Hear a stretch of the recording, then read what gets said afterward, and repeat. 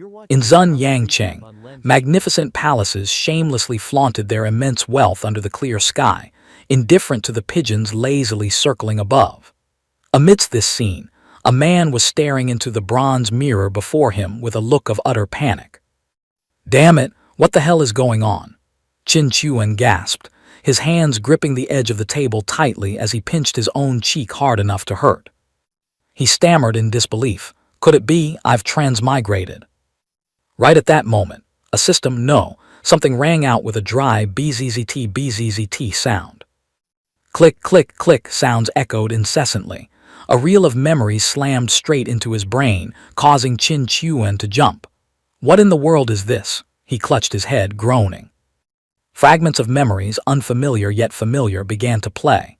Flattering cheers rang in his ears. The patriarch's son is truly a natural-born genius.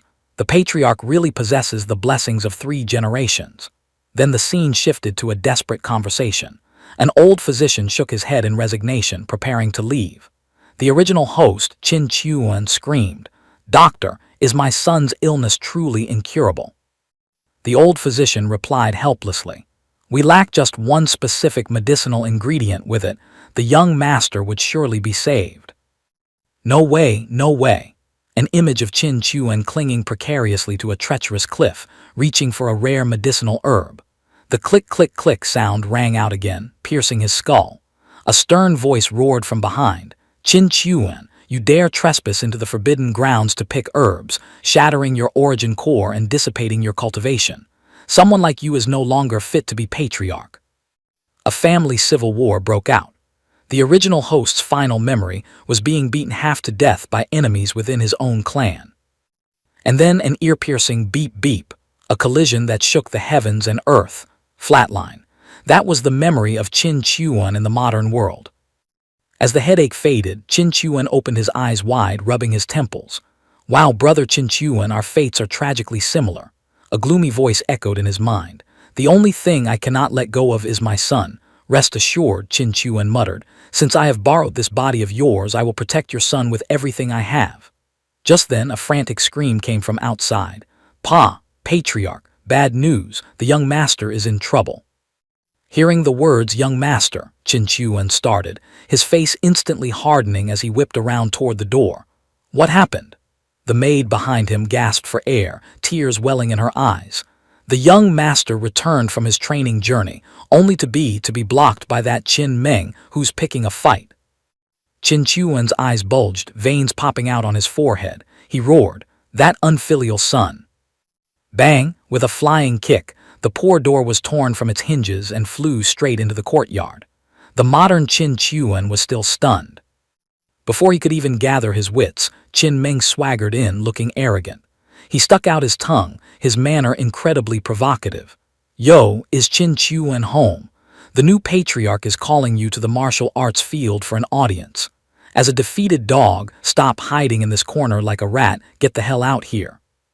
In the blink of an eye, Qin Chuan suddenly appeared right in front of Qin Meng's face. He leaned close to his ear. "Is the name Qin Chuan for a brat like you to call so casually?" A terrifying aura suddenly radiated out, scaring Qin Meng so badly that sweat poured off him. He screamed internally, "Strange! Didn't this piece of trash lose all his cultivation? Why is his aura still so terrifying?" He trembled violently, averting his gaze as he stammered, Qin Chuan, you are no longer the patriarch." Qin Chuan widened his eyes, enunciating every word. "HMPH, so what? What do you want?" Then he smirked. "Aren't you going to lead the way?" Hearing this, the other hurried to nod furiously. "Ah, right. Please go this way, please go this way." The maid standing behind witnessed the entire event, her eyes wide with shock as she stuttered, Master." Time flew as fast as a dog running in the fields. At the martial arts field, 2 lackeys were suppressing a young boy. Their tone was full of contempt. "Kid, what are you still acting arrogant for? Your father has become a cripple. Honestly, it's all thanks to you. If not to save your worthless life, he wouldn't have foolishly stormed into the forbidden grounds to pick herbs, only to become the first patriarch in history to be kicked out of his seat. Ha ha ha." Those words were like daggers plunging deep into Qin Zai's heart. The boy was terrified, unable to believe what he had just heard. I don't believe it. Impossible. Father became a cripple because of me. Impossible. How could father be crippled? I don't believe it. Father, I'm sorry, it's all my fault. I harmed you. At this moment, Qin Meng, the son of the current patriarch, walked over while clutching his cheek, where a red welt still remained. He grimaced. Ouch, Qin Zai, weren't you acting majestic just a moment ago? What's all the noise about? He glanced at Qin Zai, who was surrounded by the crowd, his tone dripping with sarcasm. Let's see, let's see. Why is this person lying motionless on the ground like that? He laughed mockingly, continuing to add fuel to the fire. It's actually quite strange. What a coincidence. The son just escapes being a piece of trash, and the father immediately follows in his footsteps to become trash. Truly, if you aren't family, you don't enter the same door. Those poisonous words were the straw that broke the camel's back. Qin Zai was so furious his eyes grew bloodshot. Whoosh! A crimson attack was suddenly swung out, blowing away the two lackeys standing nearby. The boy's eyes were streaked with blood as he roared. You are not allowed to speak about my father like that. In his palm, a flame flared up violently, aiming straight for Qin Meng. Qin Meng's jaw dropped in astonishment. But before he could react, a bzzzt sound tore through the air. A streak of red lightning struck down from out of nowhere, knocking Qin Zai into the air. The electric current wrapped tightly around the boy's body, causing him to scream in pain incessantly. Seeing this, Qin Meng was somewhat surprised. Qin Kuang, with the air of a superior, had appeared behind him at some point. His entire body radiated an overwhelming power, his tone stern as he shouted at Qin Zai, Audacious Junior, making mistakes without correction. You dare be arrogant in front of this seat. Seeing his father suddenly appear, Qin Meng exclaimed in surprise, Father! By this time, Qin Zai had been overwhelmed by the terrifying power into unconsciousness, red lightning still crackling around his body. Qin Kuang stared at the boy, calculating internally with a look of fear. Damn it! This little bastard broke through again. It's only been a few days, yet there's such a huge change. If left alone, he will surely become a great disaster. No, I must take this opportunity to cripple this little bastard once and for all. Before the malicious thought in his head could finish, an announcement rang out from afar, loud and dignified. Patriarch Qin Chuan has arrived. This sentence left everyone present stunned. Qin Kuang was equally surprised. He thought to himself, he came. Qin Chuan, back then you surpassed me in every aspect. Now, it is finally my turn to trample you under my feet. Seeing the familiar silhouette of his father, the fading Qin Zai struggled to utter, Father! Hearing his son's voice, Qin Chuan immediately turned to look, a strange anxiety rising in his heart. Qin Zai, he called out internally. Suddenly the old man Qin Kuang spoke up, his tone condescending. Qin Chuan, your son acted arrogantly, injuring my son Qin Meng. Tell me, how should this matter be resolved? Hearing that bossy tone, Qin Chuan responded with an angry huh. He strode forward, looking the opponent straight in the face. But from what I see, it is clearly my son who is injured more severely. The thick-skinned Qin Kuang shoved Qin Chuan hard in the chest, his tone dripping with utter contempt.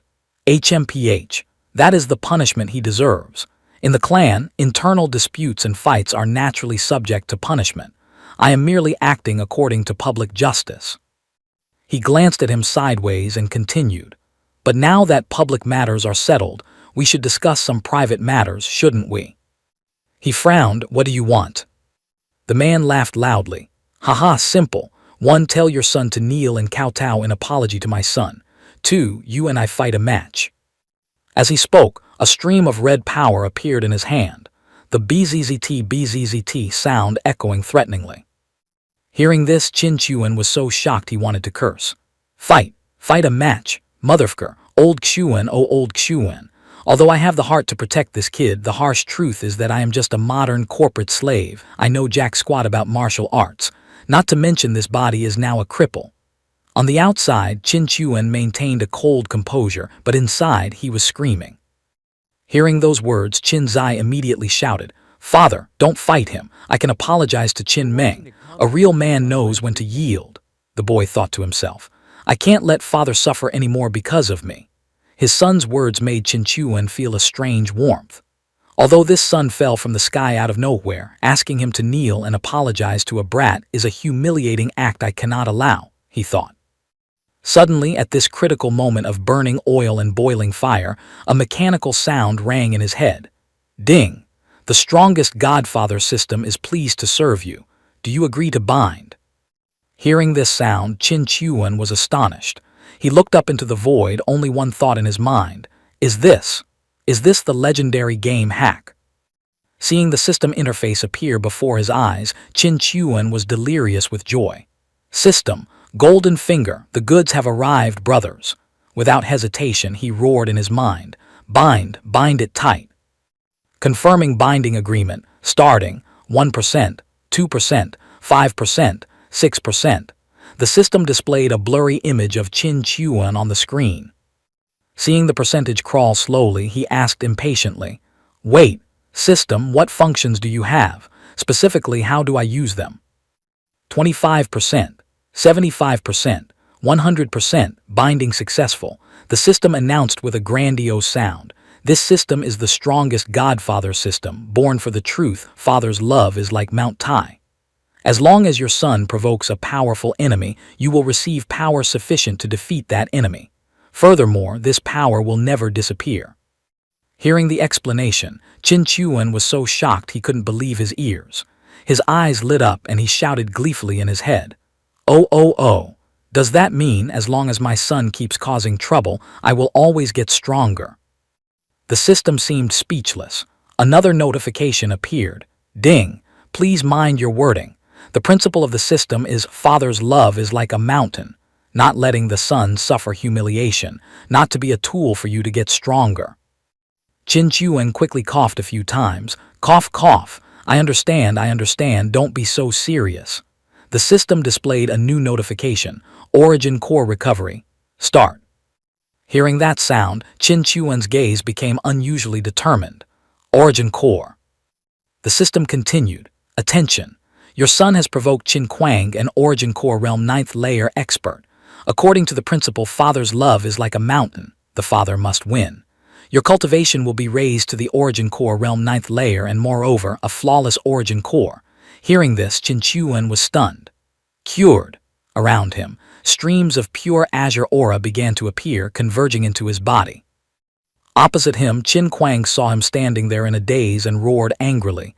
Qin Chuan, what are you spacing out for? He continued to shout. Have you finished thinking? I don't have time to wait. Hearing him speak, Qin Chuan's eyes were now filled with confidence and anger.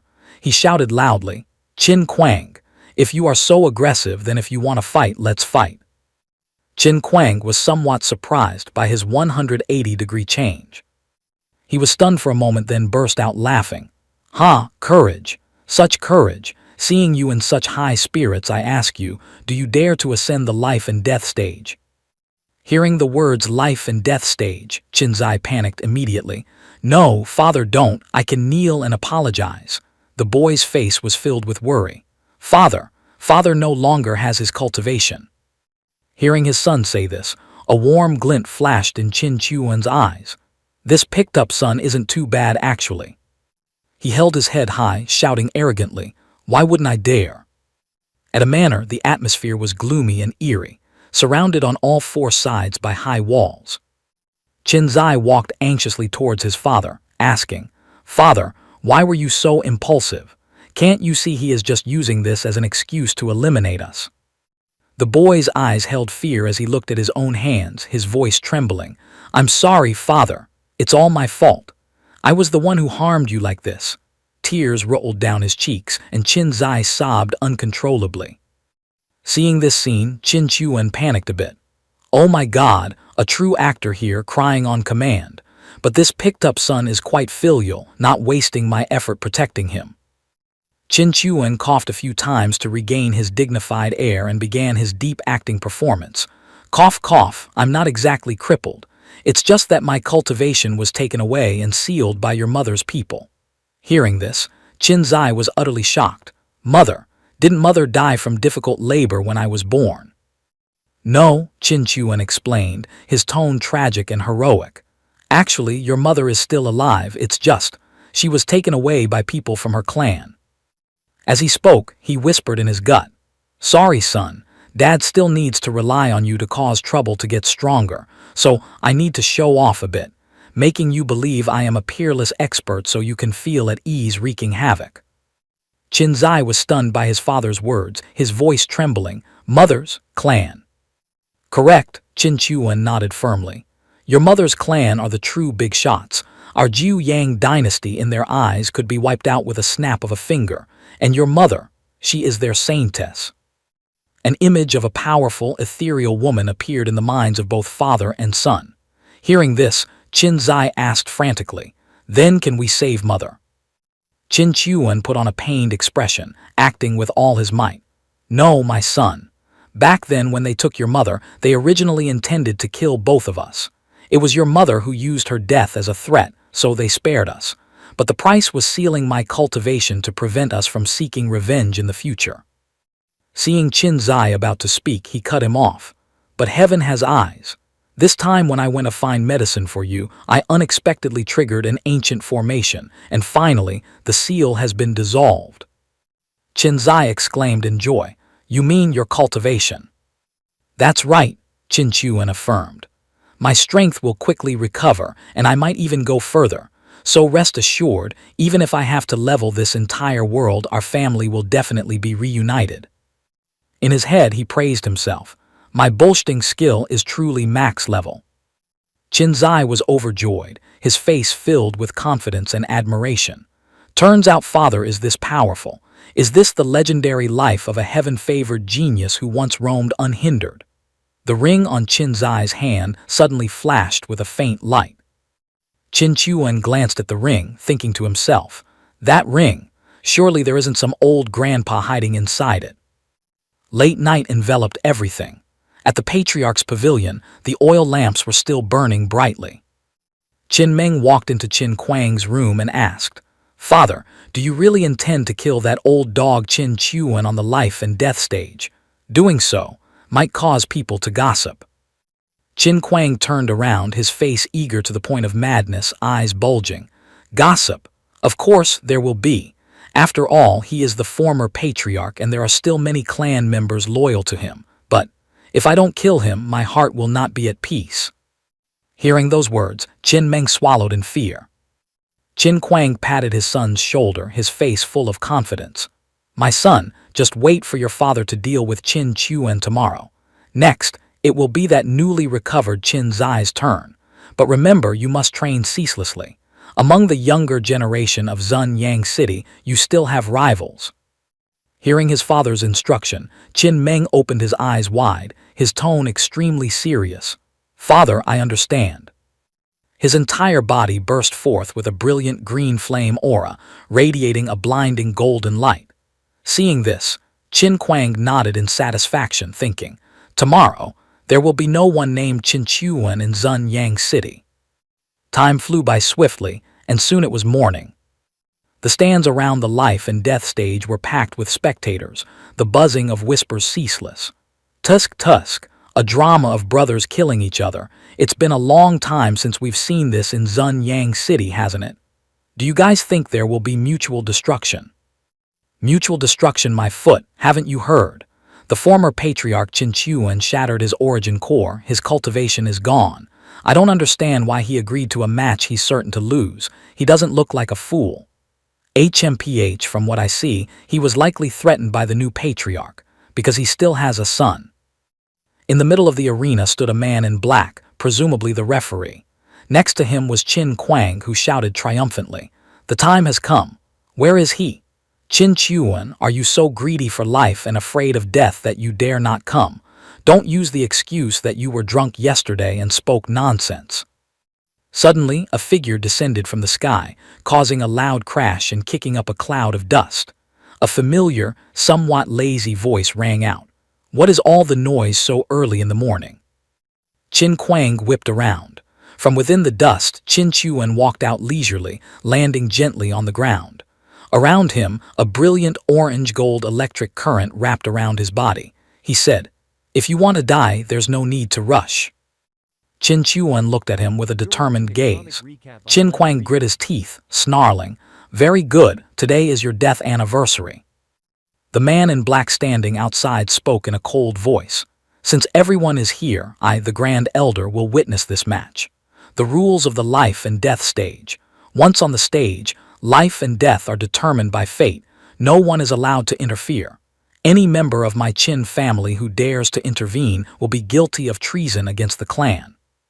He spread his arms, declaring loudly, "As for others, if you dare cause trouble, you are an enemy of our entire Qin family." Hearing this, Qin Chuan thought to himself, "Family, just a disorderly mob." An electric current ran through Qin Kuang's body, his eyes becoming manic. He roared, his voice full of provocation. "Today, let the whole city see who is the true destined son of heaven of the Qin family." He rushed forward, shouting, "Take this." With whistling speed, he unleashed a flurry of vicious moves. Qin Chuan simply blocked the strikes effortlessly with his hands. "Did you skip breakfast? Put some strength into it," he said, his tone mocking. Qin Kuang was furious, launching a kick straight at Qin Chuan. He dodged it again, shaking his head. "Too slow, way too slow." He continued swinging his fists, roaring, "Qin Chuan, I think you're tired of living." The more he fought, the more panicked Qin Kuang became. "Strange, what the hell is going on?" He focused all his power into a punch, shouting, "Die!" The fist, containing immense power, hurtled straight toward Qin Chuan's face. Qin Chuan suddenly took a step back, quickly catching the opponent's attack. With his other hand, he swung up. Boom! An explosion echoed. Qin Kuang took Qin Chuan's hit and was flung into the air. The ground around them exploded. A terrifying power erupted. Witnessing this scene, everyone below the stands was terrified. Eyes wide and mouths agape, sweat pouring down, they couldn't believe what was happening. What kind of power is this? Too scary. Didn't he lose all his cultivation? Why does he have such terrifying strength? Knocked flying, Qin Kuang was incredibly furious, his eyes streaked with blood. An even greater source of power erupted. He roared, "Qin Chuan, your origin core was shattered. We investigated very thoroughly. You cannot turn the tables today. I want to see how much longer you can hold on." Hearing this, Qin Chuan held up 2 fingers, his face full of provocation. "Within 2 moves, I will definitely defeat you." This statement made Qin Kuang explode with rage. He unleashed his full power, rushing toward Qin Chuan. A lion illusion formed of spiritual energy appeared above his head.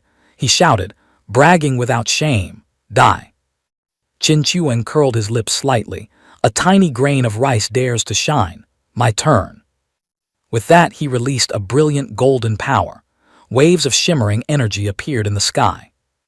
A giant tiger, far more majestic than the lion, appeared behind Qin Chuan. Its aura struck fear into people's hearts. Qin Chuan shouted, "Break!" Qin Kuang screamed in utter agony.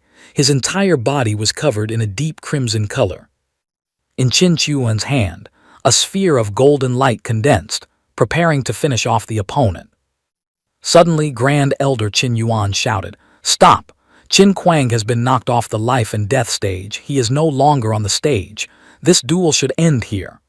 As he spoke, he unleashed a terrifying black killing intent, intending to intervene.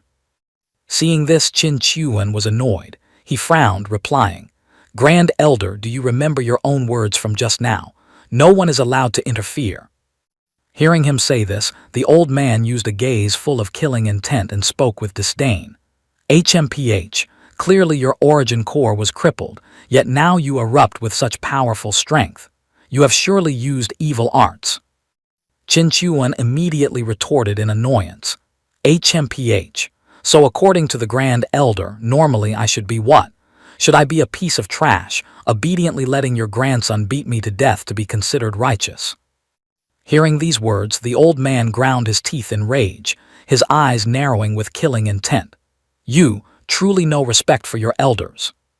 The killing intent on Qin Chuan's body flared up no less intensely.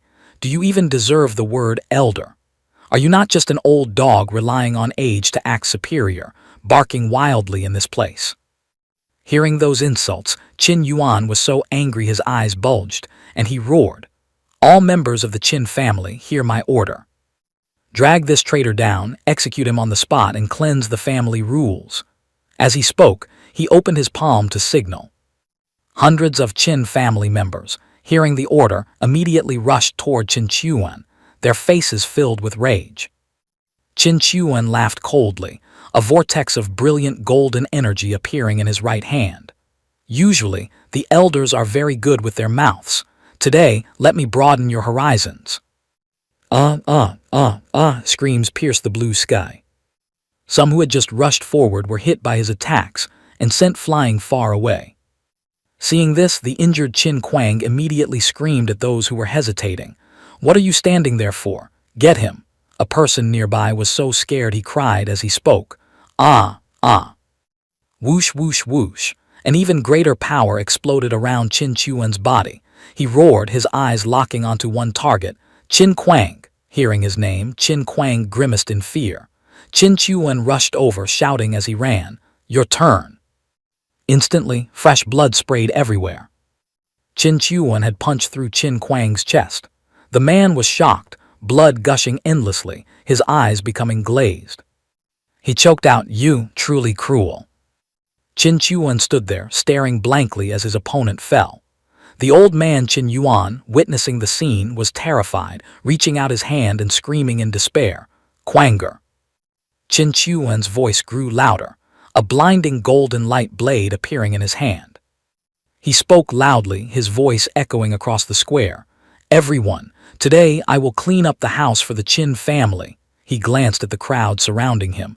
"But if anyone wants to interfere..." Snap! Qin Chuan gripped the light blade, stood up straight, and raised the weapon high. A giant column of light beamed down from the sky, converging on the blade. He shouted, "Then don't blame me for being merciless."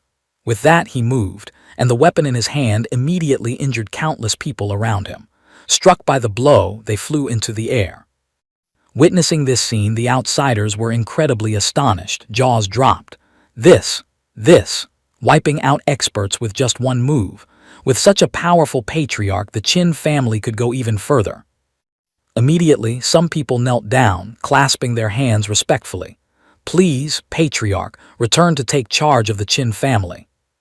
Soon everyone else knelt down in unison, chanting loudly, "Please, patriarch, return to take charge of the Qin family." Hearing this, Qin Chuan shouted, "Everyone stand up. The Qin family is yours. It has nothing to do with me anymore." He continued, his voice full of bitterness, "When Qin Kuang wanted to kill me, you all watched with wide eyes as I went to my death. Now that I've won, you want me to be a beast of burden for you. I have gone through life and death for the Qin family for years, taking not a single penny to this day. Consider the debt of upbringing paid in full. From now on, between me and the Qin family, all ties of kindness and righteousness are severed." With that, Qin Chuan swung his blade at the ground, creating a deep fissure separating him from them. The Qin family members were bewildered. "It's over. What will the Qin family do now? The Qin family cannot go a day without a leader." At this moment, Qin Zai ran over from the distance, shouting, "Father, wait for me." Qin Chuan turned back, looking at his son with gentle eyes. He smiled. "Let's go, son. We are leaving Zunyang City." Qin Zai asked joyfully, "Okay, where are we going, father?" Qin Chuan looked up at the high sky, replying, "The world is vast. With my strength, is there anywhere I cannot go?" At the gate of Zunyang City, Steward Mu's voice rang out, "Please stop, you two. Patriarch Qin, the city lord, has an invitation." Hearing this, Qin Chuan was a bit surprised and turned around.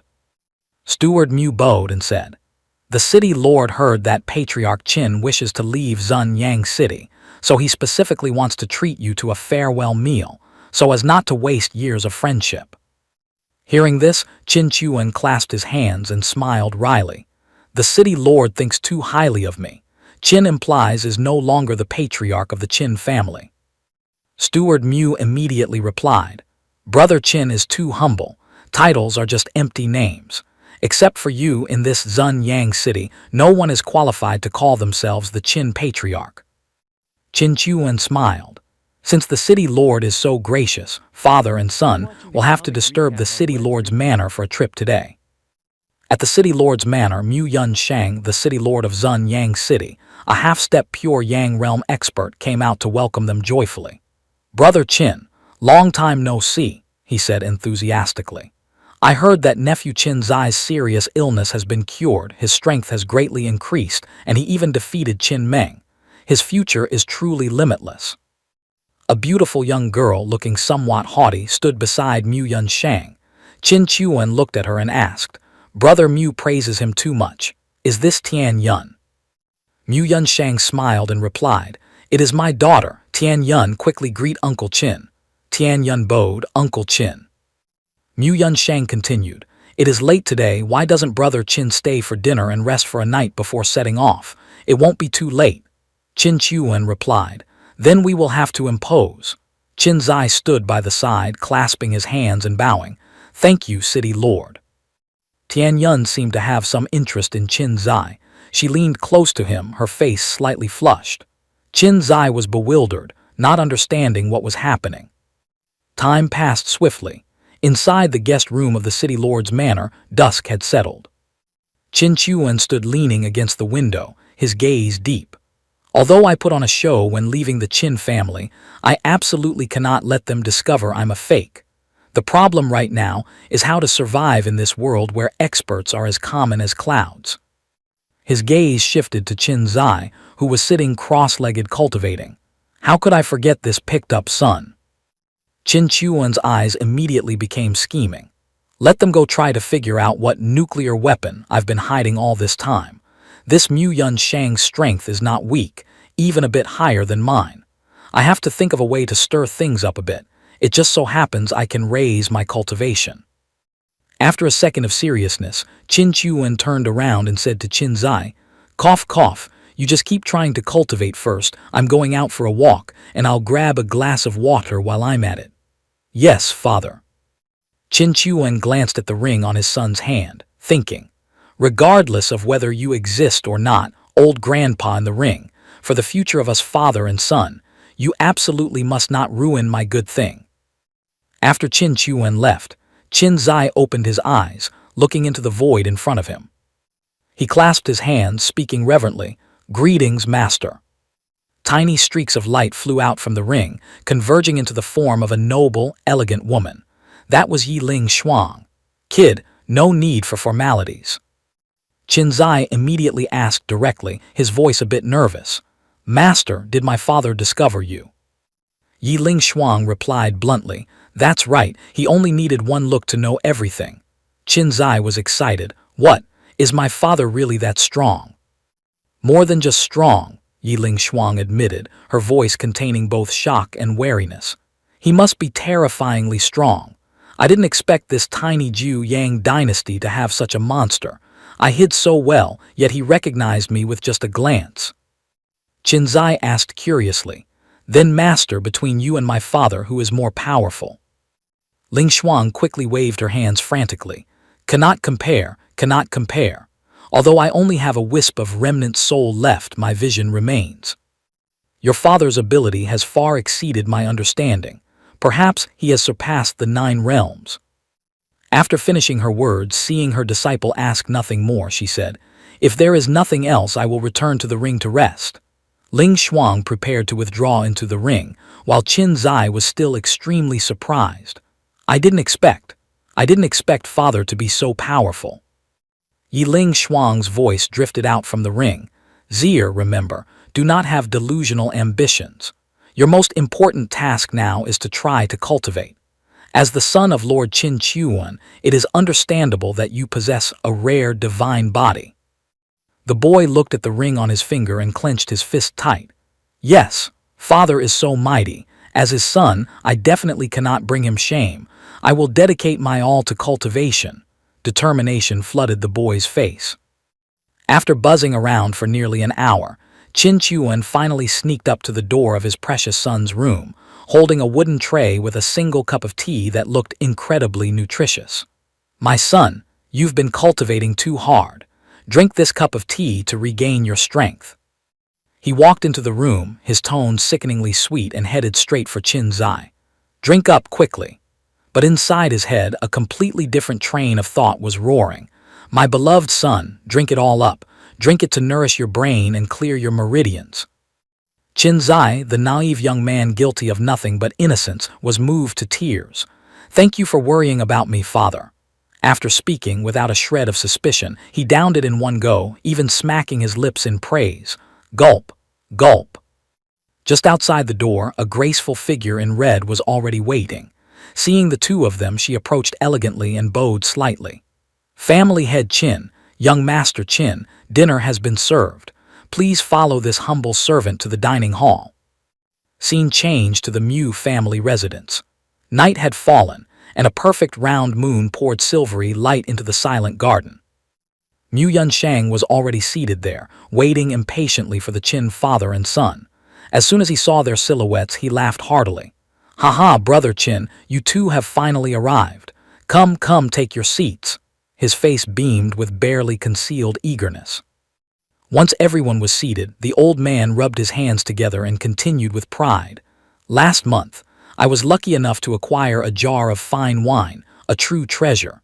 Today, we must drain a few cups." His hands deftly grabbed 2 small wine cups, his voice booming. "Come, a rare opportunity. We must drink to our heart's content. Cheers." The shout was heroic, but as the wine cup neared his lips, Mu Yunsheng's hand suddenly froze, and he only took a tiny sip. His eyes flashed with an indescribable hesitation. Qin Chuan, a true old fox, immediately caught the signal. "This old man definitely wants a favor," Qin Chuan growled internally. "If he dares to cause trouble for me and my son, I'll have to figure out a plan to slip away that won't offend this thick-skinned city lord while keeping this picked-up son of mine safe." Not leaving Qin Chuan guessing for long, Mu Yunsheng spoke up, breaking his train of thought. "Ahem, brother Qin, with your superior intellect, surely you've guessed it. I invited you here today because I actually have an important matter to discuss." Right on cue, Qin Chuan thought, but outwardly he remained humble. "City Lord Mu is too polite. Whatever it is, please speak plainly." Seeing the other party showing sincerity, Mu Yunsheng turned to his beloved daughter beside him. "Tian Yun, take young Master Qin for a stroll around the city lord's manor so he can broaden his horizons." Qin Chuan frowned slightly but secretly rejoiced. "What kind of business requires sending the kids away? But this suits me perfectly." Once the figures of the 2 children had disappeared, old Mu got serious. "All right, let's discuss official business. I wonder if brother Qin here has any interest in contributing his strength to the imperial family." He extended his hand forward. He continued, his voice heavy with import. "See Shui Cheng, 3,000 miles to the east. Recently, the city lord there passed away suddenly, leaving the city leaderless to this day. Would brother Qin be interested in the seat of the city lord of Si Shui Cheng? If you agree, I will immediately recommend you to the superiors." To add weight to the offer, he added, "If you become the lord of Si Shui Cheng, our 2 cities will be neighbors. It will be much more convenient to look after each other in the future." However, hearing this, Qin Chuan hummed and hawed, speaking haltingly, This matter." Inside, Qin Chuan was screaming. Just yesterday, he had bragged to the heavens to his picked-up son that he was an invincible powerhouse. Now he had to go work like an ox and horse for the imperial family. Wouldn't that be slapping his own face? No, he had to maintain the image of being aloof from worldly cares. He absolutely could not bow down. His insides were churning like a tsunami, but his face remained surprisingly calm. "Could you tell me the current situation in Si Shui Cheng?" A thought flashed in his mind. "Son, you need to hurry up." Old Mu's face suddenly turned grave. "To be honest with you, the situation there isn't very good. Si Shui Cheng is much wealthier than this Zun Yang Cheng, but precisely because of that, the major families in the city are extremely difficult to deal with." He cleverly omitted a fatal detail. The previous city lord of Si Shui Cheng had been conspired against and killed by those very major families working together. Hearing the censored version of the story, Qin Chuan rubbed his chin with one hand, feigning deep thought. "Is that so?" He was torn between continuing to pose or finding a way to bolt, but his intuition told him there was definitely a hidden catch. Suddenly, a piercing scream tore through the silence, grabbing the attention of both men in the room. Mu Yunshang started, recognizing it as his daughter's cry. "Tian Yun!" old Mu shouted in panic.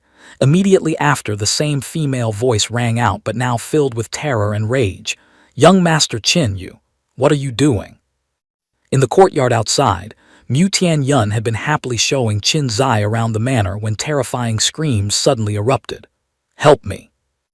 Miss Mu had fallen sprawled on the cold ground, her clothes disheveled, blood trickling from the corner of her mouth, tears streaming down her face. She only had enough strength to whisper "Help me" in despair. Behind her was a figure that looked familiar yet strange. Qin Zai, but his eyes were now bloodshot, his body radiating rolling killing intent, his posture twisted and bizarre as his mouth ceaselessly muttered, "Kill, kill, kill." His face was pitch black, eyes bulging, looking incredibly terrifying. He raised his hand high, intending to deliver a finishing blow to his opponent. "Kill." Just then, a loud shout rang out, causing him to freeze.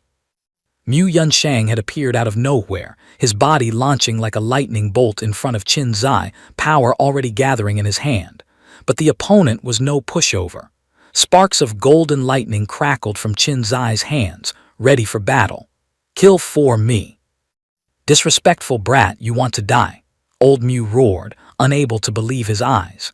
Qin Zai took a running start and leaped into the air.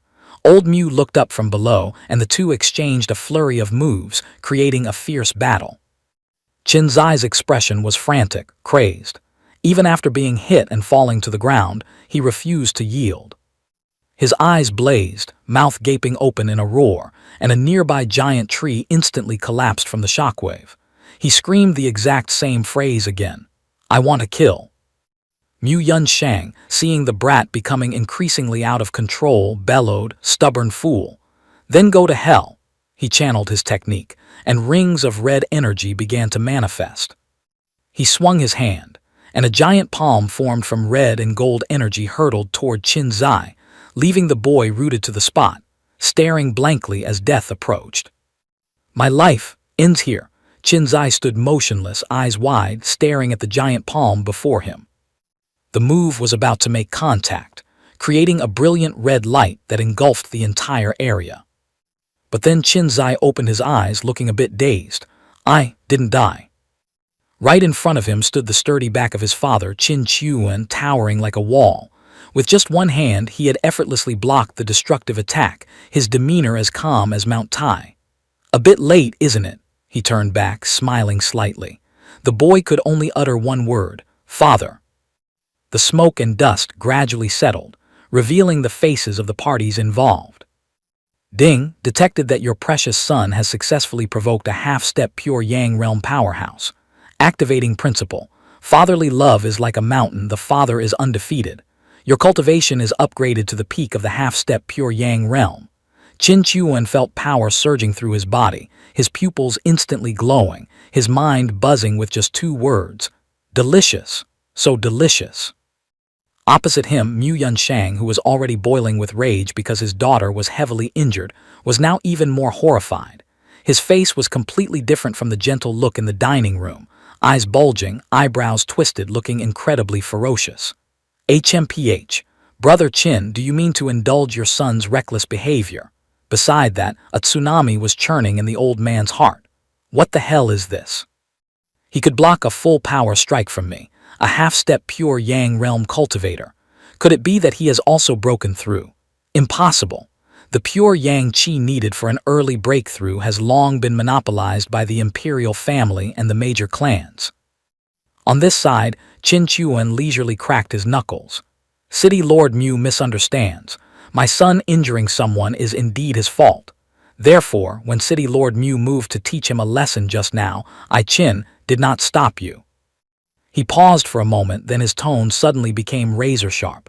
"However, if City Lord Mu is determined to take his life, then you have to ask if I, Qin, agree to it first."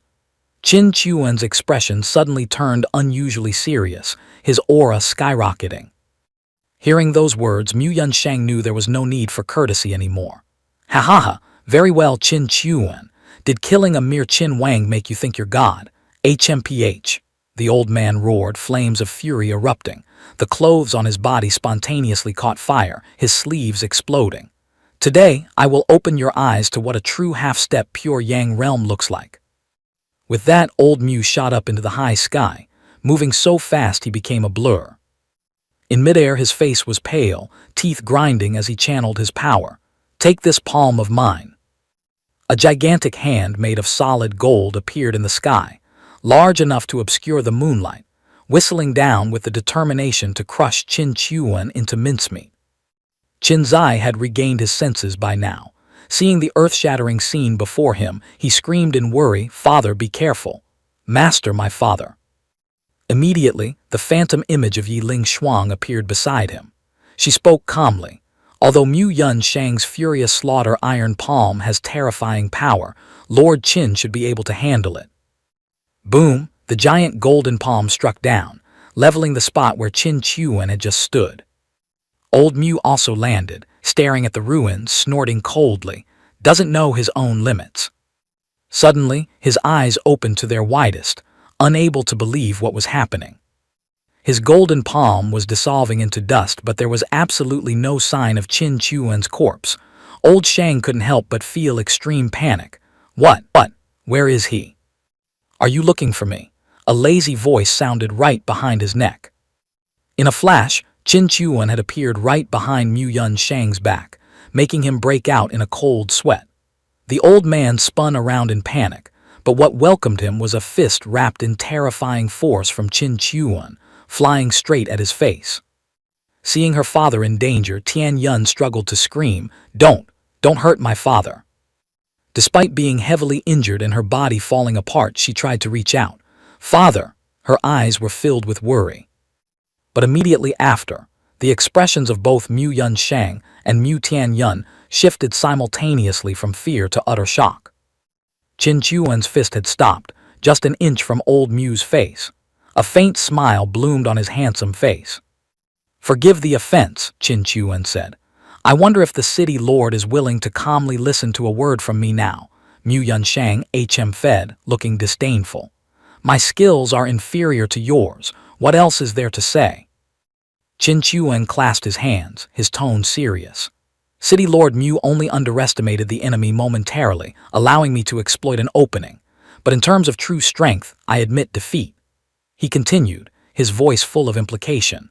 "I wonder if the city lord has ever considered why my son and your noble daughter, having never met before, would suddenly develop killing intent right inside the city lord's manor, which is full of experts." Mu Yun Shang froze upon hearing this, frowning. "Does Brother Qin mean there is another hidden story behind this?" "Correct," Qin Chuan nodded firmly. "I fear that a treacherous person has infiltrated the city lord's manor and deliberately poisoned my son, causing his mind to become chaotic. The goal is none other than to drive a wedge between us." Hearing Qin Chuan's reasonable analysis, Mu Yun Shang nodded in agreement.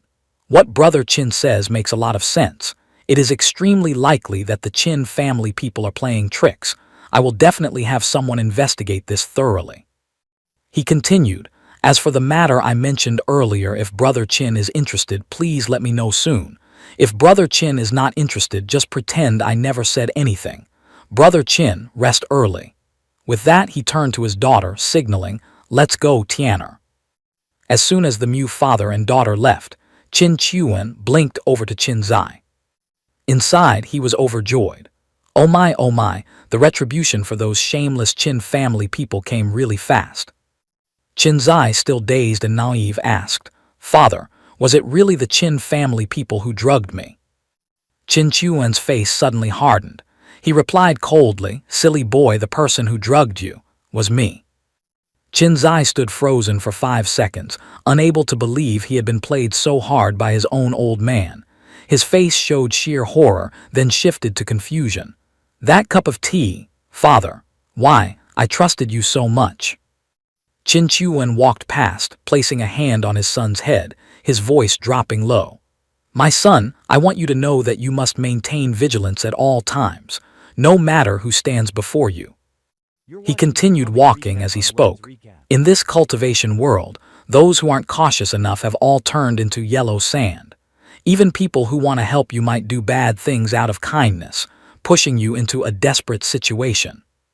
He glanced back, seeing Qin Zai still rooted to the spot, head hung low, looking dazed. He didn't care and continued his lecture. I do not hope for a day when my son dies due to his own carelessness. He turned around, looking straight into Qin Zai's eyes.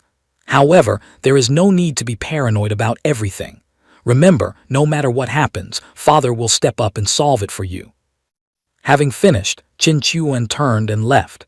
Yiling Shuang appeared beside Qin Zai, sighing softly. If only back then, someone had taught me these things too. Meanwhile, once Qin Chuan had walked a short distance, his serious, cold expression instantly vanished, replaced by a wide, incredibly wretched grin. He thought to himself, luckily, it was resolved smoothly.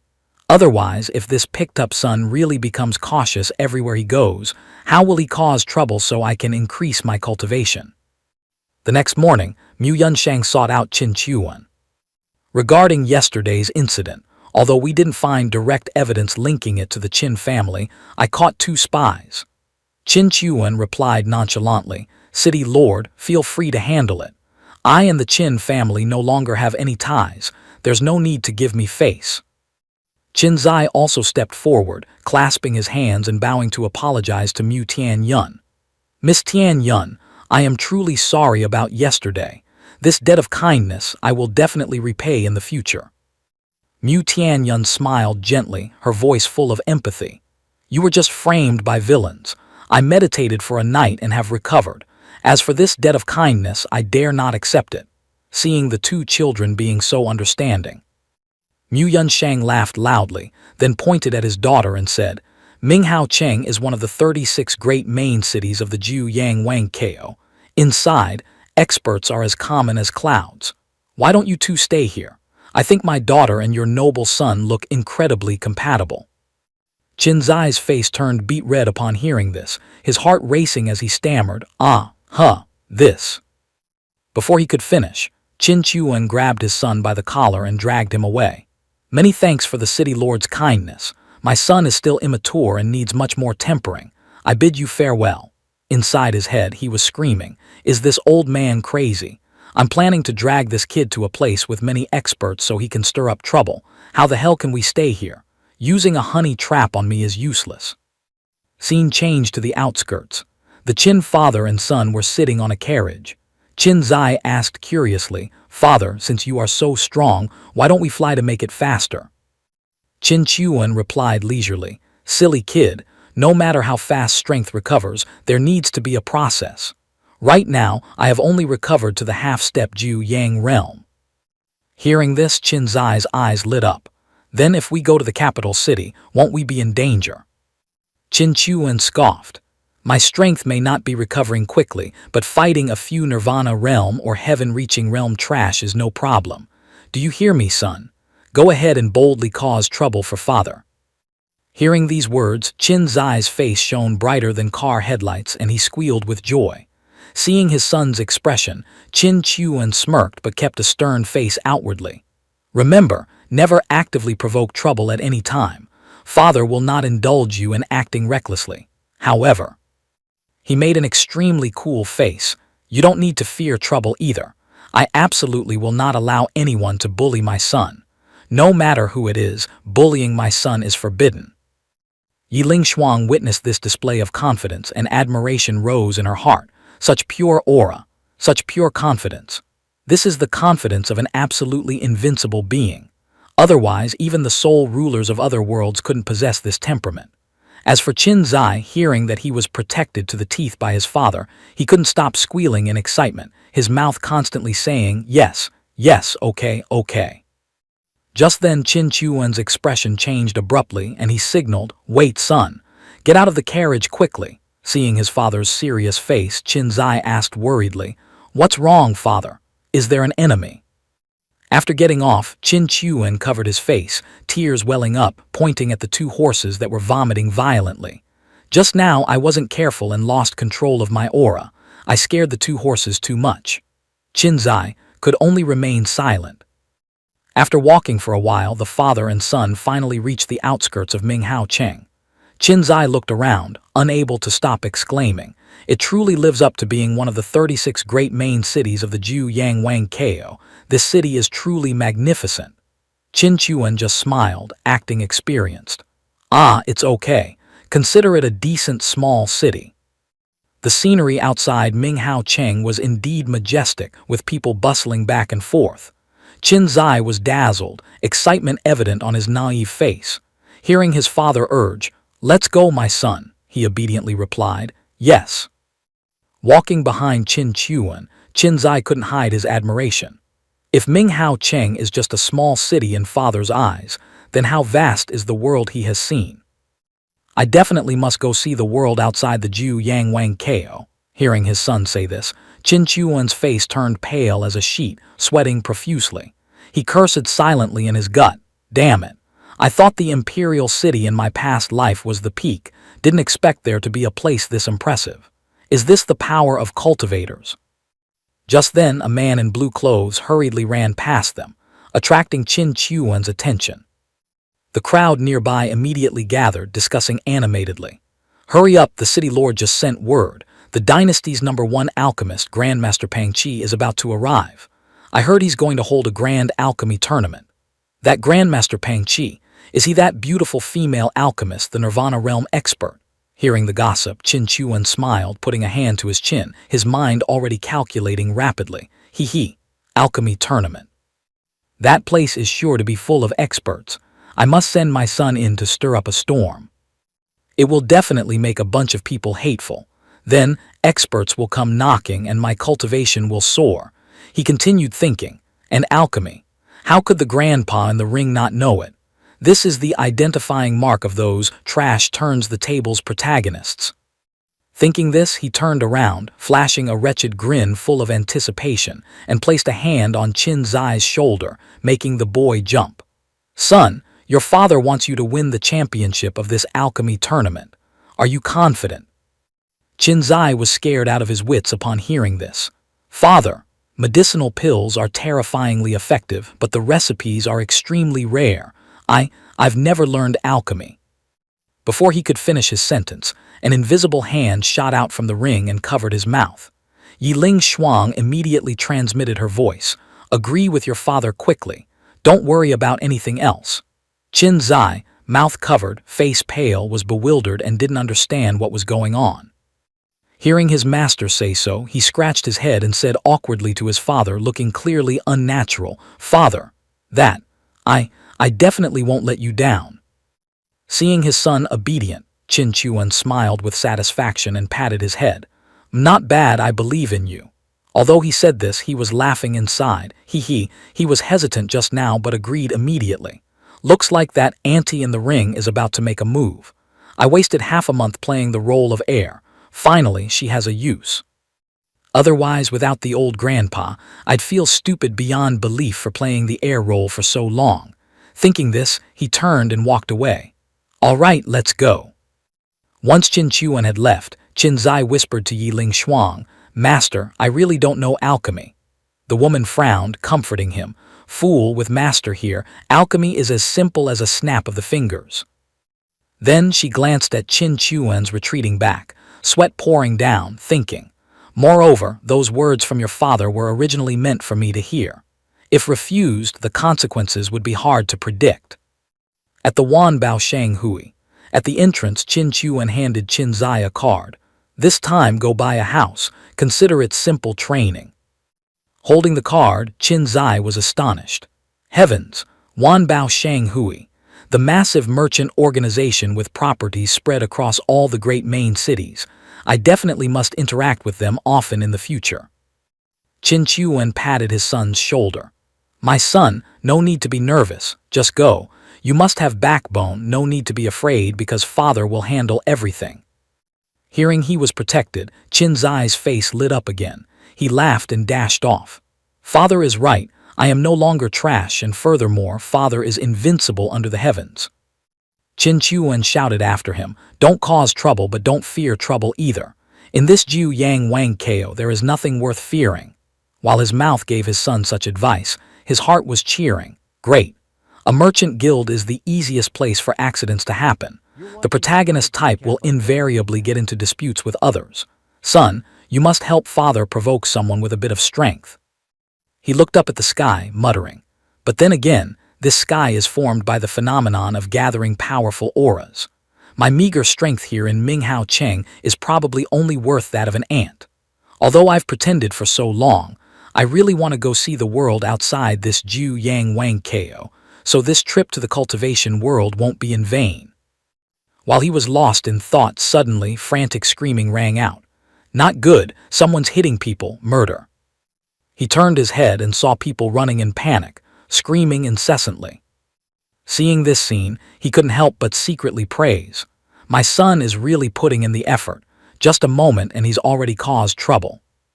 He grabbed a person running by and asked, "Hey, what happened inside?" The man jumped, speaking hurriedly. Someone died. The young master of the Dragon Snake Gang and a nameless youth fought over a residence, and the result was he got beaten to death. Qin Chuan felt a bit angry hearing this, quickly grabbing the man's collar and questioning, "Speak. What is the cultivation of the strongest person in the Dragon Snake Gang?" The man was scared, trembling. Pure Yang Realm second layer, please spare me. If I don't go, people will really die. Just then the system chimed. Seeing this, he tossed the man aside. Ding, the leader of the Dragon Snake Gang, Pure Yang Realm second layer, wants to chop your son into 10,000 pieces. According to the principle, fatherly love is like a mountain. The father is undefeated. Your cultivation is increased to Pure Yang Realm second layer. Simultaneously, you will be invincible within the same realm. Qin Chuan clenched his fists, feeling the power surging, overjoyed to the extreme. Around him, a brilliant golden aura flared up. Is this the Pure Yang realm? More than 10 times stronger than before. Truly a good son of mine. Inside the Wan Baoshang Hui, a fierce-looking man with a snake tattoo on his arm was pointing at Qin Zai, roaring, "Bastard, you killed my son." With his old dad backing him, Qin Zai wasn't afraid at all, retorting, "HMPH, he moved first. He wanted to kill me. Am I not allowed to kill him back?" Hearing this, the man turned purple with rage, a terrifying green aura emanating from him. "Impudent, stinking brat, give me your life. I don't care what backing you have. Today you will definitely die." Then a snake made of green energy shot straight from him toward Qin Zai, bearing fangs and brandishing claws. "Die, brat." But suddenly Qin Chuan appeared from the void, 2 fingers gently pinching the green snake's neck, causing its owner to gape in shock. He looked at the man, his face cold as ice. "Stop." The other guy was scared, stuttering, Who are you?" Qin Chuan maintained his cold expression. "You don't need to know who I am. You only need to know you wanted to kill my son." After speaking, he squeezed lightly, and the green snake instantly shattered into 3 pieces and vanished. The gang leader suffered a backlash and fell backward. He struggled, screaming in bitterness, "Damn it, he killed my son first."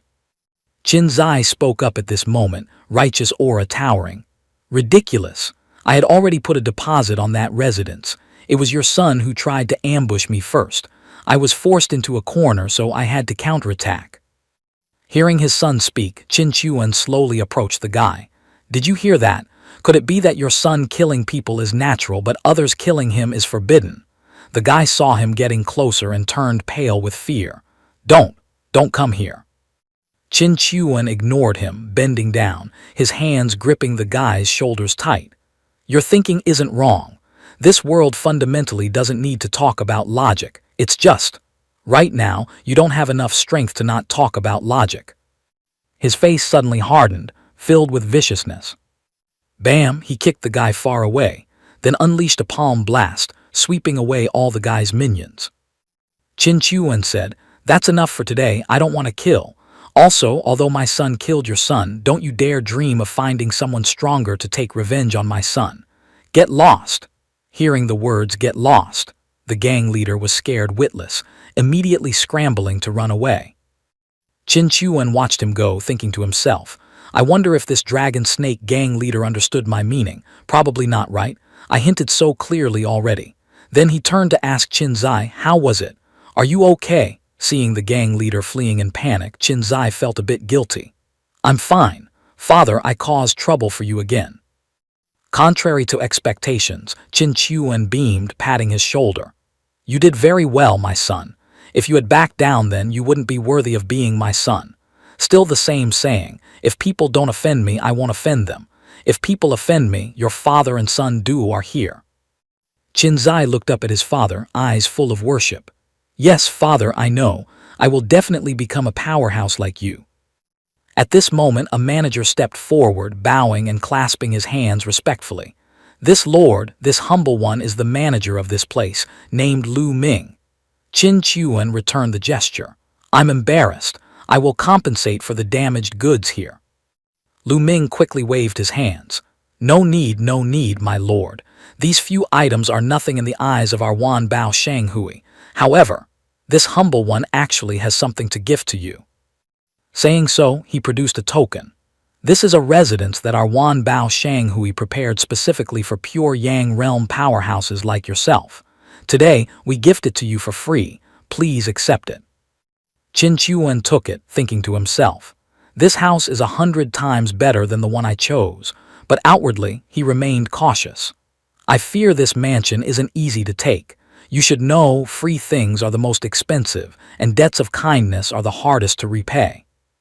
Thinking this, he politely refused. I accept Wan Bao Shanghui's sentiment.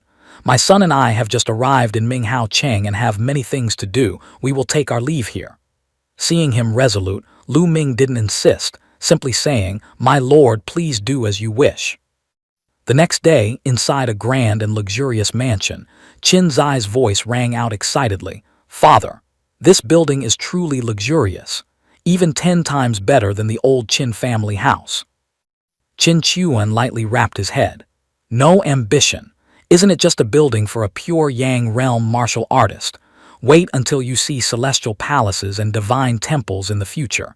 Then you'll know what majestic is. He looked at his son, continuing, right, there isn't a single servant in the house. Using people from Wan Bao Shanghui isn't reassuring. Go buy a few servants. Qin Zai rubbed his head but still replied obediently, yes, father. I guarantee to complete the mission and buy some obedient servants. In his heart, he secretly resolved, father trusts me so much. I just messed up buying the house, and he immediately gave me a new task.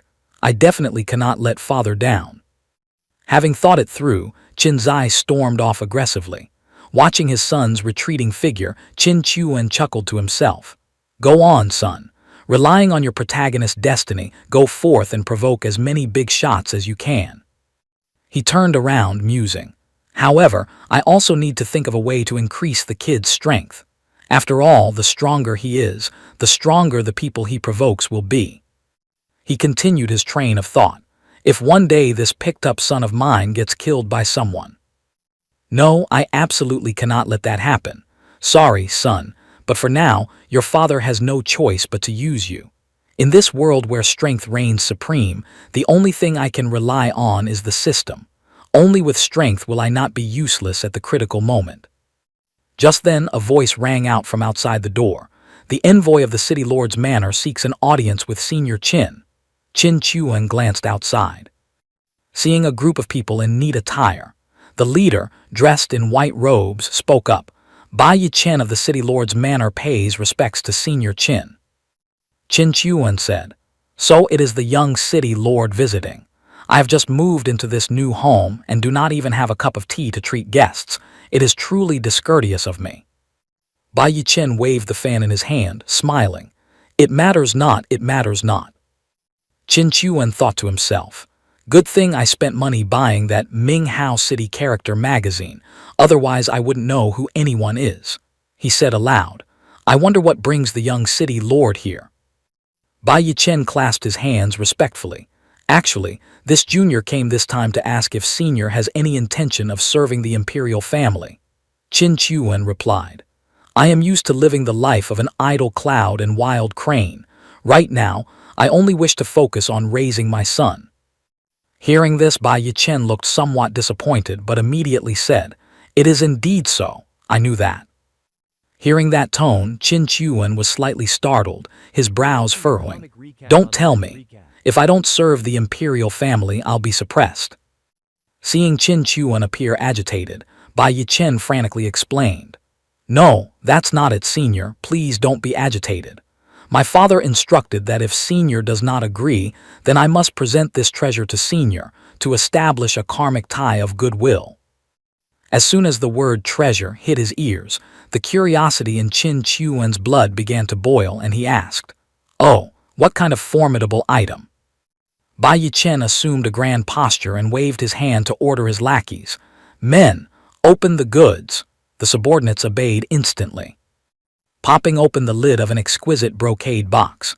Inside, a sharp, cold aura radiated from a precious sword resting within. Bai Yichen cleared his throat and introduced it with pride. "This is the Pure Yang Spirit Sword, a masterpiece capable of assisting experts of the Pure Yang realm in condensing their true qi. Once used, one's spiritual power will erupt far more powerfully than those of the same rank."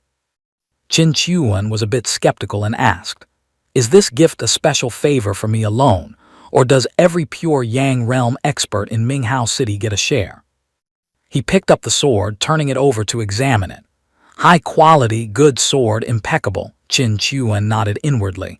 "It's just a pity that for someone like me, who is used to being invincible within the same realm, this toy is a bit superfluous." Bai Yichen clasped his hands before his chest, bowing slightly with utmost respect. "To answer you, everyone receives one. Naturally, if one joins under the city lord's banner, the treatment will be far more generous." Hearing this, Qin Chuan immediately turned around, raising his hand in a gesture of dismissal. "I understand the intention. Young Master Bai, please return. I guarantee I will not take the initiative to cause trouble for the city lord." The blunt answer left Bai Yichen stunned for a few seconds. His brow furrowed slightly, but he dared not utter another word. He had no choice but to turn around and clasp his hands in farewell.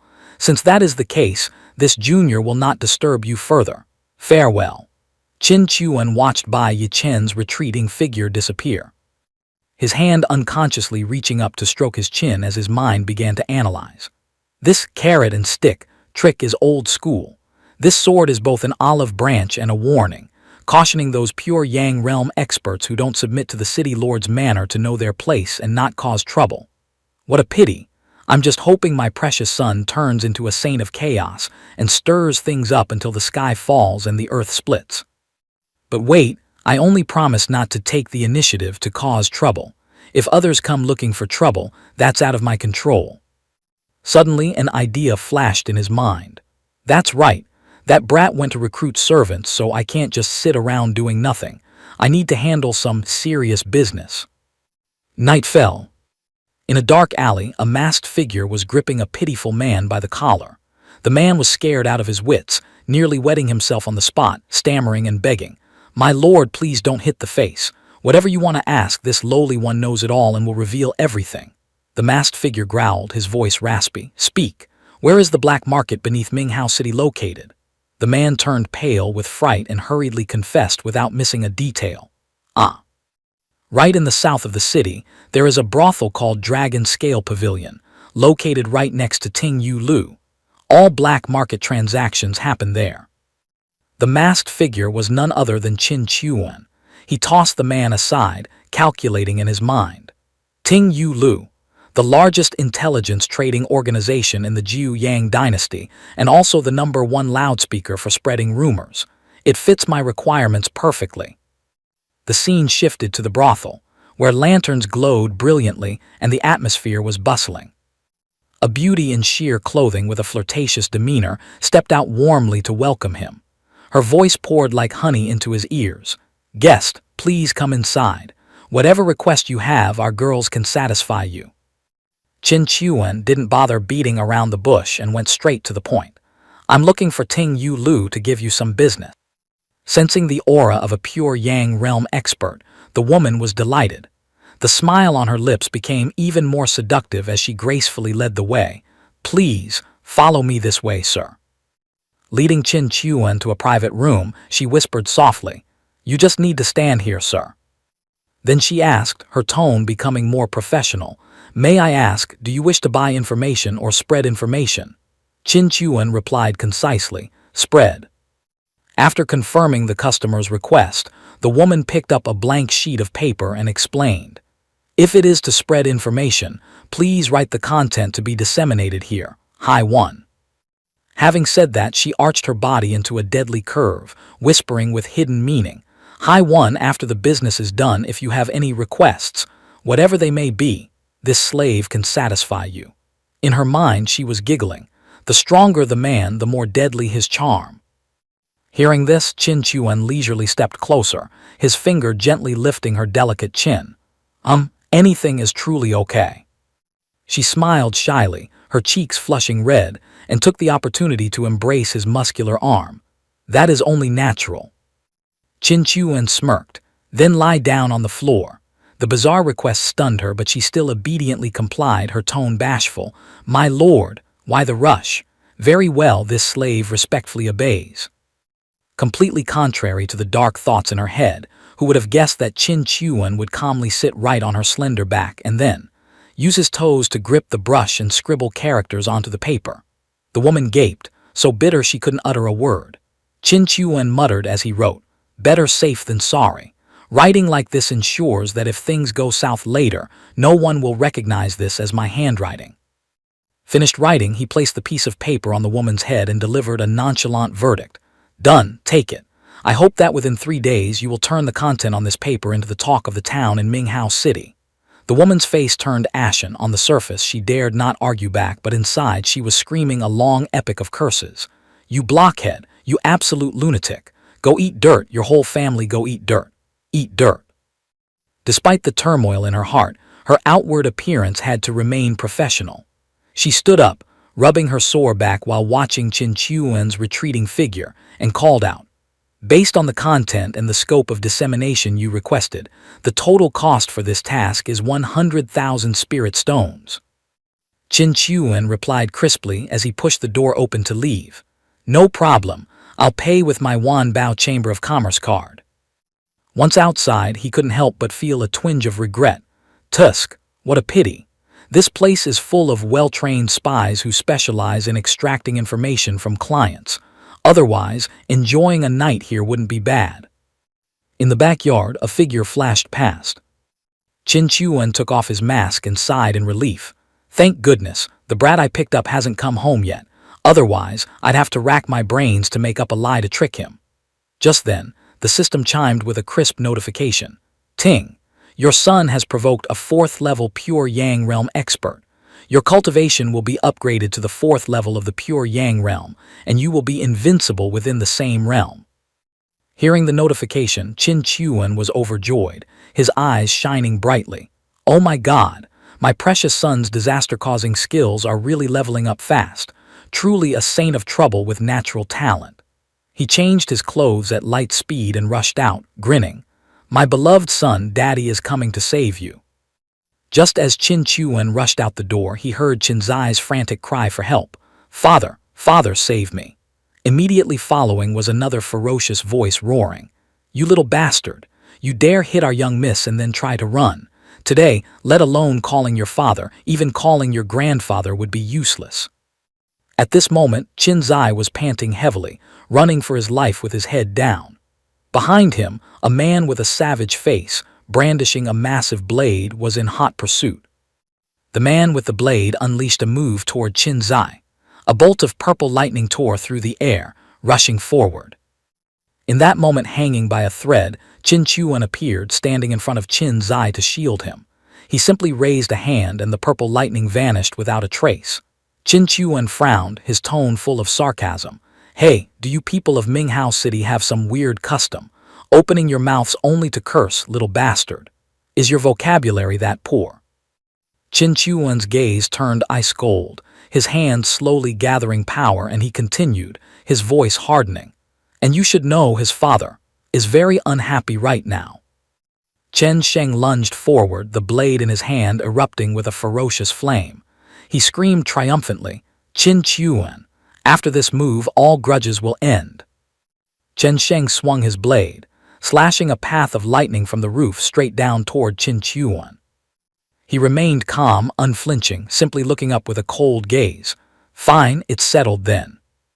Chen Sheng's great blade continuously spewed weird flames, his face twisted in extreme arrogance. The flame spread, engulfing the space. The blade slashed down right in front of his face, but Qin Chuan caught it effortlessly. His eyes were sharp as knives, full of confidence. One move has passed. You can stop now. You can't hurt me. Seeing this, Chen Sheng roared madly. I don't believe it. 12 layers of Kung Fu break for me. He unleashed an even more terrifying power. Seeing this, Qin Chuan put on a look of disbelief. You turn out to be someone who goes back on his word. Immediately after, without a moment's hesitation, he threw a thunderous punch squarely into the side of Chen Sheng's face. Pow! Chen Sheng's face deformed, and his whole body flew backward, spitting out a mouthful of saliva mixed with blood. Chen Sheng dragged along the ground for a long distance before staggering to stand firm, surrounded by dust and smoke. His face darkened, silent to a terrifying degree. Qin Zai stood there with his master, asking worriedly, "What happened to him? Was he beaten to death by my father?" Yi Ling Shuang immediately replied, "Not at all. On the contrary, thanks to this palm strike from your father, he has received a huge benefit." Just as she said, immediately after, Chen Sheng opened his eyes wide, letting out a satisfied smile, his body emitting the aura of a level-up. "Ha ha ha! My Chen Sheng's cultivation has been stagnant for over 10 years. Today, I have finally broken through." Done with his business, he pointed his blade at Qin Chuan and said, "Regarding today's matter, consider it that I owe you a favor. Next time, I will find an opportunity to repay it." Qin Zai was bewildered and didn't understand. Why did he say he owes father? Clearly, he broke through on his own.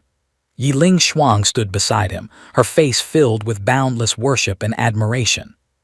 She held her blushing cheeks, her heart filled with admiration, and explained. Just now, he forcibly used 12 layers of Kung Fu. His meridians were already flowing backward, and he was about to suffer qi deviation. However, your father calculated every detail and found Chen Sheng's exact qi gate. That punch not only helped him smooth his qi and regulate the chaotic spiritual power, but also acted as a final lever, kicking him over the threshold of the new realm. Therefore, he owes your father a huge debt of gratitude. Hearing this, Qin Zai couldn't help but marvel at his father, a sense of infinite pride welling up in his heart. My God, is this father's true strength and heart? I must learn from him. While the two over there were immersed in joy, Qin Chuan was internally screaming in outrage. What the hell is going on? Does this guy have a game hack system too? I just punched him randomly and he broke through just like that. It feels even easier than me buying vegetables at the market. Damn it. After trying to regain his composure, he turned to the two and said, "Let's go. Later, remember to get some money to pay someone to fix the road in front of the gate." Qin Zai obediently replied, "Yes." Meanwhile, Yi Ling Shuang was still staring at him unblinkingly with heart-shaped eyes full of worship. Sometime later, on a crowded street with people passing by, discussions buzzed endlessly. Have you heard? The aerial battle 2 days ago was between the third master Chen Sheng of the Chen family and an expert named Qin Chuan. I knew this news ages ago. I heard Chen Sheng even broke through on the spot. Moreover, according to the latest intelligence, it seems the cause was that Qin Chuan's son, Qin Zai, beat the little princess of the Chen family into a coma. Is there such a thing? Truly, young and talented, a frivolous youth. Capable people are usually like that. Yi Ling Shuang and her disciple were strolling down the street, and the discussions continued to ring out. Now the whole Minghao city is rumored to be saying that this Qin Zai has peerless talent, breaking through to the origin pill realm at 17. In terms of talent, he is a level above the 4 great young masters of Minghao City. Is it just a baseless rumor? Where is all this news coming from? The truth is plain to see. Is it that hard to admit someone else is talented? Why do I feel like you look like someone from Ting Yu Lu? A masked passerby immediately warned. Don't talk nonsense. At the same time, in another corner of the street, a group of people were chanting loudly, Qin Zai, the #1 genius. The 4 great young masters can't withstand a single blow. Qin Zai's spirit reaches the sky. Qin Zai is handsome. Qin Zai's father is even more handsome. Blah blah. Praises for Qin Zai rang out endlessly. Bang, the manor door opened. Qin Zai and his master walked in. A preemptive strike. This is clearly a preemptive strike, flattering me as the #1 genius of Minghao City. Isn't this deliberately creating enemies for me? Qin Zai felt extremely panicked. Seeing Qin Chuan as soon as he entered, he hurriedly cried out, "Father, have you heard the rumors? Right now I am still young, and there is still a gap in strength between me and them. Father, tell me, what will those geniuses of Minghao City think when they hear these rumors?" Qin Chuan kept a cold face and asked back, "So what, are you scared?" Qin Zai hurriedly rebutted, "Father, I am not scared. I absolutely will not make you lose face. I am just worried that the higher I'm lifted, the harder I fall." Hearing this, Qin Chuan's eyes suddenly became sharp and he praised, "My son, you have made progress." But Qin Zai, on the other hand, angrily punched the floor, shouting, "HMPH, I'm so angry I could die. Who on earth is spreading rumors to harm me? I curse him." Seeing this, Qin Chuan felt a bit guilty. He pretended to raise his hand to cough a few times and said, "Getting angry over such a trivial matter, how can you achieve great things?" Then his expression softened and he gently reminded, "My son, it is merely a hollow title of Minghao City's #1 genius. So what if you accept it? As Qin Chuan's son, let alone being #1 in Minghao City, even if you were #1 in the Zhu Yang dynasty, so what?" Hearing this, Qin Zai called out emotionally, "Father." Qin Chuan turned away again, saying, "Enlighten yourself further." Qin Zai looked at his back, his face full of determination, and then made an ironclad pledge. "Father, I understand your expectations. I will not let you down." At the same time, a new power erupted from his entire body. Hearing his father's teachings, Qin Zai immediately returned to his room and sat cross-legged to cultivate. Yiling Shuang supported him from the side, constantly exclaiming in her heart, "Unbelievable, just a few simple sentences were able to awaken his saint body. I used so many methods without success, yet this great lord succeeded with just a few words." She unconsciously glanced toward Qin Chuan, smiling with hidden meaning. Meanwhile, Qin Chuan stood aside watching, thinking to himself, "I fed him a few bowls of chicken soup for the soul, and he awakened some kind of superhuman physique. Is this the protagonist's halo?" Thinking of this, he shuddered. "But this is good too. Later, if what I did gets exposed, I can blame it on my well-intentioned suffering." Thinking so, he began to smile with satisfaction. Yiling Shuang, seeing his handsome smile from the side, stared unblinkingly, her cheeks flushing red again. It is indeed so. That great lord had seen through everything early on. Because of experiences in the past, that kid's inner heart still held some inferiority and timidity. This incident has thoroughly triggered his martial arts conviction. Is this Qin Chuan-sama's plan? Truly worthy of being Qin Chuan-sama, with such divine calculation, so terrifying. After thinking for a while, Yiling Shuang propped up her chin, continuing to admire Qin Chuan with infatuated eyes. Qin Chuan's expression also stiffened. He thought bewilderedly, why do I feel like something is staring at me? Why does it feel like my chastity is in danger? Then he patted his head, helpless against his own rich imagination. The scene shifted to the Dragon Snake Gang inner courtyard. A man carried a large bag inside. Another person saw this and called out, "Gang leader, what's wrong?" The person called gang leader turned around, signaling a hush. "SHH, keep your voice down." The other person was confused, scratching his head. "Gang leader, it's good news. I don't know where the news came from, but it says that Guy Qin Zai has talent far surpassing the 4 great young masters. This father and son duo are in big trouble this time, haha." Hearing this, the gang leader punched the man, sending him flying, and shouted, "How the hell is that good news? Use your brain. With Qin Zai being flattered to the skies like that, who do you think is the first person he will suspect? Prepare the carriage immediately. Tell the brothers in the gang, run as fast as you can. We cannot stay in Minghao City for another moment." A blond guy standing nearby also turned pale with fear upon seeing this. The scene shifted back to Qin Chuan's manor. Qin Zai was pouring tea while speaking. "Father, have you heard the news? Overnight, everyone from the Dragon Snake Gang evaporated. Not a single person is left." Saying this, he was so indignant that he crushed the teapot in his hand. Crack! Damn it, the flattery must have been their doing. Otherwise, why would they run? If they can't beat me, they use dirty, despicable tactics. Witnessing this scene, Qin Chuan was extremely panicked inside. Outwardly looking heartbroken, my spirit jade teapot. But inwardly he breathed a sigh of relief. Thank goodness, now there's someone to take the blame, and I don't need to make up a reason to explain anymore. Thinking this, he quickly slipped into the role of the wise father. My son, you have awakened the saint body and felt the physical feedback. Your cultivation must have increased quite a bit, right? As he spoke, he acted as if preparing to stand up. Qin Zai hurriedly replied, Yes, father, since the awakening, my cultivation progress has indeed been a year's worth in a single day. I have broken through to the 5th level of the origin pill realm. Qin Chuan did not spare his praise. The geniuses father has met are countless, and there are plenty of saint bodies and divine bodies. You achieving this is considered passable. Being praised by his father, Qin Zai was visibly delighted. Father. Then he put on a determined face again. Father, rest assured, I understand what the heart of a powerhouse is. I will definitely make you proud of me. Qin Chuan smiled with satisfaction, but deep down he was calculating. Indeed, the image must be reinforced over the long term. This way, even if there are problems later, it won't easily collapse. Suddenly, a loud shout from outside drew the attention of both father and son. Hurry, hurry! Alchemy Grandmaster Pang Qi has arrived in Minghao City.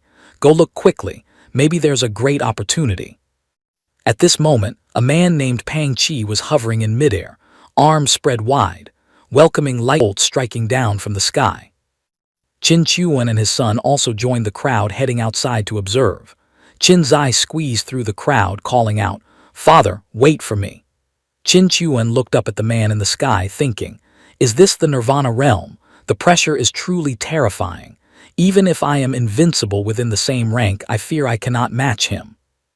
A moment later, another man appeared, clasping his hands in greeting. We welcome the Grandmaster's arrival in Minghao City. This person was City Lord Bai Chen. Bai Chen continued, The City Lord's manor has prepared a banquet. We invite the Grandmaster to visit. Pang Qi gradually descended, his face cold. Many thanks for City Lord Bai's hospitality. Since you are here, this old man will begin. Immediately, Pang Qi pointed 2 fingers forward, controlling a powerful flame to encircle a pill furnace, his voice resounding majestically across the square. The Alchemy Conference officially begins tomorrow. Any young person under 20 with cultivation reaching the origin pill realm can come to test their skills. Those observing were finding it hard to breathe under this pressure. This conference is only to measure alchemy talent. Those who pass will all have the opportunity to take Grandmaster Pang Qi as their teacher. Those who do not pass, the City Lord's manor will not treat poorly either. Bai Chen was also exerting effort to control a flame, coordinating with Pang Qi.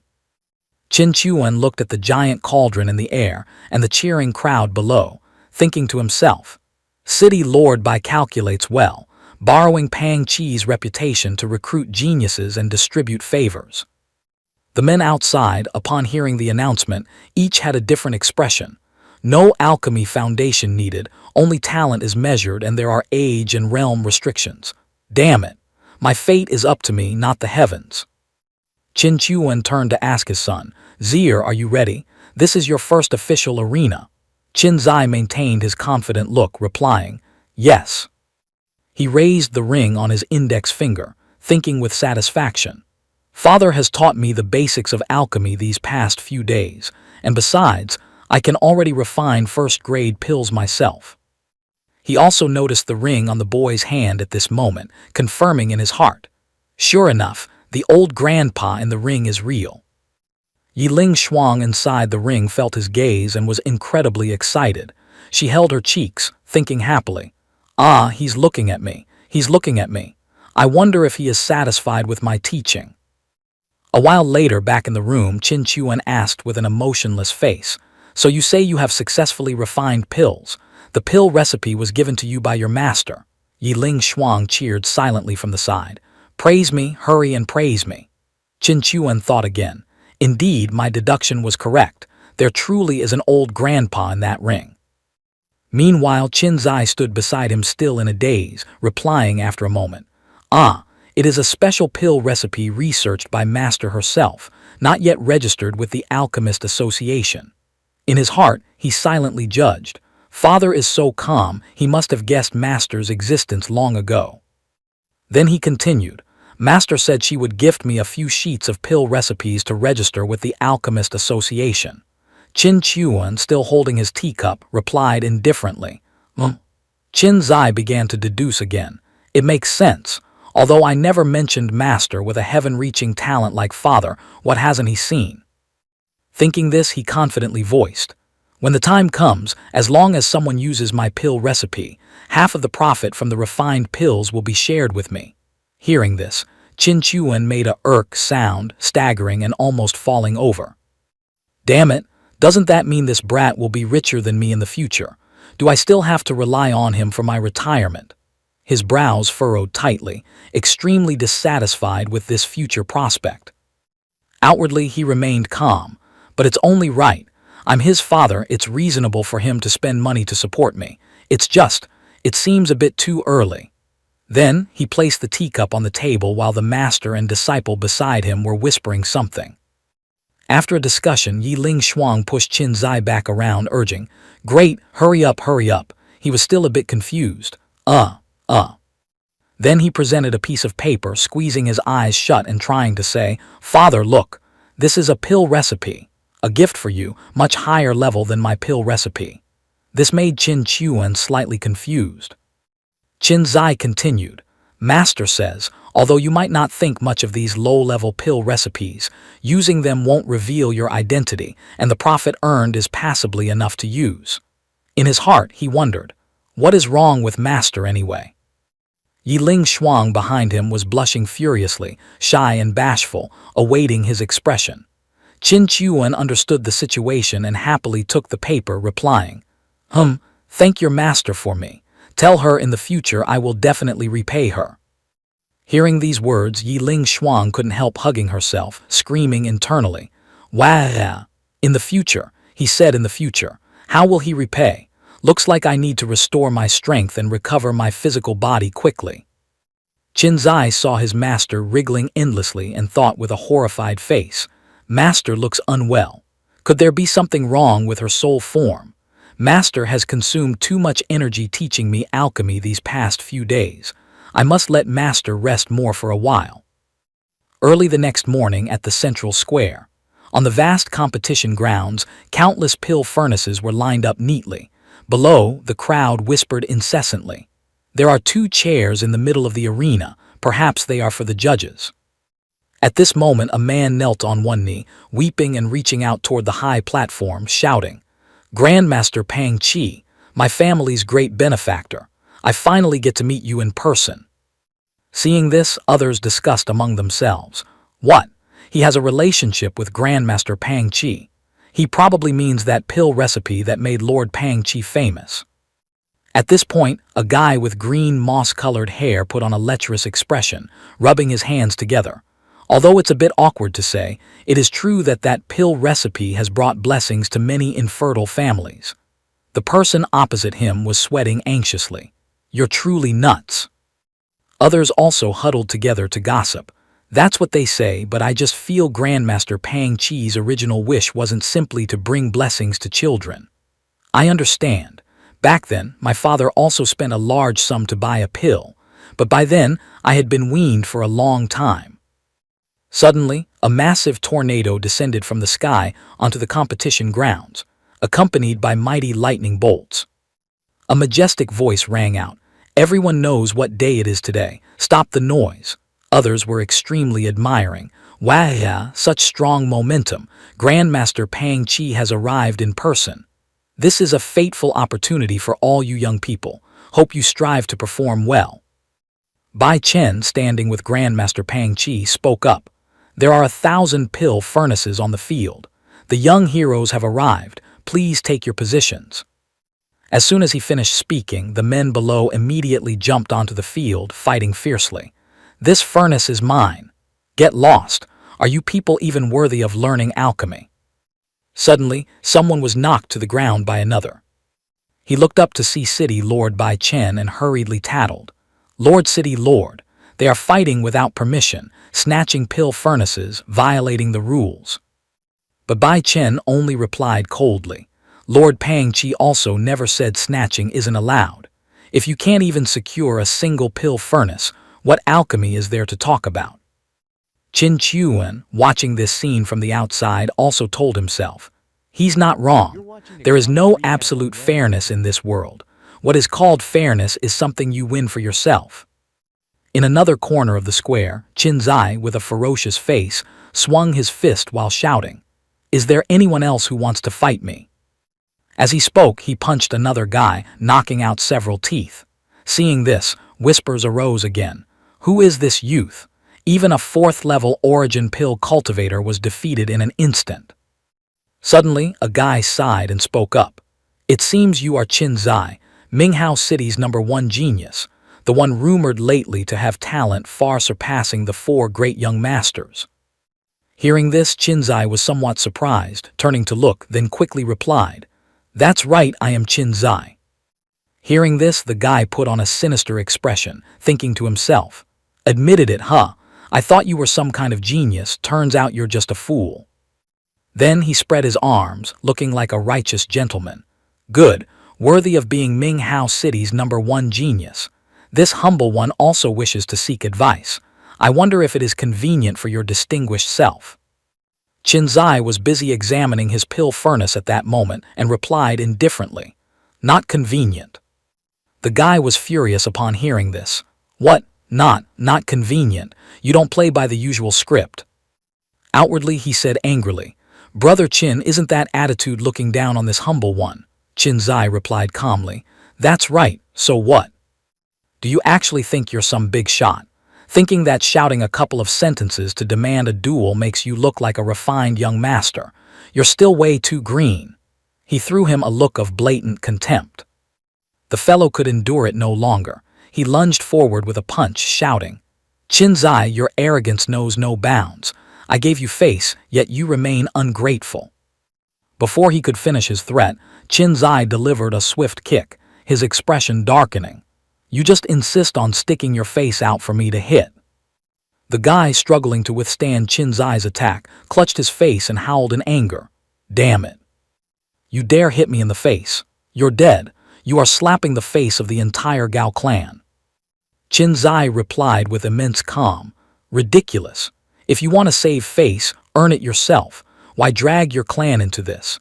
If we are relying on family backgrounds, mentioning my father's identity might just scare you all to death." Unable to take it anymore, the guy unleashed a punch called the Mountain Suppressing Palm, which looked quite impressive, screaming as he rushed toward the boy, "Go to hell." Qin Zai calmly summoned his heavenly dragon and retaliated. "Not bad power, but unfortunately, your training is lacking. Witness my great mighty heavenly dragon, world-honored K-Siddhigarbha, flying dragon in the sky." The guy was struck directly by the beam of light from the heavenly dragon, screaming miserably, "Ah!" before being knocked backward. The people below watched the scene in utter horror. He was swept away. "Gao Feng of the Gao clan is actually no match for that young man," another added. "What? Did you say that is a member of the Gao clan's main lineage? Isn't this giving the young master of the Gao clan a reason to intervene?" So that guy was Gao Feng. In the center of the arena, Pang Chi and Bai Chen were still sitting and observing. Bai Chen calculated in his heart, "This youth looks under 18 yet possesses such strength. Looking across the entire Zhu Yang dynasty, he would be considered a genius. It is a pity he does not understand the principle of forbearance. A tall tree attracts the wind, and he will surely cause trouble. Currently, there is still a certain gap between him and the 4 great young masters." Suddenly, a loud shout rang out. "Qin Zai, you have some nerve." A group of people from the Gao family appeared, looking aggressive. "HMPH, daring to publicly injure a descendant of my Gao clan, do you think the Gao clan has no one left?" Qin Zai, having his father and master backing him, feared no one. He began to channel his power, emitting sharp waves of energy. He felt a bit amused. "Huh, Can't win one-on-one, so you plan to gang up on me. If you are all small fry like this, I don't care how many of you come, I'll destroy you all." The leader and his lackeys grinned viciously, rolling up their sleeves to charge in. "Kid, you still smell of mother's milk. Let me show you the power of the Gao clan." Suddenly, another shout rang out full of authority.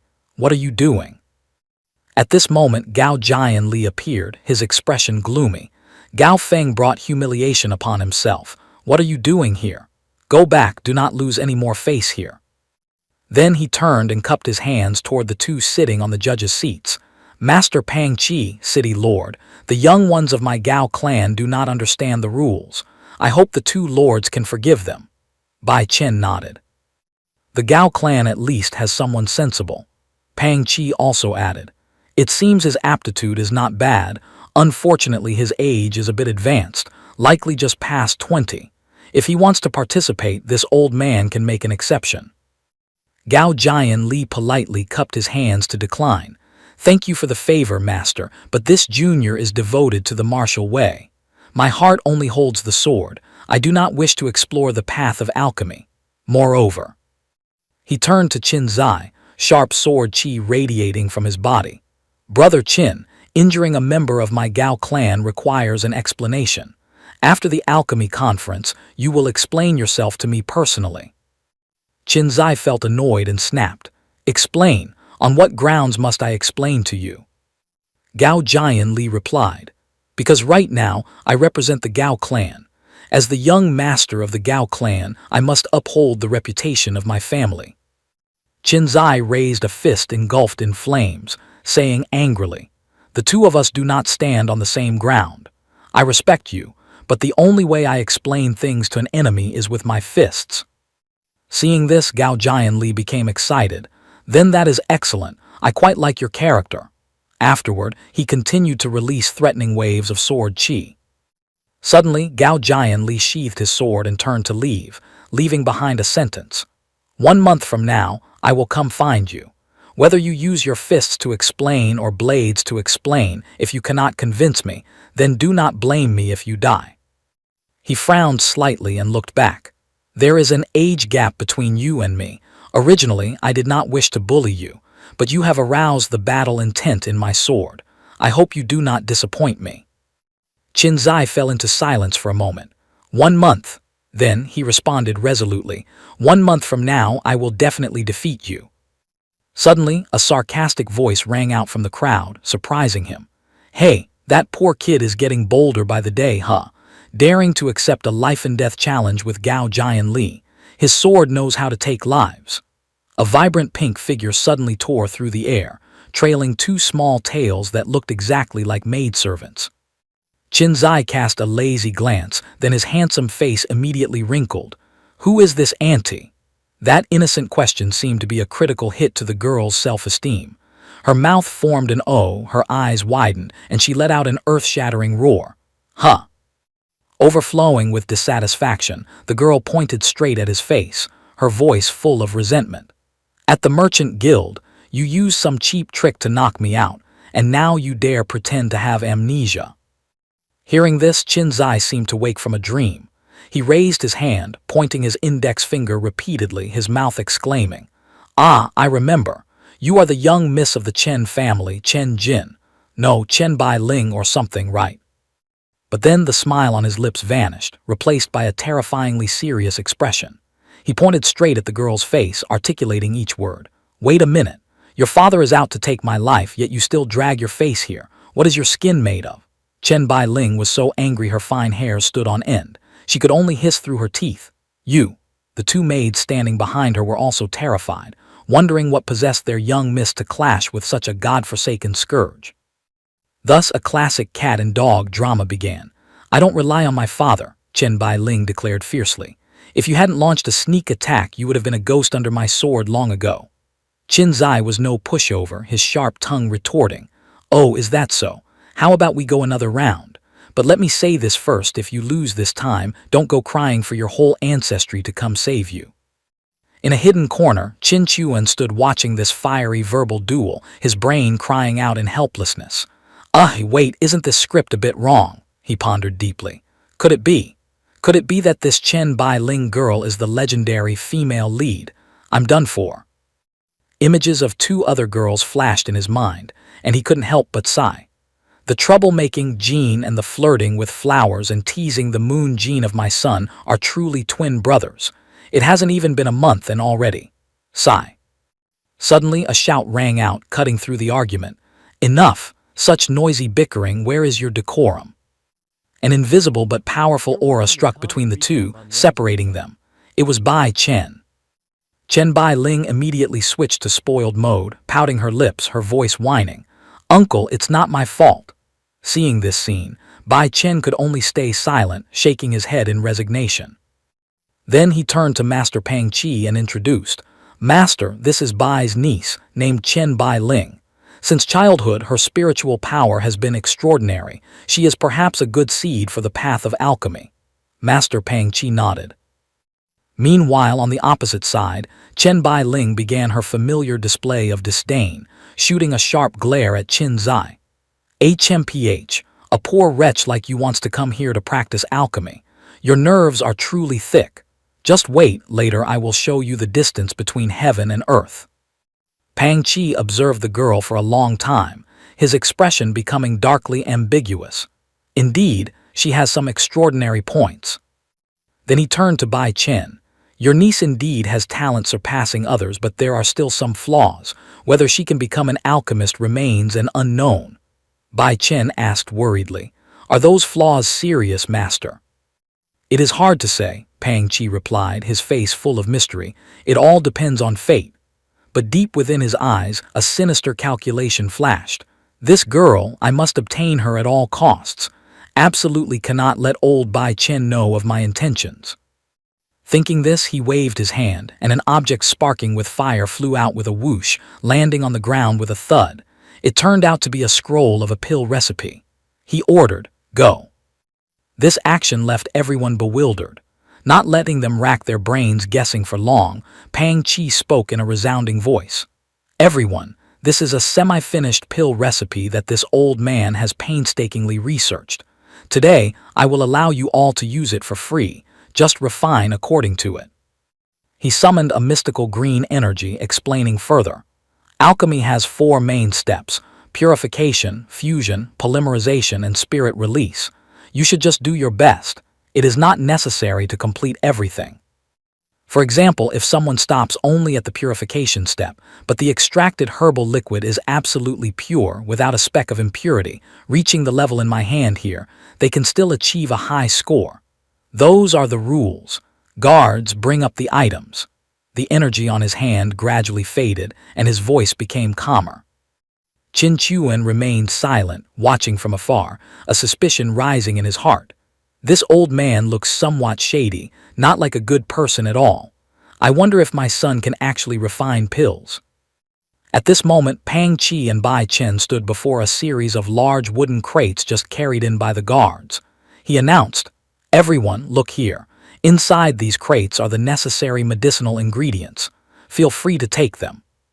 The crowd below looked at that pile of vegetables, their eyes popping out. Good heavens, what is this mess of green and red? Hey brother, is anyone here knowledgeable about herbology? I'll pay 10 spirit stones, pick a bunch for me. It's over, I don't recognize any of them either. Bewildered whispers covered the entire arena. Bai Chen stood on high, speaking coldly. Leaving aside alchemy talent, just your disrespectful attitude toward medicinal ingredients shows you are unfit to become alchemists. Those who cannot recognize spirit herbs, please voluntarily leave the field. Hearing this, Chen Bai Ling turned to glare at Qin Zai, her voice provoking. HMPH, still not leaving. Do you plan to stay here playing monkey see, monkey do, copying whatever others pick up? Qin Zai was speechless, not even bothering to reply. Her tongue really can't sprout any flowers. But he quickly regained his cheerful demeanor, tossing a few spirit herbs in his hand. Talking too much just wastes saliva. Dare to make a bet. We compete in alchemy. If you lose, the history between us is wiped clean. As he spoke, his hand channeled power, sucking those spirit herbs into his palm. Chen Bai Ling, with her competitive nature ingrained in her blood, immediately responded aggressively. Bet then. But if you lose, I want you to apologize to me in front of everyone here." Saying this, she also quickly channeled her spiritual energy, beginning her alchemy process. Qinzai refined while grinning broadly. "It's a deal. I hope you keep your word, miss. When you lose, don't go clinging to me." "You still dare say I harass you?" Chen Bai Ling refused to be outdone, her spiritual energy pouring out torrentially. "Don't you look in the mirror to see what you are? With your status, after apologizing, don't even dream of seeing me a second time in this life." And so, the two adversaries continued their bickering, even while focusing on refining pills. Qin Chuan watched this scene from below, his face darkening. "No mistake about it," he thought to himself. "At this rate, this girl is definitely one of my future daughters-in-law. Wait, if she's a daughter-in-law, later when she and Zai become a couple, she'll also call me father. Then if something happens to her, do I get the system upgrade?" His expression at this moment looked cunning and calculating. He immediately called the system. "System, if a daughter-in-law calls me father, does the relationship count? Does the system approve?" The system replied with a ruthless sentence. "Please figure it out yourself, host." "Figure it out myself," Qin Chuan smirked sinisterly. "Or maybe, just tell my son to cook the rice first to be sure." Deep in concentration, Qin Zai suddenly felt a cold chill run down his spine. Suddenly, an earth-shattering boom rang out right next to him. Some unfortunate contestant had suffered a furnace explosion. His face was blackened and twisted, screaming in despair. "I didn't expect that just standing and watching could be life-threatening. Why is it that everywhere I go, things explode?" His whole body was smoking. A while later, a group of others also left the field with dejected faces, hunched over. Let's go. Alchemy is no joke.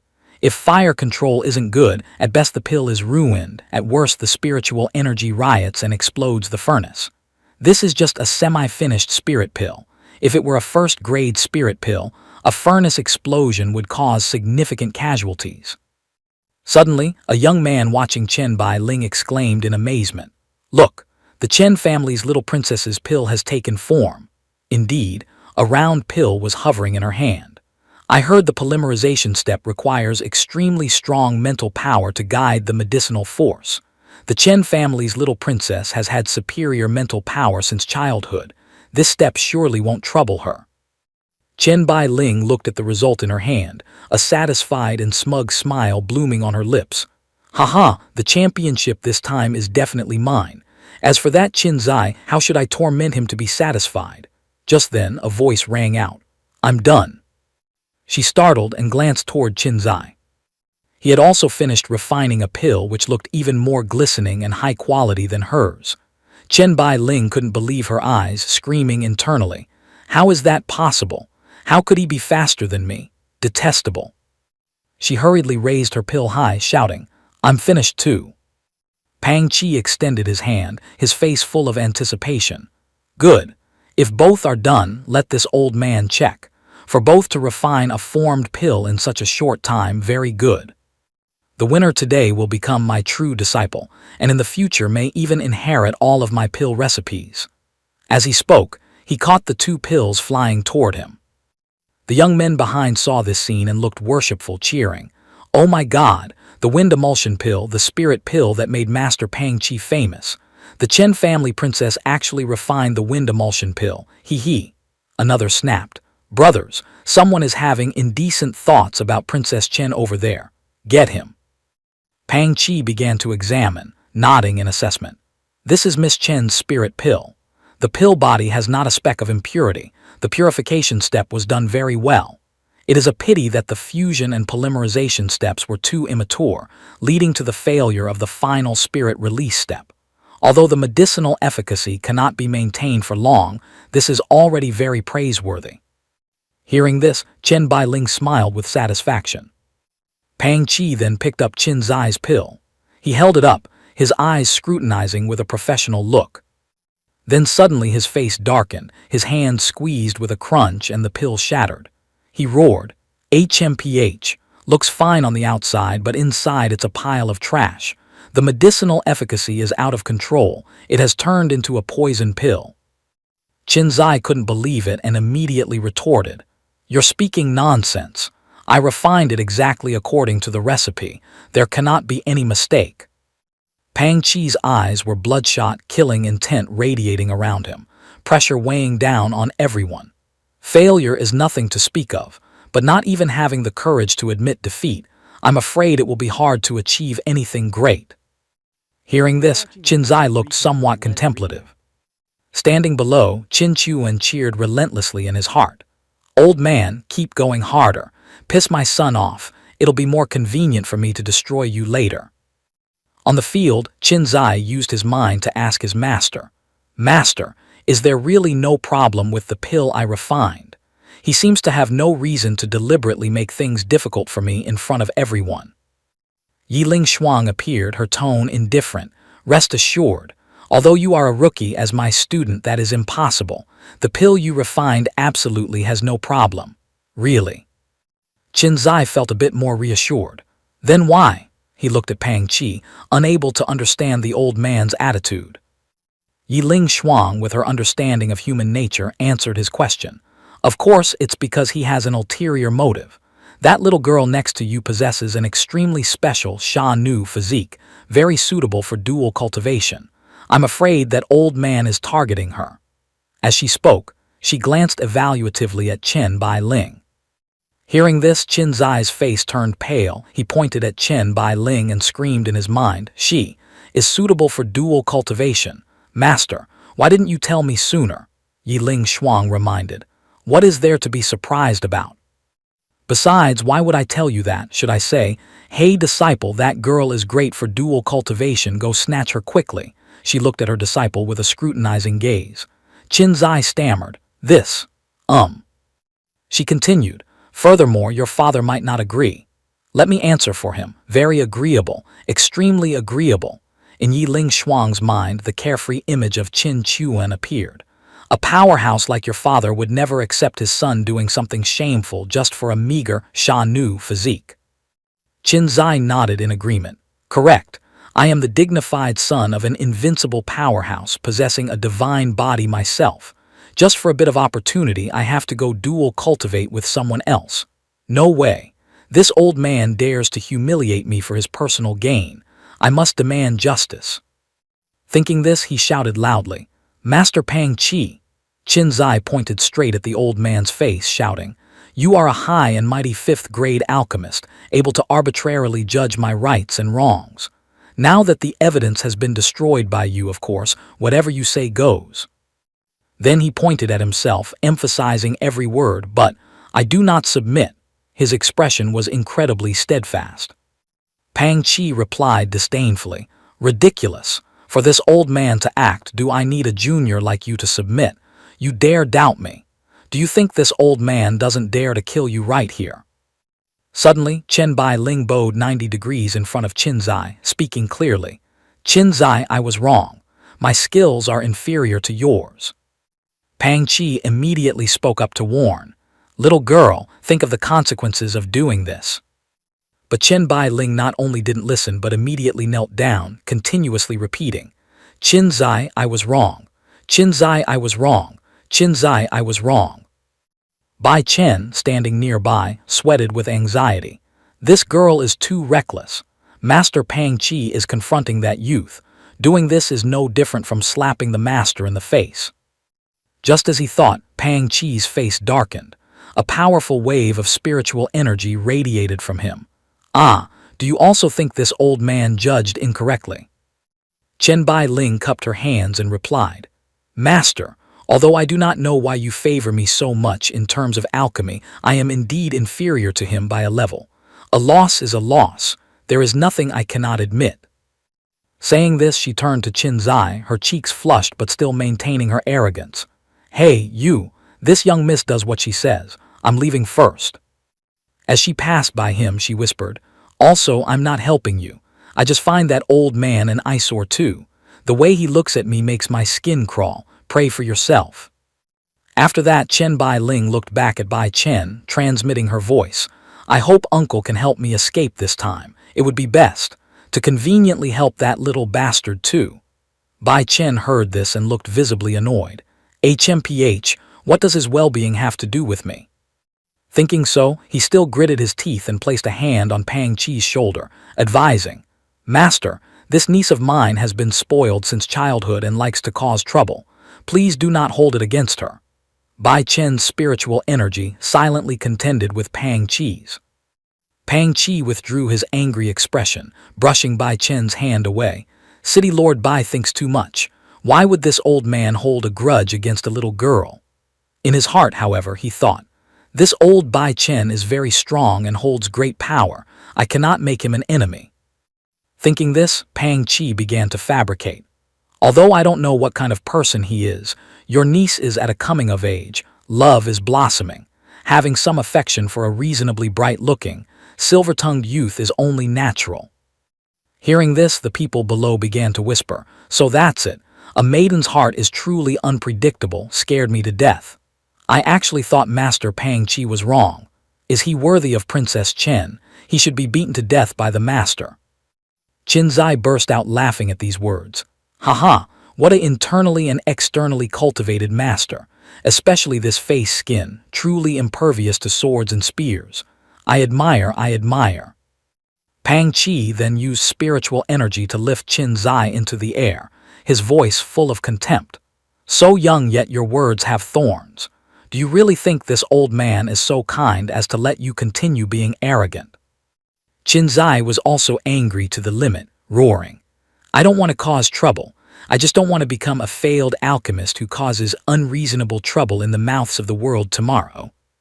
Seeing this, the old man tightened his spiritual energy. HMPH, obstinate.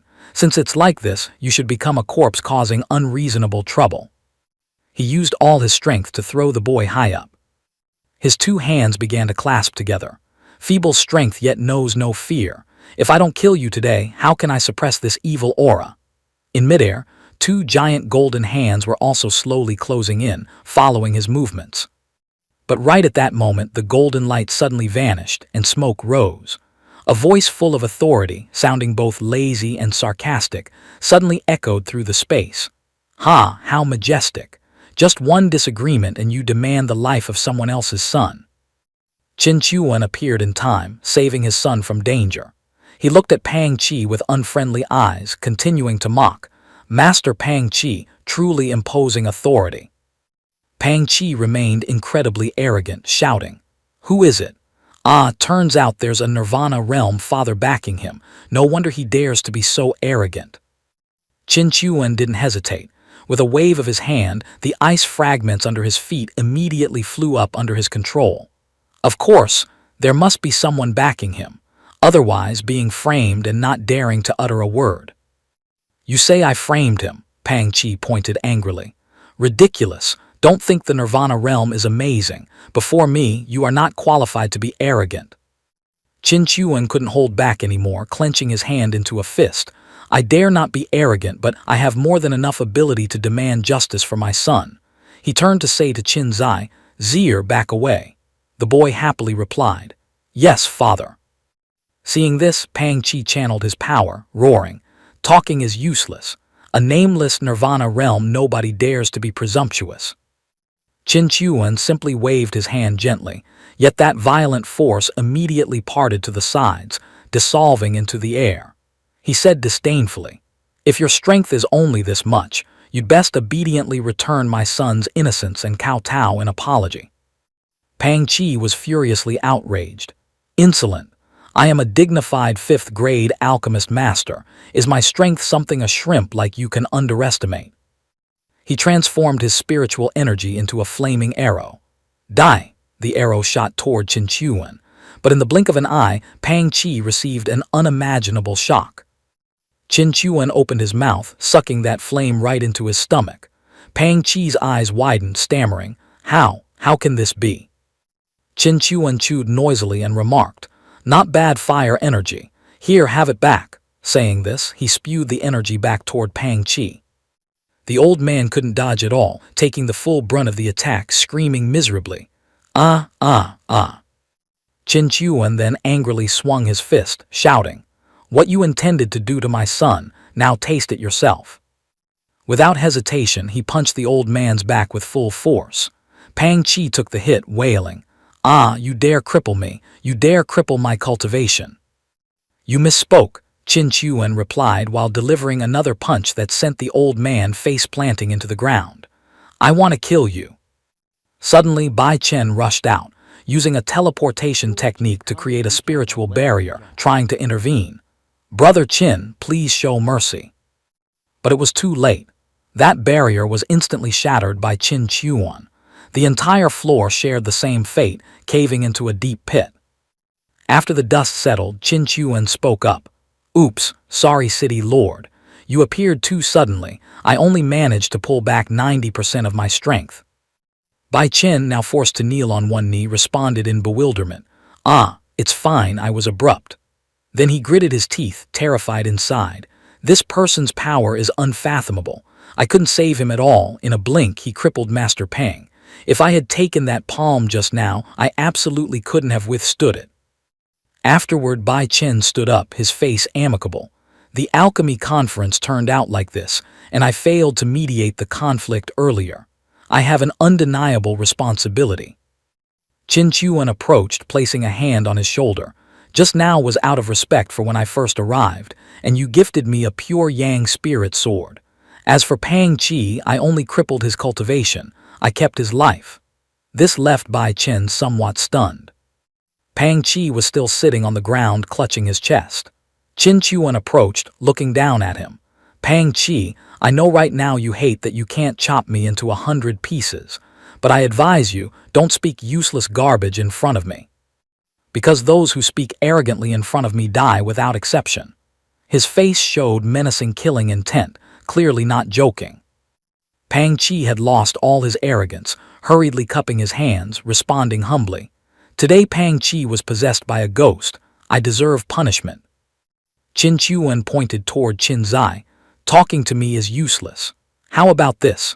Apologize to my son, then clarify the matter in front of everyone, and today's events will end here." Hearing this, Pang Chi was unconvinced, returning to his old ways. "Wait. Even though my cultivation is crippled, I am still a 5th-grade alchemist, vice president of the dynasty's Alchemy Association. Wanting me too?" Qin Chuan quickly brought his flaming hand close to the old man's face, his voice dark. "I don't care about your identity. Apologize now, or you can only become a corpse." Pang Chi panicked, glancing at the fire, then immediately crawled toward Qin Zai, bowing his head in apology. This old man knows his mistake. Then he turned to the crowd, gritting his teeth and speaking loudly. "I, Pang Chi, out of jealousy for this little brother's talent, framed him. The pill he refined is actually extremely perfect." Suddenly, another old man riding a sword in the sky appeared, speaking. "Wanting to meet you once is truly not easy. If I hadn't coincidentally passed by and heard your name, I'm afraid we would have missed each other." Seeing this, Pang Chi called out in surprise, "Huai Ren." Bai Chen, seeing the scene, was extremely worried. What terrifying sword intent! Among those in the Nirvana realm, people who can beat me are few. The situation is getting complicated. Later, if a fight breaks out, I should. The man called Huai Ren jumped down, happily grasping Pang Chi's hand. "Brother Pang Chi." Pang Chi embraced Huai Ren, rejoicing. "Brother Huai Ren, long time no see. Such pure sword intent, you've broken through to the 6th level of Nirvana, haven't you?" Huai Ren replied. "If not for the pill you gifted me back then, brother, I would just be a cripple with broken meridians now." Then he turned to look at Qin Chuan and his son, asking unpleasantly, "Speaking of which, a great battle just occurred here. Brother, was it that person who injured you?" Pang Chi immediately shook his head, pretending to be virtuous. "No one dares to lay a hand on me. It's just that earlier, watching that child refine pills, I had a sudden epiphany, encountered an obstacle in cultivation, and injured my own foundation." Qin Chuan quickly turned to remind his son, "Look closely at Pang Chi's actions, memorize them all for me." Qin Zai quickly replied, "Yes, father." But unexpectedly, Huai Ren grabbed Pang Chi and flew away. Qin Chuan and his son could only watch them leave. Qin Zai asked, "Father, why is that old man so cowardly, fleeing already?" He immediately asked back, "Son, if you encountered this situation, what would you do?" The boy was a bit confused, pointing at himself and replying confidently, HMPH, if it were me, of course I would. Before he could finish, Qin Chuan approached, rubbing his head and speaking softly. Actually, that is not called cowardice but wisdom. If you know clearly you have no chance of winning yet stubbornly rush in head first, that is called seeking death. Qin Zai teared up. I understand, father. Although that old man is hateful to live to this age, he must have his superior points. This time it was all because I was too impulsive. No. Qin Chuan interrupted him, his expression turning cold. That was not my intention. Seeing that expression on his father's face, Qin Zai became bewildered. Father, are you angry? Why? Qin Chuan spoke in a somber tone. Son, where is your heart of a powerhouse? I asked you to observe his conduct. Did you think I wanted you to learn his cowardice and timidity? His voice grew somewhat harsh. Do not forget, you are not like him. No matter what heaven-shaking trouble you cause, I will always be behind you to clean up the mess. I only wanted you to be wary of this type of villain in the future. Qin Zai looked at him anxiously. Father. Qin Chuan turned away, offering a prediction. Don't think that just because the opponent conceded, they have easily let it go. I predict that after returning, this dog master will still seek ways to take revenge. The space fell into silence. Qin Chuan's back looked truly cold and imposing. But the face hidden from view was now beaded with sweat. That was close. I got a bit too deep into the strict father role. I almost ruined his future path of causing trouble. Meanwhile, the master and disciple pair on the other side were deeply moved. Qin Zai choked up. It turns out, father is always thinking of me. Yi Ling Shuang also added, your father may not directly give you massive resources, but he always teaches you the principles of conduct. This is called leading by example. How truly great. Qin Chuan was still secretly calculating. If I kill Master Pang according to the system's warning, experts will come to avenge him later and I risk kicking the bucket then. In that scenario, my strength won't have increased. It's more beneficial to spare him. Plus, I got to educate my foolish son once. No loss there. Bai Chen spoke up at this moment. Brother Qin, regarding the matter from before, I hope Brother Qin won't take it to heart. Qin Chuan was puzzled. The matter from before, Bai Chen immediately reminded him. Has Brother Qin forgotten? Previously, I sent subordinates to your door to present a sword, unaware that Brother Qin was in the Nirvana realm. Qin Chuan remembered and quickly replied, just a small matter, those who do not know are not to blame.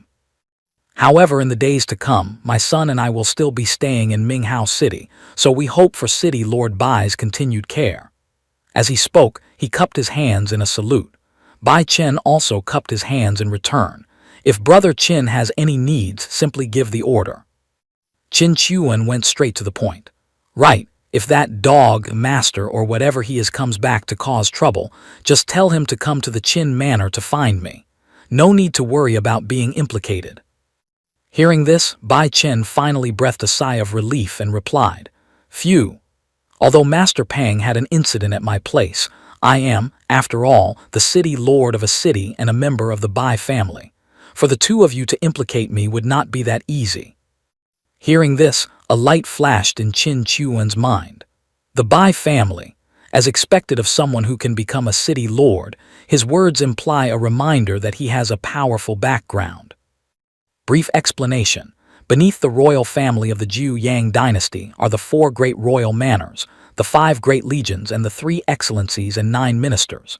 The Bai family is one of the 9 ministers, existing since the founding of the nation, with an inheritance spanning over 2,000 years and unfathomable depths. Qin Chuan felt it was enough, so he spoke to take his leave. City Lord Bai, if there is nothing else, we shall take our leave first. Bai Chen replied, Brother Qin, please make yourself comfortable. By this time, the competition area was left with only a few figures. Everyone else had dispersed some time ago. A while later, on another street in the capital, people were still bustling back and forth. A voice rang out, Father, look over there. So many people, they are crowding all the way to the entrance of the Qin Manor. Qin Zai was utterly astonished, pointing at the crowd before his eyes. His father calmly reminded him, Brat, this scene is very normal. In the future, you will see scenes thousands of times more magnificent than this." Qin Zai continued to marvel.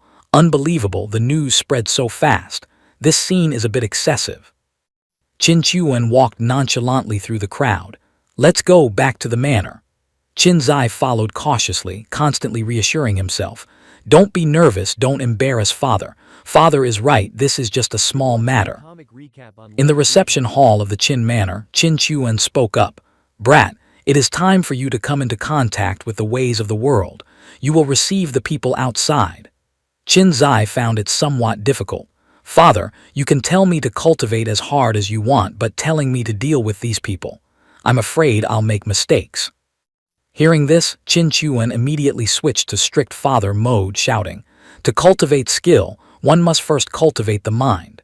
If you don't even have the patience to deal with these small matters, how can you become a powerhouse?" Inside, he muttered, "Luckily I have this foolish son to run errands, otherwise I'd be annoyed to death." Yiling Shuang also appeared at this moment, speaking up.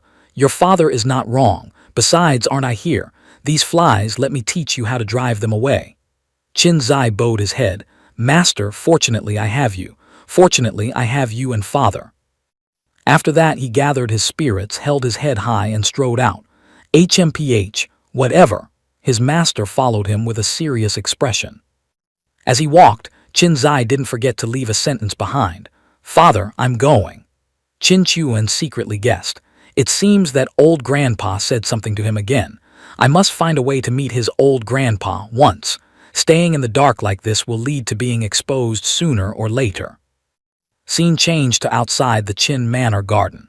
Qin Zai was accepting an item from a young boy, then turned to communicate amicably with a woman. When he encountered someone with ill intentions, he immediately put on a fierce face, chasing them away crying. After a while of dealing with the crowd, he was exhausted and wanted to collapse. "Master, this is even more tiring than cultivation. I feel like my cultivation base is about to regress. So annoying." Yiling Shuang stood beside him, curling her lips. "The cultivation world is just like this. Strength, influence, connections, none can be missing. Even if it's pretending, you must maintain relationships. Just learn slowly." At this moment, Qin Chuan also walked out, calling loudly and startling the two. "Brat, how did it go? Any harvest?" Qin Zai quickly replied, "Yes, mostly polite words. Except for the Wanbao Chamber of Commerce gifting a Nirvana realm high-grade martial art called Scorching Sun Burning Heaven Sword, the rest had no practical significance." Meanwhile, Yiling Shuang stood beside him, gazing at Qin Chuan and constantly exclaiming, "So handsome, so handsome." Qin Chuan approached and patted his head. "Keep the manual and practice it. Your father cannot use it, but you can't rest yet." Hearing this, Qin Zai cheered happily. "Why? Does father want to guide my cultivation?" Hearing this, he retracted his hand and looked in another direction. "Of course not. It is because the main character has only just arrived." Indeed, immediately after, a loud, resonant, and articulate voice suddenly tore through the silence. "Head of the Chen family, Chen Guang, together with my younger brother Chen Sheng and niece Chen Bai Ling, have come to visit Lord Qin Chuan." A majestic group approached, accompanied by the announcement. Seeing them approach, Qin Chuan cupped his hands in greeting. "Patriarch Chen visiting, I am truly honored." The Chen patriarch Chen Guang also cupped his hands in return, full of courtesy. "I dare not, I dare not." Then he began to explain. "Previously, my younger brother and niece were ignorant and offended Lord Qin Chuan. Today, I specifically brought them to your door to apologize." Qin Chuan maintained a brilliant smile, waving his hand leisurely in response. "Oh my, it was all just petty squabbles between children. If we elders jumped in to interfere, it would look unsightly, so I merely presumed to intervene a bit, solely to maintain harmony. There was no offense taken." Chen Sheng, who had been shrinking behind his back this whole time, suddenly burst into loud laughter, his voice booming. "Ha ha ha, I said so. Lord Qin only needed one move to send me to meet my ancestors back then, yet not only did he not strike, but he also generously helped me break through. Big brother really worried for nothing." Finishing his words, he immediately cupped his hands, his face filled with sincere gratitude. An expert like Lord Qin must have a heart as vast as the ocean. From today onwards, as long as Lord gives the order, I, Chen Sheng, will not hesitate to go through boiling oil or burning fire. Suddenly, a black crow flew past from out of nowhere, letting out a few mournful caw, caw, caw sounds. The atmosphere, originally tense, instantly fell silent. The awkwardness was so thick it could be cut with a knife. To salvage the situation his younger brother just created, Chen Guang hurriedly pulled an exquisite wooden box from his chest pocket, grinning broadly. "Haha, although Lord Qin Chuan does not hold a grudge, my brothers and I cannot forego etiquette for the sake of face. Please take a look. This is a small gift we brought to apologize to young Master Qin." Inside, however, the old man muttered calculations. It seems this Qin Chuan is indeed an old fox, not as easy to deal with as I thought. A mere verbal apology won't let this slide. Qin Chuan also quickly got into character, happily accepting the gift box while playfully scolding. "Oh my, you two are so polite it makes me shy to death. You already gave so many things just now and now this. Well, hurry inside for a cup of hot tea." Speaking while acting, he deftly turned around and shoved the box to his son, instructing carefully, "Zier, put this away carefully for father." Inside, he was also secretly evaluating. This old fox acts quite deeply too. Luckily, I held my ground, trying to wipe the slate clean with cheap items. Keep dreaming. Done with that, he turned to Qin Zai, feigning seriousness. "Brat, you don't need to follow me now. Go and clear up any misunderstandings with Miss Chen." The precious son obediently bowed. "Yes, father." Suddenly, Chen Sheng interjected again. "Lord Qin, regarding cultivation, I have a few points of confusion and hope for your guidance." Meanwhile, Qin Zai stood shoulder to shoulder with Chen Bailing. The two exchanged an indescribable look. Then he took a light step closer and spoke. "About the matter from before. Thank you for standing up and speaking impartially for me." Chen Bailing crossed her arms over her chest, replying refreshingly, "A loss is a loss, a win is a win. I, Chen Bailing, am not someone who plays dirty or refuses to admit defeat." Saying that, she suddenly leaned closer, her eyes shining brightly, her tone excited. "If you truly want to thank me, how about you teach me alchemy?" Qin Zai looked very hesitant, replying haltingly, "Alchemy? It's not that I can't teach. However, I see that your aptitude, young lady, is a bit unique and strange. I'm afraid even if I teach, you won't achieve much."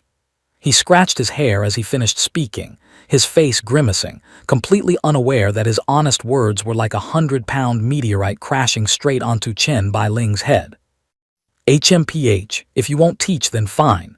She almost spat out a mouthful of saliva, then with teary eyes, she turned and ran off.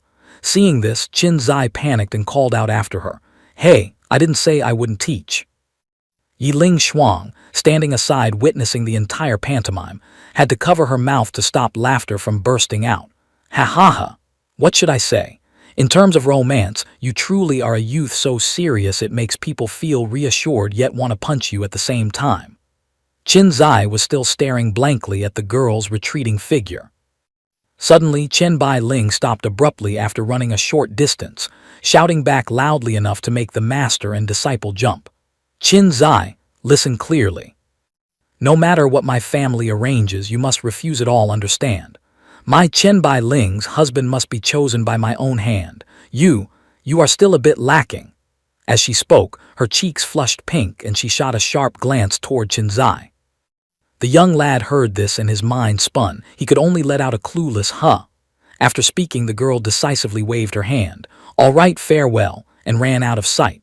Qin Zai turned pale with fright, muttering to himself, What did she mean by that? Choosing a husband?"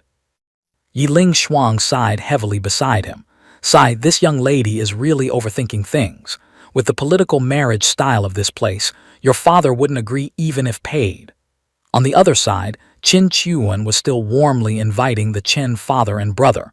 "Please, this way."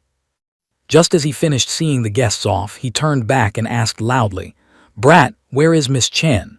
The son scratched his head, looking miserable.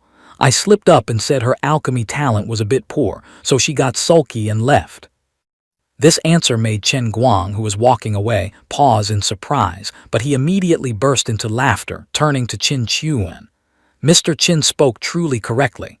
Your noble son is indeed wholeheartedly dedicated to the Tao, paying no mind to the common sentiments of boys and girls. It was I who was too abrupt. In that case, we shall take our leave." With that, the two Chen brothers left. Qin Chuan stood there watching them, feeling confused for a moment, muttering, "What on earth was that about?"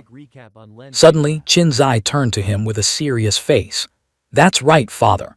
I have a duel with the young master of the Gao family in 1 month. I must quickly improve my strength."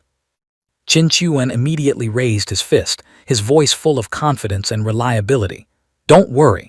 With your sacred body, you only need to devote yourself to unlocking it, and throughout this entire Zhu Yang Empire, there will be no one who is your opponent." He thought to himself, "Ha ha." The girl blushed with shyness, while my son's head is full of another man. Why do I suddenly feel worried about the Qin family line's future? Qin Zai urged impatiently, "Father, I know that, but there isn't much time left. Can you teach me and help me accelerate my breakthrough in strength?" At this moment, Qin Chuan dropped his joking demeanor and became serious. "Brat, HMPH, it is time to execute that plan." After saying that, he silently called the system to double-check just to be sure. "System, about that thing I asked you before, there are absolutely no issues, right?" The system replied coldly. "This system never lies." Hearing the answer, Qin Chuan immediately became extremely excited. He pointed at his son, his voice proclaiming grandly, making Qin Zai jump. "Good. Have someone prepare the carriage. Starting tomorrow, the devil training plan that this father designed specifically for you will officially commence." Hearing this, Qin Zai's eyes lit up, sparkling with supreme joy as he cheered. "Awesome! Father is finally willing to teach me personally." Half an hour later, the father and son stopped in front of a large building that looked quite imposing. Qin Zai asked blankly, "Father, didn't you say you wanted to train me? Why bring me here?" Qin Chuan only smiled mysteriously. "Just follow me, I have my own arrangements." He laughed gleefully in his heart. Naturally, the mountain hermit has his own brilliant plan, or rather, a brilliant pit, waiting for my overgrown son to jump into himself. I don't know why, but I feel a bit of an ominous vibe for Qin Zai brothers. At this time, at the Hunters Guild, people were bustling in and out. "Father, do you want to register as a hunter?" Hearing his son ask, Qin Chuan replied curtly, "Not me, it's you." Qin Zai's eyes widened, his mind spinning. Meanwhile, his father had walked straight to the reception counter, speaking to the girl on duty. "Hello, I want to register a hunter identity for my son." The girl replied happily, "Yes, sir, please wait a moment, I will process it immediately." Qin Zai was still in a state of extreme confusion, calling out, "Father!" Then he panicked and patted his chest, his tone worried. Could it be? Could it be that our family's finances are this tight? I can practice alchemy to earn money. There's no need to hunt dangerous spirit beasts. Smack! Hearing this, Qin Chuan flew into a rage, delivering a loving slap to his son's head, shouting, "Who told you I'm making you become a hunter to earn money?" Qin Zai held his buzzing head, looking clueless. "Is that not it?" At this moment, Qin Chuan explained slowly, "Spirit beasts are special creatures that exist in this world of ours. Their strength is extremely formidable, yet their entire bodies are treasures with unfathomable uses." Qin Zai glanced around the guild, seeing that everyone looked fierce with murderous auras, appearing extremely seasoned, and he couldn't help but worry. But the Hunters Guild is where people accept tasks to hunt spirit beasts for money, father." Qin Chuan glanced down at the ring on his son's hand and said, "Regarding this, you can ask him, but I still hope you can realize it yourself. I guess he has certainly designed a training method for you as well." Just as he finished speaking, Yiling Shuang appeared, hands on her hips, speaking with an "I told you so" tone. "Oh my, why are you so stupid? You said it yourself just now, those spirit beasts have formidable strength. Last time I told you, what is the best way to improve strength, do you remember?" Qin Zai looked enlightened and quickly replied, It's turning on hacks. Oh no, it's fighting, growing through combat." Yiling Shuang nodded with satisfaction. "That's right." After being advised by his master, Qin Zai immediately beamed, turning to his father. "Ah, I understand. Father wants me to temper myself through fighting spirit beasts. Qin Chuan smiled cunningly.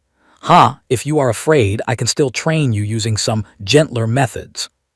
He deliberately offered another suggestion, but at this moment, Qin Zai's expression became unusually determined. He clenched his fists and said decisively, "No need, Father. Although I am still weak now, I cannot hide under your wings forever. Sooner or later, I must become a man who can shoulder the sky on his own." Just then the receptionist girl returned and announced, "Sir, before completing the registration, a strength test must be conducted. Please come this way." Qin Chuan pushed his son's shoulder lightly. "Go, brat." He quickly replied, "Yes, Father," and followed the girl. Watching his son's back disappear, Qin Chuan breathed a sigh of relief. Phew, lucky, lucky. If he really was afraid, my only choice would have been to throw him straight into the deep mountains so he could feel the great fatherly love. Suddenly, a tall, shirtless man holding a large jar of wine approached and asked, "This old master, do you need to hire bodyguards?" He pointed confidently at his chest. "I am a half-step pure Yang realm cultivator, reasonable price, guaranteed not to deceive the old or cheat the young." Qin Chuan was momentarily surprised, then asked politely, "How did you know I needed bodyguards?" The man laughed loudly. "Ha ha, people dressed luxuriously like you who come in here without even glancing at the mission board. One look and it's obvious you want to capture spirit beasts as pets. Am I right?" Qin Chuan quickly responded, "What a coincidence, I am indeed in need of powerful bodyguards. However, half-step pure Yang, Tusk seems a bit weak." The man hurriedly said, "Old master, rest assured. I alone am naturally not enough, but I have 2 other brothers. If the 3 of us combine our strength, even if we encounter a pure Yang realm spirit beast, we can protect you and escape safely." As he spoke, he pointed toward 2 men standing in the distance. Qin Chuan glanced over. One of them waved back upon seeing this, while the other, who had his face covered, just stood silently observing.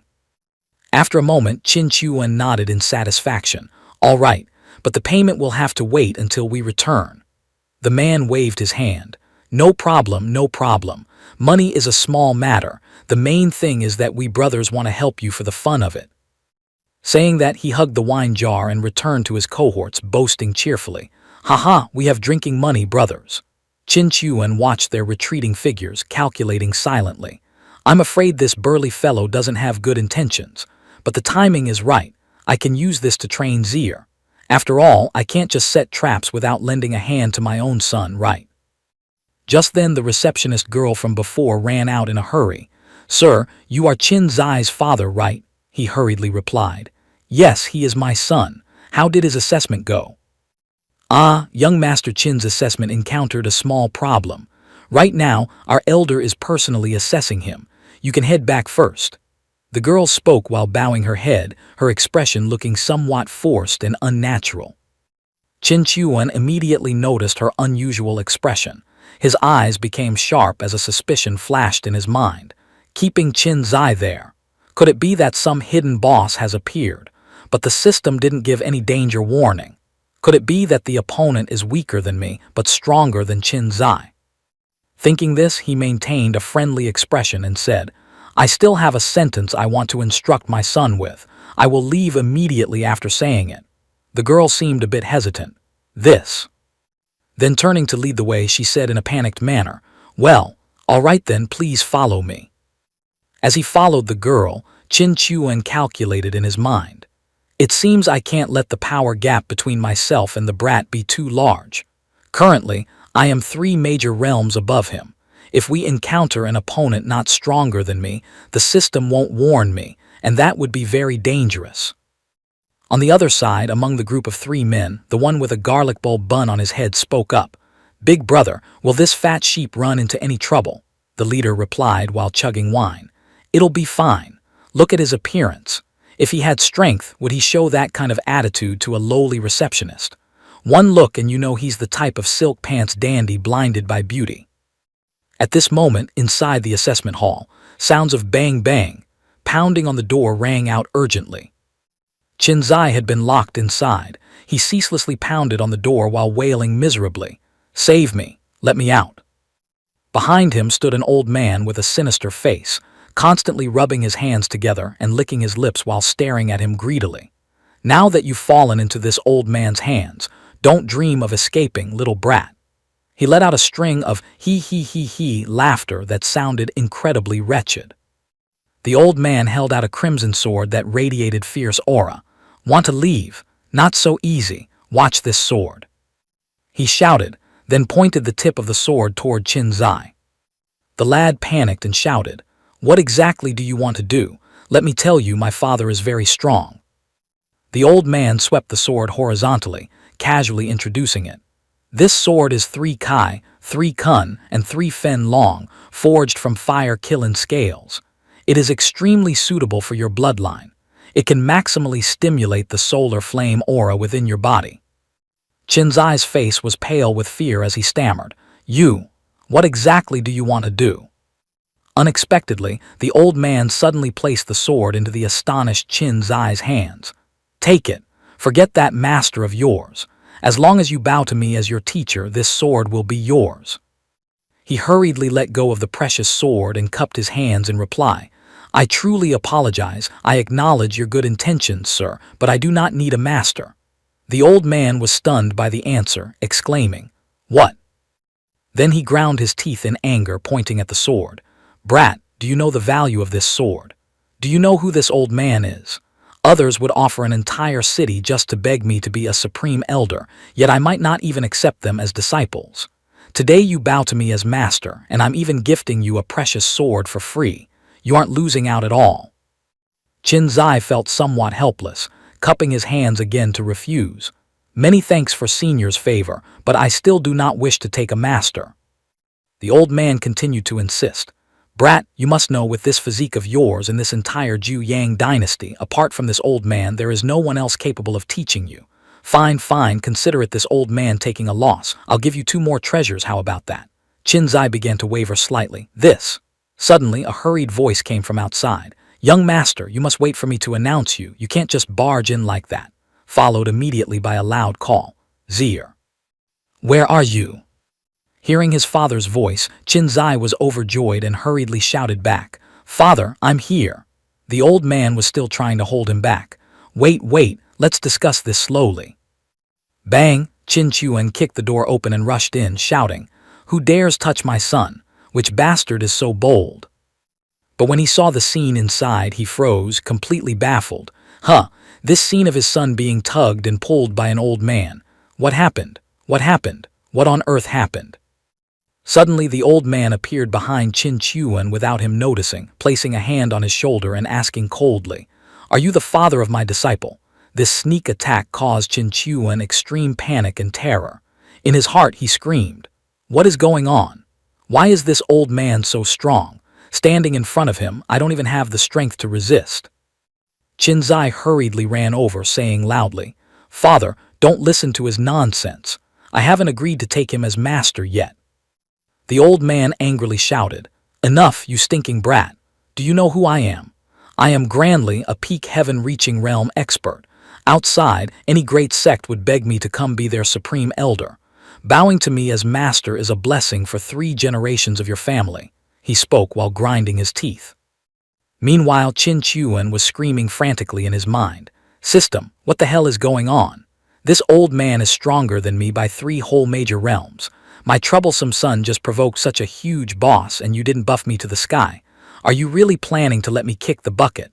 The system replied mechanically, "The opponent holds no malice toward your son. Your son is also in no danger." After calming down, Qin Chuan slapped his forehead helplessly, thinking, "This son of mine truly has the destiny of a male lead. Not only does he have a talent for causing trouble, but the mountains seeking him out as a backer are not few either." On this side, Qin Zai was still glaring and shouting at the old man, "Release my father. A mere peak heaven-reaching realm, I don't care for it. I have my father, that is enough. Furthermore, my father. Boo-hoo-hoo." Not letting his troublesome son cause any more trouble, Qin Chuan rushed over lightning fast to pull him back, putting on a fake friendly smile. "My son has already taken a master. Now if he wants to change schools, I reckon he should have the consent of his master for it to be proper. A disciple who doesn't respect his teacher. I imagine you wouldn't want to accept such a person either, right? Hearing this, the old man found it reasonable and quickly replied, "You make a point. Then you two get out of here. My name is Zhao Xuan Feng, an elder of the Hunters Guild. Just say my name. I don't believe that master of his would dare compete for a disciple with me." A while later, the Qin father and son had left the guild. Qin Zai spoke up in confusion. "Father, I don't want to take him as a master. My master is much more formidable than him." "Zier," Qin Chuan immediately interrupted, lecturing sternly, "there is a huge problem with your way of thinking. Although he is only at the heaven-reaching realm and his strength isn't considered too strong, he is still an elder. Since he had good intentions toward you, no matter what, you should not have spoken disrespectfully to him." Then he asked, "Do you remember?"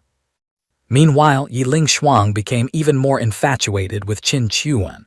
Wow, as expected of Lord Qin Chuan, so gentle.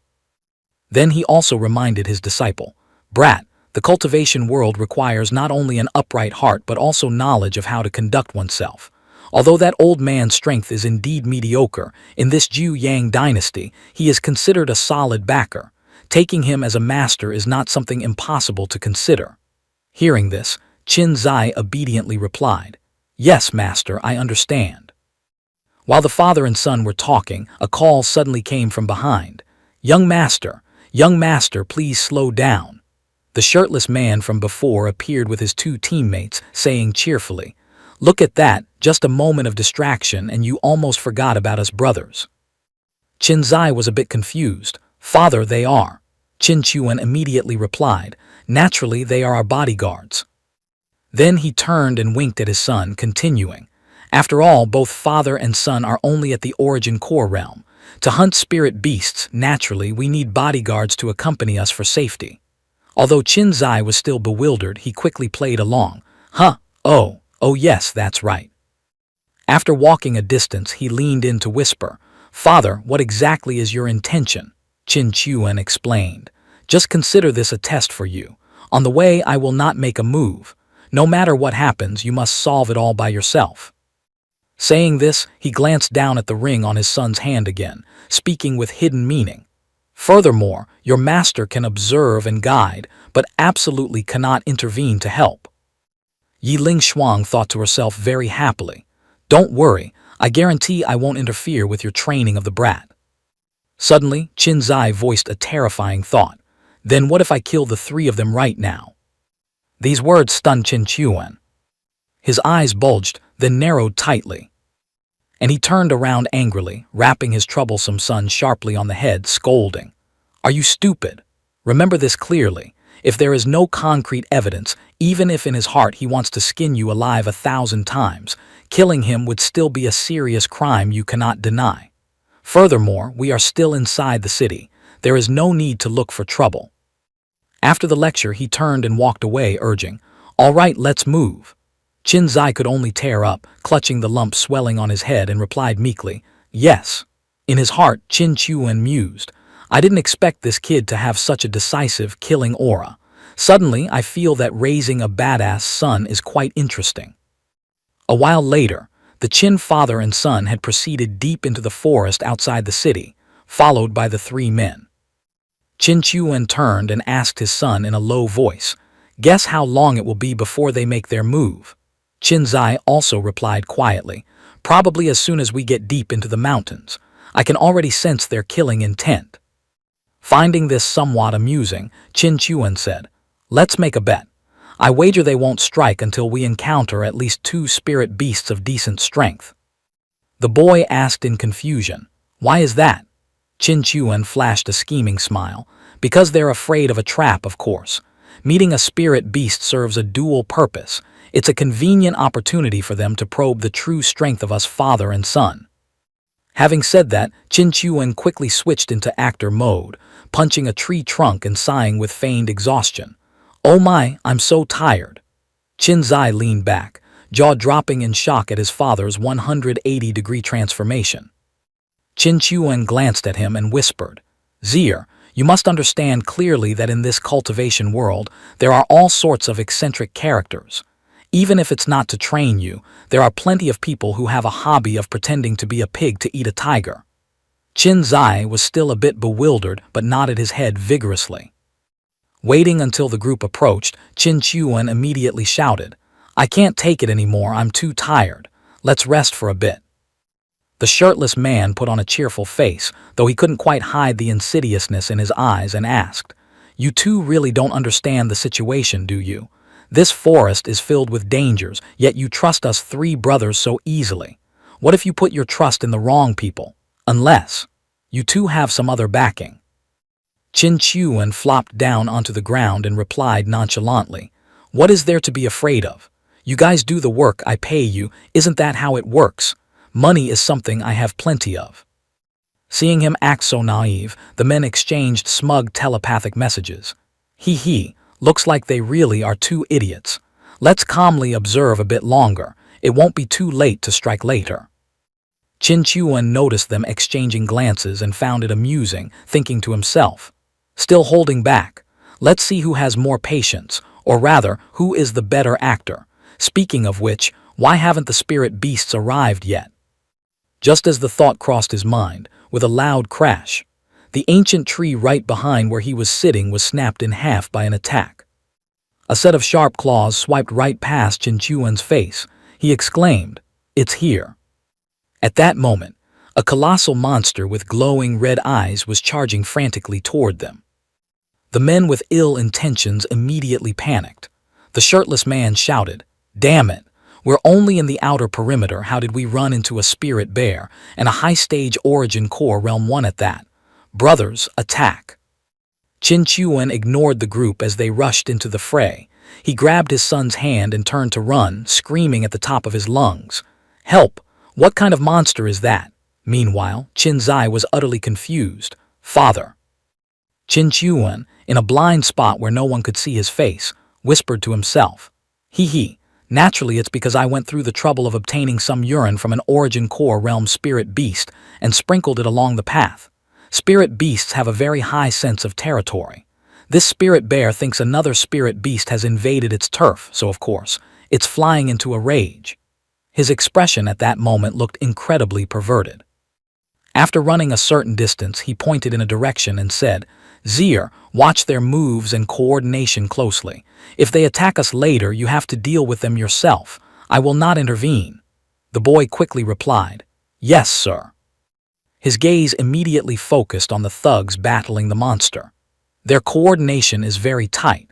If I fought them individually, I could kill them in the blink of an eye. But once the three of them join forces, I'm afraid the odds of winning won't be in my favor. A streak of sword light flashed through the air, and the giant spirit beast finally collapsed under the blade of the man with the brown hair bun. He planted his sword into the ground, exhausted and panting. "Son of a bitch, just our luck." The masked man looked over at the Qin father and son and spoke up, "Big brother, let's make our move. The situation today is very strange. If we go any deeper, we might face danger. These 2 fat sheep plus a spirit bear are enough for this trip." In the eyes of the thugs, Qin Chuan and his son appeared to be trembling with fear, hugging each other. The shirtless man walked over holding his saber, pretending to ask with concern, "How is it? Are you hurt badly?" The man with the brown hair bun followed with his sword, replying, "I'm fine, just overexerted a bit. I'll recover after a short rest." At this point, he raised his hammer and spoke in a threatening tone, "You two aren't very loyal, are you?" The father and son were still hugging each other, shivering. Suddenly, Qin Chuan scratched his face and asked innocently, "Not loyal? What do you mean?" The shirtless man hoisted his hammer onto his shoulder. "Us brothers were fighting for our lives here, while you two stood by and watched without lifting a finger. That's not very nice." Qin Chuan then pulled out a thick stack of banknotes and said, "Ah, is that it? I just need to add more money, right?" The man snatched the stack of money and replied, "At least you know your place. But this still isn't enough. How about you lie down first, so us three brothers can take our time checking what other valuables you have on you."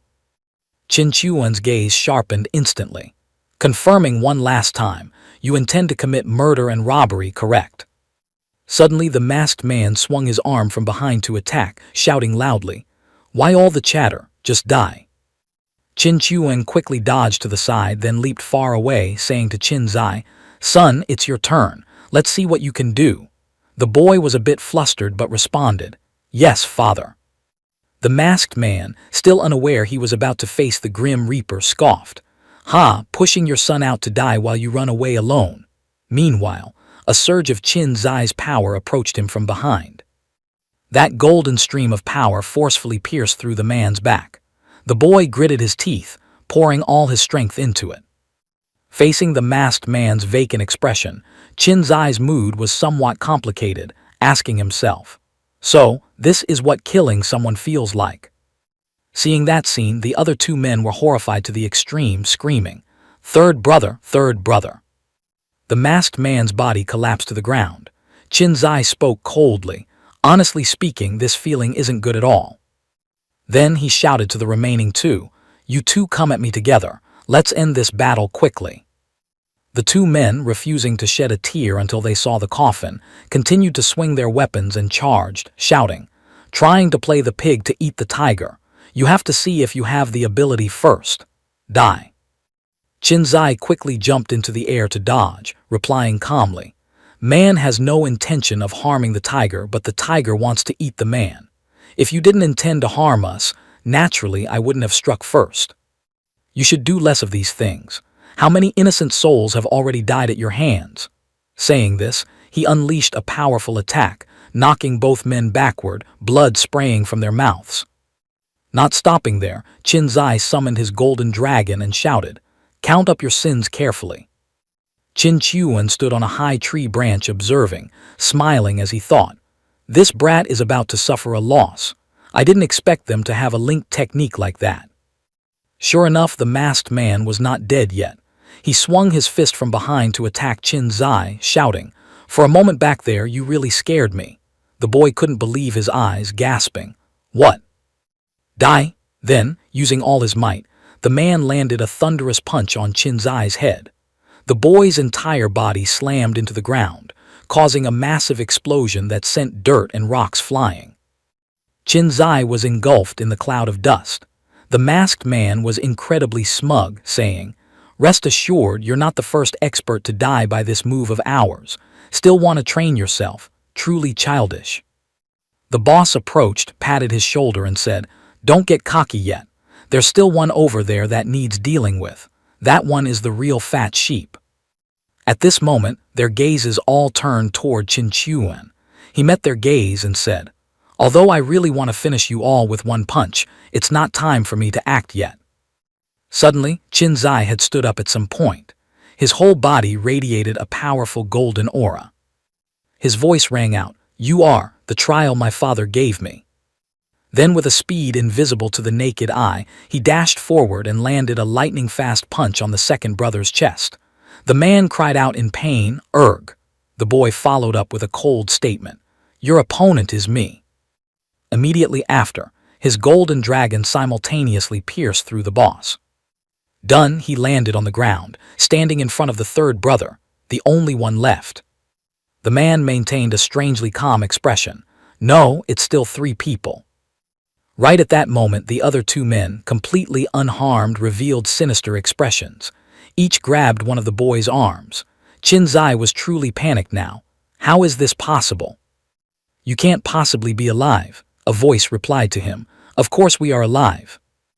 Then came an incredibly powerful punch that made him cough up blood.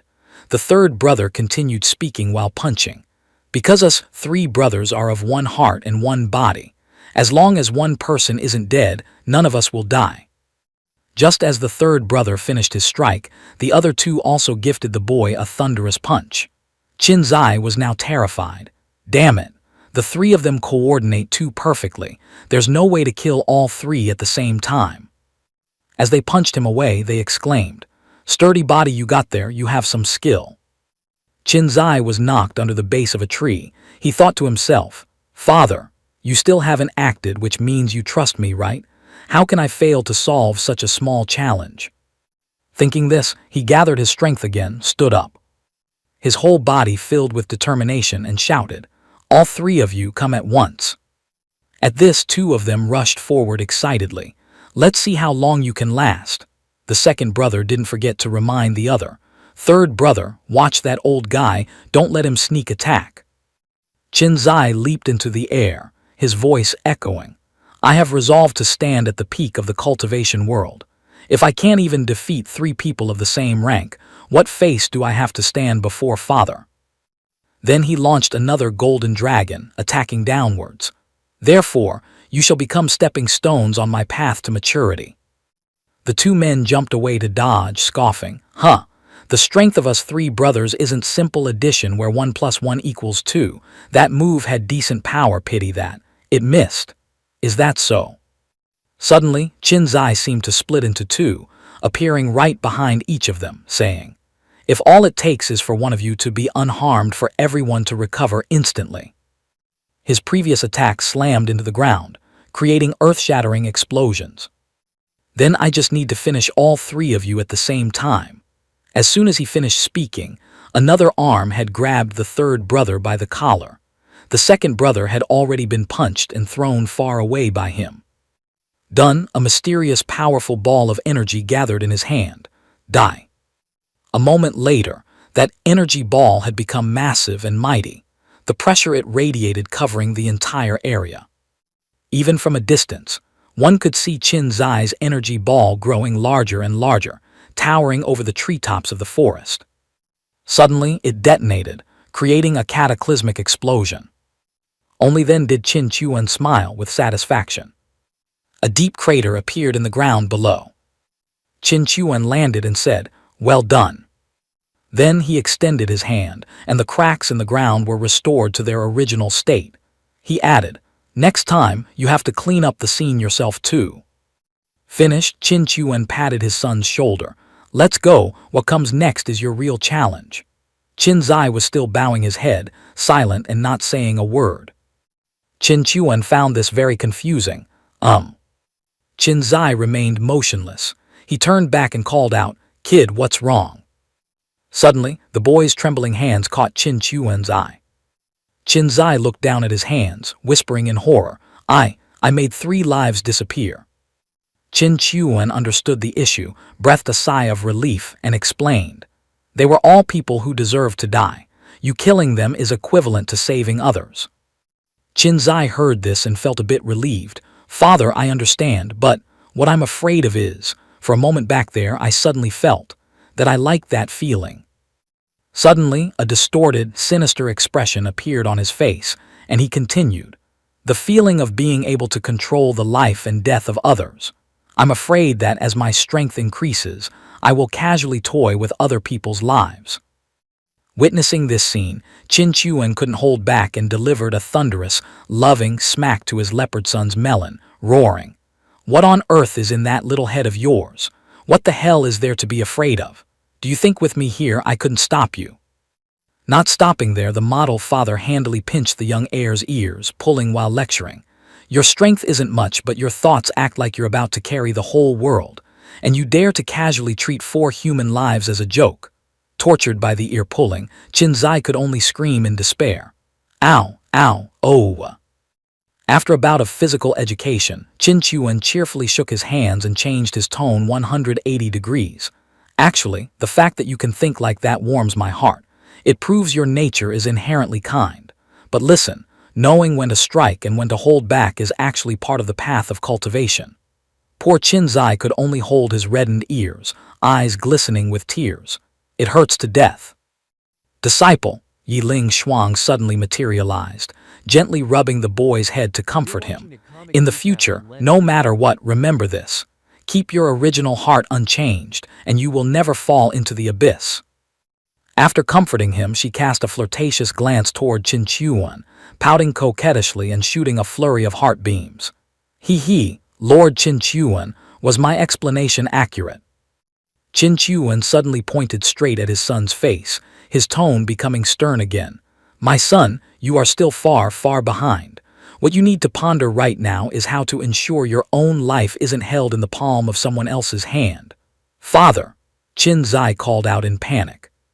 But the father coldly turned his back, merely waving his hand indifferently. Prepare yourself to accept the next challenge. When you realize how small you are, you won't have the energy to think about such nonsense anymore. Yiling Shuang appeared extremely excited, hovering alongside him. Qin Zai heard this and could only sigh helplessly. That's right, I'm still too young and green. My cultivation hasn't even touched the pure Yang realm threshold, yet I'm overthinking things, truly worrying for nothing. A while later, deep in the dense forest, a childish voice rang out. Dad, what exactly are you searching for? Qin Chuan was in an incredibly comical posture, eyes darting around, completely ignoring his son's puzzled expression. Suddenly, his gaze stopped at a cave. His eyes lit up, and he slapped his thigh with a snap. This is definitely the place. Kid, come here quick. As soon as he finished speaking, he quickly crawled onto the ground. See that cave over there? Qin Zai hurriedly replied. I see it. Qin Chuan turned around, flashing a meaningful smile. That is the lair of a scarlet flame tiger. In this season, there's a high probability there are cubs. Hearing this, the blood drained from Qin Zai's face, and he stammered. Dad, you don't intend to tell me to sneak in and steal the cubs, do you? Qin Chuan gave a stylish wink and gave a thumbs up, truly worthy of being Qin Chuan's son, suddenly so smart. Hearing this, Qin Zai froze like a statue, his face blank as if he no longer had any attachments to the mortal world. He forced a distorted smile. Dad, if I recall correctly, an adult scarlet flame tiger is usually a monster beast at the 7th level of the Nirvana realm or higher. My son, just go with peace of mind. But before he could finish his sentence, Qin Chuan took a run-up and launched his heir flying into the air. I've scouted thoroughly. The mother tiger is out, and the cubs are only at the peak of the origin core realm. Qin Zai's expression at this moment had surpassed the limits of language, completely resigning himself to fate. Only when his figure was nearly lost amidst the clouds did he manage to regain his composure enough to scream back a resentful line. Dad, you have to let me prepare mentally first. After successfully launching his son, Qin Chuan turned to whisper to the air. System, this was your suggestion. If my son provokes a monster beast, my strength increases. If anything happens to him, you're taking the blame. The system immediately chimed in. This system follows the principle, father is invincible. Strong enemies include all other races and species. Hearing this, Qin Chuan recalled the moment he secretly sprinkled a strange liquid on Qin Zai and smiled with unspeakable cunning. He, powder of the earth-shaking demon rat. Smelling the scent of a natural enemy like this, the mother tiger will surely rush back quickly. My good son, I'm giving this to you, truly a father with heart and vision, a vision for destruction. By now, Qin Zai had stealthily crept to the mouth of the cave. He tried to take deep breaths to calm down while muttering to reassure himself. Phew, calm down. Father has scouted everything, I just need to deal with a tiger cub. Suddenly the ground shook violently, making him jump. Qin Zai looked down at his feet in panic. What's happening? An earthquake. Right then, a giant spirit beast with blood-red eyes and 2 sharp fangs charged forward. Wherever it ran, the ground cracked open. It sniffed the air, then abruptly stopped right in front of Qin Zai's cave. The boy peeked out to observe, analyzing quickly in his head. So strong. But it seems to be a juvenile too, cultivation hovering around the pure Yang realm. What is this spirit beast planning to do here? Immediately after, the giant rat stretched its body, preparing to rush into the cave. Qin Zai was terrified. Damn it! Could this dinosaur version of a sewer rat also share the great ideal of kidnapping children? Inside the cave, 2 tiger cubs were curled up together. One seemed to sense something amiss and perked up. The giant rat burst in, opening its wide mouth ready to devour the 2 little lives. Qin Chuan observed the whole scene from above, eyes shining as he muttered with delight. What kind of fortuitous encounter has my good son run into now? Below, Qin Zai didn't hesitate for a second and immediately jumped into the cave. Quick as a flash, he tucked a cub under each arm and ran for his life on all 4s, not forgetting to turn back and scold the giant rat. You ugly thing! Bullying children, what kind of skill is that? Up high, Qin Chuan witnessed this and exclaimed in surprise inwardly, This plot, why is it so familiar? Having rescued the two cubs, Qinzai put them down and instructed, "You two run quick." Saying that, his gaze became sharp.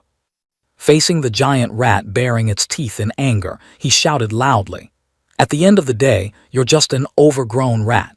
Can't beat the parents, so you turn to bullying kids." The rat's eyes grew redder and redder. It roared, releasing a powerful aura attacking straight toward Qinzai. However, he replied calmly, "Let me see how much strength you filthy beast have." Qinzai gritted his teeth, watching the terrifying power rushing towards him. Then gathered all his strength, spreading his arms to block. "Stop right there." Up above, Qin Chuan also began to show clear anxiety, clutching the ground tightly with both hands, muttering, "Son, I believe in you. It's just a measly pure Yang realm rat." Below, after the collision, Qinzai was injured to the point of coughing up blood. He remained incredibly angry, roaring, "Just a lousy demon rat, that's all you've got." The giant rat charged again with glowing red eyes. Suddenly, it squatted down, opened its mouth wide, and let out an earth-shattering roar. The sound emitting from its mouth was like an invisible shockwave, capable of crushing everything in its path. On this side, Qinzai also exploded with his own power. Flames erupted so violently they burned away his outer robe, revealing a teenage body that, while still tender, was full of resilience. His two hands were two blazing fireballs, his expression unwavering and full of disdain. "A measly beast. Do you think I can't protect what I want to protect right in front of you?" However, the giant rat opened its mouth and fired a beam of destructive energy, stabbing straight toward him. All things returned to silence. Heaven and earth returned to one. Yiling Shuang hurriedly appeared, speaking up to warn him, "Zir, retreat quickly. This beast has the strength of the mid-stage pure Yang realm. Right now you are not its opponent." Qin Chuan was also anxiously cursing inwardly. "Damn it. Why hasn't this broken system reacted yet? Whatever, it doesn't matter if I don't level up once or twice." Qinzai was still bracing himself against the terrifying power, his voice resolute. "Master, I cannot retreat. If I retreat now, then what was the point of me stepping forward in the beginning?" Yiling Shuang continued to gently advise, "When facing something you cannot do, you must know how to retreat. This is also a lesson you are bound to learn. Retreat now for me, leave the rest to me to handle." Suddenly, the two tiger cubs from before returned, their expressions serious yet undeniably cute. One even opened its tiny mouth to let out a tender roar to assert dominance.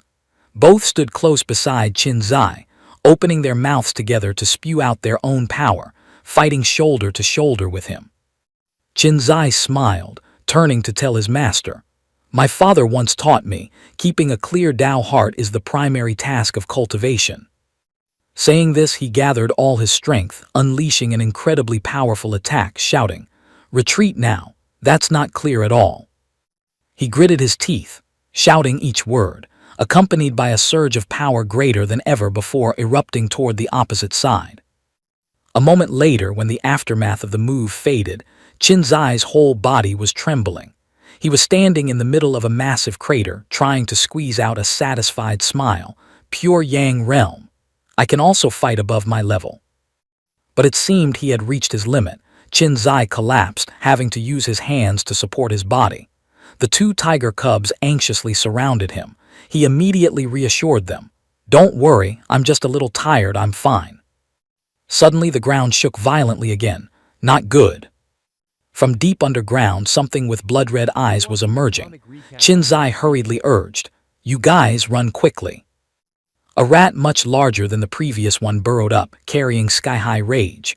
Its eyes were glowing red and fierce, looking down at the tiny Qinzai below. He felt a helplessness like never before. Beat the little one and the big one comes crawling out. This strength is completely unfathomable.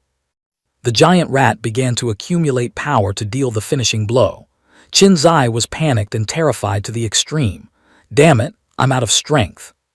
Finally, a robotic voice rang out in Qin Chuan's head.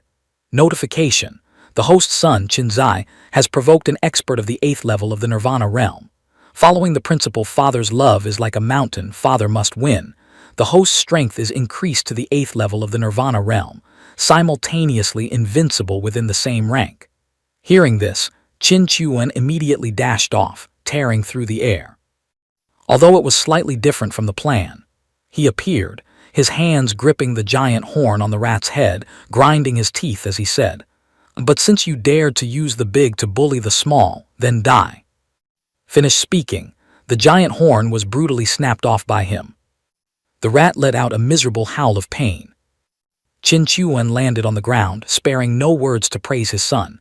"Zier, well done. Watch Dad vent your anger for you." Suddenly, an earth-shattering roar rang out, causing the father and son to startle before they could even celebrate. This sound is, the mother tiger is back. High above, a colossal, incredibly ferocious tiger appeared, holding two small rats in its claws. It looked extremely angry. Qin Chuan was also a bit worried, looking up to observe. Seeing their mother return, the two tiger cubs ran out to stand in front of her, chirping and competing to open their mouths. The mother tiger listened silently.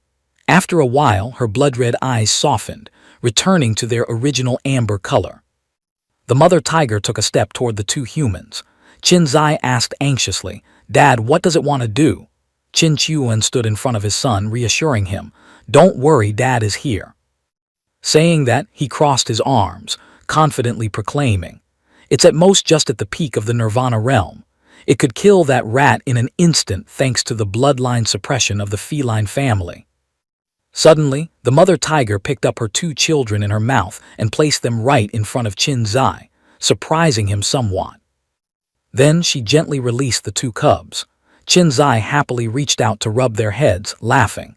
"Did you two tell your mom that I saved you?" He laughed shyly. "I just encountered the situation by accident. Actually, I had some bad intentions at the beginning too." Suddenly, the mother tiger roared again. A formation of light enveloped Qin Zai and the two cubs. He asked in panic, "What is this?" Yiling Shuang appeared, happily explaining, "Zier, you truly have heaven-sent luck. This tiger thinks your character is good enough for it to entrust them to you. It wants to help its children form a contract with you." Qin Chuan stood to the side witnessing this scene, wanting to cry but having no tears, screaming internally, "Spirit beasts, two of them. How does my damn son have such dog-shit luck?"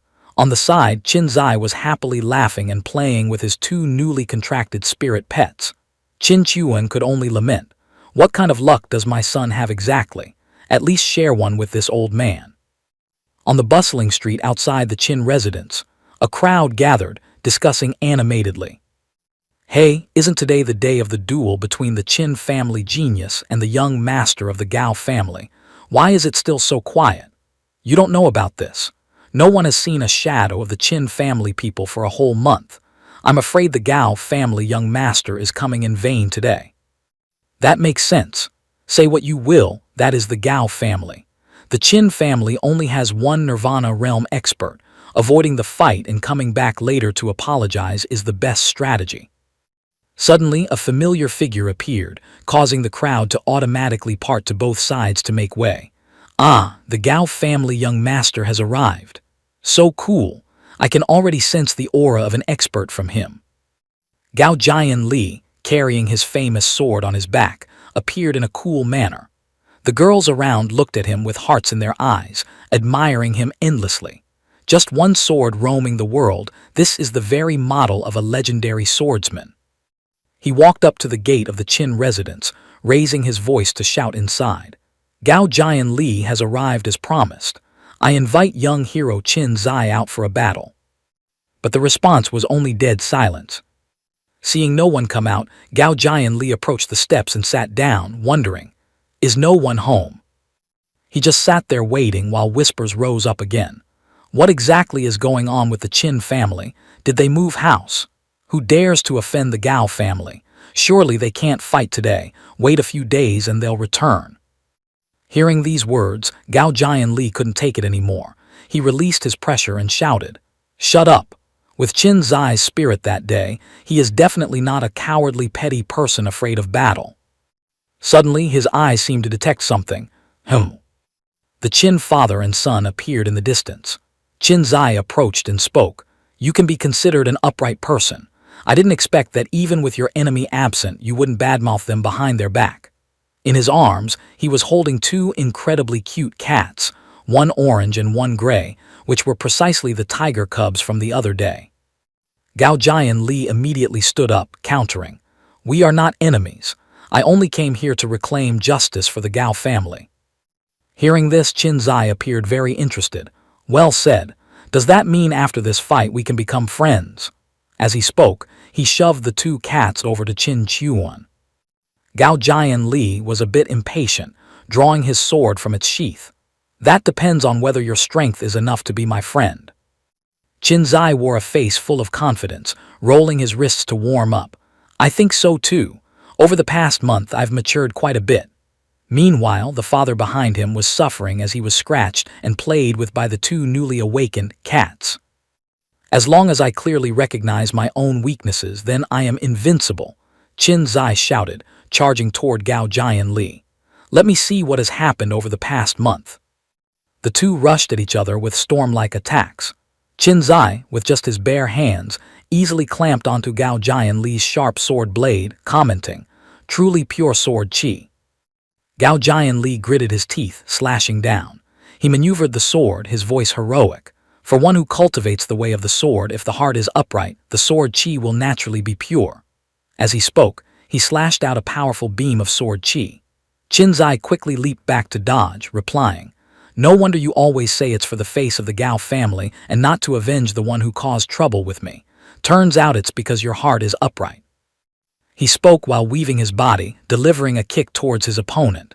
"You are very strong." At this moment, Gao Jian Li had also condensed a golden arrow of spiritual energy hovering above his head, saying, "We need not waste any more time. Use your strongest move." Qin Zai did not hesitate, immediately channeling the eternal God palm.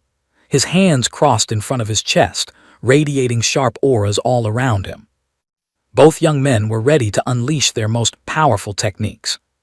Two streams of energy, one green and one red, crashed into each other, creating a terrifying explosion. Suddenly, the remaining energy was green. A broken sword fell from the sky, stabbing straight into the ground right next to someone's foot.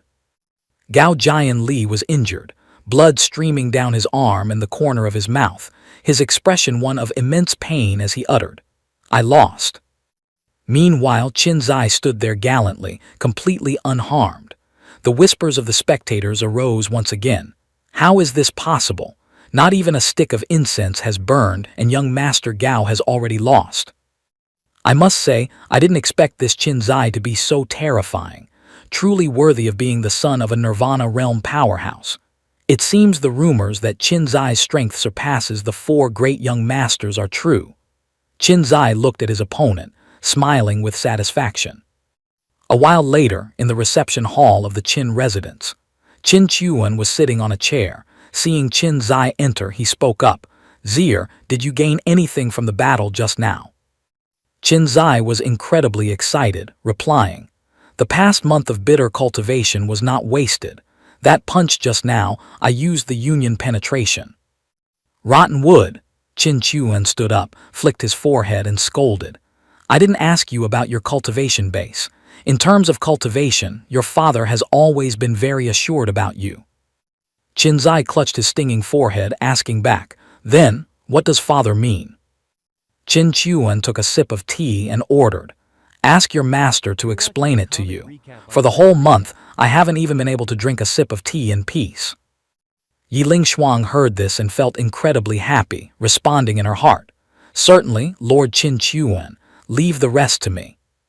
Then she glanced at her disciple and explained, "Did you not notice that during this past month, that young man surnamed Gao had already broken through to the pure Yang realm?" Qin Zai heard this and found it hard to believe. "That's impossible. If he was in the pure Yang realm, why did he use strength equal to mine in the duel just now?" Yiling Shuang began to offer her speculation.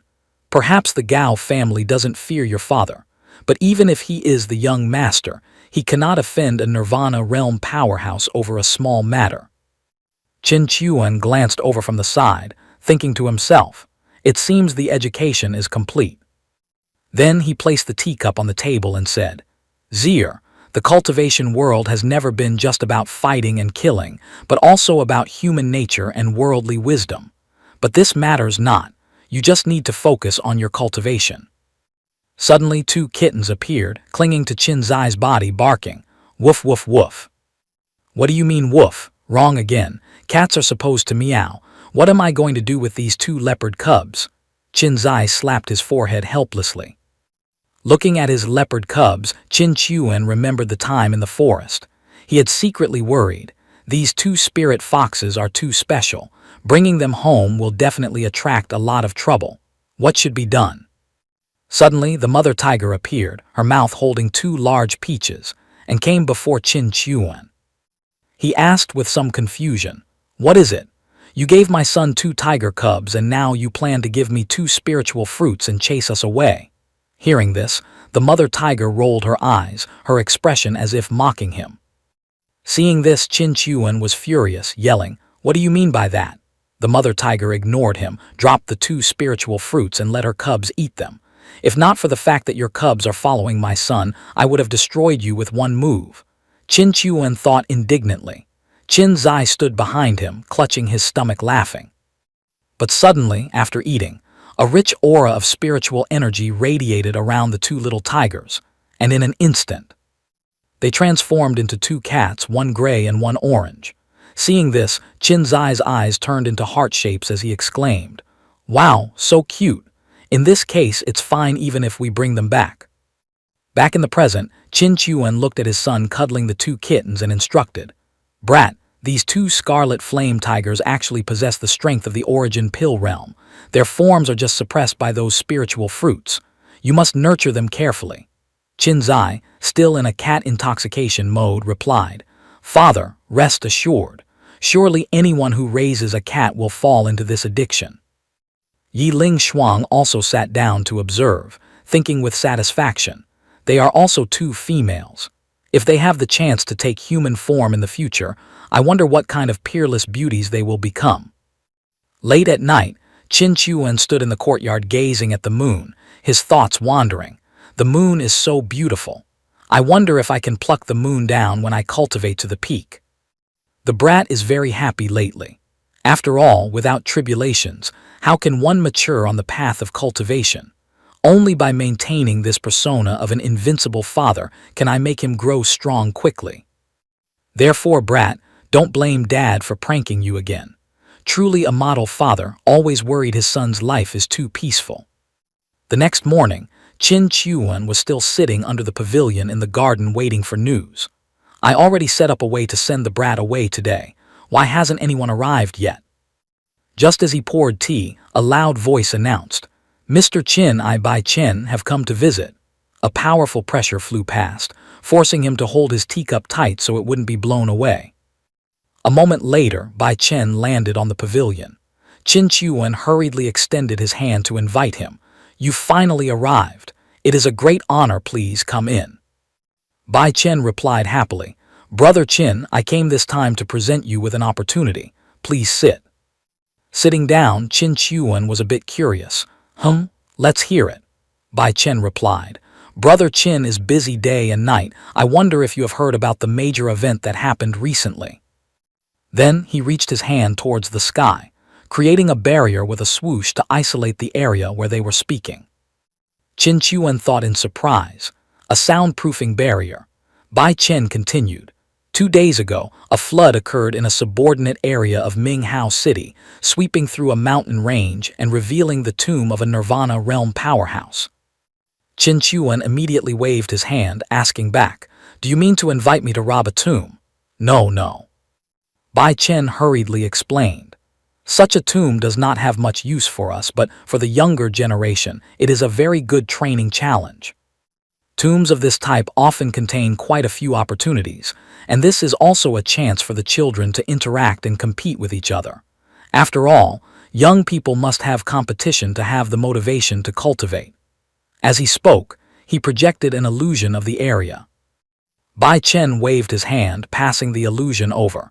Qin Chuan received it, observing while asking, "You mean you have informed many people about this tomb and many young people will flock there?" In his heart, he secretly exclaimed, Deep schemes indeed. Hearing him ask, Bai Chen cupped his hands, looking a bit embarrassed. I indeed sold this news to many Nirvana-level factions, making a small profit. I've let Brother Chin laugh at me. But then he quickly leaned in closer, explaining.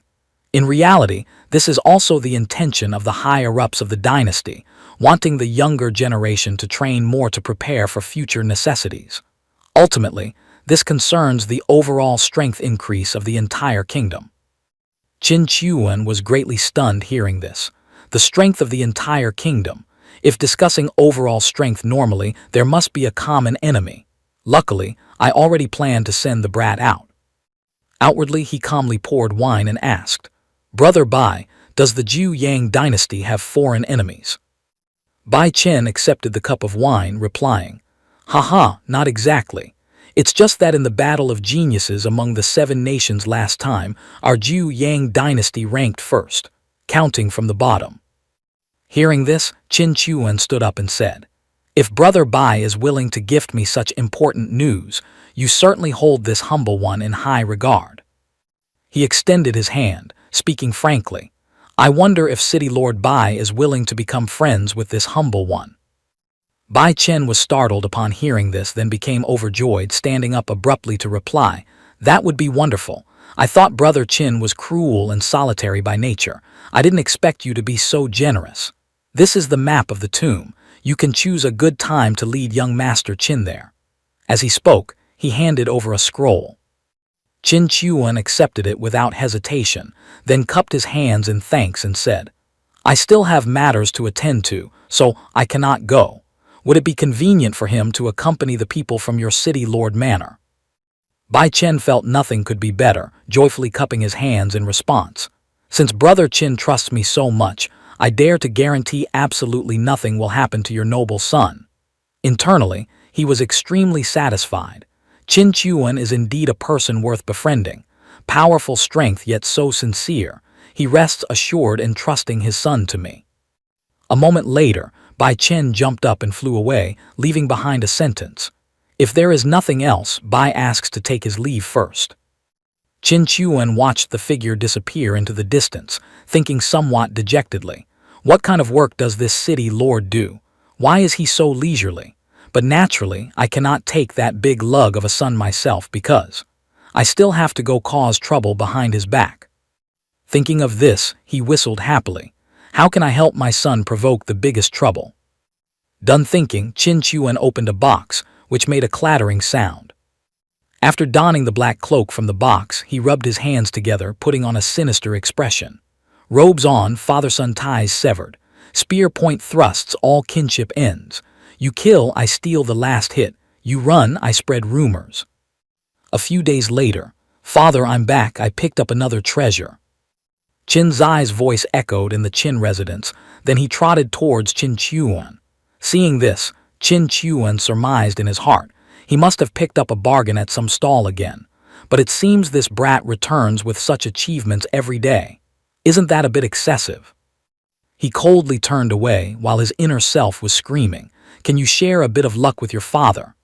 I go back and forth several times a day and haven't picked up a single treasure. Even so, Qin Chuan forced a stiff smile, patting his son's head and praising, My son is so capable.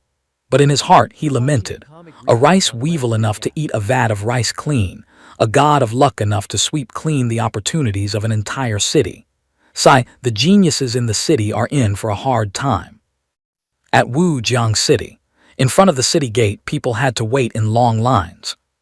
A person returning after being away for a long time saw this scene and wondered, Since when did our small second-tier town become so crowded? A person standing in front glanced back.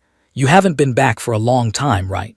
Heard that a tomb of a Nirvana realm powerhouse was discovered near our place. Now countless forces from all over hear the news and come looking. The traveler said worriedly.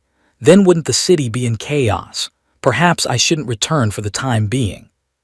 The person in front laughed reassuringly. Rest assured, they won't bother with us. Many people enter the city just to rest for a bit before immediately heading to the tomb.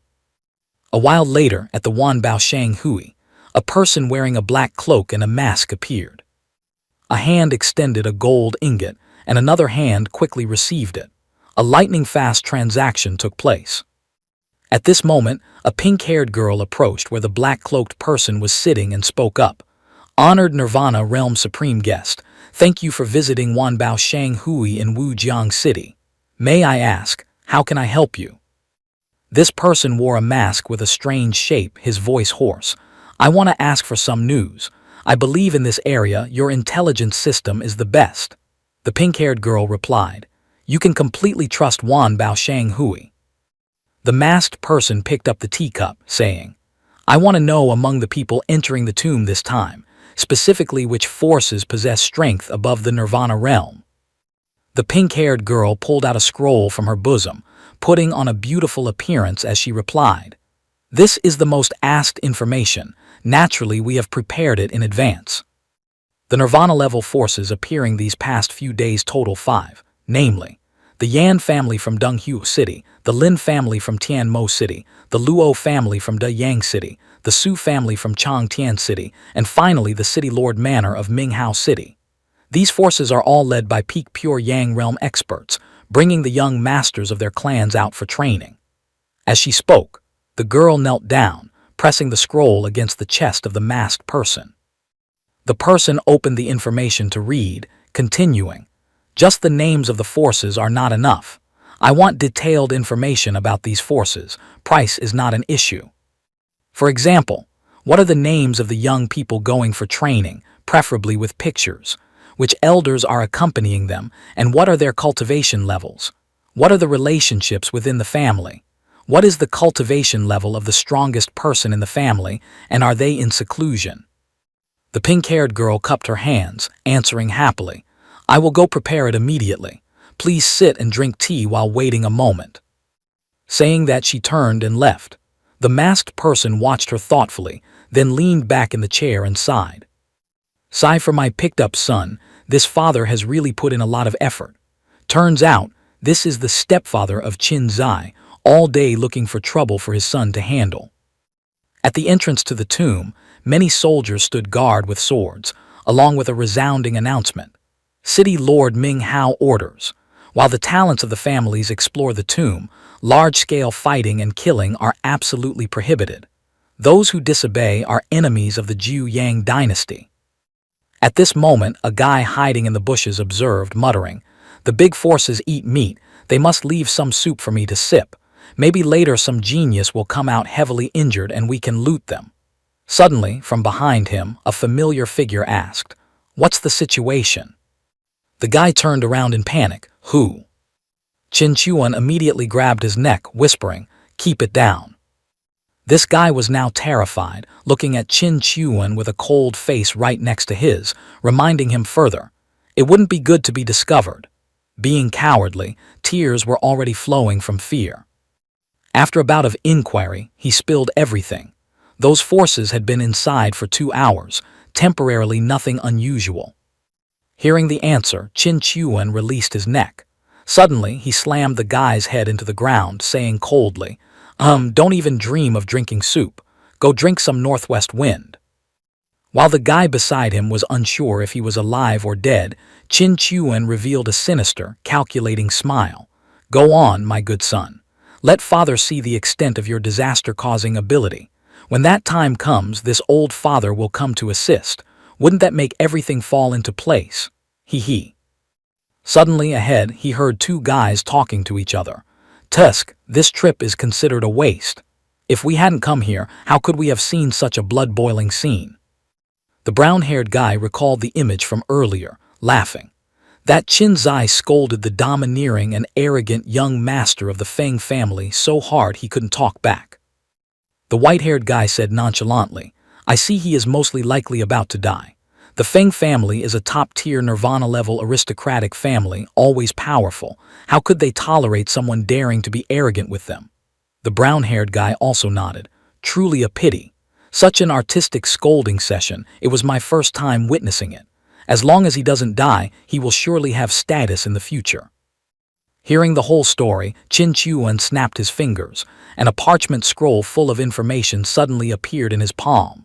Scanning through it, he muttered in his head, young master of the Feng family. Let's see what interesting things are in this resume. Feng family young master. Feng Zhao, 18 springs old, already climbed to the 9th level of the origin pill realm. Father, Feng Shang, Feng family head, a veteran at the 6th level of the Nirvana realm. Final boss, Feng Lan, Feng Zhao's grandfather, a genuine big shot with 9th level Nirvana realm cultivation. Ah, here's a valuable detail. Because Feng Zhao's mother came from a background as a songstress, this old master has disliked his eldest grandson since childhood. Reading this, Qin Chuan felt a lump in his throat. Good heavens, my son, what kind of hornet's nest did you poke? He lamented silently. The strained relationship between the grandfather and grandson was indeed a breakthrough point. If I take action to send Feng Zhao to meet his ancestors, his father Feng Shang will definitely fly into a rage. But who knows, maybe the grandfather Feng Lan will slap his thigh in delight and throw a celebration banquet. Thinking of this, he scratched his head, messing up his hair. Dealing with Feng Zhao is easy, but his father Feng Shang, although a level weaker than me, is no pushover. If I accidentally alert the final boss, Feng Lan, the story will take a completely different turn, having nothing to do with my brat anymore, and I can't arbitrarily upgrade my power. This is tricky. With a thud, Qin Chuan lay flat on the ground. He called out into the void. System, oh system, let me ask, if I am already the boss among those of the same level, then does an 8th stage like me have any chance of beating a 9th stage old guy? The system replied coldly. Once the host's cultivation is upgraded, the system guarantees invincibility within the same rank. Theoretically, the host can fight opponents 3 minor realms higher. Hearing this, Qin Chuan despaired even more. Isn't that the same as saying if the opponent is a whole major realm higher than me and also possesses a treasury of top-tier artifacts, martial arts, plus overbearing auxiliary skills, or worse, is also the invincible in the same rank type? Then I'll just be beaten to a pulp. But then a flame of determination ignited fiercely within him. No, he sprang up. I absolutely cannot lose. Even a miserable victory is unacceptable. Every move must maintain an aura of absolute crushing dominance. Only then will my image as an invincible powerhouse not collapse. The lovely image of his son appeared in his mind. My brat is naturally kind-hearted, even a bit cowardly. It was hard enough for him to learn to be a bit arrogant. If he suddenly discovers that the invincible city wall named Father is actually just a colorful paper tiger, will he have the mind to confidently go causing trouble anymore? Just as Qin Chuan sat up straight, a furious roar echoed from inside the cave, tearing through the silence. Qin Zai, I Feng Zhao swear to chop you into 100 pieces, followed by a blast of violent spiritual energy shooting straight out. The guarding soldiers were frightened out of their wits. What the hell just flashed by? Amidst this, a figure had already rushed out from the cave, landing gently on the ground. It was Qin Zai. He raised his head, responding to the roar just now with a cold voice. Then right now I will destroy you. His black hair suddenly turned into a brilliant golden color, strangely familiar. Qin Chuan sensed that aura, and a thought immediately flashed in his mind. This aura, it's the grandpa possession mode. He began to analyze. Usually, after being possessed, the hair color changes to the possessor's hair color. Is the grandpa a blonde player? Then suddenly, he fell backward as he realized something. Oh my, this damn prejudice. Could it be that I've guessed completely wrong all this time?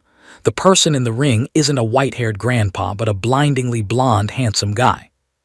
But immediately, he looked at Qin Zai's back and refuted himself. No, my vision is too narrow. It could also be a blonde beauty. If this scenario is true, maybe this is my eldest daughter-in-law. Thinking of this, Qin Chuan's cheeks flushed, and a stream of clear drool unconsciously trickled from the corner of his mouth. He muttered, "True logic is immortal. Only a beauty has the power to awaken the endless martial potential of a young man. Remembering my past life, Miss Tai's legs were truly a masterpiece. Yet she was sold out by a close friend, truly pitiful." Waking from his daydream, he hurriedly stood up. Oh crap, must go see what's happening quickly. Can't let that Feng family brat run away. If he escapes, Who knows how long I'll have to wait to make enemies again. Elsewhere, an elderly figure was flying rapidly through the air. In his hand, he was carrying another person, his mouth muttering worriedly, "Damn it, faster, he's catching up." Qinzai, with his golden hair fluttering in the wind, roared from behind, "Feng Zhao, with your terrible actions, killing you 10 times wouldn't be enough to pay for your crimes." The Feng Zhao being dragged along had a pale face, but his mouth didn't stop being aggressive. He pointed at Qinzai, cursing, "Don't push people too far. If you get lost now, I'll treat it as if nothing ever happened." At this moment, Qinzai had been possessed by Yiling Shuang, his power soaring. He roared in response, "I'm pushing people too far. Outside the tomb, just because of a petty dispute, you wanted to take my life. I thought of the bigger picture and didn't bother calculating with you." As he spoke, he condensed spiritual energy, creating a giant eagle in the air, diving straight to attack the two. "Inside the tomb, I kindly helped you break the formation, yet you heartlessly pushed me into a death trap. If not for my great fortune, I fear I would have been a pile of dry bones in there. Seeing me obtain an opportunity, you and your family dog even planned to kill me and steal the treasure.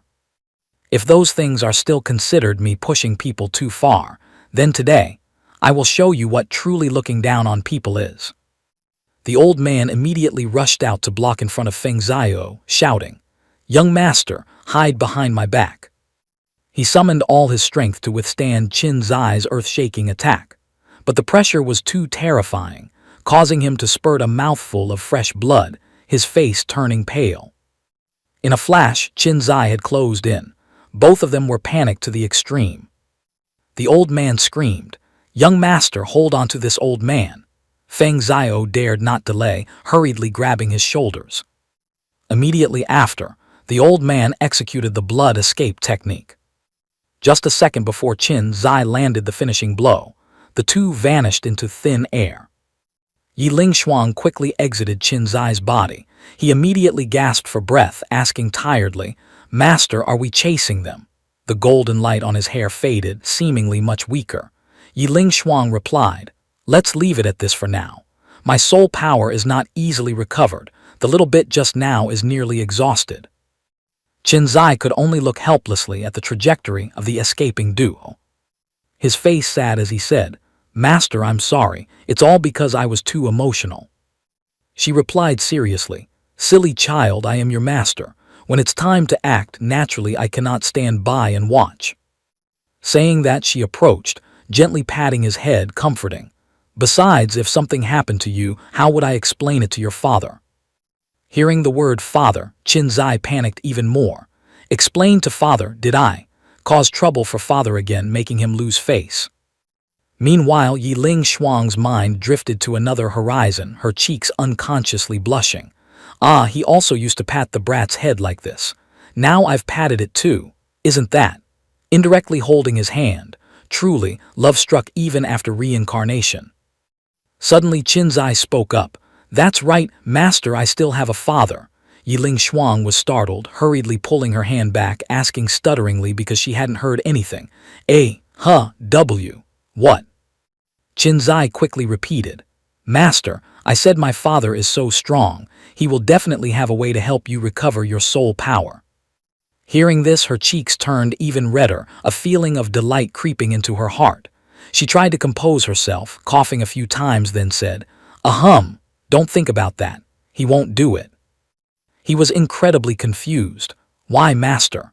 Yiling Shuang looked up at the distant sky, replying, "Do you remember the night your father laid his cards on the table with you? What did he say?" At that time, he said very clearly, "I teach you to become a powerhouse. In exchange, you will help me resurrect in the future. This is a private deal between the two of us." Your father at that time made his attitude clear. He is just a witness to our agreement. Qinzai scratched his head, looking bewildered. "I don't understand. If it's an agreement between the two of us, then ultimately what is the use of this witness? Might as well ask father to resurrect you directly, it's faster." Yiling Shuang explained seriously. "With him as a witness, neither of us can break the contract. In the future, when you become strong, if you don't resurrect me, I'm not sure if he will punish you or not. But if I don't teach you well, or abandon you and leave. Speaking up to hear, her hand unconsciously gripped her skirt tightly, her voice trembling slightly. I fear my ending will be even more miserable than now, living a life worse than death. Hearing this, Qin's eye burned with determination. Master, rest assured. What I promised you I will definitely do. You treat me well, I absolutely won't let you down. But deep down he thought differently. Master, clearly you were scared witless by my father, weren't you? She smiled with satisfaction. I know your nature. Otherwise, I wouldn't have accepted you as a disciple in the beginning. Just then Bai Chen suddenly appeared, asking worriedly, What happened? Are you all right? Where is that Feng Zhao? The boy was slightly startled, replying, He ran away. In the clear blue sky, within a forest that was originally quiet, the ground suddenly shook. A force burst up from underground, cracking the earth open. It was the two who had just escaped from Qin's eye. The old man had lost an arm, looking incredibly miserable. Feng Zhao supported him while turning to ask, Damn it, that mongrel. Uncle Lu, how are you? They won't chase us anymore, right? The old man called Uncle Lu replied with difficulty, No need to worry. After losing the tail, I changed direction. He surely cannot catch up. But I used a forbidden technique. My vitality is greatly damaged. Even if he catches up, I no longer have the strength to fly. Suddenly, a sharp pain struck him, causing him to convulse. Feng Zhao, with a face cold to the point of being terrifying, had pierced a hand through Uncle Lu's chest. Uncle Lu's face revealed a look of disbelief. Young master. Feng Zhao withdrew his hand, blood splattering, but his expression didn't change in the slightest. He said coldly, Uncle Lu, you cannot blame me. Grandfather already disliked me. In the struggle between juniors, the family naturally cannot send a Nirvana realm powerhouse to hunt down Qin Zai just for me. Only if you die will the Feng family have a reason to fly into a rage. You have protected me since childhood. Consider this the last time you show loyalty to me. Having said that, he ruthlessly threw Uncle Lu's body far away. Suddenly, from above came a burst of crisp applause, accompanied by a voice full of admiration. Decisive in killing, possessing a trace of the formidable ambition of years past. But there is still one point. You were not careful enough. Feng Zhao looked up in horror. Which point? Qin Chuan slowly emerged, his face cold as ice. Just him dying alone, I fear, is still not enough. Feng Zhao saw Qin Chuan and roared, Who are you? What do you want? Qin Chuan pointed down, replying calmly, I am just an ordinary father.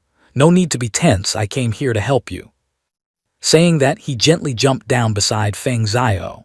Feng Zhao at this moment looked extremely confused. Ordinary father, could it be? What mother told me is true. Feng Shang is not my biological father, but you are my father, and now you've come to acknowledge me. Qin Chuan heard this, his face twitching as he hurriedly explained. I think you have a massive misunderstanding. I came here to help you provoke the Feng family to avenge you. Feng Zhao backed away in panic, his mouth still stuttering. Avenge me? Shouldn't it be avenge Uncle Lu, father? Qin Chuan felt his explanation was perfectly reasonable, yet this guy kept insisting on calling him father. Anger rose furiously, a flame of spiritual energy flared up on his hand. Then let me educate you a bit. Indiscriminately acknowledging a father comes at the price of your life. Finished speaking, he launched a palm strike, piercing straight through Feng Zhao's forehead. He only had time to utter a few broken words before falling. I am Feng family, eldest young master.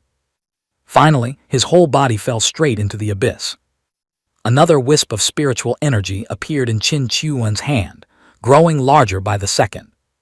He muttered to himself, Killing requires destroying the corpse and erasing traces. As the ancients said, if you don't hide the body well after killing, trouble will fill your lap. Suddenly, he noticed two glittering objects inside the flames. He slapped his forehead, looking regretful. Oh my, how could I forget the two spatial rings? It would be a double loss if I burned and ruined them. Saying that, he controlled his energy to pull the two rings towards him, calculating. It's better to take the spatial rings. Killing without looting completely contradicts the motive of Qin Zai killing Feng Zhao. Luckily, I usually have a habit of rubbing that brat's head, so I can use the excuse of praising his hair. Otherwise, I'd have a headache trying to think of a way to frame him.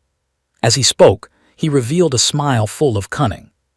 At the gate of Minghao Cheng, Qin Zai and Bai Chen were walking through a bamboo forest. The boy stretched and spoke up. It has clearly been only 3 days, so why do I feel like half a year has passed? Bai Chen looked up at the canopy and explained, "This is the experience your father wanted you to have. Only time and hardships can increase your experience." Hearing this, Qin Zai politely clasped his hands and bowed. "I have troubled Uncle Bai to take care of me this time. I am extremely grateful." Bai Chen replied with satisfaction, "Don't be so polite. I only hate that I met your father too late. You are like my own nephew, so naturally I must care for and look after you." Done, the boy quickly waved goodbye. "Uncle, I will go back to report my safety to my father first." Bai Chen smiled as he watched him go. "Give my regards to your father." Arriving home, Qin Zai was overjoyed, spreading his arms wide and calling out, "Dad, I'm back. Dad, my harvest this time is very bountiful." But answering him was only silence. He immediately went to search every corner. "Dad, Dad, where are you?" His mood began to plummet uncontrollably. Wandering thoughts surfaced again. Could something have happened to Dad? Or did he think I was too incompetent so he doesn't need me anymore? Yiling Shuang quickly appeared to reassure him. "What nonsense are you thinking? Lord Qin Chuan surely went out on business." She then pinched her nose, complaining, "What you need to do now is go take a bath immediately. It's been so many days." His whole body was currently emitting a faint black aura. Qin Zai scratched his head, embarrassingly forgetting all his previous worries. "I didn't even notice. Master is still fastidious as always. I'll go shower then." As for Yiling Shuang, she began to emit heart-shaped bubbles, looking into the distance with an infatuated expression. "Lord Qin Chuan, please come back soon. I miss you so much." 3 hours later, Qin Zai had washed up clean and was sitting cross-legged cultivating. But his heart was still uneasy. Why hasn't Dad returned yet? Suddenly, Yiling Shuang looked up at the sky, saw a streak of light and cheered. "Zir, Lord Qin Chuan is back." Seeing Qin Chuan land on the ground, the boy happily ran over, calling out, "Father, you." But suddenly, he froze when he saw the look on Qin Chuan's face. His complexion was now slightly pale, his eyes listless. "You, what's wrong? The smell of alcohol is so strong." Qin Chuan approached, patted Qin Zai's shoulder, his voice devoid of emotion. "Nothing. I just went to pay respects to an old friend. This old brother loved drinking when he was alive, so I drank a little with him. Let's go inside." Qin Zai watched his staggering back, exclaiming curiously, "Old friend." Yiling Shuang immediately explained for him. "What's strange about that? No one is truly solitary. Your father cultivated to his current realm, so naturally he must have a few close friends. It would be strange if he didn't." In the reception hall, Qin Zai spoke up. "Dad, are you all right? I'll go prepare some sobering tea for you." Qin Chuan leaned back in his chair, waving his hand. "No need. If one wants to be drunk, why bother drinking sobering soup?" Qin Zai then sat down beside him, wondering, "Dad, can you tell me about your past? I don't even know what friends you have." Yiling Shuang, seeing his drunken state, also thought to herself, "His father is truly too mysterious. He looks only in his 30s now, yet not long after Zir was born, his cultivation was sealed." Meanwhile, Qin Zai was frowning in calculation. That means when Dad's cultivation was sealed, he was only in his early 20s. From what Dad said before, it seems he had cultivated to the 9th realm or even higher back then. What does that mean? A martial emperor at 20. Suddenly, Qin Chuan sat up straight and said, "Brat, I know what you are suspecting. Since you asked, your father has nothing to hide. It's just that I don't want outsiders to know about this." Yiling Shuang was very tactful and politely clasped her hands. "Yes, Lord Qin Chuan, I will leave immediately." Even though she knew he couldn't hear her, she quickly retreated inside the ring. Qin Zai was extremely serious now, waiting. "All right, father, let's begin." Qin Chuan glanced sideways, then brought his face close to the boy's face. "Actually, my son, this is my second life." Hearing this, Qin Zai felt like a thunderbolt had struck past his ears. His eyes widened and his mouth fell open in horror. Qin Chuan saw that expression, seemingly having anticipated it. He continued, very surprised. I thought you all would have guessed it. After that, he sat back properly, looking somewhat helpless. Cultivation is not an easy matter. The higher you go, the more arduous the path. Many people cultivate for thousands of years without being able to touch the threshold of a martial emperor. How could I achieve it at only 20 years old? He immediately snapped his fingers, glancing to the side with a worldly air. It would have to be at least 30 or 40, ha! Meanwhile, Qin Zai was still completely frozen. Qin Chuan continued his storytelling. In my previous life, I had already reached that realm, so in this life, cultivating from the beginning faced absolutely no bottlenecks. Actually, in my previous life, I was not a person of this world, but came from the upper realm, which is also where your mother's clan resides. In this life, after recovering my memories from the previous one, I silently cultivated in the Lin family. By 18, I had surpassed the martial emperor realm. A few kittens approached trembling. He picked them up onto his lap, but they didn't stop shivering. Holding the 2 kittens comfortably in his lap, he continued, because the gratitude and grudges of my past life were all in the upper realm, and there was nothing in this small world worth my concern. After surpassing the martial emperor realm, I directly shattered the void and went to the upper realm. Therefore, my understanding of this world isn't much. The people here I could call friends can be counted on one hand. Qin Zai was listening very intently. The person I went to pay respects to today was a friendship that transcended age. I met him by chance when I was young. We had similar interests and wills. It's just a pity. I went to the upper realm for 2 years, and by the time I brought your mother back, he had already passed away. The 2 kittens were now sleeping soundly in his lap. After speaking, he smiled and sighed in relief. The image of Qin Zai and Yiling Shuang inside the ring showed momentary utter shock. Then she immediately understood everything, exclaiming, I understand it all, I understand, now perfectly clear. A long time after the storytelling session ended, Qin Chuan stood watching his son leave. He couldn't help but secretly rejoice. Another hidden danger resolved. From today on, my son and the person in his ring will no longer doubt why I am so young yet so strong. As he thought, he revealed a smile full of cunning. Then he waved his hand in satisfaction. Later, if a major power or famous item appears that I don't know about, it will be easy to explain. It's not that I haven't seen the great world, but that I went directly to a bigger world, so I didn't bother paying attention to this small world. Haha, my wisdom truly surpasses the understanding of all living beings in this realm. As for what the upper realm actually looks like, or even whether an upper realm actually exists, that isn't important. The 2 kittens had now been placed on the ground, still curled up and sleeping soundly. Walking outside, he muttered to himself, anyway, I haven't been there, and neither the brat nor the one in the ring has been there. If no one knows, can't I just make up whatever I want? If that upper realm really exists and we all go up there later, I'll just continue making things up then. Suddenly, a ding sound startled him. The system panel displayed a notification. Feng Shang, Nirvana Realm's 6th layer, has developed killing intent towards your son. Currently, the host's strength has surpassed the opponent. Please protect your son well. Hearing this, Qin Chuan was extremely happy. HMPH found out already. Not much difference from the time I predicted. Then he began to haggle with the system. Hey system, don't be so stingy. I had a hard time acting out such an excellent scene. You should at least give me a little gift. The system did not disappoint him, quickly responding. Detected that the opponent is from a cultivation family with powerful secret techniques.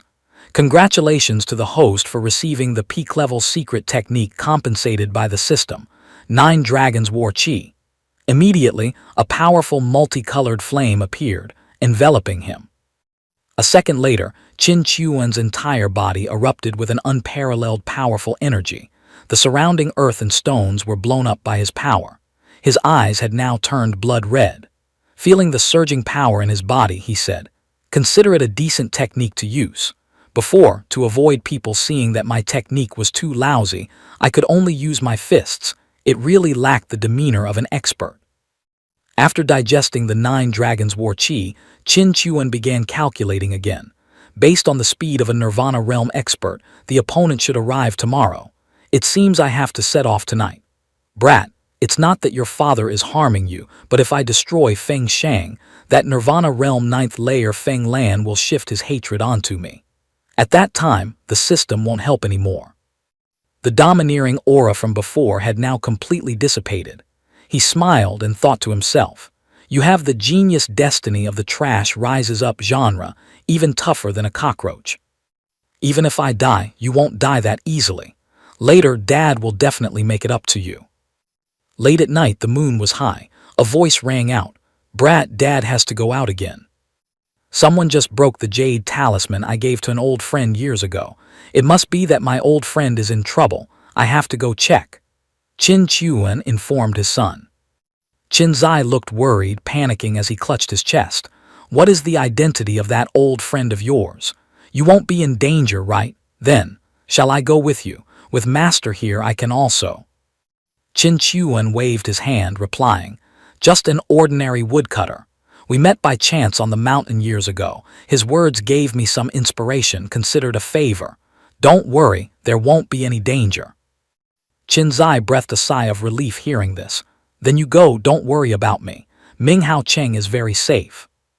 Qin Chuan approached, rubbed his head and said, then I'm going, be good at home. In his heart he thought safe, not just very safe but extremely, extremely safe. The next morning outside the gate of Ming Hao Cheng, golden auras suddenly appeared in the sky, the pressure terrifying. People began to panic. What's happening? I don't know, it feels like the sky is about to collapse. Find a place to hide, quick. Those auras began to straighten out and simultaneously shot towards one direction. Exclamations rang out. It's Nirvana Realm experts, 5 of them. Why did so many Nirvana Realm experts suddenly appear? What exactly happened? The citizens were extremely panicked as they were affected by the aura. Bai Chen quickly appeared, standing in front of the 5 rays of light, speaking loudly. I am the city lord of Ming Hao Cheng, Bai Chen. May I ask how to address you all? One of the 5 rays of light spoke up, the voice full of rage. I am the Feng family head, Feng Shang. An old man with white hair appeared, shouting loudly. Then he continued to introduce. These 4 are elders of my Feng family. The golden lights dissipated, revealing several other elders. When the 5 appeared, old Feng Shang roared. I came here naturally for revenge.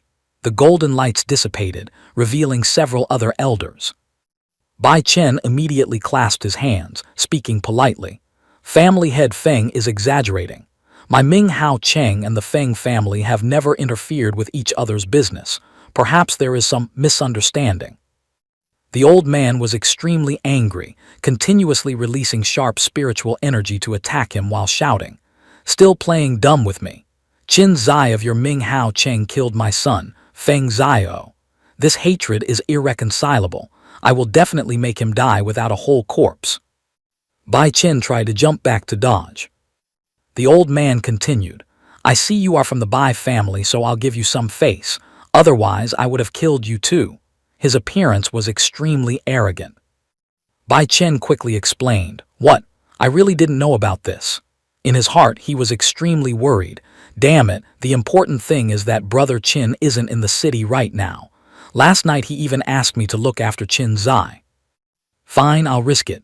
Deciding this, cold sweat broke out on his forehead. Hearing this, old Feng Shang stomped his foot heavily, cracking the ground. Utterly unreasonable.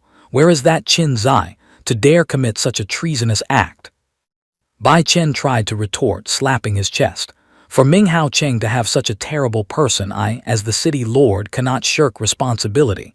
I invite the 5 distinguished guests to the city lord's manor for tea first. I will personally go and catch that brat. The old man replied. HMPH, no need. Bai Chen still calmly waved his hand to call his subordinates. Hey, you two, come here and lead the 5 distinguished guests to the city lord's manor for tea. Scene shift to inside a building. Outside, the sky was still blue. Qin Zai was currently practicing martial arts in the courtyard, humming, woke up early, went out to sunbathe. Suddenly, when he saw the person arriving, he was extremely surprised. "Uncle Bai, what's the rush?" Bai Chen hurriedly and frantically urged. "Run quickly." He grabbed the boy's hand and pulled him along, saying, "You killed Feng Zio.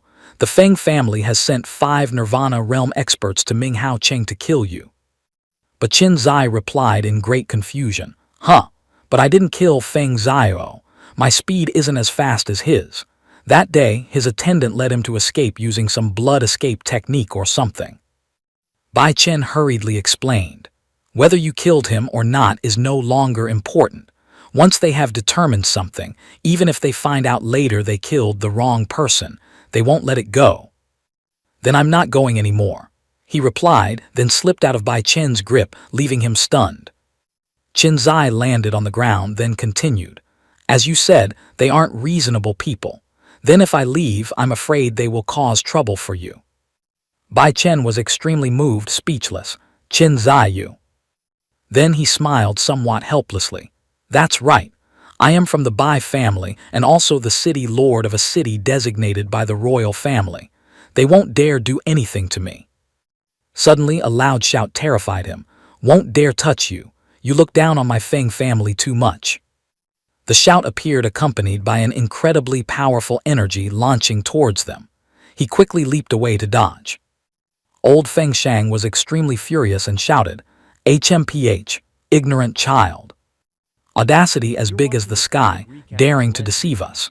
The other old men appeared in the air. The old man ceaselessly released his powerful aura to show off. Seeing this, Bai Chen was panic-stricken, then slapped his chest to explain, "5 lords, I guarantee with my identity, Qin Zai is not lying.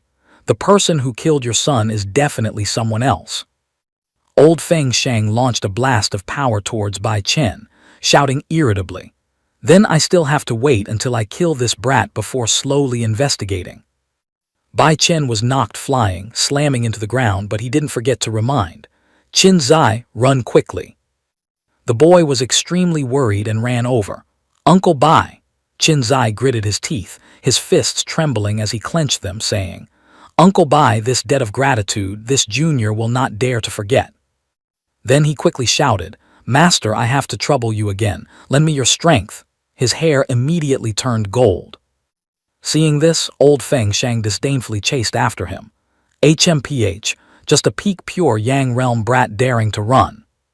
Suddenly, Bai Chen struggled to stand up, blocking the path of the old men. "Everyone wait." He wiped the streak of blood from the corner of his mouth and said, "Bullying a junior like this is truly not the style of a great family. Moreover, his father represents someone you cannot afford to offend." The old man found it ridiculous and exclaimed, "HMPH, cannot afford to offend, huh?" Then he extremely arrogantly created a blast of power in his hand, shouting, "In this Ju Yang Wang KO, there is no one my Feng family cannot afford to offend." The space in front seemed to be constricted by some dark obscurity. Qin Zai was still running for his life, while old Feng Shang followed closely behind. He was extremely worried. "They chased me all the way to Hai Feng Yuan. This Hai Feng Yuan is like the giant maw of a demon, frequently spewing out bizarre black winds. Once swept in, it is 10 deaths and no life." Old Feng Shang was extremely triumphant, laughing loudly. "Ha, now let's see where you run." The boy asked worriedly, "Master, what should I do?" Yi Ling Shuang also felt the situation was difficult, replying, "Kid, with my current strength I cannot oppose them. Therefore, we can only take a risk." Then she pointed to the dark space, saying, "You are born with a divine body and possess great luck protecting you, and I have extensive knowledge, understanding the terrain and arrays. If we enter Hai Feng Yuan, there might still be a path to survival." The boy quickly replied, "Okay, I trust Master, you definitely won't harm me." Seeing this, old Feng Shang swung a fist, shouting, "Yeah, want to run, not that easy, go to hell." That punch was as large as a small mountain, smashing straight towards Qin Zai. The boy had no way to dodge, extremely panicked. "It's over. Can't fight, can't dodge in time, impossible to block the power of this punch. I'm sorry, father. I've made you lose face again." The image of his father Qin Chuan appeared in his mind. Then, he risked his life and jumped into Hai Feng Yuan. The surrounding space seemed to shatter. At this moment an elder appeared, stopping Feng Shang. "Family head, be careful. That demon wind is not a joke. Getting swept into Hai Feng Yuan would ruin everything. That Qin Zai was swept inside, he will undoubtedly die. We can consider revenge accomplished." Old Feng Shang watched, not forgetting to curse a few more times. "Qin Zai, too bad I couldn't mince you up myself." By now the space of Hai Feng Yuan had stabilized. Suddenly, a person appeared, standing in front of the group, clapping his hands. "Bravo! This play can be given 95 points." Qin Chuan, appearing dashingly in a pristine white outfit, revealed a friendly smile. "If you guys had screamed a little louder, it would have been worth full marks." Old Feng Shang seemed wary, asking, "Who are you? What did those words mean?" Qin Chuan released a powerful aura, then calmly replied, "My name is Qin Chuan. The person you were chasing just now is my son. As for what my words meant, perhaps the King of Hell can explain it to you." As he spoke, his expression changed drastically, becoming extremely furious. Seeing this, Feng Shang shouted angrily, Kill the big one first, then settle the small one later." Countless surging streams of spiritual energy surrounded the old man, attacking straight towards Qin Chuan. He stood there calmly. Suddenly, a second later, he vanished from his spot. From within the thick dust and smoke, his voice rang out. "Why don't you call my son's name a few more times? Because you're about to run out of chances, so grasp them firmly." His whole body emitted a power that made the old men panic. Nirvana Golden Body. How is this possible? The Nirvana Golden Body can only be cultivated by true peerless geniuses. How could he achieve it? Even so, Feng Shang was extremely arrogant, shouting, "Don't be afraid. Charge. This is just his trickery. He is currently an arrow at the end of its flight. You must know, even my father doesn't have the Nirvana Golden Body." Seeing the situation was bad, the remaining elders hurriedly urged, "Family head, quickly set up the formation to block him. Don't stand there watching the play." Feng Shang slowly turned around, throwing a chillingly sinister smile at his subordinates. "You are all loyal hunting dogs of my Feng family. It is time to show your loyalty to your master. Go in peace. I will definitely find my father to avenge you." Qin Chuan, standing from afar as a reluctant spectator, couldn't help but click his tongue in admiration. Like father, like son, the gene of being a petty person is inherited without deviation. "Well then, I'll use you all to inaugurate my new technique." As soon as he finished speaking, he exploded with the power the system had just generously compensated. His eyes glowed as he executed the 5 dragons move. Phantom dragons writhed furiously in the stream of spiritual energy, roaring as they rushed towards the unfortunate elders. After cleaning up the battlefield in the blink of an eye, he frowned slightly, muttering to himself, "Those who act high and mighty because of martial force will eventually fall into eternal damnation because of it. That is the way of the world and the human heart as well. If you meet this end, do not blame anyone. In the future, if one day I fall into a similar situation, I will absolutely not utter a word of complaint." Having finished speaking, the shadows behind him also slowly faded into the void. Scene shift 2 days later at a tavern reeking of alcohol and gossip. Shocking news was being passed from mouth to ear, louder than the clinking of glasses. "Heard the news yet? 2 days ago, the Feng family head, Feng Shang, led 4 powerful elders to hunt down Qin Zai. Now what? All of them when a cell salt died." Impossible. Those were 5 Nirvana realm experts. Who has the guts to slaughter the whole lot? A drunkard hugging a wine jar, face flushed red, excitedly slammed the table and shouted, "Good heavens, it was that young master from the Qin family who just arrived in our Minghao Cheng. Qin Zai." When they were chasing each other, the people saw it all. Before croaking, old Feng Shang screamed Qin Zai's name until his voice went hoarse. I heard it clearly from a kilometer away. Suddenly, a streak of light tore through the sky, flying past above their heads. The drunkard looked up, still muttering, "If my eyes aren't blurry from wine, that shadow flying past was Qin Chuan." That old man really has guts, daring to come back here. You must know that the patriarch of the Feng family, Feng Lan, is an old monster at the 9th layer of the Nirvana realm. Bai Chen saw Qin Chuan and hurriedly clasped his hands, his face etched with self-blame. Brother Qin, it is because I was useless and could not protect Qin Zai. Qin Chuan appeared strangely calm, even smiling lightly. This isn't your fault. On the contrary, it was Qin Zai who implicated you and got you injured. Bai Chen still couldn't hide his worry. I don't know how Qin Zai is right now. I just hope the boy hasn't met with any mishap. Qin Chuan patted his shoulder to reassure him. Don't worry, that brat has a life as tough as a starving leech. He won't die that easily. He probably just doesn't dare to come back and trouble Brother Bai.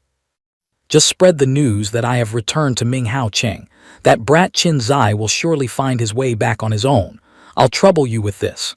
Bai assumes this task and will definitely get it done. The two clasped hands to say goodbye. Watching Qin Chuan's leisurely retreating back, Bai Chen breathed a sigh of relief. It seems I worried for nothing. This brother Qin is even more unfathomable than I imagined. At this time in the guest hall of the Qin residence, Qin Chuan was lazily sitting, holding a dried fish and teasing the two little kittens. He thought boredly, is that old man Feng Lan's reaction that slow, or is he too old and senile, really boring? But this Bai Chen works quite fast and efficiently, truly a person worth befriending. A while later, night fell. Qin Zai was sneaking behind a wall, whispering to the person next to him, Master, maybe you should go inside and scout the situation first. Yiling Shuang turned back, sparing no words in her criticism. You really don't have a shred of Lord Qin Chuan's mettle, cowardly as a mouse. Qin Zai hurriedly defended himself. I'm being cautious. The opponent is in the Nirvana realm. Suddenly, a deep voice rang out from behind, accompanied by a hand patting his shoulder. Arrived at the door of your own house and still sneaking around like a rat, what for? Already jumpy, Qin Zai was scared out of his wits, nearly peeing his pants, tears welling up. Grabbed and spun around by Qin Chuan, he stammered an explanation. Cough, because I heard news you were back, so I snuck back to hear if it was true. If it was fake, I'd bolt immediately. Qin Chuan scolded lovingly. Silly fool, Dad is here, nothing will happen. Qin Zai was moved to tears, hurriedly hugging Qin Chuan, sobbing, Dad, I thought I would never see you again. He gently rubbed the boy's head to comfort him. How could that be? You are born with great luck. You can turn danger into safety at any time. Then he looked up at the night sky, continuing, and if it really doesn't work, Dad is here. Even if I have to smash the underworld, I will drag you back. Yiling Shuang, witnessing this never-before-seen gentle expression of Qin Chuan, couldn't help but be moved to tears. She bit tightly on her handkerchief, exclaiming in her heart, Lord Qin Chuan is too gentle, so touching. The two little kittens saw their master appear, and also happily jumped into his arms. Qin Zai also happily hugged them. Qin Chuan suddenly asked, Oh, didn't notice just now. Zier, did you break through to the pure Yang realm? The boy quickly turned around, nodding furiously. Yes. While in Hai Feng Yuan, I obtained a small opportunity. I originally planned to report the good news to you first, but I was afraid you would blame me for being arrogant and complacent. Qin Chuan patted his shoulder, praising, Very good. Being praised by his father, Qin Zai was so surprised he was speechless. What? Qin Chuan praised again. Your father isn't some demon. This time you did very well. At this moment, Qin Zai was truly overjoyed, boldly declaring, Dad, I will definitely try harder to cultivate. I will definitely catch up soon. No, surpass you soon. Hearing this, he felt somewhat helpless. You don't need to. But before he could finish his sentence, he sensed something. His face suddenly turned cold and he roared in his heart. Here already? Too slow. And daring to interrupt such a nice father-son reunion atmosphere, truly deserving of death. In the night sky, a cloud of pitch-black, eerie smoke suddenly appeared. From within the smoke, the prow of a giant ship slowly revealed itself. A moment later, the smoke cleared, and a spaceship towering like an ancient beast became clearly visible. A large character Feng was carved on the hull. Qin Zai looked up in amazement, stammering, "Dad, what is that?" Then he realized in panic. Feng, could it be? Still the Feng family, the system also quickly notified. Detected Feng Lan, Nirvana Realm 9th layer, has produced killing intent towards the host's son. Because the host's strength is sufficient to respond, the system compensates with a peak-level saint spiritual treasure. Zhen Yu Ding. Qin Chuan calmly looked at the phantom item appearing in his dantian, rejoicing in his heart. Saint spiritual treasure. A treasure even higher grade than the heaven-reaching realm. Luckily this is just a phantom treasure in my dantian that others can't see otherwise. Who knows how many covetous eyes would be fixed on this? Should I wrap it in some pill furnace skin? Or turn it into a wine cup, which would look quite fancy given its high grade? He rubbed his chin in calculation, while secretly marveling at his luck. At this moment, a man with a face full of wrinkles stepped out to the side of the spaceship in anger, looking down with eyes flashing fire. Then an earth-shattering shout rang out. "Father and son of the Qin family, hurry up and roll out here to die." Old Feng Lan roared, "Don't play dumb to pass this trial. Today, both father and son must die." Qin Chuan pointed to the sky, performing comedy with a straight face. "I go. Son, look quickly. On that huge spaceship, there is an old monkey that knows how to speak." Qin Zai, hearing this, could only stay silent, having become too accustomed to his father's eccentric personality. Feng Lan boiled with rage, flying straight down, surrounded by garish swirling energy vortices. He glared and asked, "Are you Qin Chuan?" Qin Chuan grabbed his son's shoulder, speaking softly but loud enough for the whole world to hear. "Son, come here quick, come here quick. Look, that old monkey really knows how to talk." Qin Zai could only stand frozen. He was furious, controlling 2 tornadoes to crash straight down. Ignorant junior. The difference within the Nirvana realm is not something you can imagine. A person at the 8th layer of the Nirvana realm like me only needs to sneeze to kill 10 people like you. At this moment Qin Chuan's gaze sharpened. He replied coldly, "Is that so? Then I'm afraid you'll have to sneeze a bit harder." As soon as he finished speaking, a giant energy dragon emerged from behind him, opening its mouth wide and swallowing the 2 tornadoes with ease.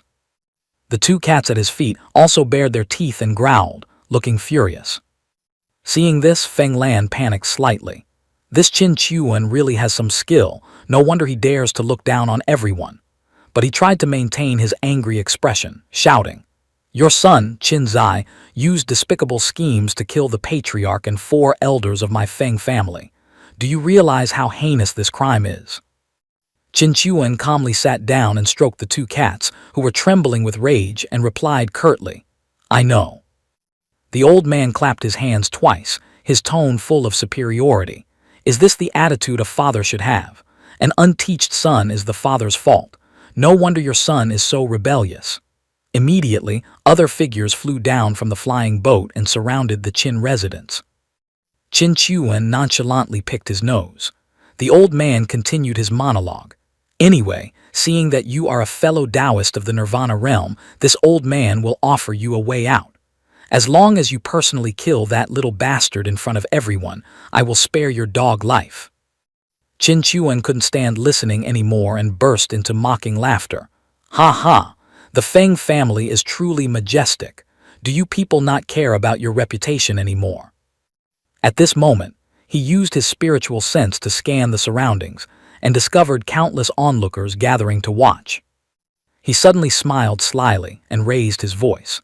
"Sending 5 Nirvana realm experts to hunt down a junior whose cultivation hasn't even reached the pure Yang realm is already a shameful act of bullying the weak. So what now? 5 Nirvana realm experts not only failed to kill a junior but were killed by him instead. Does the Feng family feel so proud that you have the audacity to come here and demand justice?" As he spoke, he released a terrifying pressure. Wherever the power spread, his shout followed. "My son was humiliated by you like that. It's already fortunate that I haven't come to settle the score yet. You still dare to show your faces at my door to cause trouble." Then he suddenly approached Feng Lan's face, his voice full of mockery. "I am very curious who gave you that courage. Is your master named Liang Jingru?" Feng Lan felt utterly humiliated and went berserk, continuing to create tornadoes. HMPH, a wet behind-the-ears brat dares to get this close to me. Go to hell. Two tiny tornadoes attacked Qin Chuan. He stood still, his expression strangely calm. But surprisingly, those two tornadoes were blocked by an invisible ring of spiritual power. Feng Lan exclaimed in horror, "What, Nirvana Golden Body? This is impossible. Truly a frog in a well." Qin Chuan immediately counterattacked, striking the old man with a palm that sent him flying backward. Feng Lan slammed hard into the hull of the flying boat, spraying fresh blood. Everything seemed to pause. He couldn't believe his eyes. He is so young yet has already cultivated the Nirvana Golden Body. If he doesn't die today, the Feng family will surely face extermination in the future. Thinking this, he pointed at Qin Chuan once more, screaming orders to his subordinates. "Charge! Everyone attack!" A subordinate flew over to intervene. "Patriarch below is Ming Hao Cheng. Crashing down will kill many people and offend the Bai family." The old man had lost all reason by now, gritting his teeth. "I am in charge here now. Everyone attack." The giant flying boat began to lose control, plummeting straight down, causing the people below to scream in panic and scatter. "What's happening? Why is the boat falling? Run! The Feng family people have gone mad. We can't escape. Lord City Lord, save us." Qin Chuan looked down and turned to instruct his son. "Zir, go inside the house and take cover." His gaze suddenly became steely, daring to harm innocent people over such a trivial matter. Immediately after, he summoned his golden body Dharma aspect. A giant, glowing golden figure, identical to him, appeared in midair, raising its hands to catch the falling flying boat, preventing it from crushing the innocent civilians. "Ah!" he roared, using all his strength. "Let me see what this strength you're so proud of is actually like." Crack! An earth-shattering sound rang out as the giant flying boat was snapped in half by his golden body Dharma aspect. Feng Lan was still incredibly arrogant, gathering a giant sphere of spiritual power in his hand and charging forward. "Audacious brat, take the wrath of my Feng family." Immediately after, a giant energy lion, looking quite ugly, appeared before his golden body Dharma aspect. It was the furious lion rage technique. Qin Chuan didn't flinch in the slightest. He threw a punch, shouting, "Why so much nonsense? Speak with your strength. Now let me warm up a bit." Feng Lan had also summoned a dark red long spear, gritting his teeth. That weapon was the Destruction Dragon Spear. He pointed the spear tip at Qin Chuan. He made a faint "huh" sound, then raised his giant hand and grabbed the tiny spear. His golden body Dharma aspect stood there majestically, gripping the spear with ease. Then smiled amusedly. "This is decent." But inside he sighed in relief. Phew, almost capsized there. As expected of an aristocratic family, their power cannot be underestimated. Qin Zai watched from below, his heart filled with admiration. "When will I be able to reach such heights as father?" Yi Ling Shuang stood beside him and replied, "The Nirvana realm is not too far from you. You are the great Lord's son after all, but wanting to catch up to your father, that's impossible. He is already terrifyingly strong. Before, I thought he hadn't reached the pure Yang realm yet. Lord Qin Chuan is like a bottomless black hole. I cannot see where the limit of his strength lies." Back then, the image of Qin Chuan in her eyes was just a sloppy idler. Seeing his weapon caught, Feng Lan waved his hand arrogantly and charged. "Ha! Seeking your own death. Don't think being big makes you tough. Your offspring is incompetent no matter how much power." Suddenly, the spear and the golden body Dharma aspects hand showed signs of instability. Qin Chuan quickly threw the spear back, shouting, "This piece of trash, have it back." The Dharma body retracted.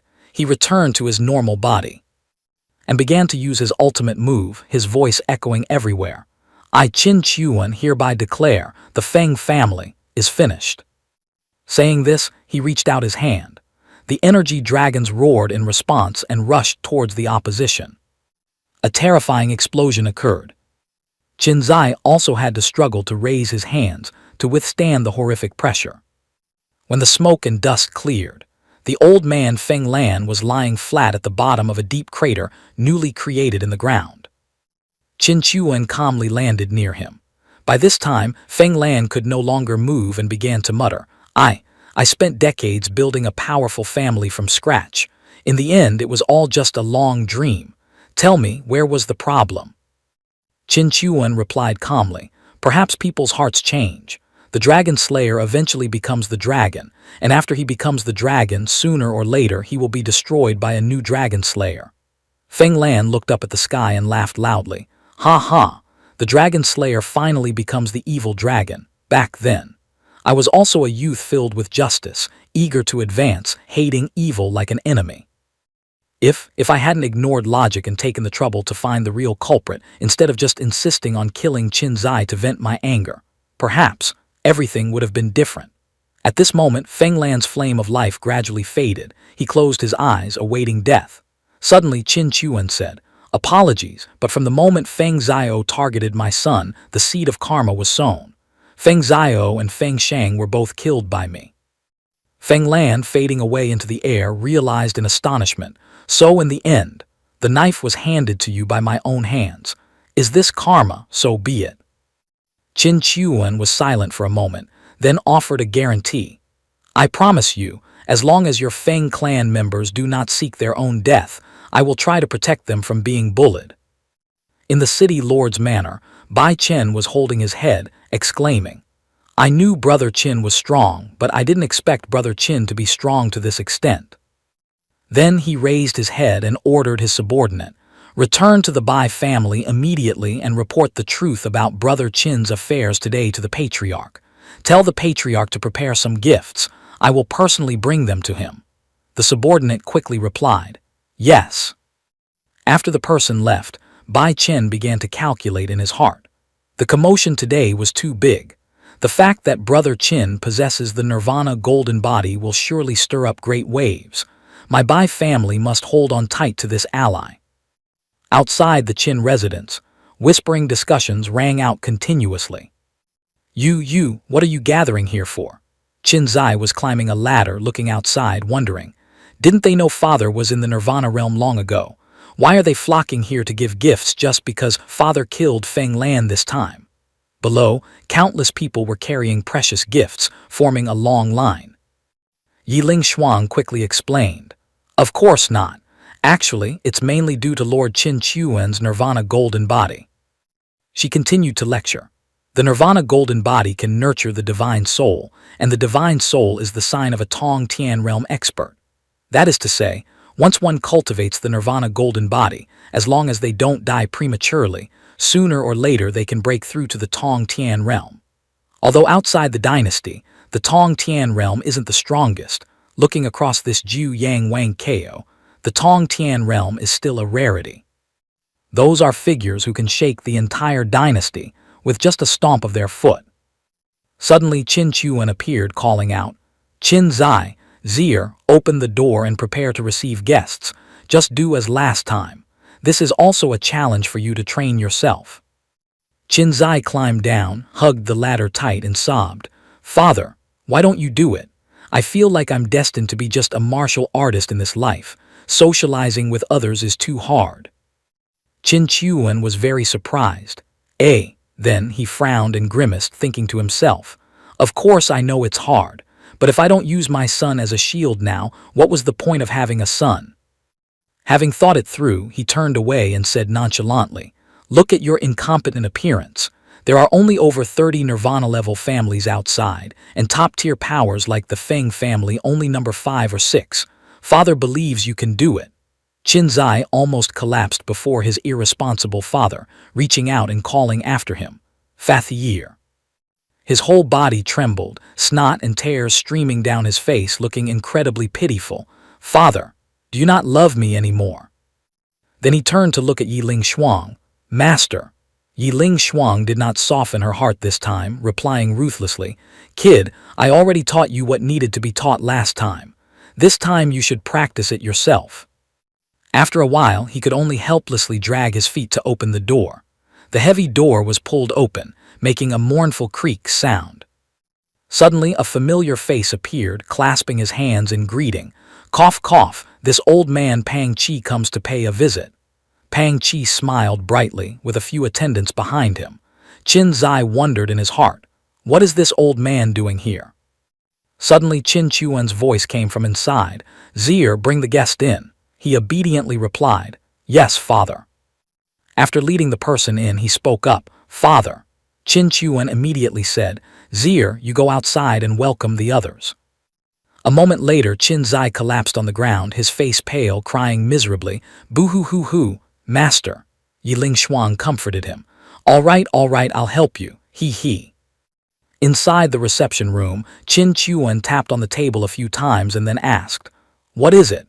Your cultivation has recovered and you want to seek revenge. The question made Pang Chi jump. Hurriedly and frantically clasping his hands, explaining, I dare not. This old man came here to apologize.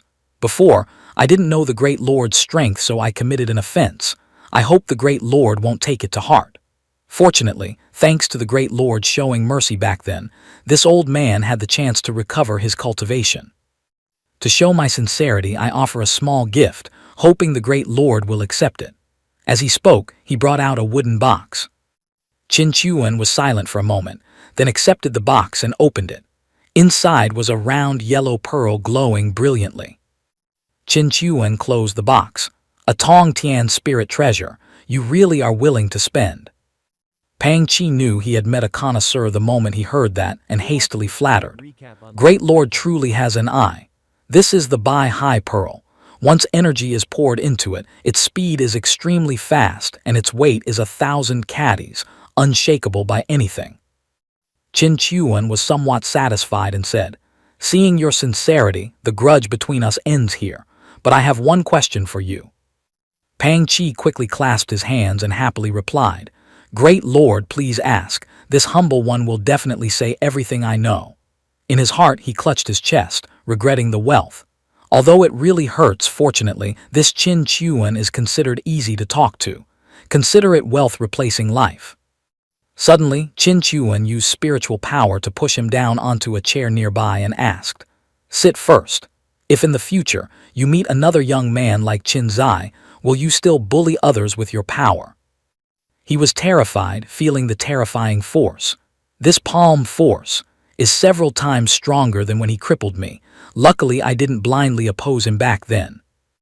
Then he quickly replied, if there are benefits, surely, I would still do it. Qin Chuan was a bit dissatisfied hearing this, glancing over. Pang Chi was frightened, hurriedly kneeling on the ground before him, explaining, You are a strong expert. It is natural for me to bow to you. But towards the weak, I don't need to bow. For example, if I see someone with no strength possessing a treasure, if I don't rob him, others will. If he is going to be robbed sooner or later, why should I hesitate, pretending to be virtuous and miss this opportunity? Qin Chuan used spiritual power to lift him up, reassuring, No need to panic, I just asked you one question. No matter how you answer, I won't do anything to you. As for your answer just now, you view things very thoroughly. In the face of benefits, no one can remain unwavering. If one cannot be fair and selfless, then compared to being a hypocrite who secretly bullies others, it is better to be a straightforward villain, which is much more comfortable. Pang Chi was overjoyed hearing this, clasping his hands. The great Lord is the one who understands. I was only thinking of my personal benefits, unexpectedly agreeing with the great Lord's thoughts without planning.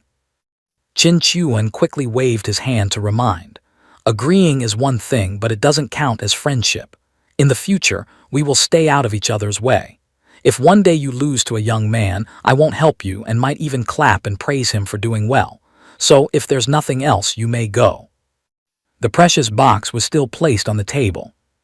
Pang Chi just left the room, preparing to leave when he met Qin Zai coming in. Pang Chi hurriedly clasped his hands. Cough, cough, the young master has worked hard. This old man takes his leave.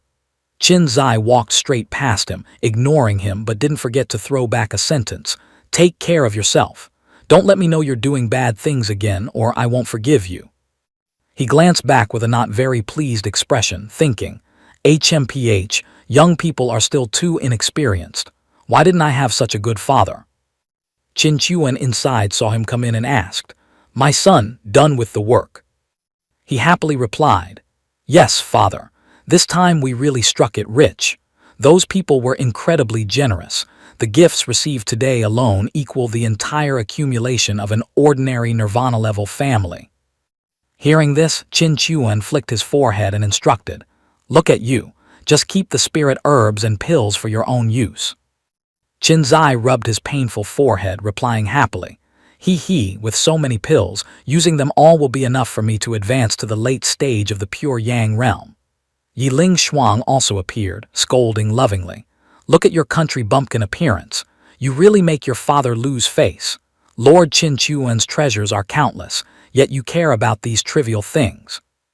Actually, I suspect there is a huge treasure trove inside Lord Qin Chuan's body, sealed before, and now it can probably be gradually released. But at this moment, Qin Chuan had walked to the side of the door, standing there sighing deeply. His heart was full of regret. Unfortunately, this body's natural talent is too low. Using pills is useless. To increase strength, it seems figuring out how to set up my son is still faster. Suddenly a clear bird cry rang out, startling him. A beast. Qin Zai happily ran towards him. Qin Chuan looked up at the sky and said, "Has the heavyweight guest finally arrived?" At this moment, a beast looking like a giant chicken was soaring in the sky. A middle-aged man jumped down from the beast's back, his voice resounding in greeting. "Qi Wu Zong, Great Elder Jia Shanhe, bringing Qi Wu Zong disciples to pay a visit to Lord Qin Chuan." The onlookers outside couldn't help but exclaim, "Qi Wu Zong, one of the 6 great sects of the dynasty with a history of inheritance over 3,000 years. This is a true big shot." Is Qi Wu Zong also coming to recruit Lord Qin Chuan? Why haven't the royal family and the other 5 great sects made any moves? Another person pretended to be knowledgeable, continuing, If I don't tell you this, you'll never know in your whole life. This was told to me by the neighbor of my third aunt's cousin. You must know, there is an unwritten agreement between the royal family and the 6 great sects." At this moment, the people of Qi Wu Zong had jumped down from the beast. All young people belonging to the royal establishment, such as the descendants of the 4 great princely manors, 5 directions marshals, 3 dukes and 9 ministers, and 36 city lords, cannot join the 6 great sects. And among the 6 great sects, there are clear divisions of spheres of influence.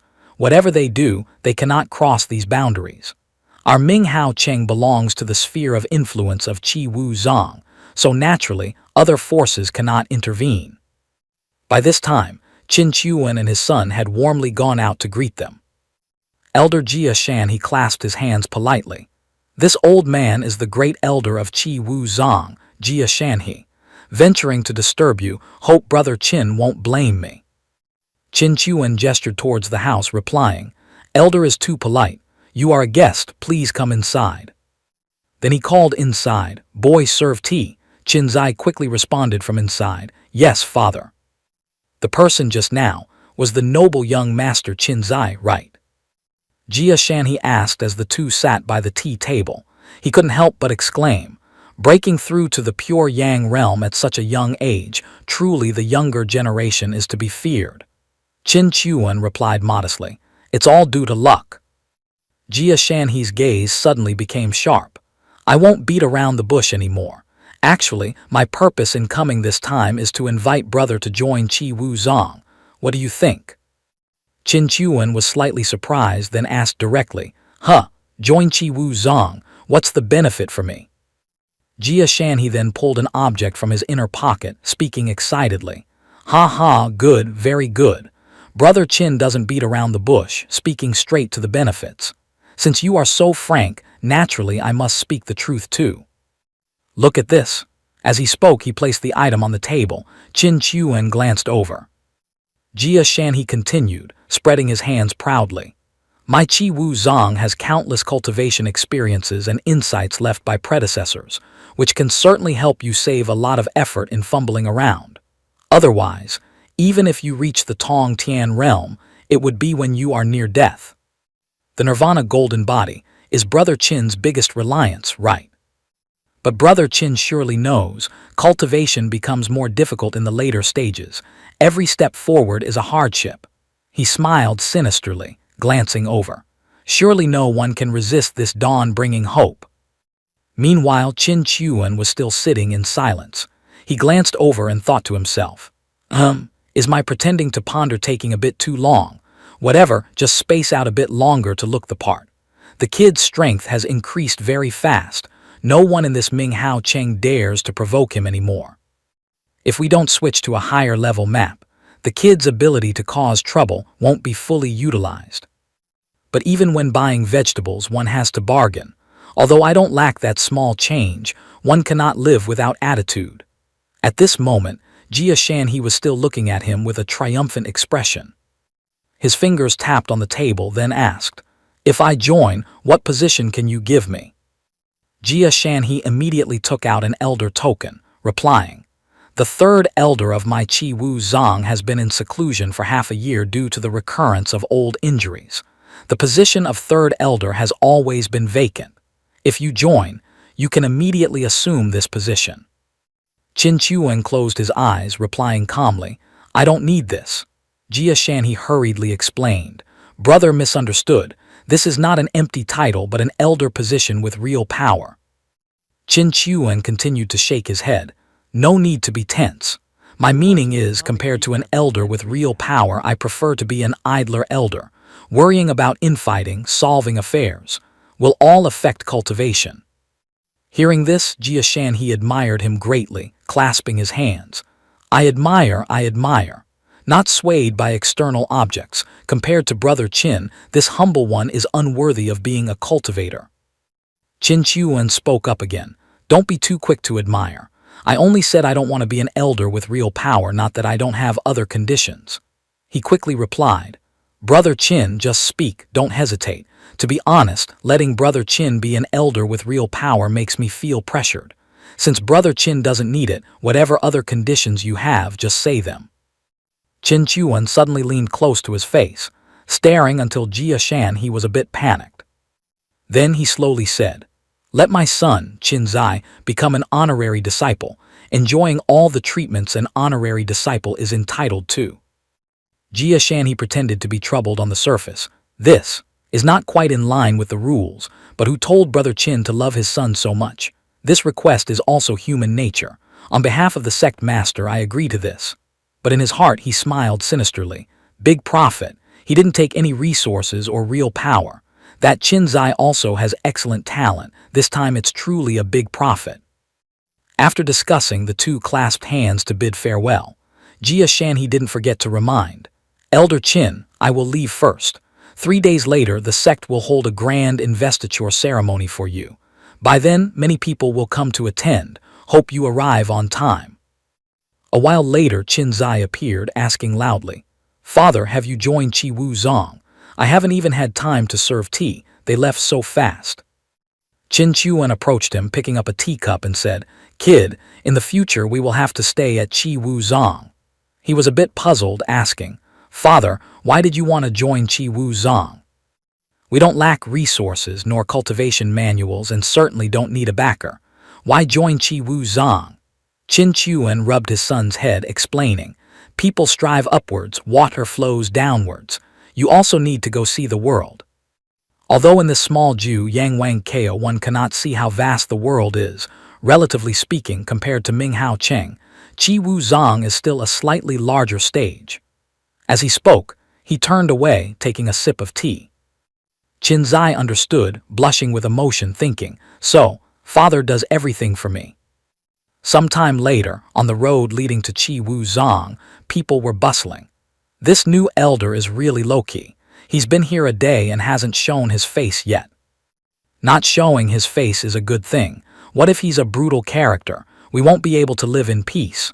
A few people discussed as they walked. At this moment in Qin Chuan's bedroom, he was holding a piece of paper, reading and nodding. Nanhua Jianzong, Beizu Jianzong, Feng Lei Gu, East Prince Manor, West Prince Manor, Imperial Capital Chu family. After reading, he rolled up the paper, saying with satisfaction, Indeed, they are all big families and big sects I've never met before. It seems they give Qi Wu Zhang a lot of face. This way, it will be easier for Qin Zai to cause trouble. Just then Qin Zai dragged himself in, his whole body steaming with exhaustion, trembling as he spoke. "Father, you two come out quickly. There are so many guests visiting. My head is about to explode from receiving them." Qin Chuan patted his son's shoulder, uttering a philosophical sentence. "Son, have you forgot? This is a test for you. In this Jianghu, sometimes social connections are even more useful than cultivation." Of course, those were words for a righteous gentleman, but inside the belly of this sinister father, he was secretly snickering. He, if I don't push you to the front line as a meat shield, how can my beloved son have the chance to stir up the Jianghu? However, on the surface, he still maintained a dignified appearance, instructing seriously. "However, if you happen to meet someone who doesn't know their place, don't be afraid. Just do what you think is right. Even if the sky falls, Father is here to back you up." Qin Zai looked up wearily, replying soullessly, "Yes, I understand." The boy was holding two pet cats in his arms, saying, "I want to ask you to help watch over Big Cat and Little Cat. Ever since arriving at Qi Wu Zhang, for some reason, they just sleep soundly. Will they be okay?" Qin Chuan's expression didn't change, replying profoundly, "They naturally have their own fortune. As for the specifics, perhaps your master would know better, just go ask him." But the harsh truth in his mind was, "Good heavens, I am a cultivator, not a vet. I'd die if I knew. Have to pass this ball of responsibility away." A moment later, a subordinate entered to report. "Elder Qin, the esteemed guests outside have gathered almost fully. The sect master invites the elder to grace the front hall to meet them." The corner of Qin Chuan's mouth involuntarily curled up into a smile full of confidence and anticipation. He walked leisurely while saying, "Zir, let's go. Follow Father out to see what kind of idiots. Ah no, what kind of experts from the major sects are visiting today." A while later, Qin Chuan sat with his chin in his hand, looking depressed and bored, dropping a sentence. "This script is way too wrong.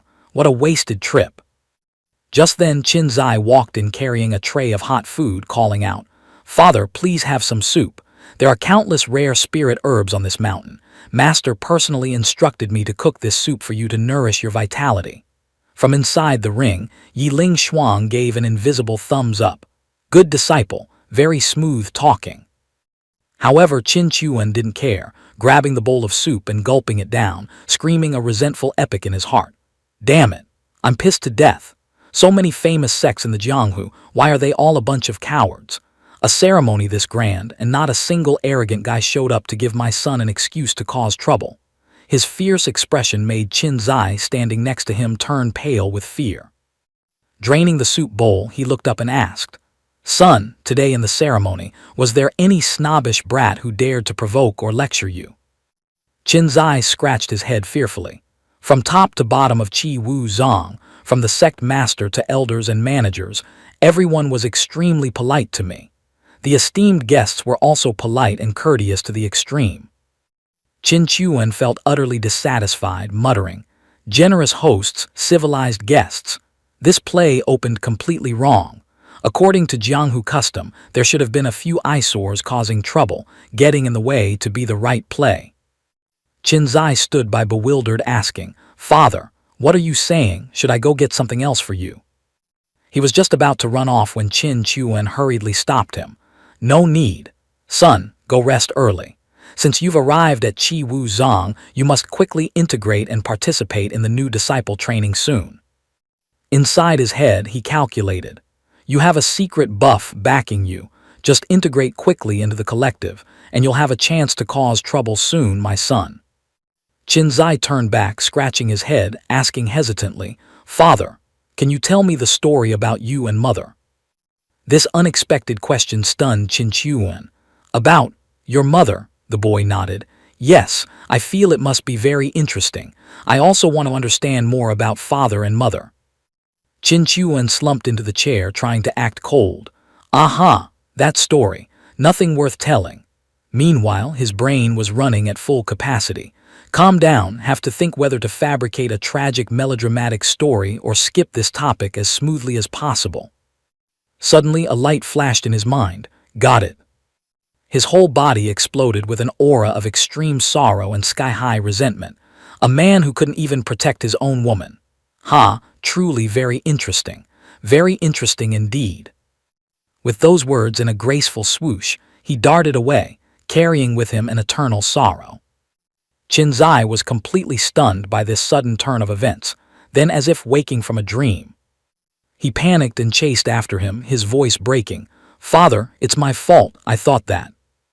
When he caught up outside, he saw Qin Chuan standing silently amidst the windy night, his lonely back trembling slightly. Qinzai froze on the spot, his heart tightening. "Father, could it be? You are silently shedding tears." Yiling Shuang also gently appeared beside him, her voice full of emotion. "He must have loved your mother very deeply. A man who holds up the sky and stands firm against the earth, invulnerable to blades and spears like your father, also has a scar in his heart that cannot be touched."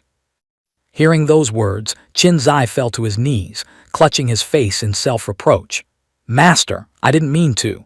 I truly didn't know that mentioning mother would cause father such pain." Yiling Shuang hurriedly comforted him. "You are not at fault. As a son, wanting to know about your mother is only natural. It is just that." Qinzai was still trembling violently. Yiling Shuang continued, her voice full of contemplation. "The higher one's cultivation, the harder it is to be moved. But once moved, that emotion is etched into the bones and engraved in the heart, even valued more than life itself. Over the years, your father must have silently endured excruciating pain. On the surface, he seems calm like anyone else, but deep in his heart, his suffering is greater than anyone's." While the master and disciple were painting a beautiful and tragic love story on their own, on the other side, Qin Chuan was suppressing his laughter to the point of internal injury. He, infinite IQ is just like that. Instead of racking my brains to make up a troublesome story, it's better to perform a pantomime and let the audience write the script themselves.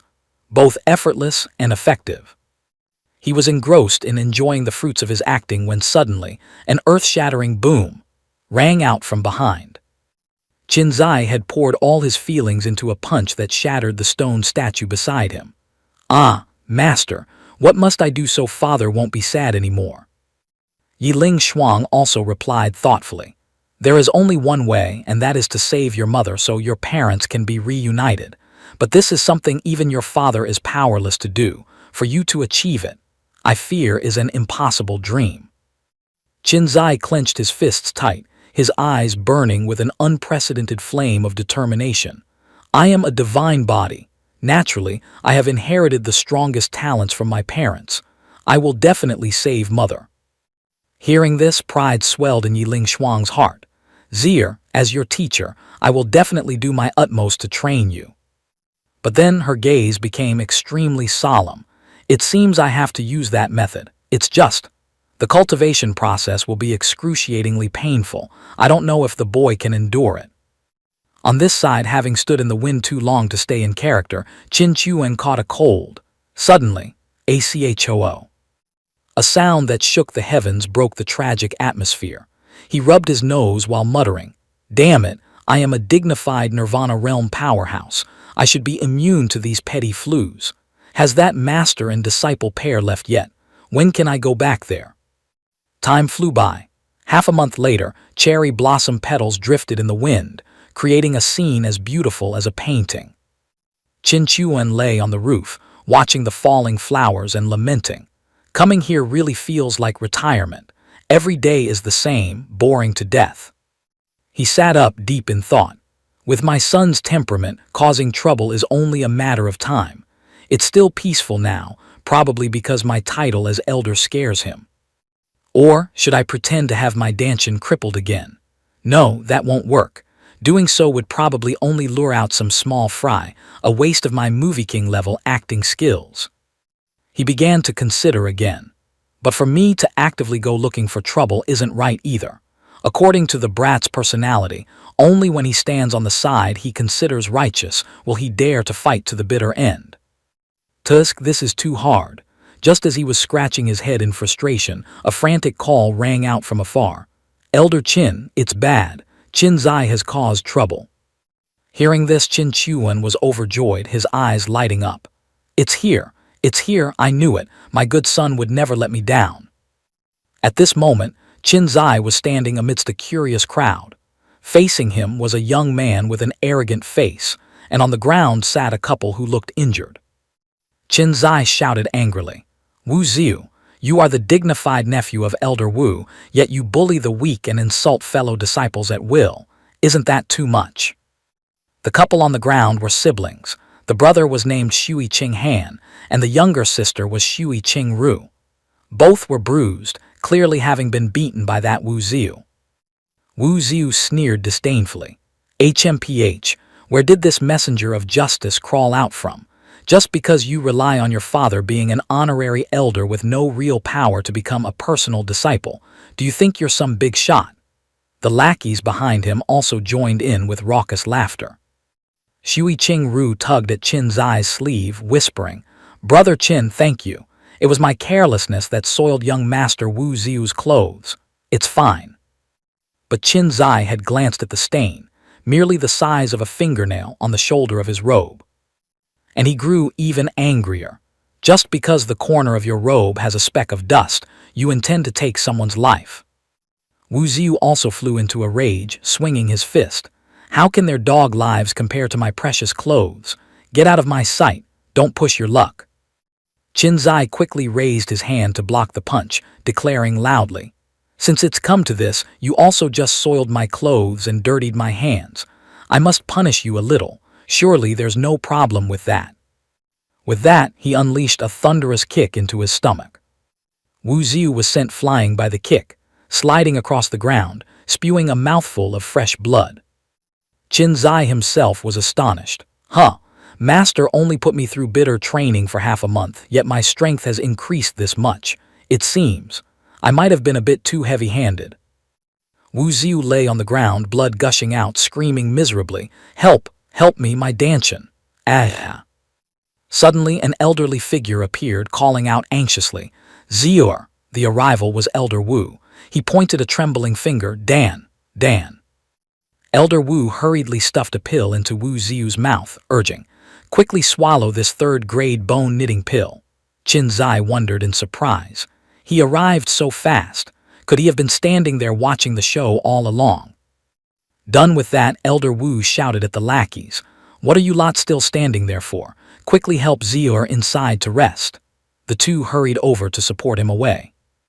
Only then did Elder Wu cast a fiery glare at Qin Zai, growling, "Brat, how do you explain this?" Qin Zai hurriedly clasped his hands, replying, "I truly didn't mean to. Moreover, Wu Ziyu almost killed fellow disciples earlier and acted tyrannically." The old man roared, emitting a terrifying pressure. "Destroying a Danshan, ruining someone's future, is a simple apology enough. A life for a life, cripple him for me." Saying so, he reached out his withered hand, intending to finish off Qin Zai. Suddenly, another hand grabbed his wrist, stopping the attack. Qin Chuan had appeared at some point.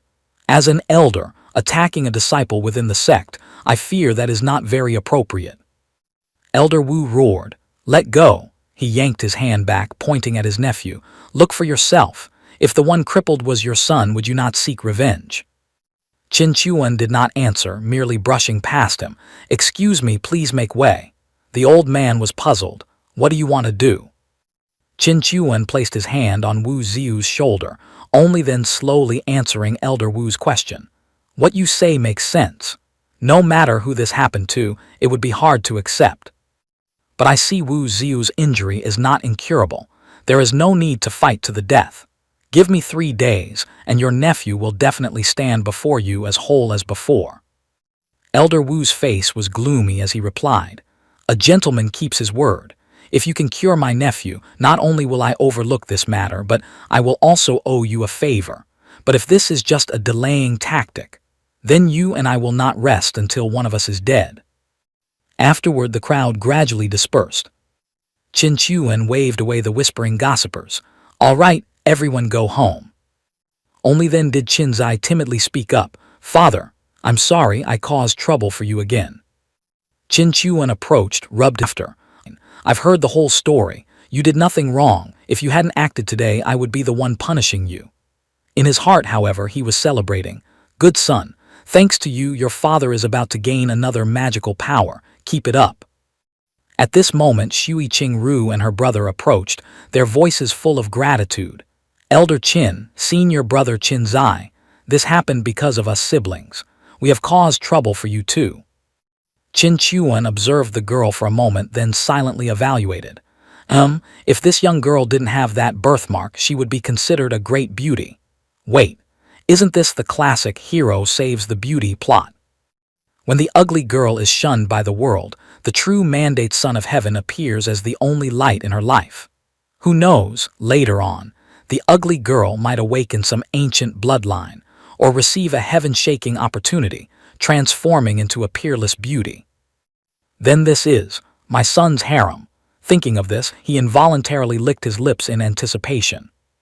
Seeing him staring silently at her, Shui Qingru felt a bit anxious and self-conscious, lowering her head to ask, "Elder Qin, did I scare the elder?" Qin Chuan hurriedly replied, "No, how could that be? By the way, what is your name?"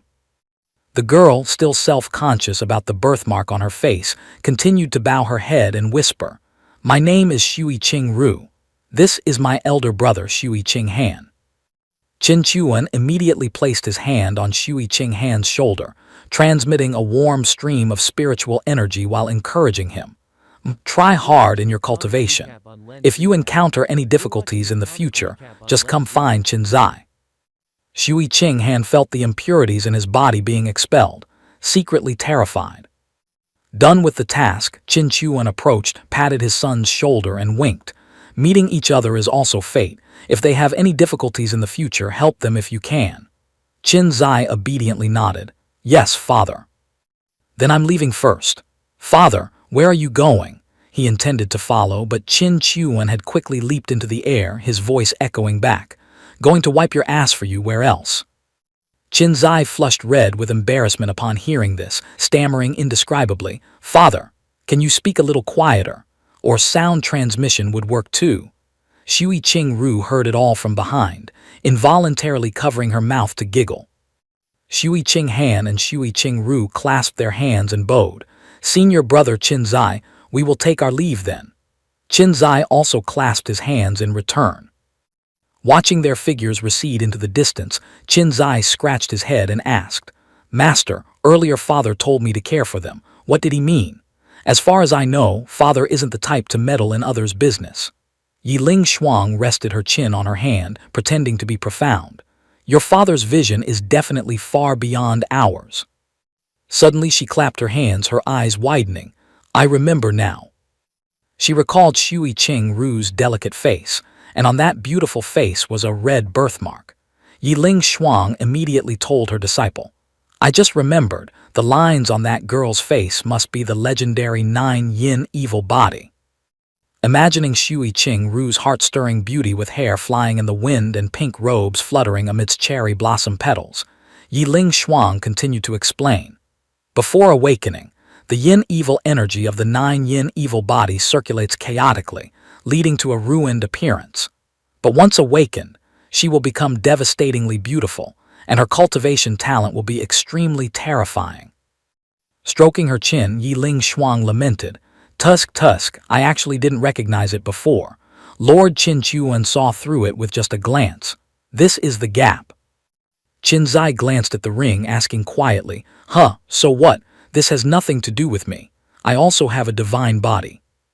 Yiling Shuang slapped her forehead, laughing helplessly. "You blockhead, ha." The sky was clear blue, white clouds drifting lazily. Behind Qin Chuan was a pair of shimmering orange-gold wings. As he flew, he calculated silently. Previously, Pang Qi had his Danshan crippled by me but managed to recover. It's just the right time to go ask him for a favor. Recalling Pang Qi's groveling appearance, a cold look flashed in Qin Chuan's eyes. This guy is someone who values profit immensely. Since I'm here to ask for a favor, I'm afraid I'll have to offer something in exchange. Looking at the blue lotus emitting spiritual energy in his hand, Qin Chuan smiled slightly. "How about using this newly acquired cultivation method for the trade? A heaven-reaching level technique like the Hell Red Lotus should be more than enough. The wings on his back still glowed. Holding the lotus, Qin Chuan spoke with dissatisfaction. It's been 3 times you haven't added strength to me. Are you planning to just ignore it? A blue system panel displayed the text. Your son did not provoke an enemy you cannot resist. The system still provides compensation based on the opponent's strength. Suddenly, a crack in the ground below glowed, followed by an earth-shaking explosion. Dust flew blindly, startling Qin Chuan into shouting, "What the hell?" Plumes of black and red smoke rose, slowly condensing into a ghostly shadow. A giant skull emerged from the darkness, its crimson eyes glowing. A cold, gruesome laugh echoed through the space. Kek, kek, kek. Sealed for over 2,000 years, this old man finally sees the sunlight again. Qin Chuan smirked slyly. Hearing this laugh, I know it's nothing good. Then I'll use you to test the power of the Hell Red Lotus. The skull growled angrily. Who is it? A petty cultivation not even at the Tong Tian realm dares to attack me. Qin Chuan jumped in fright upon hearing this. Oh my god, max-level boss. Without hesitation, Qin Chuan turned and ran for his life. He thought, resisting the Hell Red Lotus effortlessly, he must be at least in the Zhai Sheng realm. Luckily, he was just unsealed and his mind is still groggy, otherwise I'd be dead meat. Qin Chuan smirked, continuing to reflect. It seems increasing strength too fast has made me overestimate myself. That was truly reckless earlier. This counts as a wake-up call. At the imperial capital, a solid citadel appeared before his eyes. Qin Chuan set foot before the city gate, muttering to himself, "Is this the imperial capital of the Jiu Yang Wang Kao?" The colossal city lay in the center, surrounded by lush greenery with a gentle emerald river behind it. Sunlight bathed everything, creating a strangely peaceful beauty. Qin Chuan couldn't help but exclaim, "Indeed, a picturesque landscape, distinct from ordinary cities." He analyzed silently. The central area is the imperial city, while the vast outer area gathers countless powerful forces. Hearing their names strikes fear. Truly a place of hidden dragons and crouching tigers. Even with my current strength, entering there requires extreme caution. Glancing at the strictly guarding guards, Qin Chuan thought, if anyone dares to fly in the imperial capital, even at the Tong Tian realm with this many gold armor guards, they'd probably be shot down. Standing in front of a grand residence, Qin Chuan told himself, Pang Chi's aura is right here. Looks like I found the right place. 2 guards at the gate immediately blocked him. The one in blue spoke up. Who are you? The other, hand on his sword hilt. What do you want? Qin Chuan didn't say much, immediately channeling his energy. Blazing red spiritual energy flared around him and his white hair stood on end, scaring the 2 guards pale. One shouted in panic, Nirvana realm, quickly go report to Master Pang. Qin Chuan immediately stopped him. No need. He used all his strength to shout, the energy so strong it created ripples of sound waves. Master Pang Chi, Qin Chuan is here to pay a visit. From a roof not far away, a figure glided over accompanied by hearty laughter. Ha ha ha, is it Lord Qin Chuan? What wind has blown the Lord here? Such honor makes me feel a bit uneasy. Pang Chi landed in front of Qin Chuan, smiling brightly. Without beating around the bush, Qin Chuan went straight to the point. I came here today mainly because I have a favor to ask. Pang Chi immediately replied upon hearing this. Lord, please speak. Whatever I can do, I will not refuse. Qin Chuan smirked.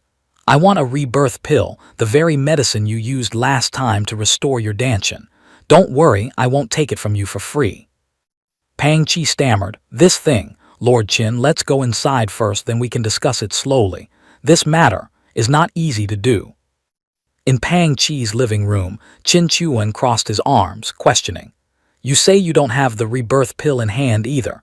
Wasn't it refined by you? Pang Chi hurriedly waved his hands to explain. Lord Qin overestimates me.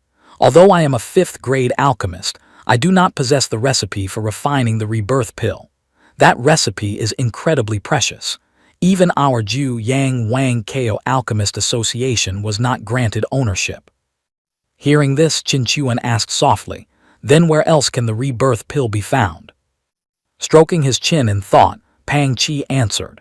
The headquarters of the dynasty's Alchemist Association still keeps a few, but they can only be exchanged using an alchemist's contribution points. Pang Chi covered his mouth, smiling awkwardly.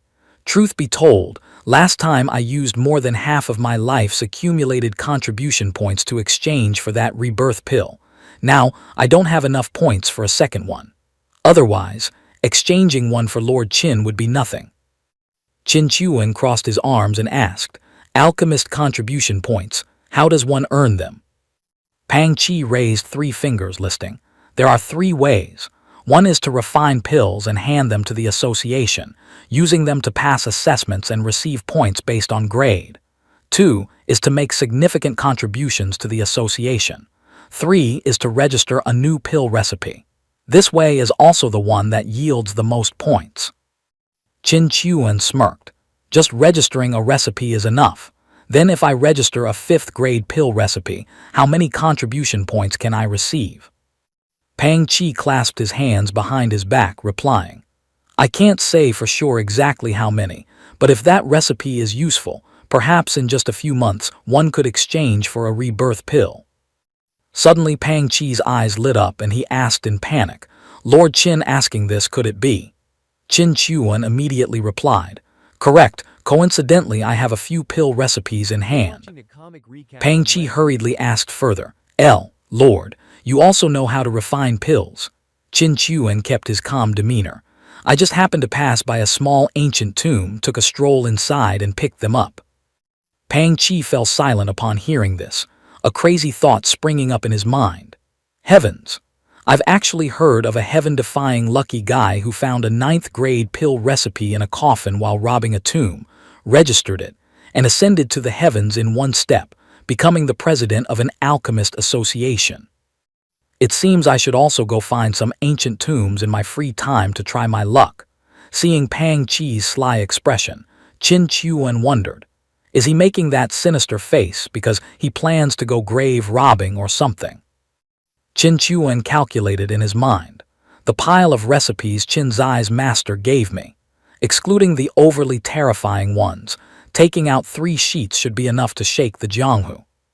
Pang Chi clasped his hands and said to Qin Chuan, I need to contact the president and notify all alchemists of 5th grade and above in the imperial capital to come verify the recipes. Qin Chuan immediately returned the gesture, no problem. At the Pill Refining Hall of the Pill Recipe Association, a structure built incredibly solidly and luxuriously, many people were gathering. A man in brown robes, his face showing a few wrinkles, panicked as he held up 3 fingers and asked Qin Chuan, 3 5th grade pill recipes, where did you get them?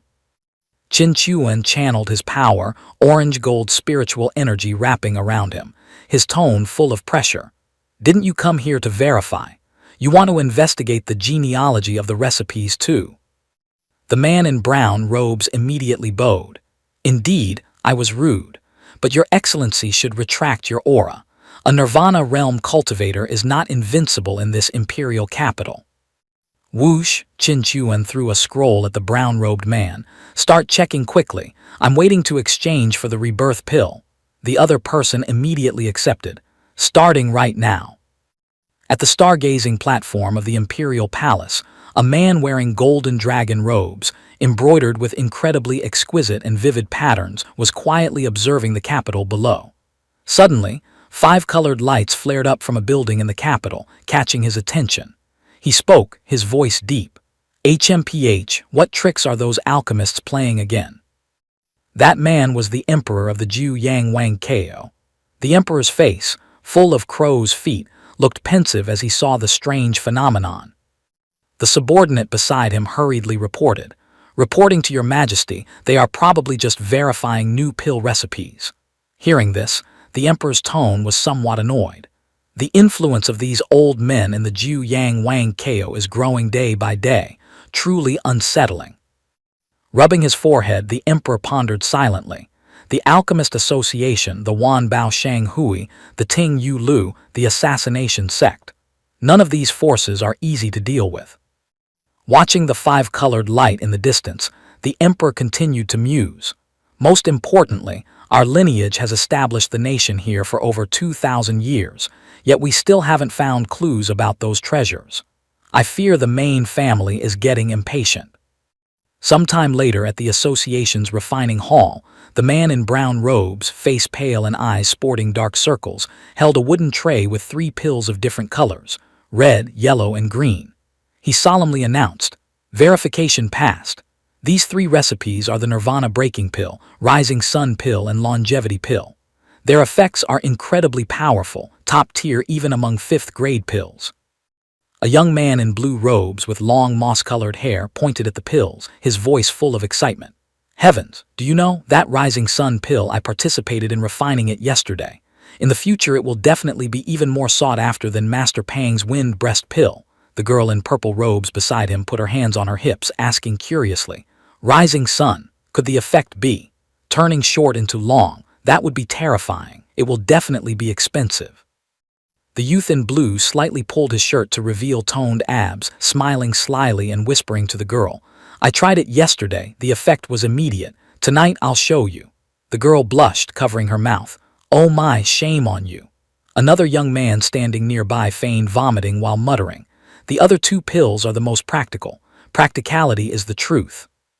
The brown-robed man handed a token to Qin Chuan and said, "Grandmaster Qin has made a great contribution. With just these 3 recipes, perhaps in a few years, you will become the wealthiest person in the Alchemist Association, possibly even the wealthiest in the entire dynasty." Qin Chuan reached out to accept it, replying politely, "The president praises me too much." Watching Qin Chuan and the president chatting happily, a person standing in the corner clenched his fists in anger, his face darkening. Pang Qi thought to himself, over 300 miles southeast of the imperial capital, there is a grand tomb that looks extraordinary. Surely good recipes can be found inside too. I must go try. On a mountain peak outside the Chi Wu sect, white clouds swirled around. A middle-aged man in gray robes was looking into the distance. He thought, 3 days are almost up, yet Qin Chuan hasn't returned. Does he intend to break his promise? Suddenly, a ray of light appeared, attracting his attention.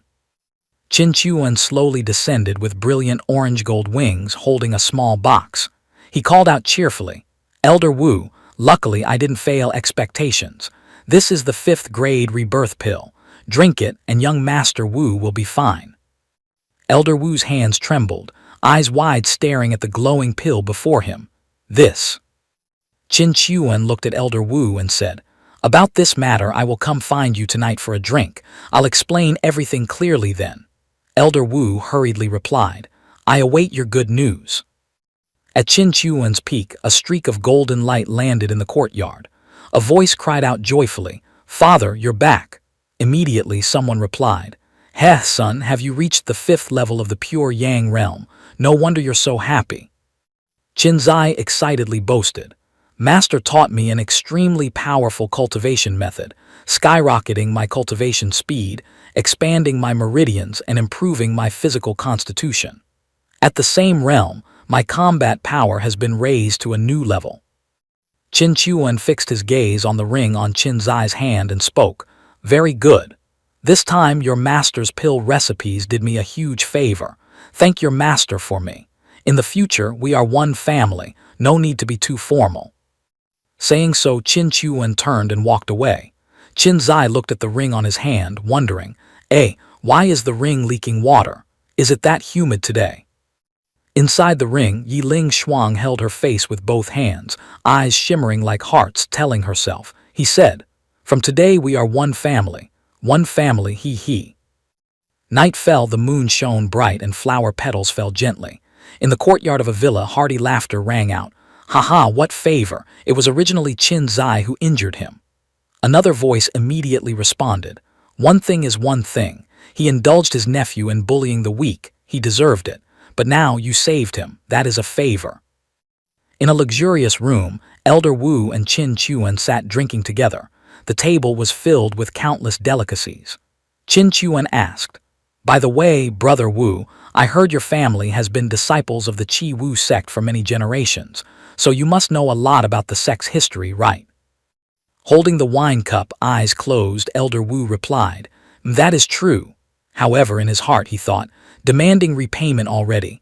I knew he wasn't simple. Could joining the sect have another purpose? Elder Wu spoke firmly. Whatever you want to know, just ask. Whatever I know today, I will say it all. I heard the Qi Wu sect was founded by 7 powerhouses. Is this true? Elder Wu replied. It is indeed so. Our Qi Wu sect has 7 founding ancestors. Qin Chuan asked further. I heard that warriors reaching the Zhai Sheng realm can have a lifespan of thousands of years. So are the 7 founding ancestors still alive?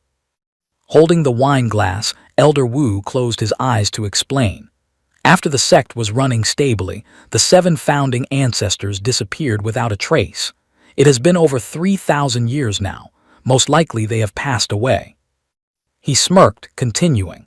As for the Zhai Sheng realm, it's true they can live for thousands of years, but in this vast cultivation world, how many people actually die because their lifespan ran out? Holding the cup, Qin Chuan sighed slightly. True indeed. The higher the realm, the more resources required and the fiercer the struggles.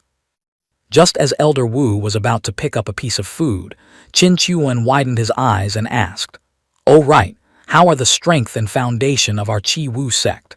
Is it convenient for you to tell me a thing or two, brother?" Picking up food, Elder Wu lowered his voice. Brother Qin is already an honorary elder. Naturally, you can know. There are about over 100 in the Nirvana realm. For the Tong Tian realm, both public and hidden, there are about 20 or so. Some have even reached the late stage of Tong Tian realm. Stroking his chin, Qin Chuan was amazed. There are that many.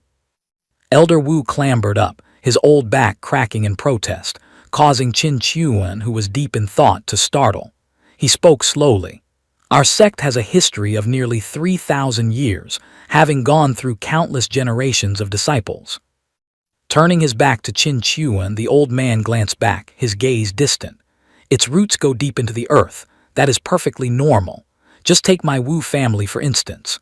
My son, my daughter-in-law, even my old father and great-grandfather, all are still alive and kicking.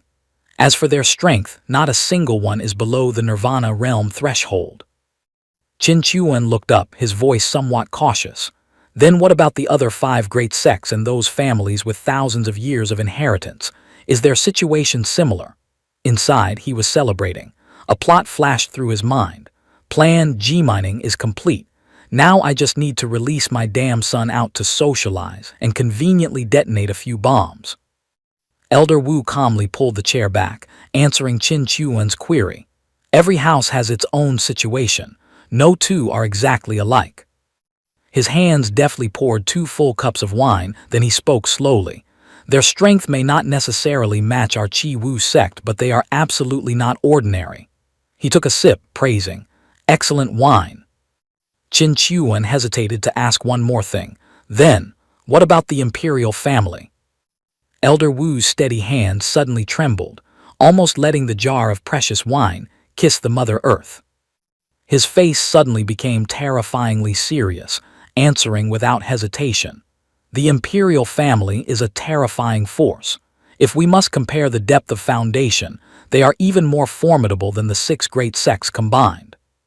Hearing this, Qin Chuan couldn't help but lower his voice. Is it really that powerful? Elder Wu stroked his silvery white beard and calmly said, "Let's not discuss other matters, but just know that 2,000 years ago, when the Yang clan established the nation, they mobilized 3 Supreme Saint Realm experts, a number that has now become almost legendary." He slowly turned to walk away, his voice still echoing evenly. Those were Supreme Saint Realm experts, figures that have now all but vanished from the Jianghu. Following behind Elder Wu, Qin Chuan couldn't help but wonder. Then, aren't the 6 great sects worried that one day the imperial family will make a move against them? Elder Wu half closed his eyes and gently explained. Think of it this way. The imperial family is a genuine old farmer, and this entire Zhu Yang dynasty is his family's heirloom field. No farmer is crazy enough to want his land to become barren and desolate, just like how our sect never suppresses geniuses or outsiders who want to join. Just rest assured and do your job. Qin Chuan curled his lips, a cunning smile appearing as he thought to himself. Ooh la la, so this dynasty has such a deep foundation. Excellent, the deeper the foundation, the more fertile the soil. Once dug up, there will be plenty to fertilize my own crops. At the Qin residence, Qin Zai rushed in, shouting incessantly, "Father, father, I broke through." The young lad's face was radiant as he happily showed off his achievement. "I've reached the 7th level of the pure Yang realm. Now even a 9th level opponent would be easily knocked out by me." But his joy was instantly extinguished when he saw Qin Chuan sitting on the floor with a dark cloud hovering over his head. Qin Zai asked in confusion, "Father, what's wrong? Why is your face so dark?" Qin Chuan replied gloomily, "It's nothing, just thinking about some trivial matters." But in his head he was screaming miserably, "Good heavens, a whole month has passed and my cultivation bar hasn't moved an inch. It's frustrating me to death." Qin Zai could only stare blankly at his grumpy father, while Qin Chuan continued to wallow in his pool of sorrow. Ever since the incident with Wu Ziyu, no one dared to come and cause trouble for him, and this feeling of slow cultivation was truly driving him crazy. Suddenly, a snow-white paper crane flew swiftly in front of Qin Chuan.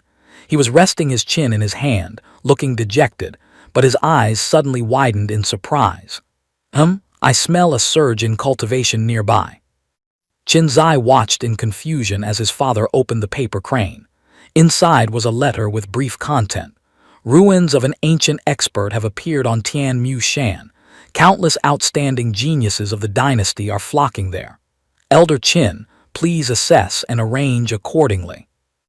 Qin Chuan glanced sideways at his son, a cunning smile typical of a model parent blooming on his lips. "Kid, surely you don't have any reason to refuse such a fun trip, do you?" Before the two set off at the Qin residence, Qin Chuan called his son over. "Kid, I have something to discuss with you." Qin Zai obediently turned around. "Please speak, father." Qin Chuan patted his son's shoulder, his tone filled with implied meaning. "Do you remember the old friend whose grave I visited last time? This time, his granddaughter will also be at the ruins on Tian Mu Shan. If that little girl happens to encounter any danger in the ruins, I hope you can lend a hand." Qin Zai gave a thumbs up, his face beaming, and replied decisively, "Rest assured, father, I guarantee to complete the mission excellently." He curiously added, "By the way, what kind of person is your old friend's granddaughter? What is her name, father?" An image of a young maiden in red robes, with long, glossy brown hair and a face as beautiful as a painting, flashed through Qin Chuan's mind as he replied, "Nan Wang Manor, Princess Chu Yun." At the tomb site on Tian Mu Shan, a crowd had already gathered at the foot of the mountain. A young man stared hungrily at the girl in pink, standing prominently between two other men, constantly exclaiming, "Wow, Princess Chu Yun came personally. Truly a sky-high noble aura." The girl walking beside him flared up upon hearing this, snapping, "Look for one more second and I'll gouge out your pig eyes to soak in wine, do you believe me?" Hearing the conversation vaguely, Qin Zai also looked towards the girl in pink, thinking to himself, "So that is Princess Chu Yun." He put his hands on his hips, analyzing the situation. There are no fewer than a dozen experts secretly protecting her. It seems father's worry was a bit redundant. If I go over there to get acquainted now, even if I tell the truth, she might not believe me. I might even get chopped into mincemeat by those bodyguards for being a toad dreaming of swan meat. That would be humiliating beyond belief. Better to just forget it. Suddenly, a hand slapped hard onto Qin Zai's shoulder, accompanied by a booming voice. "What are you sneaking around and peeking at over there?"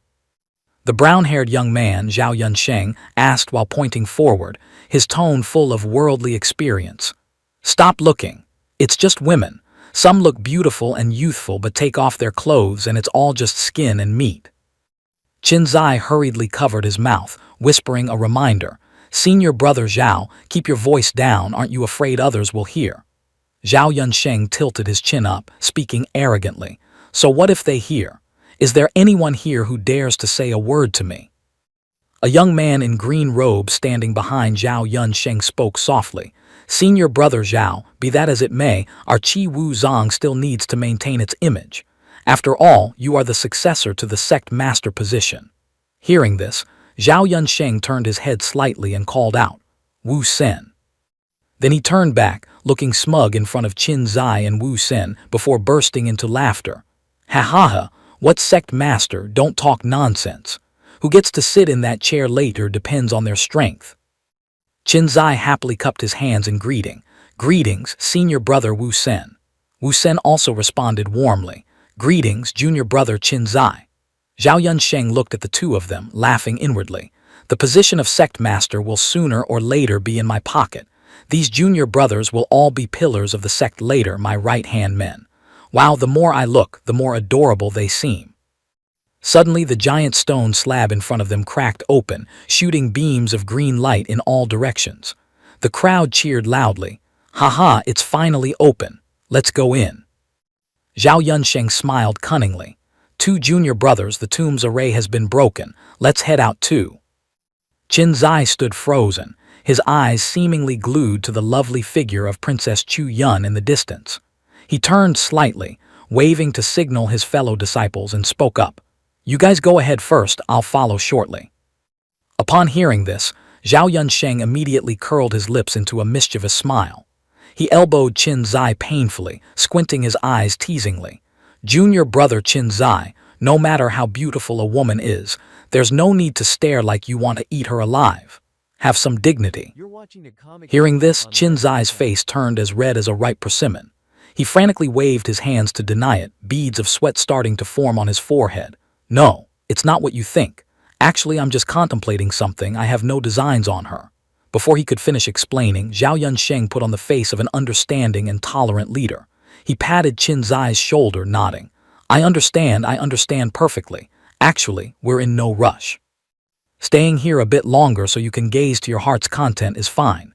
Just be yourself. Seeing his senior brothers eagerly standing by to watch the drama with looks of complicity, Qin Zai didn't know whether to laugh or cry. He cupped his hands and bowed reluctantly. Then, many thanks to senior brother Zhao for being so understanding. After speaking, he could only lament inwardly. Senior brother Zhao's brain is definitely overworking.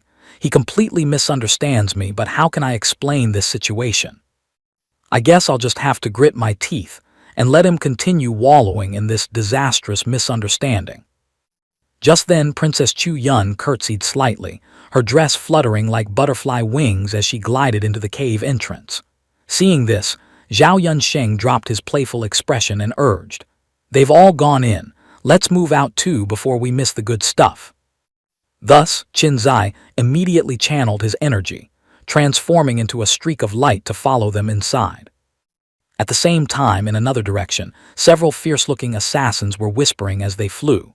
One of them looked anxious, glancing around before saying, Brother Liu, do you feel that today's mission is a bit weird? I feel uneasy. The leader snorted coldly, his tone full of arrogance. Correct. Our assassin organization is inherently the #1 in the dynasty. Accepting an order to assassinate the princess of the Nan Wang Manor is a bit difficult, but it's commonplace. But I think you guys are overthinking it. He paused for a beat, his eyes flashing with disdain. Chasing Princess Chu Yun day and night, we actually just need to pretend there's no risk at all. Who knows, maybe this is just a trial set up by the Nan Wang Manor to test the princess's ability. With our Nirvana realm strength, why be overly cautious against a bunch of kids? Just charge in and be done with it. Advancing deep into the cave dwelling, the atmosphere suddenly became quiet and cold. An aged voice, echoing as if from the void, suddenly transmitted from all directions. Welcome, all of you, for finding your way to this old man's cave dwelling. Perhaps right now, it is very crowded and lively inside, isn't it? Of course, it's also possible that currently there is only a single person standing here, but no matter how many of you there are, regardless of whether you are human or not, it has nothing to do with this old man. After all, this old man has long been pushing up daisies. Ha ha ha. The crowd below buzzed with discussion upon hearing this. Someone exclaimed in panic, Is this the precious message left by the tomb owner? How bizarre. A leader of another faction gritted his teeth and shouted, eyes full of killing intent. All of you shut your traps. Focus on listening to the information. If you don't retrieve the treasure for me later, I'll send every single one of you down to keep this old man company." Suddenly, the center of the cave shook violently, and a staircase of brilliant light appeared, connecting straight to a towering peak. The aged voice rang out again with authority. "All the inheritance and wealth accumulated over this old man's lifetime lie atop this nine-heaven staircase. The rule is very simple.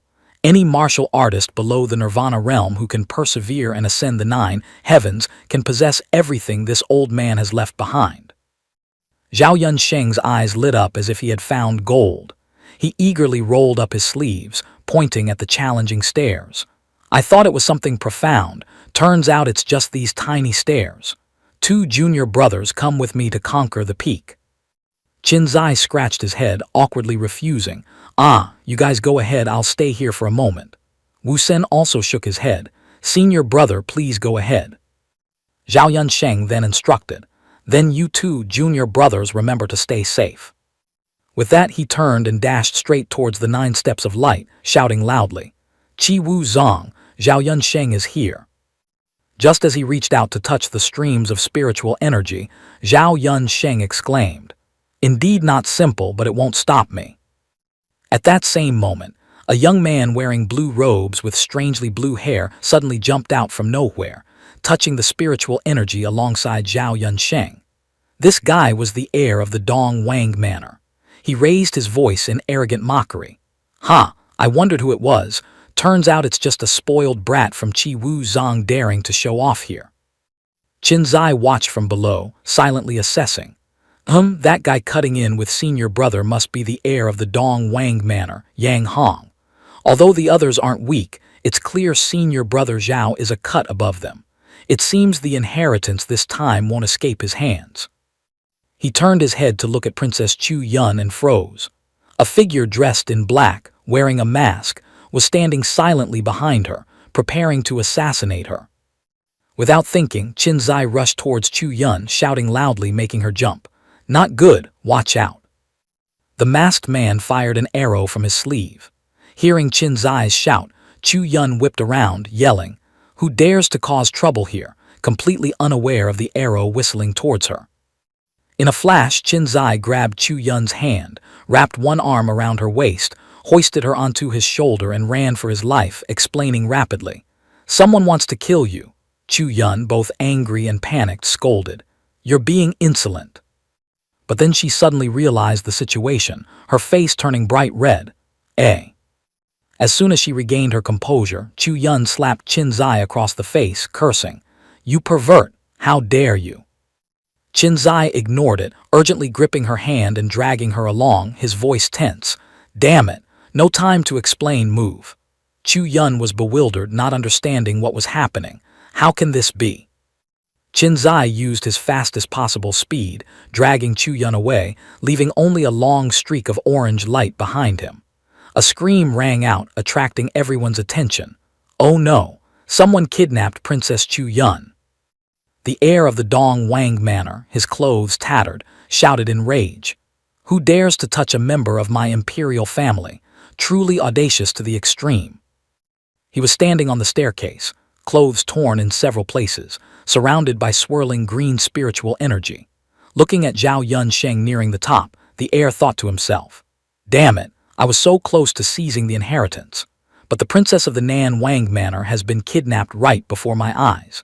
If I, the heir of the Dong Wang Manor, continue to focus solely on fighting for the treasure, the imperial family ancestors will definitely skin me alive." With a series of boom sounds, the heir jumped from the staircase down to the ground.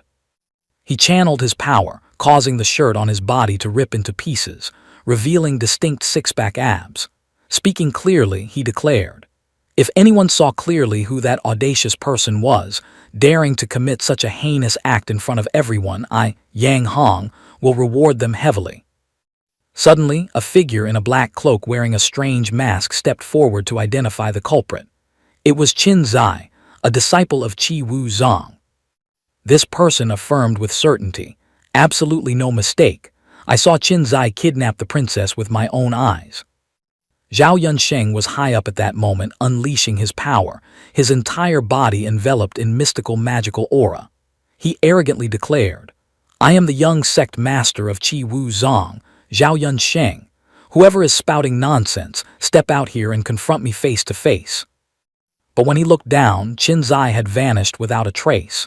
He ground his teeth, thinking in frustration, Qin Zai is missing, damn it.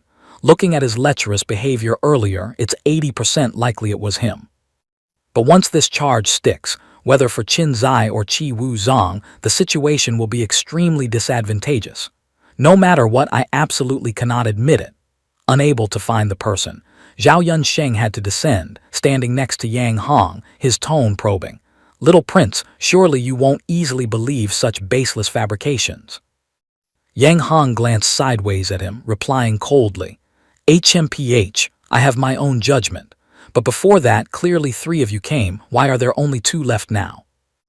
Zhao Yunsheng hurriedly explained, "This time, our Qi Wu Zong came to Tian Mu Shan for training with only myself and junior brother Wu. Where would a 3rd person come from?" That junior brother Wu also hastily added, his face pale with worry, "That's right, little prince. You must have mistaken someone else." "Thank goodness. Luckily I didn't interact with anyone earlier. No one paid attention to this side. This time, as long as I deny it to the death, he won't dare assert that there were 3 of us," he thought to himself. Seeing these 2 stubbornly denying it, Yang Hong boiled with anger. He exploded with power, his voice grim with warning. "HMPH, regardless of whether you admit it or not, your Qi Wu Zong's Qin Zai cannot escape suspicion." Zhao Yunsheng was not one to be trifled with either. He immediately activated his magic, arguing back. "So what? Want to frame my Qi Wu Zong? Want to turn white into black? I'm afraid you're not qualified enough for that." In a distant corner, a mysterious figure shrouded in a black cloak and wearing a demon mask observed the entire argument. He muttered to himself, "That's enough.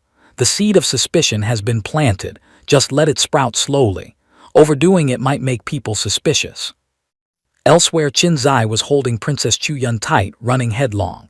He reminded her, "Don't move. Someone wants to kill you, I am saving you, understand?" Chu Yun, held in Qin Zai's arms, blushed, simultaneously panicked and having to cling to him to avoid falling. She staggered, raising her hand to slap Qin Zai, thinking he had bad intentions. But just then, Qin Zai, with his keen senses, detected something amiss. Boom! A massive explosion rang out from above. Taking advantage of the chaos, Chu Yun felt Qin Zai loosen his grip and hurriedly jumped away. She looked up to see a group of mysterious men in black appearing overhead and questioned, "Who are you?" Qin Zai, feeling his good deed was being met with hostility, scolded in annoyance. "I told you, someone wants to kill you. They are right there and you still ask stupid questions." Chu Yun was stunned by the scolding. The men in black continued their attack, causing another explosion. Qin Zai hurriedly rushed to the dazed Chu Yun, pushing her hard. "Idiot! In a moment of life and death, you're standing there like a statue." An assassin, seeing Chu Yun constantly protected by Qin Zai, warned, "Kid, this has nothing to do with you. We only need this woman's life. If you obediently get lost, we can pretend we never saw you." Chu Yun looked at Qin Zai's gallant back, her heart full of thoughts. What will he choose? Indeed, he has no reason to save me. Earlier was perhaps just a youthful impulse. But she didn't expect Qin Zai to be determined to protect her to the end. She heard his decisive words clearly. "Want to kill her? No way." Hearing this, Chu Yun couldn't help but blush, an indescribable emotion rising in her heart. What? We don't know each other. Could it be he has feelings for me? Or was it love at first sight, so he volunteered to save me? The men in black, seeing Qin Zai being unreasonable, took action. HMPH, a measly pure Yang realm cultivator wants to play the hero saving the beauty. In that case, we don't mind sending you on your way too. With that, they simultaneously unleashed a series of palms. Burning heaven palm, heaven and earth unity, 9 layers of surging waves, great heavenly demon hand. But Qin Zai, with just a single move, void breaking palm, easily neutralized all the attacks.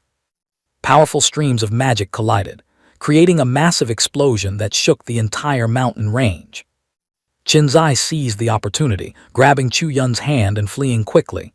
"Stop spacing out, go." When the smoke and dust cleared, Qin Zai and Chu Yun had vanished without a trace. The men in black were in an uproar. "Damn it, where did they run off to?" one comforted his companions. "Don't worry, that kid spat blood earlier. We can rely on his aura to chase him." Then he turned to ask the others, "By the way, was your acting of going easy on him a bit too obvious earlier?" The leader suddenly held out an object. "Look at this." The other man exclaimed in surprise upon seeing it.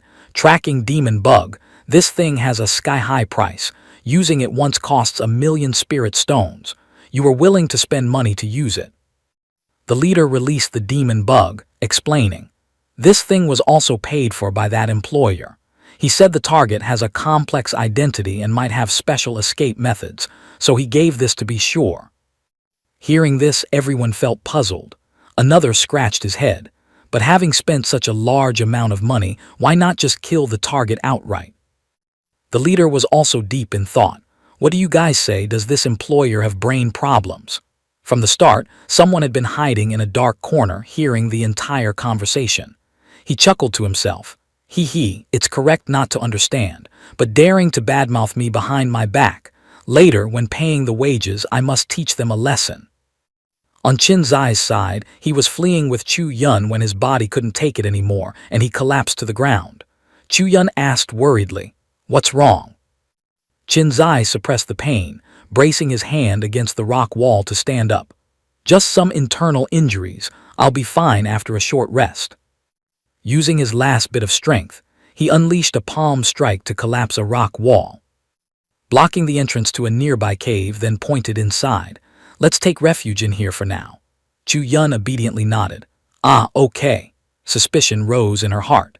His cultivation is clearly only at the pure Yang realm, but his aura is strangely powerful, already comparable to the Nirvana realm. Why haven't I heard of such an outstanding genius before? The two entered the cave to rest. At this moment, Chu Yun finally had the chance to ask for details. "Who are you? Why did you save me?" Qin Zai calmly replied, "My name is Qin Zai. My father is the honorary elder of Qi Wu Zong Qin Chuan. My father told me to protect you." Hearing this, Chu Yun became even more suspicious. "Your father? I don't know him at all. Why would he tell you to protect me?" As Qin Zai channeled energy to regulate his breathing, he explained, "My father said he knows your grandfather."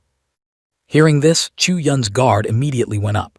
She slowly backed away, still feigning politeness. So that's how it is. But in her mind, she had already sketched out an entire play.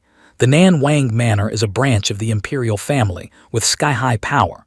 Those wanting to rely on and create relationships with the manor are countless. Very likely, this hero-saving beauty drama is a bitter flesh scheme set up by this father and son. Seeing her backing away with a face full of suspicion, Qin Zai couldn't hold it in anymore and yelled in annoyance, "Are you doubting me? If you don't believe me, just leave. I absolutely won't stop you." Chu Yun didn't hesitate for a moment, turning to leave, leaving only a perfunctory thanks. "After I return, I will send someone to bring a thank you gift. Regardless of the truth, I must thank you for saving my life." Qin Zai could only watch silently, fuming inside but not knowing where to vent. Truly ungrateful. Suddenly, he felt something was wrong. Turning his head, his face went dark. Realizing danger was imminent, he screamed, "Not good, trouble." Right after Qin Zai's terrified scream, a series of fierce attacks rained down on Chu Yun's location. She reacted nimbly, dodging a few moves, her heart filled with panic. "Who are you people after all? What grudge do you have against me?" Two men in black stood aside watching, one mocking. "Since I was 7, I stopped playing this cat-and-mouse game. Playing it again now is actually quite interesting." The other looked bored. "I don't find it fun at all. Running back and forth forever, it's exhausting."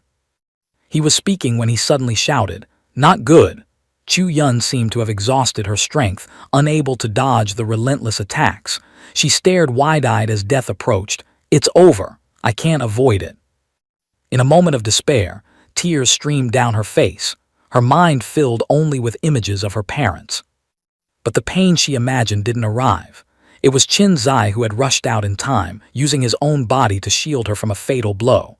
While Chu Yun was still dazed, she heard Qin Zai scolding, "If you're not heavily injured, then get lost. Do you want to die?" Qin Zai took a full blow through his body, adding to his unhealed internal injuries. He could no longer endure, collapsing to the ground and coughing up a mouthful of blood. Chu Yun asked worriedly, "Why? Why did you block it for me?" Qin Zai gasped for breath, turning his head to look straight into Chu Yun's eyes, speaking clearly. "Didn't you feel I wanted to social climb? Now I'm telling you, no matter how powerful your Nan Wang manner is, I, Qin Zai, will not have any relationship with you in this life." With that, he shoved Chu Yun hard, sending her flying away. Scram! Chu Yun was pushed away unexpectedly, falling on her back and crying out, "Ah!" As soon as he pushed Chu Yun away, Qin Zai unleashed his most powerful move, Hell's Red Lotus. He gritted his teeth, deciding to use the final move to deal with these people, telling himself, "I didn't expect the first time using the divine ability Father taught me would be in such a desperate situation. I've truly made Father lose face." The powerful counterattack created an earth-shattering explosion, affecting even Chu Yun, who was quite far away. She saw what Qin Zai had done to protect her, then thought of when she doubted him, tears of regret flowing ceaselessly. "I wronged him. Without him blocking that strike just now, I would be dead or heavily injured. These assassins are clearly not acting." She looked at her condition, knowing she couldn't help. Staying here will only burden him. The only way is to escape quickly and find someone to rescue him. Only then will he have a glimmer of hope for survival. Thinking this, she didn't hesitate, immediately running from the danger zone. Over here, Qin Zai had nearly exhausted his strength. He propped up his injury-riddled body, staring blankly ahead, mumbling, "Father, I have completed the mission you gave me. Now, your child has no strength left." Chu Yun saw the magnificent city ahead. She poured all her strength into rushing towards the citadel. Getting into the city means I can find Father and send people to save him. But before she could get close, a giant skull appeared behind her, emitting streams of dark power that made one's hair stand on end. Chu Yun's mood was nearly swallowed by despair. It's over. It's really over. In front of her was a man in a black cloak wearing a mysterious demon mask. Though terrified, she tried to remain calm, asking, "Disturbing Senior, this junior has urgent business. I wonder if you could be gracious enough to let this junior pass." The man in black didn't answer, only saying coldly, "Considered polite, also quite brave and loyal." Saying this, he raised his hand and streams of dark red magical energy gathered. He aimed that orb of dark energy at Chu Yun and said, "Sleep." In the blink of an eye, Chu Yun was swallowed up, leaving only a terrified scream.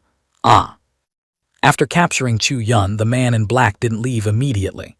He stood for a while, muttering, "This time there surely aren't any loopholes left. That kid's condition isn't good but not life-threatening. On the contrary, his life aura is increasing.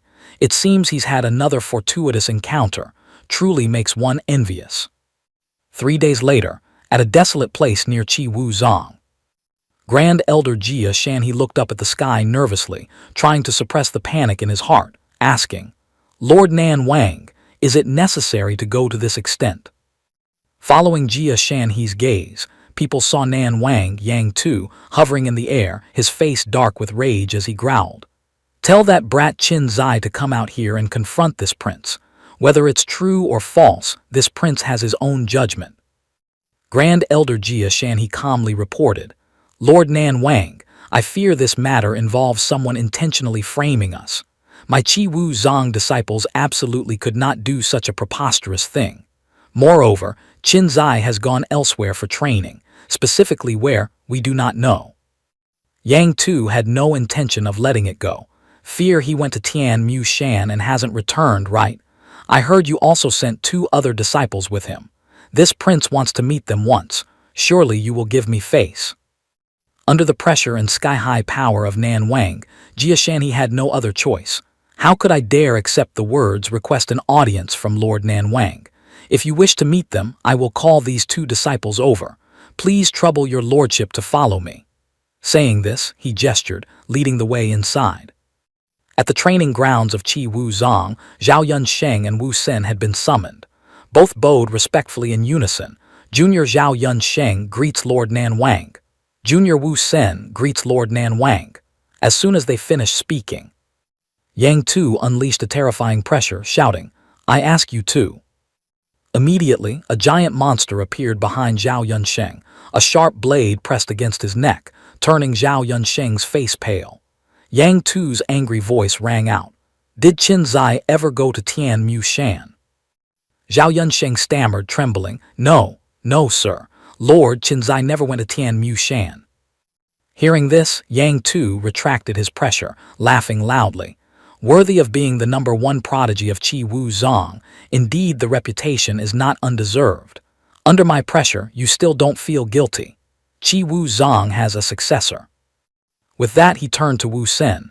"And what about you? Look at me and answer." Wu Sen replied decisively, "Qin Zai never went to Tian Mu Shan." Yang Tu pressed, "Truly didn't go." Powerful streams of magic began to surround Wu Sen. He remained resolute. "The truth is he didn't go." Yang Tu stepped closer, the pressure intensifying. Ultimately, did he or did he not?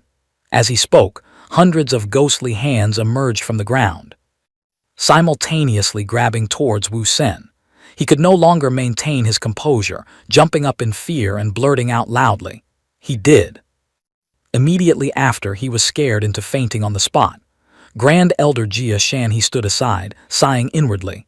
"Sigh, what must come will come, can't avoid it even if we want to. Finally, it's been exposed." Having obtained the answer, Yang Tu immediately turned to question Jia Shanhe.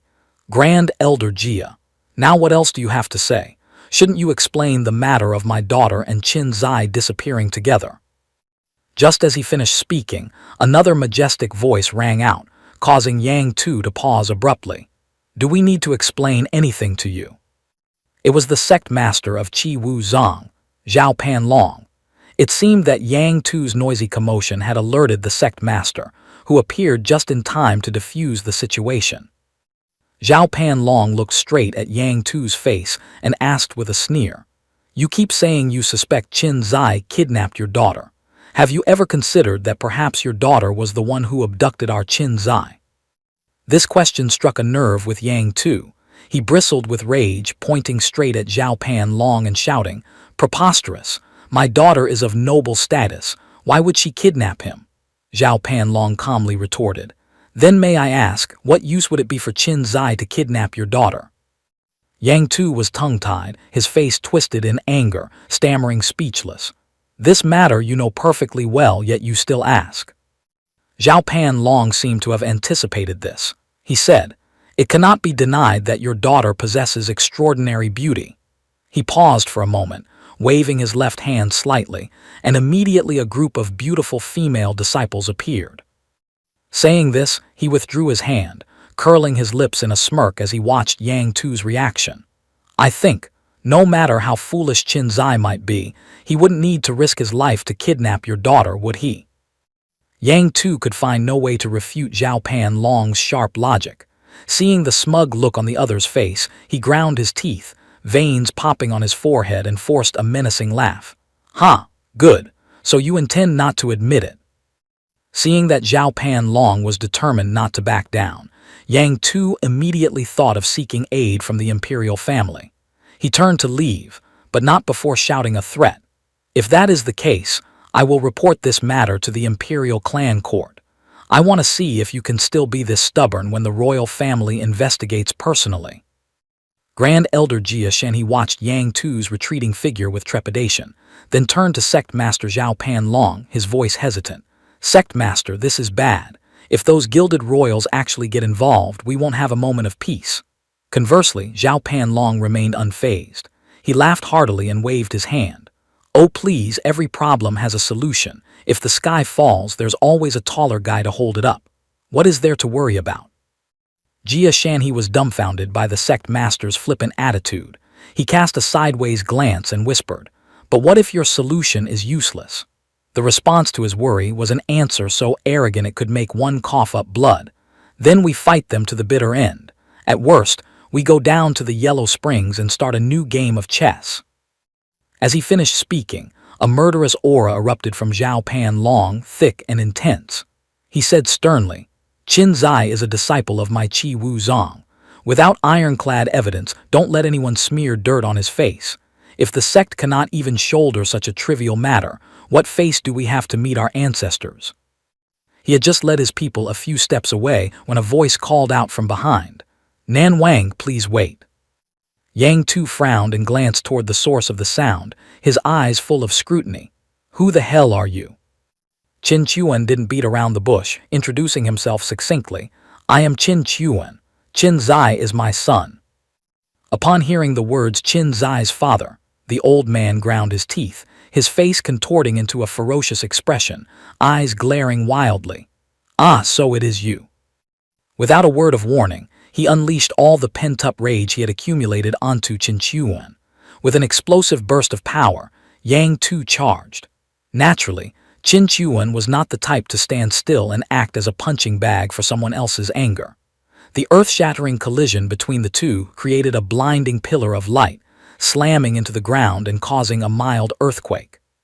The crowd of onlookers only saw a flash before their eyes, and before they could comprehend what was happening, the shockwaves sent them staggering. The smoke and dust gradually cleared, revealing the sight of Yang Tu struggling to crawl up, his clothes disheveled, looking utterly wretched. Immediately, whispers and discussions erupted again. "Whoa, that's Nan Wang. In the blink of an eye, he's already hit the dirt." A sharp-eyed old man rubbed his glasses, exclaiming in astonishment as he saw Qin Chuan standing on equal footing with Nan Wang. Has Elder Qin broken through to the Tangshan realm? But even if he broke through, he shouldn't be this domineering, right? How can a first-level Tangshan realm stand a chance against a third-level Tangshan realm? Returning to the protagonist of this drama, after Yang Tu struggled to stand firm, he shot daggers from his eyes at Qin Chuan, who stood calmly without a single hair out of place. "Qin Chuan." Qin Chuan replied nonchalantly. "Nan Wang, why get so heated? Now isn't the time to interrogate criminals but to urgently find the children. If we delay like this, they might meet with misfortune." Yang Tu was still bewildered upon hearing this, clearly not having digested the information. "What do you mean by that?" Qin Chuan sighed heavily and explained. "Oh well, I am certain my son is with Commandery Princess Chu Yun, but it wasn't a kidnapping. Rather, the two of them likely fell into some dangerous den together." He calmly continued his explanation. "Actually, before Qin Zai went up Tian Mu Shan, I instructed him that if the princess encountered danger, he should intervene if he could save her." Yang Tu clearly didn't believe a word of it. He sneered sarcastically and retorted immediately. "Ridiculous. My Nan Wang manor has no ties with you, and we've always kept to our own paths. Why would you be so kind as to care about my daughter?" Qin Chuan looked visibly helpless, ruffling his hair as he explained wearily. "Years ago, your esteemed father and I had quite a deep and close friendship. To be precise, you should actually call me." He paused for a moment, raising eyes filled with mocking amusement to look straight at Yang Tu, then leisurely uttered a provocative title, "Uncle." The moment the word uncle reached his ears, Yang Tu jumped up, pointing straight at Qin Chuan's face and roaring, "Preposterous! How dare you humiliate this king?" Qin Chuan maintained his nonchalant attitude. "It doesn't matter if you don't believe it. I didn't expect you to believe me anyway, nor do I have any interest in bullying a child. I'm simply stating the truth." Since Qin Chuan had put it this way. No matter how stubborn Yang Tu was, he couldn't help but ponder the veracity of the man's words. Looking at that calm demeanor, it truly didn't seem like he was making it up. It seemed that his father had indeed mentioned a forgotten friend years ago. The whispering of the surrounding crowd grew louder, causing Yang Tu, usually accustomed to being arrogant, to flush red with embarrassment. He stammered, tongue-tied, his mind a mess. "Come to think of it, it seems there wasn't. No, wait, maybe there really was, or maybe not." Qin Chuan couldn't be bothered to argue with someone whose brain was muddled. He turned his back decisively, preparing to set off to find his son, dropping a cool remark. "Believe it or not, that's up to you. You can abandon your daughter, but I cannot abandon my son. I have just exited seclusion, and now I must go find him." Grand Elder Jia Shan saw him about to slip away and frantically tried to call him back. "Qin." But before he could get the word out, he was grabbed by Sect Master Zhao Pan Long standing next to him. Pulling Jia Shanhe's arm, he whispered, "Judging by his strength and aura, I believe he can be trusted." But Jia Shanhe thought differently. He hurriedly leaned into Zhao Pan Long's ear, whispering his analysis. Qin Zai hasn't returned, and now Qin Chuan is leaving. If it turns out later that Qin Zai really did kidnap the princess, or that father and son colluded to put on a show, and they flee far away, the ones left holding the bag will be our Qi Wu Zong. Before the Grand Elder could persuade the sect master, Yang Tu, seemingly forgetting all shame, rushed over to block Qin Chuan's path. "The matter is not yet settled, and Qin Zai has not been cleared of suspicion. You are not going anywhere." Seeing Yang Tu's obstinate behavior, Qin Chuan couldn't help but blurt out a curse. "Idiot."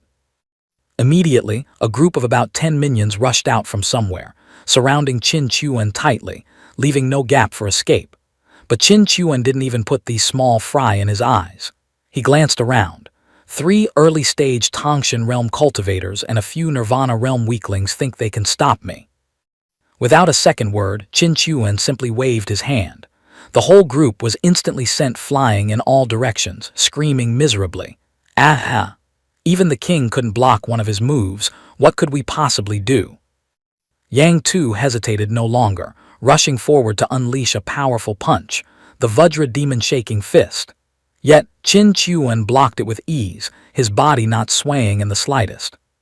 Yang Tu could not accept this harsh reality. He roared, "You will not step past here today." Qin Chuan really didn't want to be heavy-handed, partly out of respect for his father's old acquaintance, and partly because he didn't want to waste time with a shallow, stubborn fool. He warned sternly, "You are the son of an old friend. I do not wish to hurt you. I must go find my son now. Get out of my sight." Before he could even touch the target's hem, a familiar figure suddenly appeared, blocking Qin Chuan's path. It was Commandery Princess Chu Yun, the beloved daughter for whom Yang Tu had turned Qi Wu Zong upside down. She hurriedly stopped her father, preventing him from making further mistakes. "Father, stop. You've misunderstood." Her face was full of worry as she looked fearfully at her beloved father doing such absurd things for her sake. Yang Tu rushed forward, gripping his daughter's shoulders tightly with both hands, asking urgently, "Yuner, you're back. What exactly happened? What do you mean I misunderstood?" Chu Yun trembled slightly, replying weakly, "Someone wanted to kill me. It was Qin Zai of Qi Wu Zong who saved me." Qin Chuan immediately seized the opening. He placed a hand on the girl's shoulder, questioning sternly, "Then where is Qin Zai? Why didn't he return with you?" Hearing this, Chu Yun's face turned pale, cold sweat breaking out. She turned away quickly, a single tear rolling down her cheek, looking incredibly pitiful. She hastened to explain, her voice trembling strangely. Hasn't he returned yet? I encountered assassins in the ruins. He led me away to escape, but we were still caught up with." Chu Yun's face flushed red. She gently wiped her tears, hoping to evoke everyone's sympathy, then continued, "He held off 5 Nirvana realm assassins alone and told me to go first." Before Chu Yun could finish her sentence, Qin Chuan quickly got into character, displaying acting skills worthy of an award. He feigned a scream that shook the heavens and earth. "What?" In the middle of the courtyard, the two stood facing each other, the wind blowing fiercely, highlighting Chu Yun's fragile and delicate appearance. Still sobbing, she recounted the events. "After escaping the assassins, I was attacked by a mysterious man in black and knocked unconscious." Qin Chuan stood aside, hands clasped behind his back, listening silently. Chu Yun tried to recall the blurry figure of a white-haired person from her dizziness, but she couldn't see his face clearly. She timidly continued, "When I woke up, I found myself lying by a small river." She hesitated slightly. "It seems a rogue sword cultivator saved me from the man in black." Qin Chuan rubbed his chin, appearing deep in thought. Meanwhile, Yang Tu was drowning in a chaotic stream of consciousness. Was I wrong? Qin Zai isn't an enemy but a benefactor. Just now, I not only humiliated myself at Qi Wu Zong but also slapped my own face painfully. I lost both the person and the moral high ground. Thinking of this, his face darkened with regret. Moreover, according to my daughter, his son saved her without any ulterior motive. Could it be? This person really is. 2 giant words flashed in his mind. "Uncle." Yang Tu shook his head frantically. "Impossible, absolutely impossible." But despite his thoughts, he suddenly shot up, leaving in a hurry. Chu Yun called out in panic, "Father King!" Yang Tu only had time to throw back a sentence. "We're leaving." Chu Yun bowed to Qin Chuan according to etiquette. "Rest assured, sir, I will persuade my father to help find Qin Zai, Grandpa Qin." Qin Chuan didn't hear clearly and asked, "Huh?" Chu Yun had already walked a distance but managed to turn back and shout, "Grandpa Qin, Chu Yun takes her leave." Only when the father and daughter had disappeared did Zhao Pan Long saunter over to stand beside Qin Chuan. Qin Chuan turned to him, apologizing with full decorum. "Sect Master, I apologize. My personal affairs have caused more trouble for the sect." Zhao Pan Long waved his hand casually, giving Qin Chuan a graceful way out. "You are an elder of Qi Wu Zong. Your affairs are naturally our affairs. Do you need the sect to help search for Qin Zai?" Qin Chuan shook his head in refusal. "No need. I left something on that brat. Finding him won't be hard. I'll take my leave first." With that, Qin Chuan vanished swiftly. Jia Shanhe, who had appeared behind Zhao Pan Long at some point, whispered, "Sect Master." Zhao Pan Long spoke decisively. "Let's go back. I sense that although this Qin Chuan is overly mysterious, he holds no ill will toward the sect." The scene shifted to a pitch-black cave. In the dim space, a flicker of warm light emanated from a blazing red fire enveloping Qin Zai. He was sitting in meditation. The fire seemed to be a miraculous healing medicine, slowly soothing the crisscrossing wounds on his body. Qin Zai immersed himself in the stream of warm primal energy, feeling his wounds gradually closing. He slowly opened his eyes, exhaling a sigh of relief. Phew! The fire faded along with his breath. Qin Zai cheered excitedly. "Finally done. If not for Master's life-saving secret technique, I would have been a goner this time." Yiling Shuang, in her faint soul form, was crossing her arms and supervising him. She reminded him sternly, "HMPH, you were too impulsive. If you hadn't met force with force against them back then, you wouldn't have ended up in such a wretched state." Qin Zai grinned naively. He, isn't it fine now? My cultivation even increased by a level. In a few days, I can break through to the Nirvana realm." Yiling Shuang was anxious. Facing her disciple's carefree attitude, she couldn't bear it and rapped Qin Zai on the head, unleashing a lecture. "You just got lucky this time. If the injuries had been a bit heavier, you might not have survived. Don't rely on that gambler's mentality." Qin Zai, stung by the painful knock, immediately became obedient. I know, Master." Yiling Shuang was still huffing. "Let's go, we have to go back. Being gone this long, your father will be worried." Qin Zai replied, "Yes, Master." Just as he glanced around, he suddenly discovered a strange crack in the rock wall. The crack spread wider and wider, and from within, crimson light poured out in torrents. Qin Zai and Yiling Shuang hurriedly dodged into the distance. A maniacal, ear-piercing laugh echoed throughout the cave. "Ha ha ha! I didn't expect this old man to be so lucky. Just escaped confinement and I meet fresh flesh and blood." Qin Zai cried out, "Master!"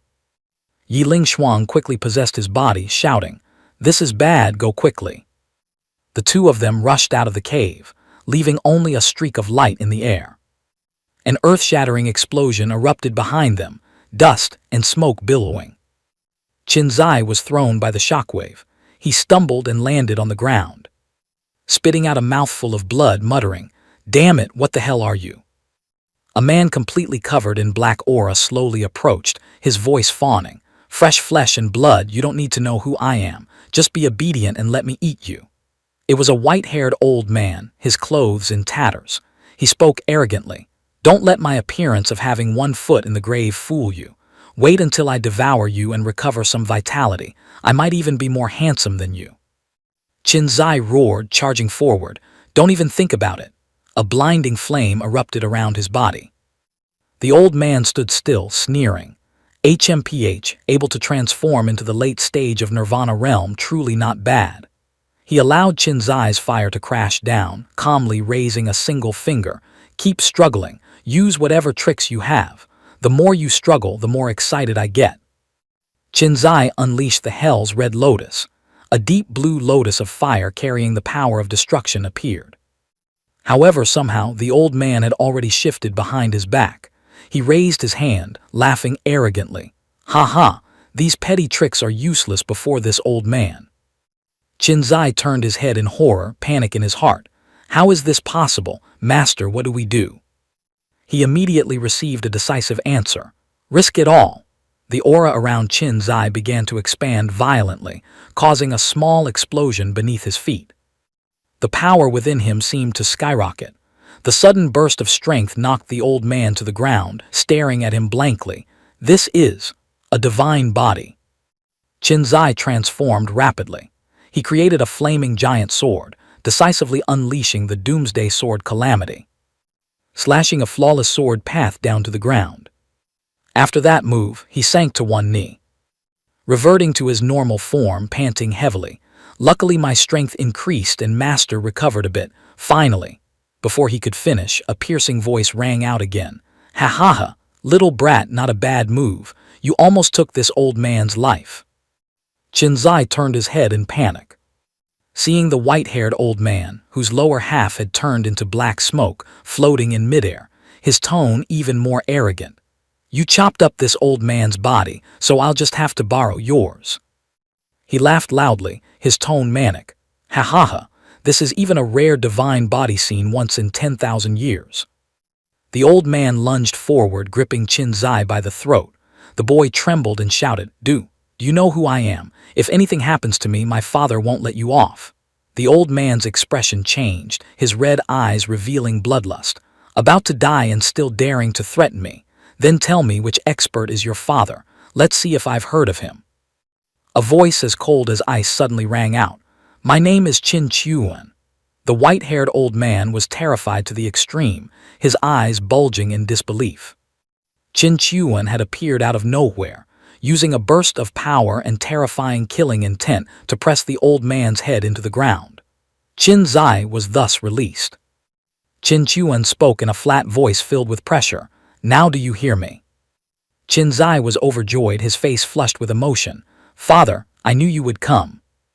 Yiling Shuang, in her fading soul form, also felt her cheeks flush, thinking to herself, that invincible man has finally arrived. I can rest assured. After dealing with the old man, Qin Chuan turned and gave Qinzai a painful knock on the head. You brat, you really know how to pick a spot, don't you?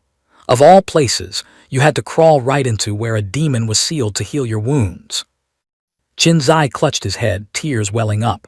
About this, I didn't know. I saw it was just a normal cave, so I went in to heal. Who knew a sealing array would suddenly appear and darken the sky? Clearly, it was targeting us father and son. The father and son looked up to observe the situation. Qinzai complained. That damn old man with the divine soul power, he's actually a Tangshan realm expert. Qin Chuan was annoyed that the old man was such a nuisance. HMPH, still won't stay put. A point of light flashed on Qin Chuan's forehead, and a ring of energy condensed accordingly. He raised his head, firing a beam of fire from his forehead, easily piercing the seal. The old man on the other side, in his soul form, hurriedly took the chance to flee. Qin Chuan spoke with majestic authority. Who said you could leave? Light continued to gather on his forehead, and a magical artifact shaped like a gourd appeared, emitting a brilliant golden light that tore through space. The old man looked back in terror, screaming, Divine Soul Furnace, you are only at the 3rd level of Tangshan realm. How have you already condensed a Divine Soul Furnace? The artifact quickly sucked the old man's entire soul inside. He was still unreconciled. How is this possible? The magical power surrounding Qin Chuan gradually dissipated. Qinzai asked curiously, Father, what magical ability is this? Qin Chuan turned around, explaining patiently. This isn't a magical ability, just a standard trick of the Tangshan realm.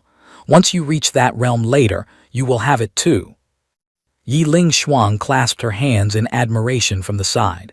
As expected of Lord Qin Chuan, what he calls a standard trick, most Tangshan realm experts probably couldn't cultivate in a lifetime. Qin Chuan looked into the deep cave, quickly making a judgment. For this demon to hide in this cave for so long, there must be some mystery inside. He said to Qinzai, Go in and check it out, you go first. But in his heart he thought warmly, It's best to use this brat as a mine detector. Truly, fatherly love as warm as boiling water. Qinzai innocently said yes. Probably because he didn't know his father's deep thoughts, he still thought naively.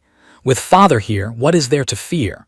What demons or monsters would dare pull tricks in front of father? Let's go in.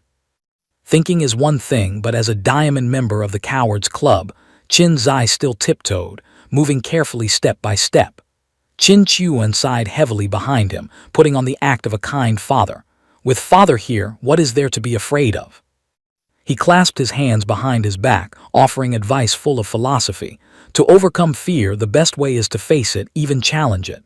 Qinzai asked doubtfully, challenge fear. Qin Chuan smiled deeply, placing a hand on his son's shoulder, encouraging him. Simply put, whatever the hell is in this cave, you just need to act tough. Do whatever you want to do. Hearing this, Qinzai immediately felt buffed with power, a flame of enthusiasm burning in his eyes.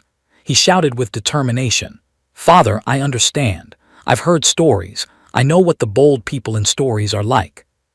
Saying this, he switched to his foul-mouthed operating system, shouting into the cave. Whichever grandson is in the cave, listen up. Your grandpa is here. Your great-grandpa is also here. Get out here and welcome us. Are you hiding in a corner because you have no face to see anyone? Did your father sleep with a wild pig in the mountains to spawn something as ugly as you? Qin Chuan stood behind him, clicking his tongue. Although it's effective, that wasn't really what I meant.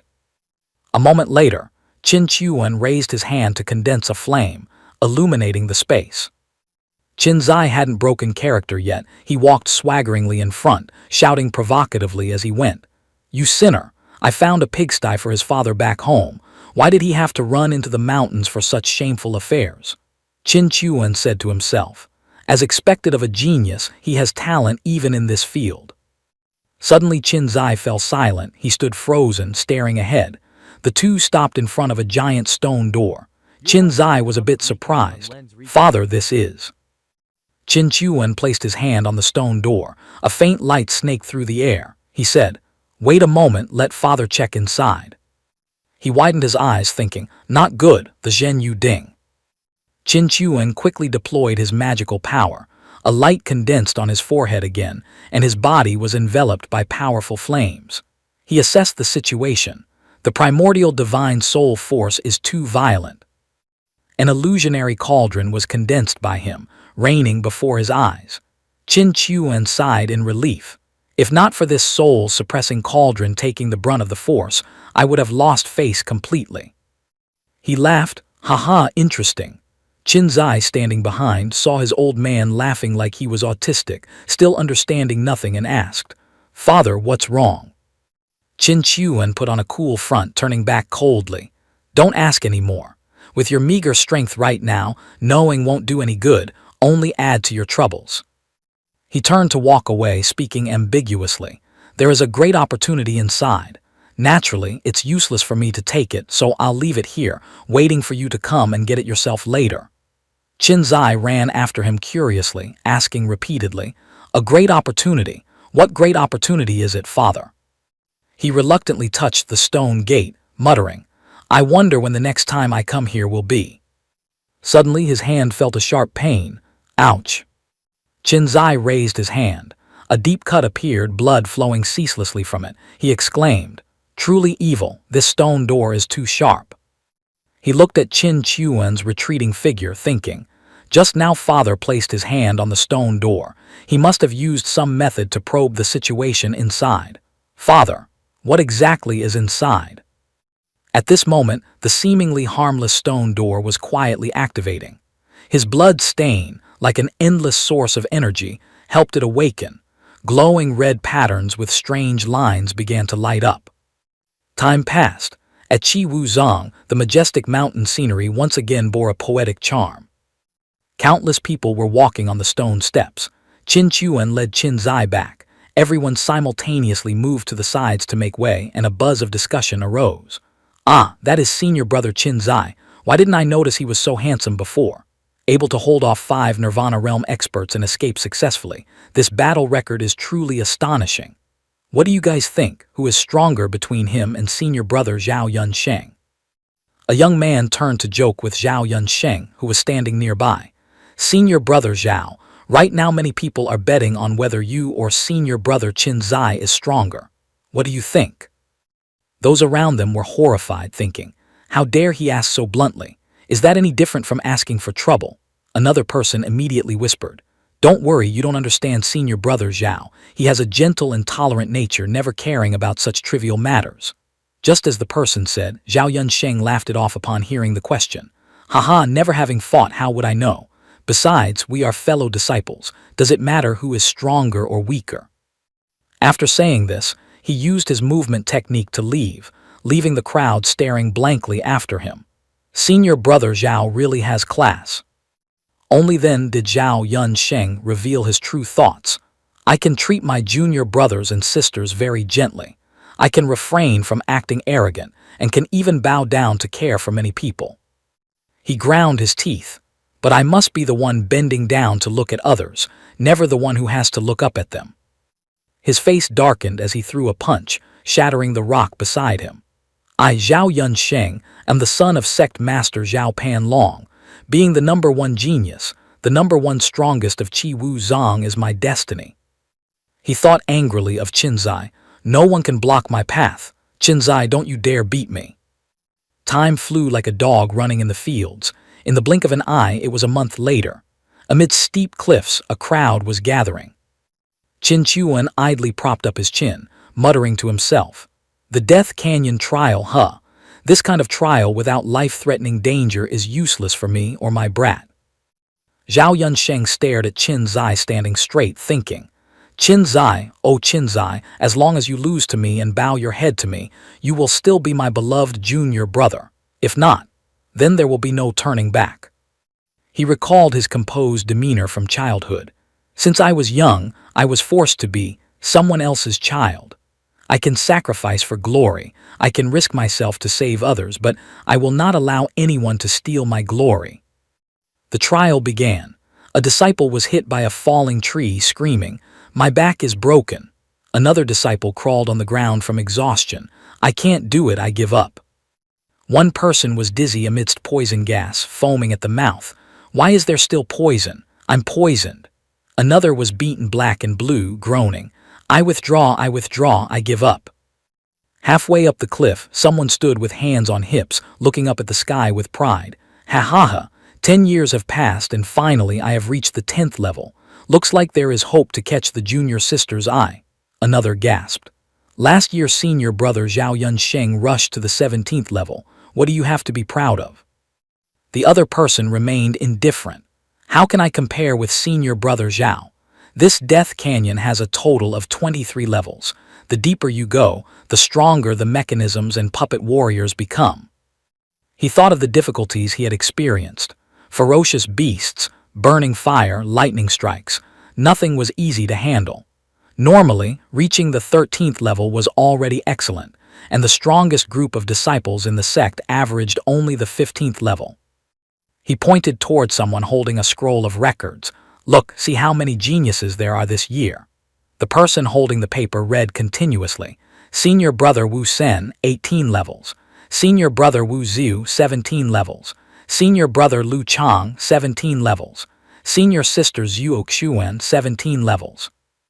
While everyone was eagerly awaiting the results, a figure suddenly appeared.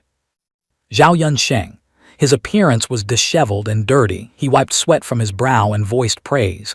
Junior brothers, your strength has increased greatly. Congratulations, congratulations. At this moment, the person holding the scroll announced, Senior brother Zhao Yunsheng, 21 levels. Everyone there was shocked. 21 levels. That is already the combat power of the 2nd level of the Nirvana realm. Others listened and marveled. The gap between the pure Yang realm and the Nirvana realm is as vast as heaven and earth, yet he has crossed it and gone a step further. Truly terrifying. I see the first place this time has no suspense left. Senior brother Zhao is indeed senior brother Zhao. Zhao Yunsheng stood in the sunlight, happily feeling everyone's worshipful gazes, murmuring softly, this is the feeling I want. He glanced toward those who had finished the trial, thinking, Surely Qinzai won't go further than me. Although it was heard before that he escaped from 5 Nirvana realm experts, that was only an escape after all. He spotted Qinzai in the crowd and silently approached, telling himself, as long as junior brother Qinzai isn't stronger than me, I will remain an upright and honorable person, united with my friends with a clear conscience respected by all. And he remains my most adorable junior brother. Qinzai, looking equally disheveled, held up a token clearly inscribed with the words 23 stages and gave a naive smile. The person in charge of the announcement shouted, "Junior brother Qinzai, TW." The man was trembling so hard he couldn't speak. Only after a long moment did he stammer out, 23 stages cleared. Zhao Yunsheng felt as if he had been struck by lightning. He broke into a cold sweat, unable to believe what he had just heard. 23. He screamed inwardly, 23. I only reached 21, I really lost. Zhao Yunsheng's eyes turned red, brimming with tears. A humiliating defeat. He quickly turned away, wiped his tears, forced a bright smile, and turned back to Qinzai. His voice was enthusiastic, though his eyes still held a trace of sadness. Junior brother Qinzai, congratulations on clearing 23 stages. I heard the sect will have a special reward for that. Qinzai was stunned. Huh, really? He scratched his head shyly. I don't really know either. I was practicing a martial art just now, entered a state of selflessness, and somehow cleared the stages while in a daze. Zhao Yunsheng smiled brightly on the outside. Haha, really? Junior brother Qin is truly diligent. No wonder you could clear the stages. Senior brother should learn from you. But inside, he was so provoked he wanted to vomit blood. He was trying to act like he was fine, but deep down, his tears were an ocean. Zhao Yunsheng forced himself to pat Qinzai's shoulder. During the fight earlier, I suddenly had some insights. I'll go into seclusion to digest them first. Keep it up, junior brother. Having said that, he dragged his exhausted body away. Qinzai only had time to call out, "Goodbye, senior brother Zhao." He thought to himself, senior brother Zhao doesn't seem very happy. It's probably nothing. Senior brother Zhao is a generous and optimistic person after all. Meanwhile, behind the mountain, the surrounding trees were suffering the brunt of a violent rage. Dust and smoke billowed into the air. Zhao Yunsheng attacked frantically, screaming continuously. Why? Why do I always feel powerless in front of him? How could I lose? I am not resigned to this. A figure suddenly appeared behind him, carrying a barely concealed fury. The person's deep voice made Zhao Yunsheng jump. Enough, you should stop now. Zhao Yunsheng called out loudly, "Grandfather." An elderly man with loose, long hair walked over, hands clasped behind his back, and spoke. Are you very sad? He walked over, placed his hand on Zhao Yunsheng's shoulder, and comforted him. To lose is to lose. It's nothing terrible. The world is vast, and there are many people stronger than you. In the Jiu Yang Wang Ko alone, there are countless talents you cannot compare to. You surely understand this in your heart. Since that's the case, why not look past it and let go of your obsession? Hearing this, the indignation in Zhao Yunsheng's heart exploded. He gritted his teeth, glared, trembling uncontrollably, and shouted, I don't care about others. I don't want to be the number one in the dynasty, but in this Qi Wu Zong I must be the number one. This is my obsession, and I cannot let it go. The old man listened, falling into deep thought for a moment. He looked silently at his grandson, then suddenly roared with a steely voice. Then become the number one. The deafening roar abruptly tore through the silence, startling the dazed Zhao Yunsheng out of his wits. That sentence slammed straight into Zhao Yunsheng's mind, freezing him in place before sweeping him into his grandfather's ruthless train of thought. Become the number one. Become the number one. The echo kept repeating in his head, making him unwilling to accept defeat, and he stood up abruptly, letting out a scream. Ah! The old man merely glanced at him, his voice cold. That brat Qinzai's talent truly far surpasses yours, and not just by a little bit. Unless a miracle occurs, you will never surpass him in this lifetime, and you will even have to swallow your bitterness and live under his gigantic shadow. The old man glared, his volume suddenly increasing. Now there are exactly two paths before you. Hearing this, Zhao Yunsheng clenched his fists until his knuckles turned white. Before he could compose himself, the old man rushed forward, his rough hands gripping his grandson's face, forcing him to look straight into the old man's bloodshot eyes. 1. Abandon all ambition to compete, and from now on, content yourself with being a loyal shadow, assisting him in uplifting the sect. 2. Eliminate him. The word eliminate made Zhao Yunsheng's eyes widen in horror. He tried to calm himself, lowering his gaze to the hands gripping him, then decisively pushed his grandfather's hands away, his voice hoarse. Are there only these two cruel choices? Even though I am unwilling when all is said and done, Qin Zai is still my junior brother. He looked up straight at the old man and continued firmly. What I want is to become the #1 genius of the sect fair and square, and then become a sect master admired by 10,000 people. The old man huffed softly, fumbling in his sleeve for something while muttering. Yunsheng, having two paths is already a blessing. That is because your father and I are strong enough and have enough power to give you a chance to choose. As soon as he finished speaking, he pulled out a colorful pill and held it before Zhao Yunsheng. Furthermore, rest assured, I am not asking you to actually kill him. The elimination I speak of is to eliminate his arrogant talent, making him permanently lose the qualification to compete with you. Zhao Yunsheng took the strange marble-like object, his heart full of suspicion. What is this? This is the Great Calamity Pill, a grade 6 pill, the old man explained. Once swallowed, within 3 years, one's talent will gradually wither away, eventually turning them into a mediocrity. Unnoticed by gods or ghosts, no one will be able to trace it. Go find a suitable opportunity and invite that kid Qin Zai for a cup of tea. Having said that, the old man turned and walked away, hands clasped behind his back, looking up at the sky and letting out a mournful sigh. As he walked, he muttered, if this two tigers on one mountain situation continues, the conflict between Yunsheng and Qin Zai will only deepen.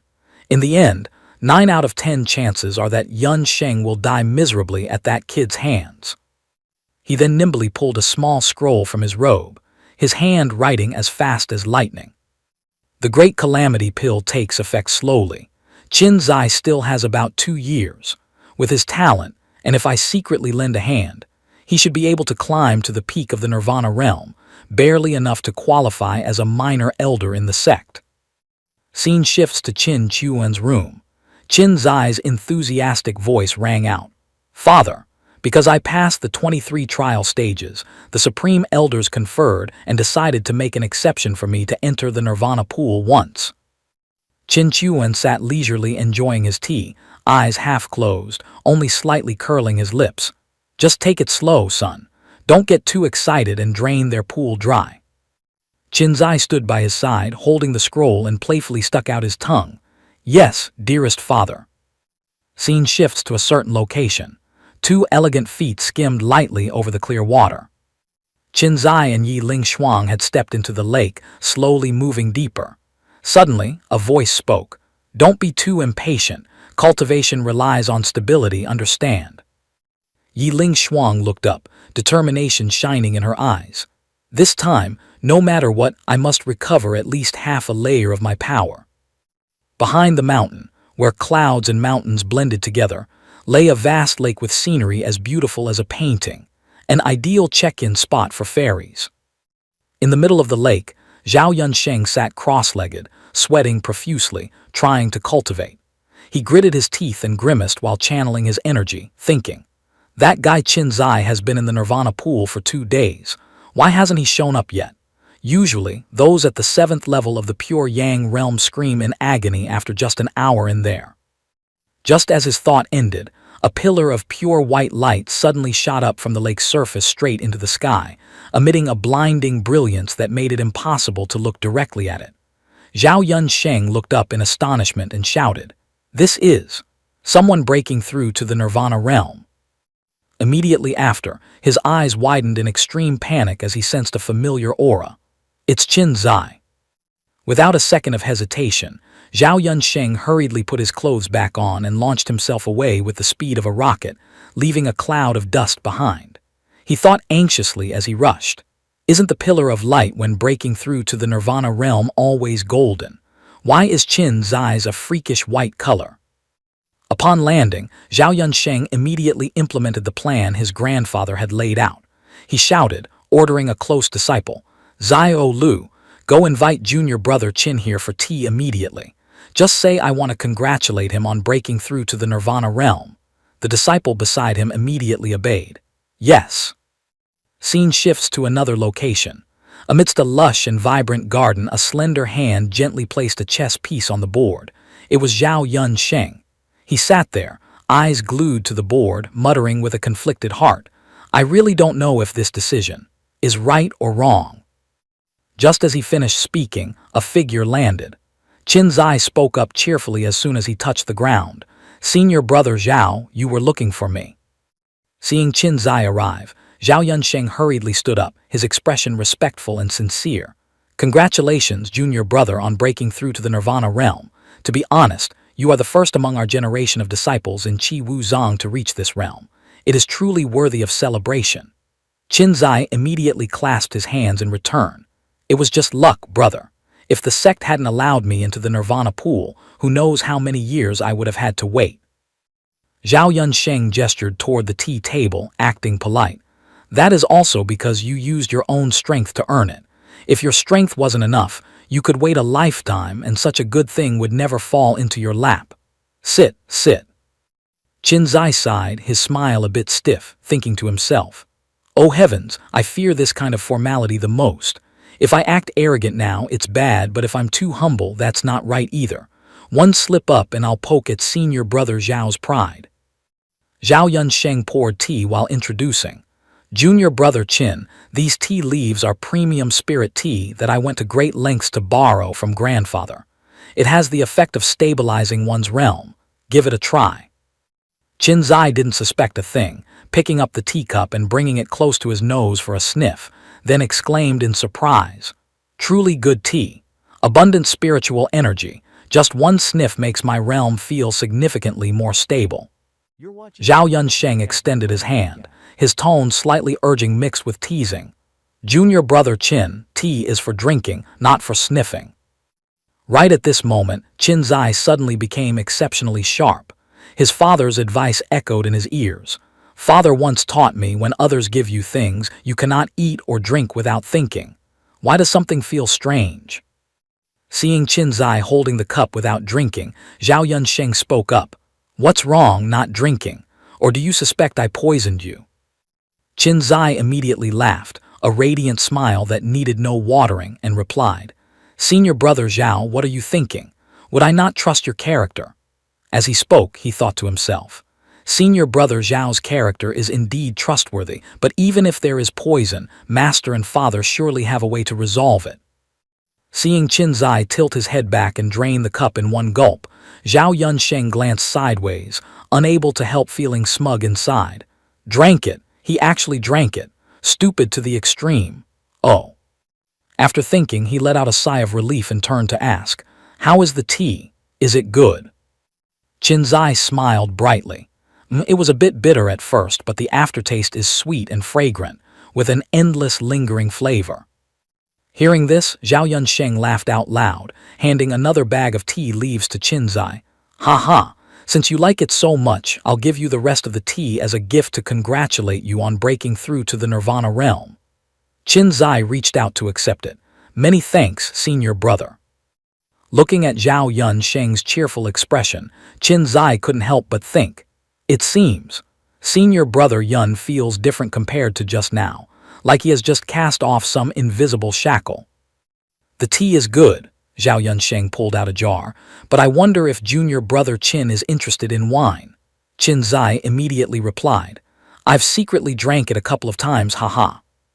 "Junior brother Qin," Zhao Yunsheng continued, "I feel like we've known each other for a long time. Drink up. Tell me about the time you fought against 5 Nirvana realm experts." Qin Zai replied, "You're too kind, it was really all just luck." Several hours later, the sun had gradually set behind the mountains, leaving a gently beautiful twilight sky. Zhao Yunsheng, hands clasped behind his back, walked out to see Qin Zai off. Watching Qin Zai's receding figure, Zhao Yunsheng softly exclaimed, "Haha, not very old but his guts aren't small. Luck, luck."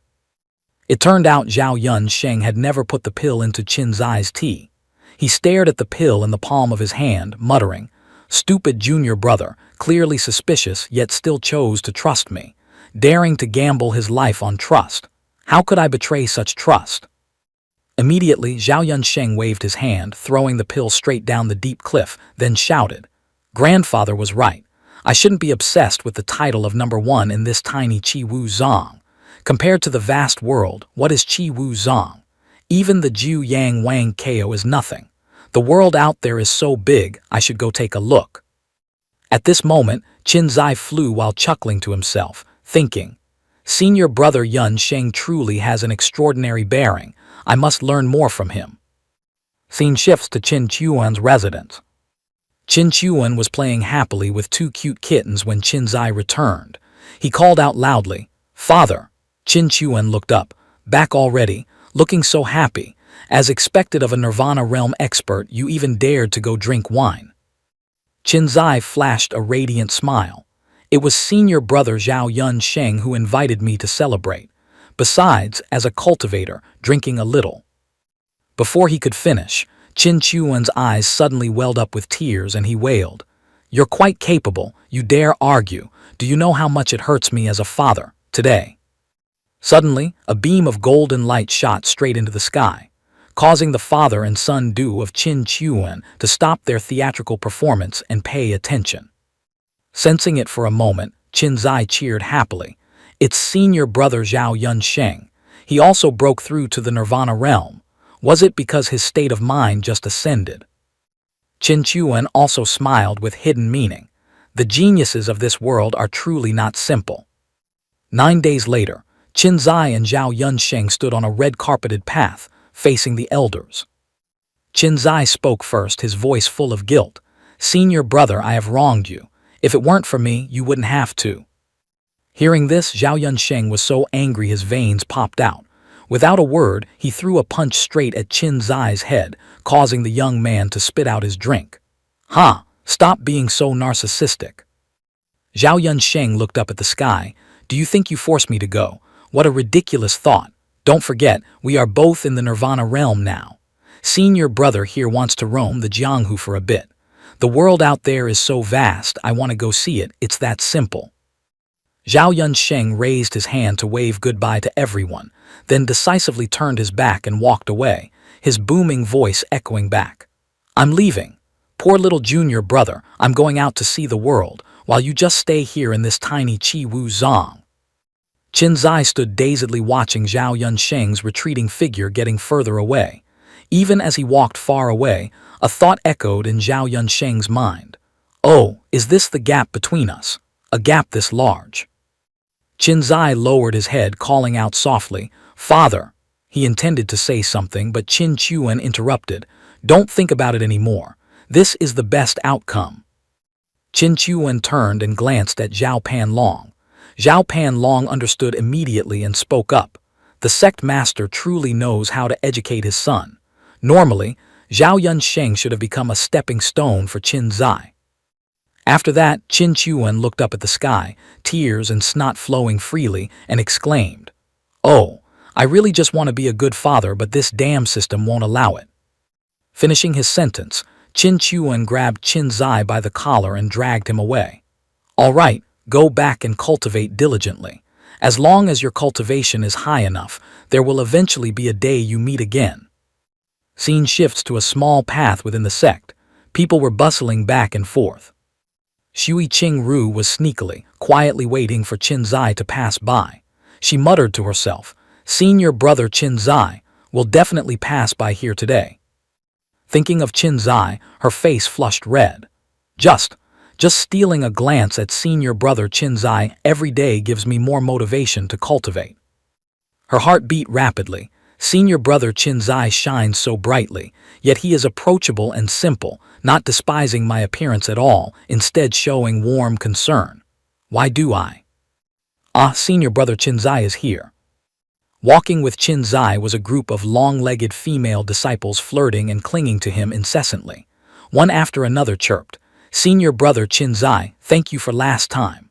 "Senior brother Qinzai, are you free tonight?" Qinzai looked troubled.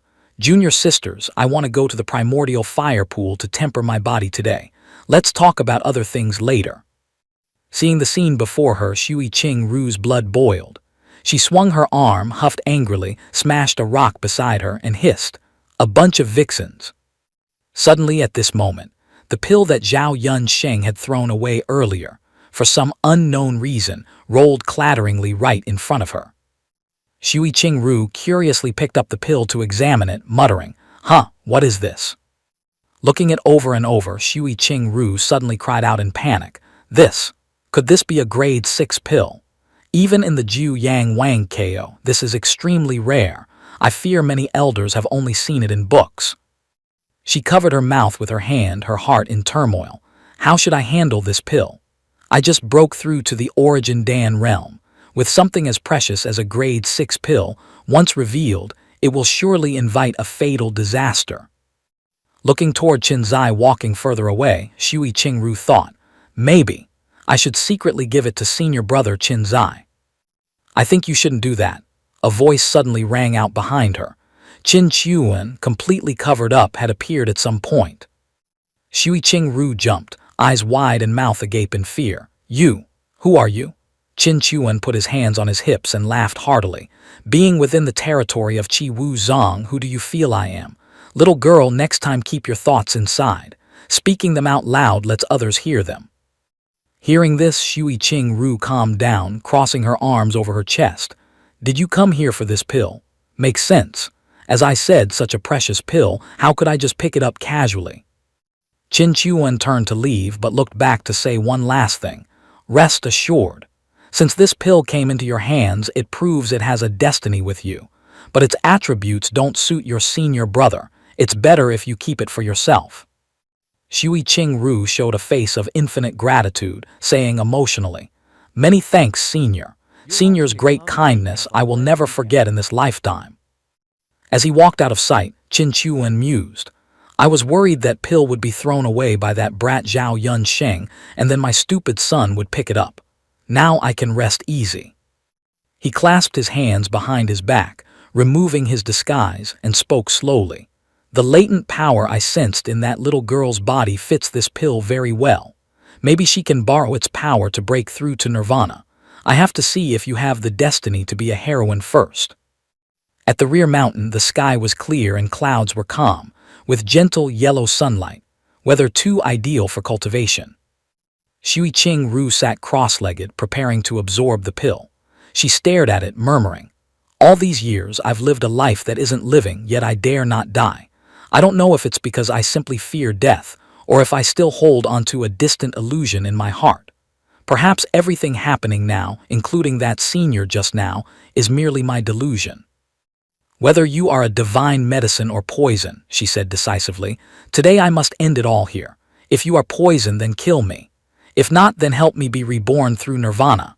Finishing her words, Shui Qing Ru did not hesitate for a moment, popping the pill straight into her mouth and swallowing. A beam of azure light shot straight into the sky, accompanied by a scream of heartrending pain from Shui Qing Ru. Qinzai, sitting in cultivation elsewhere, suddenly opened his eyes wide to observe, turning to look toward the azure pillar of light. He sensed it for a moment and said, "This aura seems a bit familiar.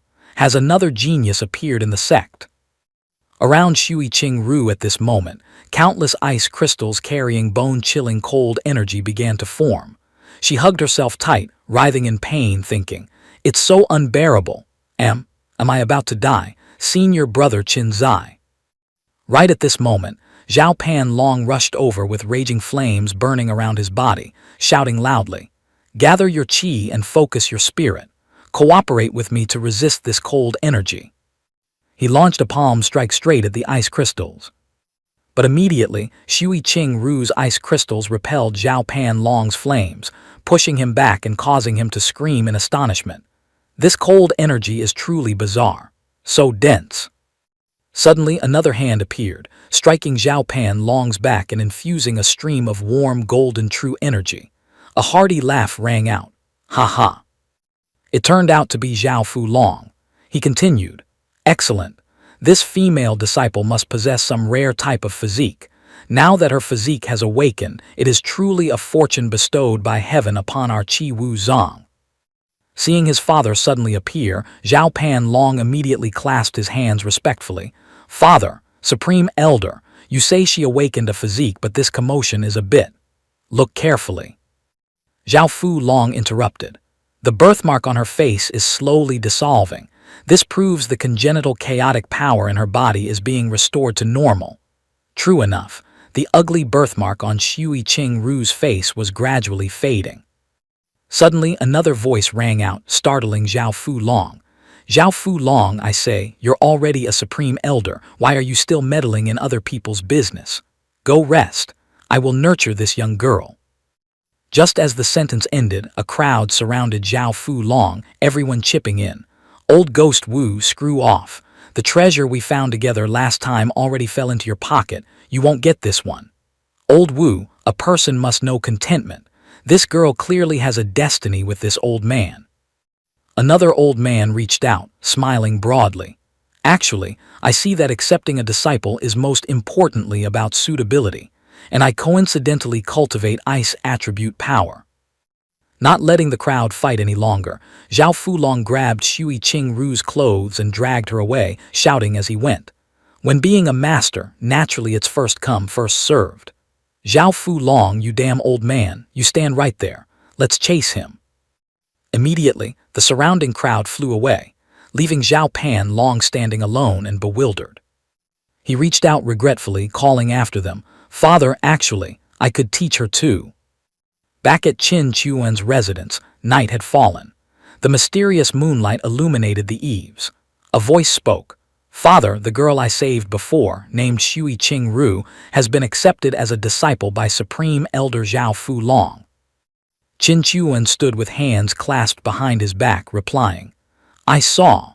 That woman has awakened her physique, becoming beautiful as a celestial fairy with an otherworldly temperament." He turned around.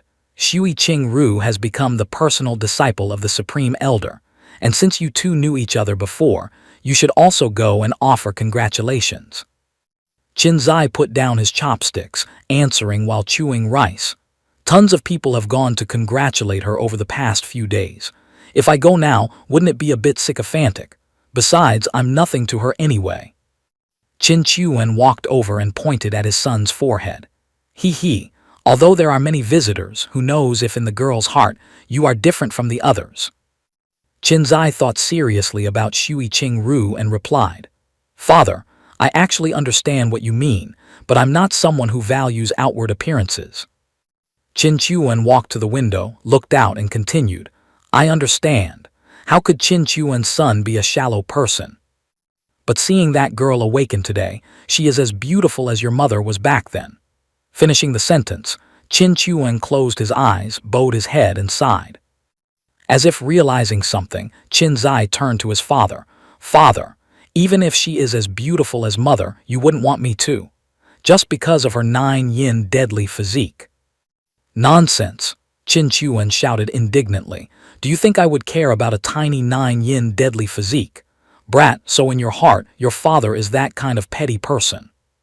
Seeing Qin Chuan turn his face away and sigh, Qin Zai panicked, thinking, "I deserve to die. What the hell am I thinking? How could father be that kind of person?" Qin Chuan walked over, rubbed Qin Zai's head, his voice becoming gentle again. "Zir, I only said she looks very much like your mother. As for how you feel about her, father won't interfere. It's all up to you to decide." He turned away, looking dejected. "Rest assured, father won't interfere in your love life, nor will I allow anyone else to interfere in your love life." "Father," Qin Zai uttered upon hearing this. Around Qin Chuan, after images of flying golden dragons suddenly appeared.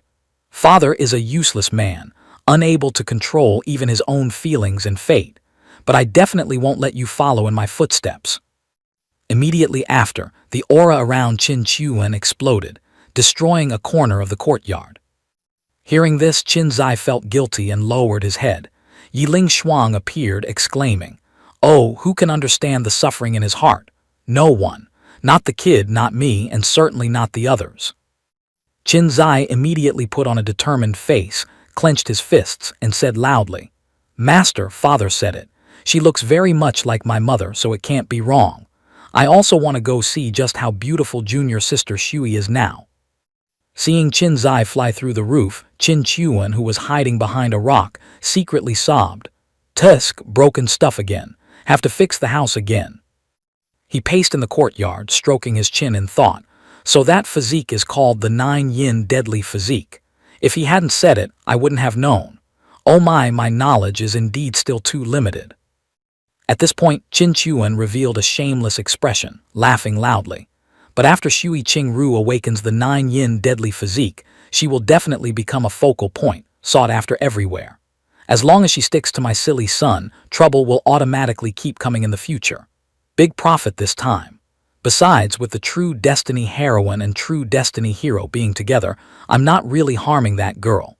She had feelings for my son to begin with. Scene shifts to inside the library pavilion.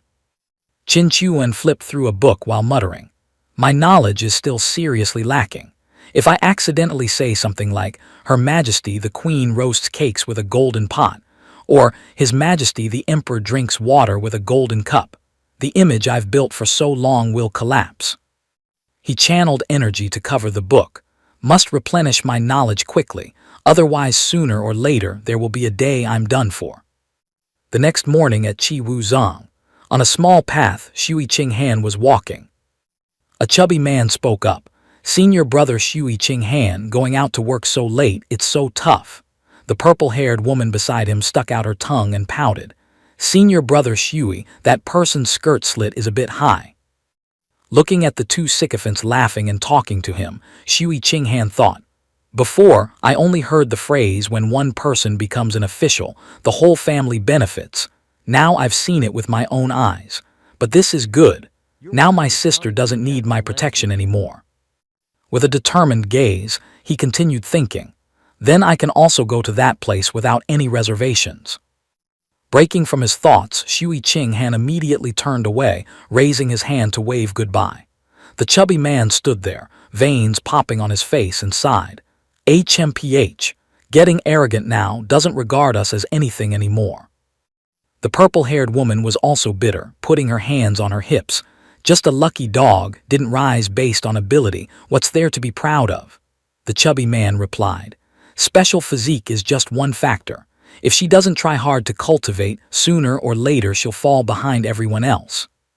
At this time, in a desolate place, someone was standing next to a deep, bottomless cave. It was Shui Qinghan. He stood by the cave talking to himself. "Ever since I entered the sect, there has been a voice ceaselessly calling me to this place. Whether it's life or death, I bet everything on this.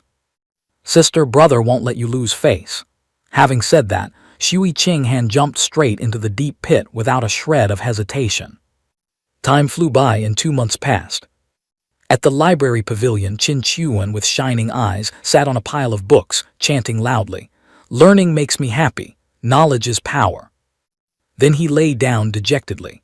"But no matter how happy or strong I get, I've been stuck at the 3rd level of the Tong Tian realm for 2 months now. That son Qin Zai doesn't know how to help his father at all." A long while later, Qin Chuan walked out of the scripture library. As he walked, he muttered, "Originally, that brat's strength wasn't weak. Most of the time he could solve a lot of things alone. Even occasionally wiping out some small villainous family was common. But for such trivial matters, the system definitely wouldn't bother calculating points. Do I have to change the script? But it feels like it's not time yet." Suddenly, Qin Chuan heard a whisper. That Shui Qinghan guy really got lucky from the heavens. It turned out to be the two characters from before. The purple-haired woman frowned. From the 5th level of the nascent soul realm straight to the pure yang realm in just 1 month. He definitely got something good from his younger sister. The chubby man immediately replied, "So jealous. Behind his sister is a supreme elder. For such a big figure, just dropping a little benefit from their fingers is enough for him to eat his fill." Hearing this, Qin Chuan pricked up his ears. "Shui Qinghan, Shui Qingru's brother, it seems. I can smell the scent of my own promotion." So Qin Chuan immediately flew off. As he flew, he muttered, 1 month from the 5th level of the nascent soul realm to the pure yang realm. He isn't Qin Zai, how could he have so much destiny? There must be a hidden story. Found him. Qin Chuan landed at a training ground where many disciples were diligently practicing. He landed in a hidden corner, then whispered, "Ding dong, your peeping magic has been activated." In front of Qin Chuan right now was Shui Qinghan, training passionately. Qin Chuan sat in one spot, secretly observing, a sly smile blooming on his lips. Mediocre cultivation technique, mediocre talent as well. I knew there was a problem. Night fell and Shui Qinghan also left. He walked and thought. This direction is no longer just ordinarily desolate. The more desolate, the better. Not being within Qi Wu Zhang is the space for leveling up. Seeing Shui Qinghan jump down into a bottomless pit, Qin Chuan widened his eyes in admiration. Better to be careful. Don't be foolish enough to follow him inside. At this depth, my soul power can probably still probe it. So Qin Chuan excitedly used his soul power. Suddenly, he exclaimed and laughed loudly. Aha, a big harvest. Shui Qinghan landed with a boom, causing dust and smoke to fly everywhere.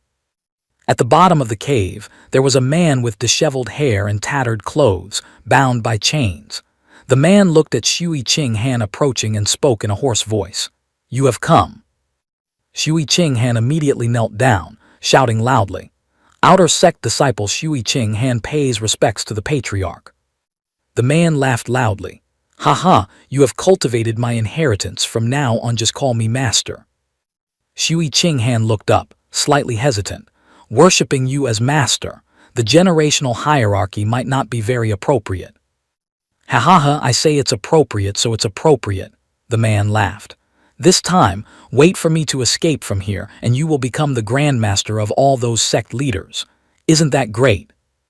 Shui Qinghan was overjoyed upon hearing this, kowtowing repeatedly.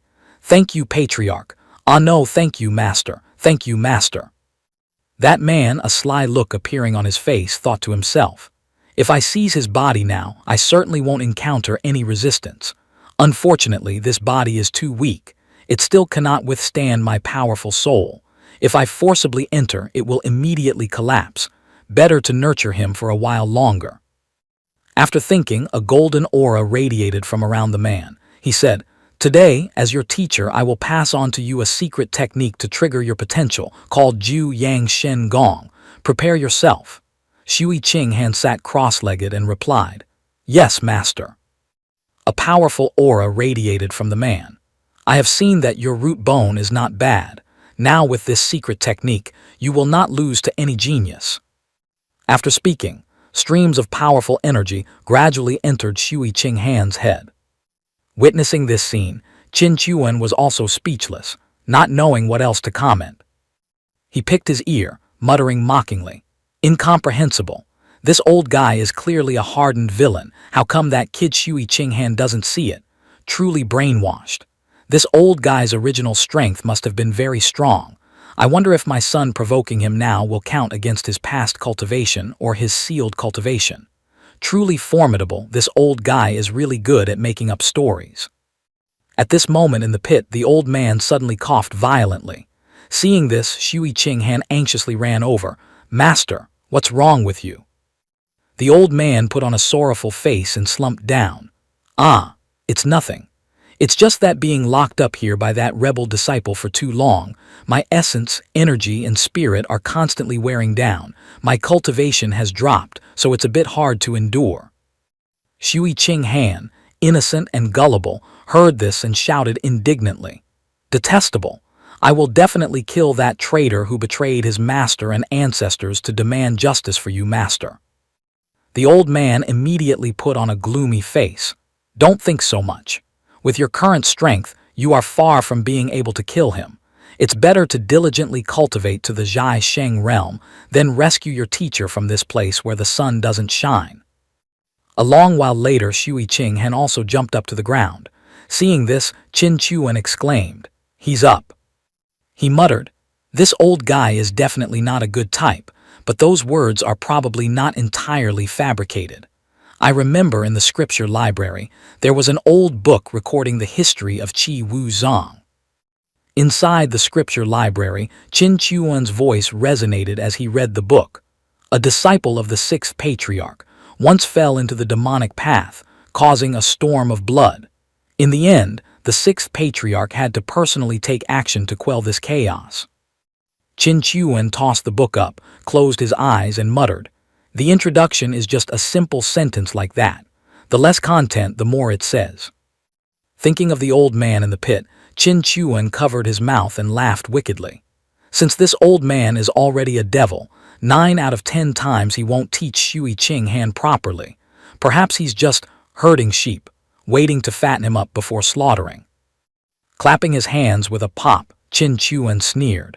"Since he's the type with evil intentions, I no longer feel guilty. Close the door, release Qin Zai." The next morning, Qin Chuan had led Qin Zai to the edge of the pit. Seeing his father lead him to a desolate pit, Qin Zai wondered, "Father, why did you bring me here?" Qin Chuan turned around, smiling kindly. "Down below is a devil who once slaughtered countless living beings, but now he is locked up. Do you dare to go down and provoke him?" Hearing this, Qin Zai uttered a sound of fear. "Huh." Seeing this, Qin Chuan goaded, "What, you don't dare?" How is that possible?" Qin Zai hurriedly said. "With father here, what do I have to fear? After all, father wouldn't let anything happen to me, right?" As soon as Qin Zai finished speaking, Qin Chuan grabbed him by the collar, looking at him affectionately. "You have only one main mission. Constantly humiliate him, curse him, provoke him, even pissing on him is fine." Finishing the sentence, Qin Chuan, without a moment of hesitation, threw Qin Zai straight down the pit. Seeing his father have the heart to do such a thing, Qin Zai was so scared his eyes bulged out, his mouth stretching to his ears. At this moment, only his voice could be heard echoing from the pit. "Father, actually, I can go down by myself." Qin Chuan didn't care, happily sitting down by the edge of the pit, waiting for the result. "Tusk, I wonder how long it will take for my son to drive that devil crazy." After just one stick of incense, the system panel suddenly lit up brightly in front of his eyes. Qin Chuan's eyes widened, his mouth gaping. That fast, truly dominant genes. "Beep, your son just provoked a great devil at the 6th level of the Tong Tian realm. Activated core principle, deep father-son affection, father carries the team. Your cultivation has been upgraded to the 4th level of the Tong Tian realm, invincible within the same rank." Reading the golden words dancing on the virtual screen, Qin Chuan almost jumped up to celebrate. "Oh, the dear system panel, it's been so long since we had a little chat like this. However, since your cultivation is still not balanced with the opponent, the system would like to offer a compensatory divine power, indestructible golden bell." As soon as the words finished, a brilliant golden bell, radiating an aura of invulnerability, completely covered his body, leaving Qin Chuan bewildered. Feeling this domineering defense, Qin Chuan laughed heartily in delight and then rushed down into the deep pit. "Ha ha ha, Zir, father is coming to save you." At the bottom of the pit, a pair of bloodshot eyes suddenly snapped open. The chained old man roared furiously, a stream of dark red aura exploding violently. He howled, "Ah."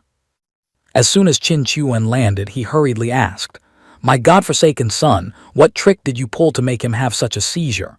Seeing his father land safely, Qin Zai cheered happily. "Father." The boy crossed his arms, snickering mysteriously, and began to recount his achievements. "Ah, it's nothing big, father.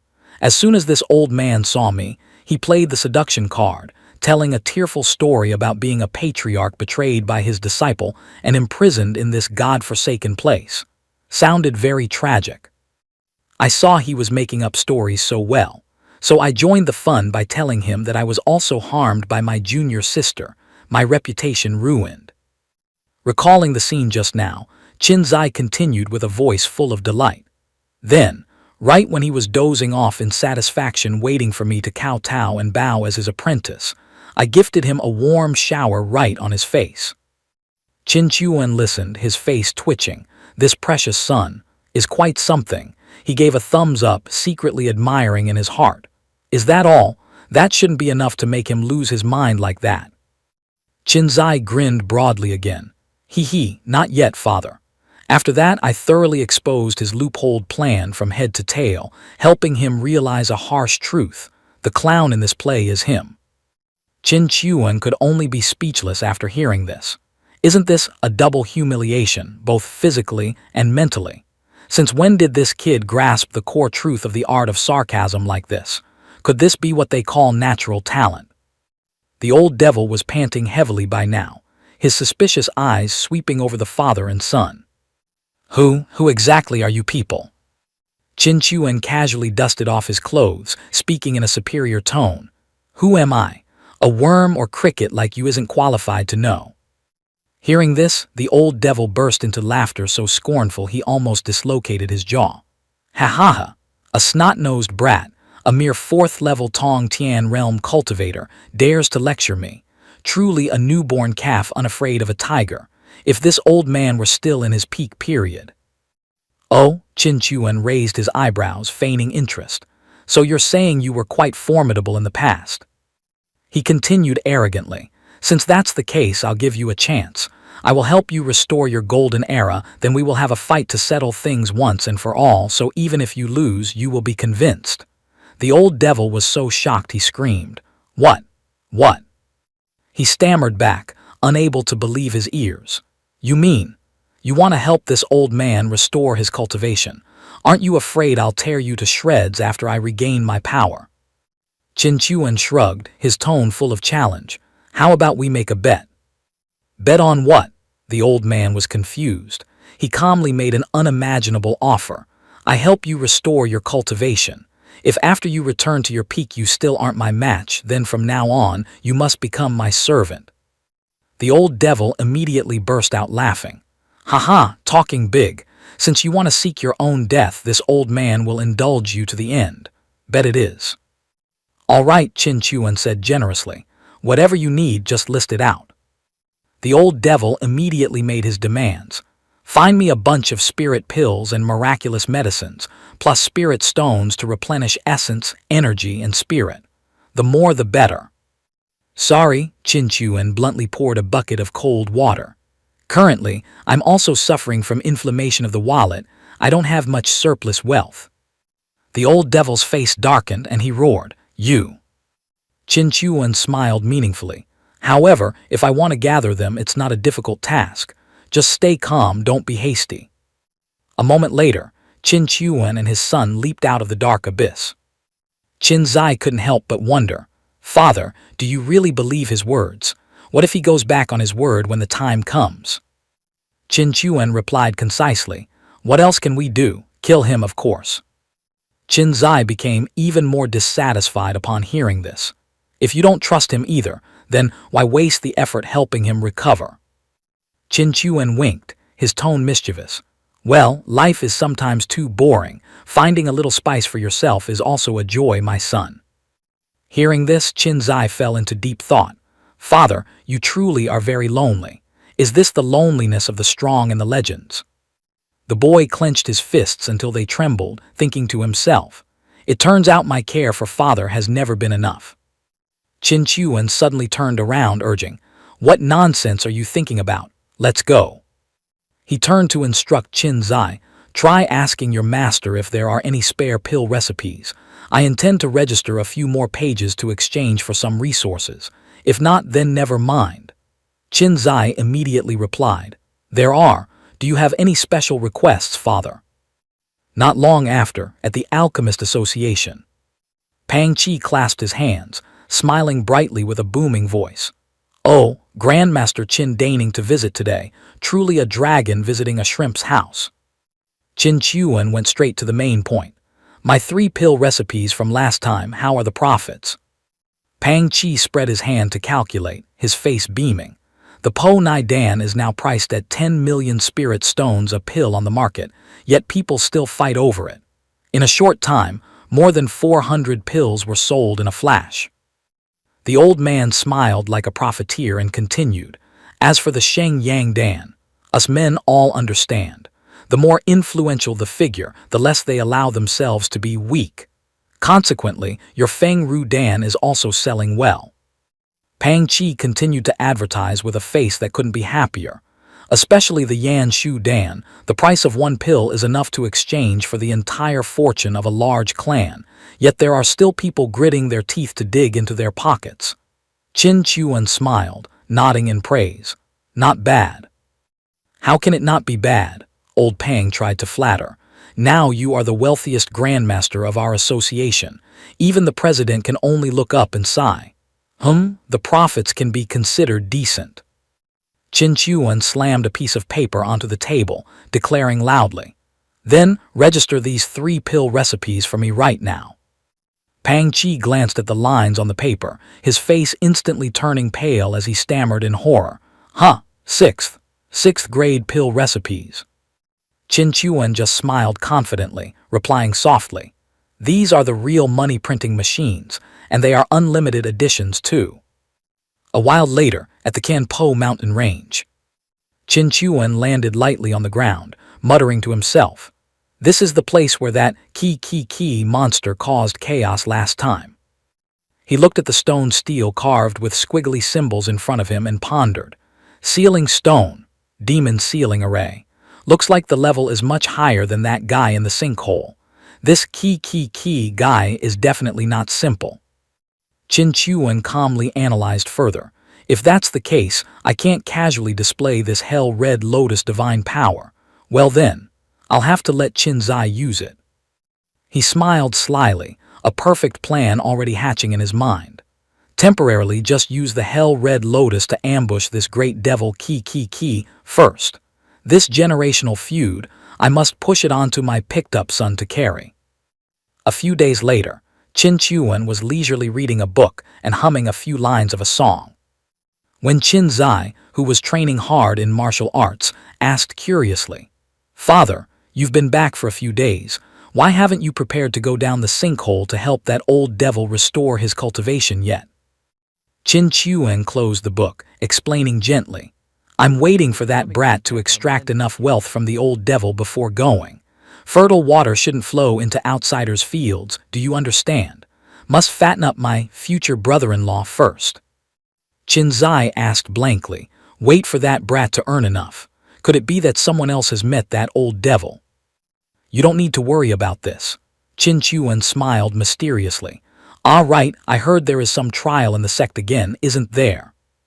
Qin Zai immediately replied, "Yes, it's Feng Lei Gu, one of the 6 great sects, which has sent invitations to the young geniuses of the dynasty to participate in the Spring Thunder Grand Assembly."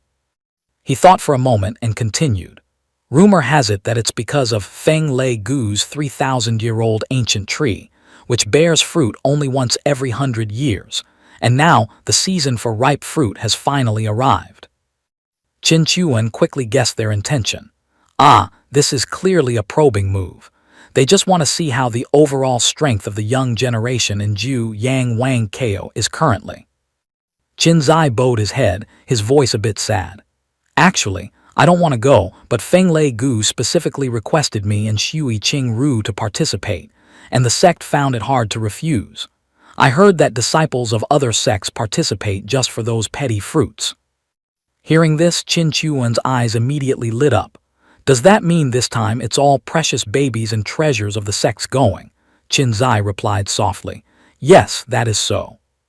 Qin Chuan asked curiously, "So has the sect decided who will lead the team?" The boy shook his head.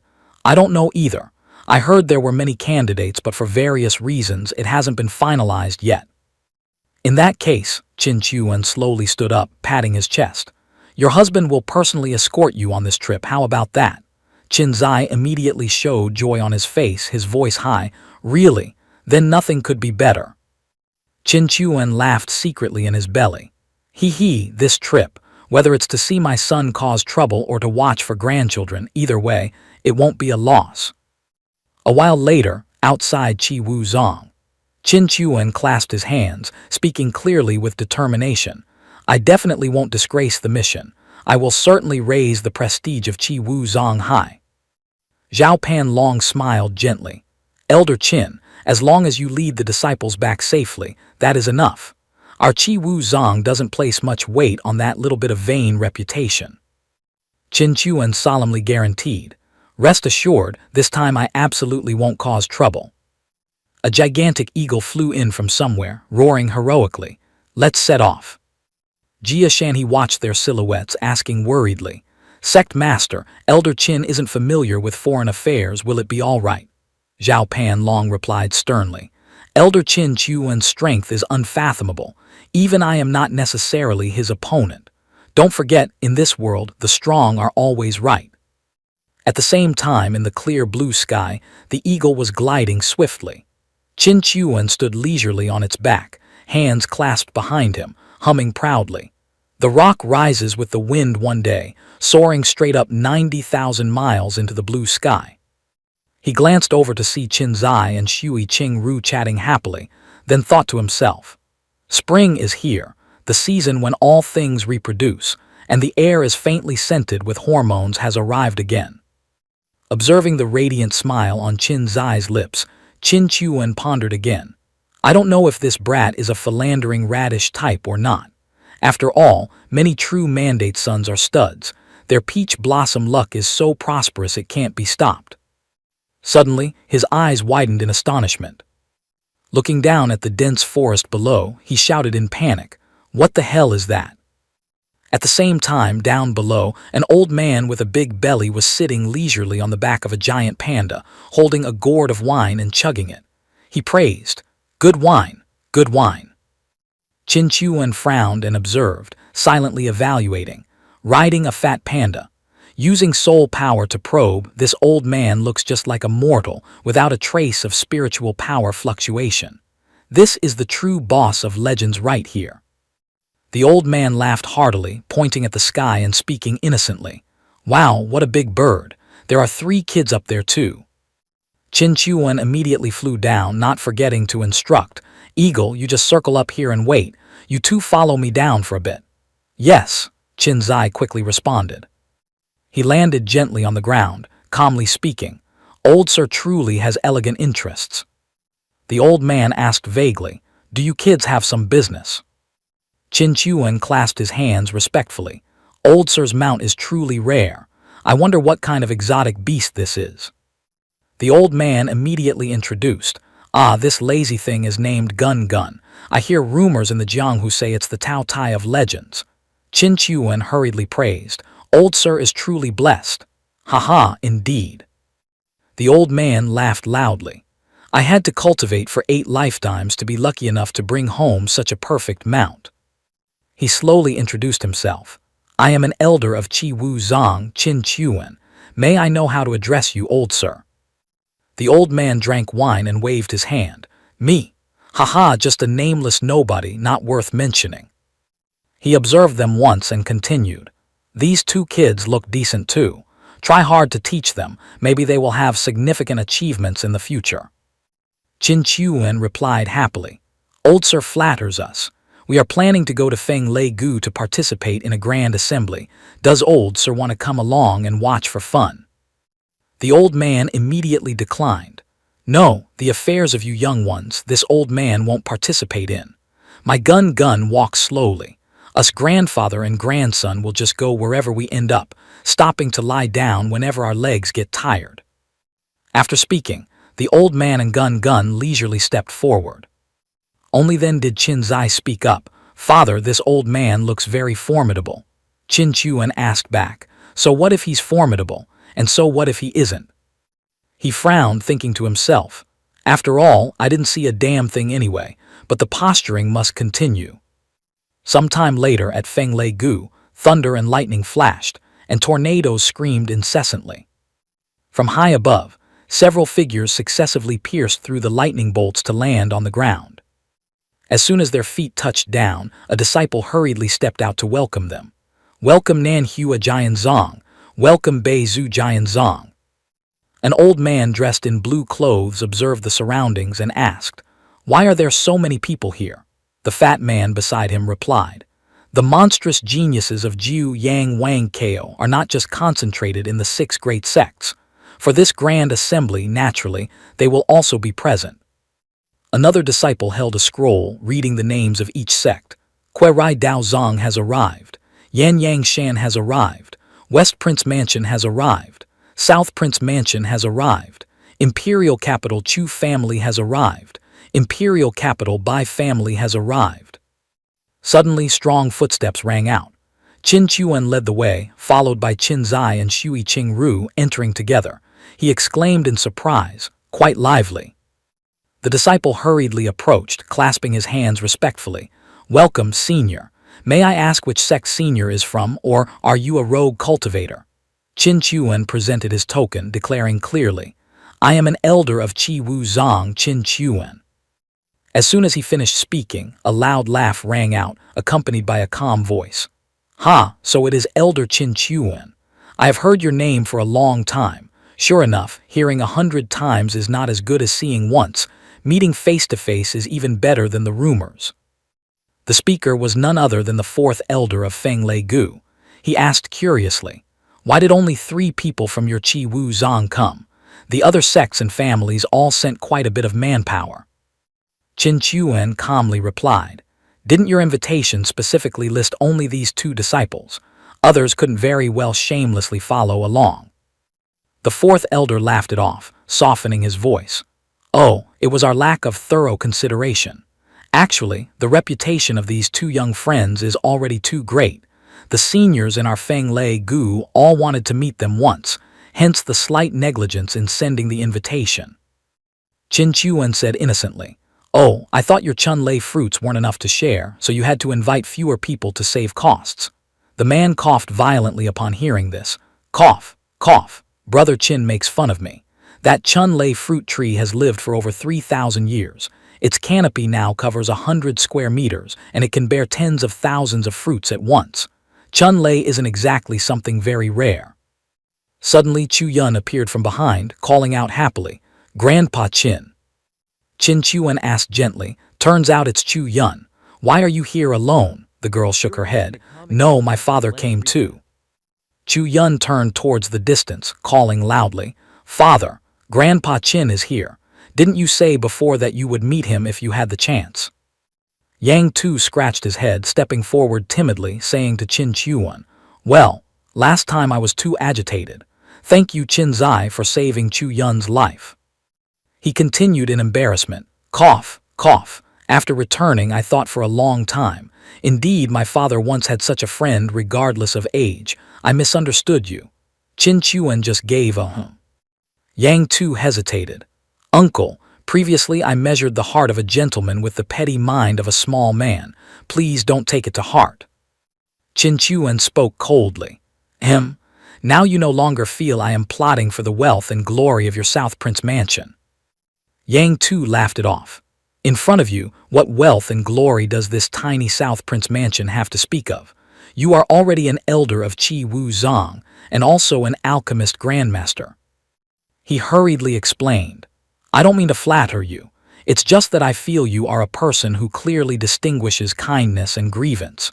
If back then you considered old sentiments to save my daughter, then this uncle, I definitely acknowledge." Qin Chuan replied indifferently, "I am very happy you have such enlightenment."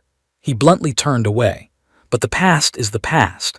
Now that old brother Yang Ying is gone, I also don't want to have any involvement with your South Prince Mansion anymore. We could get acquainted so we can also part ways." Yang Tu shouted in panic, "You are my father's ageless friend, moreover Qin Zai is Chu Yun's savior. I have already acknowledged you as uncle. You can't deny it even if you want to." "Father," Chu Yun called softly, hesitant. The people around started whispering, "The South Prince calls Elder Qin Chuan uncle. What the hell is going on?" Looking at Elder Qin, he seems even younger than the South Prince. The fourth elder's face darkened and he shouted, "Hey you lot, it's enough to eavesdrop on other people's business. If you still want to live, shut your mouths for me." He pondered secretly, "Qin Chuan, this person is truly not simple." Inside Feng Lei Gu, Qin Chuan walked leisurely amidst curious gazes. He thought to himself, "This time can be considered a lesson learned. That Yang Tu guy, he wouldn't acknowledge it sooner or later, but had to wait until he was in front of everyone to acknowledge it. Thanks to that, from now on, surely many people won't dare to cause trouble for my son anymore." Suddenly, a voice echoed everywhere, attracting his attention. The first prince has arrived. Everyone focused their eyes on the young man sitting on the palanquin, gasps of admiration ringing out. Look quickly, it's the first prince. For the first prince to come here personally, he's really giving Feng Lei Gu too much face. An old man appeared from somewhere, clasping his hands respectfully. This old man, Liu Qingshan, on behalf of the entire Feng Lei Gu, welcomes the first prince. The first prince replied gently, Elder Qingshan, no need for formalities. Thank you, first prince, please come this way. Qin Chuan saw this scene and was so happy he drooled, his heart excited beyond measure. Truly, there is no target more suitable for Qin Zai to have a collision with than this first prince. A while later at the central square, a voice rang out, Elder Qin Chuan, please come this way. Qin Chuan instructed seriously, Zir, you must cooperate well with Shui and Hu. Besides, remember your father's words, we don't cause trouble, but we also must not fear trouble. Always keep justice in your heart. Yes, father, I will definitely follow your teachings, Qin Zai replied clearly. Shui Qing Ru also said respectfully, Yes, Elder Qin. The fourth elder appeared from somewhere, laughing. Just let the young generation interact freely. Us old folks can just sit and observe. Those words make sense. Qin Chuan nodded in agreement. Suddenly, a majestic voice rang out. Everyone present here is an outstanding elite of the young generation of Ju Yang Wang Ko. Elder Su slowly stepped out. Today, everyone gathering at Feng Lei Gu is giving us face. This old man thanks you in advance. Therefore, everyone who came here today will receive a Chun Lei fruit. After speaking, he waved his hand, a gust of wind sweeping up the Chun Lei fruits on the tree, then shouted, Everyone catch. The crowd below hurriedly expressed their thanks. Thank you, Elder Su. You are too polite. Feng Lei Gu is indeed generous. Shui Qing Ru asked in confusion, Brother Qin, is it that simple? Qin Zai smirked. Don't rush, the good show is still behind. Elder Su announced loudly, Ladies and gentlemen, the quantity of Chun Lei fruits is limited after all, so we can only give each person one. If anyone wants more, would you be willing to participate in a small competition? Elder Su clearly explained the rules. This competition consists of 2 rounds. The first round, we will sit and discuss the Tao. He explained thoroughly. Sitting and discussing the Tao means everyone will use words to present their understanding of the martial Tao, thereby persuading others. The 10 people who persuade the most people will receive rewards. Qin Zai and Shui Qing Ru listened obediently. Elder Su looked towards the first prince and his 2 attendants, continuing, As for how to choose these 10 people, I believe everyone sitting here is wise and will not deceive themselves or others. After speaking, he jumped down. If no one has any objections, we can begin. The crowd immediately buzzed with discussion, everyone curious to see who the main character of today would be. Let me go first, one person shouted and jumped onto the stage. Clasping his hands and bowing, I am Huang Si Lang, allow me to speak a few presumptuous words. He spoke eloquently. I believe that in cultivation, the most important thing is cultivating the heart. A steadfast Tao heart can help us cross the sea of suffering, finally climbing to the peak. For example, the Qi Yi martial emperor of the past relied on a Tao heart as hard as iron. Before he could even finish his sentence, someone in the crowd let out a long yawn. All right, that's enough, old man. Listening to you go round and round is exhausting. You talk a big game, but the problem is, how does one actually cultivate the heart? You don't even know yourself, so how is this different from empty talk? Others began to argue as well. A young man spoke up. I believe cultivation must proceed from the outside in. The body is like a boat. If the boat isn't sturdy, how can it cross the great ocean? A girl immediately retorted, I disagree. The body is just a skin bag, the soul is the core. Shui Qing Ru asked Qin Zai, Senior brother Qin, do you not intend to go up and offer some brilliant insights? Qin Zai just smirked. This kind of empty debate serves no purpose. It's better to sit quietly and watch the show. Look, the real powerhouses haven't even shown their faces yet. Suddenly, a graceful and enchanting figure stepped in front of the first prince. Clasping her hands in a bow, little maiden Liu Ru Shuang pays her respects to the first prince. He nodded, but inwardly he was scornful. Another one who doesn't know her place, just mediocre rouge and powder.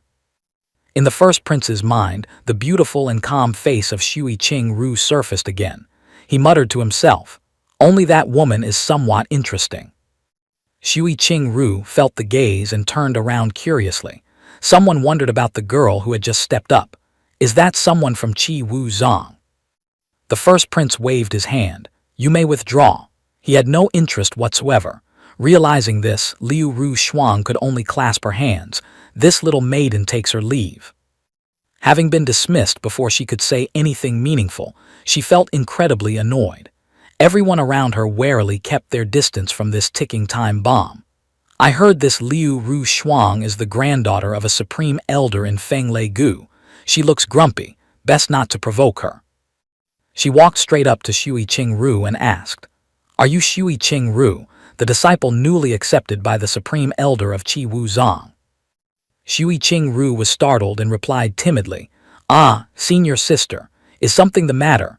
Liu Ru Shuang smiled a fake smile and stepped closer. Qin Zai saw this but did not intervene, merely standing by to observe. Junior sister Shui's mental state is still unstable due to her past experiences. She always feels small. That isn't good at all. Facing the beautiful senior sister, Shui Qing-ru said meekly, Thank you, senior sister, for your concern." Liu Ru Shuang linked her arm with hers. "Sister Shui Qing-ru is already a high disciple of a supreme elder. Surely you have unique insights into the martial way. Why not go up and share a little with everyone?" Shui Qing-ru shrank back, waving her hands hastily. I can't. My cultivation is still weak and I don't have many insights." Liu Ru Shuang wouldn't let up, pressing her advantage. "Sister Qing-ru is being too modest. Someone chosen by a supreme elder of Qi Wu Zong. How could you lack true talent and learning? Many people rumor that you were accepted only because you awakened some mysterious physique." She covered her mouth, feigning panic. "But I don't believe it. It's not like it's the Xinu physique. Surely one can't climb up relying solely on a physique, right?" Hearing those words, Shui Qing-ru became even more timid, stammering, But I'm only at the third level of the pure Yang realm." Still watching from a distance, Qin Zai began to feel something was wrong. Liu Ru Shuang delivered the decisive blow. Could it be that little sister looks down on the geniuses here and doesn't want to share cultivation experiences with them? Huh? Shui Qing-ru was startled. Clearly, she had no such intention. The first prince, observing everything from his high seat, frowned slightly. Truly absurd. A mediocre girl painted in rouge dares to sow discord here. Given the green light by the first prince, the crowd of onlookers immediately changed their tune. Aha, look, this woman is clearly trying to cause trouble. In my opinion, this is exactly the type who bullies others using her status. Liu Ru Shuang hated being gossiped about the most. She spun around, screaming, "Who dares speak behind my back? Step out here if you have the guts. Shut your mouths, all of you."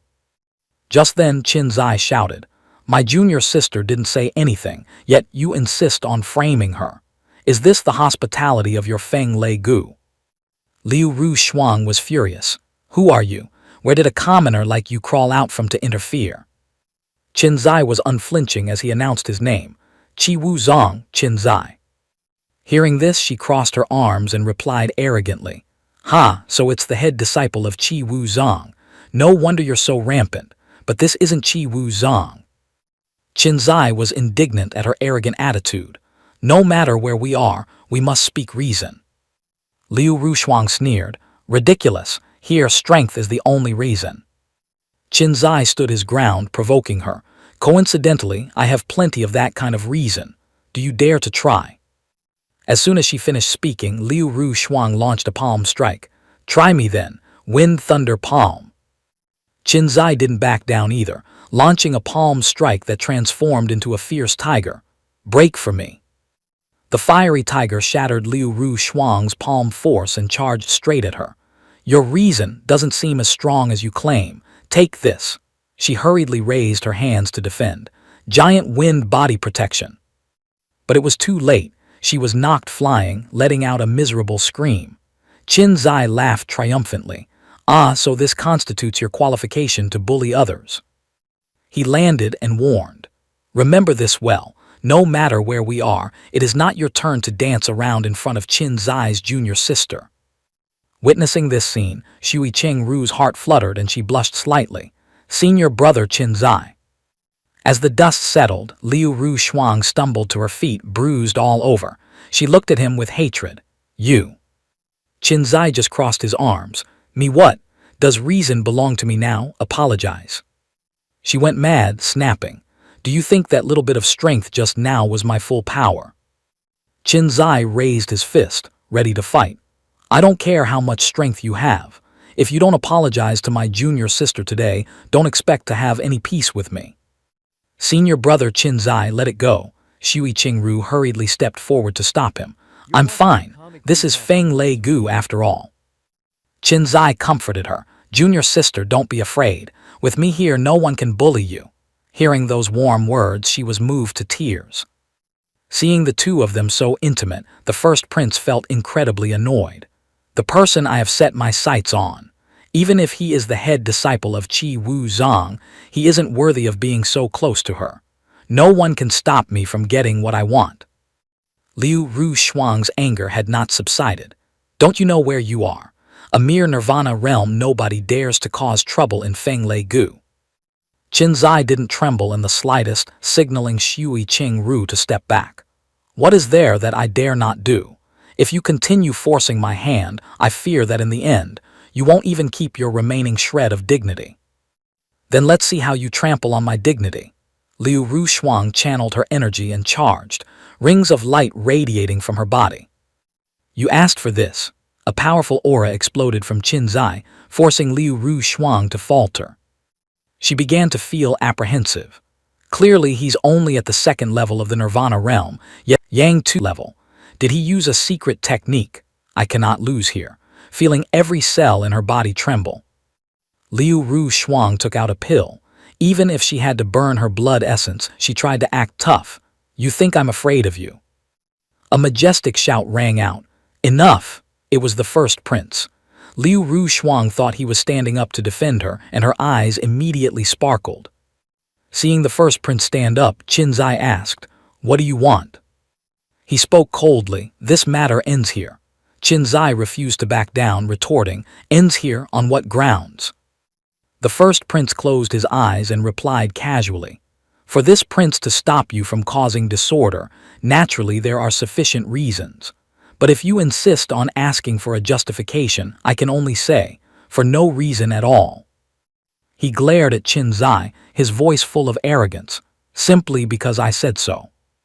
Liu Ru Shuang, thinking spring had arrived for her, blushed and twisted her body coyly. The first prince, he stood up for me. The crowd of onlookers gathered to gossip. Facing a royal genius, most would be suppressed to the point they can't lift their heads. Is this the aura of the royal family? How terrifying. Qin Zai listened and just chuckled. Because you said so. Then may I ask, who the hell are you to have the right to posture in front of me? Impudent. Before the first prince could get angry, the old eunuch by his side rushed out, pointing his horsetail whisk straight at Qin Zai's face. You brat, barely weaned from milk, dare to challenge the prince and despise royal authority. Are you tired of living? Qin Zai crossed his arms, mocking. Turns out, you're just a pampered dandy who only knows how to hide behind an old eunuch to show off. The old eunuch boiled with rage, about to charge. Little brat, you want to die. The first prince raised his hand to stop him, maintaining a facade of calmness. I understand your arrogance. Those with a bit of strength are all like this. Even a well-fed dog barks a few times louder. He looked at Qin Zai and continued. But if you think the title of prince is just an empty name, then I can only say you are. A pillar of brilliant golden light shot straight up into the sky from his body. Utterly stupid. A giant golden dragon appeared, growling as it looked at Qin Zai. Today, this prince wants you to kneel and kowtow. Qin Zai remained fearless, replying calmly, Are you sure? Do you think I look like I'm joking? The first prince felt insulted. Very well. Qin Zai began to warm up his limbs. Then I will let you know I have a principle. Treat others exactly how they treat me. At the same time, he transmitted his voice to his father. "Dad, can I play?" Qin Chuan, hands clasped behind his back, replied leisurely, "Go all out, son. Dad is here." Looking at that golden pillar of light, he thought to himself, all young talents, rubbing shoulders a bit is normal. No need for everyone to be so tense. The first prince gathered a sphere of energy in his hand, then launched countless palm prints. "Watch how I return this move to you intact." The air shook violently. The crowd exclaimed, "So strong, at least the 5th level of Nirvana realm. This seemingly ordinary palm technique can condense all essence without leaking a bit." Then Qin Zai is in big trouble. He's only at the 2nd level of Nirvana. Qin Zai, on the contrary, grew even more excited, just in time. He also launched a swift move. The first prince was bewildered, and before he could get his bearings, he unleashed the next move, Godly Rakshasa Skytreading Kick. "Looks pretty but useless, break." Qin Zai shouted, a fiery red sphere colliding with the blue palm print. A terrifying wave of energy exploded, knocking away everything in the vicinity. "Damn it!" The first prince braced himself to resist. Qin Zai was incredibly mighty at this moment. He roared, "Fire Dragon burns the city," and charged forward, childish. The first prince panicked. How is this possible? Is he immune to my attacks? Qin Zai had closed in, swinging his fist, gritting his teeth. Nothing is impossible. A thunderous punch landed squarely on the first prince's face, blood splattering everywhere. The terrible force sent him flying, crashing hard into the ground. Everyone below witnessing this scene was struck dumb. The first prince, lost. How dare he do that? This is a slap directly to the royal family's face. Qin Zai landed lightly on the ground, dusting off his hands. A subordinate scrambled over, asking anxiously, "First prince, are you all right?" While supporting his master, who was groaning in pain, the subordinate boiled with indignation. "Which godforsaken brat dares to offend royal authority? You deserve the execution of 9 generations." Saying so, he roared, and a deadly beam of energy shot from his mouth, tearing through the wind straight at Qin Zai. "Die for me." Facing the swift attack, Qin Zai could only widen his eyes, cold sweat pouring down the back of his neck. "I'm done for. At this speed, even growing wings wouldn't help me dodge." Just as Tian Yun screamed in horror, "Senior brother Qin." A figure silently appeared, calmly raising a hand to block the destructive force. While the crowd on the other side was still bewildered, not understanding what had happened. Qin Zai shouted joyfully, "Dad!" Qin Chuan, the model parent, spoke coldly, "Killing my son right in front of me.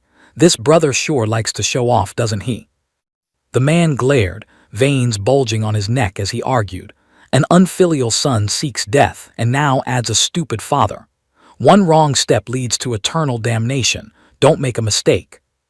Qin Chuan roared, throwing a powerful punch of qi at his opponent. "My business isn't for something like you to lecture on." The man wasn't to be outdone, retorting, "HMPH, think I'm scared? Today I'll send you to see your ancestors, and let's see if your Qi Wu Zong dares to utter a peep." He charged madly, screaming incessantly, "You just got lucky and picked up the Bai Hai bead. Let me show you the true power of the 6th level of the Tong Tian realm." Just as he touched Qin Chuan, he froze, his face changing color. "Impossible, you are clearly only at the 4th level of the Tong Tian realm." Qin Chuan sneered, his tone indifferent. "What's there to get so twisted about?"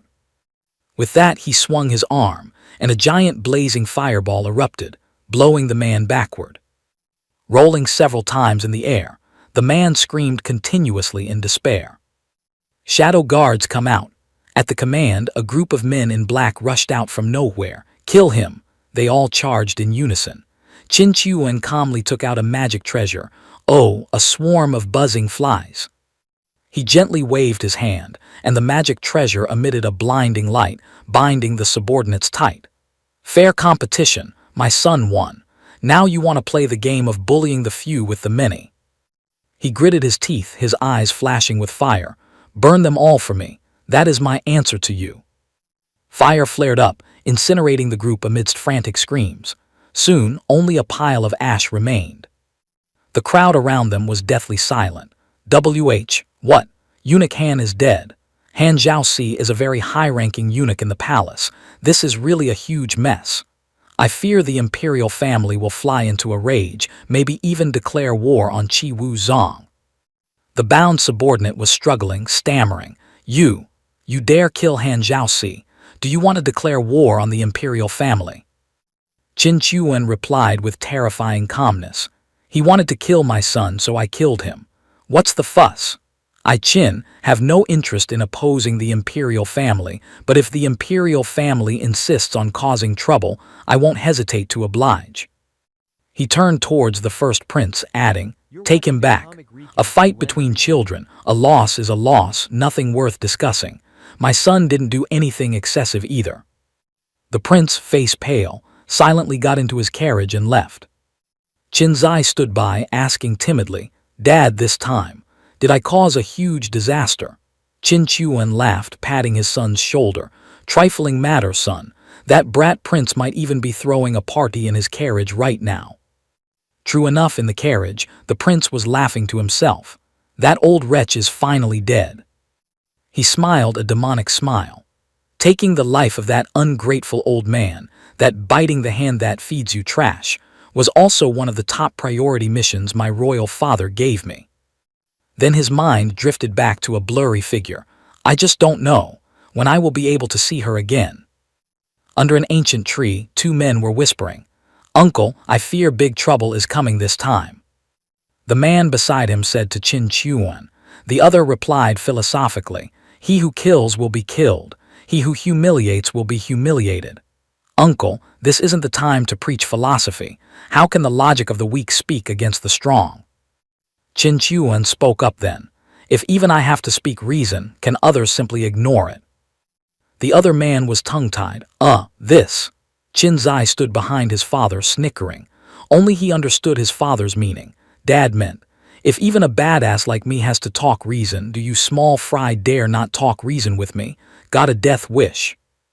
At that moment, the valley master of Feng Lei Gu, Liu Qingshan, stepped forward. Elder Qin Chuan, this happened within the territory of our Feng Lei Gu. We cannot stand idly by. Qin Chuan nodded slightly. I, Qin, thank the Grand Elder. Then he muttered internally, HMPH, this Liu Qingshan is Liu Ru Shuang's father, and the source of this mess was caused by his precious daughter. I even just gently injured her. Is this old man planning to act out a play of righteousness over family, dealing with me for the sake of the sect? Yiling Shuang approached and patted Qin Zai on the shoulder, acting profound. The philosophy of conduct among the high-level figures is naturally not like you muscle-brained brutes. Many forces, even if they oppose each other fiercely, still have to exchange gifts to maintain some face when necessary. Qin Chuan turned back, waving his hand. All right, the harvest today is not small. Let's head back to the mountain. In a quiet room, Liu Qingshan asked his daughter, Ru Shuang, what do you think of Yang Qi? Liu Ru Shuang pouted. Gold and glitter on the outside, rotten and decaying on the inside. Nothing more than a scarecrow. He asked further, then, what about Qin Zai? Ru Shuang lowered her voice somewhat shyly. Not bad. I quite like his personality. He's very responsible. His strength is a bit weak, but he's still young after all. He stroked his beard, smiling smugly. I didn't expect Qin Zai to easily defeat Yang Qi, doing us a big favor. Hearing this, Ru Shuang immediately changed her attitude. Honestly speaking, Qin Chuan is the crux of the problem. Without him, it would just be a fight between juniors. The imperial family wouldn't be thick-skinned enough to intervene. Qingshan replied, now they have an excuse to act, and they have to act. Ru Shuang was still uneasy. But it's the imperial family after all. Will it endanger our Feng Lei Gu? He reassured her. Rest assured, it's nothing. This was just a test to see the imperial family's limits. The 6 great sects would never miss this opportunity, and the imperial family cannot deal with all 6 great sects at once. Ru Shuang remained skeptical. But what if the imperial family prepared long ago and deliberately hid themselves to wait for the right time? Qingshan explained. For 200 years, the main branch of the imperial family, believing the ramblings of a madman, suddenly sent people to monitor everywhere, even planting spies in the 6 great sects. If they continue to endure this time, they are just playing the fool to catch the tiger. When the time comes, they will lose until they have no ground left to stand on. Outside the mountain valley, birds soared. Princess of the Southern Manor Chu Yun appeared, speaking apologetically. Elder Qin, it is all my fault. Everything today happened because of me. If not for me. Qin Chuan cut her off. What the hell does this have to do with you? Someone bullies you, are you not supposed to fight back? Or do you blame yourself for not being weak enough for them to bully easier? The princess looked dejected. Truly, it is because I am too easy to bully. If I were strong enough, Liu Ru Shuang wouldn't dare act wildly and the subsequent events wouldn't have happened. Saying so, she pouted, tears welling up in her eyes. Weakness is a sin. I cannot be soft like this. Every time something happens, I cry, who am I putting this show on for? She reproached herself silently. Qin Zai hurriedly ran over to comfort her. Junior sister, are you all right? Seeing the young girl gradually regaining her spirit. Qin Chuan nodded internally. That's the way. Crying and sobbing without any self-respect, how could she be worthy of being my, Qin Chuan's, daughter-in-law? At this moment the grand elder of Qi Wuzong approached. Back so soon? How was the harvest? Did our Qin Zai use earth-shattering strength and become famous everywhere? Qin Chuan replied nonchalantly. Logically speaking, causing a huge disaster is also a way to be famous, right, elder? Huh? The old elder was dumbfounded. Then burst out laughing. Are you kidding me? Elder Qin, one trip and you've become humorous. Qin Chuan walked over, patting his shoulder. I expect people from Feng Lei Gu will come to report the news soon. For a cultivator, state of mind is most important. Saying so, he turned on his heel. I'm heading off first. Outside, a beam of light descended.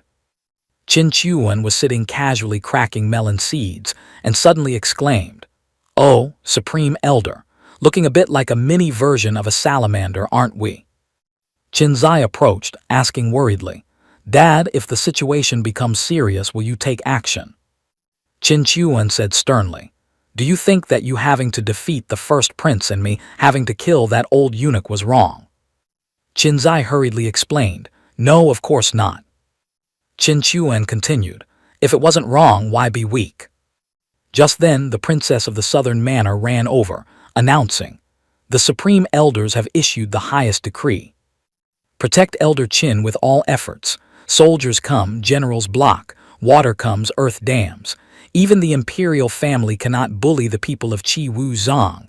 Qin Zai heard this and his jaw dropped. Huh.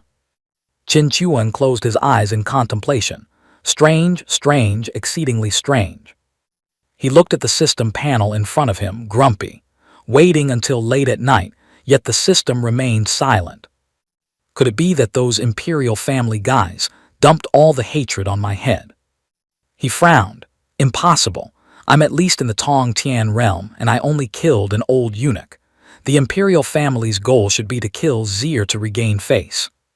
He stood up abruptly, a thought flashing through his mind. Unless there is some hidden agenda in this spring thunder gathering, and that first prince Yang Qi very likely lost on purpose. Qin Chuan stood watching Qin Zai and Shui Qing Ru looking at each other shyly, their faces red as beets. I seem to have accidentally jumped onto a massive chessboard, but luckily it's not fatal. Thoughts raced through his mind. Right now, both players might even have to thank me, so just sitting back and watching the show is fine. Suddenly, Qin Chuan clapped his hands together. Ah, speaking of shows, I wonder how that brat Shui Qing Han is doing, and that old demon in that heavenly pit. He closed his eyes, a blue aura radiating around him. Let me use my soul to take a peek. Strange, my soul power is already enough to cover all of Qi Wuzong. He furrowed his brows in thought. 1 month without checking, and where has this brat disappeared to? Unless he took precautions, afraid that old demon would escape. Shui Qing Han has lived relying on his sister since childhood. He has at least some brains. How could he not guard against those cunning old men? As he thought, The image of the siblings from the past appeared in his mind. Qin Chuan closed his eyes tight, hands on his hips, face slightly tilted up to the sky in smugness. That brat is highly likely playing dumb to scam good stuff from the old demon. The old demon is cunning and treacherous. If things look bad, he'll run immediately. Huh, why is this brat's handwriting so ugly? Qin Chuan was helpless at the image he saw. In Shui Qing Ru's room, a crumpled piece of paper was revealed with even the name written wrong. Shui Qing Ham. Qin Chuan muttered, "With this level of culture, you should read more books when you have free time, son." Qin Chuan's eyes opened wide, staring straight ahead. The words on the paper appeared clearly. "Qing Ru, when you see this letter, Big Brother has already left Qi Wu Zong. Don't be sad because I am very happy. Actually, I have always yearned to go on an adventure alone, to go to places where the sky and earth are vast to experience life. But before, I was always uneasy about you. Now it's good. You have become a disciple of the Supreme Elder. With someone protecting you, I don't need to worry anymore." Qing Ru suddenly startled. Seeing her strange expression, Qin Zai asked in confusion, "Junior sister, what's wrong?" She hurriedly replied, "Nothing, just suddenly felt a bit empty." Qin Chuan, with a contemplative look, hand on his chin, silently read the rest of the letter. "Your master said, in the forest of the fourth unnamed small mountain next to Bai Yun Peak, there is a heavenly pit. Inside, a terrifying old demon is hiding, suspected to be a traitor of the sect. Wait until you return, the sect will know about the old demon, and he might be captured tomorrow. I have to make use of the time to go lead him to skim the cream off him." In the night, deep inside a cavern, there were roars of rage. Damn it! Damn it! I wasted my origin energy to cleanse your bones, helping you raise your cultivation, yet you dare to play me." The old man Zhaitian Lang looked up to the sky, screaming in utter fury. "I thought myself wiser than others, holding him in the palm of my hand, only to be betrayed by him in the end. Ah, that animal. Wait until I get out of here, I will definitely." Before he could finish his sentence, a stream of yellow liquid shot down from above, hitting him right in the mouth. Zhaitian Lang spat it out in horror. "Cough, cough, what is this stuff?" Qin Zai appeared from nowhere, standing in front of Zhaitian Lang, saying arrogantly, "Old man, I'm here again." Seeing Qin Zai, the old man was stunned. "You bastard, it's you again. You dare bring this filthy stuff." Wiping his mouth with his hand, he roared, "What are you doing here? Where is your father?" His eyes glanced at Qin Zai, calculating internally. This brat isn't a concern, but his father isn't ordinary, even a bit dangerous. Qin Zai quickly spun the ring on his finger, and a large sack fell from above with a thud. He replied, "My dad is busy. I came to deliver resources to you, helping you recover quickly and then fulfill the agreement." Hearing these words, Zhaitian Lang sneered internally. "Is that all? Looking at the abundant spiritual energy in this sack, it seems I really met a fool." Suddenly, Qin Zai kicked the sharp stone fragments. From the fragments, countless vines shot out, binding the old demon tight. He said, "No messing around, my dad said he has fulfilled the commitment. You hurry up and recover your strength too." Hearing this, Zhaitian Lang opened his eyes wide in surprise. Then burst into savage laughter. "Ah ha, I wasted my efforts for nothing. Who knew a lifetime of calculation couldn't compare to destiny knocking on the door?" Around Zhaitian Lang, Qin Zai's vines wrapped tightly. Zip! Suddenly, an illusory tower appeared above the old man's head. Zhaitian Lang laughed triumphantly, spreading his arms and straining his muscles. Smoke and dust flew blindly. Qin Zai felt the terrifying power radiating out and hurriedly covered his face with his hands, thinking, "So strong. It seems only because this heavenly pit isolates spiritual energy, otherwise this old demon wouldn't be at this realm anymore." Zhaitian Lang clenched his fists and cracks began to appear on the shackles on his hands. Crack, crack, crack. The sound of breaking rang out incessantly. The old man Zhaitian Lang exploded with power, shattering the chains. A massive source of energy radiated outwards. He looked up to the sky triumphantly, laughing like a madman. "Ha ha ha ha, I'm free. Finally, I'm free. Ha ha, old friend, finally you can't bind me anymore." Looking at the old man's triumphant appearance, Qinzai smirked. You look quite happy. Free, but how free?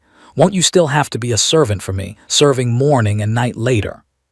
Hearing those words, Zai Tianlang immediately revealed a look of contempt, glaring fiercely at him. He, little brat, why do you think I would be a servant for you? Qinzai crossed his arms, replying coolly. Because you and my dad had an agreement. Your strength is mediocre, but you definitely can't beat my dad, so you can only obediently be a servant for me.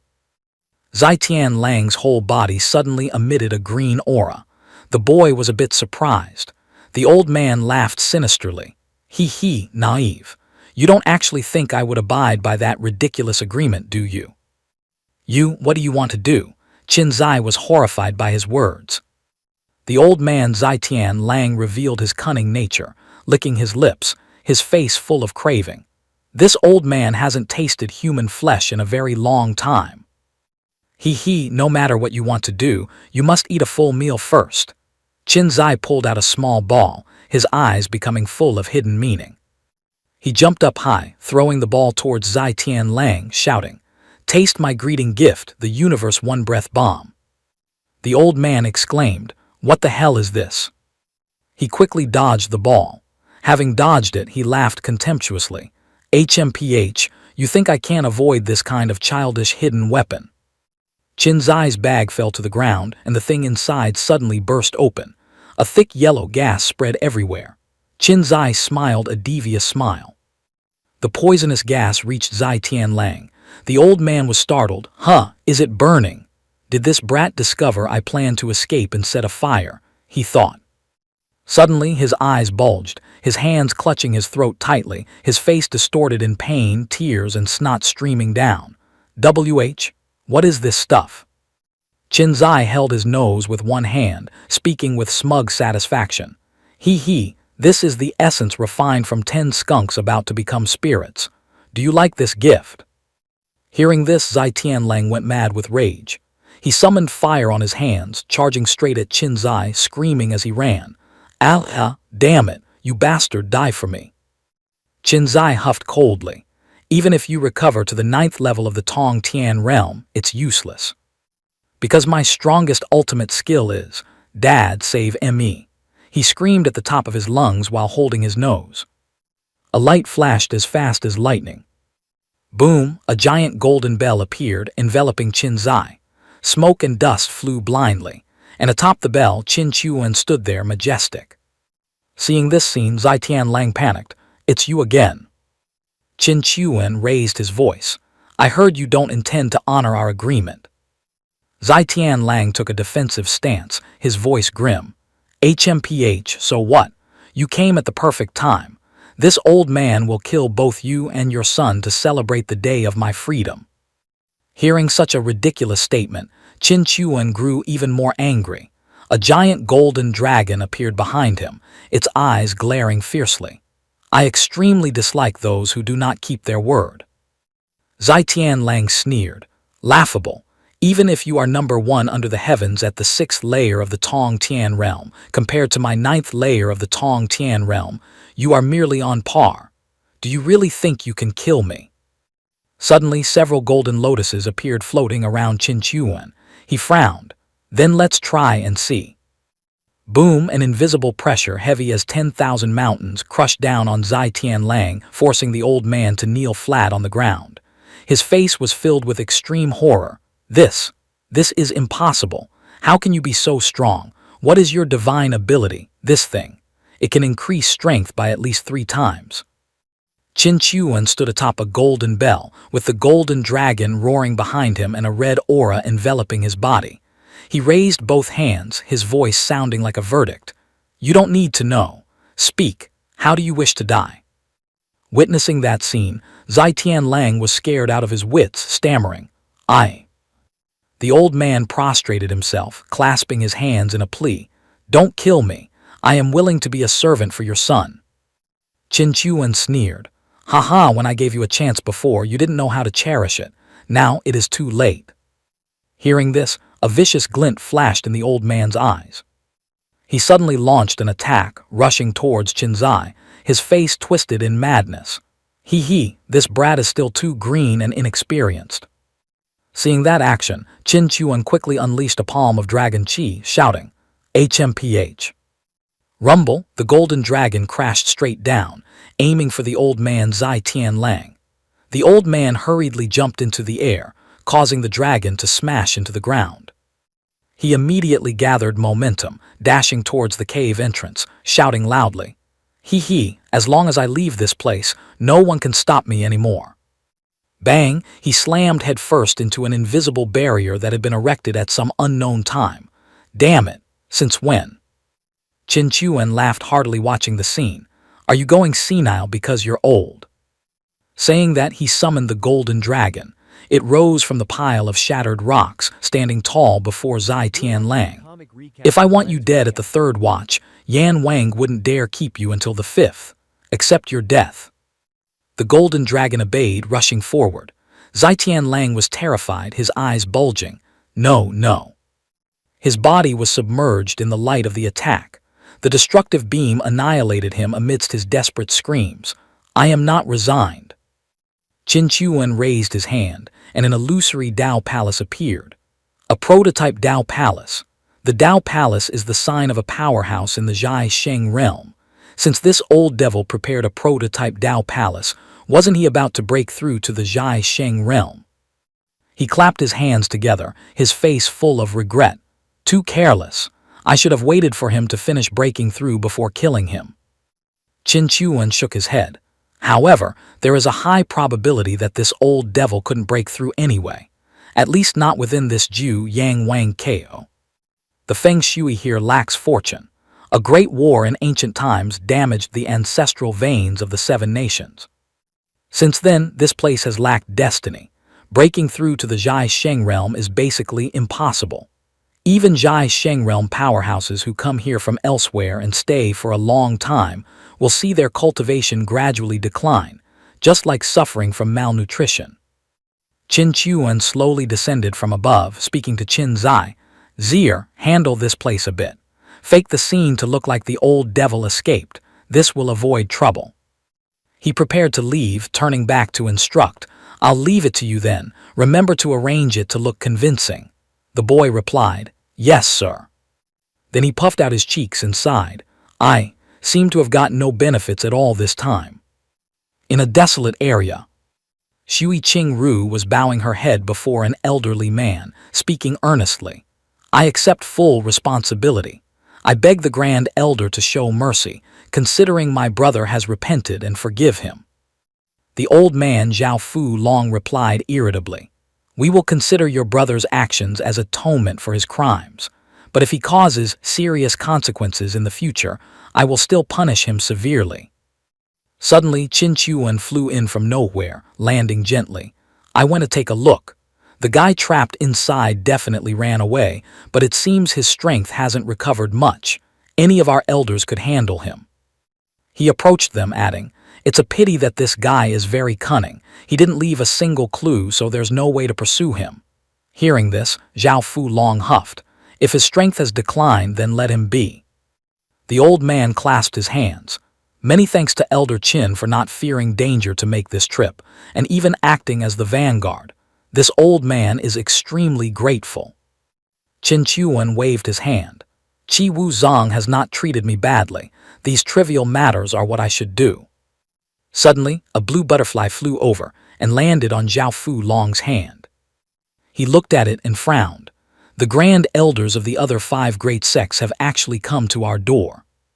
He continued, Elder Qin, it seems these people have all come for you, father and son. Now follow me to take Qin Zai to the Forbidden Ground. We will meet them together. Qin Chuan nodded. All right. At the Forbidden Ground Valley, several elders were standing with their hands clasped behind their backs, looking imposing. The second elder of another sect spoke up irritably, dilly-dallying.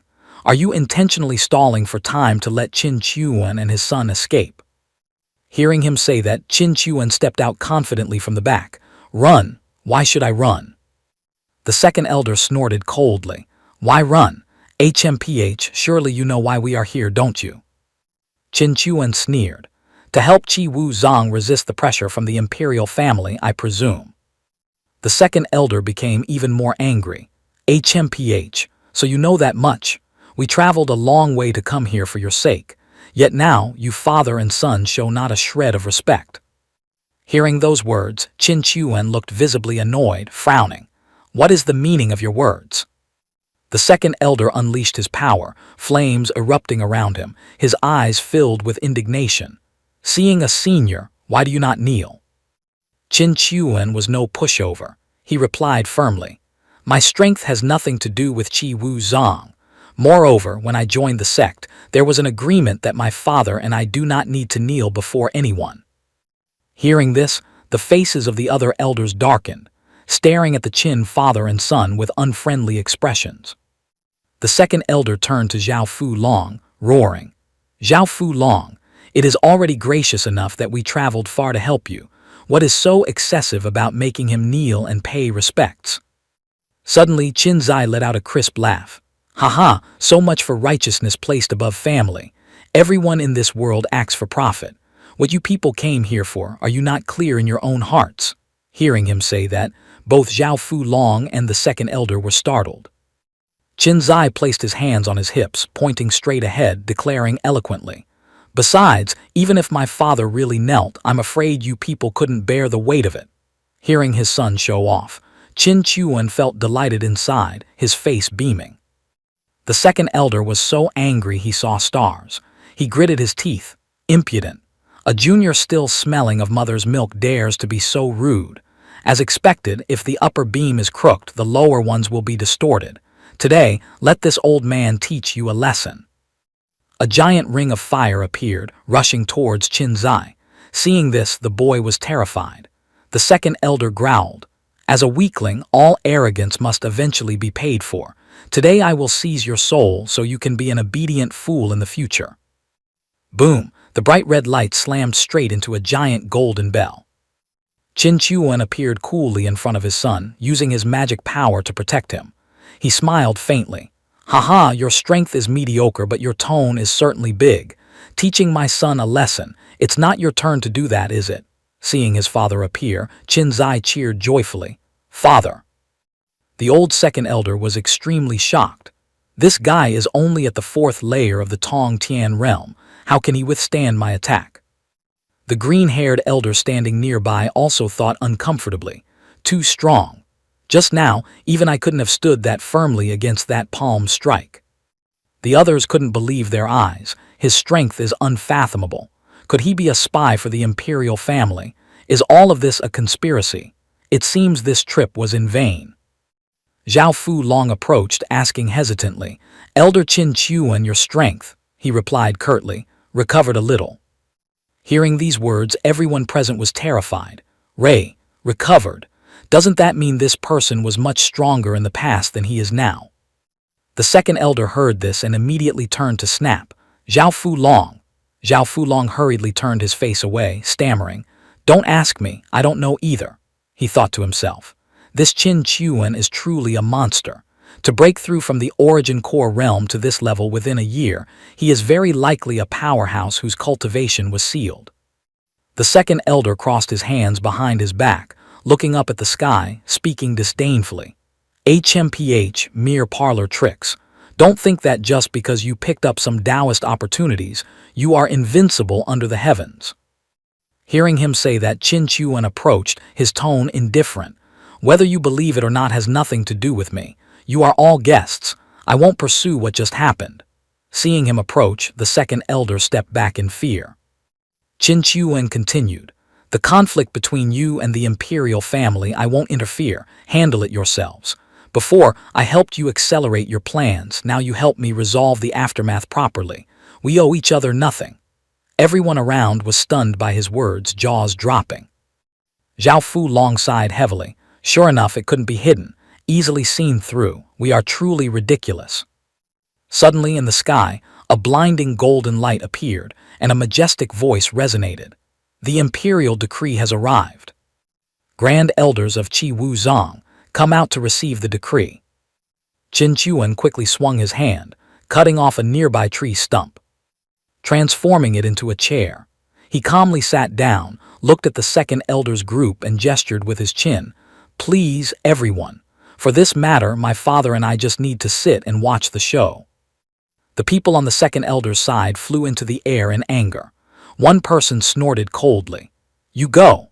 Seeing them leave, Qin Chuan muttered, "What exactly does the imperial family want to pull in this barren place where feng shui is lacking, and breaking through to the Zhai Sheng realm is harder than ascending to heaven?" People from the imperial family appeared, soldiers arrayed everywhere. An eunuch with a powdered face, speaking in an effeminate voice, spoke up, finally willing to come out and receive the decree. "You truly made me wait too long." Zhao Fu Long's group clasped their hands and bowed. "We do not know what decree the imperial family has." The eunuch tossed the scroll into the air, reading with a dramatic tone. "Elder Qin Chuan of Qi Wu Zong, for killing the chief of the Internal Affairs Household, Han Dioc, has committed a treasonous crime, a crime deserving of 10,000 deaths. Today, it is announced to the world that Qin Chuan is sentenced to death, and you are to execute it with your own hands." Hearing this, the green-haired elder standing behind thought in confusion. Vicious schemes. If Zhao Fu Long kills Qin Chuan with his own hands, Qi Wu Zong will definitely fall into internal chaos. Zhao Fu Long clenched his fists in anger, gritting his teeth. This decree from the imperial family is too excessive. If we accept this decree today, what kind of people will the disciples of Qi Wu Zong think we are? How can the youths who want to join the sect feel at ease? The old eunuch sneered. "Heh, that is your business, it has nothing to do with me. The decree has been issued, you just act accordingly." Zhao Fu Long did not yield, retorting, "Today, the imperial family has given no face to our Qi Wu Zong." The old eunuch was not to be outdone. "Ha ha, if we didn't give you face, the imperial family would have leveled Qi Wu Zong long ago. Don't reach for a yard after taking an inch, unless you want to bargain with the imperial family." The group on Zhao Fu Long's side simultaneously exploded with power. A whirlwind of energy swirled around them. Zhao Fu Long raised his hand, clenching it into a fist. A giant flame tiger appeared behind him, roaring. He declared loudly, "Today's matter must still be discussed. The imperial family cannot always cover the sky with one hand and do whatever they please." Witnessing the unbelievable scene before him, the eunuch's face drained of blood, terrified as he pointed wildly at the group. "This matter has nothing to do with small fry sects like you. Could it be that you intend to oppose the imperial decree for the sake of a tiny Qi Wu Zong and bring the disaster of sect extermination upon yourselves?" Responding to that weak threat was the angry roar of the green-haired man. "Well said. Today the imperial family can arbitrarily oppress Qi Wu Zong. Tomorrow, if my Bei Zhu Jian Zong meets with misfortune, ask yourself if any ghost would stand up to help. Remaining silent today is digging one's own grave for the future." As soon as the words fell, other sect leaders responded enthusiastically, their morale soaring. "Well said. At worst, we risk it all against them. My Kuei Dao Zong does not know fear. I am also in the same boat." Seeing the group not only unafraid but even more bloodthirsty, the old eunuch turned purple with rage, his finger trembling as he pointed straight at their faces, stammering, "Good, very good. Let's see how long your iron mouths can remain stiff." Saying that, he suddenly knelt heavily on the ground, facing the distant imperial city and kowtowing repeatedly, crying out miserably, "Please, Grand Supreme Ancestor Emperor, take action to save the situation." From the direction of the imperial city, a figure tore through the wind and flew over, landing gently like a leaf. Seeing this, the soldiers hurriedly clasped their hands, chanting in unison, causing the sky to shake, welcoming the Supreme Emperor. Zhao Fu Long's eyes looked as if they were about to pop out upon witnessing this presence, a name screaming in his head. It's him, one of the three Zhai Sheng realm powerhouses who founded the dynasty 2,000 years ago. On this side, the green-haired elder also silently assessed, his mind rippling. The first time this old monster appeared, the phantom of the Dao Palace outside his body had 9 halos surrounding it, worthy of the title number 1 under the heavens, 9th layer Zhai Sheng. It seems time is indeed the cruelest knife. He has weakened too much. Zhao Fu Long quickly realized the same thing, equally astonished. Now there are only 2 meager halos left. His cultivation has not only failed to break through, but has plummeted down to the second layer of the Zhai Sheng realm. This empire is truly finished, rotting from the roots. He sighed helplessly. Even the imperial family cannot resist the cruel decline. Is this barren land truly beyond cure? The Supreme Emperor landed, the spiritual energy rolling around his body making the air thick. He spoke in a deep but majestic voice, sweeping his eyes around before asking, "Where are those 2 youths?" Hearing this, Zhao Fulong started slightly, his mind immediately clicking. Youths. Qin Chuan, Qin Zai. Ah, right, looking back and forth, the ones causing trouble here are all just brats. The Supreme Emperor spoke slowly. Actually, this old man didn't come here to fuss over the petty tricks of the brats in the palace. This old body has lasted nearly 2 millennia. I have no energy to bicker with them. He glanced at the eunuch still prostrated on the ground, his voice somewhat ashamed. Just because a lowly soldier died, you make such a fuss. I feel embarrassed for you. Then he turned back, his voice more amiable. I came here today simply wanting to meet the 2 youths. Can the 2 little friends give this old body, who has traveled a long way, some face and come out to meet once? Hearing these words, the second elder's aged eyes widened, his mind reeling. What the hell is this? Unbelievably polite. What background do this father and son have to make a Zhai Sheng realm powerhouse be so gentle? The others were equally bewildered, whispering to each other. He said his cultivation recovered a little. I don't know if it's true or false. Just then, 2 figures gently descended from the air in front of the Supreme Emperor. Qin Chuan spoke directly, without a hint of shyness. What business does the ancestor emperor have with me? Seeing the person appear, the old emperor laughed heartily, appearing extremely friendly. Little friend Qin Chuan, I have admired you for a long time, Qin Chuan frowned upon hearing this, replying with a bucket of cold water. If the old emperor wants to deal with this humble one, just go ahead. There's no need to beat around the bush. The Supreme Emperor's eyes suddenly became deep. He stared at Qin Chuan and slowly said, Little friend, rest assured. This frail old body of mine is about to return to the earth. Even if I regained all the power of my prime, I wouldn't have the energy to kill you. As he spoke, he tossed a book towards Qin Chuan. You are Qin Zai's father, right? Indeed, a tiger father begets a tiger son. Your aptitude implies superiority. This represents some of my cultivation insights. I hope little friend does not mind. Qin Zai quickly snatched the book, jaw dropping. Huh. Meanwhile, Qin Chuan could only scratch his head, sweating, crying out internally. Oh no. It seems my bratty son caused some heaven-shaking trouble again, and now people have come to the door to demand compensation. The old Supreme Emperor put a hand to his forehead, then laughed heartily. I have been hiding in a dark corner in closed-door cultivation for a long time, and only recently heard your great name. Curiosity in my heart was unbearable, so I had to make this trip personally. Hearing this, Qin Chuan breathed a sigh of relief, pointing towards a distant mountain. Since you are a guest, let's go down the mountain to find a decent place to talk. The old emperor waved his hand behind him, ordering his subordinates. You all retreat. Today's matter ends here. Oh, and tell the emperor to stop screaming every day. It gives me a headache. Hearing these words, the elders standing nearby could only look at each other, jaws dropping, minds spinning. What kind of hellish script is this? Completely different from what we imagined.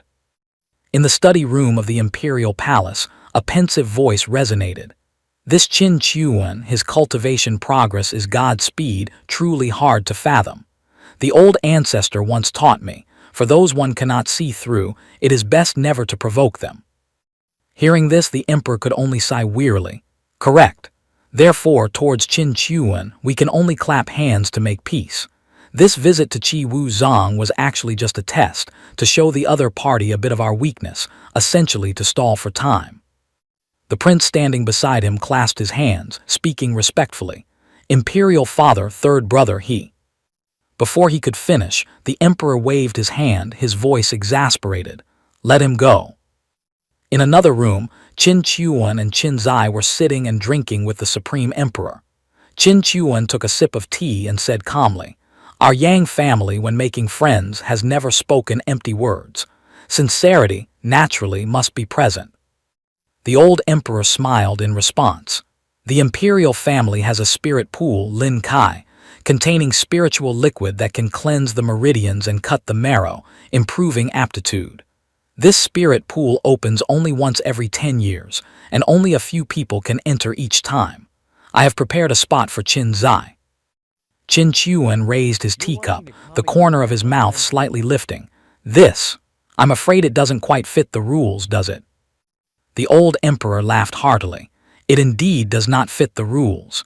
But if everything fit the rules, would it still be called sincerity? Hearing this, Qin Zai's eyes lit up, whispering in his head, "Truly a man with no future prospects." The two happily clinked cups. The old emperor said, "This friend I am definitely making. After all, everything is for the sake of the children." Qin Zai couldn't hold back and chimed in, "Father, rumor has it that bathing in the imperial family's spirit pool once can break through 2 or 3 small realms." Qin Chuan glanced at his son, replying curtly, "What holy land, it's just a small pond. For the divine ability realm, the effect is negligible." But inside, Qin Chuan was deep in thought, his eyes looking at the wine cup. Today's event is truly a wake-up call. This brat's strength is still too weak, so weak that true experts don't even bother to have killing intent towards him. His gaze shifted to the happily beaming Qin Zai, his heart heavy. Must think of a way. Otherwise, if he meets an enemy who doesn't need killing intent, just a casual wave of a hand and the boy is done for.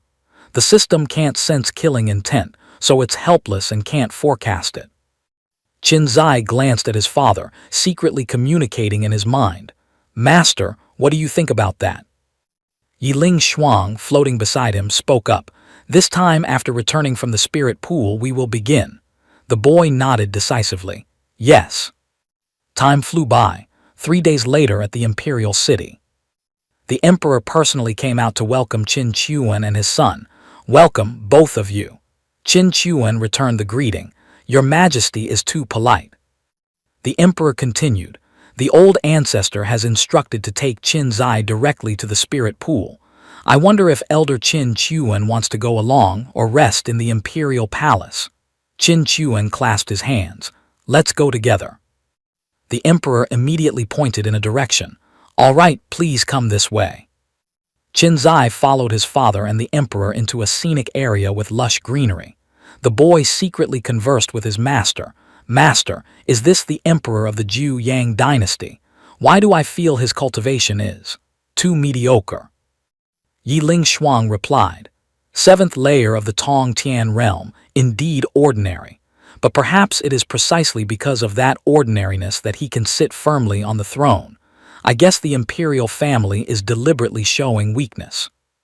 The boy wondered. "Showing weakness to father and me," she replied.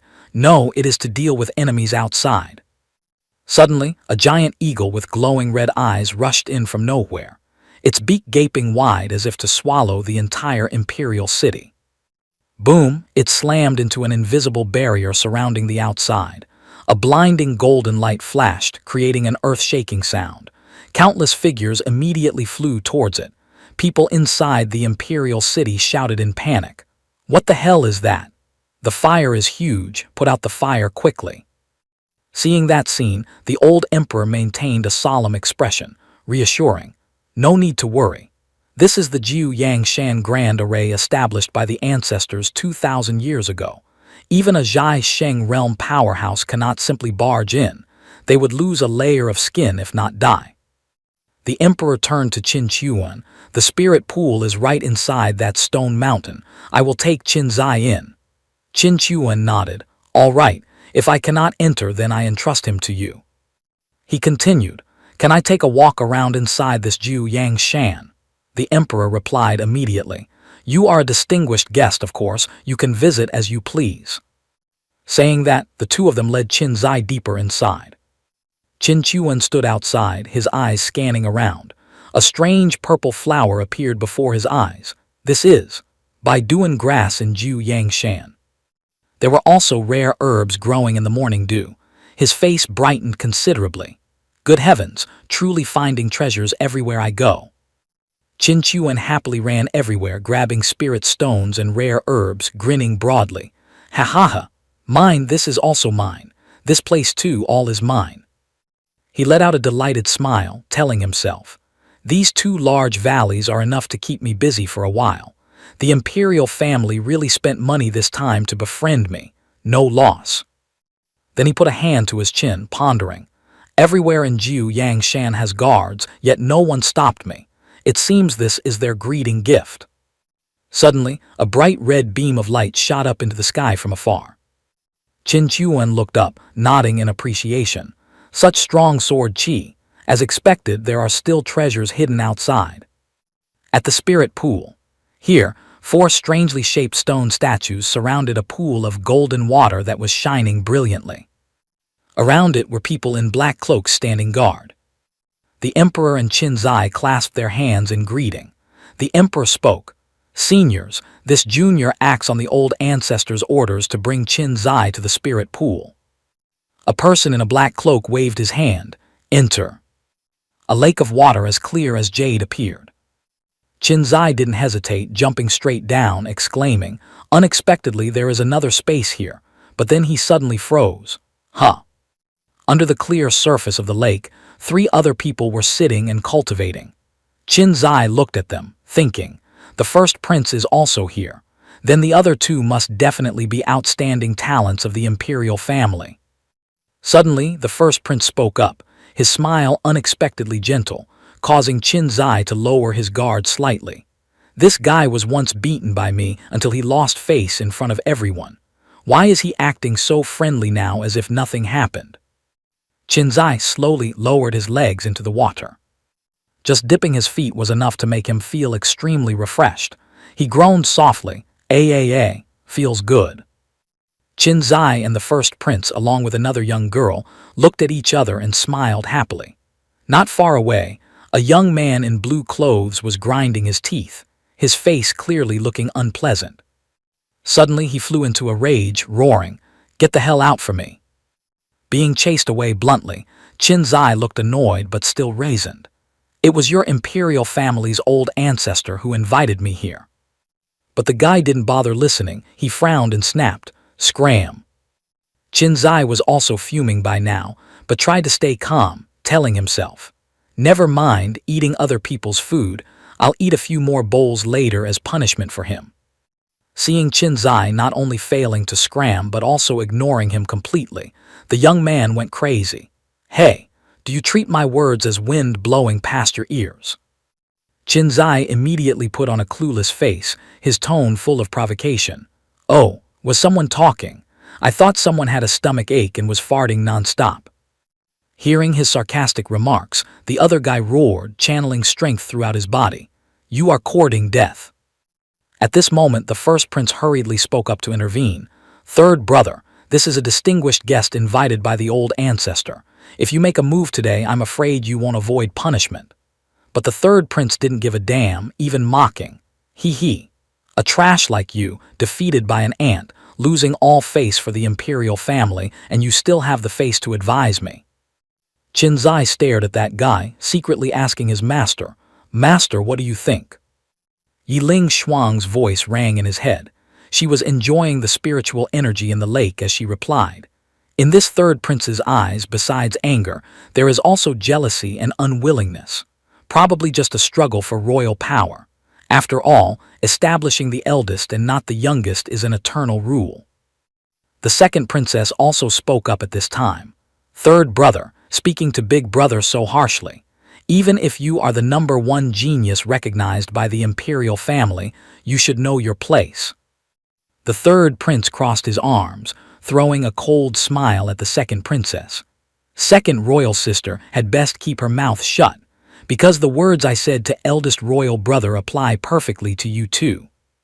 The second princess was not angry at all. She just smirked. If you want to act, that's up to you.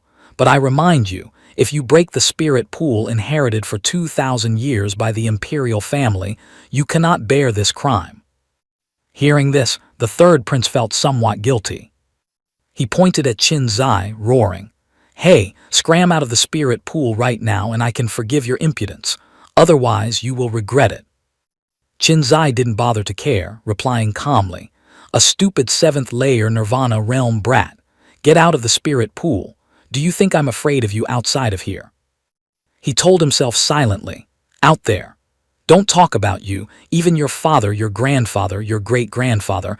I would dare to beat them all without missing a beat." Outside at the Sword Tomb, Ki letter 1EBFM Trung. Seeing the beams of azure light forming a tornado, Qin Chuan couldn't help but be amazed. The death chi is heavy, yet the spiritual power is abundant.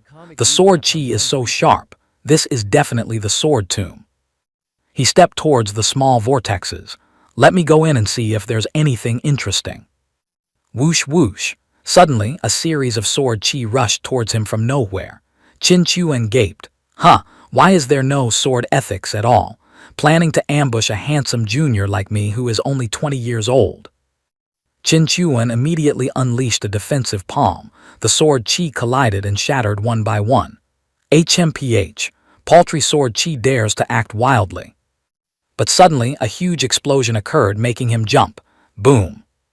Qin Chuan was teleported out. He muttered disappointedly, Hey, back already. Is it time to eat?" Suddenly, a giant golden vortex of spiritual power, looking extremely terrifying, rushed straight at him. Qin Chuan shouted loudly, "No, this pressure is too strong." A blood-red slash cleaved down right where Qin Chuan was standing. Fortunately, he reacted in time, dodging by a hair's breadth. Looking at the deep gash on the ground, he was horrified. What the hell is that? A Zhai Sheng-level weapon. Qin Chuan leaped far away, and at the same time, the Zhen Yu Ding, prison-suppressing cauldron, appeared above his head. He threw out the Zhen Yu Ding to block the next attack. Seeing signs of cracks on the Zhen Yu Ding, he frowned slightly. This sword can actually comprehend a portion of my sword intent. This power must be at least equal to a true Zhai Sheng realm powerhouse. Qin Chuan didn't dare to hesitate, immediately unleashing the 3 flowers gathering at the summit. Tam Hoa, T letter 1E5, D stroke letter 1EC9NH. Brilliant golden lotuses appeared, combining with the Zhen Yu Ding to form a sturdy shield. 2 earth-shattering forces collided, creating a terrifying explosion. He was flung backward, coughing up a mouthful of fresh blood. Cough, cough. Fortunately, that brat isn't here, otherwise, where would I hide this old face of mine? My career of building the image of a great father relies entirely on my own efforts. Now that I've encountered a treasure, I absolutely cannot let it slip away. Just then, a sword radiating brilliant light appeared before Qin Chuan. He thought to himself, in the end, it is just an ownerless object. It just unleashed such a powerful strike. Surely it will be difficult for it to gather sword chi again in a short time. Seeing the sword trembling and emitting a buzzing sound, he immediately spoke up to coax it. "Stop crying. Even if you scream your throat out today, no one is coming to save you." Saying that, Qin Chuan reached out his hand and commanded, "Come up here. Be sensible. Although you are only a Saint Realm spirit sword, you are usable for the time being." Hearing this, the sword stood still, then suddenly dove with a splash into the lake water, leaving him dumbfounded. Qin Chuan's face darkened. He gritted his teeth and cursed, "Damn it, I've already come this far, I can't return empty-handed. I hope you know what's good for you." He pointed at the lake, one hand making a motion as if about to undo his belt, his voice full of menace. "If you don't behave, then I have no choice but to gift this lake a load. I don't believe you can pretend to be high and mighty inside a lake of urine." Seeing him fiddling with his waistband, the sword seemed to believe him and began to tremble. Finally, it obediently flew out of the lake. Seeing this, Qin Chuan smiled triumphantly and touched the sword. "Stop acting unyielding. No matter how sharp a sword is, without power to wield it, it is just a useless toy." He smirked and held out his hand. "Stop humming and hawing. Later on, you might even find yourself sticking to me, unwilling to leave." The sword seemed to ponder deeply. After a moment, it automatically flew into his palm. As Qin Chuan grasped the hilt, a golden spiritual energy radiated out. So this lake water was also transformed by you, truly a peak Saint Realm spirit treasure. Below Ju Yangshan, a giant green lotus flower suddenly appeared, illuminating the entire sky. Cries of astonishment rang out. It is the Qing Lion Giant of the Green Lotus ancestor. Since he passed away, this sword has been silent for 1,000 years. I heard this sword is extremely high-minded, only accepting a person of noble character as its master. No one in the imperial family has been able to make it submit for so many years. I wonder which high expert achieved this. Qin Chuan swung the sword, sensing its power, and said, "Good sword, truly a good sword. One must reach the Saint Realm to unleash its full power. Me using it now is like a child holding a butcher's knife." Just then, a familiar voice rang out. "Ha ha, congratulations, little friend. This sword has been silent for over 1,000 years since my senior brother passed away." The arrival was none other than the grand ancestor, Yang Su. He continued, "Countless talented youths of the Yang family have tried to tame it, but this sword only pursues a true gentleman. I wonder what method my little friend used to make it recognize a master." Qin Chuan smiled, glanced at the sword in his hand, and replied with a straight face, "Naturally, I used my moral character to move it." Yang Su burst into laughter, waving his hand. "Ha ha ha, it was my foolishness to ask. My judgment of character is indeed not bad." Suddenly, a loud explosion from the sky drew their attention. Yang Su frowned.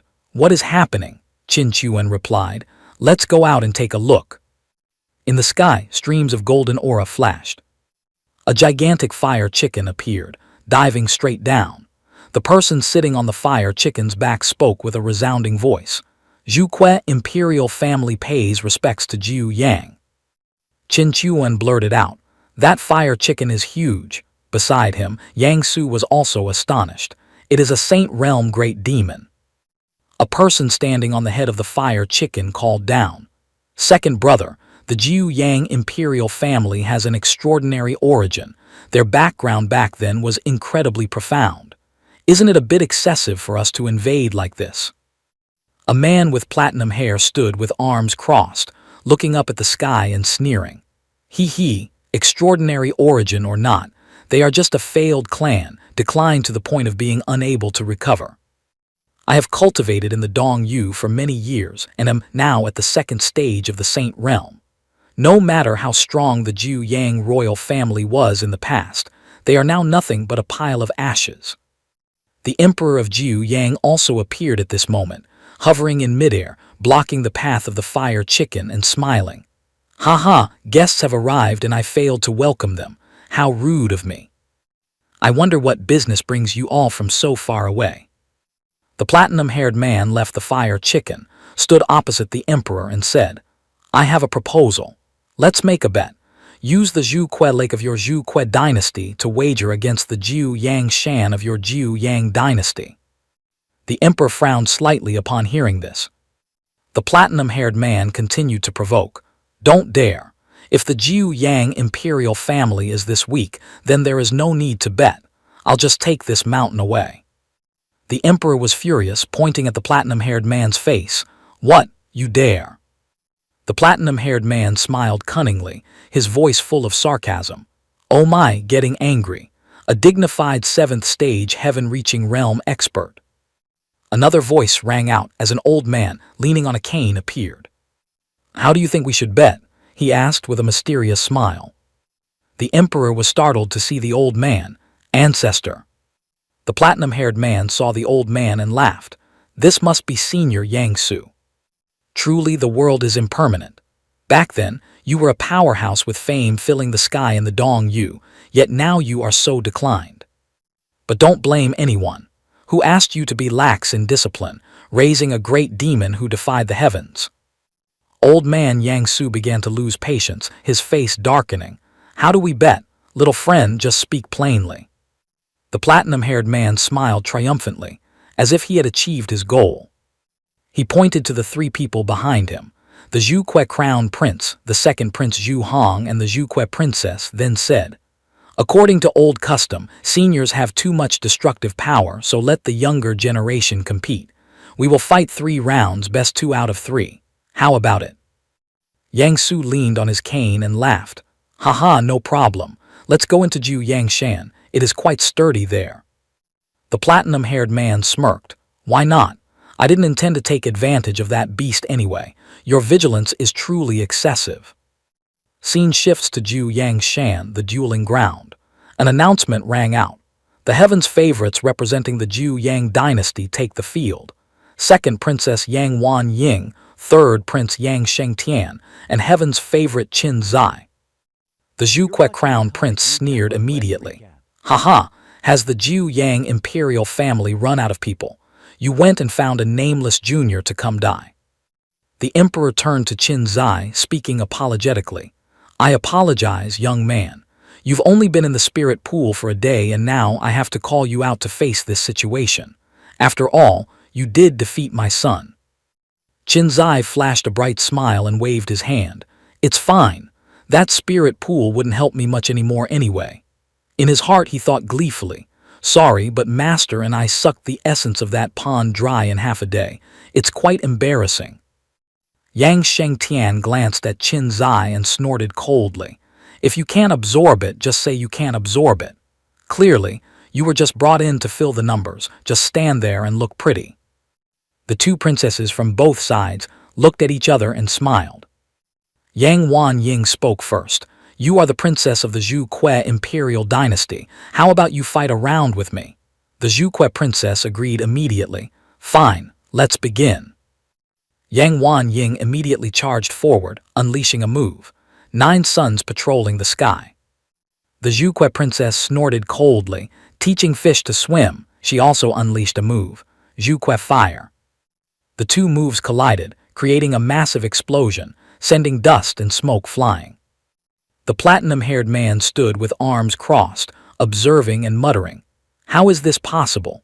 The second princess of the Jiu Yang dynasty is actually this strong. It seems this round is lost. Yang Shengtian turned to look at Qin Zai. Second sister will surely win this round. That leaves the 2 of us. You go up first. Qin Zai smiled and shrugged. I can take anyone, you choose first. Yang Shengtian exercised his limbs and said, since I'm choosing first, there won't be a third match. Qin Zai didn't argue, only saying, please go ahead. Yang Shengtian pointed at the Zhuque crown prince. You fight me. The Zhuque crown prince launched his move first. He unleashed companion Zhuque, and the image of a giant flaming Zhuque appeared behind his back. Yang Shengtian clasped his hands together, shooting out a beam of light, muttering, Companion Zhuque, to put it plainly, just pretending to be a god or ghost. Watch me break it. The Zhuque crown prince easily deflected Yang Shengtian's attack, then appeared right in front of him. Yang Shengtian's jaw dropped in shock. The Zhuque crown prince raised his fist, mocking, Is this your true strength? It seems you're not as formidable as your mouth. He brought down a thunderous punch. Yang Shengtian took a painful hit. Grimacing, he braced himself and unleashed the heavenly boy Kung Fu, a ring of light enveloping his entire body. The Zhuque crown prince, hands ablaze, laughed coldly. Haha, the Jiu Yang imperial dynasty is truly rotten to the core, a dignified prince practicing the cultivation method of a servant. Saying this, 2 giant flaming hands held Yang Shengtian tight. The Zhuque crown prince delivered a kick that sent Yang Shengtian flying far away, falling flat on his face. He said, Weren't you very arrogant just now? Then he stomped hard on Yang Shengtian's face. Stinking brat. He stomped again with force, sending debris flying. When the dust cleared, Yang Shengtian lay beneath the Zhuque crown prince's foot, his face filled with bitterness, screaming incessantly, I hate it, I hate it, I am not resigned. Why do you all treat me like this? Why? Qin Zai watched, thinking to himself, strange, why is the prince of the Jiu Yang dynasty so weak? Clearly, his spiritual power is very robust, yet he fights as if he doesn't want to fight. Then he spoke up to the second prince Zhu Hong. It seems we are next. Zhu Hong immediately rushed forward, crowing loudly. A lousy Nirvana realm brat dares to fight me. Before me, you are just an ant. He had barely finished speaking and hadn't even launched an attack when he was punched straight in the face by Qin Zai, noseblood spurting out. The second prince was knocked back several dozen meters. He sat up, touching his nose, terrified. Number impossible, how can he be so strong? In his eyes right now, Qin Zai was no different from a monster. Qin Zai formed a flaming fist and swung it, leaping forward while shouting, "Too slow, your strength is also too weak, admit defeat." Zhu Hong struggled to raise his hands to cover his face, extremely anxious inside. "I cannot lose. I absolutely cannot lose. Royal Uncle is watching me. If I lose, Royal Uncle won't take me along anymore. I can only use the meeting gift Royal Uncle gave me." He glanced at his Royal Uncle, calculated everything in his head, then held out a hand to stop Qin Zai. "Wait a moment." Qin Zai was momentarily confused. "Huh?" Suddenly, the second prince used the soul-chasing strike. A streak of dark spiritual energy flew from his forehead, shooting straight toward Qin Zai's forehead, catching him off guard. His royal uncle saw this and his face darkened, shouting, "Zhu Hong, you!" Zhu Hong was still cheering joyfully. "Royal uncle, I won, we won." However, his joy didn't last long. The dark energy was blocked right in front of Qin Zai's forehead. He used his internal force to bounce it back. The dark energy flew straight toward the second prince's forehead. Qin Zai shouted, "Just dirty tricks, you celebrated too soon."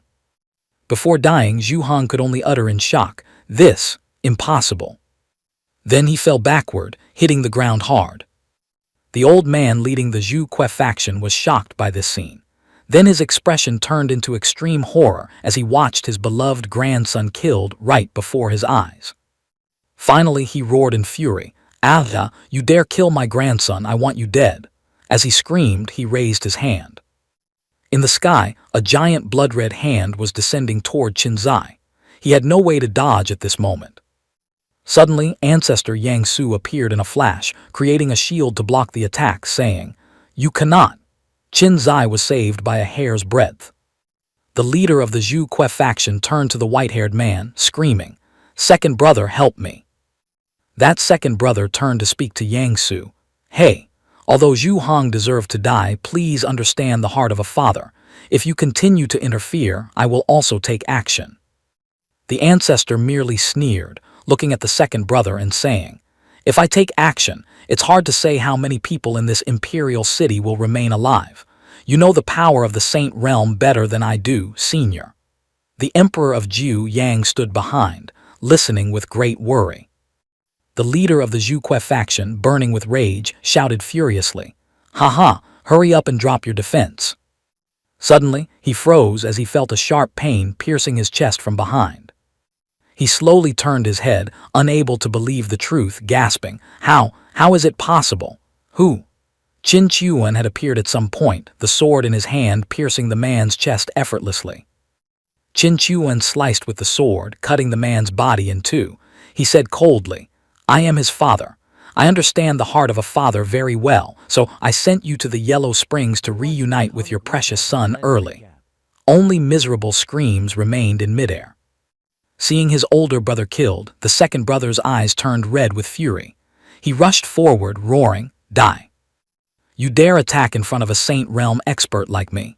As he spoke, he pointed a finger toward Qin Chuan. In the air, a giant finger also appeared, following his control. "Sai, has it come to this again? Drawing hatred to myself. This kind of thing can't be avoided forever. I can only use this opportunity to prepare him mentally." Qin Chuan stood still, and Qin Zai stood nervously behind his father. The giant finger prepared to strike Qin Chuan. He swung his sword, generating a powerful force to counter, shouting loudly, "But to kill me, you are not yet qualified." The two attacks collided, creating an earth-shattering explosion, sending dust and debris flying. Qin Zai had to try to shield himself. In the thick smoke, the second brother still stood tall. While Qin Chuan had been injured to the point of kneeling on the ground, one hand supporting himself with the sword, the other wiping blood from his mouth, coughing violently. "Saint Realm! Cough! Cough!" That second brother was incredibly arrogant, looking down with disdain. "Ha! No matter how strong, you are just an ant at the heaven-reaching realm. Go be buried with my big brother." Qinzai ran over in panic. "Father," he stopped him, "don't come over." Then he coughed up another mouthful of blood. "Father," Qinzai was stunned by this scene, "aren't you an invincible powerhouse? How could?" "No, compared to being invincible or not. You are always the one silently caring for me, looking after me, teaching me principles and shielding me in times of greatest danger. My father, now it is my turn to protect you." Thinking this, the boy clenched his fists, his gaze becoming more determined than ever. Meanwhile, Qin Chuan had already stood up calmly, looking up at the sky and speaking with a strange tranquility. "All right, it's time to bring the curtain down on this ridiculous play." Conversely, Qinzai was boiling with rage to the extreme. He pointed straight at the sky and roared, "What the hell is that thing? If you dare touch a single hair on my father, I swear to the heavens, as long as I, Qinzai, still breathe, in the future I will overturn the entire world to hunt down your whole clan. Your friends, your relatives, everyone connected to you, I will destroy them all." The second brother, having lost all patience after a bout of posturing, began summoning violent energies to swirl around him, speaking with contempt. "What is this noisy fly? So annoying." Qinzai's hair instantly turned bright golden again. He clenched his fists, his voice resolute. "Master, I've truly implicated you this time. To save father, I accept it. This one strike, if I don't succeed, I will die trying." Suddenly, an aged but steady hand rested on his shoulder, and a calm voice spoke. "Step back for now." Ancestor Yang Su, with eyes half-closed in helplessness, sighed softly. "Your father has entrusted you to this old man." These words stunned Qinzai. "What? Entrusted, you mean?" The old man just glanced slightly to the side. In that moment, Qinzai felt as if he had just woken up, hot tears suddenly threatening to spill over. "Father." Father sensed the danger early on, so this time, he will definitely die. Do you have no way to save my father?" A cold sense of despair swallowed the young man's mind. High up in the air, the second brother was still incredibly smug, immersing himself in the aura of self-satisfied power. As he controlled the dancing streams of spiritual energy around him, he declared, "The play ends here. Next, you people of the Zhu Yang Imperial Dynasty better prepare to settle the score." Suddenly, a furious shout tore through the air. "You perverted old man, if you have the guts, kill me first." Along with it, a stream of powerful spiritual energy shot straight at him, but was easily blocked. From below, Qinzai ceased not in spewing accusations. "You think I didn't notice? You perverted old man, don't think I didn't see those lecherous, shifty eyes you always cast on your own niece. Your illicit schemes are obvious." The guy immediately snapped back. "HMPH, speaking nonsense. I see you've been scared into madness."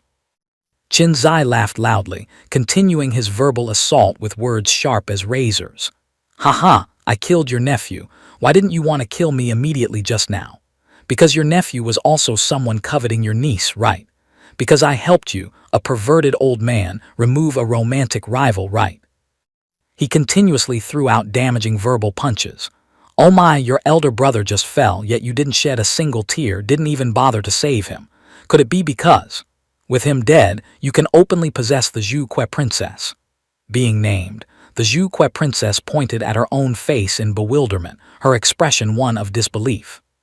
Qinzai, gaining momentum, let his tongue run wild with frantic curses. "Filthy, despicable, disgusting." The second brother was now purple with rage, grinding his teeth, growling each word. "Arrogant brat, daring to dirty my ears. Fine, I will bury your filthy words along with you." As soon as he finished speaking, he unleashed a massive sphere of energy, glowing and roaring as it rushed down toward Qinzai. Qinzai immediately absorbed power from his master, entering a defensive stance and shouting in despair, "Father, run quickly." Before he could finish, the energy sphere struck. An earth-shattering explosion occurred. Dust, stones, and gravel were blown into the sky, creating a blinding storm that obscured everything. Just seconds later, miserable screams of "ah, ah, ah, ah, ah" echoed from the epicenter. The power of the attack had not yet dissipated, and debris was still being swept into the air. High above, the second brother still hovered confidently, his face full of extreme arrogance. Running. Today, don't expect a single one of you to escape. By this time, Qin Zai had been knocked backward. The victor curled his lips into a cruel smile. Haha, senior, it seems you are quite broken. I originally intended to let you live a few more years. Suddenly, amidst the thick dust and smoke, a calm voice rang out, making him jump. It seems the one with no way out today is actually you. This old man dares to guarantee I will certainly live longer than you. Yang Su, leaning on his cane, walked leisurely out of the dust screen, looking strangely cheerful. The guy felt confused and blurted out, "Strange, where do you get such confidence? Wait, why is it suddenly so quiet?" On the ground, Qin Chuan had used his sword to prop himself up, looking nonchalant. A terrifying pressure began to radiate from his body. "I originally planned to play a little longer," he said calmly, "but since you wanted to kill my son, perhaps we don't need to play anymore." Immediately, Qin Chuan released all of his hidden mighty power. He raised his sword, and from behind his back, a majestic Tao gate, woven from pure spiritual energy, towered into view. The second brother was now truly terrified, stuttering incoherently. What, how is this possible?" The Tao gate behind Qin Chuan became increasingly distinct, the pressure growing more horrifying by the moment. The guy seemed unable to believe his eyes. He was so panicked he almost fell backward. "Saint Realm? How can you be at the Saint Realm?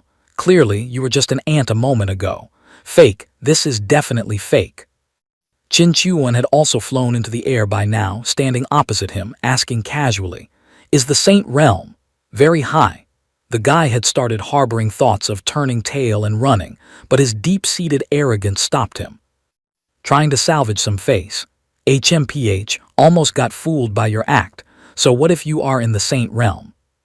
Aren't you just at the second stage like me? Unless you think you can stand on high and look down on me. You must know, above the 9th stage of the Saint Realm there are heavenly sages. Compared to those figures, what do you count as?" As he spoke, he clasped his hands toward the sky, showing boundless reverence. Qin Chuan listened, then simply raised his hand to rub his nose slightly, replying sarcastically, "Indeed, it doesn't count for much, but at least, my Tao Palace is bigger than yours, and quite coincidentally. Right at this moment, I want to kill you." Each word was emphasized, accompanied by a powerful pressure that suffocated his opponent. The second brother still tried to act rampant, summoning his golden bird and retorting, "Arrogant. Do you think you can beat me for sure? Even if your Tao Palace is stronger than mine, in a real fight, it's unknown who will die by whose hand." Qin Chuan maintained absolute confidence, holding up 2 fingers in front of his face, replying gently, "Then let's try. To deal with you, I only need to use one hand." "Is that so?" Suddenly, the guy appeared right behind Qin Chuan. Roaring before he could react, "This is the price for your arrogance." He unleashed his ultimate move, sun and moon patrolling the sky. A blinding golden explosion erupted in midair. The Zhuque princess looked at the billowing white smoke in panic. Suddenly, amidst the smoke, a pair of eyes appeared, filled with extreme horror. "Huh! Impossible! Illusion! This is definitely an illusion." Qin Chuan still stood tall in the epicenter, without a single scratch. He flashed a mocking smile. "Oh, is this all a second stage Saint has?" The second brother went mad with rage. "Damn it, how dare you look down on me?" Saying this, he began to create clones, generating a series of phantoms to surround Qin Chuan. But quick as lightning, Qin Chuan grabbed his real body, shouting, trying to show off in front of an expert, "If you don't want to be looked down upon, then bring out some real skill." As he spoke, he delivered a seemingly light kick, but it was enough to send the guy flying, accompanied by miserable screams. "HMPH, ah, ah, ah, ah." The guy practically crawled on the ground, grinding his teeth in hatred. "Damn it, don't get arrogant, just you wait." But Qin Chuan immediately appeared, blocking his escape route. "Wait for you to kill me? Pity, I can't wait." Then he reached out a hand toward him, emphasizing, "I said one hand, so I will only use one hand." Qin Chuan's hand tightened around the second brother's neck. Suddenly, a frantic cry rang out. royal uncle. The Zhuque crown prince and Zhuque princess looked up in utter terror. The princess cried out in despair. Father Emperor is gone, royal uncle is also defeated. Today, I fear we cannot leave the Zhu Yang dynasty alive. The strangled second brother roared, damn it, die for me. He began to control a stream of blood energy, using the exact same move as the second prince earlier, attacking straight into Qin Chuan's forehead. The blood energy burrowed right into his forehead. Qin Chuan was momentarily startled. This is. The second brother took the advantage, laughing triumphantly and throwing a punch to knock Qin Chuan down. Ha ha ha ha, surprised. This is my true killing move. Excessive choking isn't a good habit, you know. But surprisingly, Qin Chuan stopped in midair, his tone still casual. This habit is actually okay, it's just missing an accompanying movement, so it's not quite perfect. Saying so, he used his bare hand to easily pull the thread of blood energy out of his forehead, shaking his head as he spoke. Indeed, the apple doesn't fall far from the tree. Senior and junior using the same trick. You're quite creative, aren't you? The guy was completely dumbfounded. What the? Qin Chuan closed in on him once again, whispering, like this, makes it perfect. The thread of blood energy stabbed straight back into its owner's forehead. His eyes began to bulge with bloodshot veins from sheer terror. Followed by a heartrending scream. His entire body was submerged in a pool of massive, slimy energy. Both the emperor of the Zhu Yang dynasty and ancestor Yang Su dropped their jaws, frozen on the spot. The ancestor muttered, just like that, it's over, fast to the point of not looking like a battle between Saint Realm experts. Too strong. I didn't even sense any fear from them.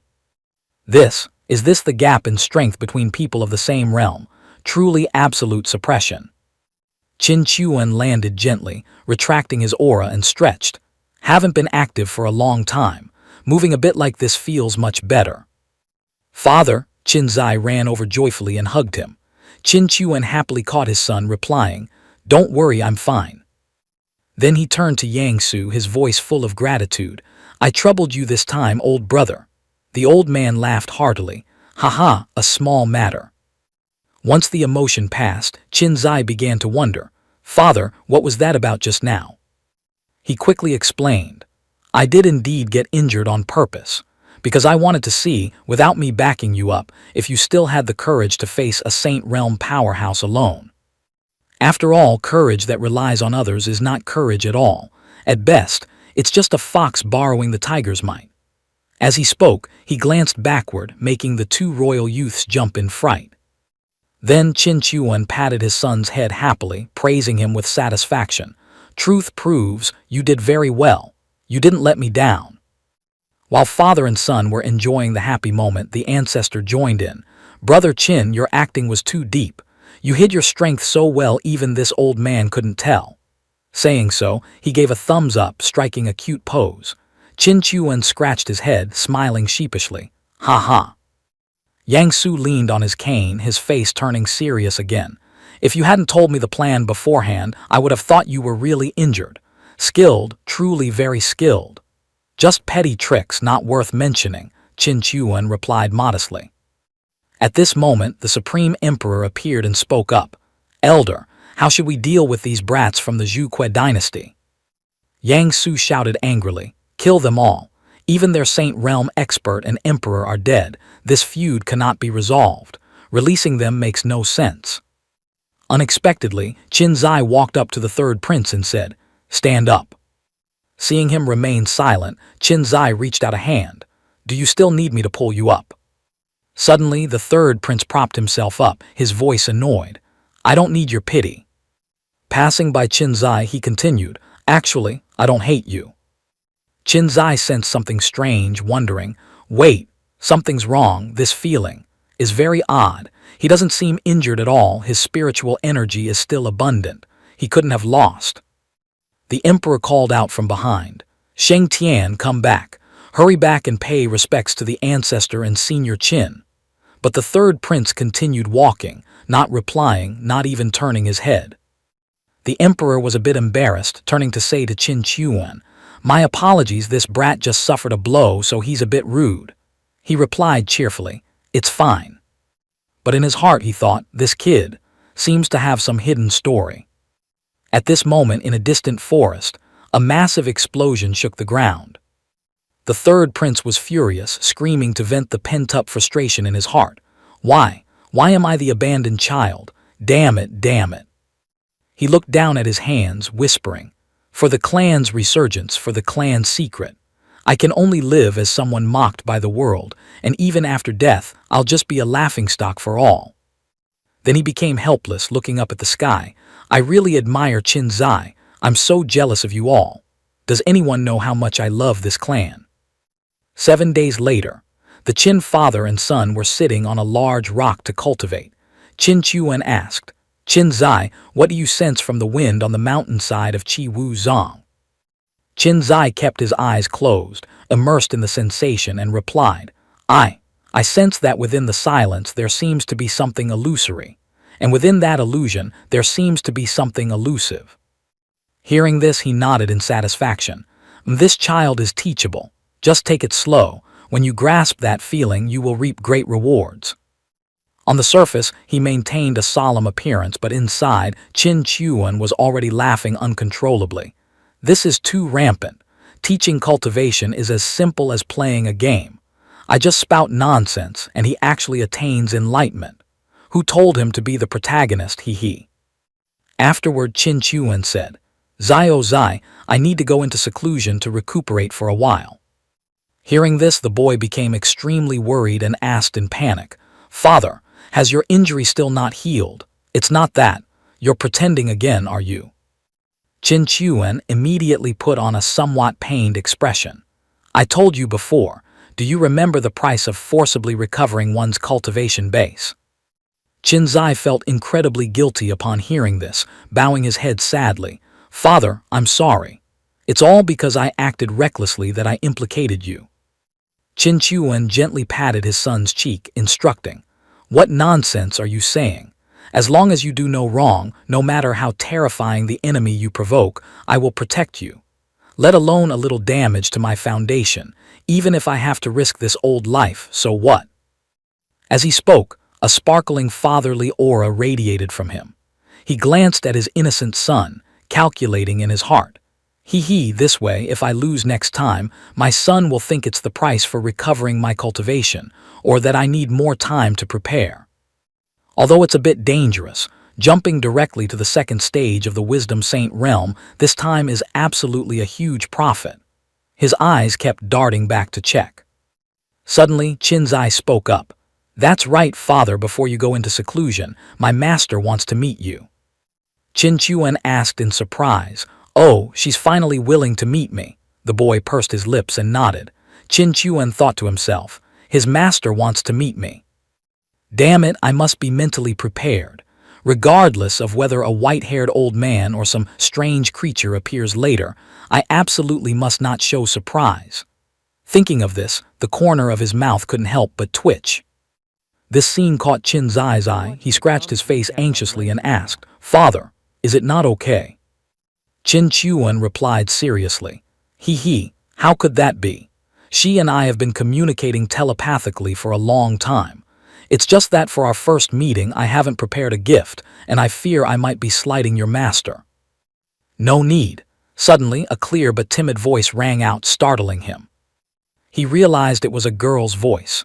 Yiling Shuang appeared, stammering her introduction. My name is Yiling Shuang. This left him completely stunned. It really is a woman.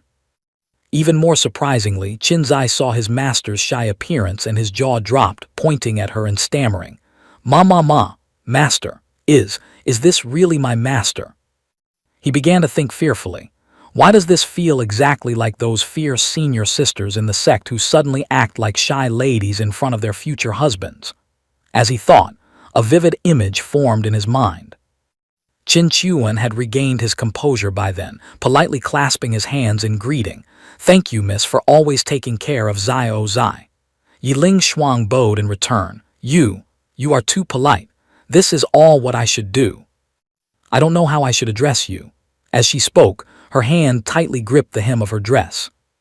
Qin Chuan rubbed his chin and suggested, I am several tens of thousands of years older than you. If you don't mind me being old, you can call me Big Brother Qin. Yiling Shuang was utterly astonished. Several tens of thousands of years old.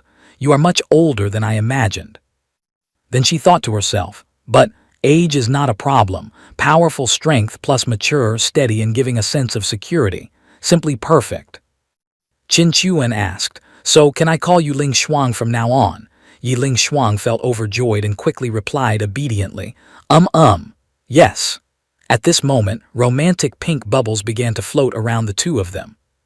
Qin Chuan seemed to think of something and asked, by the way, you haven't appeared for so long. Why did you suddenly want to see me? Yiling Shuang looked a bit worried and replied, actually, mostly because I have a favor to ask.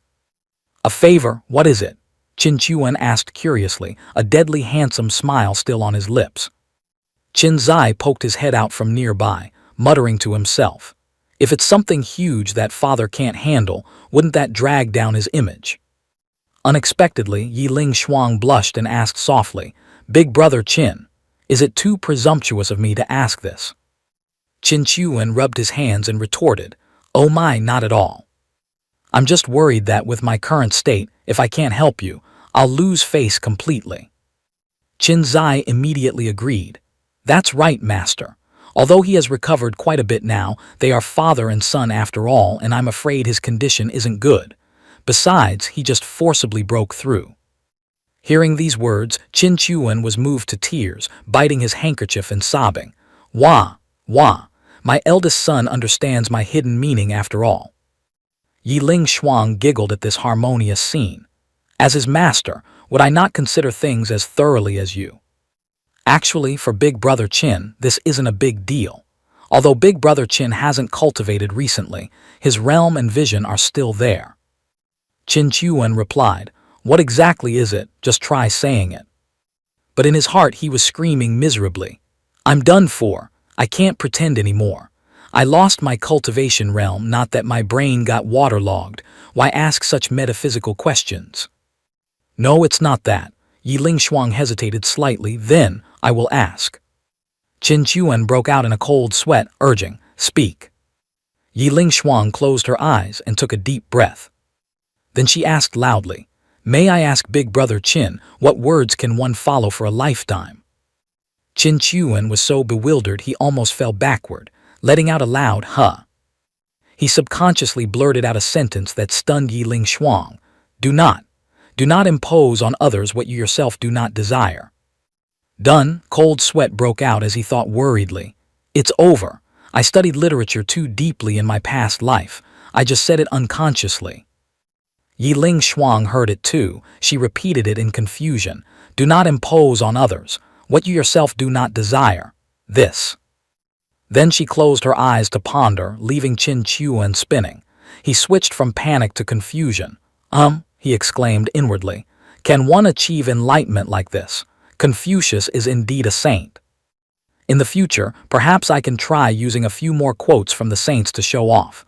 His expression while calculating this looked incredibly shameless. Immediately after, to his astonishment, Yiling Shuang knelt on one knee, clasped her hands and said loudly, Thank you, Big Brother Qin, for the answer. What is this? Qin Chuan looked at her still clasping her hands in gratitude, and replied awkwardly, It's just a small matter. His expression looked extremely unsightly, the corners of his mouth twitching incessantly. Suddenly, a zigzagging stream of spiritual power appeared in the air, accompanying a loud voice echoing, Dong Yu, second young master of the Zhu family, graces Qi Wu Zong with his presence. Come out and welcome him. This surprised all three of them. Qin Chuan looked up, asking curiously, The Zhu family? What the hell is the Zhu family? Never heard of them, but this pressure is the genuine pressure of the Wisdom Saint realm. At this moment, the Grand Elder flew out to welcome the two uninvited guests. This old man is Zhao Fu Long, Grand Elder of Qi Wu Zong. May I ask what instruction the two of you have for my Qi Wu Zong? A young man, young but extremely arrogant, pointed at his face. Are you Zhao Fu Long? This young master heard you took in a female disciple with skin like ice and jade, a national beauty, and with a special physique. This was the second young master of the Zhu family who had just announced himself. Following him was a burly subordinate with small eyes and a perpetually serious face. The Grand Elder politely replied, "Sir, you must be joking. My disciple's talent only has a little reputation in this small 7 nations. How could she catch your eye?" The second young master of the Zhu family looked visibly annoyed. "Whether she catches my eye or not is for me to say. Does this young master not even have the right to meet her once?" The Grand Elder felt a bit helpless and turned to the side to call out, "If that is the case, disciple, come out and pay respects to this young master." Immediately, a ray of light streaked across the sky. A beautiful figure glided past the second young master of the Zhu family. He couldn't hide his lecherous expression and exclaimed, I, beautiful body, good temperament, beautiful." But suddenly he swerved unexpectedly. "But you are too ugly," upon seeing the birthmark on Shui Qingru's face. At this moment she landed beside the Grand Elder and bowed. "Shui Qingru greets the young master." Seeing this, the guy's eyes almost popped out and he couldn't help but blurt out, "Oh, damn it." He also broke out in a cold sweat as he analyzed. Her birthmark isn't painted on, nor is it intentionally made to look ugly. Her body is exquisite, her temperament elegant. If you don't look at her face, she really is a rare beauty. If it were someone who valued inner beauty, they would surely appreciate such a woman and embrace her. But, sorry, I am someone who loves beauty. As he thought, he shook his head vigorously. Then he coughed twice to ease the awkwardness and said, "Ahem. I heard over in the Heavenly Wind dynasty that the young lady had a refined aura and peerless elegance. Meeting you now, indeed, your reputation is well deserved. I still have matters to attend to, so I'll be taking my leave. Farewell." After speaking, the two of them quickly ran off together. As he ran, he was still in the mood to calculate. That bastard seemed to also mention there is a beauty named Liu Ru Shuang and Feng Lei Gu. Then he leaped away with a strong conviction. "I don't believe every beauty can be ugly." The subordinate looked on, only able to helplessly assess. The eldest young master of the Zhu family has superb talent and is somewhat famous in Dongyu, yet the second young master is like a playful dandy. Then he lamented his own pitiable fate. "Sigh, protecting him like this, I might be mocked by my friends when I return home." At this moment on the rock ledge on the cliff, Qin Chuan looked up with some regret. This script isn't quite right. Even thunder avoids meal times. Since he's here, shouldn't he speak arrogantly, create conflict, and finally gift me experience points? So people from that realm cherish their lives that much, he frowned in thought. Qin Zai from behind had also seen the event. He worried internally. If that guy really attacked senior sister Qingru, I might have brought trouble to father. Father's injuries haven't healed yet. If he suffers another setback, it won't be good. As he thought, he looked at the girl's retreating figure. Suddenly, Yiling Shuang spoke up. "Big brother Qin, you should hurry and nurse your injuries. I can take Zio Zai out for training for a while first." As she spoke, she poked her 2 fingers together, looking shy. Qin Chuan quickly replied, "Then I'll trouble you." She hurriedly waved her hands repeatedly, retorting, "No, not troublesome. Actually, I've long considered Zio Zai as my own son to teach, so." At this point, she was so shy her face turned crimson, and steam could clearly be seen rising from her head. Qin Chuan smiled in response, while Qin Zai looked blankly at his master. But he quickly regained his spirits, clasping his hands politely. "Then, father, I'm going." Qin Chuan waved goodbye and instructed, "Go. This is also the first time you are truly walking the continent on your own. Use your heart to feel more. Remember, when you see injustice, draw your sword to help. Do not cause trouble, but absolutely do not shrink back either. If anything happens, I have your back." His eyes were extremely sharp when reminding his son. Qin Zai set off, replying happily, "Yes, father, I absolutely will not let you down." At this moment, only Qin Chuan remained on the cliff. Watching his son's figure, he voiced his inner thoughts. "Go out and cause more trouble for me." Then he looked a bit sad. Sigh, with the brat not around anymore, this mountain peak has become a bit colder. This kid has finally grown up, huh? Whatever, I'll go into the library pavilion to read. Since Zio Zai is out training, I must also continue to enrich my own knowledge. Speaking, he flew back inside. 2 months later at the library pavilion. In the room, the books Qin Chuan had read were piled up like a mountain. As he rummaged and searched, he wondered, I don't know if that brat is truly restraining himself or charging up for some big move. Why hasn't there been any movement? The Ju Yang Wang Kao hasn't been peaceful lately either. He spoke in boredom while tossing away useless books. Then he thought of something more amusing.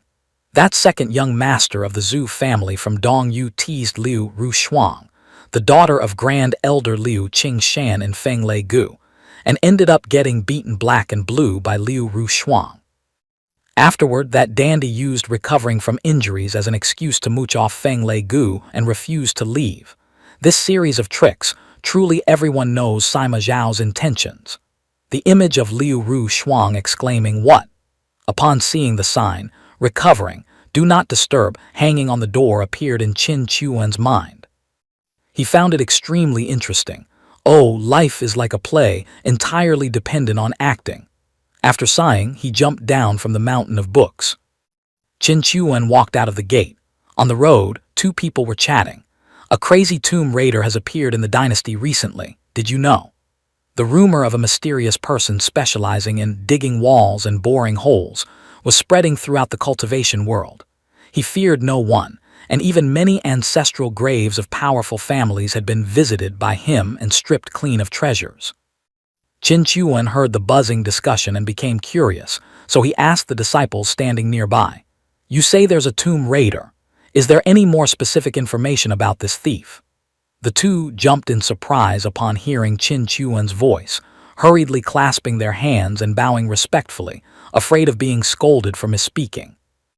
One scratched his head, looking awkward. Reporting to the Grandmaster, there aren't really many clues. But rumor has it this person is an expert above the Nirvana realm with vast supernatural powers. The other one also quickly chimed in, his face resolute. That's right. I personally saw the hole he dug at that grave. The scale was huge. That person must be a tall and sturdy man, or at least a fatty, to have the strength to do that.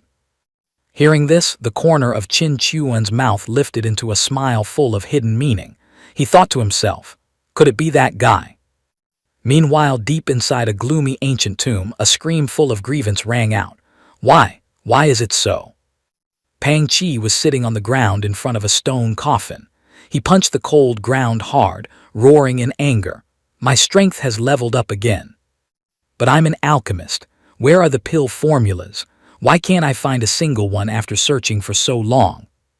He frantically ransacked every corner, scattering items inside the coffin everywhere.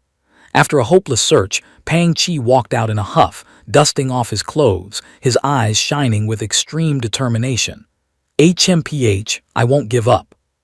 As long as I persist in digging, sooner or later, there will be a day I dig up a high-level pill formula.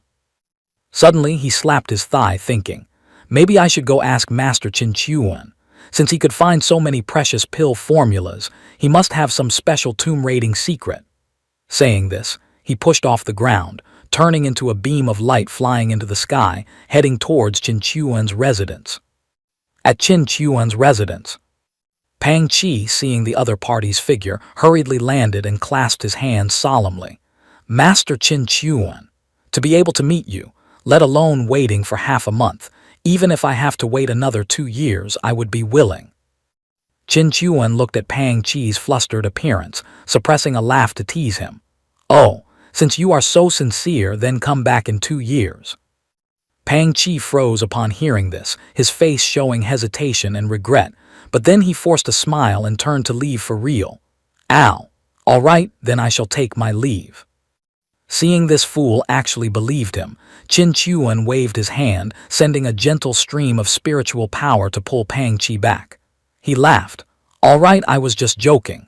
Speak, what important matter brings you here? Pang Qi's expression immediately changed. He smiled fawningly, taking an ancient manual from his robe and presenting it with both hands. He, Master Qin, this is a small meeting gift from this junior. Please accept it. Qin Chuan was slightly surprised at first, but when his eyes landed on the words Green Lotus Sword Art on the cover, his pupils suddenly contracted. A turbulent wave rose in his heart. Just these 4 words contain such powerful sword intent. This sword intent blends so perfectly with the Green Lotus Sword. Unless... He couldn't help but rush forward and grab Pang Chi's hand, his voice trembling with excitement. Where did you get this manual form? Pang Chi was frightened by Qin Chuan's sudden action, stammering, I just dug it up from an ancient tomb. But it was strange, there was no corpse inside, only some old clothes. Could it be? You are related to the owner of that tomb. Hearing this, Qin Chuan slowly released his hand, took a deep breath to calm down, and smiled reassuringly. No need to worry, I just asked because I found it a bit special. But inwardly, he was calculating very fast. Could it be that the Green Lotus ancestor hasn't truly died yet? After all, that bunch in the imperial family are all cunning old foxes putting on an act. But whatever, I'll take this bargain. Originally, I only had the sword but not the technique. Now that I have this Wisdom Saint Realm sword art, I can finally truly make a move. Putting aside his thoughts, Qin Chuan looked at Pang Chi, his tone becoming decisive. If you have something to say, just say it straight, don't beat around the bush. Pang Chi was startled, then scratched his head in shame, his eyes suddenly becoming glistening with expectation. Actually, I just want to ask you, how can one dig up pill formulas? It's shameful to say, I've dug up countless graves, but I haven't seen even a scrap of paper with a pill formula. That is why I presumed to come and bother Master Qin Chuan. Qin Chuan froze for a few seconds, laughing and crying inside. How would I know about this problem? Turns out, last time I randomly said pill formulas came from tomb raiding. This fool believed it completely and even revered me as a real tomb raiding grandmaster. Looking at Pang Chi's pleading appearance, Qin Chuan knew he couldn't tell the truth. He turned his face slightly to the side, cleared his throat, and then began to channel his bullshitting skills with an extremely serious face. You must understand, tomb raiding also requires inspiration. Do you believe in something called artifact affinity? The pupils in the old man's eyes contracted into a bright point of light. Here is the truth of all things. Intentionally planting flowers, flowers do not bloom. Unintentionally planting willows, willows grow into shade. Hearing this, Pang Chi was dumbfounded, mouth agape. Pang Chi, in a moment of utter enlightenment, immediately bent his body into a perfect right angle, his voice trembling with gratitude. Thank you, Master Qin Chuan, for pouring your heart out to teach me. After speaking, he turned on his heel and zoomed away, fearing that breathing too hard would blow the words away, managing to shout back. I won't bother the master anymore. I'm going back to sincerely comprehend this. After Pang Chi's figure disappeared, Qin Chuan let out a huge sigh of relief, his stomach rumbling. Wow, looks like I successfully scammed that old guy. It seems he suddenly discovered a new passion, being a traveling fortune teller. Perhaps he should find a nice day to teach the old man the Ghost Blows Out the Light manual of the Majin captains to complete the set. Putting aside his career as a swindler, he pulled out the book he just received, mumbling, well, idleness breeds mischief. Let's just improve my strength first. By the way, I wonder where my precious brat has wandered off to. At the same time, on a towering mountain peak, waves of energy surged, causing the entire mountain to tremble. The epicenter was none other than Qin Chuan, who was diligently cultivating. His whole body radiated a domineering aura, and the system wouldn't sit still, cheerfully announcing, Ding! A 4th stage Wisdom Saint Realm powerhouse just developed killing intent towards your son. Activated the ultimate clause, boundless fatherly love, dad is always number 1. Congratulations! Your cultivation has broken through to the 4th stage of the Wisdom Saint Realm, and you also received the Invincible Among Peers package. He opened his eyes wide, a big question mark in his head. Wait, hold on. Theoretically, in this seven nations land, apart from the C letter 1 EEDU Duong imperial family, who is strong enough to be at that level, which nuisance did my precious son go and provoke now? Qin Chuan began to use his brain to analyze. Currently, the Jiu Yang imperial family faction is in a honeymoon period with me, and they are also in a biding their time phase, so they wouldn't send an expert to hunt down Qin Zai. So, where did this powerhouse drop from the sky come from? Ding! A light bulb went on in his head. Could it be that brat illegally crossed the border into another realm? He's got guts the size of a bucket.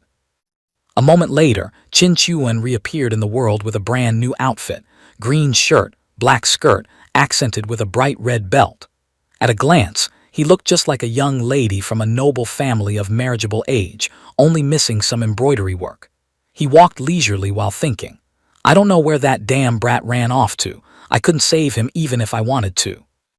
But anyway, with that girl Yi Ling Shuang sticking close to him, plus the undying protagonist Halo, it would be hard for that brat to log out of this world even if he wanted to.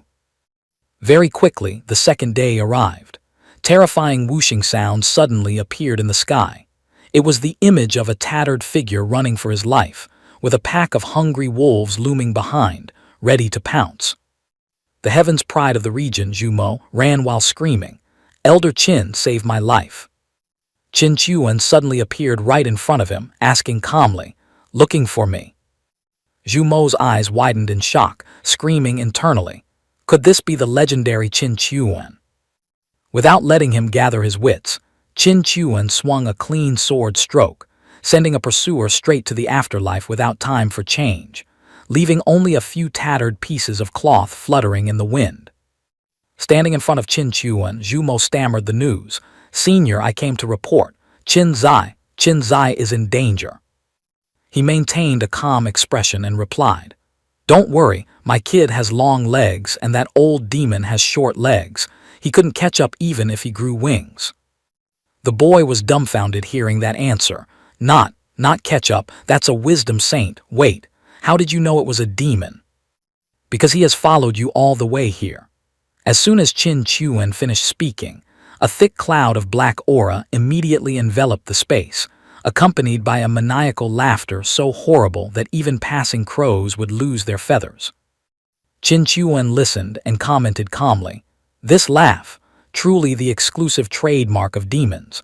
I wonder which training academy produces such aesthetically lacking laughter. After speaking, he annoyed jumped into the air, facing a giant seal. HMPH, pretending to be mysterious, a dignified wisdom saint realm expert acting so sneaky. From behind the black smoke, a grin stretching to the ears appeared, a voice full of excitement. Hee, interesting. A demon with fiery red hair, his whole body wrapped in dark aura, gradually revealed himself. I didn't expect there to be an expert in this godforsaken place, but your tone really irritates my ears. He released a terrifying pressure, growling, Kid, your third stage wisdom saint realm servant couldn't even protect him back then. Do you think you can protect him? Below, the two people with Qin Chuan looked unusually small. Qin Chuan maintained a strangely polite attitude. I wonder what instruction your distinguished self has for visiting Qi Wu Zong. The demon roared madly. Your Qi Wu Zong has a brat named Qin Zai. This seat gives you 3 days to hand him over. Otherwise, I won't leave a single one of your sect alive. Qin Chuan still calmly replied, Qin Zai isn't back yet, but his father is here. Hearing this, the demon sneered in contempt. Then drag his father out here. I don't believe his son dares not to appear when his father is in my hands. He then replied coldly, No need for such trouble. The demon was confused. Because I am his father. As soon as he finished speaking, Qin Chuan rushed forward with a flaming fist, his eyes red with killing intent. The demon was stunned. Wow. Without a second of hesitation, Qin Chuan delivered a heaven-shaking punch that sent him flying far away, accompanied by a teasing scolding. Why are you so polite, calling me father as soon as we meet? But to be my son, you are not qualified enough. Being punched flying like a pinwheel, the demon vomited blood in anger. Damn it! Arrogant brat who doesn't know the height of the sky and the depth of the earth. He pulled out a bizarre staff from somewhere, gathering all his power and screaming, "Today I must show you what absolute power is. Eat my staff." Unexpectedly, Qin Chuan gently raised a hand to block it, conveniently dropping a comment with extreme emotional damage. "Weak. I won't even bother using a weapon to bully you." Finished speaking, he activated the 9 dragons battle chi, and mighty dragon heads roared into existence. The demon was beaten until he spat blood but still tried to act cool. Hee.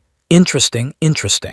I will definitely drain your blood essence and turn you into my puppet."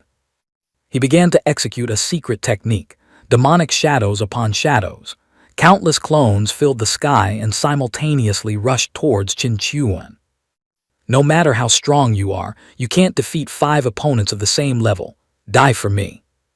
Qin Chuan simply raised the sword in front of him calmly, saying softly, "Green Lotus Sword Art, 3rd move, 100 Lotus's first appearance." He slashed out a sword path, and immediately hundreds of jade green lotus flowers attacked the demon's body like a storm. All of his clones dissolved into nothingness. He was heavily injured, gasping for breath, clutching his chest, growling angrily. "Very well. I'll remember your face this time. Wait until I recover to my peak. I swear I'll kill both you and your son." Saying this, he quickly vanished, leaving only a cloud of black smoke. Zhu Mo, standing nearby, was anxious. "Senior, quickly chase him. Don't let him get away," he replied calmly. "It's fine. That kind of small fry can't cause any waves. Too weak." Then Qin Chuan glanced at him, grumbling. "Tell me to chase. Did you not hear what he said? That wasn't even his best state. Wait until he recovers to his peak. He wants to come back and take the dog lives of both me and my son." A moment later, he returned to his courtyard. "Haha, take our dog lives. Or maybe because of him, I should raise another dog. Speaking of which, my family also has 2 pets.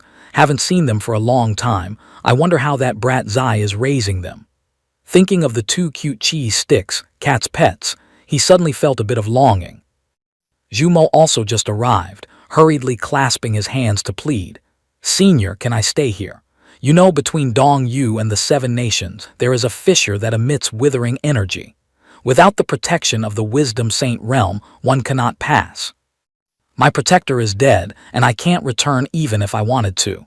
I can only beg you, if you go to Dong Yu, please take me with you." His face looked extremely worried. Qin Chuan glanced at him, then replied, "Before I answer, why don't you answer a few of my questions first? You have what identity in Dong Yu? How strong is the strongest expert in your family?" The young man was stunned by the rapid-fire questions. After thinking for a while, Zhu Mo honestly replied, "The strongest person in my Zhu family on the surface is an ancestor at the 9th layer of the Zhai Sheng realm. Counting the generations, he is my great-great-great-grandfather, already over 1,000 years old." Qin Chuan asked further, his eyes glinting with curiosity. "And what about the hidden strength?" Zhu Mo seemed a bit uncertain. "Maybe, possibly. Perhaps there are 1 or 2 heaven-positioned saints, but surely no higher than the 3rd heaven, otherwise we wouldn't be just a second-rate family." Hearing this, Qin Chuan rubbed his chin in deep thought. The East region is unfathomably deep, far beyond my imagination. A lousy second-rate family actually has a heaven-positioned saint guarding it. Then he offered a suggestion. "All right, the Zhu family's 2nd young master from your East region is currently at Feng Lei Gu. You can go find him and ask him to take you back." Hearing this, the boy's expression drooped. Forget it. Although he belongs to a declining royal lineage, he is still a member of a first-rate family. How could he possibly pay attention to someone like me and take me back? Qin Chuan immediately put on a stern face, adopting the air of a teaching master. "Young man, do you know the saying, 'My fate is up to me, not the heavens'? Why do you demean yourself like that?" Then he approached, patting Zhu Mo on the shoulder encouragingly. "Young people must have dreams. What if they come true? In truth, everyone has special potential. It is just that you haven't discovered yours yet. Cultivation has hundreds of thousands of paths, but ultimately they all lead to one destination. This is called the Tao. I know someone whose aptitude was merely average. After cultivating for 70 or 80 years, he was still sluggishly stuck at the third layer of the Nirvana realm. At this moment, his entire being radiated the aura of a saint teaching the boy to maintain his original heart. Zhu Mo listened with rapt attention. Qin Chuan continued. Half a year ago, he discovered his special potential, tomb raiding. Relying on this side job, his cultivation broke through, undergoing a complete transformation, and he has now reached the peak of the Nirvana realm. The person he mentioned was precisely Pang Qi, whose image appeared with a disgruntled expression, pointing at his own face. There are myriad paths in the great Tao of the world. There is certainly a path born just for you. If he could find his path, why can't you? Reflect on it yourself. Having said that, he leaped up and flew away. My own path. After listening, Zhu Mo felt his confidence unwittingly return. He clenched his fists, his determination burning. That's right. Who says cultivation must go step by step? Only by finding what one is truly passionate about can one go further. Somewhere far away, a person toiling away at digging a grave suddenly pursed his lips, his nose twitching. Achoo! Pang Qi rubbed his nose while muttering, surely some brat is bad-mouthing me again. Isn't it just tomb raiding? Why be so stingy about it? At this moment in the sky, Qin Chuan was flying with his self-made angelic wings, calculating as he flew. This kid seems to have an honest nature. I just casually gave him some pointers. Who knows, this connection might be useful in the future. Suddenly, a paper crane flew over. He asked in astonishment, "Who sent me a letter?" From within the paper crane, the image of Southern King Yang Tu appeared, looking panicked. "Uncle, my father's tomb exploded. It seems he has come back to life. His mind isn't clear right now. Please come over here quickly." Qin Chuan was also alarmed upon hearing this. The tomb exploded, he worried inwardly. Could it be that old Pang Qi caused trouble? But even if you gave that old man 2 livers, he wouldn't dare dig up the former Southern King's grave, right? If he gets caught and confesses that I taught him, I'm done for. He could only hold his face in helplessness at the troublemakers he had instructed. Whatever, I have to go to the Southern King's manor to see what exactly is going on anyway. If you're going to lie, you have to follow through. Thinking this, he accelerated and zoomed away. Scene shift to the Southern King's manor, where sighs of worry were echoing. We're done for, we're done for. If Uncle isn't at Qi Wu Zong and didn't receive the message, we're really done for. Yang Tu paced back and forth, extremely anxious. A servant beside him spoke up. Your Highness, that Qin Chuan is currently considered the #1 powerhouse of the Jiu Yang dynasty. Would he still care about the old king's affairs? Yang Tu immediately asserted, yes, he and my father had a bond as deep as brothers. I trust Uncle's character, he will definitely come. Just as he finished speaking, Qin Chuan appeared. Hearing those words, he looked visibly pleased. Ha, those words of yours really warm my heart. Seeing him, Yang Tu was overjoyed and spread his arms, intending to hug him. Wah, Uncle, you're here. My father is waiting for you. Qin Chuan disgustedly pushed his face away. Scene shift to the rear courtyard of the Southern King's manor. An old man was sitting dozing on a chair under a large tree, his face expressionless, looking incredibly still. Yang Tu led Qin Chuan over, pointing and saying, Uncle, my father is over there. The old Southern King suddenly spoke, his eyes still closed. You have finally come. Qin Chuan remained silent, thinking to himself, does he know me or is he acting? At this moment, a crow flew from somewhere and landed on the old Southern King's head. He kept his eyes closed and continued to ask, the thing I need, have you brought it? Qin Chuan glanced at Yang Tu, who hurriedly explained, I don't know why either, but ever since coming back to life, my father keeps muttering like that. No one understands what he is saying, so I invited you to see if it is some secret code between the two of you from years ago. After pondering for a moment, Qin Chuan decided to take a gamble and repeated the question. The thing I need, did you bring it? The old Southern King replied, rest assured it is all here. Qin Chuan felt he had a clue and said, then I must inspect the goods first. I want to inspect the goods, Qin Chuan declared loudly. Suddenly, the old Southern king snapped his eyes open, angrily replying, "This type of washing powder is something that eats guns and bullets. I also want to inspect the goods." Yang Tu, standing to the side, asked in confusion, "Uncle, what is this situation? Is this the code between you and father?" Qin Chuan replied, his face extremely grave, "The situation is very bad, extremely bad." Then he started to fabricate a story. "Years ago, your father and I went training together. In an ancient ruin, your father was hit by an extremely vicious curse.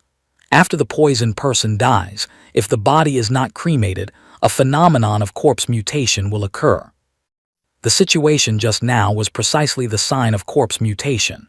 After the mutation, he will become a bloodthirsty monster, killing all his direct descendants and using their blood to bathe." He spoke with an indescribably credible expression, but inside he was screaming, "I'm making it up, I'm making it up, I'm continuing to make it up." Hearing this, Yang Tu's face drained of all color and he hurriedly knelt before him. "Uncle, save us. I beg you to take action and immediately cremate my father." At this point, Qin Chuan actually accepted. Since things have come to this, that is the only way. As he spoke, he condensed a flame of Zhai Sheng Dao fire in his hand, then glanced at the drowsy old Southern king, thinking to himself, "The old Southern king's body has definitely been taken over by some transmigrator. Moreover, this guy seems to be a criminal involved in trafficking prohibited goods. In short, an extremely dangerous character. Goodbye." As soon as he finished speaking, he hurled the flame from his hand, determined. "I must take advantage of the time while he is still fusing with the body to eliminate this threat in the cradle. That way, the world will have one less drug trafficker. His death is not to be pitied." His gaze became sharp. Suddenly, terrifying waves of pressure erupted from the old Southern king's body in all directions. Seeing this, Yang Tu was utterly terrified. "Zhai Sheng level 5. How is that possible? Father's cultivation when he was alive was only at the peak of the Tong Tian realm." Qin Chuan clenched his fists, worried. "Damn it, I'm afraid this is the power of the curse. Your father died many years ago without being cremated, so his corpse has been continuously strengthening." In his heart, he silently speculated. This old Southern king hid his strength before because the entire royal family was hiding their cards. I'm afraid this old man was also part of the royal family's plan, but it seems Yang Tu knows nothing about it. Then he pointed his sword at the old Southern king and shouted, "Monster, prepare to die." The addict transmigrator also roared in anger, "Who are you to dare assassinate this king? Impudent!" Qin Chuan rushed forward with his technique, retorting, "You monster, stop pretending. We know everything. You are not the old Southern king." The transmigrator panicked. How? How do you know?" In his heart, he was terrified to the extreme. "Something's wrong. Was I exposed? Where exactly did I go wrong? Don't transmigrators in novels usually go undetected?" Qin Chuan's sword thrust straight into the chair, but the man quickly leaped back to dodge. "HMPH, just a lousy commoner wants to kill me. Not so easy." Qin Chuan also shouted back angrily, "HMPH can't pretend anymore, right? Die for me." The transmigrator shot up into the air, fleeing but not forgetting to leave a warning. "Just you wait." Qin Chuan watched him go with great anger. As expected of a transmigrator criminal, his personality is overly cautious. Yang Tu was extremely worried at this moment. "Uncle, this monster escaped. What should we do now?" Qin Chuan immediately reassured him. "Don't worry, I have my own way to deal with it." After that, he used the 1,000-mile sound transmission technique to send a message to someone with the content. "The old Southern king's corpse has been possessed by a devil. His current cultivation is Zhai Sheng realm level 5. Moreover, it is very likely he has obtained all the memories of the old Southern king."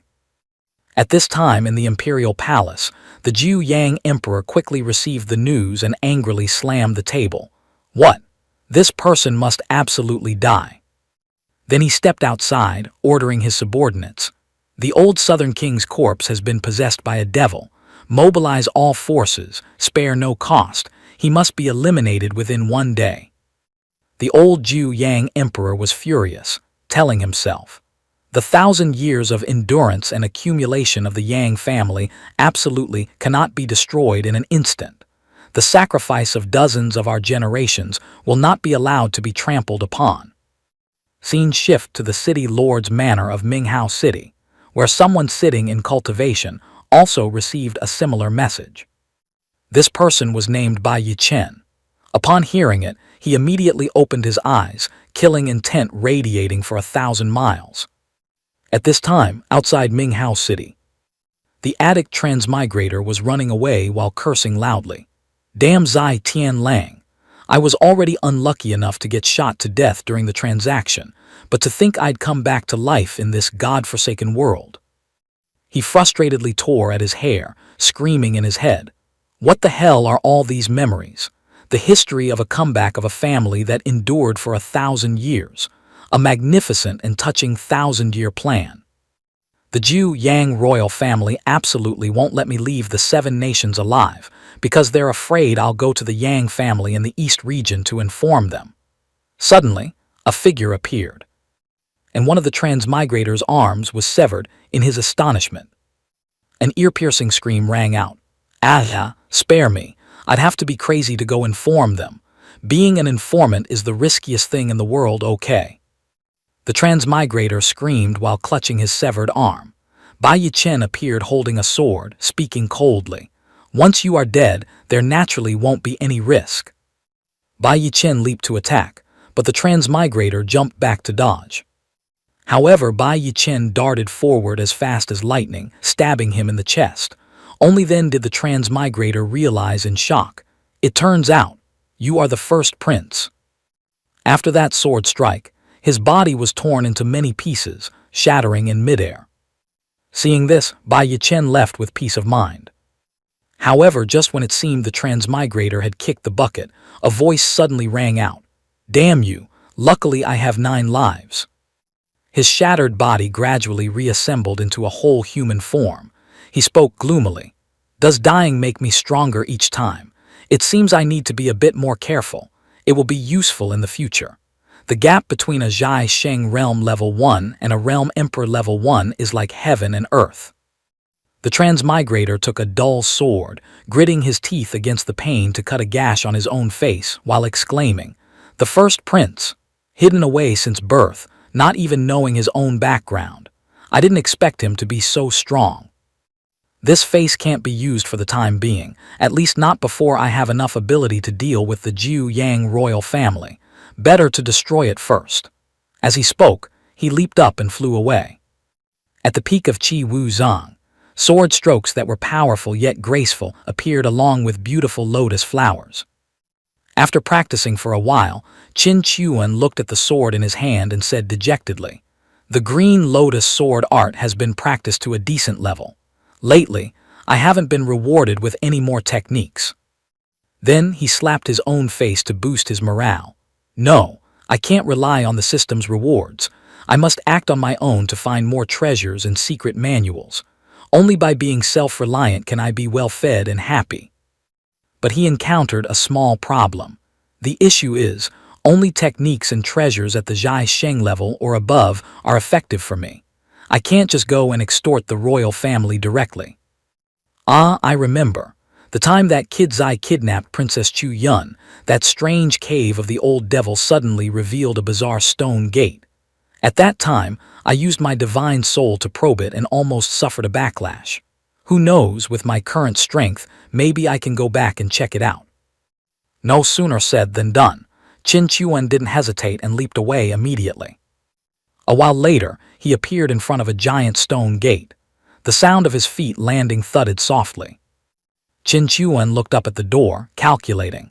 Even though my current strength is greater, this stone gate still creates huge pressure.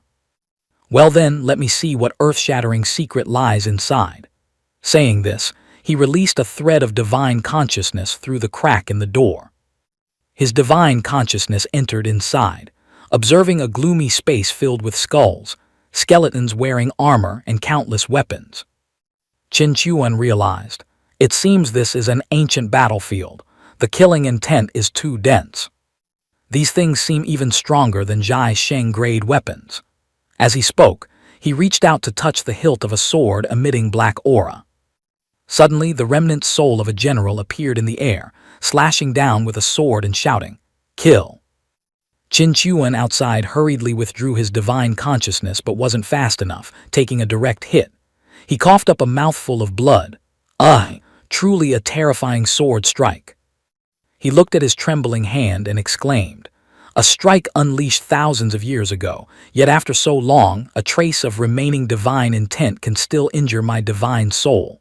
Unless this was a martial emperor." Then Qin Chuan wiped his mouth. Just one strike was so terrifying. If I could comprehend a trace of this divine intent, wouldn't I gain another powerful divine ability? He thought of the countless bottles of pills in his storage space. The pills here can help me hold on and probe about 600 more times, if I still haven't comprehended it after 600 times. Thinking of this, tears streamed down his face as he lamented his fate. Then I'll have to rely on my talent. 600 times might not be enough, but 1,000 times should be passably okay, right?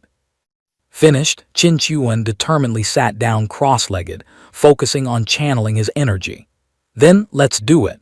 Let me see just how much worse my talent is compared to my precious son. Time flew by. Half a month later, on the ceiling of the cave, countless bats were hanging asleep. Qin Chuan lay sprawled on the ground, his mouth full of blood, his eyes spinning, wheezing. 1,500 times. 1,500 times. My divine soul has been tempered to the point of being stiff. It took 3 times what I initially thought to comprehend it. In the future, if I can rely on the system, I'll just rely on it. Self-torture like this is really not worth it. But then he rallied his spirits, sat up, and his gaze became sharp. Begone, Green Lotus Sword Art Extreme Kill. The phantom image of that general appeared again. A moment later, Qin Chuan was so tired he had to kneel on the ground panting, the aura having dissipated. Ha ha! The killing power isn't just 10 times stronger, but with my current strength, I can only execute it once. I cannot use it casually. Then he stood up, telling himself, "Run, run. The secret behind this stone gate can be dealt with later or left for that kid's eye. I really can't enjoy this." At this time at Qi Wu Zong, the Grand Elder ran to report the news with a panicked face. "Qin Zai has returned, reached the second layer of Tong Tian. It's just that. Every night he runs to Qing Ru's place. Tell me, Qing Ru's purity, isn't this bad for the two of them?" The sect master immediately reassured his father. "Father, perhaps you are overthinking. The two of them are probably just exchanging cultivation insights." The father and son pair of Qin Chuan were also standing talking to each other. He spoke up. "With your current strength, among the younger generation in the 7 nations, it is already very hard to find an opponent. If you want to become stronger, you must contend with even more outstanding figures. Therefore, we should go to the East region." Qin Zai scratched his face, asking shyly, "Father, can we bring junior sister Qing Ru along?" Qin Chuan replied, "What do you think? You and Qing Ru certainly have a story that belongs to the two of you, but this time we are going for experiential training, not a vacation." After that, he approached and placed a hand on his son's shoulder to reassure him. "No need to worry about Shui Qing Ru. That girl has her own path to walk. She has her own heavenly destiny, not inferior to yours." In his heart, he thought, "The female lead certainly won't be weak. If she were weak, she definitely wouldn't be the female lead.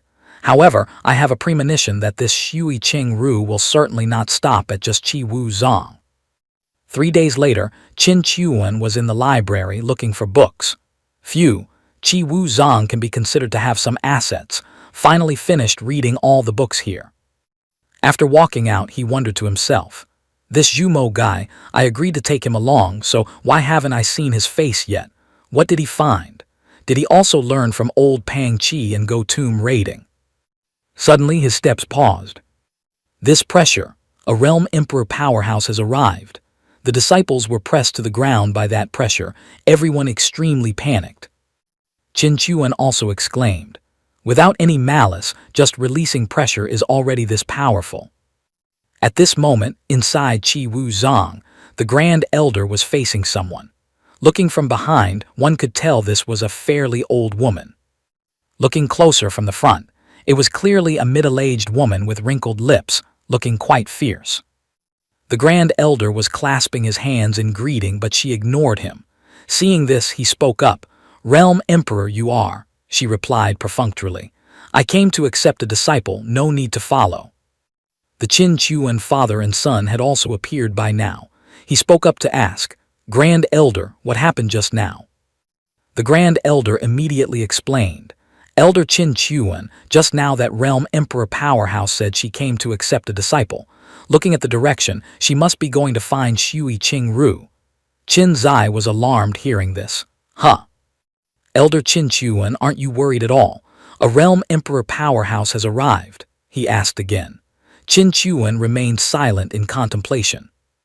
Then he walked over, replying calmly, "Why should I be worried? It's just a Realm Emperor."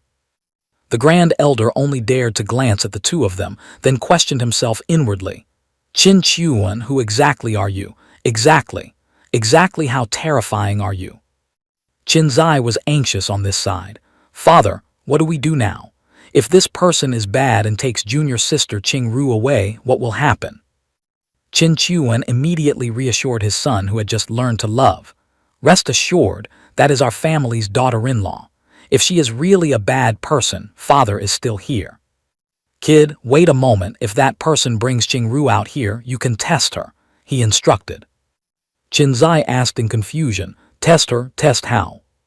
Seeing this, he leaned into his ear and whispered, "Just use your talent, provoke her as much as possible. Say anything," accompanied by a sly smile. Qin Zai didn't know if he understood or not, just let out an "oh." Qin Chuan explained again, "Such a strong powerhouse, if righteous, will certainly not hold a grudge against a junior like you. But if she is an evil type, she will definitely attack you. And once she attacks you, naturally, father will deal with her." The boy also trusted his father immensely. With father here, what do I have to fear? A sense of security enveloped him again. A moment later, Qin Zai appeared, waving and calling, "Junior sister Qingru." Shui Qingru was currently standing with the woman from earlier.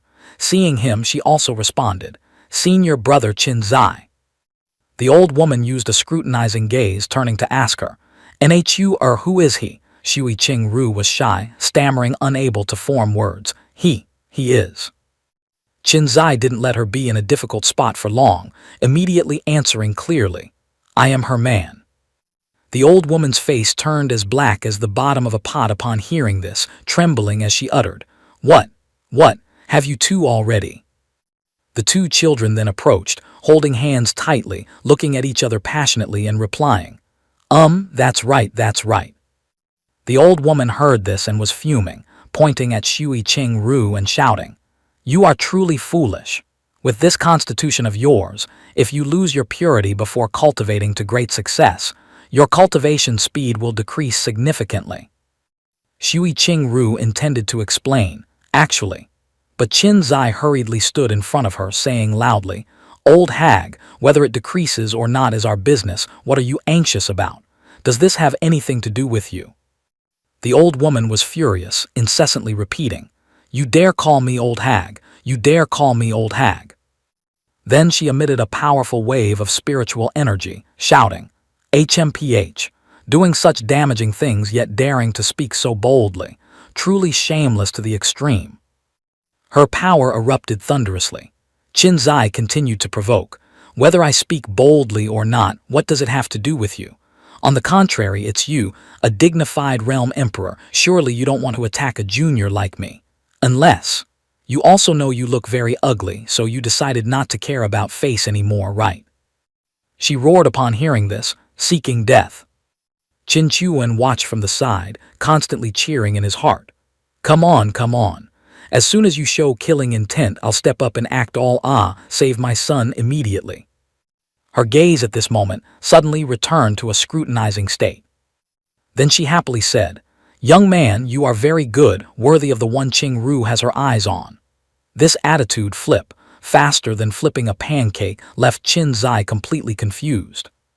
The old woman spoke again. "Haha, how could I not see what your status is? This kid's talent isn't bad either. Why not? Let me take him back to the North region to raise as well." Witnessing this scene, Qin Chuan also broke out in a cold sweat. Truly, the speed at which Realm Emperor powerhouses change their faces rivals the speed of a skilled chef flipping pancakes. Meanwhile, his old father quickly transmitted his voice, and Qin Chuan immediately reassured him. "Rest assured, judging by her appearance, this old lady isn't the malicious type. Her power is earth-shattering, but her conduct is very reasonable." Hearing his father's analysis, Qin Zai breathed a sigh of relief, politely clasped his hands and bowed his head in feigned apology. "Just now, this junior was somewhat offensive. I hope senior will be magnanimous and overlook it. However, my path does not lead to the North region. Senior has the heart to look after junior sister Qing Ru. This junior has etched it in his bones and is extremely grateful." The old lady merely huffed and replied, "Then you better cultivate properly. There are many geniuses in my North region. If Qing Ru happens to fall for some other outstanding youth by then, this old lady won't care." Shui Qing Ru jumped upon hearing this, her cheeks flushing red, too shy to speak. Qin Zai, on the contrary, clasped his hands with a serious face and guaranteed firmly, "Senior, rest assured. The day I set foot in the North region, all the geniuses there will have to line up in a long queue to admire my heels." A moment later, the tearful farewell ended, and Shui Qing Ru obediently left with the old lady. Qin Zai could only stand rooted to the spot, his eyes following with regret, until their figures completely disappeared before turning to ask his father with an earnest expression, "Father, when is our family setting off for the North region?" Hearing this, Qin Chuan could only smile knowingly and reply, "Didn't you just boldly declare it yourself? When arriving in the North region, all geniuses must bow before me. The words have been spoken. If you can't do it now, what face will you have left to meet people?" The boy panicked a little hearing that. Clearly, he couldn't help but blow hot air, a bit too much in front of the beauty earlier. But Qin Chuan quickly patted his son's shoulder, reassuring him, "Don't worry, I believe my son will definitely do it. Come on, we should also set off." Scene shift to 3 days later. 3 figures were gliding through an area covered by dark, blood-colored auras. It was the Qin Chuan father and son, along with Zhu Mo. Qin Chuan led the way, explaining, "Ahead lies the death belt separating the 7 nations. This place is covered year-round by a rotten death aura, called Withered Aura to sound fancy. Without a Zhai Sheng level powerhouse leading the way, anyone risking entry has only one path to death." Qin Zai, carrying a rock as big as his head, cheerfully added, "Rumor has it the magnetic field here is so strong that martial artists below the Zhai Sheng realm passing through will be sucked straight into the abyss. Let me try." Saying that, the boy threw the rock down into the fathomless abyss that was puffing out clouds of red smoke. Zhu Mo saw that scene and his face turned pale, warning anxiously, "Brother Qin Zai, I told you, only Zhai Sheng level powerhouses can pass, and even those who just broke through to Zhai Sheng risk dying easily. One must be at least at the 2nd layer of Zhai Sheng realm to be safe." Qin Chuan ignored it, urging, "Let's go. Just follow what your heart tells you. Don't let this stinking gas make you lose your direction." A moment later, a protective light enveloped them, colliding with the invisible barrier causing cracks to appear. Several beams of light flashed across the clear blue sky, and Zhu Mo, the first to emerge, cheered in extreme excitement. "Ha ha ha, East region, I Zhu Mo have returned. This is the vast world that belongs to me where I can roam freely." The Qin Chuan father and son also landed right after.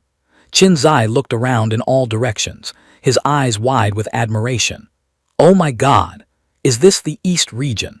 Just taking a breath feels like spiritual energy flooding right into the gaps of my teeth, more refreshing than drinking energy tonics.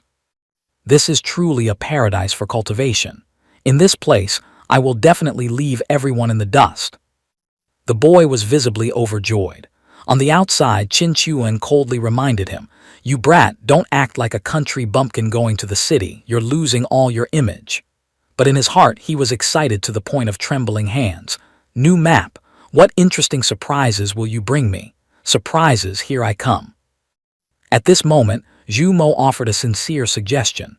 "Senior, Brother Qin Zai, since it's your first time stepping into the East region, how about stopping by my humble abode first, so I can fulfill the duty of a hospitable host? Qin Chuan appeared a bit hesitant, asking back, how are the internal relations of your Zhu family? What is the situation of your branch currently? Zhu Mo scratched his head upon hearing this, stammering, this, that. Then replied awkwardly, although our Zhu family is divided into over a dozen branches, my branch is still one of the 3 strongest. I certainly won't let senior suffer any grievances. Qin Chuan looked at the boy's expression and chuckled inwardly, thinking, it seems the internal affairs of this family aren't exactly harmonious. I like it. There must be internal strife to have a stage for my goddamned son to perform. Otherwise, why come here? To drink tea and admire the scenery. If everyone is just polite to each other, how can my son unleash his sharp tongue and draw aggro? My new principle, wherever I go, I absolutely cannot return empty-handed. Calculations done, he turned to ask Qin Zai, kid, going to the Zhu family this time might not be peaceful. Do you want to go?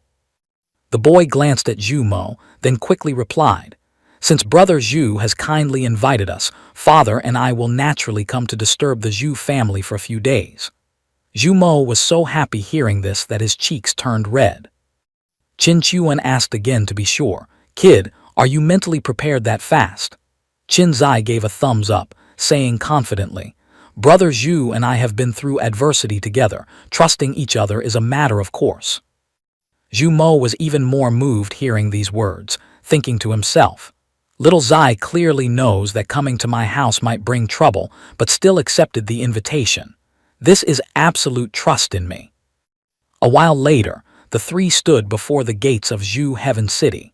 Qin Zai looked at the massive and luxurious architecture in front of him, unable to contain his astonishment as he asked, Brother Zhu, is this your house? Your house is only considered a second-rate family. Zhu Mo could only scratch his head and smile wryly. Brother Qin is teasing me again. It barely counts as second-rate. Yi Ling Shuang appeared at this moment, explaining to the boy, the Zhu family is ranked at the bottom of the 2nd tier, but their eyes and ears spread across the entire East region. In reality, the Zhu family governs a territory larger than a dozen Zhu Yang dynasties combined. Within the circle of sects and noble families, they also have quite a voice. Great and small debates have always been relative. Just like in the Zhu Yang dynasty, Qi Wu Zong is a big shot, but in this East region, Qi Wu Zong is just small fry at the lowest level. It seems Zhu Mo's inferior complex is mainly because the boy often compares himself to the geniuses of first-rate powers, or even the monsters of the royal family. No wonder he gets struck down until nothing is left. She spoke while glancing at the self-pitying Zhu Mo. Upon hearing this, Qin Zai blazed with fighting will. Master, rest assured, I won't be discouraged. Regardless of what heavenly pride or monster they are, I will surpass them all. Yi Ling Shuang looked at her student with satisfied eyes. Truly my student. But Qin Zai glanced at his father, thinking secretly, he is my father after all, how can I let him lose face? As for Qin Chuan, outwardly he was still using a cold gaze to sweep the surroundings. But inside he was already jumping for joy. Good heavens, this territory is so vast. Everywhere is filled with the aura of Supreme Saint and above. Truly a wonderful place to love my son. Thinking this, he glanced behind his back, making Qin Zai blush with embarrassment. Inside Zhu Tiancheng, a middle-aged man warmly came out to welcome them. Ha ha ha, Brother Qin came to visit, but I didn't welcome you from afar. How rude of me. I am Zhu Shang, father of Zhu Mo. Thank you for the great grace of saving my son's life. The 2 clasped hands in greeting. Qin Chuan replied, small matter, just a lifting of a hand. Zhu Shang began to use a scrutinizing gaze to evaluate him. This person clearly only has Supreme Saint 4th realm cultivation, yet he exudes a strangely leisurely air. This kind of confidence can only be befriended, absolutely cannot be offended. Thinking this, he bowed lower. The lifting of a hand for Brother Qin was the entire life of my son. I only have this one son, please accept a bow from me. Qin Chuan quickly stepped forward to support Zhu Shang. Brother Zhu is too polite. A moment later, a servant approached Zhu Shang whispering, "Patriarch." Then the servant whispered something in his ear, only faintly hearing words like Huo Feng Ko for Qin Zai. Qin Chuan observed the two, thinking, another type of opportunity. It seems this Zhu Shang really wants to thank the brat and befriend me. Suddenly a loud shout rang out. Zhu Shang, what is the meaning of this? Relying on being the patriarch to abuse power, giving precious family resources to an outsider. A small explosion occurred, and a red-haired man with braided hair, dressed revealingly, appeared. Zhu Shang immediately questioned, "Second Elder, this spot in the Huo Feng Ko is taken from our lineage's quota. I don't know what Second Elder is angry about." The Second Elder glanced sideways at Qin Zai, scoffing coldly. "Slots to enter the Huo Feng Ko, even with 30 spots for internal family members. It's not enough to divide, yet you give one to an outsider, clearly biting the hand that feeds." Zhu Shang explained, "Qin Zai is Zhu Mo's savior. Just happened to encounter a wave of opportunity. I naturally cannot be indifferent. I personally voluntarily paid the corresponding price for Qin Zai to get a spot. Surely the Second Elder wants to manage this too." That guy started making things up again. "Haha, what a savior. What a coincidence, right? The family just discovered the Huo Feng Ko, and suddenly, a savior pops out from nowhere. And this savior just happened to arrive at the Zhu family at the right time. I fear there's some shady transaction here." At this moment, Qin Zai officially opened fire with his sharp tongue, stepping up to curse torrentially. "Ridiculous. Your mouth looks exactly like a cracked porcelain chamber pot, and it even stinks from the rotten thoughts inside. Because you are that kind of person yourself, you always assume the whole world is as filthy as you." The Second Elder was purple with rage but had limited vocabulary and couldn't argue back, forced to stand there and listen. The boy pointed straight at his face, shouting, You what you? Shady transaction. Why don't you say I had an unspeakable transaction with your mother, and only then was a guy like you born into this world?" Qin Chuan stood aside, watching the sharp beak continuously spitting pearls and jade of his son, marveling in praise. "According to preliminary analysis, the speed of spitting pearls and jade of my noble son has reached 18 words per second, with a saliva-firing range of up to 80 centimeters. Truly invincible under the heavens, worthy of being my son." The Second Elder couldn't win the argument, so he resorted to force, swinging a blade of sword energy. Where did this ant come from, daring to be insolent? Zhu Shang timely pulled Qin Zai away, shouting, "Stop." Ignoring the tense situation, Qin Zai continued to raise his voice to provoke. "Old man, embarrassed into anger, don't tell me you really are the product of some transaction of your mother." Zhu Shang, standing next to him, also had to sweat for this brat. The Second Elder pointed, roaring, "No respect for elders, speaking rudely. I can't kill Zhu Shang. Could it be I can't even kill a measly heaven-reaching realm brat?" The beloved system sounded in Qin Chuan's mind. "A Supreme Saint Sixth Realm powerhouse has killing intent toward your son. Based on father's love is boundless, activating the principle biological father must win. Your cultivation will be raised to Supreme Saint Sixth Realm, simultaneously invincible within the same rank." He was so happy his face flushed. "It's here, it's here." But then he had some concern, pointing at his son, thinking wearily, "Such a good child, could it be his greatest talent is running his mouth?"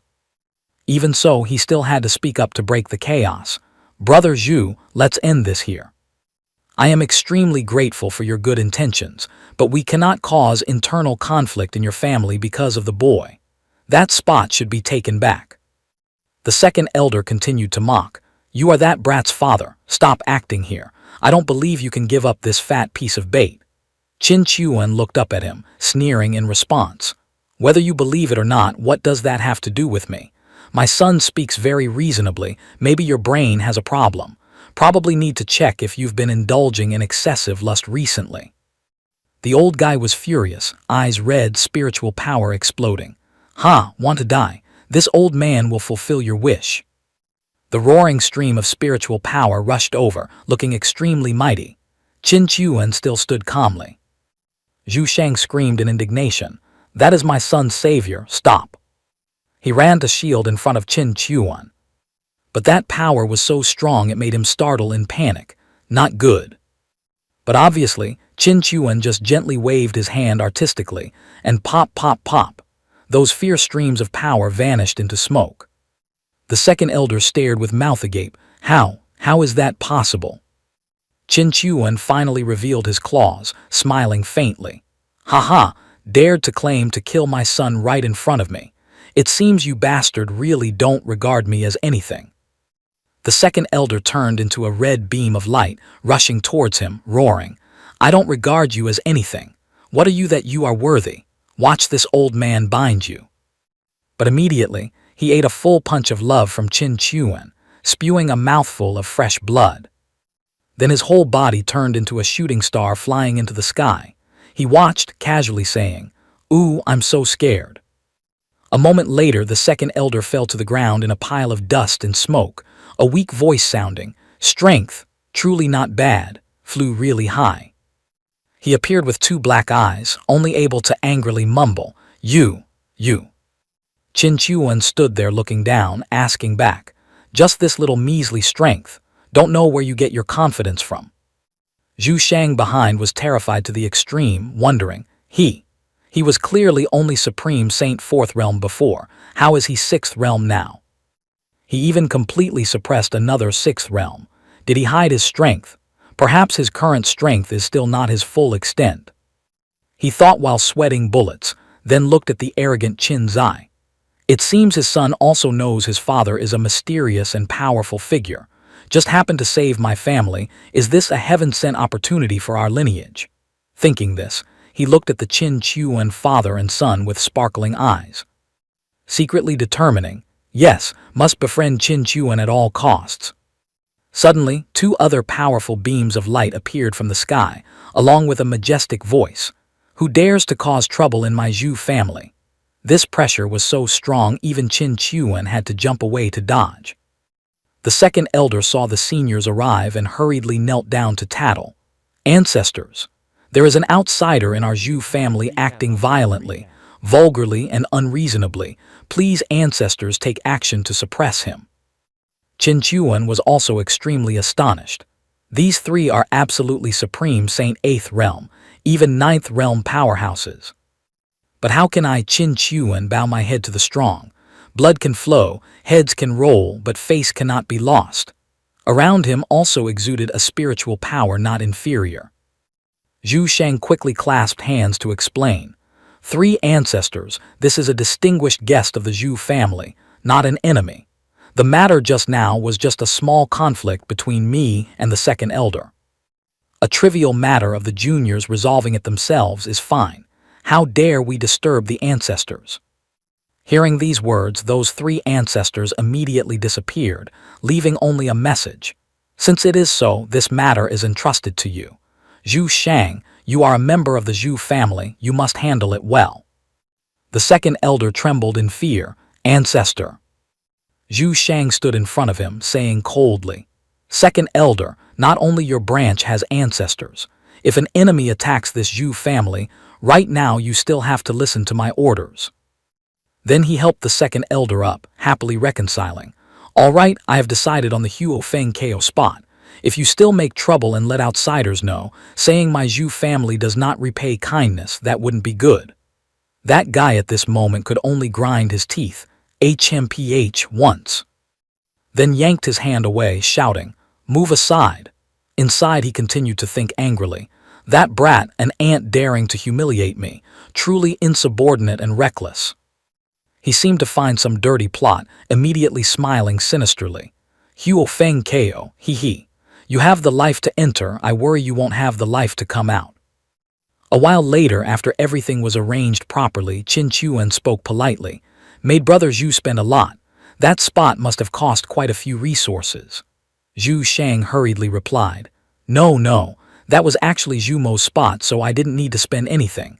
I take my son's stuff, isn't that natural? Moreover, it was the boy who voluntarily gave it up. Qin Chuan was extremely surprised hearing this. He looked at Zhu Mo, who was happy nearby, thinking, This kid is so reasonable. Could it be he has found his own Tao? At this time, Qin Zai waved his hand to refuse.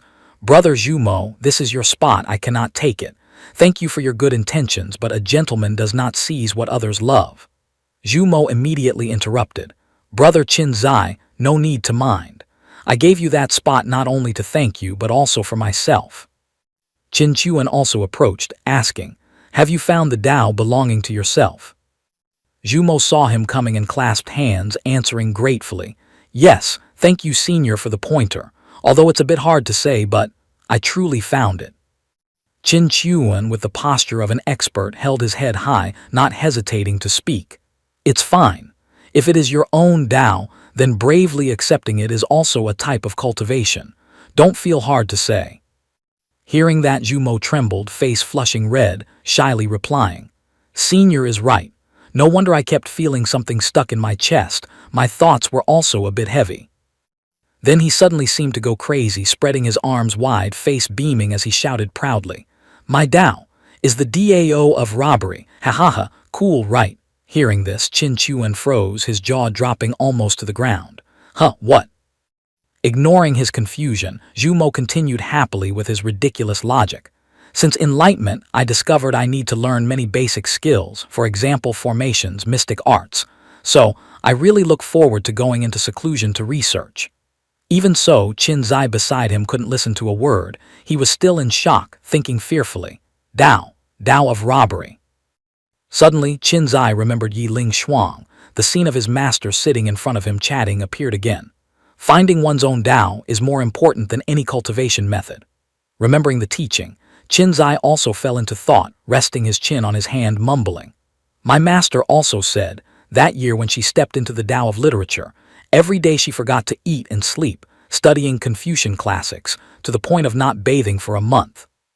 Hey, does that mean I need to be dirty like that?" His words weren't finished when Yi Ling Shuang suddenly appeared, scolding angrily. "Ouch! What nonsense are you talking about? What not bathing for a month? I love cleanliness very much." Because she suddenly appeared, Qin Zai was startled, looking bewildered. Yi Ling Shuang said that only because Qin Chuan was standing behind, fearing losing her image. Qin Zai, a straight male, didn't mind her, gradually walking towards Zhumo, putting a hand on his shoulder, saying, "Brother Zhu, you gave up the spot for me. I feel guilty in my heart. So I will pass on a few things my master once said for you to listen to, hoping it works for you." Qin Zai acted mature again, arms crossed, thinking about various Taos, fishing, woodcutting, then arson. Then he spoke. "My master said, what is called the great Tao of oneself is not how powerful it is itself, but that it can fill the human heart with energy.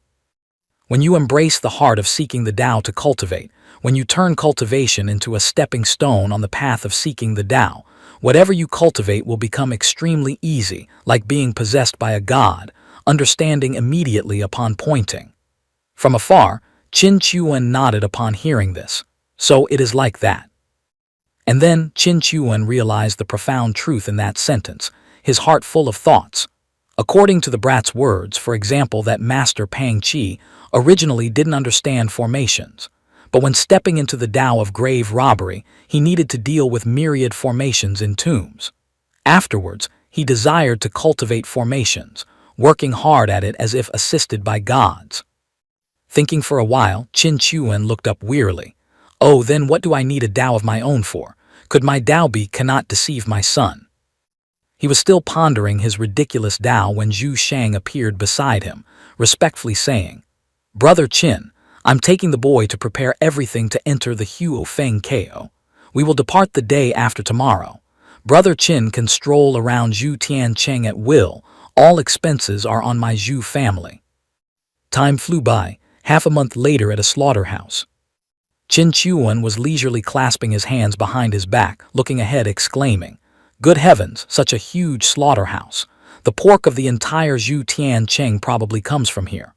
Contrary to him, a group of kids were laughing and running forward, heads still turned back to gossip. "Quickly go see, that joke of the Zhu family is out here killing pigs again." Another continued, "That grandson of the Zhu family's fifth elder, truly interesting, performing pig killing in front of the public." Hearing this, Qin Chuan's nosy nature also rose. He used spiritual power to eavesdrop. Young Master Zhu Xiang is mighty. Young Master Zhu Xiang's blade technique is godlike. This guy, his pig-killing blade technique is getting more and more skillful. I feel like when that pig was stabbed, it even revealed a happy expression. Oh damn, can one be happy dying? Qin Chuan thought to himself. Suddenly, a scream rang out, making Qin Chuan startle and turn. Everyone line up. Bring them out one by one. Zhu Xiang stood in front of a fat pig with an extremely serious face, focusing spirit and gathering qi. Eyes sharp as if ready to swallow the prey. And then PHWIP. The knife pierced through the fat pig's heart, causing it to die suddenly. When the pig fell, a voice sounded. Zhu Xiang, I came to find you to buy meat. Hearing that, he glanced over, then made a serious face again, ignoring him, speaking to refuse. I don't sell meat. The meat is in the shop behind, go over there to buy. At this moment, Zhu Dai and his lackeys walked over, mocking. Who wants to buy your meat? The stuff with more fat than pig. Go, I choose the one in your hand, kill it quickly and let me take it. Not stopping there, Zhu Dai turned to his lackeys, speaking with ridicule. Do you guys know? He used to be the #1 genius of the Zhu family. At 13, he reached heaven-reaching realm 3rd level. The result is suddenly diving headfirst into killing pigs. The three of them burst into scornful laughter. Suddenly, Zhu Dai leaned close to Zhu Xiang's ear, whispering, You discovered that you are actually just a piece of trash, right? He also glanced back annoyedly. Big brother Zhu Dai is the #1 genius of the Zhu family. While they were bickering, the sound of someone clapping rang out, making them stop. Good blade technique. Seeing Qin Chuan in front, Zhu Dai quickly knelt down, respectful. Greetings, Senior Qin.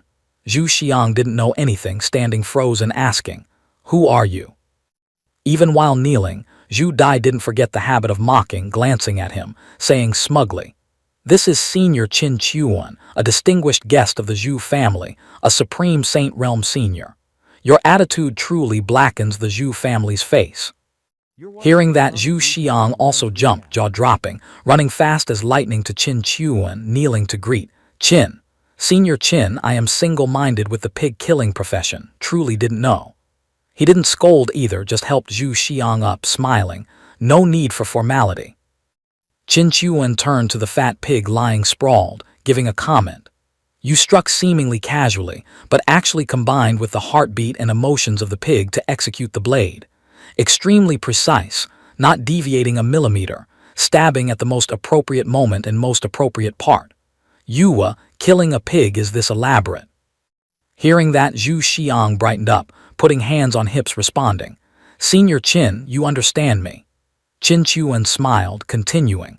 This blade stroke is not to kill, but to help the pig in the moment of death feel the greatest bliss in the world, also the peak of a pig's life. Qin Chuan became even more cheerful, spreading arms loud. It can be said you are not killing pigs. You are using death to grant it a completely new meaning of life, making the pig's life complete. This looks like slaughter but is actually creation. This is art, a peak art unmatched by anything. Hearing that, Zhu Dai's face went blank. Huh. He quickly stood up, face annoyed. Qin Chuan. Senior, are you valuing him too much? Just killing a pig. He is already 21 and stuck at heaven-reaching 3rd level. Hearing that, he was visibly unhappy, raising his voice. Truly dry. The Zhu family actually has this kind of rotten wood like you. You don't understand, this is the DAO. Suddenly, the clear blue sky turned to the color of sunset, golden light covering everywhere. People were startled. Someone shouted, Huo. Huo Feng Ko opened. Someone asked in shock, how is that possible? Doesn't the Huo Feng Ko open in a month? On the other hand, Qin Chuan was strangely calm, face deep as if understanding something. He spoke. I have a premonition, my family's brat is about to load ammo again. Suddenly at this moment, Zhu Xiang knelt prostrate on the ground, respectfully saying loudly to Qin Chuan, Please, Senior, accept me as a disciple. Qin Chuan smiled, looking down, saying, You have found your own Tao, I have nothing to teach you. Zhu Xiang looked up with snot and tears, pouting. Senior, I killed pigs here for many years, always in confusion. Until just now being pointed out by you, I understood my heart. Zhu Xiang looked at the pigsty, continuing, "My great Tao is pig killing. Killing pigs ceaselessly, helping pigs transcending, creating artistic value belonging to myself. Pigsty not empty, temporarily not becoming Buddha." The bun-haired guy nearby heard this, pointing at Zhu Xiang, shouting, "Crazy, you are truly crazy. What art is there in killing pigs? Art is explosions. Senior Qin absolutely won't accept you." Waiting for him to finish, Qin Chuan faintly spoke, "I accept you, but I won't teach you anything because I can't teach either. Great Tao is always walked by oneself." The bun-haired guy nearby heard this, jaw-dropping, "Huh," in surprise. Zhu Xiang looked up, nodding furiously, happily replying, "Disciple understands. Disciple bowing to master is not to be taught by master but just out of respect." Zhu Xiang picked up his pig-killing knife, standing straight, speaking heroically. "If master needs anything, just order. Disciple is willing to use this knife in hand to help master chop down all obstacles." Qin Chuan heard this, still elegant, saying, satisfied, "Disciple has heart." But inside he was sighing, "Phew, lucky, accepted without needing to teach. I just casually spoke nonsense, a couple of sentences, didn't expect to catch a Tao genius. He holding a pig knife makes me feel danger. Anyway, this is done. I'm going to see the situation at Huo Feng Ko." Saying finished, Qin Chuan flew away. Zhu Xiang looked up from below, shouting, "Sending off master." Qin Chuan just left. The bun-haired guy changed face. He looked down, gritting teeth, mumbling, "HMPH, speaking of which, just an empty master-disciple title. Trash is forever trash." The guy's eyes red, raising a fist towards Zhu Xiang, shouting, "Dared to make me lose face, this time must make you remember well." Immediately, only heard a swish sound, blood flying everywhere, only saw an arm floating in midair. The bun-haired guy saw his arm and was terrified. "How? How is that possible? I am heaven reaching 7th level." Zhu Xiang stood in one place, slashed a few smooth lines, face cold, looking at the bun-haired guy in front.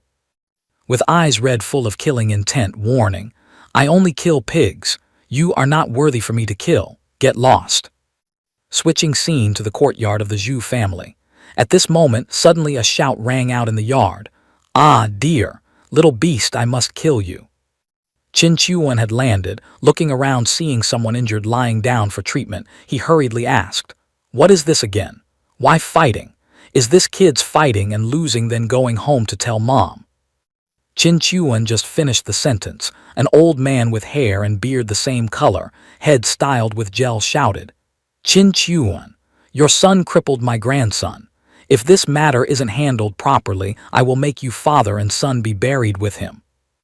Qin Chuan heard this and smirked, powerful aura exploding, threatening, "Oh, starting again. Forgot the feeling of being beaten so soon. This time I don't mind sending you directly to heaven." Qin Zai also ran to his father, hands on hips, performing his strongest technique, sarcasm. He pointed straight at the horse-maned man, shouting, "Ooh, this old man really thinks because his face is old and ugly he can speak without a brain. Clearly your grandson wanted to kill me first, then ate his own bitter fruit, injured by the formation in the Huo Feng Ko, now wants to throw a tantrum." The horse-maned man heard Qin Zai say that and replied, "Fine. I admit I told Deer to teach you a lesson, but absolutely didn't tell him to kill you. And you, holding the Zhu family's opportunity yet not respecting anyone, who is more wrong? People have their own judgment." Qin Chuan, standing aside hearing this old man speak, also felt it made sense, surprised, thinking, "This old man looks a bit smart when rational." The crowd outside also buzzed. Truly, if Qin Zai is fine but Zhu Dai is crippled, saying whatever, Qin Zai also has a part of the fault, right? Ignoring the gossip, Qin Zai still loudly scolded, "Good for you, old man.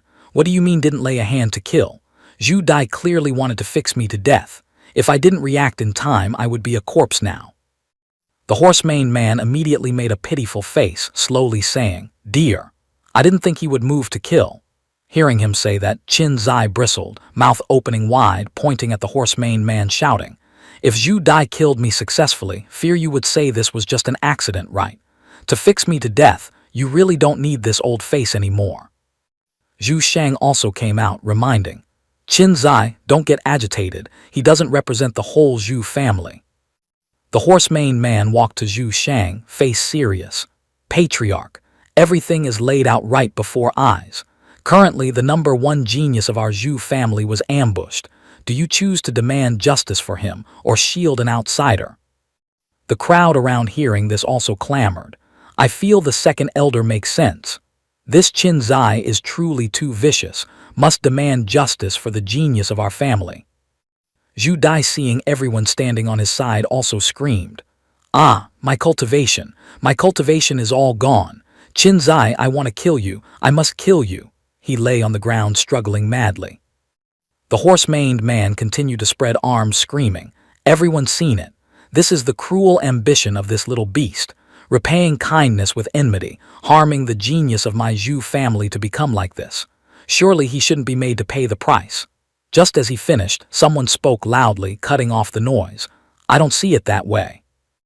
Zhu Xiang stepped out from the crowd, hands still gripping the butchering knife, walking and speaking loudly for the stupid crowd and the second elder to hear. Second elder, that's enough. Who is right and wrong is clear as day. Do you have to make the Zhu family lose all face to be satisfied? Zhu Xiang's appearance was like throwing a rock into a calm lake, causing the crowd to buzz. The second elder with the horse-maned beard, who had just been gloating not long, seeing Zhu Xiang's figure, immediately jumped up, finger trembling, pointing at his face, roaring. Vile spawn, dared to beat a family member to disability. Now still have the face to come back here biting the hand that feeds. The number one genius of our Zhu family has been ruined by you, do you know that? Don't get agitated, Zhu Xiang replied incredibly politely. He brought disaster upon himself, wanting to set a trap to harm people. What justice do I have to spare him? Failed to kill and got crippled instead. Surely this kind of shameful matter makes the second elder feel very glorious. Just finished speaking, Zhu Xiang's eyes flashed fire, determined. A red aura suddenly growled, pouring out from his body. As for the title number one genius of the Zhu family, haha, ridiculous. Since when was it the turn of a guy like him to sit in that chair? Zhu Xiang exhaled a long breath, the dark red aura rolling to wrap his body. Each step seemed to crush an invisible layer of shackles, cultivation soaring madly, from heaven reaching second, third, fourth, climbing straight to sixth realm. When he stopped in front of the second elder, everyone was stunned. The chubby body of the past vanished, replaced by a toned, strong body, face becoming strangely handsome. Behind his back, a blurred divine phantom of Supreme Saint Realm appeared, pressure terrifying. A series of screams exploded from the crowd. That is Supreme Saint Realm, one step entering Saint. Good heavens, how is that possible? He is only 21 years old. Isn't he the famous trash everywhere? What the hell is going on? Zhu Dai, faking death on the ground, heard this and had to pop up, eyes bulging in disbelief. Zhu Xiang looked into the shrinking eyes of the second elder. Your family's little mouse isn't old enough yet, let alone crippling him. So what if I kill him? Let's stop this matter here. Amidst the burning oil and fire, Qin Chuan, who had stood observing, leisurely stepped out, arms crossed, looking arrogant as if the whole world was his private stage. Wait. He lazily spoke. Stop or not is not for you to decide.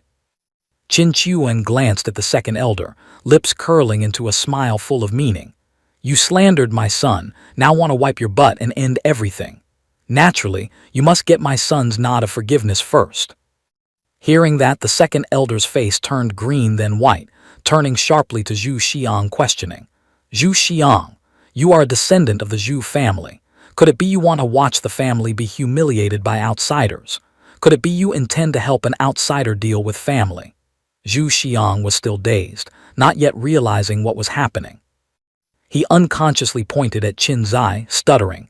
It's you who must apologize to him, nothing to do with the Zhu family. Furthermore, Senior Qin is not an outsider, he is my master.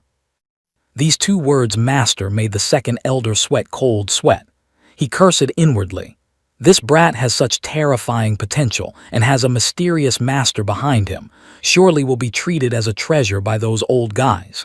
Cannot offend, absolutely cannot. Thinking finished, he turned sharply to Qin Zai, grinding teeth, forcing out each word. I apologize. Seeing the old man's appearance, Qin Zai felt like teasing. His ears suddenly perked up, bulging strangely, then he asked innocently, "Huh? Why is your mouth moving like a dog choking on a fart? I can't hear anything clearly, speak louder." Being humiliated by a brat in front of the public, the second elder was angry enough to see stars, veins popping on his forehead, roaring, "You!" But then he had to grit his teeth and swallow his anger, roaring, "Fine, fine, fine. Worthy of a peerless heaven's chosen. This old man was wrong, I apologize to you. I shouldn't have framed you, it was all due to that bastard Zhu Li bringing it upon himself." Hearing this, Qin Zai finally crossed his arms, looking satisfied. That sounds barely acceptable. Having finished speaking, the second elder didn't dare stay a second longer, waving his sleeves and flying off, kicking up a cloud of dust. From afar his shout echoed back, "Dear, let's go." Qin Zai looked up at the old man's miserable retreating figure, curling his lips in commentary. He actually knows how to speak a few human words. Sai still lacks a good beating to properly behave. At this moment, Qin Chuan turned his gaze toward Zhu Xiang, calculating in his mind. "Tusk, I originally planned to use this excuse to bait out the old fogies of the Zhu family to level up, who knew I'd pick up a genius disciple instead. Not a loss." Suddenly, a disheveled old man ran over from somewhere, raising his hands to the sky and screaming, "Xianger, my child has finally walked the righteous path." Saying so, the old man rushed over and hugged Zhu Xiang's neck tightly, causing the boy's tongue to stick out. The old man cried and wailed, "Xianger, do you know how miserable these past 3 years have been for me, your grandfather?" Zhu Xiang hurriedly pushed the old man away, snapping, "Is it because you have to go beat maids every night that you find it miserable?" Seeing the touching reunion before him, Qin Chuan coughed a few times. "Ahem, the fifth elder is truly physically vigorous." Before he could finish his sentence, the old man hurriedly covered Zhu Xiang's mouth. Qin Zai, who had been listening from the side the whole time, heard the words beat maids and touched his chin, looking deep in thought. Beat maids? Why do you have to beat maids?" The young boy eagerly ran to his father, asking innocently, "Father, didn't you teach me to respect others and not bully the weak?" Qin Chuan waved his hand, signaling Qin Zai to go play elsewhere, then explained vaguely, "Zier, you are still young, you will understand when you grow up. Sometimes, a beating is the greatest form of respect." Yiling Shuang, standing aside and listening in just as intently, had a flushed face and heart-shaped eyes, her mind beginning to imagine romantic scenes with Qin Chuan. "Master must recover his body quickly. I also want to fight with Qin." Zhu Xiang turned to his grandfather, raising his hand. "All right, grandfather, save that for later. I have to go back to kill pigs. There are still thousands waiting to be butchered. I'm afraid they'll get impatient." Hearing this, the old man shouted in panic, "What? You still want to go kill pigs?" Qin Chuan suddenly turned around, his calm tone catching the old man off guard. "Let the boy go. Everywhere is his Tao. He managed to reach the great saint realm on his own. Are you still not worried?" Only then did the old man turn around, narrowing his eyes to assess Qin Chuan. "You, who exactly are you?" Qin Chuan stood under the peach blossom, striking a mysterious and cold pose, hands clasped behind his back, looking up at the sky, slowly reciting, "Who am I? The universe is a temporary inn for all things. Time is a traveler of 100 generations, and I am but a passing traveler in this world." Hearing this, Zhu Xiang's eyes lit up, his face filled with utmost worship. "Master is insanely cool." A while later in the sky, the father and son duo, Qin Chuan and Qin Zai, were flying. Qin Zai turned curiously to ask his father, "Father, we're just leaving like this." Qin Chuan replied curtly, "If we don't leave, what are we staying for? You took the good stuff, beat the people who needed beating, and your realm increased. What more do you want?" Qin Zai still looked unwilling. "But tonight the fifth elder promised to explain to me why beating maids isn't a bad thing." Hearing this, Qin Chuan, who was flying smoothly, almost nose-dived into the ground, his face darkening. He cursed inwardly. "Damn you, you depraved old man. I kindly helped your grandson achieve enlightenment, and you plan to poison my son with things children shouldn't see. Truly repaying kindness with enmity. Just you wait till I come back." Escaping his dark thoughts, Qin Chuan turned to Qin Zai. "Zier, The Huang Quan sect, the top sect in Dongyu, is holding a disciple recruitment assembly. I want to take you there to broaden your horizons and exchange martial arts pointers. Or do you want to go back to Zhu Tiancheng and live a quiet life day by day? Thinking of Shui Qingru, Qin Zai didn't hesitate, clenching his fist. I want to go. I must meet many heavens chosen and quickly become stronger to find her. Hearing his son's answer, Qin Chuan was visibly satisfied. He cracked his knuckles, struck a cool pose, and laughed. Very good. Father will come up with a serious plan. A perfect plan sprouted in his mind. First, during the intense selection, Qin Zai would perform miraculously, kicking away all other geniuses, becoming the brightest candidate. Second, just as the assembly organizers prepared to accept the disciple amidst everyone's cheers, the brat would bluntly refuse, declaring, "I already have a master," leaving the crowd stunned and the organizers losing all face. Then, with Qin Zai's experience in offending the world with his mouth, he would naturally talk back a few times. Thus, conflict would explode. Thinking of the scene where he leads Qin Zai everywhere, using his trash talk power to destroy everything, Qin Chuan calculated further. Qin Zai provokes the great elders or the sect master, giving me a chance to step in and save him. My realm will surely skyrocket to the 8th or 9th layer of the great saint realm. And if they beat the son directly and he calls for his dad, there's a high probability the hatred will be transferred to me. The system's newly upgraded skill will immediately have a use. Thinking of this, Qin Chuan's face beamed. On the arena at this moment, two figures were rushing at each other, creating a dramatic battle. Suddenly, a young man was knocked flying off the stage, clothes tattered, spitting out a mouthful of blood. Qin Zai stood on the stage, punching the air and grinning in amusement. Father was right. Dongyu's heavens chosen are indeed not to be trifled with. Thought I could crush everyone, but I almost capsized in the gutter a few times. The referee raised his hand high, shouting, "I declare, the top heavens chosen of this recruitment assembly is Qin Zai." Qin Chuan stood in a corner observing his son, muttering, "Very good. According to the news I gathered, this Huang Quan sect master is the pettiest of all and extremely jealous of geniuses. Let's see how my brat performs." A round of applause rang out from behind Qin Zai, startling him into turning around. "Very good, very good." The applause came from the sect master of the Huang Quan sect himself. He stepped forward, speaking gently. "Little friend, your performance this time was excellent. It's just that. This time our Huang Quan sect is only accepting 10 disciples, and we filled the quota last time, so." Qin Zai immediately smiled and replied, "Then that's perfect. I didn't intend to." Before he could finish, Qin Zai was cut off by the sect master with an offer that made him sweat and almost fall over. "But I have decided to make an exception. Do you agree to become this seat's legacy disciple?" Qin Zai immediately clasped his hands and bowed. "Senior, this junior came here mainly to exchange pointers and learn, to broaden my horizons with geniuses, not with the intention of apprenticeship." Hearing Qin Zai refuse, the Huang Quan sect master radiated killing intent, two terrifying energies converging in his palms, his voice threatening. Not apprenticing. A genius like you, if allowed to fall into another sect's hands, would likely be a great disaster for us later. Now I give you two choices. 1. Kneel and become a disciple. 2. Accept death on the road to the Yellow Springs."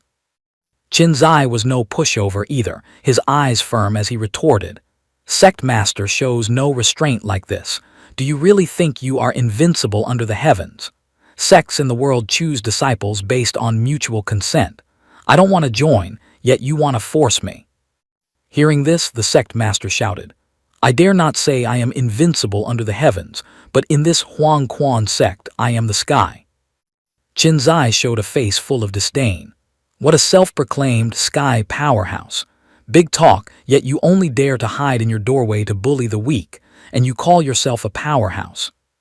You can only sit in a small corner, relying on the protection of your ancestors to show off to the younger generation to maintain your pitiful self-esteem.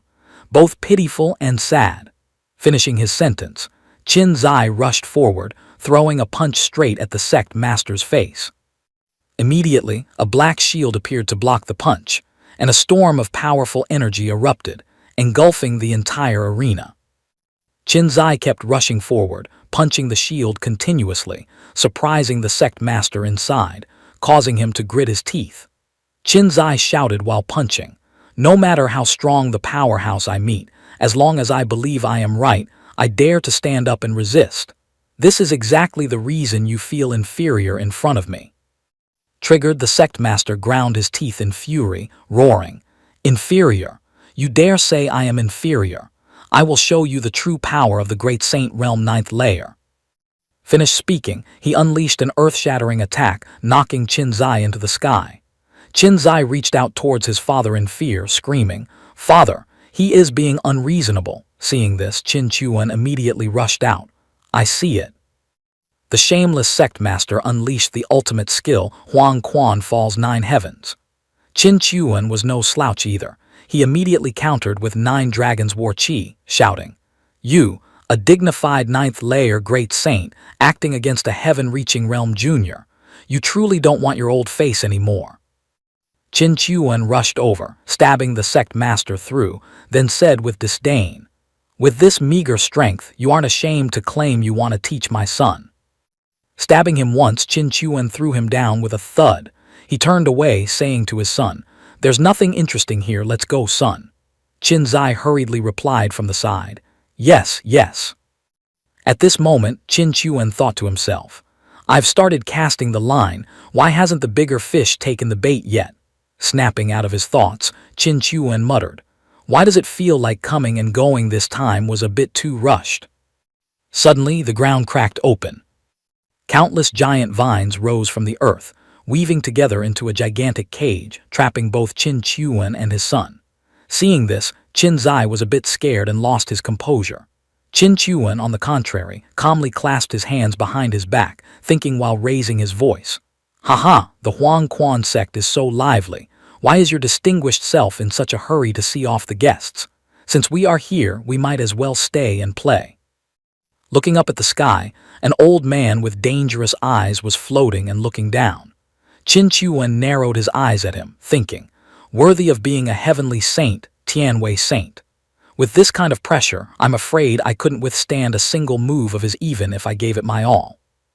Without rushing, Qin Chuan turned and gripped Qin Zai's shoulder, saying, "Son, remember what I told you. Since this old man is unreasonable, you don't need to hold back." Qin Zai hurriedly replied, "Huh, yes, right."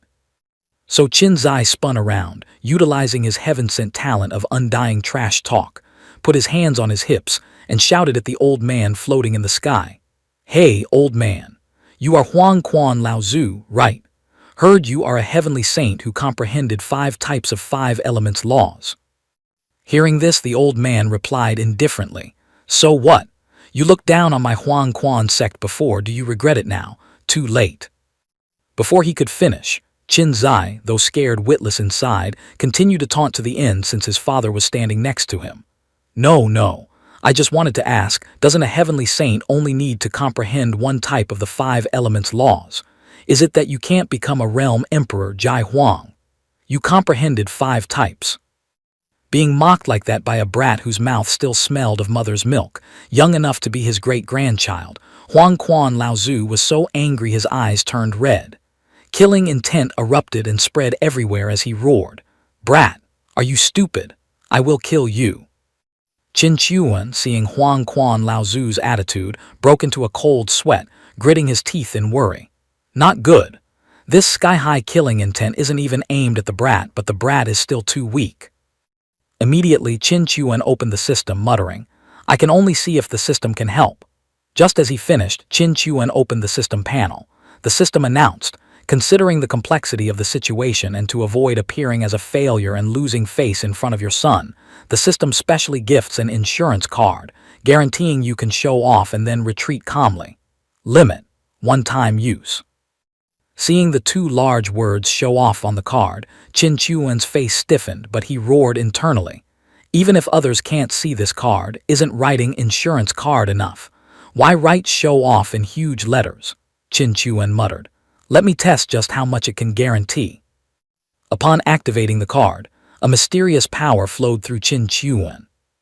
At first feeling it a little, Qin Chuan widened his eyes, looking confused. But upon realizing it, he gasped in shock.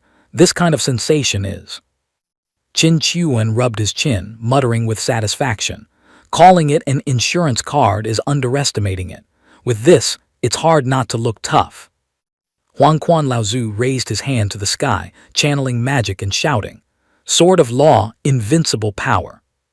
Finishing the sentence, a giant sword carrying brilliant golden power appeared, rushing towards the father and son. Qin Chuan immediately pulled his son away, his mouth still arrogantly shouting, "Go." In a blink of an eye, although the sword was fast, it only pierced an afterimage left by Qin Chuan.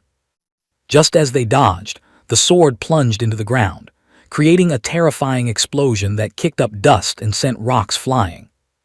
Having dodged such a powerful attack, Qin Chuan became even more smug, saying to Huangquan Laozu, "I see, you will never be able to become a realm emperor. This time I will spare your life." The old man, seeing Qin Chuan was so formidable, gaped in horror thinking, "How is it possible? My dual law power sealed this area of space. How could he escape?" Qin Chuan gently looked up. "You are too obsessed with comprehending laws, but your usage is so vague. Fine, I will reluctantly act as a teacher and teach you once." Qin Zai, seeing his father being so cool, excitedly chimed in, "Father is truly generous. This kind of old dog, even if he kills me, father still wants to teach him." Huangquan Laozu's face popped with veins, roaring in anger, "Teach me," truly boasting without shame. The old man fiercely unleashed 5 beams of light with 5 different colors, heading straight for the father and son, shouting, "Die for me." Those beams of light continuously crashed down, tearing up the ground, creating a supermassive explosion. However, when the dust cleared, Qin Chuan and his son still stood tall, not a hair out of place, not even dust on their clothes. Qin Chuan smirked. "This is the correct way to use heavenly laws. Do you understand?" Huangquan Laozu was shocked to the extreme seeing this. This is the usage of laws. My 5 types of laws didn't hurt him at all. Could it be? Was I wrong? Qin Chuan flew away at this moment, leaving behind a sentence echoing through space. "No need to see us off. Next time we meet, no need to call me master, because next time we meet, I won't hold back." Huangquan Laozu called out with a face full of regret, "Senior, I want to learn that usage." Qin Chuan had successfully retreated by then. While flying, he gritted his teeth thinking, the 20-second card duration is too short, and the ability is random each use. Bad luck getting a life-saving ability on the first try. Sighing, he continued thinking, "Oh well, luckily the show-off act looked decent." Suddenly, from afar, someone shouted, 10,000 God Sword Calamity." Qin Chuan turned around, looking at the person in front, and exclaimed, This kid ran all the way to Dong Yu from so far away." Qin Zai was also astonished. "Shui Qing Han, father, that's Qing Ru's brother." Qin Chuan turned to look at his son, saying, "Meeting an old acquaintance in a foreign land is truly rare. You are close with Shui Qing Ru, go over and say hello." Hearing this, Qin Zai replied, "Yes, father." At this moment, Qin Zai walked towards Shui Qing Han, calling out, "Junior brother Qing Han." Shui Qing Han, standing next to a beast he had just defeated, heard someone call him and turned around with a hum. Recognizing it was Qin Zai, he shouted happily, "Qin, senior brother Qin Zai." Seeing Shui Qing Han recognize him, Qin Zai ran over saying happily, "Junior brother, you wouldn't know." Before he could finish, 3 figures suddenly glided over, blocking Qin Zai's path. Seeing this, Shui Qing Han hurriedly explained, "3 of you, this is my friend. Brother Qin Zai, don't misunderstand, they are my Dao protectors. Among them 2 are 9th layer great saints and 1 is a heavenly saint." One of the 3 guards spoke up, truly impolite. Seeing this, Qin Zai gave a thumbs up, teasing, "Sugar mommy. No, I mean you became the young master of some major force." Shui Qing Han clasped his hands, looking serious. "I received high appraisal from the young master and became his follower. That's how I have these things. The young master's character and soul are admirable. I believe that following him will allow me to go further." Shui Qing Han stepped in front of Qin Zai, put his hand on his shoulder and said, Senior brother Qin, why don't you also follow the young master with me? With your talent, the young master definitely won't mistreat you. Qin Zai heard this and smiled back. Junior brother Qing Han, I can understand your thoughts. There are indeed some people in this world who command admiration from the bottom of one's heart, and your young master must be that kind of person. Shui Qing Han asked. So, brother Qin, you mean? Qin Zai smiled, clasping his hands respectfully, and continued. But everyone has their own ambitions. I temporarily do not wish to become anyone's follower. Regardless of whether the future is bleak or glorious, I want to forge a path on my own. Shui Qing Han nodded upon hearing this. All right, everyone has their own ambitions. This cannot be forced. Qin Zai then asked, Junior brother Qing Han, is it convenient to tell me which young master you are following? Shui Qing Han, currently rummaging for something in the beast's body, replied without hesitation. Of course, there is nothing to hide. I follow the young master of the imperial Qi family, Qi Huang. After that, Shui Qing Han pulled out the beast's core, held it up, and continued. Although the Qi family is a fallen imperial clan, young Master Qi's talent and brilliance are hard for even the most prosperous 3 great imperial clans and the 2 great sacred sects to compare with. Several emperors of Dongyu believe Qi Huang has the posture of an emperor. As long as he doesn't die young, he will surely become an emperor in the future. Standing aside and listening, Qin Zai crossed his arms and thought, turns out it's just the posture of an emperor. I thought it was the posture of a great emperor. Compared to me, he's a billion times worse. In another direction not far away, Qin Chuan sat on his flying sword, arms crossed looking at the system panel, muttering, System, if there are quests, can you just bring them out? Every time I trick my son into causing trouble, I feel guilty too. Perhaps painful yet happy, is that okay? Just as he finished speaking, the system displayed several notifications. Ding! Detected that the host has certain strength, can step out of the newbie village, starting quest reception. Ding! You received a main quest. My father is Qin Chuan. Note: as a father chosen by the system, you cannot be without some fame. You must have a certain reputation. At least when your son mentions your name, people shouldn't be bewildered not knowing who you are. Requirement: within 1 month make your name resonate everywhere. Quest reward: 1 Emperor Weapon Huang Qi. Qin Chuan was delighted, clapping his hands. That's simple, this is my specialty. Hiring water armies, shills, seeding, creating drama. Thinking of pretty girls dancing, Qin Chuan shouted happily. The great admiral of the water army is about to return. Thick thighs, pewy white chests. Emperor Weapon, I'm coming. At this moment, Qin Chuan was at a tea house, planning to gather some news. Customers were coming and going in crowds, but he didn't hear any breaking news. Sigh, is there really no intelligence organization that can cover this vast Dongyu? Seeing everyone still living slowly, unaware of the earth-shattering event that had occurred, Qin Chuan made an assessment. This Dongyu is too big. I'm afraid the matter at the Huang Quan sect a few days ago hasn't spread here yet. Perhaps even if the Huang Quan sect was wiped out, this hot news wouldn't be as hot as some imperial young master scratching his hand. Seeing that this situation wasn't going well, Qin Chuan consulted the system. Hey system, what happens if I can't complete my quest? The system replied blankly, don't know. Qin Chuan was truly speechless at this useless answer. Don't know. Don't know means there is a possibility of anything. Breaking a limb, breaking 3 limbs, or even logging out of this world are all possibilities. Suddenly, a few people nearby were whispering, attracting Qin Chuan's attention. Heard that Shenhe Mountain, which the fallen imperial Lu family holds, will soon have the Quan Ha River viewing event, which happens once every 4 years. Young Master Lu also invited Heaven's Chosen from all over to the river viewing. The divine river can help with enlightenment. This kind of good thing certainly can't be missed. Half of Dongyu is paying attention this time. The participants are definitely extremely formidable characters. Realizing this had great potential, how could Qin Chuan miss it? His eyes lit up, unable to hide his interest. Opportunity has arrived. The scene shifted to the area mentioned in the gossip earlier, Shenhe Mountain. Many people had grasped this news, overcoming thousands of hardships to find their way here. Young Master Lu is on Lan Sheng Peak arranging seats. Once up there, we will become the young master's esteemed guests. If we can get close to the young master of the Lu family, our cultivation path in the future will have a few more degrees of confidence. Stop talking, save your breath.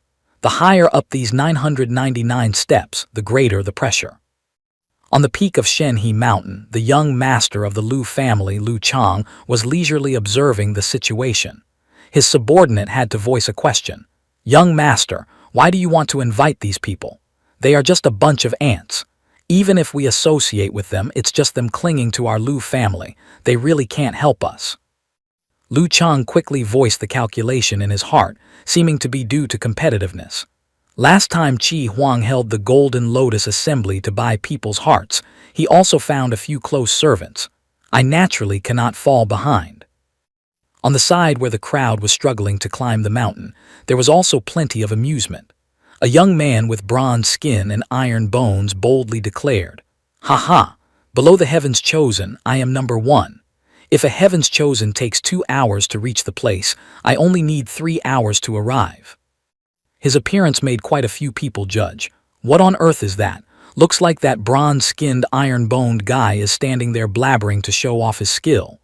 Impossible at this speed, 1 stick of incense is enough to reach the peak. Suddenly, a shout came from behind him. "Out of the way! Out of the way!" A white shadow flashed past, pushing the bronze-skinned guy aside before he could even react. How? How is it possible? It turned out that white shadow was Qin Zai. He used wind-tearing speed, moving so fast he left only afterimages in his wake. Father said to let me be arrogant for a bit. God comes kill God, ghost comes kill ghost, best to cause a big scene. But I don't know how to be arrogant. Running all the way up here, I haven't seen any obstacles. The crowd dragging their steps up the mountain path saw Qin Zai's domineering style and had to exclaim, "This is too arrogant. People call this strength, not arrogance." Impossible. He definitely cheated. No one can go up the mountain like that. He's only in the heaven-reaching realm. With that insane speed, it was no surprise that in a moment, Qin Zai was on the mountain top. Shenhe Peak. Since he started late when he arrived, the seats were almost all taken. Luckily, there was still one empty. Seems I arrived just in time, still 1 seat left. Qin Zai rushed forward, shouting, "That last opportunity is mine." Quite a few people had also arrived right after him, and naturally, they tried hard to stop Qin Zai. HMPH petty tricks. Qin Zai wasn't afraid of anyone. He boldly declared, "This position is mine, want to snatch it, just come and try." The crowd naturally wanted to gang up on him because they stood no chance in a one-on-one. Everyone attacked together. His strength is very weird, beat him first then we compete later. All right, charge. Qin Zai's heart was as calm as water. With just one glance, he assessed the entire strength of this ragtag bunch. He acted swiftly, directly throwing a palm strike, creating a large explosion that knocked everyone flying. "Get out of my way!" Boom. The disparity in strength was too obvious. The crowd was blown away in an instant. Now does anyone else have an opinion? Lu Chang appeared from who knows where, clapping in praise. This little brother looks to be not even 20 yet.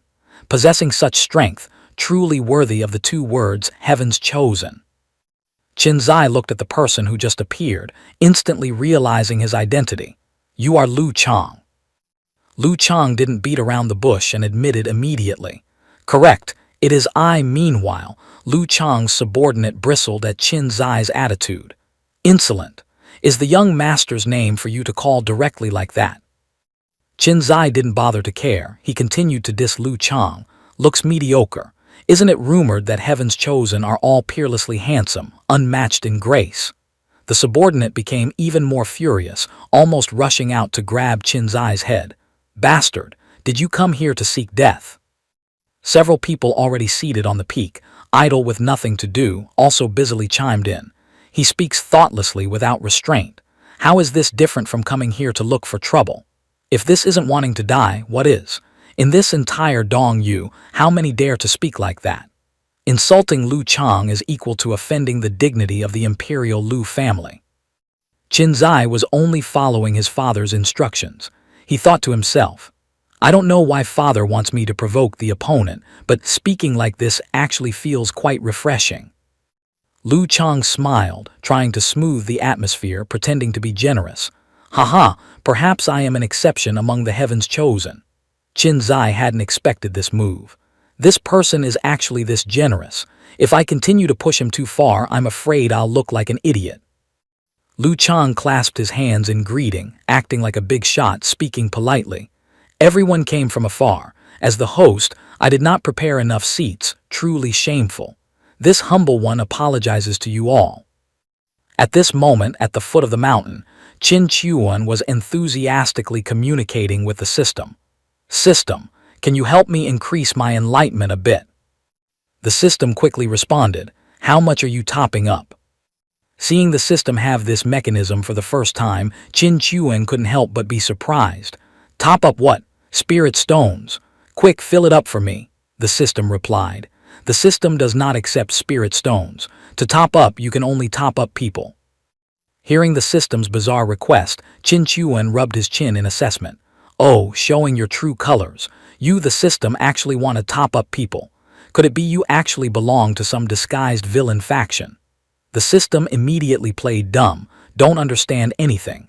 I am a system. I don't understand what you are saying. Qin Chuan created a soundproof barrier, stating his demand. Give details. As if waiting for this, the system poured out an explanation. The system only accepts topping up points from characters in the system. Meaning, when your son kills people while relying on your protection, you can top up points, exchanging them for dad carry points. You can use these dad carry points to exchange for anything you want, be it treasures, talents, or comprehension. Qin Chuan quickly looked for loopholes, smiling cunningly as he spoke. Only my son killing counts. Can't I kill them myself? The system naturally didn't let Qin Chuan exploit the rules, correct, and it must be killing while protected by you. Situations like a hero saving a beauty, eradicating evil, or saving the world are not counted. Hearing the sound echoing down from the mountaintop, Qin Chuan knew the situation up there immediately. Fighting so soon. After that, he continued to question the system's purchasing mechanism. So, how are dad carry points calculated? How do I buy things? The system immediately explained.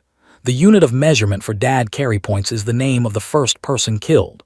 The purchasing power of one standard unit is calculated comprehensively based on various indicators such as that person's identity, status, strength, talent, and potential. Qin Chuan guessed the first victim immediately.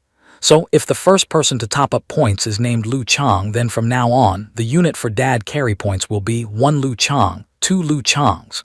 That casual? Well, let fate decide. It all depends on the actions of Qin Chuan and his son. Exactly. If you don't like it, you can delay the capability to open the calculation unit. Qin Chuan wasn't particularly dissatisfied with this issue. In fact, he found it quite reasonable. No need. I feel this is rather serendipitous. Lu Chang delivering his life in a fit of rage. Isn't this just destiny dictating that he must pay with his life for me? At this moment, the situation atop the mountain seemed incredibly tense. Qin Zai curled his lips, looking at Lu Chang, having guessed his thoughts exactly. Did you think I couldn't tell you were pretending? The truth is, there weren't enough seats from the very beginning, and you did this on purpose, didn't you? Just so you'd have an excuse to step forward and apologize later, crafting an image of a humble and magnanimous gentleman. Having his true intentions exposed, Lu Chang naturally felt prickled enough to immediately suspect Qin Zai's identity. You want to ruin my reputation. Who sent you here? Qi Huang or perhaps Wei Yan? Seeing Lu Chang's defensive attitude, Qin Zai continued to taunt him. It seems I've misunderstood. This mountain is so vast, and the Imperial Lu family runs such a large operation. Surely it's normal not to have enough spare seats. Witnessing their young master being mocked so hard he couldn't even retort, Lu Chang's lackeys boiled with rage, unable to sit still as they began to lecture. Shut your trap, you little brat. How noble is my young master's status that he would need to put on an act? Or are you trying to borrow some cheap fame to polish your own insignificant name? Ah, that makes sense. How could a mongrel like you understand the words etiquette and honor? Lu Chang, playing the role of a forgiving gentleman, interjected. Little friend Qin Zai, I originally did not wish to make things difficult for you today. However, your words not only trample upon me but also smear soot and ashes upon the face of my Lu family. Qin Zai couldn't be bothered to pay attention to that cheap act of placation, continuing to poke at Lu Chang's massive ego. It seemed Lu Chang, after a round of roundabout theatrics, finally just wanted to settle things with a fair duel against Qin Zai. My moment of enlightenment just now unintentionally interrupted your interest. How about this?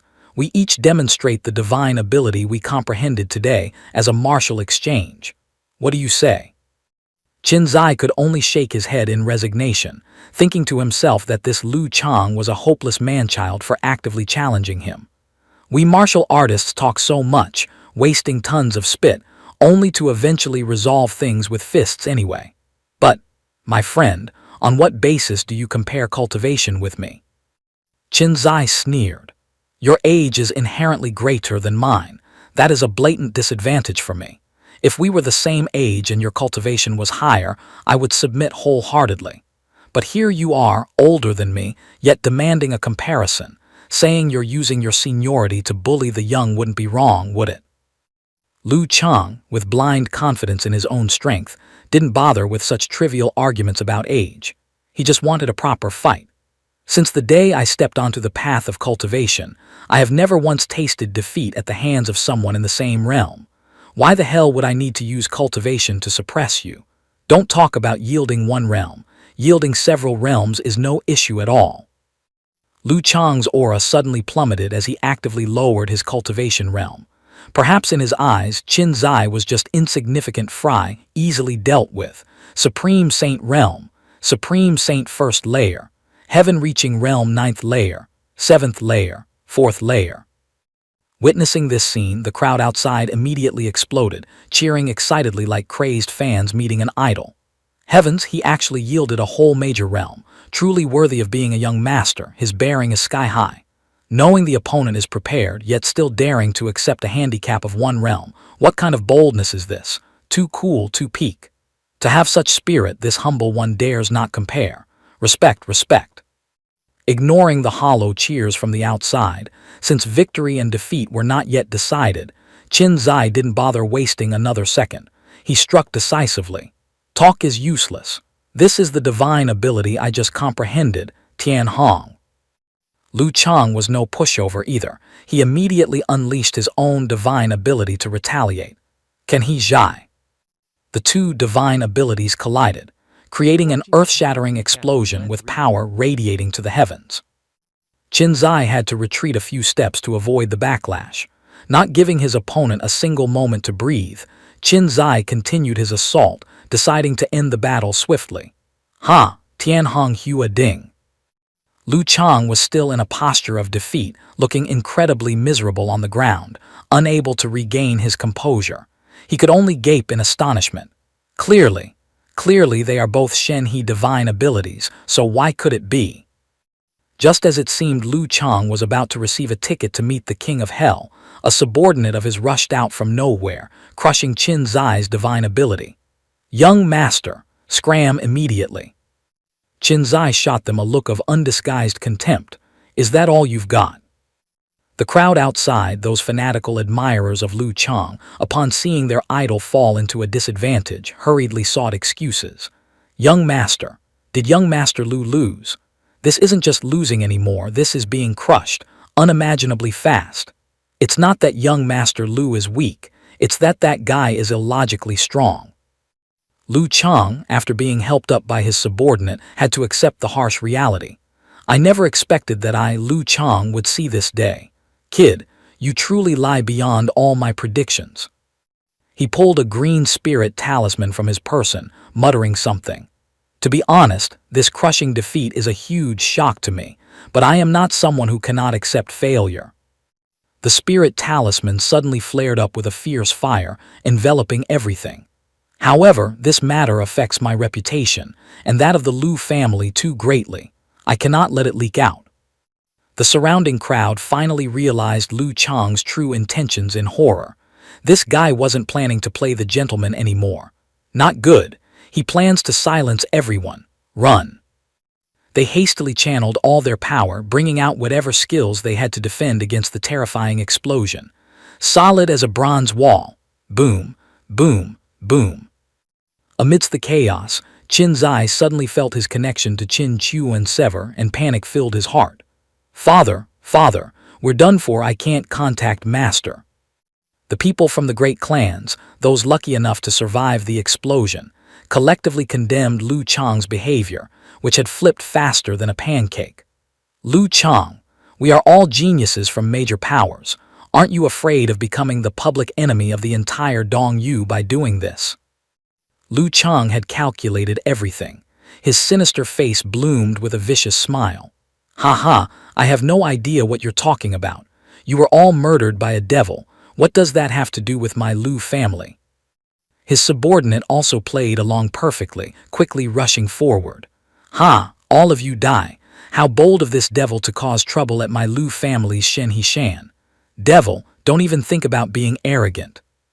Everyone immediately fell into despair, realizing that Lu Chang had orchestrated it all. This trip seemed to promise more doom than luck.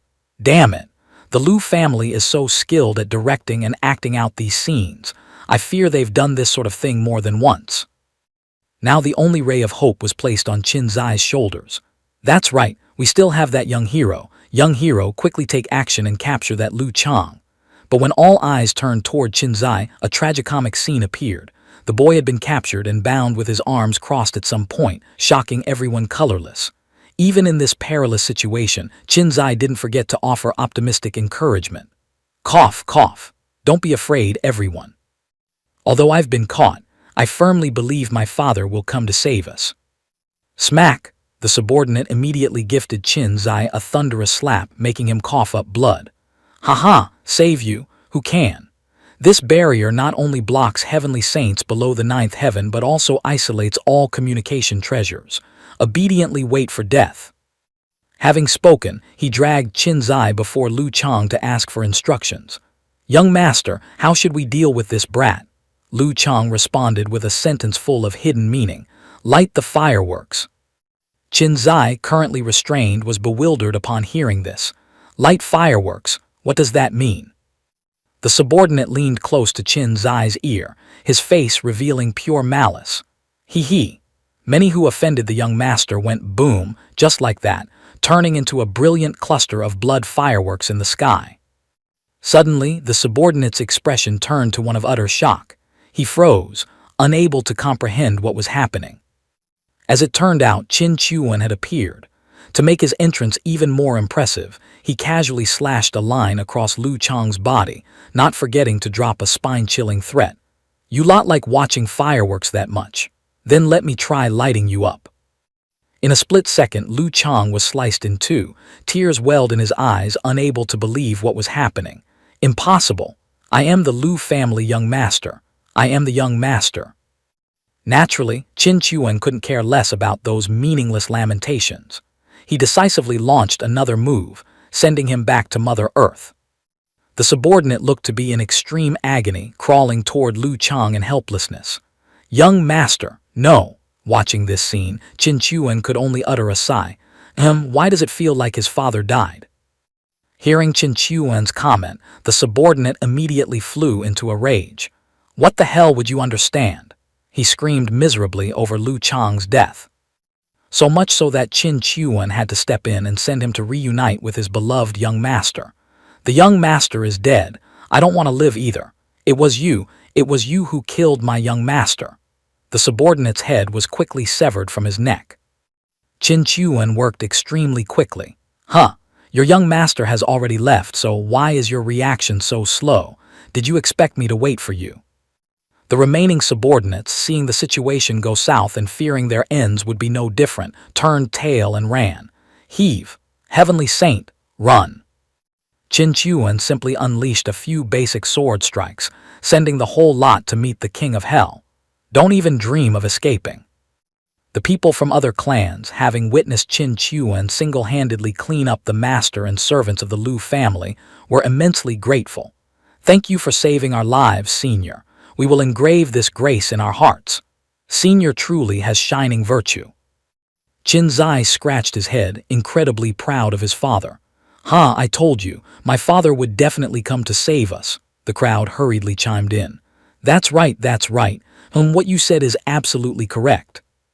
However, deep down, they still held some suspicion, whispering among themselves. Feels like something isn't quite right. Could it be his father was watching him the whole time? Very possible. Suddenly, a massive bolt of lightning struck down, shocking everyone. Accompanying it was a loud, ear-piercing shout. "HMPH! A mere third layer saint dares to be arrogant on my Lu family's territory. Who gave you the gall?"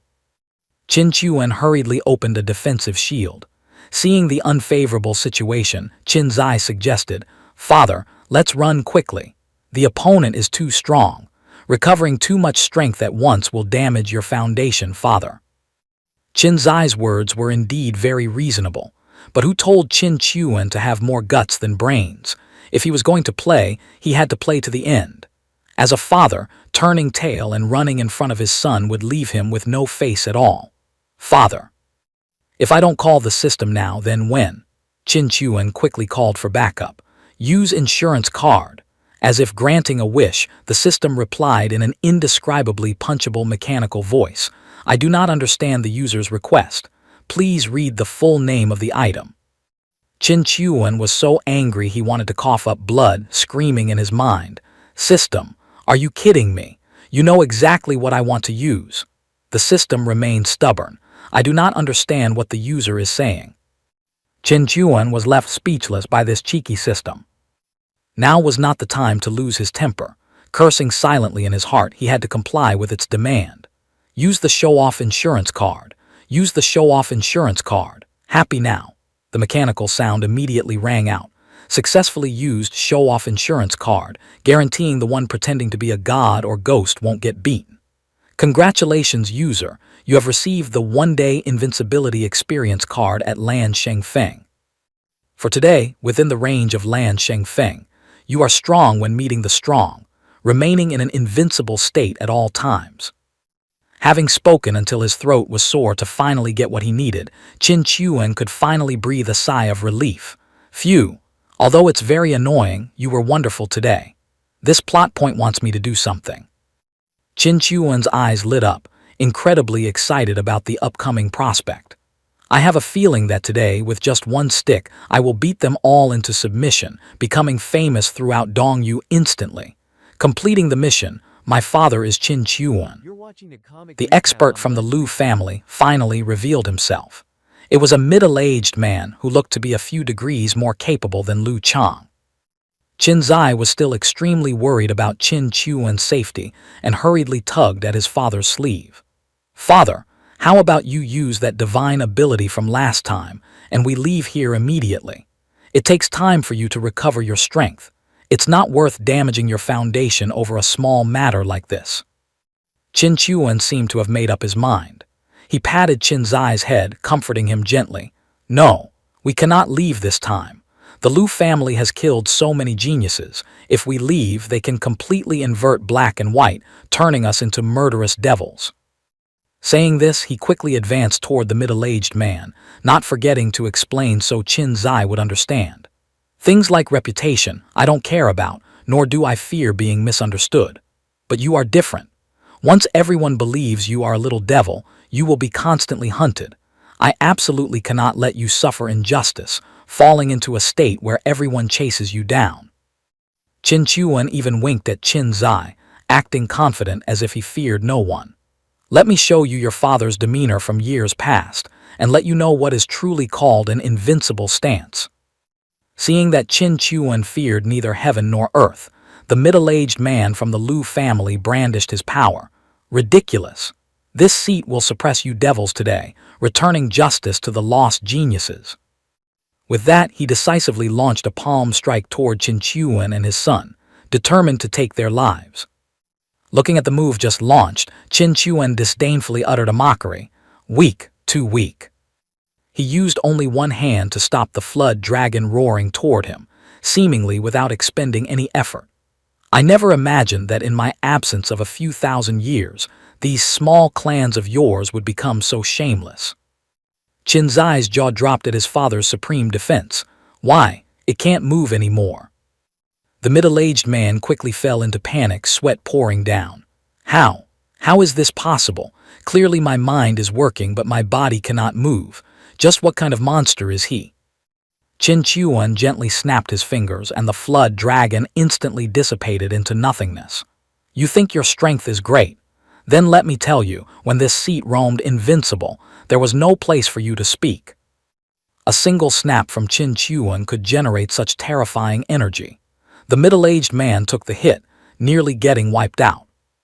Qin Zai was so shocked by his father's performance that his jaw nearly hit the ground.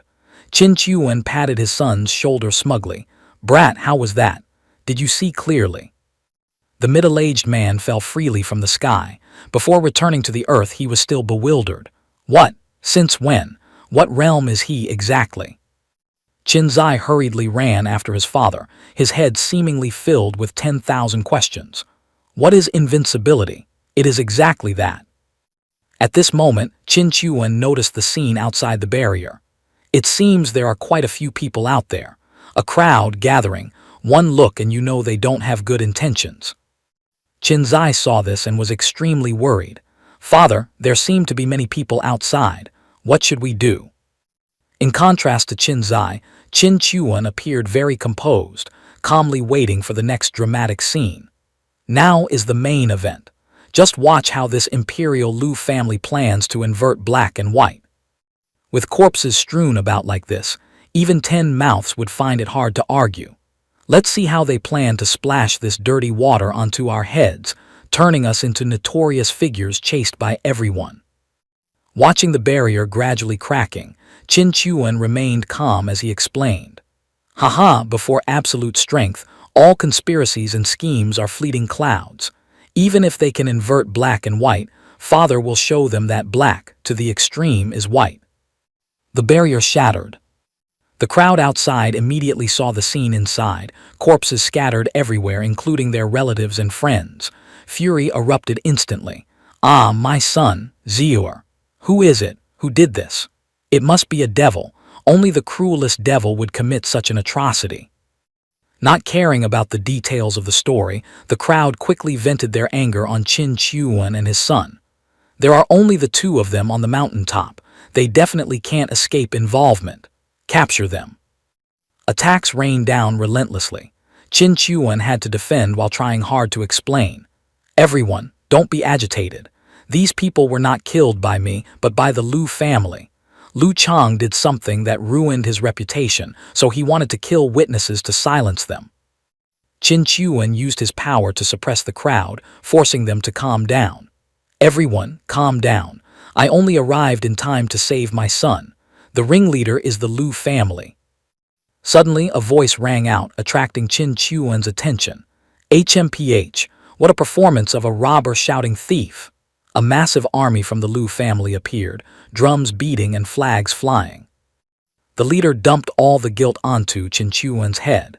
You not only killed the geniuses, but also killed my Lu family's young master and several heavenly saints. Now caught red-handed at the scene, do you still want to deny it? Seeing the twisted tongue and brazenness of the Lu family group, Qin Chuan couldn't help but feel contempt. Haha, caught red-handed.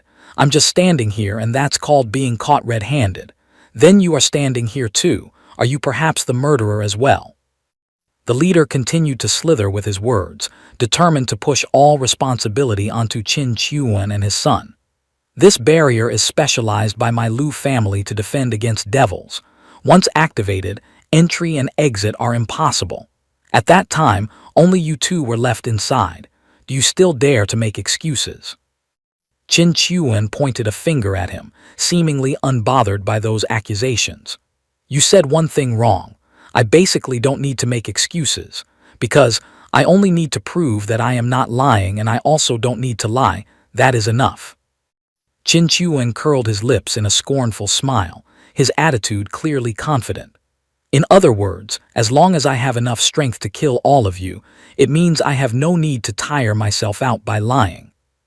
The leader was visibly angered by Qin Chuan's confidence and immediately ordered his subordinates to charge. Arrogant, charge.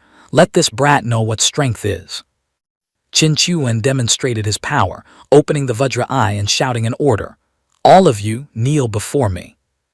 One move from him immediately caused all the Lu family subordinates to slam their faces into the ground, without a single exception. Is that all? If you don't make a move, then I will. The leader also quickly entered the fray. He unleashed a move with twisting vines snaking toward Qin Chuan. Ha ha! A mere fifth-layer heavenly saint dares to be arrogant. You truly don't know the height of the heavens and the depth of the earth. The vines wrapped tightly around Qin Chuan, and the leader closed in on him. But Qin Chuan appeared very confident. Who told you I was a fifth-layer heavenly saint? With that, in just a single beat, the vines wrapped around him snapped apart. Qin Chuan grabbed the leader's head, mocking, "If children have nothing to do, don't run outside causing trouble. Call the adults in your family out here." Qin Chuan created a gigantic golden dragon winding through the sky, letting the Lu family crowd know what true skill was. I'm not killing you not because I can't, but because I want to keep your life so you can witness the Lu family's dead end.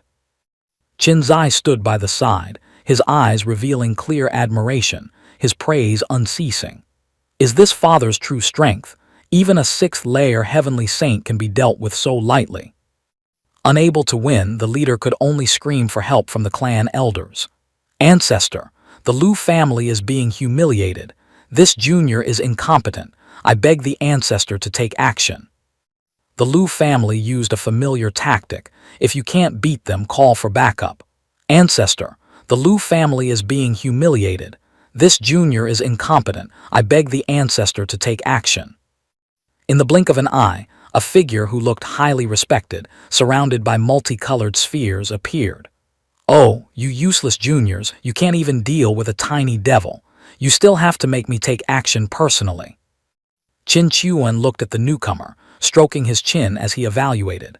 Now I understand what they mean by, if the upper beam is not straight, the lower beams will be crooked. So this insidious habit runs in the blood starting from your generation. Hearing this, the Lu family ancestor's anger flared up, and he immediately postured to lecture Qin Chuan. You shouldn't kill people indiscriminately, nor should you kill Lu family members, especially not killing people and then framing others. The spheres around the ancestor turned into sharp attacks, rushing toward Qin Chuan. Even if you are a seventh-layer heavenly saint, in front of this ninth layer, you are still just a child. Qin Chuan nimbly dodged each of the old man's attacks, replying with disdain. Ninth layer. Comprehended 9 types of laws but didn't dare summon the heavenly tribulation. Haha, ninth layer my ass. 9 moves swirled and transformed, charging left and right to surround Qin Chuan, but his agility allowed him to dodge easily. Usually, after comprehending 6 types of laws, the imperial tribulation increases several times over. Undergoing the tribulation means almost certain death. Therefore, powerhouses in Dong Yu, after comprehending 6 types of laws, mostly dare not summon the imperial tribulation anymore. Qin Chuan mocked the Lu ancestor while countering smoothly. Oh, I get it. It's not that you want to continue comprehending laws, but that you basically don't dare to summon the imperial tribulation. Because with your narrow-mindedness, you simply cannot trigger the imperial tribulation. The spheres the ancestor launched were repelled one by one. He broke into a sweat, his secrets having been hit right on the mark. Number impossible. You are not an emperor. Even if you were an emperor, you couldn't crush my law jades so easily. Not giving the ancestor time to panic, Qin Chuan launched a decisive move straight at him. Qin Chuan was incredibly confident, showing no fear before the Lu ancestor's fears. Nothing is impossible, because the gap between your conviction and mine is too vast. Suddenly, a sphere turned into voluptuous beauties with fiery figures, rushing toward Qin Chuan before he could react. The Lu ancestor seized the opportunity, thinking he had gained the upper hand. Burning desire body, did you think I was that easy to deal with? Die within your own lust. He hadn't been smug for long before he took a palm strike from Qin Chuan, leaving him unable to defend. Erg. In his dying moments, the Lu ancestor still couldn't help but wonder, how? How could you escape the burning desire body? Qin Chuan, respecting the dying old man, replied nonchalantly, with no woman in my heart, drawing the blade naturally makes me a god. Haven't you heard that, he? Having spoken, he added another blow, sending the ancestor flying 1,000 miles. Well, how many ninth layer heaven ancestors does your Lu family have? Call them all out. Let's see if I can cut them all down. The ancestor seemed to have kept his life. He clutched his chest, speaking with difficulty. Fine, this time my Lu family admits defeat, let's go. His son also rushed out to support him, otherwise the old man would have free-fallen to the ground. Father. Thinking there would be a touching father-son scene, Qin Chuan instead used his internal energy to bind both father and son tight from afar. Matters haven't been cleared up today. Don't even dream of returning. In fact, I might even personally visit the Lu family to see how many strong experts you have left. The ancestor's son immediately struggled, acting as if he were being bullied. One needs moderation in life. We will meet again later. Do you really have to be so aggressive? Qin Chuan had no patience to spare for the Lu family. He continued to threat, cut the crap. If you don't give me a satisfactory answer today, your Lu family won't need a later. The Lu family members naturally had no other choice but to tell the truth. Those geniuses were indeed killed by our Lu family. We also only found out after it happened. The Lu ancestor recounted the story, essentially dumping all responsibility onto Lu Chang. Back then, Lu Chang was humiliated at the Shen He gathering. He was so angry he lost his head, leading to such reckless actions. And now that he is dead, it can be considered that he has paid for his crimes. Naturally, such a careless, irresponsible answer received plenty of brickbats and outrage. The Lu family is truly bullying people too much. You have lost all conscience. You are no longer human. We beg the great Lord to take action, destroy the Lu family, avenge the lost youths, and remove this evil from Dongyu. Qin Chuan had achieved his goal and didn't intend to entangle himself further with the Lu family. I made it clear earlier. I waited here for you to arrive solely to prove my innocence. As for other matters, what do they have to do with me? Faced with such an earth-shaking, super-domineering performance just now, everyone wondered about Qin Chuan's identity. May we ask for the honorable name of this great lord? Qin Chuan had been waiting for this. It's coming. The time has finally come.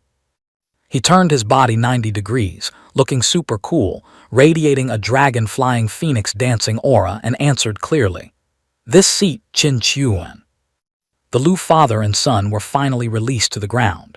They groveled and begged, Senior Brother Qin, if this matter is over, may we take our leave. As for the deceased, my Lu family feels incredibly guilty. The ancestor even pretended to lament and repent, acting as if he were also a victim in this story. Since the murderer is dead and I have fallen to Saint First Layer, a huge loss, surely your anger has subsided somewhat. Qin Chuan hadn't forgotten the Lu family's insolent behavior earlier and quickly interrogated. Your Lu family tried to invert black and white earlier, splashing dirty water on me. We're not going to just let that slide, are we? The ancestor looked very aggrieved. I have already paid the price. My path of cultivation has been severed. Qin Chuan scratched his chin, calculating for a moment, then proposed. Your Lu family has mountains of gold and silver. Go on.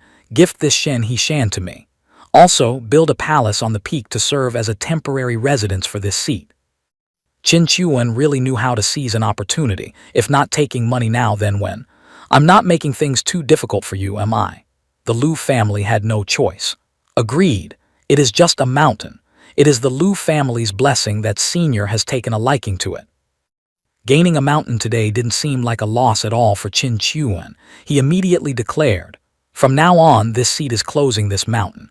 No one is allowed to disturb. Trespassers die. Everyone agreed completely, no one having a different opinion. Yes, we definitely won't disturb and will tell others too. Please rest assured, great lord.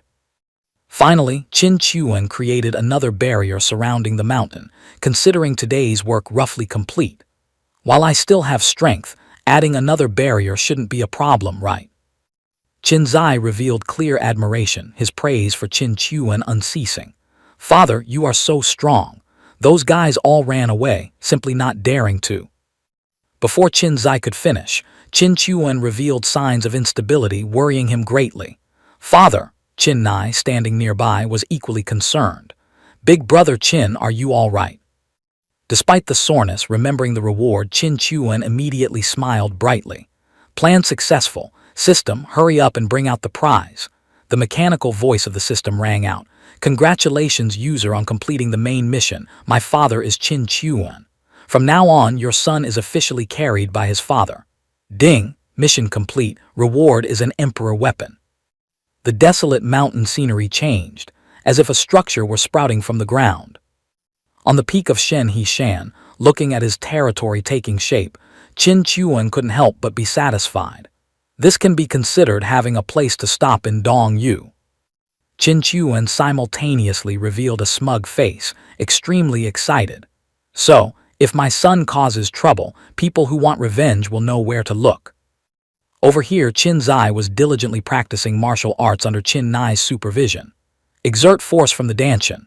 Meanwhile, Qin Chuan stood at a distance, preaching his philosophy enthusiastically. If they don't seek revenge, how can conflict escalate? If conflict doesn't escalate, where will the killing intent come from? Besides, cursing people from your own home gives you immense confidence. Feeling itchy hands and feet, Qin Chuan suddenly remembered the reward from the last mission. "System, bring out the emperor weapon from the prize, let me swing it around a bit." The system quickly responded. "Reward equipment, Hai Jing Huang Jian has arrived." The divine weapon appeared, creating a thunderous explosion. Qin Zai thought it was Qin Chuan's destructive power and couldn't help but exclaim, "Has father cured the backlash injuries? The aura is so strong." Qin Nai stood by and explained, "No, this is the aura of an emperor weapon. Big brother Qin actually has this kind of treasure. It seems that after forcibly raising his realm, the magic treasure's aura was also unsealed a bit." Qin Chuan swung the Hai Jing Huang Jian in his hand, looking super badass, his face revealing clear satisfaction. "Not bad. This is indeed an imperial artifact, truly imposing. It feels like the aura alone is enough to scare off any cultivator under the heavenly realm." Qin Chuan admired the imperial artifact for a while, critiquing it carefully. "It just looks a bit heavy. I was hoping to get a slender sword, something that suits my temperament better." He put the imperial artifact away, scolding the system a bit. "I'll accept it reluctantly. Although the imperial artifact is powerful, I suddenly realized the system's mission this time was a bit of a scam." Qin Chuan decided to drag the system out for an explanation, feeling like he had just taken a loss. "System, get out here and explain. After I finish your mission, my son and I both have a reputation. Who would dare cause trouble for him anymore? If he doesn't provoke anyone, how can he offend anyone?" The system continued playing deaf and dumb. "The newbie protection period has expired. Please figure it out yourself." Qin Chuan pondered for a moment. Anyway he looked at it, this system was going to play dirty. This damn dog system wouldn't be secretly leveling up behind my back, would it? Going from a simple configuration to a complex one. Qin Chuan guessed right on the money. In less than a second, a system notification popped up. "Ding! The strongest sun-carrying system version 2 is at your service." Qin Chuan couldn't help but be startled. "Huh, system, you really upgraded. Since when?" The system immediately explained, sounding very reasonable. "If I didn't upgrade, where would the top-up function come from? Did the user think it was something else, like just having hands would be enough?" Seeing this sassy attitude, Qin Chuan could only stroke his chin and remark, "System, it seems you've become more annoying. Weren't you cold and aloof before?" Since it had upgraded anyway, Qin Chuan snapped his fingers, offering a suggestion. "Since we can communicate more smoothly now, can you make me a character interface?" The system was very helpful this time, updating quickly. "Ding! No problem, you ask you get. Please view name Qin Chuan, cultivation, Saint Third Heaven, identity being a father, equipment, Hai Jing Huang Jian, Qing Lion Jian Zhen Yu Ding, skills, 3 flowers gathering at the summit, Hell Red Lotus, 9 dragons war aura, indestructible golden bell, green lotus sword art, martial emperor's 1 sword. Dad carrying points, 0.9 Lu Chang." The information looked smooth enough, but Qin Chuan was still bothered by a few places. "Hey, what the hell is this being a father? And this Lu Chang, why is there 0.9? Where did the 0.1 go? The system explained diligently. Being a father is a mission achievement. The missing 0.1 Lu Chang is because when you were invincible, you used 0.1 Lu Chang to extend the time by 1 second. Qin Chuan still felt dissatisfied and demanded compensation. Run out of time. No way. System, are you skimming off my dad carrying points? The system wouldn't accept that accusation and retorted, how is that possible? I am a fair and upright system. Ding. The host currently has 0.9 Lu Chang. This unit has significant value. You have dad carrying points in reserve. Would you like to check out the son carrying shop? Qin Chuan decided to take a look, replying, then let's have a look. But I'm only looking, I'm not buying. Your expression has already betrayed your essence as a profiteer. Qin Chuan had absolutely no trust in this system. He thought to himself, this system is becoming more and more human-like. Whether having humanity is good or bad is unknown, but having humanity means having flaws, and flaws mean loopholes to exploit. The system also put effort into mocking Qin Chuan. Your smile looks too sleazy. Please quickly select the shop interface. Qin Chuan studied the items very carefully. It wasn't easy earning these few points. I have 2 weapons, which is enough. Pet category. I haven't even raised my son well yet. How can I raise a pet? Let's check the cheating section. Qin Chuan was quite interested in these power-boosting skills. Martial Emperor Possession. Using this buff, you will randomly receive the combat power of a Martial Emperor. Cost, 10 Lu Chang/second. Realm Emperor Possession. Using this buff, you will randomly receive the combat power of a king. Cost, 0.1 Lu Chang/second. Instant Teleportation. Using this buff, you can teleport instantly to random locations thousands of miles away. Cost, 0.1 Lu Chang. Obstacle Crossing. Using this buff, you can pass through any barrier. However, each barrier level will have a different price. Qin Chuan's eyes lit up, his face practically pressed against the system screen. These things are truly interesting. Whoa, among these cheats, the one with the greatest use for me right now is Realm Emperor Possession. In a critical moment, it's also a trump card. It's just that, with my current dad carrying value, I can maintain it for 9 seconds at most. Qin Chuan's eyes shone brightly, his face almost glued to the system screen. These items were truly magnificent. Ooh la la, a basket of high-quality hack tools. The most useful thing for him right now was the Realm Emperor Possession ultimate skill.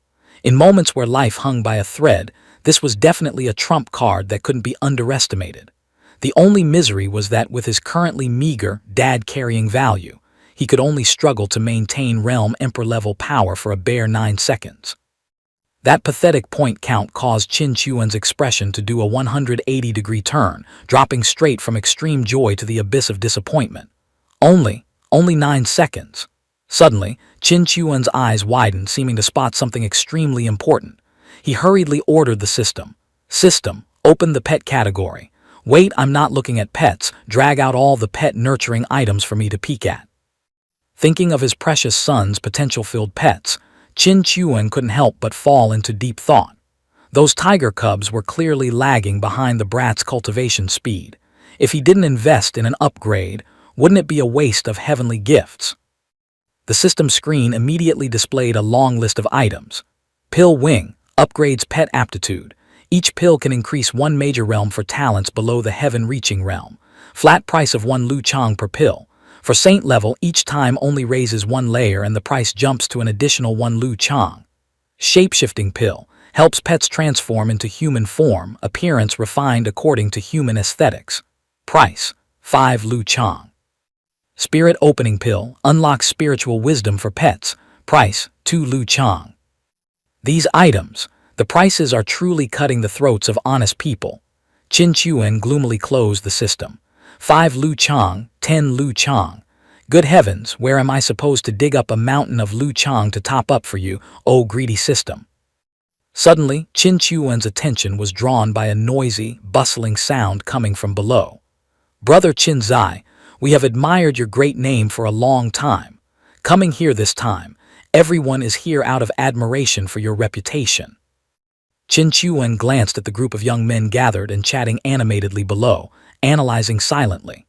In the current Dong Yu, the only ones qualified to stand before Qin Zai and act arrogant were likely the youths from the three great imperial clans, the two great holy lands, or those sects currently on the rise. And that Qi Huang from the Qi family. Others, when meeting Qin Zai, mostly acted polite or wanted to build a connection. Conflicts rarely occurred. Thinking this, Qin Chuan launched a palm strike at a nearby stone slab, creating a violent tremor. 6 deep indentations appeared on the stone surface. He seemed to have already mapped out his future path. It seems that to earn dad-carrying points and break through in cultivation, I can only make a move on these 5 families. After a moment of deduction, Qin Chuan targeted the first object for point farming. That brat Shui Qing Han from the Qi family. Although I don't believe he truly submitted to Qi Huang, whatever tricks he wants to pull, I'll just let him finish them first. So, the Qi family can be put aside for now. Suddenly, the cold mechanical voice sounded again. Congratulations, host, for activating the main mission. My son, Qin Zai, bears the aptitude of an emperor. Note, as a model father, you must have the desire to turn your child into a dragon. Nurture your precious son into a true heaven's pride. Within 3 months, make the entire Dong Yu know that your son possesses the aptitude of an emperor. Mission reward. A realm emperor-level divine ability. Receiving the mission, Qin Chuan was as happy as a clam, sparing no praise. This system is truly a soulmate. It seems to know exactly what I'm plotting, so it issued a mission that scratches exactly the right itch. Coupled with such generous benefits. Truly wonderful. But wait, does it have some conspiracy too? At this moment in the study, Qin Chuan was sipping tea while assigning a mission to his son. Son, with your current status, traveling everywhere to challenge the geniuses of various regions is considered justifiable. As Qin Chuan spoke, discussing the plan, Qin Zai became visibly excited. Therefore, father has prepared a mission for you. Qin Zai obeys father's command. He quickly went to the Chu family to ask for advice. I am Qin Zai, here to challenge the young master of the Chu family. Could you please announce me? Invite Chu Zhangtian out for a duel. The soldiers guarding the gate naturally weren't easygoing. They immediately pointed their spears at him, threatening with a harsh voice. Impudent. Where did this brat come from, not knowing the height of the sky and the depth of the earth? Scram. Seeing the haughty attitude of the 2 lowly soldiers, Qin Zai couldn't help but feel indignant. Being at the Supreme Saint realm yet willing to guard a gate, what a waste of heavenly gifts. If you people won't announce me, then I have no choice but to be rude.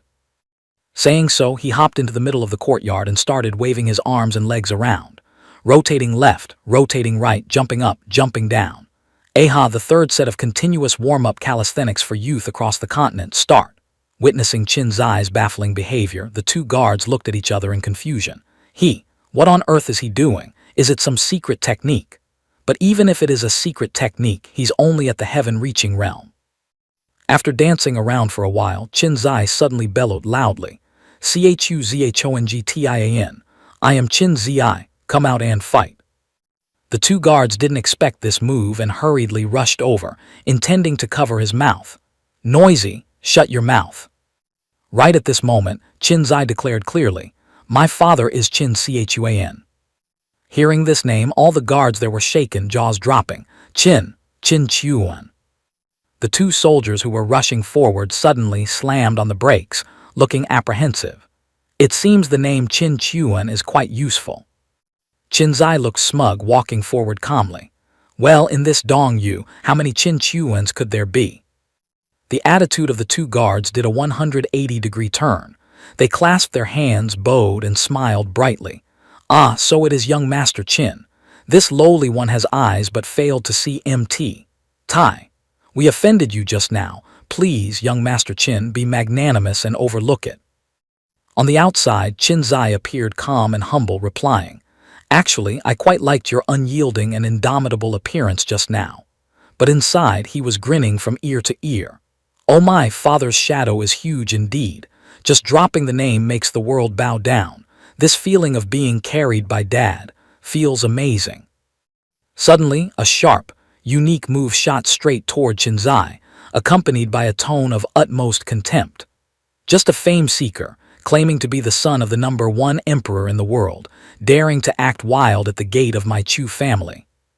Qin Zai quickly blocked the attack and spoke up to explain. I just want to spar, to have a duel. Insulting me is fine, but daring to say my father is a fame seeker, you must give me an explanation. Chu Tianxi, the younger brother of Chu Zhangtian, looked down from above with a scornful face. Challenging my big brother with a 7th-layer heaven-reaching cultivation. I only need one finger to crush you. Seeing his arrogant attitude, Qin Zai refused to back down. Come on then, crush me to death. Seeing Qin Zai so confident, Chu Tianxi couldn't help but be furious. What? I am at the 9th layer of heaven reaching. You should be scampering away like a dog, that's the correct script. Qin Zai continued to pour oil on the fire.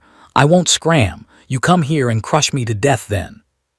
The guards knew the strength of the Qin father and son duo well and hurriedly rushed to stop the boiling Chu Tianxi. Huh, you still dare to provoke me? I'll give you. Second young master, don't be impulsive. He is Qin Chuan's son. Chu Tianxi furiously spread his tail like a peacock, knocking the 2 guards far away, and screamed. Get lost. What is a Qin Chuan? Our Lu family has no need to fear. Daring to be arrogant in front of the Chu family gate, even relying on your father is useless. We must look at his own strength. Saying that, Chu Tianxi launched a flying dragon attack toward Qin Zai. One look and you knew he was angry to the extreme. Go to hell. Qin Zai lightly created a barrier, absorbing Chu Tianxi's entire move, and commented casually, green and red, truly gaudy. I have the Divine River Heavenly Cave too. Seeing Qin Zai easily neutralize his move, Chu Tianxi panicked, sweating bullets. Impossible. Even Big Brother at the same realm couldn't create such immense pressure on me. Qin Zai didn't stop there. A brilliant lotus flower appeared in his hand, accompanied by a confident warning. Pay attention now, next you might get seriously injured.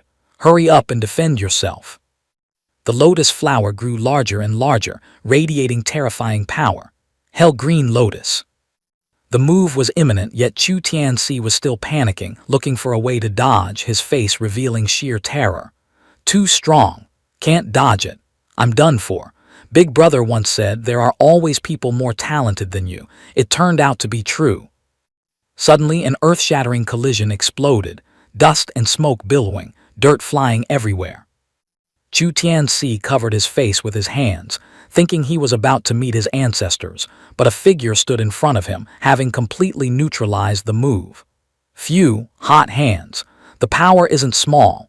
If you had been hit, I'm afraid you would have fainted. It turned out to be his big brother, Chu Zhangtian. Big brother, you're back. That brat standing at the gate wants to challenge you to a fight. Not letting Chu Tianxi finish, Chu Zhangtian put his hand on his forehead, pushed him gently, and ordered the guards, take the kid back inside. Yes, first young master.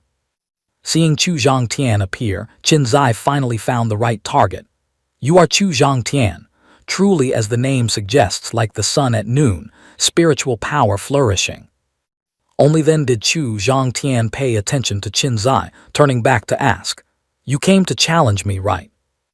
Unexpectedly, Qin Zai appeared beside him, speaking cryptically. Let's go, he won't accept your challenge today.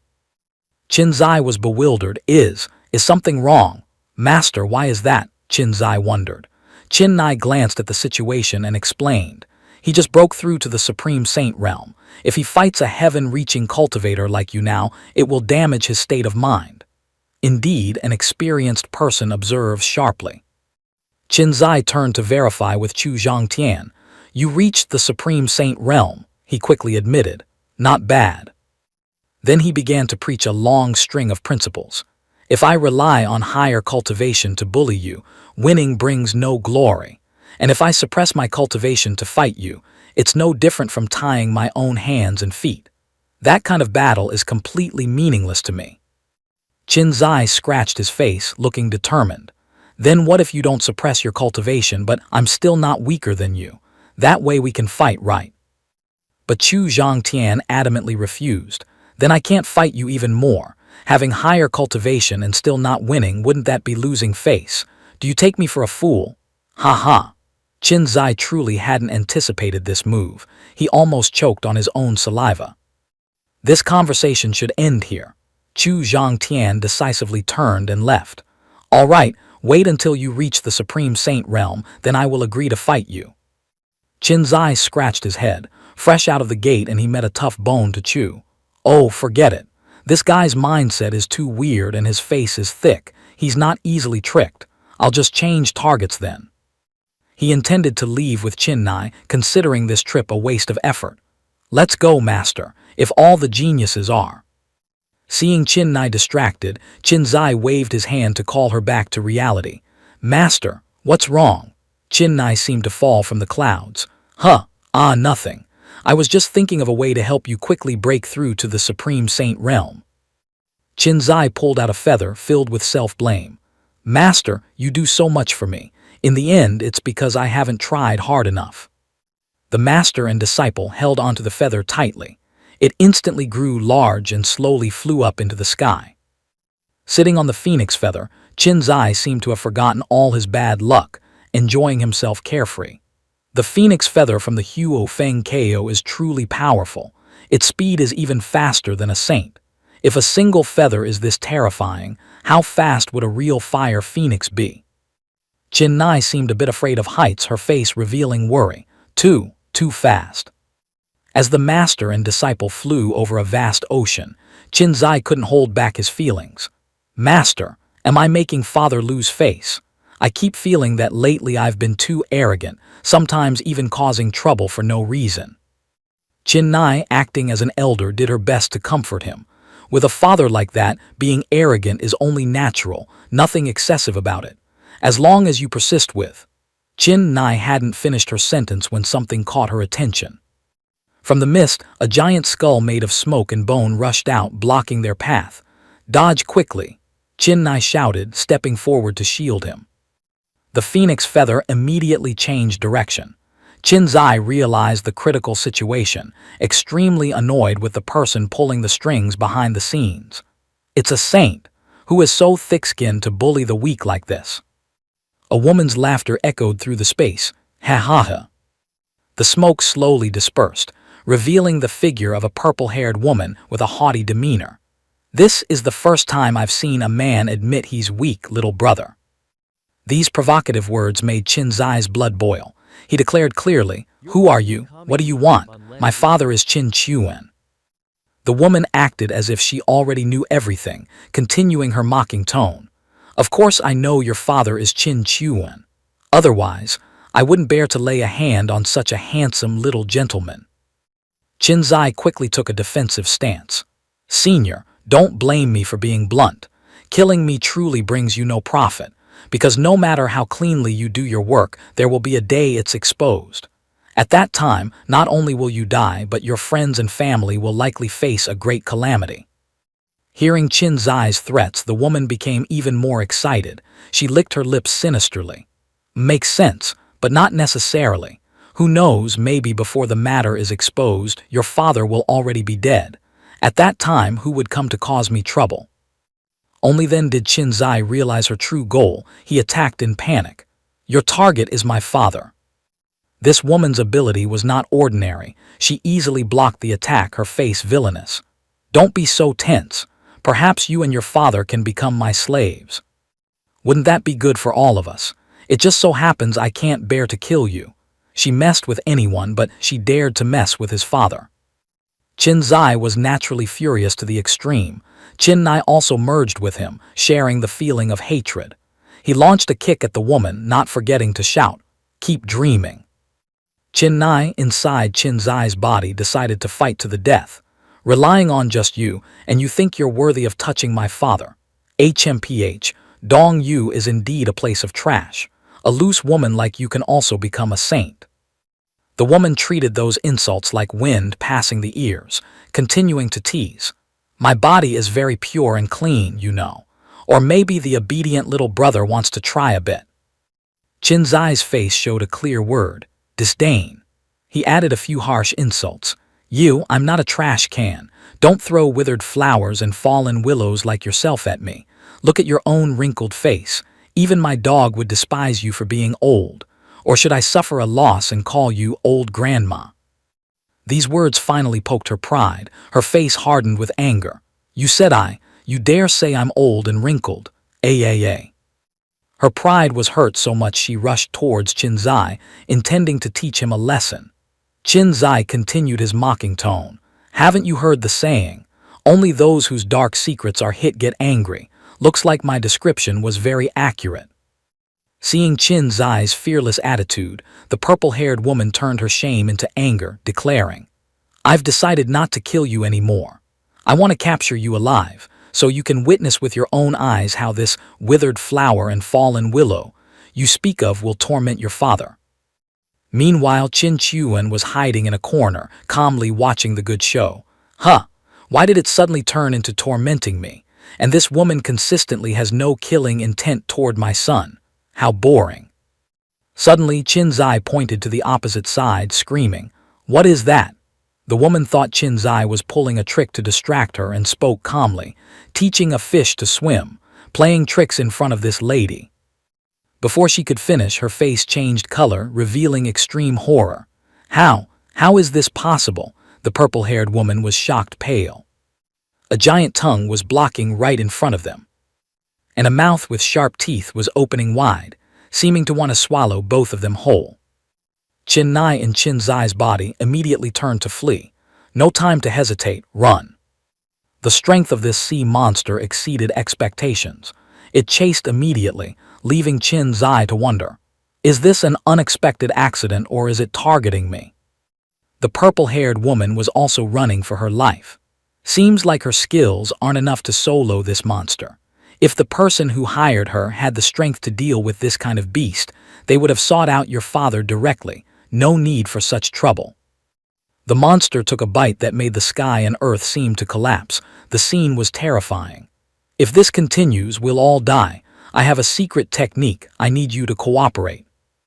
At this moment, Qinzai had no choice but to agree, or else both would die here. We're dead either way. Say it, I'll cooperate. The purple-haired woman rushed towards Qinzai, suddenly saying baffling words. My name is Mu Wei Hua, remember my name, and this is my first kiss. Mu Wei Hua, first kiss. What? Qinzai still didn't understand what was about to happen. Not letting him react, Mu Wei Hua lunged forward, giving him a passionate kiss. While kissing, she ordered, Drop your spiritual defense, circulate according to my spiritual power. Qinzai's face turned beet red, and he could only mumble agreement. Qin Chuan watched from the outside, unable to help but exclaim, is this an escape or are they filming a romance movie? Even if it's the protagonist's script, this is too much. That woman looks at least 12 years older than the brat. Isn't this the legendary, a woman 3 years older is a gold brick, 3,000 years older puts you in the ranks of immortals? Qin Chuan held his head dizzy. He didn't expect things to develop in this direction. But whatever, for cultivators, 12 years or the same age is the same. After all, 10,000 years old and 10,060 years old isn't much of a difference. Seeing the water monster chasing right on their heels, Qin Chuan clicked his tongue and let it slide. Forget it, to save one's life, who counts seniority anymore? Those two were currently using all their might to flee. Qinzai didn't forget to turn back and threaten Mu Wei Hua. If we escape this time, the matter of you hunting me is considered cancelled. But if you still want to kill me, I won't be polite. Mu Wei Hua heard this and scolded. You truly are a dog with no feelings. After saying that, both blushed. Qinzai was scolded for no reason, so he argued back. HMPH, why scold me? The water monster chased close again. Mu Wei Hua used the old trick, don't talk, continue kissing me. Again. Before Qinzai could react, he was hugged tight by her. The water monster seized the opportunity, taking a bite, swallowing both Qinzai and Mu Wei Hua into its belly. Seeing this, Qin Chuan remained very calm. Such a big fish, perhaps even an emperor might not be able to kill it. Sigh, fate, it's all fate. The spiritual sense warning I left for the brat is still there. I really envy this guy. Qin Chuan was thinking aimlessly when a voice rang out. Qin Chuan, you killed my disciple. A woman in strange clothing wearing a face veil appeared. Not caring who it was, Qin Chuan explained first. I didn't. She and my son were just swallowed by a giant fish with power surpassing an emperor. My hands are tied too. This woman appeared very reasonable, immediately clasping her hands to apologize. So that's how it is. My little disciple was deceived by a traitor, forced to come assassinate your father and son duo. But my disciple truly had no ill intent. I hope Saint Qin forgives her. Qin Chuan stroked his chin, suspicious. Is this person here to whitewash her? Could it be? That woman is about to become my daughter-in-law. Does my son have the aptitude to be a harem protagonist? He reevaluated Qin's eye. Doesn't look much like it. With such low EQ, is the dim-witted protagonist style trending now? Qin Chuan didn't intend to make enemies, so he accepted the reconciliation. If it was a misunderstanding, let it go. But I see that hearing they were swallowed by a giant fish, you aren't worried at all. Could it be you know the cause? The veiled woman seemed very knowledgeable about the water monster. She explained diligently. Saint Qin probably rarely operates in the eastern area. That giant fish is a mobile treasure trove called the Treasure of Xuan Tian. Only lucky people encounter it. Qin Chuan hurriedly excused himself at this point, seeming to have urgent business. Since that's the case, I will take my leave first. The veiled woman suddenly brought up a topic. Someone wants to harm you. Doesn't Saint Qin ask who it is? Qin Chuan turned around, clearly showing an attitude of indifference. Bad people who don't dare to act themselves are not worthy of my concern. Saying so, Qin Chuan quickly left. Goodbye, goodbye. The veiled woman seemed to still care deeply about that issue. Saint Qin doesn't care, but I can't help but care. Whoever dared to set a trap for Saint Qin and almost ruin the relationship between him and me. She also quickly left, determined to hunt down the mastermind and make them pay. Qin Chuan was now at the peak of Shen Hishan. Taking advantage of the free time, he decided to explore this mountain. Just in time, let's open this blind box of Shen Hishan and see. Qin Chuan gathered spiritual power into his eyes, opening his vision to examine the situation. A barrier layer of Shen Hishan seemed to be gradually dissolving. The Lu family seems unaware that there are other secrets within Shen Hishan. Otherwise, how could they casually gift this place to me? Qin Chuan broke the ground, revealing a smug look. Isn't this letting me take advantage? Son, looks like both father and son have our own miraculous encounters. With a stomp from Qin Chuan, the ground cracked and shattered. Under the layer of soil and rock, a massive cave mouth was revealed. Qin Chuan climbed down into it. What is the secret under Shen Hishan? I've had a strange feeling for a while now. It doesn't seem to be spiritual energy. The deeper he went inside, the more a vast cavern appeared. These are traces of human excavation. Who is strong enough to create such a large cavern without anyone discovering it? The system suddenly spoke up. That is not a cavern. It is an abode. Abode? What rank? Why is the door made of stone like that? At least an imperial rank abode. What is blocking the door is not jade but condensed laws. Qin Chuan approached, channeling spiritual power into his hand and placing it on the abode door to feel it. Nothing happened. At this moment, my strength is no less than a 5th-level heavenly position, yet I can't shake this condensed law even a bit. Under normal circumstances, one can only wear down the condensed law, or one must be familiar with a similar type of law to move it. Mentioning laws, Qin Chuan conveniently asked, Right, system, I see that when they advance to the heavenly position Saint Realm, they all comprehend various types of laws to prepare for the Emperor Tribulation. Why don't I have any? The system's enthusiasm vanished, replaced by a calculated offer. This question requires consuming 0.1 Lu Chang value to answer. You profiteer. After upgrading, you are truly a certified money-grubbing system. Qin Chuan was speechless. After receiving the fee, the system happily answered, the power of laws is the source power of heaven and earth. The system can only support increasing realms, not comprehending laws. Before the host comprehends a law, the system can raise the host to the 9th-level heavenly position. Qin Chuan scratched his head. Then how do I comprehend laws? The system replied. Laws come from insights into heaven and earth. Host, please comprehend them yourself. Qin Chuan tapped on the abode door. Then can you tell me what law this condensed law is? The law of earth. Thinking of his son wandering who knows where, Qin Chuan determined. Being a father is truly hard work this time. Even if it's for that brat, I must quickly comprehend the law to ascend to the emperor rank. After speaking, he turned and left, preparing to throw himself into cultivation. Otherwise, at the brat's speed, by the time his strength surpasses mine, I will truly lose a lot of face. Qin Chuan began a journey traveling through vast lands and green steppes. Law of earth. I've already been to everywhere that has a lot of dirt. Suddenly from afar, a large fire emitting thick smoke attracted his attention. Demon race. That is a human caravan. A caravan crossing the steppe was blocked by a group of bandits with ferocious appearances. The tiger-faced one spoke up.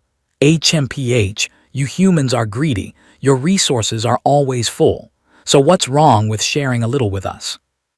The caravan leader clasped his hands, trying his best to negotiate. Demon Grandmasters, we have already handed over a cart of meat and a cart of gold. Please allow us to transport the rest. But these demons, given an inch, wanted a mile. They continued to press them excessively. I'm quite satisfied with these things. Now, as long as you leave that girl behind, the rest of you may go. A blue-haired girl in the group stepped forward fiercely, refusing to yield. Fine, I'll stay, but you'll all leave your lives here too. Suddenly, the caravan leader placed a hand on her shoulder, signaling for her to stay calm. He stepped forward, continuing his attempt. Demon Grandmaster, Heroine Su only acted out of duty just now. How about this? I will take the liberty to leave behind an additional half-cart of smoked fish and cured meat. Is that acceptable? Seeing the conditions weren't bad, the tiger-faced demon was temporarily satisfied. Since you are so sensible, you may pass. The entire caravan quickly departed, wary that the demons might change their minds. Thank you, Brother Tiger. Let's go quickly. Miss Su felt she hadn't fulfilled her duty and spoke apologetically. Manager Wang, my responsibility is to protect the caravan. You didn't need to do this for me. Manager Wang sighed in relief. Losing wealth to save people is already a stroke of luck this time. Who would have thought there would be two great demons of the Tong Tian realm in these mountains? You have only just entered the Tong Tian realm yourself. A bit of meat and gold is a small price to pay. Just when they thought they had escaped, the demons suddenly went back on their word. I lied, attack, kill them all. Yes, boss. Miss Su immediately rushed forward to block the vicious demons. A demon is a demon. You have no morals whatsoever. The demons, indeed lacking any shame, were incredibly smug. He, you said it yourself, we are demons. Why would we need to keep our word with you humans? Miss Su and the tiger demon quickly clashed. The demon continued to mock her lewdly. I've never tasted the flavor of a human woman before. Another great demon intended to join the fray, unaware that a black shadow was closing in behind him. Boss, save a piece for me, don't play her to death. Miss Su charged with her sword, burning with determination. Despicable. Even if we perish together today, I absolutely will not allow you to humiliate me. But before she could strike, the two demons lay motionless under Qin Chuan's hands. I hate those without honor the most. Even demons must have their rules, understand. Seeing a person appear out of nowhere, Miss Su couldn't help but feel bewildered. Who are you? Why are you here? Qin Chuan tossed the two demons aside, displeased with the girl's attitude. Are you this impolite? After all, I just helped you deal with these two. Before Miss Su could react, Manager Wang rushed forward, thanking him profusely. Chivalrous hero, you have saved us. My small caravan only has some worthless porcelain, but once we reach Chen Yicheng, we will definitely reward you handsomely. Qin Chuan saw through his thoughts, thinking to himself, truly an old fox. Afraid I have designs on the caravan, so he says up front that they have nothing valuable. He waved his hand, extinguishing the qi on Miss Su's blade, and responded generously. No need for a reward. I am Qin Chuan, and I happen to be heading to Chen Yicheng as well. I wonder if it would be convenient to travel together. Moments later, on the main road cutting through the forest, 3 horse-drawn carriages were moving slowly. Qin Chuan sat on one of the carriages, lost in thought. Traveling with this caravan is convenient. It helps conceal my identity. But why didn't that broken system mention such an important matter earlier? It deliberately waited until I offended so many people before telling me. He thought of the scenes where he fought recklessly, then closed his eyes in frustration. The brat isn't by my side, and the guarantee card can't be used anymore. If those enemies find out that I currently haven't even comprehended a law, I'm done for. Suddenly, Manager Wang lifted the curtain and came out to sit beside him. Hero Qin, won't you reconsider? For a master at the 9th stage of the Tong Tian realm like yourself, our leader would certainly agree to pay an extremely high remuneration. Qin Chuan replied cheerfully, no need. I heard the sandstorm earthquake spectacle, which only occurs once every 60 years, is about to appear. I want to go take a look. Su Bu Liu heard this and looked a bit scornful. Ha, to watch the sandstorm earthquake, one must be at least at the Zhai Sheng realm, and most are those who have just stepped into the heavenly position saint realm. They all want to use the opportunity to comprehend laws. What are you going there for? Qin Chuan calmly replied, don't you find the sight of a bunch of high-end mighty saints struggling to comprehend laws, looking no different from elementary school students, to be very amusing? Su Bu Liu glanced at him with dissatisfaction, muttering, lunatic. Meanwhile, Qin Chuan, having just teased someone, turned away snickering. Manager Wang spoke again. Hero, once we reach Chen Yicheng, I wonder if you will still be able to speak like that. Those Zhai Sheng realm experts and heavenly position saints are not to be trifled with. Qin Chuan was slightly surprised. Sandstorm earthquake. It seems I really do have some luck this time. A while later, the group arrived at Chen Yicheng. Qin Chuan clasped his hands in farewell. We part ways here today. If fate allows us to meet again, I will help you once for free. Manager Wang immediately responded. I wouldn't dare. Hero Qin is noble. If we meet again, I should be the one treating you to a drink. I'm off. Having said his goodbyes, Qin Chuan turned and left. But seeing Su Bu Liu following him, he turned back in confusion and asked, why are you following me? She replied with annoyance. Who wants to follow you? It's just the same way. Suddenly, they heard people on the street buzzing with discussion. What a pity, this sandstorm earthquake spectacle has been fully booked by the Kaio family. Anyone who isn't a major power or affiliated with the Kaio family isn't allowed to enter and watch. How dare the Kaio family be so overbearing? Aren't they afraid of angering everyone? What does the Kaio family have to fear? I heard they obtained the earth-avoiding bead, which can take people straight to the center of the sandstorm. Su Bu Liu suddenly let out a cold snort that could freeze the air, causing the distracted Qin Chuan to startle and turn to her. Hey girl, who is that nose stuck up in the air despising? It seems you don't like the Kaio family. Su Bu Liu immediately denied it flatly. I didn't sneeze or snort. Qin Chuan looked at her straight back and couldn't help but shake his head and sigh. Tusk, truly a walking iceberg of arrogance. Her heart must be holding a volcano of troubles. Isn't living like this exhausting? Then he fiddled with his magical system, muttering with delight. My brat is pretty impressive after all. I knew he wouldn't kick the bucket so easily. The scenery changed abruptly. Amidst the azure sky, a colossal whale drifted lazily through the clouds, resembling an island walking through an ocean of air. Inside its massive body, the space was like a miniature galaxy, with countless stars twinkling like diamonds. Qin's eye supported Mu Wei Hua as they landed on a planet, his voice filled with surprise. I can't believe there are other people lurking inside this Xuan Tian treasure. Mu Wei Hua added, her eyes not hiding her concern. It seems they aren't small fry who just arrived. They're likely those who got stuck here from the last time the treasure opened. I don't know what devil's luck allowed them to survive until now.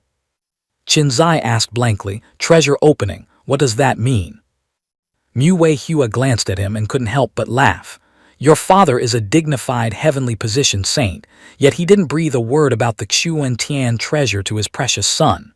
The boy was stunned for a moment, unable to come up with a logical answer immediately. Ah! The boy suddenly slapped his forehead, acting as if he had realized everything. I get it. How could a treasure of such a meager level catch my father's eye? That's exactly why he didn't bother mentioning it. Mu Weihua gracefully covered her mouth and giggled. I believe whatever you say. Anyway, the battle just now drained a lot of my strength, and there are still a few annoying tales in here. Let's find that mountain over there to hide temporarily and rest to recover. Having said that, the two rushed into a dark region of space. Suddenly she shouted, "Wait!" Mu Weihua strained her eyes to observe ahead, warning with a voice full of anxiety. That place is extremely dangerous. That black smoke can corrode even a heavenly positioned saint. Qin Zai, on the contrary, appeared supremely confident. Don't worry. If I truly encounter misfortune, my father will definitely tear through the sky to come. Besides, he once taught me that the greater the danger, the bigger the opportunity. Returning to Qin Chuan, he was currently sitting leisurely in a bustling tavern in Chenyicheng. He downed a cup of strong wine and scratched his head, calculating. Well, just one more needed to complete the set. I'll wait until the sandstorm earthquake rises, then I must stage a truly grand, cool debut. That's the only way to secure a VIP spot. Just then, from the next table, the whispers of several men reached his ears. Hey, have you guys heard the news? Something big is happening at the Su family today. I heard the Su family's eldest miss has returned. So what if she's back? Chen Yicheng has long since changed ownership to the Lin surname, and the Lin family are the Kaiao family's hunting dogs. The other man continued to spread sensational news. You guys are still too green. The person who returned isn't the Su family's eldest miss, but a shape-shifting demon with 1,000,000 years of cultivation that attained sentience deep in the mountains. The real Su family eldest miss actually died ages ago. If I recall correctly, the Su family is about to hold a grand exorcism ceremony, right? Hearing this, Qin Chuan slammed his wine cup onto the table and stood up abruptly. A moment later at the Su family, countless layers of golden formations covered the grounds, and in the very center stood a solitary figure. The Su family's third young master, face flushed red, frantically poured spiritual energy into the formation, shouting loudly, "Elders and folks of Chen Yicheng, everyone has seen my younger sister grow up. Now a demon has taken her form, killing without batting an eye, infiltrating my Su family to harm the common people. Tell me, what should we do?" The person standing in the center of the formation was none other than Su Bu Liu. She was shocked to the core. "Third brother, why?" The crowd outside joined in the shouting. "Avenge the eldest miss. Grind that shape-shifting demon to dust. Kill it. Throw its corpse to the beasts." Suddenly, a lazy voice resonated in Su Bu Liu's mind, causing her to startle and look up. "Hey little girl, can you hear me? This is Chu Wentai. Just say a few nice words to me now, and I'll not only save you but also clear your name." Qin Chuan appeared out of nowhere, standing calmly in front of Su Bu Liu, repeating, "Say 2 nice sentences, and I won't just save you, I'll prove your innocence." Su Bu Liu was so angry her face turned red. She shouted, "You're just a paltry 9th stage Tong Tian cultivator. Run for your life. This has nothing to do with you." He replied nonchalantly, "I've already popped up right in front of you in front of all these people. Do you think I can still sneak away?" Seeing a stranger intervene, the Su family's third young master was a bit flustered and yelled, "Who are you? If you're here to watch the grand exorcism, please step back." Qin Chuan cleared his throat and declared seriously, "My name is Chu Wentai, just a passing wanderer. Since you call it a grand exorcism ceremony, why do I look and look but see no demon at all?" The third young master pointed at Su Bu Liu. "That wretched thing beside you is the demon. Hai San, open this knight's eyes, let him behold the true form of that shape-shifting demon." The man named Hai San obeyed, "Yes," and leaped into the air, his hand launching a stream of thick black qi, shouting, "Move aside." The stream of black qi slammed into Qin Chuan's shoulder with a thud. He glanced at the wound, his face full of disgust. Does the Su family's third young master have serious vision problems? This is clearly a living, breathing person. Why do you insist on calling her a shape-shifting demon?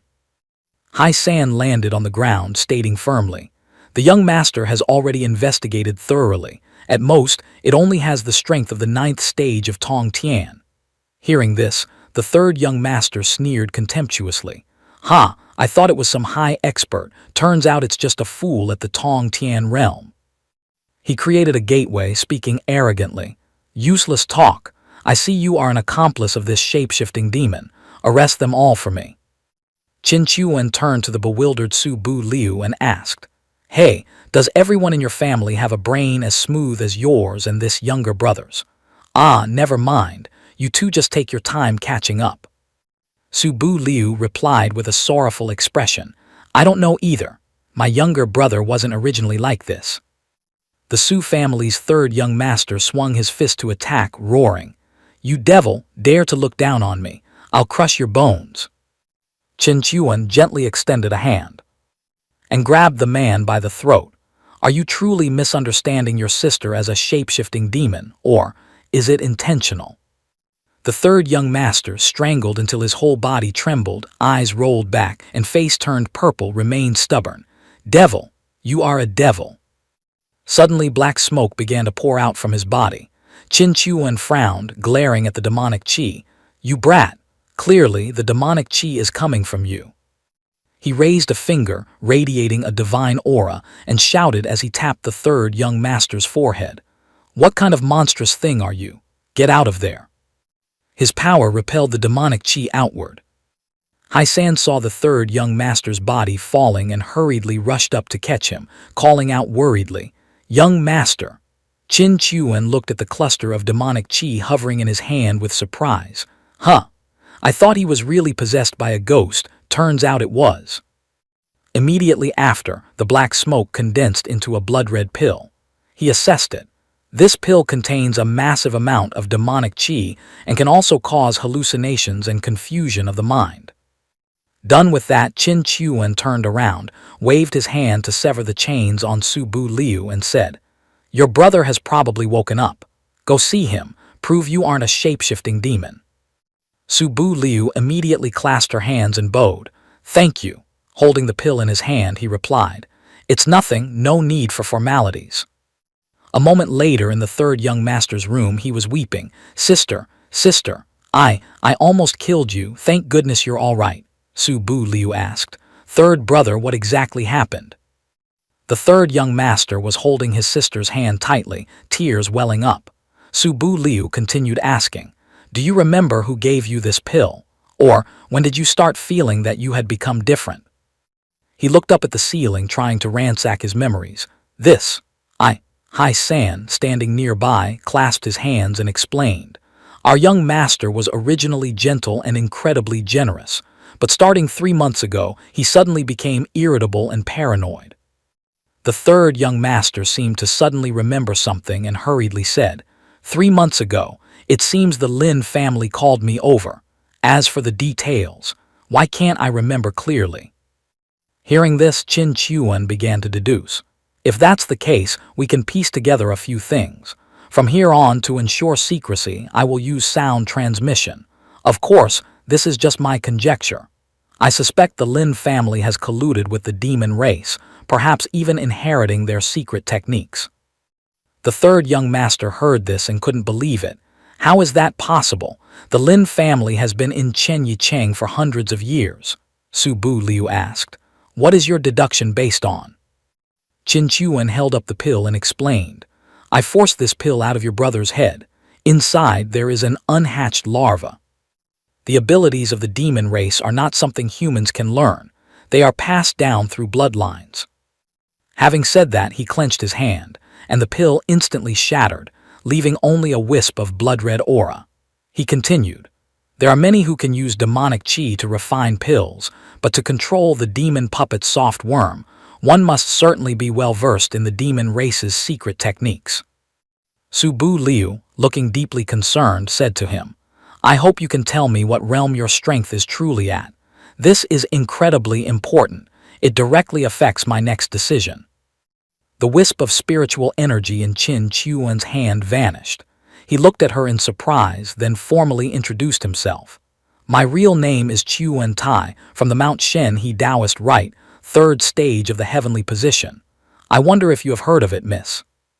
Suddenly, Su Bu Liu knelt on one knee, clasping her hands and declaring loudly, Senior Chuan Tai is supreme. Su Bu Liu is willing to offer the entire Su family. From now on, we will obey Senior's commands, crossing mountains of blades and seas of fire without hesitation. Qin Chuan silently exclaimed, I thought you were a silly girl. I didn't expect you to be so decisive. Su Bu Liu repeated once more, her voice full of determination. Senior Chuan Tai is supreme. Su Bu Liu is willing to offer the entire Su family to Senior's hands, crossing mountains of blades and seas of fire without hesitation.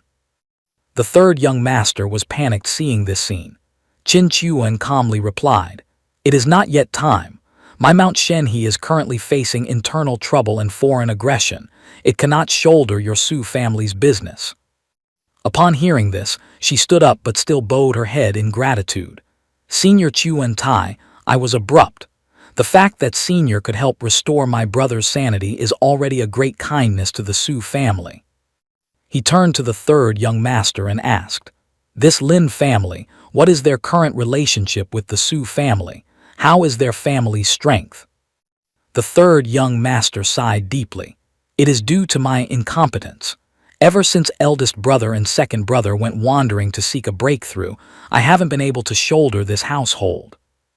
Then his expression became serious as he answered Qin Chuan's question.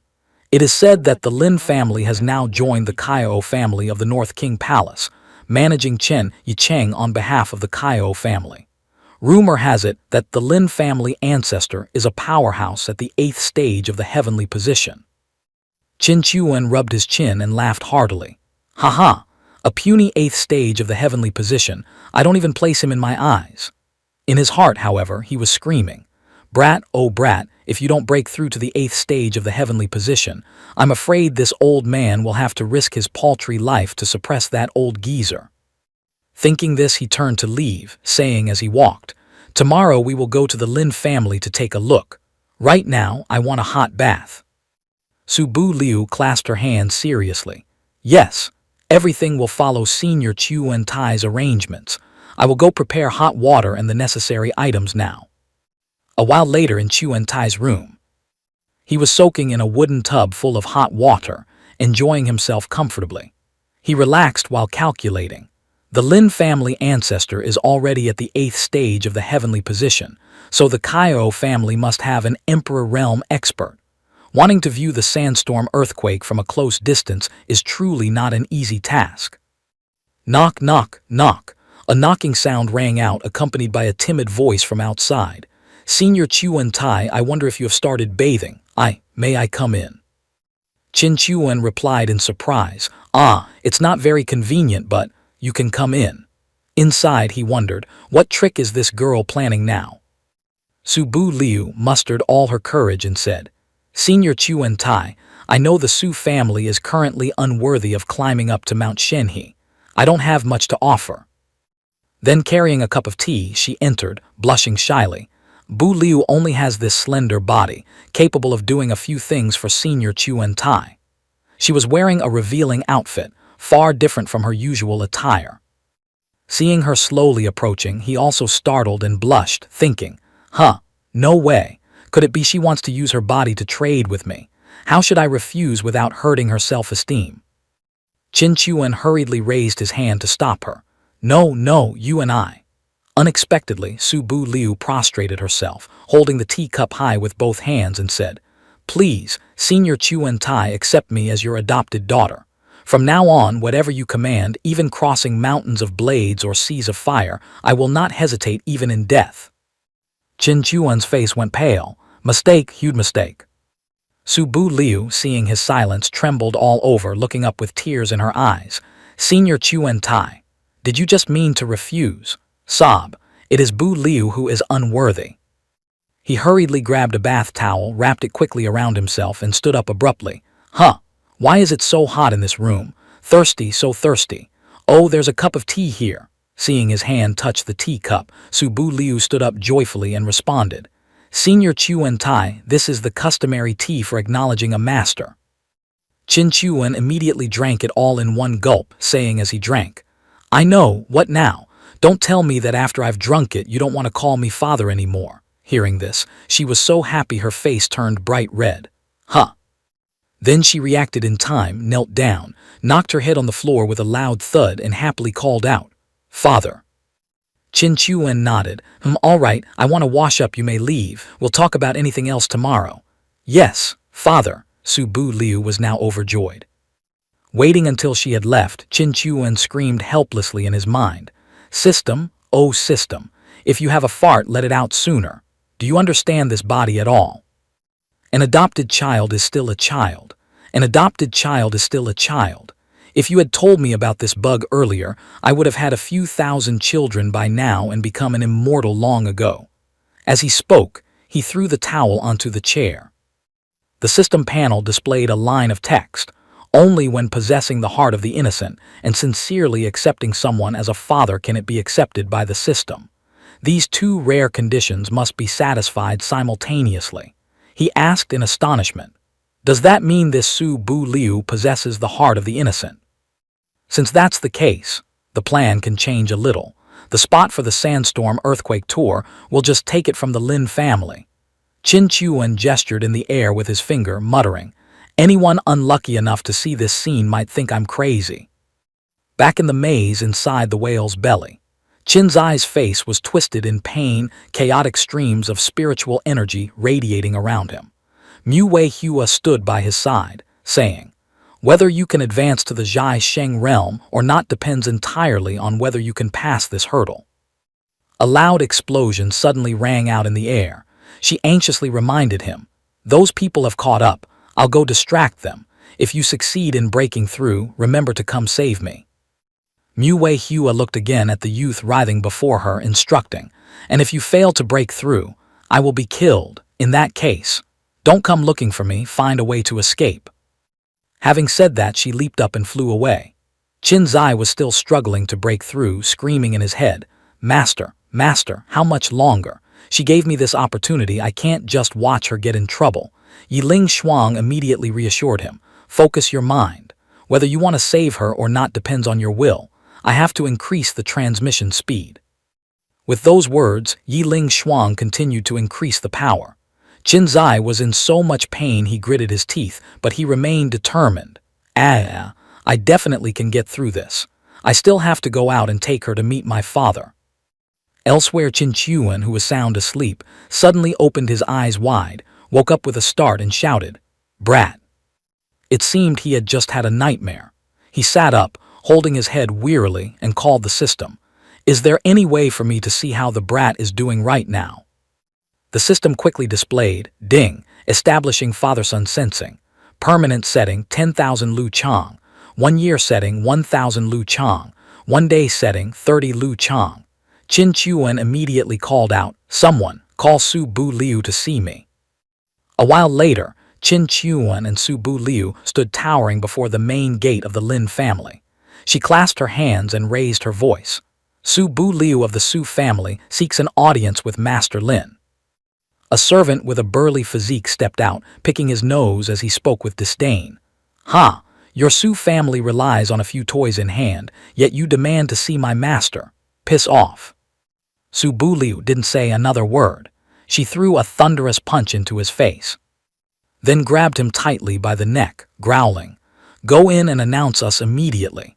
If I don't see your master today, I'll beat you to a pulp right here at the gate." With that, she let him go, turning back to ask Qin Chuan with a bewildered look, "Father is doing this really okay?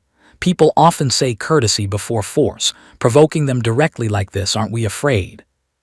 Qin Chuan stood behind her, holding a box, and reassured her, "Daughter, what are you afraid of? I'm backing you up. Besides, the Lin family is involved with the demon race. Not rushing in to slaughter them is already lucky for them." Then he reminded her, "Oh, by the way, don't call me adopted father anymore, call me father." Su Bu Liu obediently replied, "Yes, father." While the father and daughter were chatting happily, the servant from earlier was thrown back out, followed by the footsteps of someone else. Young Master Lin stepped out of the gate, followed by 2 guards. His expression was extremely unpleasant, and he sneered, "Since when does a stray dog brought home dare to bark wildly at the gate like this?" Then he put his hands on his hips, asking arrogantly, "Are you the one who demanded to see my grandfather just now, threatening to kill people right at the door otherwise?" Su Bu Liu retorted firmly, "I want to see your grandfather. I have a treasure to present. You are not qualified enough." Young Master Lin arrogantly crooked his finger. "Fine, have someone bring the item in, and you come over here so this young master can relax a bit." Su Bu Liu remained calm. "This treasure, if not brought in by me personally, I'm afraid the Lin Patriarch will not be pleased. Or you can try and see if you can shoulder your grandfather's wrath." At this moment, Qin Chuan also showed the item to him. Upon seeing the box, cold sweat broke out on his forehead, his face full of panic. After that, he gritted his teeth and looked at Su Bu Liu. "You've got guts. Let's see what treasure you can bring. If it doesn't satisfy my grandfather, I'll make you wish you were dead." She and Qin Chuan brushed past him, saying as they walked, "Come in together. Remember to call your father as well. If you miss out on a good thing, you might not get a second chance to see it." Qin Chuan followed behind, secretly praising in his heart, This adopted daughter may not be as silly as that brat, but her acting is very convincing and she's obedient." Meanwhile, young Master Lin could only grind his teeth, angry but unable to do anything. A moment later, in the Lin family garden, beside a small stream, under the shade of a tree, an old man lying on a hammock basking in the sun spoke up. "I heard everything. What treasure requires me to see it? You juniors really understand nothing of rules." This sentence startled all three of them. A middle-aged man hurriedly appeared, asking, "Xiao Yu, what is going on? Isn't that puppet managing the Su family? What is this woman doing here?" Young Master Lin replied confidently, "Surely here to curry favor with us. She also wants our support to regain control of the Su family." The old man crawled out of the hammock, stood up and said, "Bring it out here. If it leaves me dissatisfied, what you just did will not be forgiven so easily." Su Bu Liu angrily threw the item toward him, shouting, "Then see for yourself. See what kind of good thing this is." After the smoke cleared, the blood-red pill appeared. He stared wide-eyed at the pill but still smiled nonchalantly with contempt. "Ha, looks like you're here to accuse me, although I don't know how you found out, but—" Then he released a pressure that forced Su Bu Liu to her knees, eyes bulging, mouth wide open in arrogance. "On what basis do you come to accuse me?" "Relying merely on a tiny Tong Tian cultivator like you. I only need to blow a breath and you'll turn into smoke." Su Bu Liu was weighed down by the pressure but tried to lift her head. "This is a pill of the demon race. Colluding with the demon race is a capital crime of betraying the human race. I just want an explanation." He smiled a smile so malicious it was distorted. "For you to know about this pill, you are indeed knowledgeable, but that very knowledge will take your life. Regarding this pill, does anyone else besides you know? Forget it. I will deal with everyone connected to you cleanly. You won't be lonely on the road to the Yellow Springs." The old man spoke as he approached the two of them. The father and son of the Lin family also circled around to the back, forming an encirclement. The old man released a stream of spiritual energy while shouting, "Fei Yu, Cunner, you handled this matter uncleanly, leaving a loose end. Go receive your punishment yourselves." Qin Chuan's two fingers deftly caught the hidden weapons flying towards them, then launched them back behind him. The hidden weapons embedded straight into the foreheads of the Lin father and son. He said, "No need, I've punished them a bit for you." The father and son had hidden weapons stuck in their foreheads, their eyes becoming lifeless. Seeing this, the old man was terrified and shouted, "Who are you?" He replied calmly, "I'm just an ordinary person who doesn't like seeing hunting dogs for the demon race like you." He rushed to attack with disdain. "Ha, you have a chivalrous heart but no life to keep it." The system appeared at this moment. Ding! Your adopted daughter has provoked an 8th stage heavenly position saint powerhouse. According to the rule, father's love is like Mount Tai, father is undefeated. Your cultivation has been raised to the peak of the 7th stage of the heavenly position saint. Qin Chuan had already grabbed the old man by the neck, sneering. "Originally, I wanted to respect the old and cherish the young, asking you a few questions for honest answers. If not, you die." Su Bu Liu stood aside witnessing this scene, her eyes shining, exclaiming in admiration, "This is my adopted father. No, my father, he's so strong." At the same time, behind Qin Chuan, the phantom of a colossal, ferocious wolf appeared, exuding earth-shattering pressure. The old man immediately backed down and begged, You are not a match for them. Spare me, I can help you." Qin Chuan gritted his teeth, articulating each word. "Them? Is there really a whole bunch of you?" Then Qin Chuan took the pill, stuffed it straight into the old man's mouth and said, "This is the healthy body pill, a unique secret medicine of my Mount Shenhe. Good stuff, don't waste it." With that, he let go. The old man clutched his throat, coughing violently, terrified to the point of tears. What did you feed me? I don't believe you'd be so kind." Qin Chuan approached, patted his shoulder and replied, "It's called healthy body precisely because there is no antidote. In 3 months you can live a new life. A healthy body isn't that great. Anyway, it's less humiliating than dying at my hands." The old man was horrified. "Huh."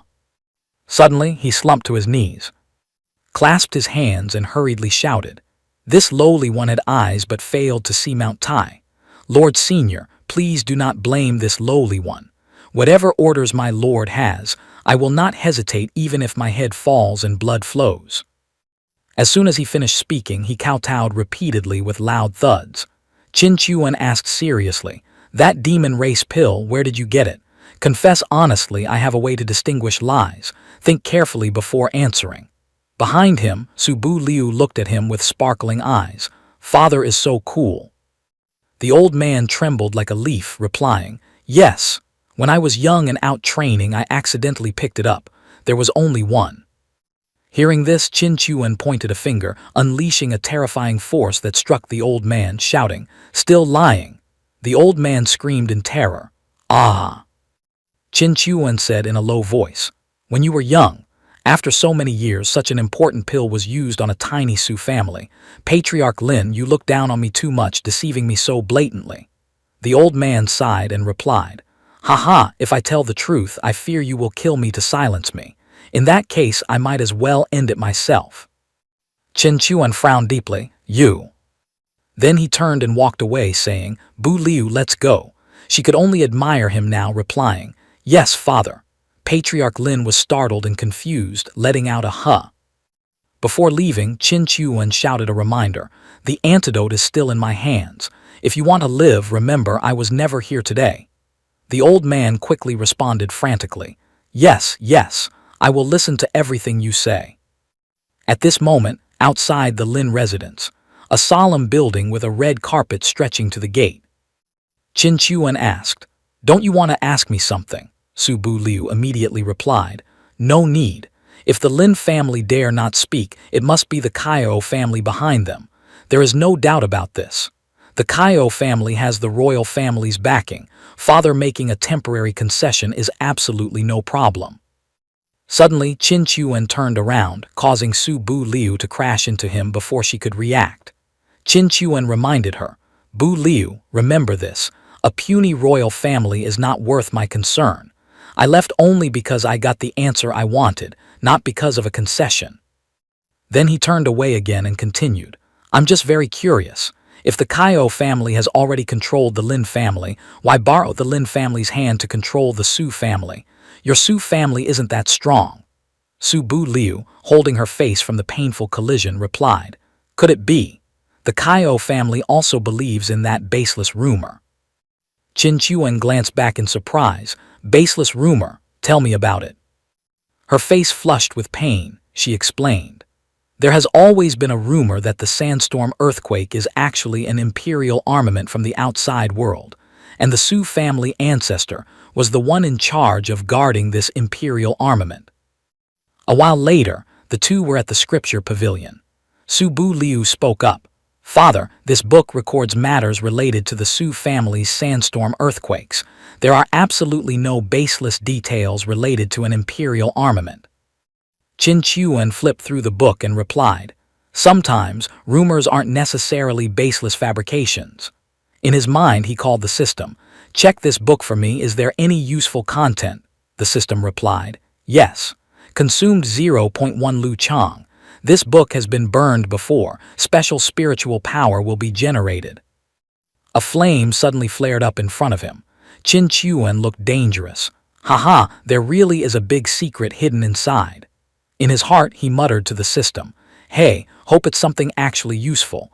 Otherwise, spending this 0.1 Lu Chang really isn't worth it." The book was now burnt to ashes, revealing a blue light from within. After the fire died down, what was revealed was an incredibly beautiful sheet of jade paper. It seems this jade paper records the location of a hidden treasure. The rumor is true. Your Su family really possesses an imperial armament that even you didn't know about. Su Bu Liu was so shocked she exclaimed, "Oh my God, is there anything father can't do? How did you discover that?" The system suddenly announced, "Ding! Your son has leapfrogged levels to kill a Supreme Saint Realm expert and 3 Heaven Position Realm experts. Total obtained 26 Lu Chang." Qin Chuan was astonished. "Huh, this brat really knows how to care for his old man. Just as my pockets run dry, he sends money immediately." Qin Chuan excitedly pressed the jade paper to his forehead, saying, "Let me see where this imperial armament is actually hidden." A moment later, he appeared in the middle of a vast desert. He wondered in surprise, is this the spiritual world inside the page, or was I teleported?" Suddenly, a massive sandstorm rolled in. Qin Chuan exclaimed in horror, "The power of heaven and earth is truly terrifying. An ownerless imperial armament shouldn't have such shocking power." He was quickly knocked back to reality, still screaming in terror. Books fell clattering to the ground. Su Bu Liu asked worriedly and confusedly, "Father, what's wrong?" Qin Chuan tried to act cool, propping himself up and replying, "Rest assured, I'm fine." Su Bu Liu was bewildered, not knowing what to say. He asked the system again, "System, did I just go in, or?" The system replied, "Don't bring it up. Having a host like you is so embarrassing. I didn't expect your comprehension to be so poor. You were kicked out of the elemental realm by the earth element's power in the blink of an eye." He bit his finger, awkwardly making excuses. "I wasn't prepared back then, the elemental realm in my spiritual world." The system laid out a condition. "How about this? You spend 2 Lu Chang to buy a fruit from the dragon spirit tree, helping to immediately improve comprehension." Qin Chuan was so angry his eyes turned red. He roared, pointing straight at the system, "Profiteer, hiking the price to the sky, aren't you? Let me tell you, even if I, Qin Chuan, die here today, even if I can't comprehend the elemental laws in this lifetime, I will not spend a single cent unjustly just to buy a rotten fruit." The system merely glanced away, not bothering to reply. Qin Chuan stared at the jade paper, racking his brain. HMPH, I don't believe I can't figure it out myself. A moment later, he was munching on something, praising, "So delicious. System, let me tell you, I'm not doing this to improve comprehension, mainly because this fruit looks very appetizing." The system looked speechless. Qin Chuan continued, "Right, yesterday I wanted to ask, why do you have a bit of a human appearance now?" The system replied, "Hee, you top up money, naturally I also get to enjoy some benefits." He chewed and said, "Fine, then let me see how much comprehension this fruit costing 2 Lu Chang can actually improve." Switching scenes to a beach, 2 people were supporting each other, staggering onto the shore. Qinzai held his waist, complaining tiredly, "Ouch, this damn seawater is much saltier than normal seawater." Mu Weihua also scrambled up, her clothes soaked. She said, "Since we're out, I must return to my sect." Hearing this, Qinzai hurriedly ran over, grabbing her hand tightly, speaking firmly, "Good sister, didn't we say we would return to the sect together? Whether the punishment is heavy or light, I will bear it with you." Seeing this, Mu Weihua was so surprised she blushed in embarrassment, her heart pounding. She turned away shyly, replying, The matter in the treasure vault, please forget it. That was out of necessity for survival." Qinzai reached out in panic. "Huh." Then he ran over and hugged Mu Weihua from behind, pouring out his heart. "I have decided you are my woman. If you run, no matter where you run to, I will chase after you and bring you back. Even your master cannot stop us from being together." His eyes were full of determination, thinking to himself, "Because my father is Qin Chuan." At this time, in the Su family's scripture pavilion, Qin Chuan was sitting in a corner holding his face in worry. I don't know if the brat is living well or safe right now. The system appeared, shouting angrily, "Hey, why aren't you continuing to comprehend? Such a good opportunity and your son isn't around, why can't you cultivate properly?" He replied dejectedly. "Forget it, I think even if I don't go comprehend, since you are the system, you surely have a solution for me to comprehend the rules, right?" Hearing this, the system became even more furious, punching him in the forehead while shouting, "You only know how to rely on me. Do you know that a man who has to rely on a woman has no future?" Qin Chuan teared up from the pain but refused to yield, yelling back, "What on earth have you evolved into? How can you be considered a woman? Can you restore the previous version? So annoying." The system put her hands on her hips, saying unpleasantly, "I've made it clear, you surely must have discovered your aptitude is very poor. One fruit isn't enough.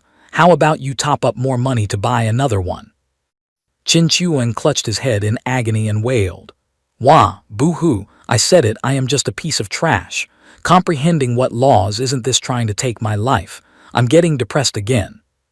The system replied, "Give me 5 luchang, I'll help you." Qin Chuan sneered, "What?"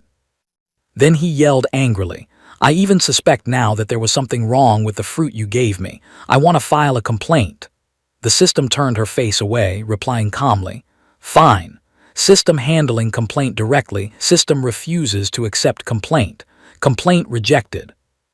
Shortly after, Qin Chuan once again found himself sinking in the endless desert, his face grimacing. He dragged his feet while grumbling at the air. "System, let me tell you, if it fails again this time, don't dream of me topping up another cent into this blood-sucking scam of yours." The lazy system sneered in his mind, tone full of condescension.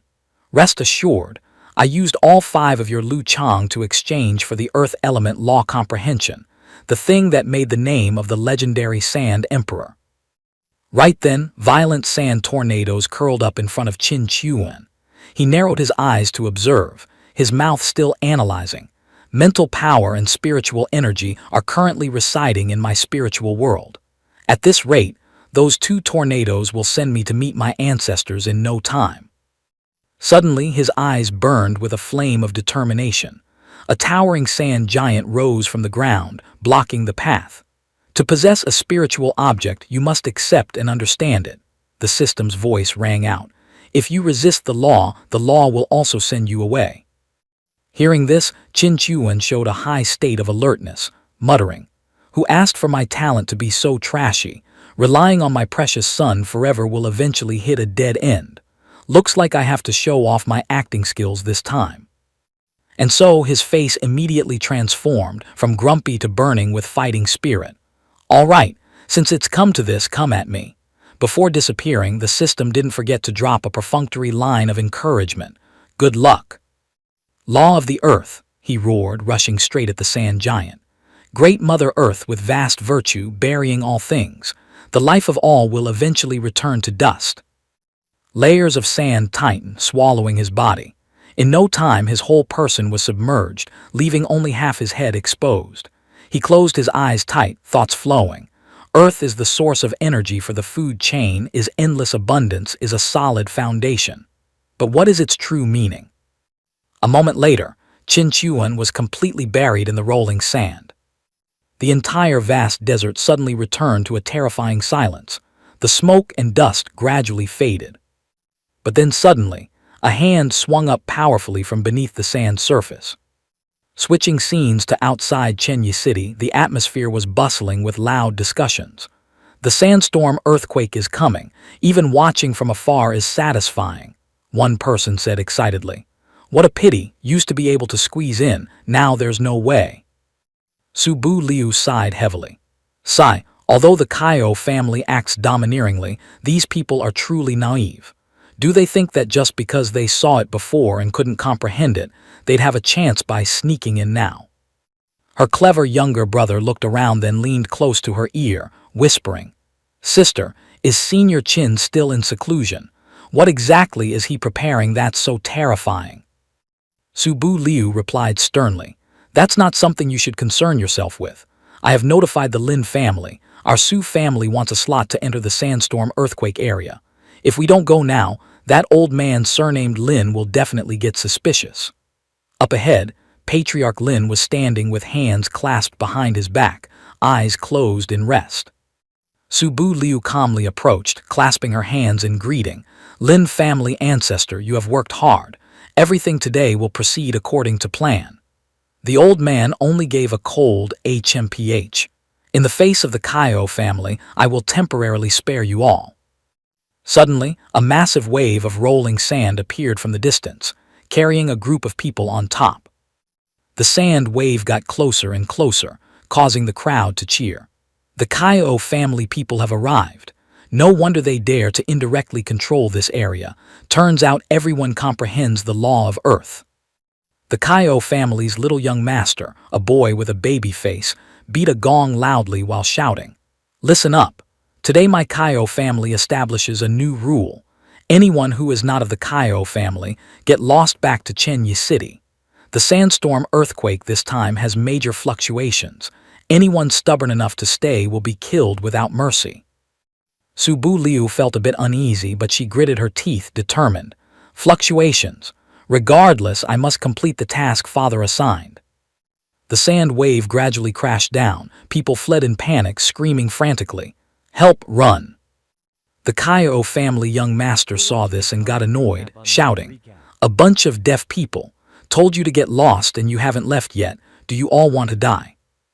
Patriarch Lin hurriedly ran over, smiling fawningly with clasped hands.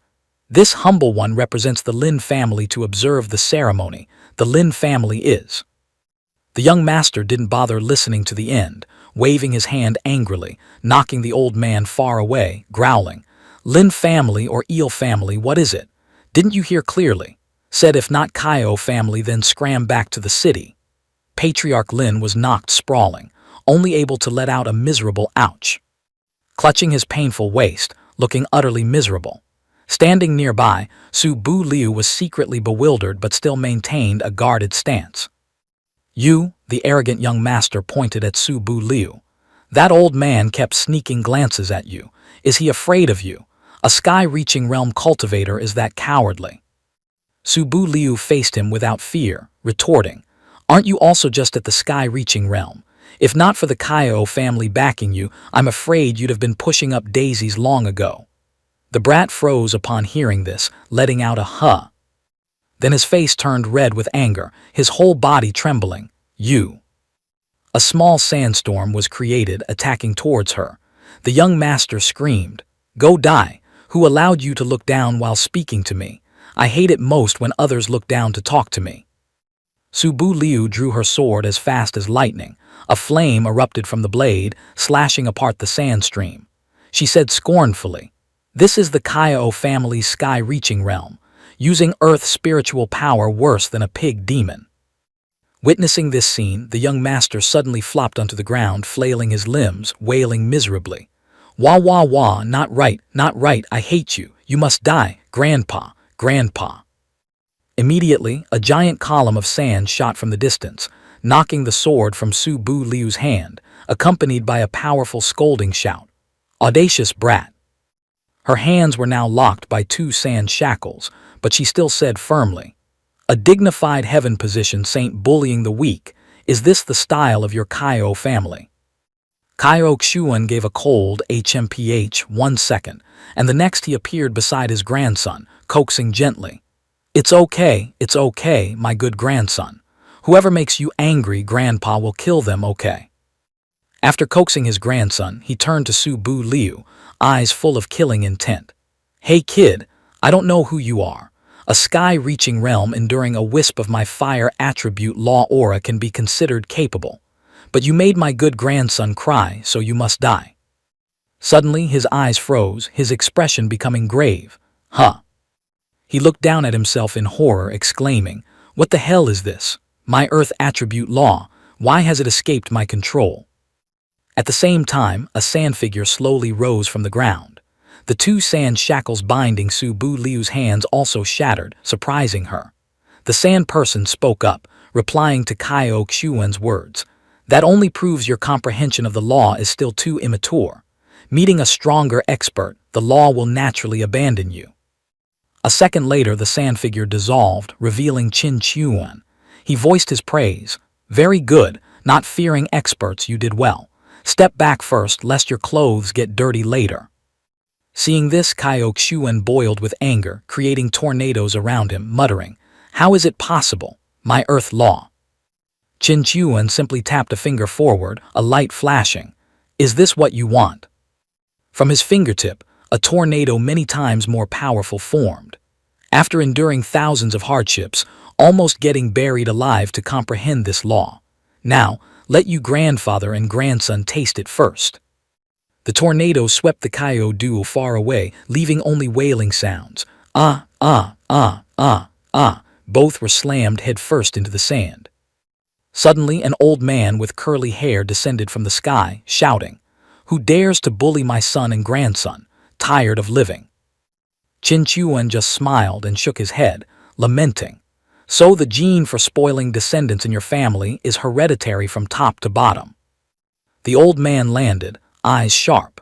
"Your earth attribute law seems very unique, but that is not a reason for you to casually provoke my Kaio family." He narrowed his eyes, replying, "Fighting the Kaio patriarch just now helped me break through to the 5th layer of heaven-positioned saint, but to confront an emperor like you, I'm afraid I'm still far off." Then he continued, his voice full of hidden meaning. "What's the use of being good at fighting? The clan is infiltrated by the demon race without knowing. Sooner or later, you will all die at their hands." Hearing this, the old man flew into a rage. "You say my Kaio family is infiltrated by the demon race. Truly know how to scare people. The demon race disappeared nearly 1,000 years ago." "Is that so?" Qin Chuan snapped his fingers, a pill flying towards the old man. The old man hurriedly caught it, asking blankly, "What is this?" "A demon race pill," Qin Chuan explained. "Someone in your Kaio family gave this to the Lin family head. The purpose was to control Chenyi City. The Lin family head can testify. He has always been afraid this pill was ordered by you, so he didn't dare utter a word." Tied up by sand in a corner, Patriarch Lin heard this and was astonished. The curly-haired old man, who was Kaio Xuan, broke out in cold sweat. Kaio Xuan, note this favor of yours. After returning, I will definitely investigate clearly. This person I will take away." He waved his hand to collect Patriarch Lin, then continued, "But one thing is another. You and that woman bullied my son and grandson. Regarding this, you must also give me an explanation." Qin Chuan replied calmly, "How about this? We don't need to resort to violence. Moreover, you are a dignified emperor. Fighting a petty heaven-positioned saint like me wouldn't sound good if rumors spread. Why don't we compete in a different way?" Kaio Xuan was interested. "That works too. I see you're not bad, kid. Speak, how do you want to compete?" Qin Chuan pointed to the distant desert, saying, "Today, let's see who can stay inside the sandstorm earthquake longer. How about it?" Hearing this, Kaio Xuan laughed loudly, extremely confident. "Ha ha ha! Kid, are you intentionally flattering me, wanting to let me win? I have lived over 200 years, witnessed the sandstorm earthquake 5 times. You want to compare survival skills in the sandstorm with me?" Qin Chuan pretended to scratch his head, looking innocent and guilty. "Ouch, I didn't know, miscalculated. Then if the ancestor is so confident, how about we bet something extra to make it more interesting?" His expression at this moment looked extremely cunning. Kaio Xuan happily agreed immediately. "Since you said bet extra, just say it. Whatever you want to add, I'll oblige." Hearing this, Qin Chuan suddenly turned to Su Bu Liu, then pointed at Kaio Xuan, saying loudly, "Bu Liu, look at the Kaio family ancestor's aura. How could such a person collude with the demon race? But senior can see, my strength is far inferior to yours, this bet." Hearing this, Kaio Xuan was stunned, dropping the Lin patriarch in his hand to the ground. But he still replied confidently, "Say whatever you want. Anyway, the winner will eventually be me. Kid, I see you are also sincere and interesting. Don't let small benefits blind you." Qin Chuan looked serious again. Senior's words truly make sense. But good opportunities are hard to come by. If not grasped, one will regret it later. How about this? If I lose, I will be a guardian for the Kyo family for life without taking a bit of resources. But if Ancestor loses, you must agree to 3 things for me. He spoke while holding up 3 fingers. The old man still happily agreed. Kid, so you want to be a guardian of my Kyo family. Quite decisive. No need to compete anymore, I agree. Seeing this, Qin Chuan's face darkened, thinking, is this Ancestor, besides being protective, also narcissistic? Then he hurriedly clarified, I have no intention of admitting defeat. Perhaps Senior has misunderstood. If you see no problem with the bet, we can start any time. Hearing this, Kyo Xuan was a bit annoyed, replying with a dark face. You're still too young and naive. If you insist on following the procedure, I'll give you face. Deal closed. Done, Qin Chuan turned to instruct his daughter. Wait for father back in the city. No matter what happens, do not leave the city. Once done, I will come find you. The girl clasped her hands. Bu Liu understands. Bu Liu will stay and await father's good news. But by this time, Qin Chuan and Kyo Xuan had turned into 2 beams of light, shooting into the center of the desert. At the epicenter, countless giant sand tornadoes were roaring. The 2 had arrived. Kyo Xuan spoke up, tone full of superiority. This is the center of the sandstorm earthquake. You are merely a 3rd layer heaven position. I allow you to stand 10 miles away to compete with me. Qin Chuan clasped his hands. I'm fine right here. The sandstorm earthquake is coming. Hope Senior won't go back on his word. Kyo Xuan crossed his arms, absolutely confident. In all my life, Kyo Xuan has never broken a promise to anyone. But this sandstorm earthquake is formed by law riots. How can you say come is? Damn, before he could finish, his face changed color, exclaiming in panic. Qin Chuan had already dashed off, waving his hand. Senior, I'll go 1 step ahead. Kyo Xuan shouted worriedly after him. The sandstorm this time isn't like previous times. The intensity is 5 times stronger. Do you want to be in a place with more tornadoes? He stood there, replying calmly. Don't refuse free favors. Me asking for 3 promises isn't excessive, right? Finished speaking, he took out the jade-colored paper, muttering calculations. The Su family's treasure, being ownerless, leaked power, becoming the source of the sandstorm earthquake. After I passed the Earth Law trial and claimed ownership, this storm was already under my control.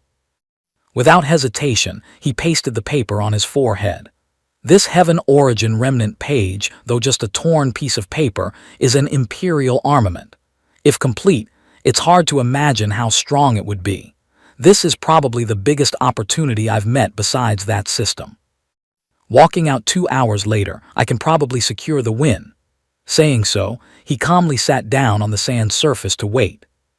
Elsewhere, a figure was struggling to cross the ferocious tornadoes. Kyo Xuan shielded himself while moving, constantly speculating in his mind. With this intensity of law riot, if that brat doesn't retreat quickly, he will definitely die without a whole corpse. Suddenly, a giant sand beast appeared behind him, bearing sharp teeth and clicking. Kyo Xuan turned back in horror, exclaiming, even a law beast has appeared. What exactly is wrong with this sandstorm earthquake? He hurriedly took out a command token to transmit a message. All Kyo family members retreat to Chenyi City, prepare to defend the city. The law riot is very likely to spread. Rolling streams of sand seemed to want to swallow him. Kyo Xuan lifted a pearl to his forehead, kindness surging. Hope I can find the young friend before he dies. This earth avoidance pearl might save his life. Switching scenes, a figure stepped into the gate of a building, calling out, Father, I'm back. Qin Zai entered the gate and was panicked by the empty house. He panicked, asking himself, where did father go? Didn't leave a message for me either. Master, do you have a way to contact father for me? Yiling Shuang appeared, replying, Brother Qin's strength is unfathomable. Surely nothing happened. Qin Zai thought of Mu Wei Hua again, his face unconsciously flushing red, worried. Hua is temporarily staying with her master. I really want to quickly bring Hua to meet father. Yiling Shuang rested her chin on her hand, glancing teasingly. Ooh la la, now it's Hua this, Hua that. Then what about your Shui Qing Ru? He hurriedly waved his hands frantically. I certainly won't betray her. It's just Hua and I went through adversity together. At the moment of life and death, she was even willing to sacrifice her life to save me. I cannot let her down." Suddenly his eyes narrowed, sensing something. Seeing a figure appear in the distance, he shouted, "Who is sneaking around? This is the Qin family's Shen Hishan. If you want to visit, what's the need to hide like that?" A person with chubby cheeks scratched his face, speaking hesitantly. That. I came to find my father." It was a chubby boy, with a tuft of hair tied neatly on top of his head. He landed, looking anxious. "I heard he lives at Shen Hishan, so I dared to come here to look." Qin Zai was stunned. "He says he wants to find his father. Could it be he is father's illegitimate child?" Yiling Shuang immediately speculated. "Probably not. I've never heard Brother Qin mention it. He doesn't look like the type to hide this." Qin Zai cracked his knuckles, putting on a scary face, approaching the chubby boy, threatening. "I ask you, what is your father's name? If you dare lie, I will make your soul scatter." The chubby boy pointed at his own face, replying innocently, My father's name is Qin Zai." Qin Zai heard this and almost fell off his chair, eyes bulging. What the hell? A while later, the chubby boy was invited inside, still looking very worried. Qin Zai sat on a chair, still in shock, asking again, "You say your name is Jin Zhang from the northern region and Shui Qing Ru is your mother?" The chubby boy nodded frantically. "Father, I finally found you." Yiling Shuang turned to Qin Zai, winking and exclaiming, "Ouch, you're impressive. Sowed seeds when to have a son so quickly. Was it that time you two were together and didn't let me out?" Qin Zai hurriedly waved his hands. "No such thing. I trust Qing Ru. This person definitely has no blood relation to her." Then he took a deep breath to regain composure, asking the chubby boy, "Can you be more specific? How is Qing Ru now? And why did she become your mother?" Suddenly, Qin Zai was utterly shocked to see a tentacle extend from the chubby boy's sleeve.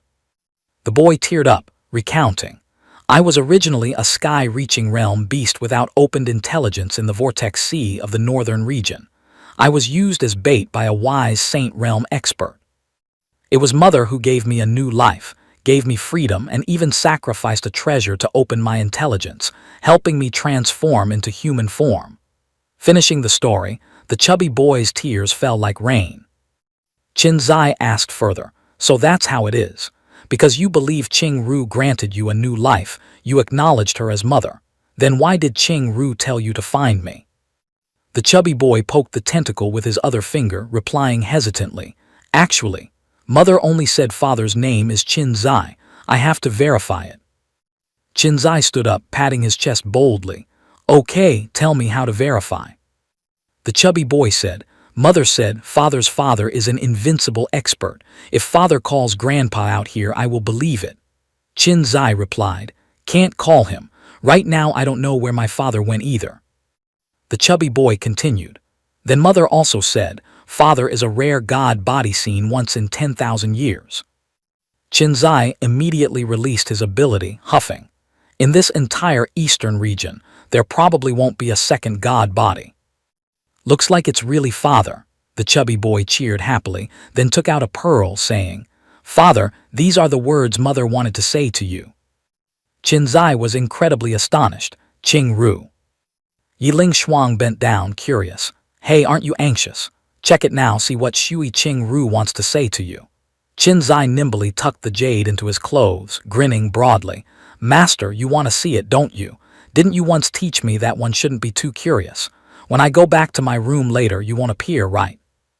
After the father and son acknowledged each other, Qin Zai asked, "Son, Qin Zhang, are you okay staying in a normal room or do you want to stay in water? If it must be seawater then, father will definitely make one for you." Qin Zhang scratched his head shyly. "Being in seawater is definitely the most comfortable, but if it's inconvenient for father, a normal room is fine too." Qin Zai turned away, speaking cheerfully, "You get used to the surroundings first. I'll go back to my room to read your mother's letter, then I'll make you a seawater pool." Qin Zhang responded excitedly, "Thank you, father." Inside the room, Qin Zai pressed the jade to his forehead. "Ru-er, knowing you are safe puts my mind at ease. I will definitely seize the time to come to Beiyu to find you as soon as possible. Yi Ling Shuang pursed her lips from the side, reminding him, "Ha, you should learn from your father's faithfulness. Let's see how you explain the matter of Miss Mu Wei Hua when you face Shui Qing Ru." At this moment, behind Shen Hishan, two animals were baring their fangs and brandishing their claws at each other. It turned out to be Qin Zai's two pet cats playing. Qin Zhang sat aside, eyes wide, wondering, are these two fathers' pets? They feel like they have the potential to shapeshift, it's just their strength is too low. Then his face suddenly turned sinister. Should I help father train them? The two cats seemed to sense the murderous aura, sweating profusely and cowering in fear. At the Lin family home in Chenyicheng, Su Bu Liu and Lin Lao Jia stood waiting together. The young master of the Kaio family paced back and forth, looking impatient. Will Grandpa be okay? Why did the earthquake and sandstorm suddenly become so terrifying this time? Lin Lao Jia glanced sideways at Su Bu Liu, asking sarcastically, "Aren't you afraid? If your backer dies, even if the Kaio family doesn't settle scores with you, all the humiliation I suffered isn't something your Su family can handle." She replied calmly, "You should be thankful that you're old but not stupid, knowing that you can't make a move before confirming if my father is dead or not. I believe my father will be fine." Just then Kaio Xuan appeared, looking extremely hurried. "Exhausting me to death. Has that brat returned yet?" Su Bu Liu rushed forward, asking, "Senior, where is my father?" Kaio Xuan was equally worried. "I don't know. I searched the entire earthquake and sandstorm but didn't see him. I thought he couldn't hold on and had come out first. Now it seems he might have been crushed by the laws of Earth. After all, even my Earth-avoiding jade couldn't withstand this storm." Hearing this, Lin Lao Jia looked smug. "I thought you were so confident." Su Bu Liu turned back and shouted, "I still believe my father will be fine. Drawing the sword is only to kill dogs."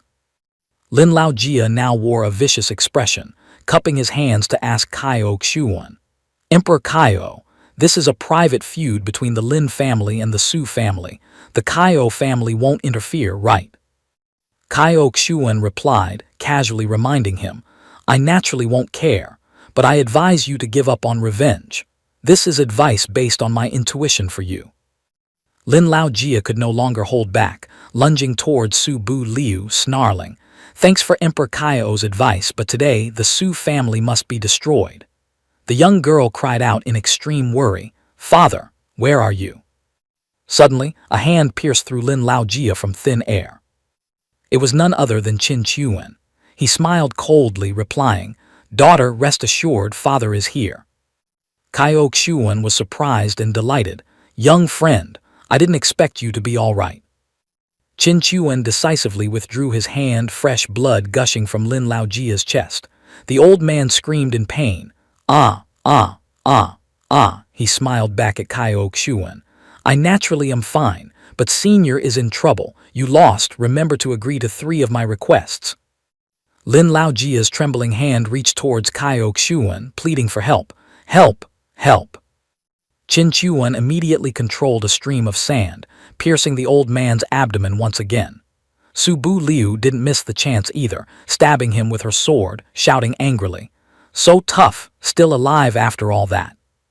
Kaio Xuan replied cheerfully, "All right, I Kaio Xuan keep my word, but I am a bit curious, how did you escape the earthquake and sandstorm?"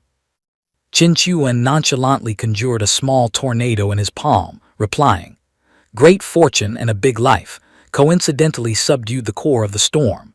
Actually, I must apologize, I'm afraid Chen Yicheng will no longer have the wonder of the earthquake and sandstorm in the future." Kaio Xuan's eyes widened in shock. Then he mused, "Young friend indeed has great destiny. With this rule in hand, you no longer need to fear ordinary emperors. It can be said that you stand at the top among current emperors." Qin Chuan asked back with a hint of arrogance, "Not afraid of ordinary emperors, then what about Senior?" Kaio Xuan stepped closer, replying, "You can try and see." Qin Chuan pursed his lips, looking at the old man, then pointed towards Lin Lao Jia's hole-riddled corpse. You want to investigate the Kaio family internally. Maybe this guy still has some use. The earth stake disappeared, and Lin Laojia collapsed. He introduced his adopted daughter again. Her name is Su Bu Liu. She is my daughter. You understand, I have other matters to handle. She can only stay in Chen Yicheng for a while. Kaio Xuan was astonished. Su Bu Liu. The Su family once had an emperor too. How did she become your daughter now? He waved his hand. That's not important. My first request is protect her during the time I leave here. The old man replied, no problem. This girl's aptitude isn't bad, taking her as my disciple. Surely no one will dare to provoke her. Hearing this, Qin Chuan approached, whispering in the old man's ear. About that, one cannot overprotect children. If no one dares to provoke her, she'll be nothing more than a flower in a greenhouse. Kaio Xuan nodded upon hearing this. Makes sense, so you want. He continued whispering, teach her secretly, don't let others know you are her master. Find some opportunities for her to be honed and stumble, as long as she doesn't die. Su Bu Liu behind them stared wide-eyed in confusion, not knowing what her father was whispering about. Kaio Xuan listened and patted his shoulder, laughing loudly.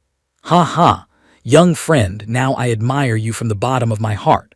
I'm always too soft on children, spoiling them too much makes none of them successful.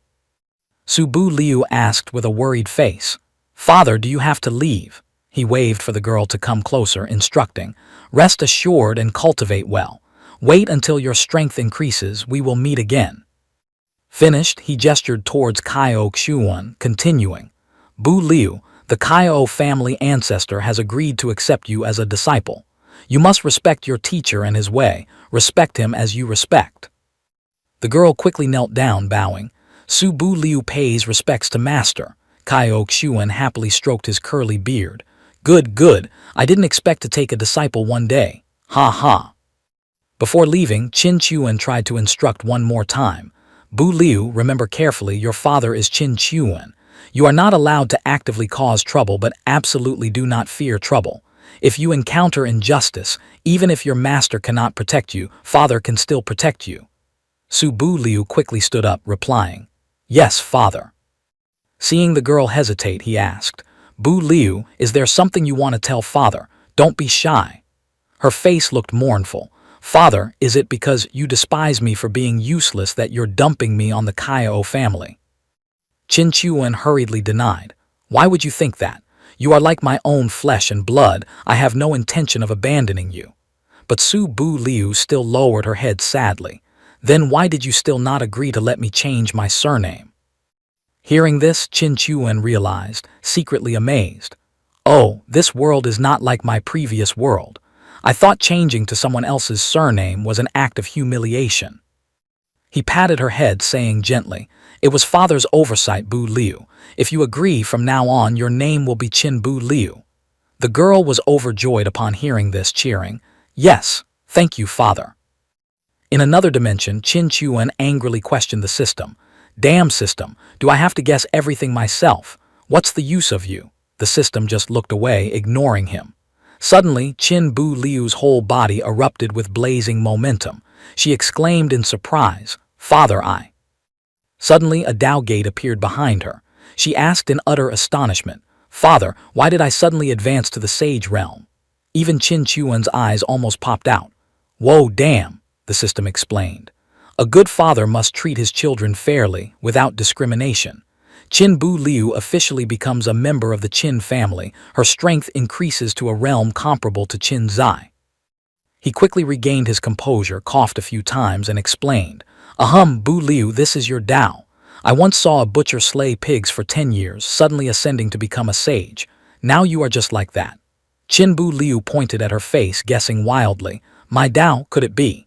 My Dao is filial piety to father.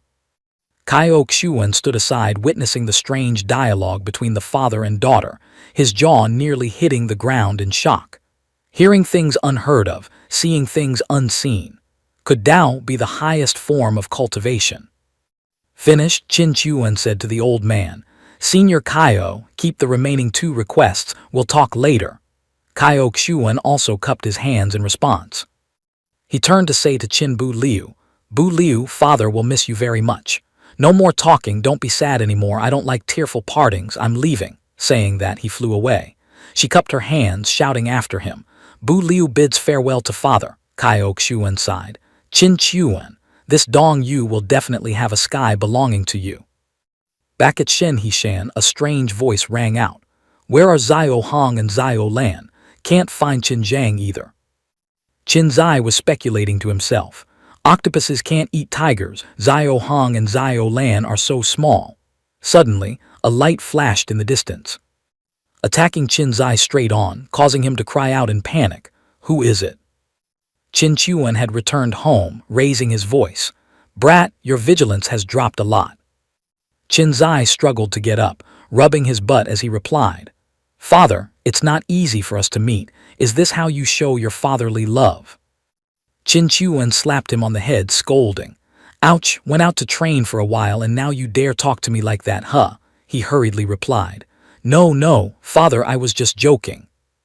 Qin Chuan carefully sniffed the air, smelling, then exclaimed in confusion. Why is there such a strong smell of seafood? Is it your dinner? No, this seafood smell carries a bit of demon aura, but why would a sea demon come up the mountain? Then he looked around searching. There is no sea within 1,000 miles of Shen Hishan. Could someone be plotting against me? Qin Zai stammered. Father, I need to explain this. After hearing the story, Qin Chuan had to hold back his laughter until he shook, face flushing red, cheeks puffing out. Then, unable to hold it anymore, he excitedly punched the pillar next to him repeatedly, cheering.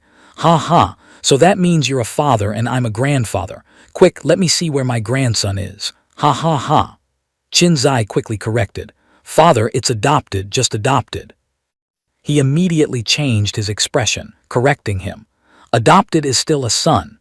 Let me tell you, being a father requires the responsibility of a father. Aside, he turned to ask the system. Hey, now that I have a grandson, is there any reward? The system replied. You really are lucky. Congratulations on having a second-generation descendant plus 1,000 Lu Chang. Qin Chuan jumped up upon hearing this, jaw-dropping in shock. What, plus how much? Qin Zai, seeing his father's expression, asked in panic. Father, what's wrong? Qin Chuan turned to look at him with a craving expression, drool almost dripping. Brat, he. Qin Zai started in horror, stuttering. Father, what do you want to do? I'm scared. He quickly suppressed his excitement, sat down, coughed a few times to clear the awkwardness, then said, Ahem. Brat, you've grown up. You must quickly go to Beiyu to find Xiao and Hu. Qin Zai was surprised, thinking secretly. What does father mean? Why has he been acting strange this whole time? Could it be? After figuring it out, he rushed to hug his father's leg, crying miserably. Father, what's wrong with you? Could it be that the old injury relapsed because you protected me earlier? Father, don't leave me. The man jumped, waving his hands frantically. Hey, no, father just suddenly sensed. He hurriedly reached out to rub his son's head, a stiff gesture of reassurance, then rambled. Father just feels that my precious son radiates a soaring emperor aura, a charisma strong enough to blow away all those self-proclaimed geniuses out there. Since you have such spirit, why rush? Just enjoy this moment slowly. Finished, he stood up straight, suddenly remembering something, and asked, All right, I haven't asked you yet. How was your escape from the Xuan Tian treasure pavilion? That bunch of minions chasing to kill you, how did you deal with them? The young man seemed a bit embarrassed, stuttering. That matter. Suddenly, Qin Zai's eyes opened wide, trembling finger pointing at his face. Wait, father, you knew I sneaked into the Xuan Tian treasure trove, and knew I was being chased. Could it be? You were standing there watching the show back then. Qin Chuan was stunned, knowing he had slipped up. He turned his face away, his whole body trembling slightly as he tried to fabricate a reasonable explanation. Actually at that time doomed, really doomed. The silent scream echoed in his mind. My image as a high and mighty, unfathomably deep father in this kid's eyes is about to collapse. If he knows I saw him dying and didn't save him, there goes the father-son relationship. Suddenly he turned around, face incredibly serious, pointing at his son and declaring boldly, Exactly, I knew everything. But I also knew my son has great fortune and a big life. the true mandate of heaven, surely turning danger into safety, transforming bad luck into good. Hearing those eloquent words, Qin Zai's eyes suddenly glistened with tears, filled with boundless emotion. He choked up. So that's it. Father, you did that to hone me, right? You knew that was the opportunity the Xuantian treasure trove chose for me. Otherwise, I wouldn't have been able to reach the sage realm so quickly. Seeing his son had brain-filled a perfect script himself, Qin Chuan hurriedly turned his back to hide his triumphant smile, changing the subject. All right, let's go meet my grandson. I'm really anxious to see him. Qin Zai asked blankly. Oh, father knows where he is. The man raised an eyebrow and asked back. I just asked you a question, but haven't received a complete answer, right? Soon the father and son stood before a cave on the mountain peak. The man spoke. Seems like not only my precious grandson, but those two little cats also crawled in here. Qin Zai widened his eyes in wonder. Father, what is this place? Why is there a deep hole leading straight underground like this? Then both entered the cave. Qin Chuan explained calmly while walking. Down here there is an object that gathers the laws of the earth element. Originally, I planned to return early, so I was too lazy to fill the cave entrance. Who would have thought these three mischievous brats would discover it? While the son looked around curiously, scanning every corner. Suddenly, he discovered something moving slightly ahead, panicked and rushed over, stammering, That is. Before his eyes was Qin Gang, bony and emaciated, as if drained of all vitality. Qin Zai hurriedly hugged his son, voice full of worry. Zio Gang, how did you end up like this? Father, what's wrong with him? Qin Chuan said nothing, gathering power on Qin Gang's head, warm energy quickly healing him. He reassured. It's fine. Because the boy is born with the water element, approaching an object gathering earth elements will drain the water in his body. This octopus monster has the ability to shapeshift for self-protection, so his life isn't in danger. Saying that, he approached another sealed entrance, muttering, Let me see, what treasure is worth using earth laws to seal the door like this? His hand reached out. Invisible energies began to spread, growing stronger. After a soft explosion, Qin Chuan retrieved a bright red demon core. He couldn't help but exclaim in surprise, Demon core. Right in front of him were two kittens lying flat on the ground, unconscious. He widened his eyes in surprise again. How the hell did these two brats get in here? Vitality so strong seems to have reached the 9th level of the Tong Tian realm. I understand.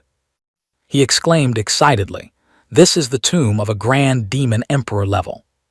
He touched the wall, sighing. The corpse of a grand demon emperor level doesn't rot even after 10,000 years, yet here it has turned into a pile of white bones. Immediately, the pile of white bones turned into thin smoke and vanished into the air. He watched the smoke, muttering. The last remnants of power were also completely absorbed by those two little ones.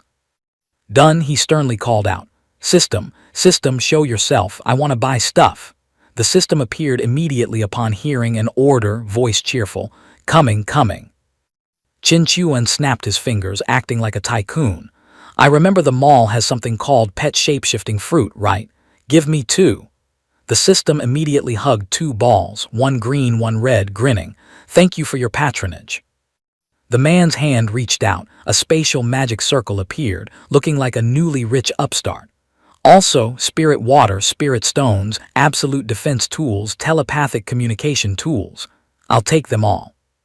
The system was extremely excited, constantly throwing goods into the spatial magic circle. Done, it cupped its hands fawningly. Boss, do you need anything else? You still have a whole 130 points to spend.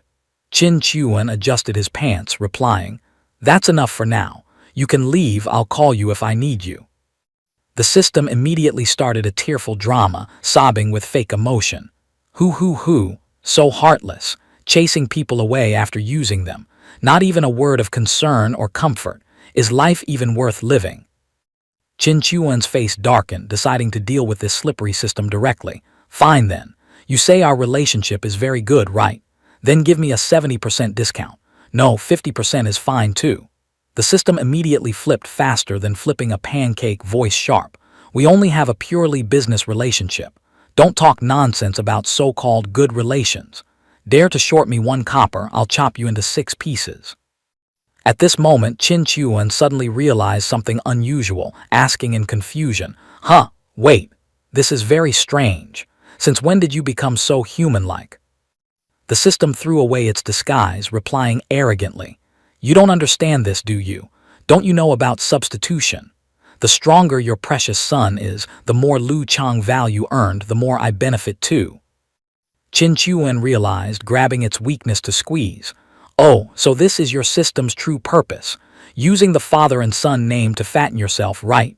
The system hurriedly denied. "No, no." The man showed annoyance. "If that's all, then it's mutually beneficial, I won't calculate. But if one day I find out you dare to harm my father and son duo, I won't spend a single Lu Chang anymore, hear that?" The system hurriedly raised its hand to guarantee. Rest assured, rest assured. In essence, I am still a system absolutely loyal to you." Qin Chuan snorted a reminder, "Best if what you say is the truth." Then he turned to leave. Done, he took out 2 pills and gave them to the 2 tiger cubs, muttering calculations. "Come on, shapeshift. Shen He Shan has few people but many ghosts and monsters, a bit deserted and weird. Testing on you guys first, hope this system bug works." Saying that, he dropped the 2 pills straight into the tigers' mouths. Immediately, a blinding light exploded. The man hurriedly jumped away to dodge. When the light faded, one side revealed a pair of perky breasts, the other a pair of long legs, exquisite in every detail. The 2 female tigers successfully shapeshifted. Xiao Hong cheered happily. "Wow, sister, I turned into a human." Xiao Lan immediately reminded. "Sister, quickly thank the master." Then both knelt down, thanking in unison. "Thank you, master, for granting the shapeshifting fruit, helping us become human. This great kindness we will never forget." Qin Chuan raised his hand, casting a spell to clothe the 2 girls, then spoke slowly. You are kneeling to the wrong person." He began his scheming explanation. "Think about it, didn't your mother entrust you to my brat to take care of before?" The 2 girls looked at each other blankly, then Xiao Lan replied, "That's right. The young master treats us very well, also helped our realm break through very quickly." Qin Chuan continued, voice persuasive. "Then that's right, so logically my brat is your true master. Don't mix up the roles." Just then Qin Zai also ran in, wondering, "Father, why do I hear someone else's voice?" When he saw the 2 beautiful girls inside, the young man was so surprised he could only utter a huh. Xiao Hong and Xiao Lan were extremely happy to see him. Qin Chuan patted his son's shoulder, explaining, "Brat, they are Xiao Hong and Xiao Lan who turned into humans. Consider it as me being able to answer properly to their mother." The son was still in a dazed state. "Huh." Suddenly the man clapped his hands, proposing a great idea. "Hey, I suddenly have an idea. Since they've turned into humans, calling master all the time isn't very good. How about, brat, you take the 2 of them as adopted daughters, what do you think?" Qin Zai was even more panicked upon hearing this. Seeing this, Qin Chuan approached, starting his sweet seduction. "How about it, brat? You already have Qin Gang, adding 2 more won't matter. Shouldering the responsibility of a father a bit early can also be considered a form of cultivation for you." Qin Zai scratched his head, looking deep in thought. He. Qin Chuan cheered secretly in his heart. "Now just have to see if this genius plan works." At this moment, Qin Zai turned to the 2 sisters, speaking hesitantly. Do you intend to return to find freedom or follow me as protectors? Or, you can also accept me as foster father." Xiao Hong turned to look at her sister for an opinion. Xiao Lan nodded slightly. Immediately after, both sisters knelt down together, shouting in unison, "Qin Zai above, please accept 3 bows from your daughters." Goal achieved, Qin Chuan clapped his hands happily. "Good, very good. Having 2 more granddaughters, I'm really so happy." At the same time, the system announced, "System senses your son Qin Zai has 2 more children. Lu Chang value plus 2,000. Hearing that, Qin Chuan was overjoyed and hurriedly ran away, leaving a sentence. "Brat, take the 3 of them out later. Father suddenly remembered something unfinished. I'm going first." Qin Zai replied respectfully, "Farewell, father." Done, he turned to ask his two newly adopted daughters seriously.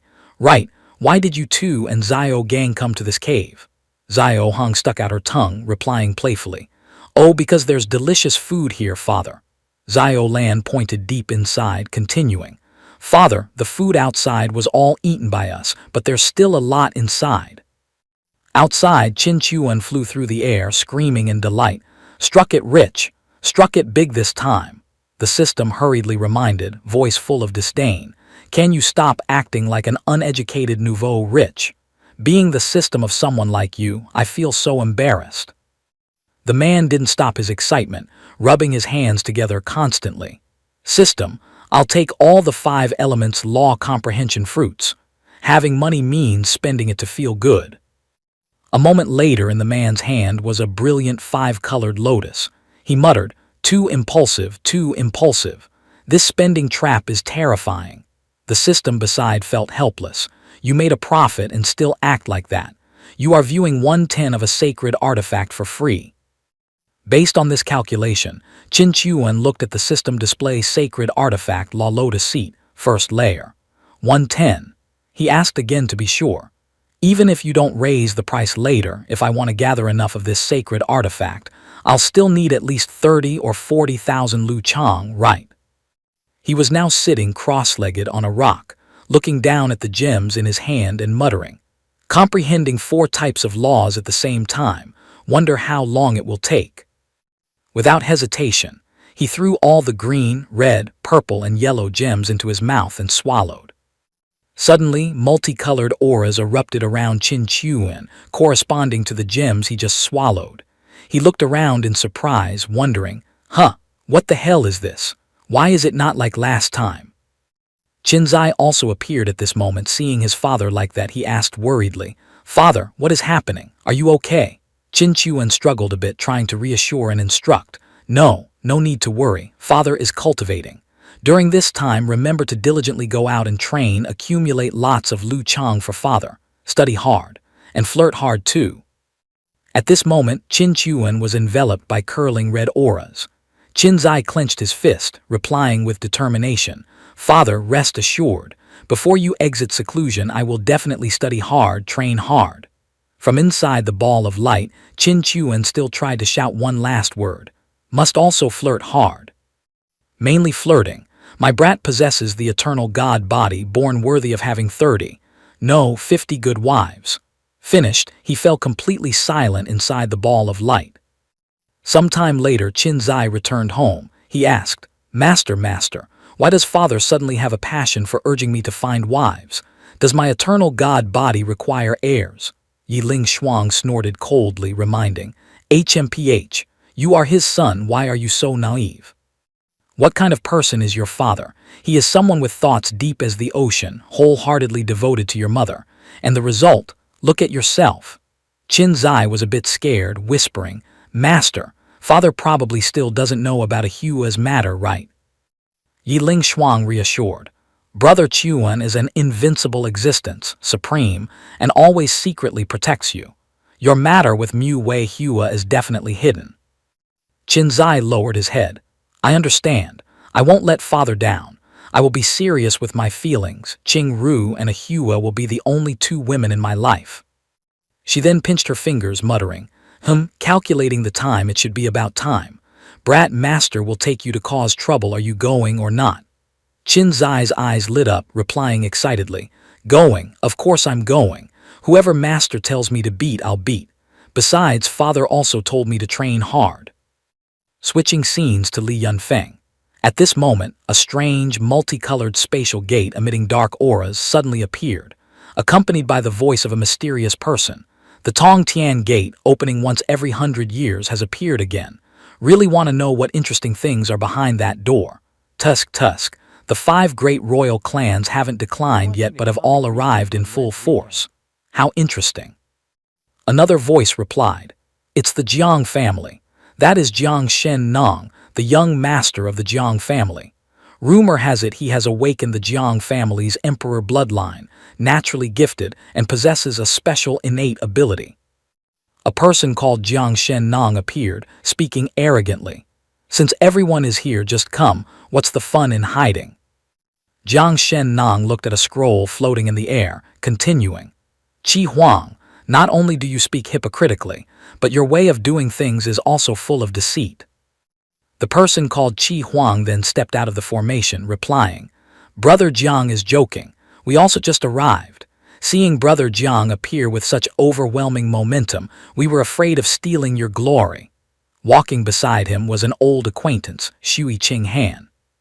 High in the sky, a colossal ferocious beast appeared, looking fierce. Jiang Shen Nong examined Qi Huang. Long time no see. It seems you have become much stronger. Qi Huang replied calmly. Practicing every day should yield some progress, right? Otherwise, it would be a waste of time, which isn't very good. Suddenly, Qin Zai appeared, saying happily, Luckily, I made it just in time. Are you about to make a move? The people present began to whisper noisily upon seeing him. Who is this? So arrogant.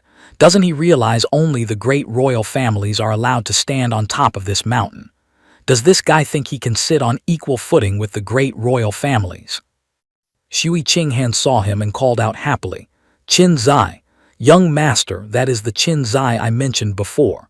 Actually, I once invited him to join our side, but he refused. Qi Huang replied calmly, It's fine. Everyone has their own ambitions. I know you are very loyal to me. No need to report trivial matters like this in the future, just handle them yourself. A few others recognized him and whispered to each other, Qin Zai, he is Qin Zai, the son of that demon Qin Chuan. I heard he once defeated Lu Rong, the young master of the Lu family. No wonder he dares to be so arrogant. Hearing this, he thought to himself, so I have a backing. I didn't expect myself to gradually become famous out here. Seeing Qin Zai steal all the spotlight, Jiang Shen Nong created a phantom image and gritted his teeth, shouting down angrily. Qin Zai looked up blankly and asked, Are you talking to me? Who are you? On what grounds do you speak to me in such a tone? Jiang Shen Nong's phantom drew his sword immediately, warning, Your father is the head of the Huang Jia, but that doesn't mean you can monopolize a mountain peak. Qin Zai waved his hand gently, a slash of sword qi splitting the phantom in half, and replied, No one has occupied these mountains yet. You manage quite widely. A mere phantom wants to intimidate me. If your true body came here, you might barely qualify to talk to me. Jiang Shen Nong's true body slowly opened his eyes on this side. He ordered his subordinates, Stand here and wait for my orders. I'm going to teach that kid who doesn't know the height of the sky and the depth of the earth a lesson. After that, he appeared right above Qin Zai and said arrogantly, I respected your father's face. If you are unwilling to step back, then use your strength to prove you deserve to stay here. Qin Zai refused to lose, replying, Although you look very annoying, these words happen to match my thoughts. So make your move. Immediately, Jiang Shen Nong's eyes turned bloodshot, releasing tens of thousands of giant sword needles, looking extremely mighty. Those witnessing this panicked and exclaimed, 10,000 swords body. I heard the young master of the Jiang family possesses the 10,000 swords body, a heaven-born seed of the sword Dao. I didn't expect it to be true. Qi Huang spoke up at this moment. Brother Jiang, it's just a small matter, no need to get so angry.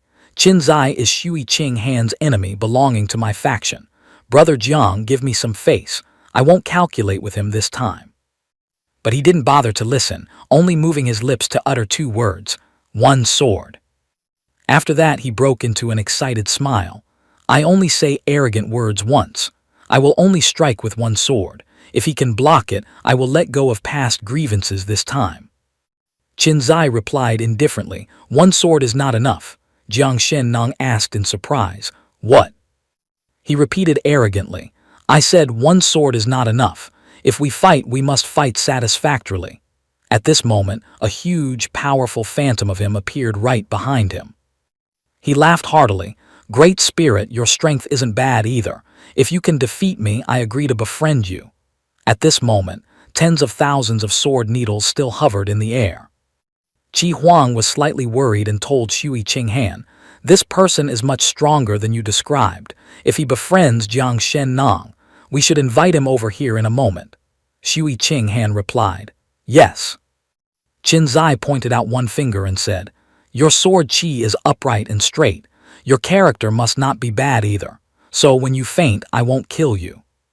The finger on his phantom simultaneously touched the tip of his sword, making Jiang Shen Nang even more exhilarated. "Interesting. It's been a long time since anyone dared to speak to me like this. That hypocrite Qi Huang doesn't have that kind of guts." At this moment, a column of huge, powerful strength stabbed straight into the sky. People outside panicked and asked each other, "What's happening? Are the four great royal ancestors making a move?"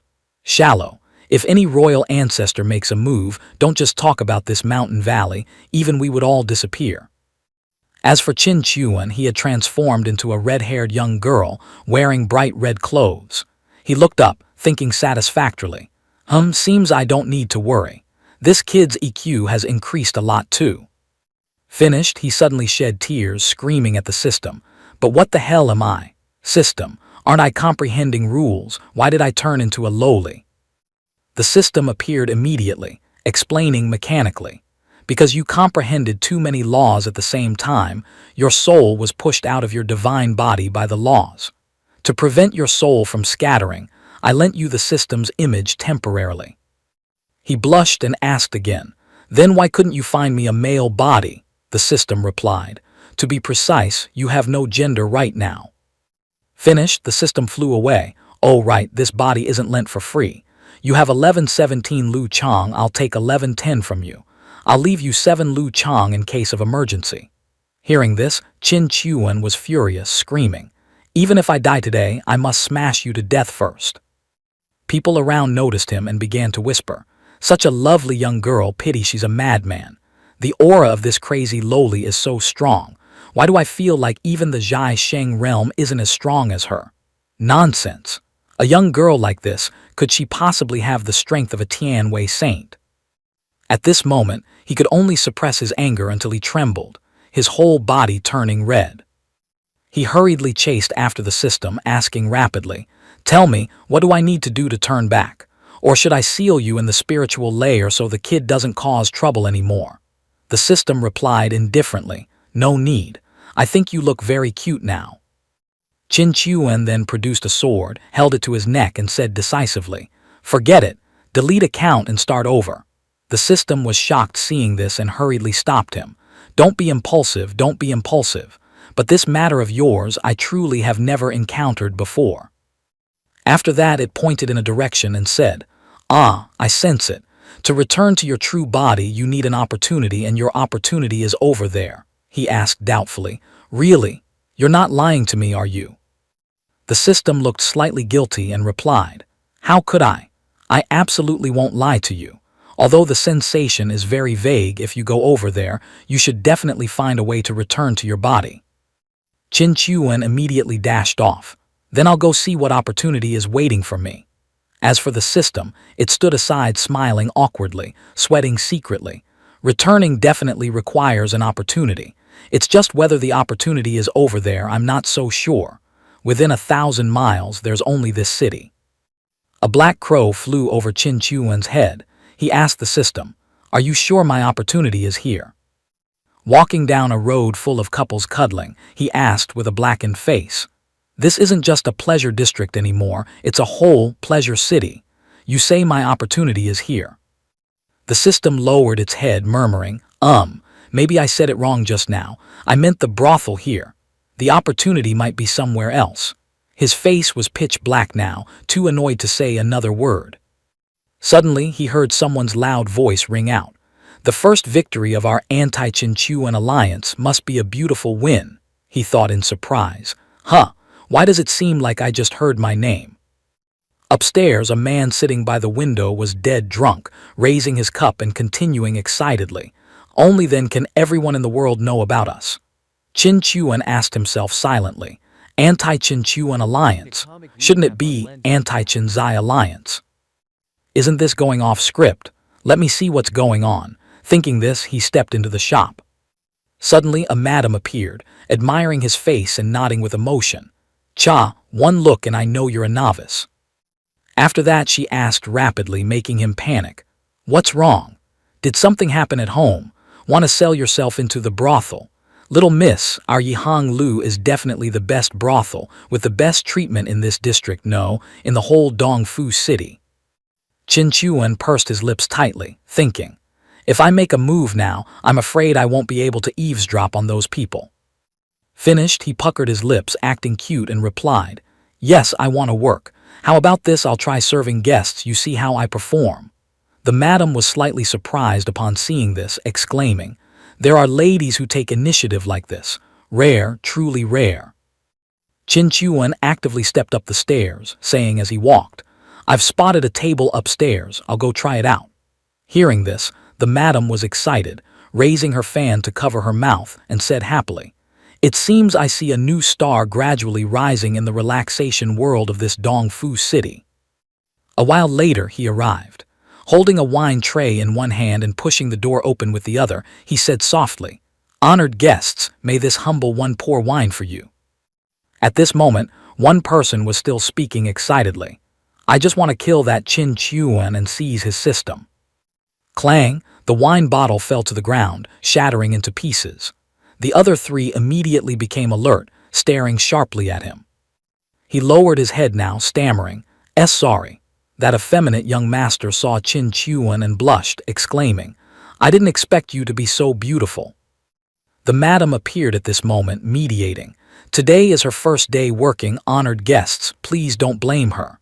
That young master replied, no, just charge us for that wine bottle, we can't let this lady compensate. As for Qin Chuan on this side, he was extremely panicked, thinking silently, why do they know about the system? They even want to snatch my system.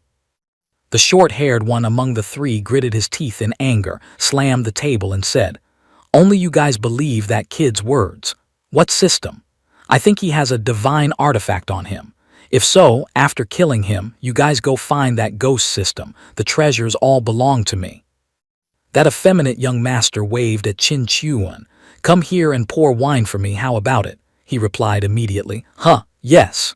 In his heart he thought, behind these three there must be someone else. No, I must drag the mastermind out. That young master handed the wine cup to Qin Chuan to pour, saying, that kid's words truly cannot be fully trusted. But if Qin Chuan is really as he said, reaching Tianwei strength from the outer region in less than 2 years. Suddenly, a trace of spiritual energy appeared from within the wine cup. That trace of spiritual force attacked straight towards Qin Chuan, making him slightly panicked. That young master glanced up, asking sinisterly, speak, who sent you to monitor us? The spiritual energy had by then turned into a sharp ice needle, pressing close to Qin Chuan's neck. He trembled all over, acting weak. Terrified, stammering, I just wanted to earn some extra money. That wine bottle wasn't knocked over on purpose. Sorry. That effeminate young master thought silently. Seems she really is just an ordinary maid, strength only at Chun Yang realm. Finished, Qin Chuan turned to walk out the door. I'll leave first. That person used spiritual energy to slam the door shut, saying, stay, there's lots of money. He glanced back now, seeing a money pouch, his eyes lit up and he replied, honored guest, you are truly humorous. In his heart he thought, these people all have Zhai Sheng realm 9th rank cultivation. What is their purpose ultimately? But on the surface, he still smiled, acting beautiful, pouring wine for him and praising. The honored guest's alcohol tolerance is truly good. That person leaned close to him now, whispering, Miss, follow me, how about it? Qin Chuan exclaimed, in surprise. That, in his heart he was terrified, hugging his body with both hands, widening his eyes and asking himself, oh gods, what is he trying to do? Is it what I'm thinking? Seeing his expression, that person panicked, sweating bullets, and said, Miss, I was abrupt. Why are you suddenly crying? Qin Chuan had now switched to max-level acting mode, trembling all over, tears streaming down, aggrievedly replied, it's nothing. It's just, my parents passed away 3 months ago. Suddenly, I feel like I've found support. Hearing this, he put on a trustworthy face, gripping his hand tightly and promising, rest assured, I'm also a Zhai Sheng realm expert. Although I've been in Hua Hai for a long time, I've never commonly known as a pure Yang man. In Qin Chuan's heart at this moment, He vomited a rainbow, his face turning pale upon hearing those cheesy words. That short-haired one got angry immediately, shouting, "Wei Rang, what do you want to do, you kid? If you're not going to kill this woman, fine, but at least wash her soul." Wei Rang now acted like a hero saving a beauty, stood up abruptly and shouted back, "Let me see who dares.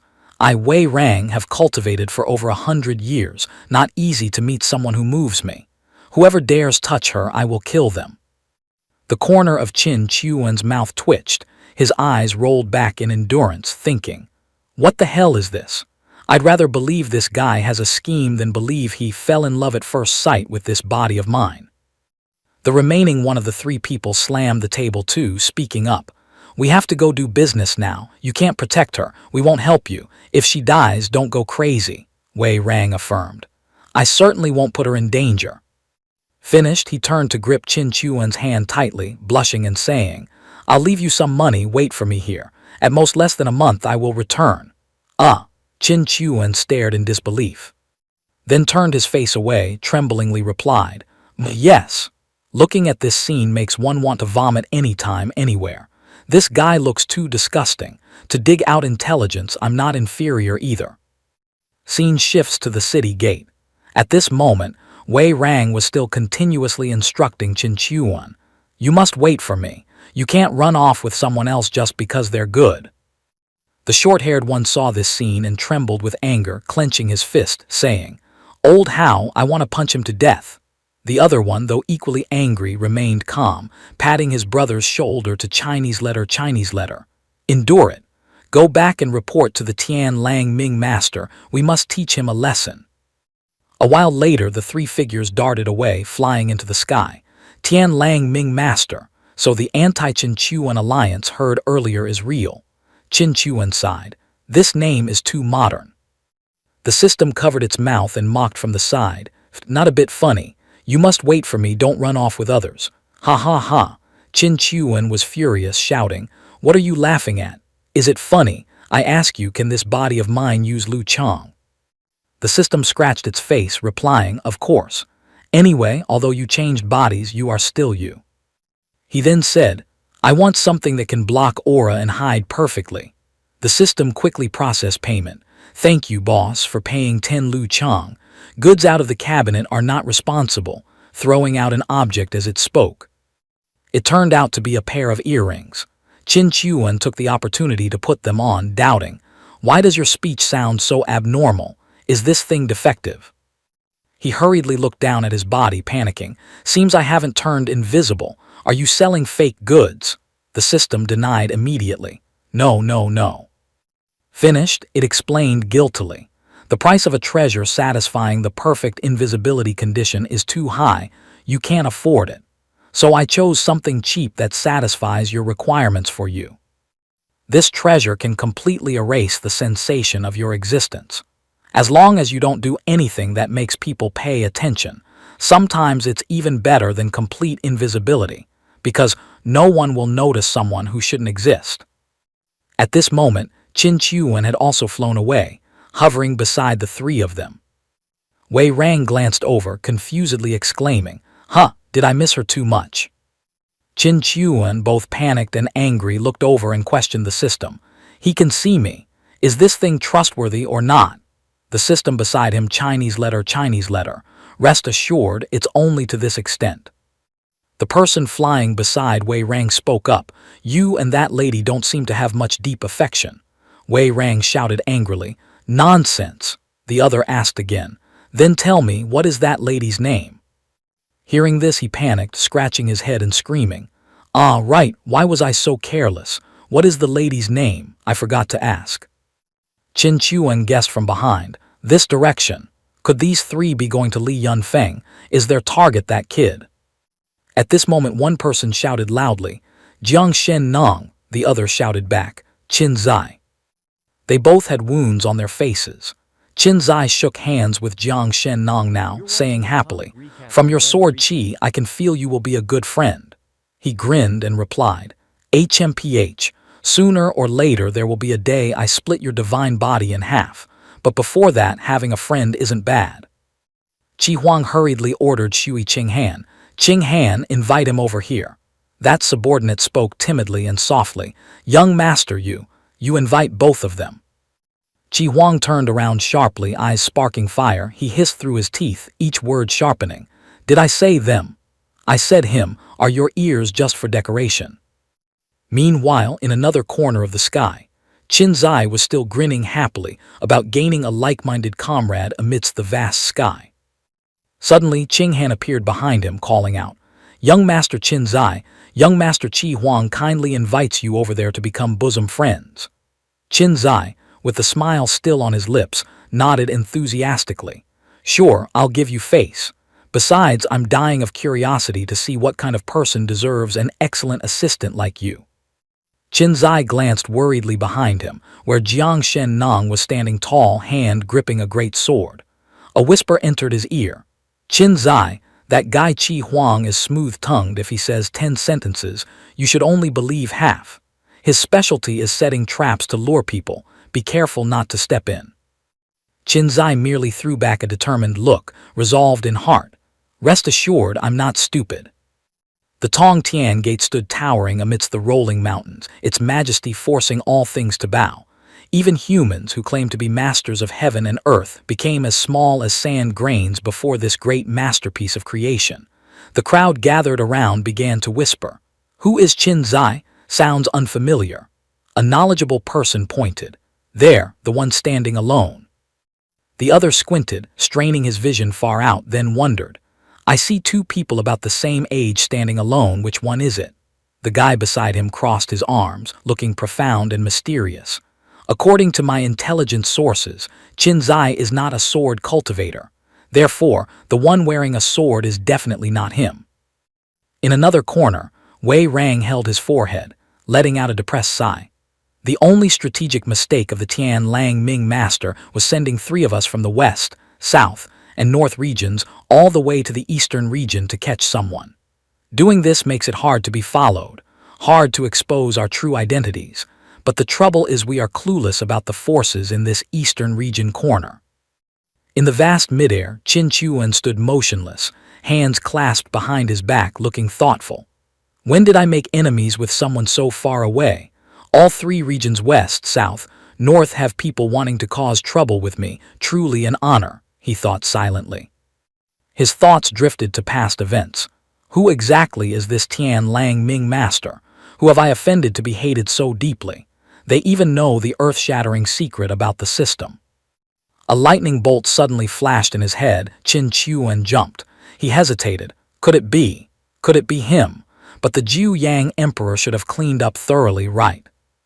Wei Rang, while gathering with his companions, snapped his fingers, acting like a big brother delegating full authority. Hao Ran, the Ming master has decreed you're in charge of this operation. Speak, what should we brothers do? Hao Ran, with a face cold as money, calmly outlined a plan that couldn't be more perfect. The Tong Tian Gate is about to open wide. Wouldn't it be a waste if we don't go in? Sit outside and eat dust. The black-haired guy beside him patted Hao Ran's shoulder, tone mocking. Didn't expect a blockhead like you could say something listenable sometimes.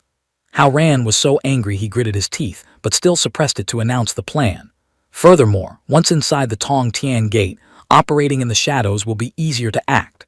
This time catching Qin Zai, the fewer people who know, the better. Except for the people of the 4 great royal families, everyone else, killed to silence. On the other side of the battle line, Qin Chuan was full of energy, hurriedly running to find a spot to watch the drama. Seems the VIP spectator seat is still right next to my precious son, he thought. The system hurriedly appeared, anxiously intervening.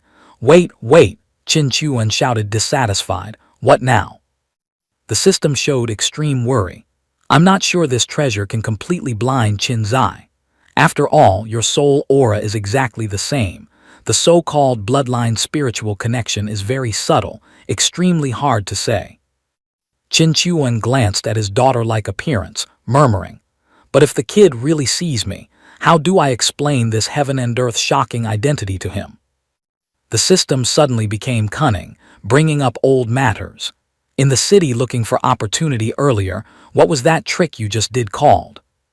Qin Chuan immediately bristled. If you dare mention that damn city thing again, I'll commit suicide for you to see. We cut ties from here." The system hurriedly backed down. Okay, I was wrong. So later, you just roleplay as a crazy fan of your true self, right? Qin Chuan was now calmly approaching Qin Zai's spot, continuing the unfinished debate with the system as he walked. Have to be that way. Occasionally building an imperfect father image has its benefits, more realistic, right? In the blink of an eye, Qin Chuan flipped faces faster than flipping a pancake, displaying the look of a true devoted fan. Then, from this moment on, I will be the most loyal female fan of Lord Qin Chuan. The system looked at this scene and just wanted to flip out, expression of discrimination unable to be hidden. Qin Zai was standing with Qi Huang, and Qi Huang was gesturing wildly, mouth talking rapidly. What a pity, truly a pity. Qin Zai asked curiously, pity what? And you calling older brother, younger brother so intimately seems not quite right. Qi Huang almost choked, face stiff, then hurriedly squeezed out a crooked smile to save the situation. Aya, I couldn't control myself.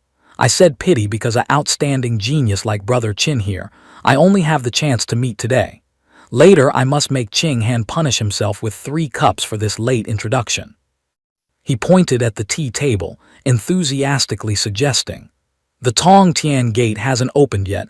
How about we sit down for a few cups, chat heart to heart for a while?" Saying this, he naturally turned to Qing Han. "Qing Han, I've always considered you a confidant. You sit down too. Today is just an intimate drink among friends, no need to stand on ceremony." Qin Zai sat down on one side, stomach telling Chinese letter. This guy is suspiciously enthusiastic, but before confirming if he has bad intentions, I can't expose him. He glanced around and suddenly discovered a figure Chinese letter from when had loomed nearby. Qin Zai was startled, hurriedly stood up into a defensive stance. "Who is it?" Qi Huang saw Qin Zai's action and was extremely surprised, turning to ask, "Brother Qin, what's wrong? There are only 3 of us here. Could you sense killing intent, or do you think I will arrange ambush troops to harm you?" Qin Zai sat down but still vigilantly glanced around, replying rapidly, "Nothing, maybe I'm just too sensitive. As for ambush troops, you and I met for the first time today. Moreover, brother Qi is a bright and upright person. How could you do such a thing?" Qi Huang laughed ha-ha on the surface, enthusiastically urging, drink wine, drink wine." But in his heart his face was black as a pot bottom, thinking endlessly, "Clearly I ordered them to ambush several miles outside. Could this kid Qin Zai be playing the pig to eat the tiger? Does he truly sense it? This person is indeed a potential danger." Qin Chuan, in invisible state, stood right behind, silently observing Qin Zai. He kept a cold face, but in his heart was blooming with praise for his son. Worthy of being father and son, spiritual connection is different. He actually sensed me.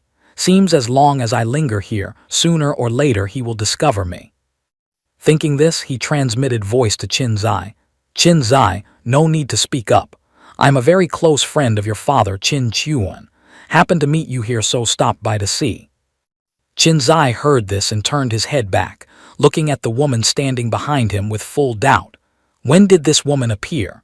Clearly there was no one just now. He glanced at the other 2 still calmly sipping tea, heart even more confused. Moreover, it seems those 2 completely cannot see this lady. Qin Chuan moved behind Qi Huang, continuing to use voice transmission to chat with Qin Zai. "Rest assured. If you are the son of Lord Qin Chuan, then you completely don't need to worry I have bad intentions." Qin Zai maintained a vigilant attitude. "On what grounds must I trust you? What if you were sent by someone else to act here?" Qin Chuan confidently replied, "The blonde woman in your ring is your master, named Yiling Shuang, right?" Qin Zai was stunned. Immediately, a stream of brilliant golden light pierced through Qi Huang, shooting straight towards Qin Chuan. It was Yiling Shuang. She grabbed Qin Chuan's collar, questioning, "Why do you know? Are you from the Wu Tian Jai Huang?" Qin Chuan just sneered, eyes sparkling with mischief.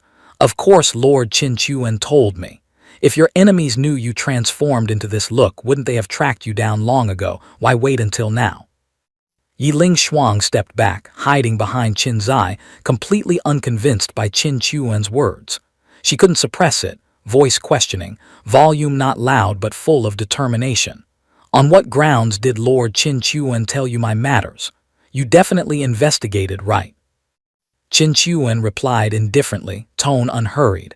I'm not like you, I'm not truly invisible. If you want proof, follow me. Yiling Shuang turned, instructing Qin Zai clearly and decisively. Kid, I'll go over there for a bit and return immediately. Rest assured, now as long as it's not a Huang-level expert personally arriving, I won't encounter any danger. Qin Chuan led her to a hanging canyon, where steep cliffs connected one after another. He crossed his arms, explaining basic knowledge. You all know everyone's cultivation method, except for biological children and direct disciples. Others, even if copying, only get the surface shell. Come here, you can definitely distinguish true from false, right? Yiling Shuang was slightly impatient, snapping. Of course I can, she guessed. Could you mean you are Lord Qin Chuan's disciple? Qin Chuan didn't answer, only acted silently. First, he decisively spread his legs wide, slightly squatting down, face full of indescribable excitement. Suddenly, Qin Chuan stood straight up again, hesitating. Wait. Yiling Shuang didn't understand anything but still stood outside silently observing. Unexpectedly, Qin Chuan pushed both hands forward strongly, mouth shouting loudly, Dragon Chi Fire Lotus. Yiling Shuang had lost all patience with his nonsense tricks. Her face darkened, a flame erupted in her palm. She said through gritted teeth, Are you joking with me? Qin Chuan panic-strickenly turned to ask the system repeatedly, Damn it, what do I do now? Where are my abilities, my cultivation techniques? Where are those spectacular explosive effects? The system casually clasped its hands behind its head and gently asked back, Did you cultivate those techniques yourself? Qin Chuan stammered, No, I didn't. The system concluded, Then that's correct.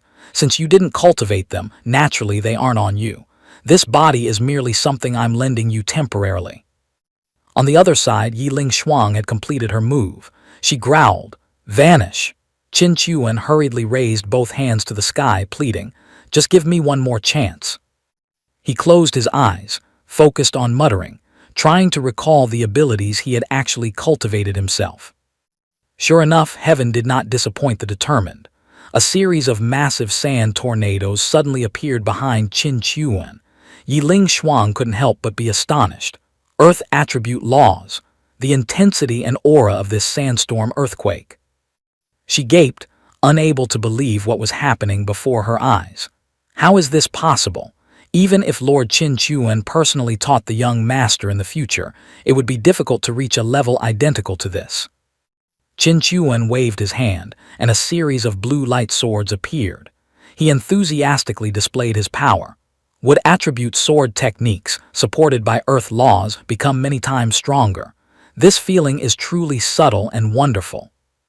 Yiling Shuang stared at him, her scrutinizing gaze seeming to want to pierce through his soul. She asked sternly, Who exactly are you? Qin Chuan, in a female guise, mischievously replied, I am Qin Zai's mother. She was so surprised she thought she misheard. What? How is that possible? Qin Chuan slowly added, Personal maid Nai Dai. Hearing this, Yiling Shuang did a complete 180-degree turn, her face beaming with joy, hurriedly ignoring her previous loss of composure. Oh, hello Nai Dai, hello Nai Dai, no, hello maid. As long as it's not the biological mother, anything is fine. Qin Chuan stood far away and didn't hear clearly, so he asked, What are you muttering about? Yiling Shuang was startled and guilty, quickly playing dumb. Nothing at all. He crossed his arms and approached her, his face slightly flushed with embarrassment, but he focused on the main topic, beginning a glib lie without blinking. I came here this time on behalf of the mistress to see how Qin Zai's life is, and then conveniently visit Lord Qin Chuan. Who would have thought Lord Qin Chuan would be in secluded cultivation? Yiling Shuang was still a bit shy, trying to keep her distance as she replied perfunctorily. Yeah, Qin Zai is very good. Qin Chuan said bluntly, I don't think it's good at all. She immediately probed, What do you mean? Qin Chuan got to the point, his tone completely serious. Someone has targeted Qin Zai. They intend to kidnap the boy to threaten Lord Qin Chuan. Hearing this, Yiling Shuang became incredibly anxious. Is the news accurate? How do you know? Qin Chuan acted as if he had seen through everything in the world, replying with a hint of smugness. How could such a trivial matter escape my eyes? I even know exactly where those three who want to kidnap Qin Zai are hiding right now. Yiling Shuang's face darkened, her eyes filled with murderous intent, a gaze so sharp it could pierce through anything, radiating an aura that threatened to level anyone who dared to hurt Qin Zai. She grit her teeth and asked him, "Where? Let me go kill them all." By the time she turned around, she saw Qin Chuan already walking leisurely ahead. He called back, his tone full of spirit. "These three are just sacrificial pawns. I want to uproot the entire force behind them to help the young master. You just need to coordinate with me." Yiling Shuang was dazed for a long while, feeling a bit shocked in her heart. Is this the demeanor of a person from Lord Qin Chuan's powerful wife's place? Even a mere personal maid has such an astonishing aura. The scene shifted to the three people from the west, south, and north regions, secretly plotting.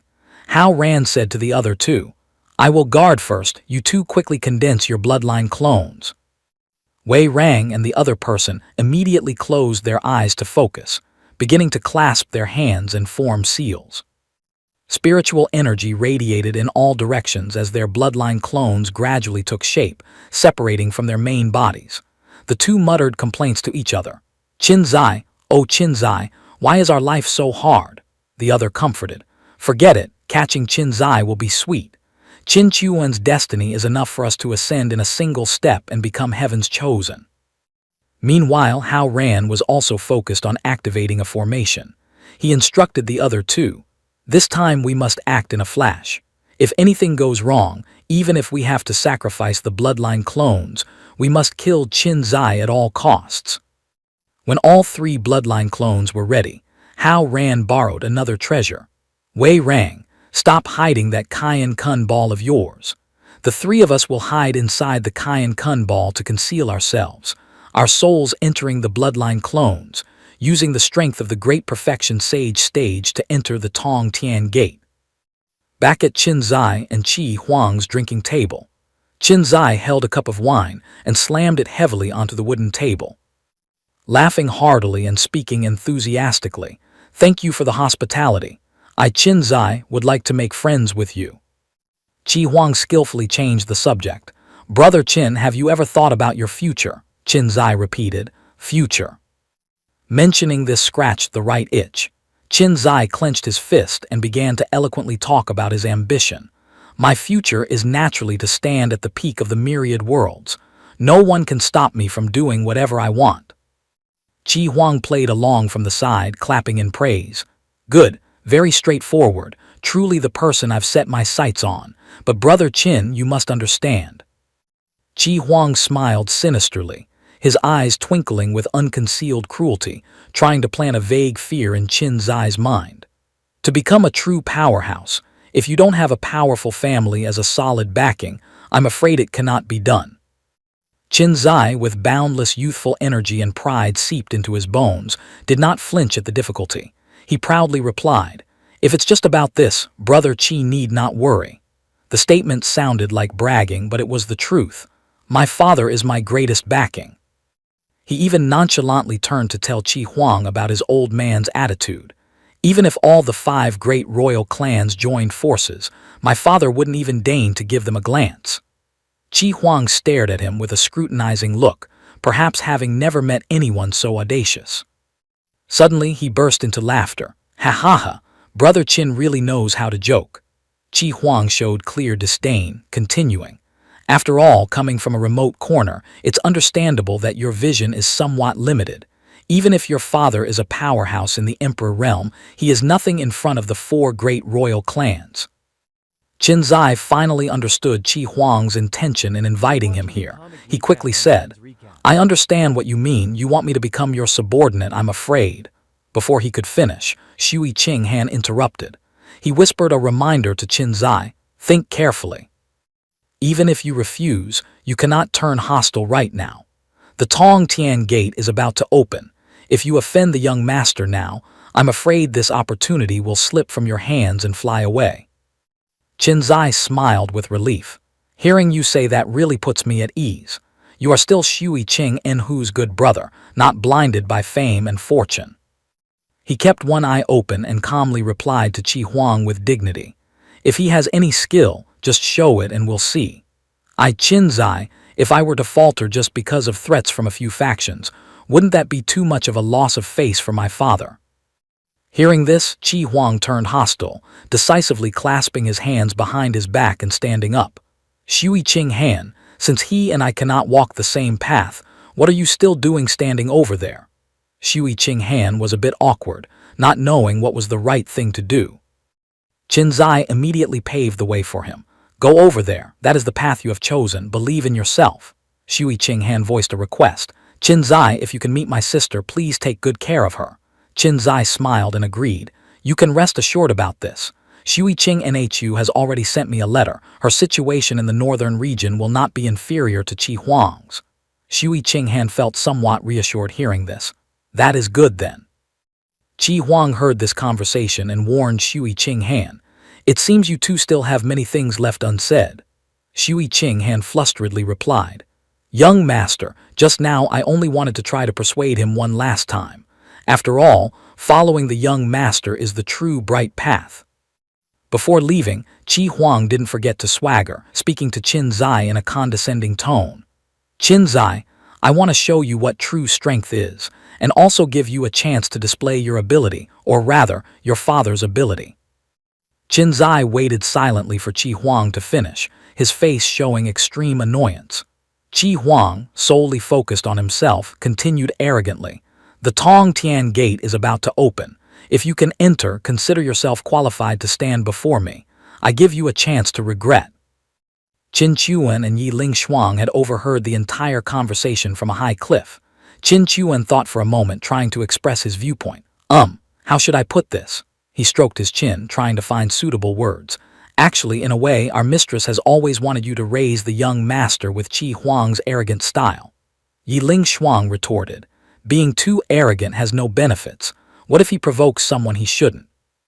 Just like Qi Huang this time, provoking the young master means death isn't far away. Down below, the situation had changed. Qin Zai agilely jumped up high, decisively responding to the provocation.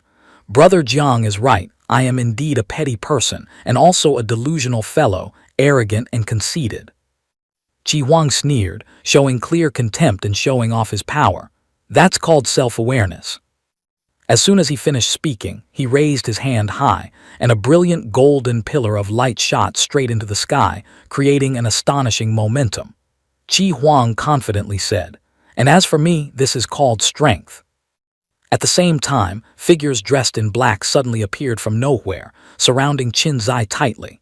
Qin Zai immediately stated clearly, "The Qi family is indeed very strong, I don't blame you. But if you all must die by my hand today, I hope you won't blame me either." The crowd surrounding him grew larger, standing motionless in midair. One man stepped forward to represent them and replied to Qin Zai, "Thank you for understanding, but we have no choice.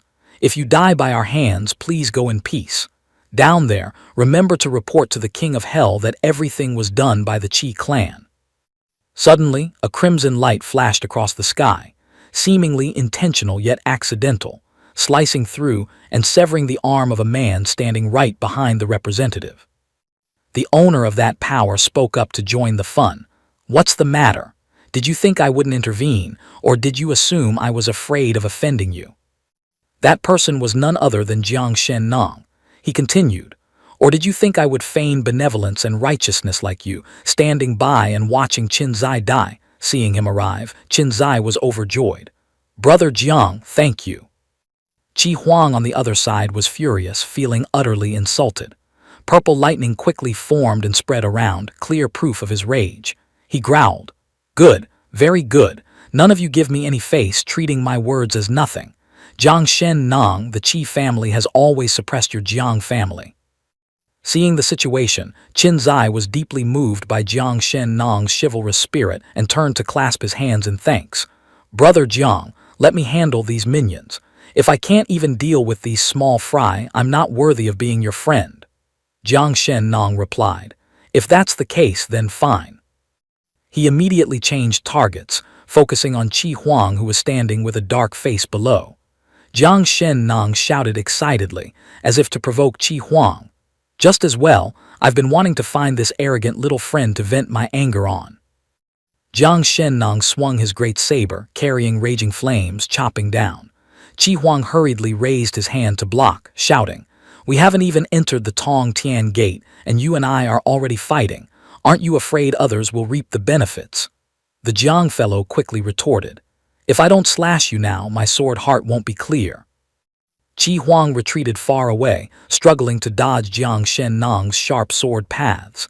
He screamed in annoyance, "Madman! With a madman like you and the Jiang family, sooner or later it will be destroyed in your hands." Qin Chuan, watching the drama while eating melon seeds on the side, seemed to have no intention of interfering in the battle. In his leisure, he became curious. Of the 5 great royal clans, apart from the Lu family's young master whom the young master wiped out, why are the remaining 2 families still missing? Yiling Shuang glanced towards the Tong Tian Gate, recalling, there were rumors a few hundred years ago that the Yang family was divided internally. Now it seems the Yang family of the Zhu Yang dynasty is a branch. With Zhu Yang returning now, naturally, they must act low-key. Qin Chuan leisurely spat out a melon seed shell, appearing to understand. Oh, so that's it. It's the Jiang family and Qi family showing off their power, while the other 3 families are happily sitting back watching the young masters of these 2 houses fight to the death. Yiling Shuang also probed him. Nai Dai, do you want to go into the Tong Tian Gate to have a look? Conveniently protect the young master as well. Qin Chuan was startled, his face stiffening. He immediately tried to find an excuse to back out. Protecting the young master is the most important thing, and look, with my strength so biased, how can I enter? At the same time, he was screaming internally, regretting his foolish joke.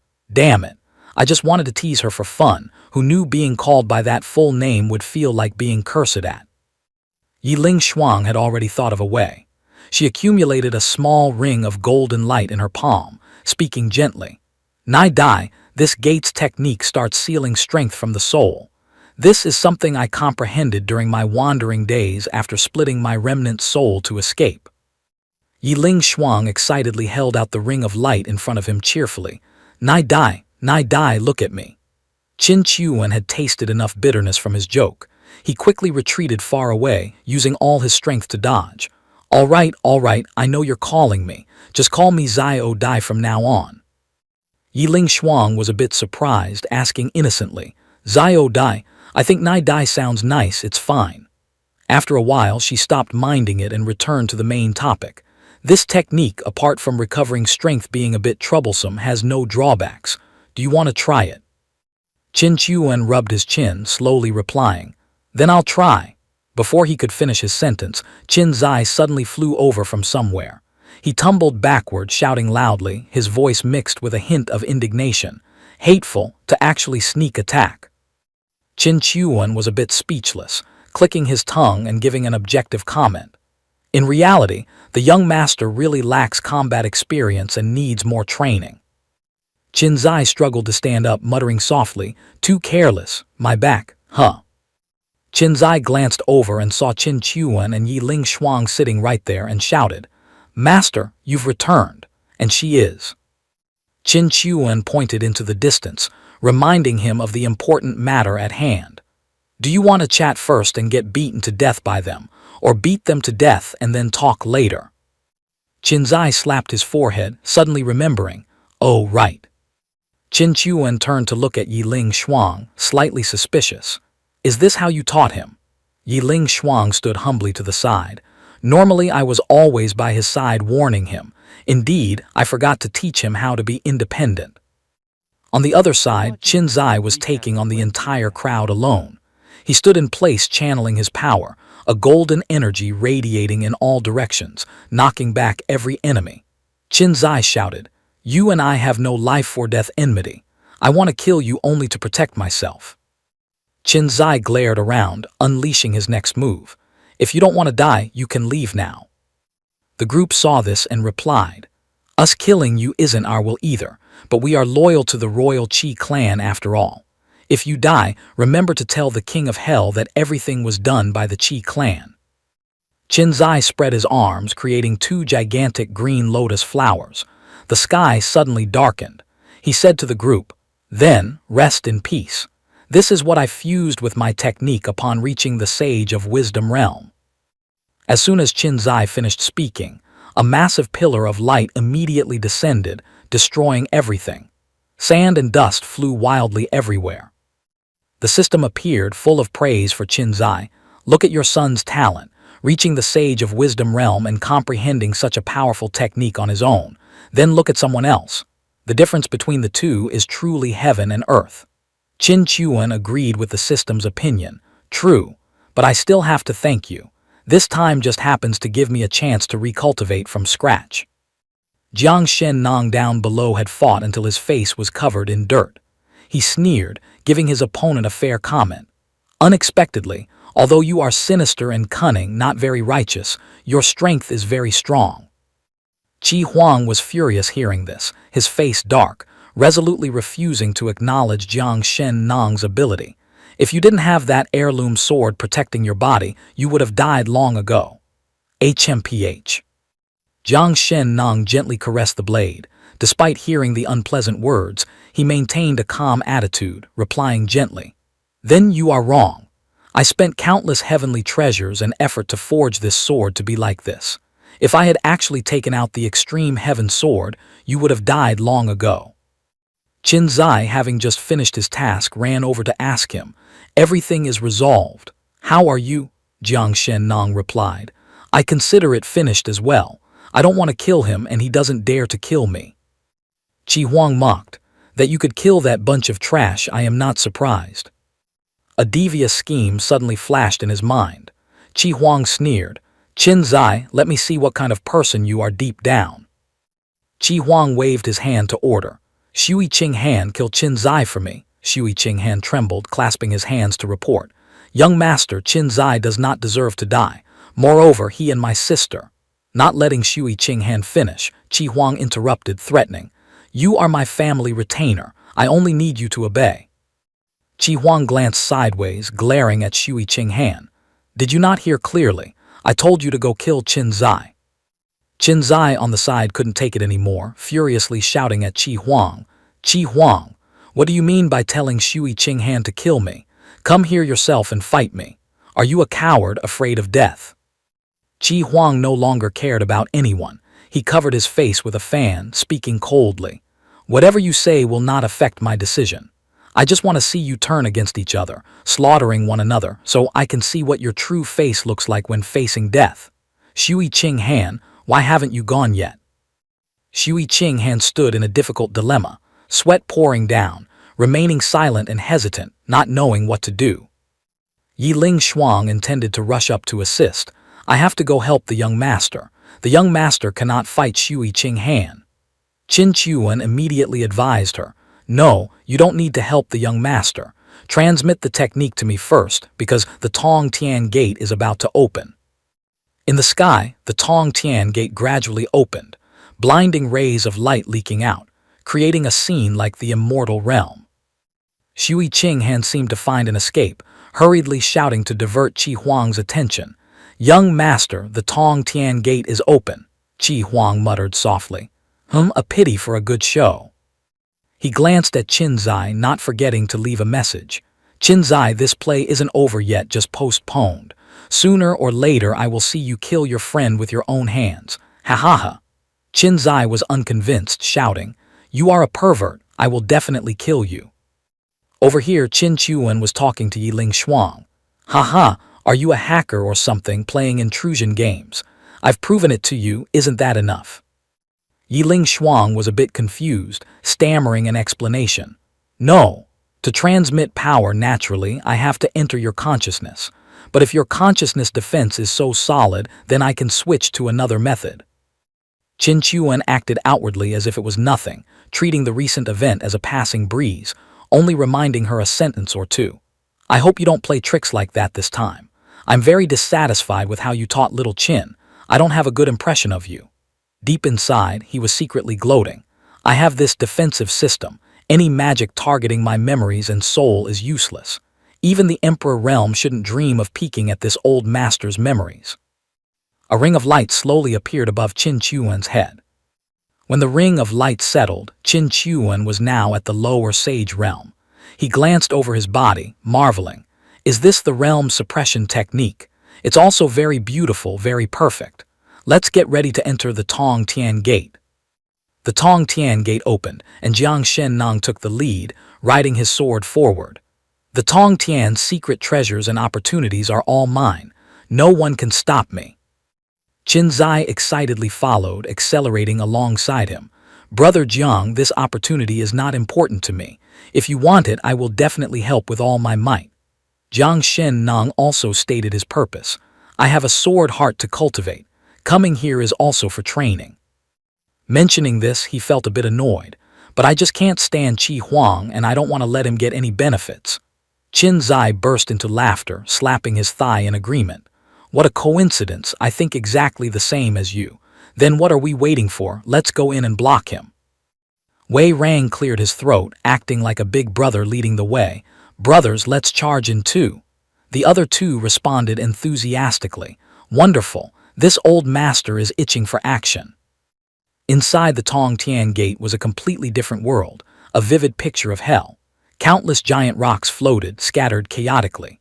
With just one fatal slip, anyone would have a one-way ticket with no return, falling straight into the rolling lava river boiling below. As soon as Qin Zai and Jiang Shennong set foot inside, they saw Qi Huang standing motionless, a sight that left them bewildered. Huh, why is that guy standing frozen like that? Enveloping the entire space inside the Tong Tian Gate were roaring rivers of molten lava. Qin Zai glanced down, immediately warning his companion. Careful, there's a trap. Jiang Shennong calmly crossed his arms, offering a logical comment. No matter how cunning of an old fox Qi Huang is, he couldn't possibly set up any troops or arrays inside this Bagua furnace. Below, Qi Huang remained in a statue-like pose, his gaze fixed on some distant place. Losing patience, Qin Zai decisively jumped down, shouting loudly to question. Hey Qi Huang, how long are you going to stand there like a victory monument? Are you planning to wait for others to go first and clear the mines for you? Upon landing, Qin Zai suddenly paused, somewhat surprised to see Qi Huang standing opposite an old man with white hair. At the same time, Qi Huang himself was holding a belly full of confusion. There was actually a living person inside the Tong Tian Gate. Although the seniors said the challenges inside were ever-changing and unpredictable, no one had ever mentioned a person appearing. Qi Huang hurriedly clasped his hands, his attitude extremely respectful. Senior, I wonder if you have any guidance. A senior who can calmly meditate on such flowing molten lava is surely a highly respected expert. I am Qi Huang, young master of the royal Qi clan. The senior merely opened his eyes slightly, uttering a reproach. Noisy. Immediately, a brilliant orange beam of light tore through the air, piercing straight through Qi Huang's abdomen before he could even react. The white-haired senior maintained a calm expression and declared, Wait until all of you are gathered, I will naturally make arrangements. Qi Huang collapsed, clutching his stomach and groaning in pain. Urgh.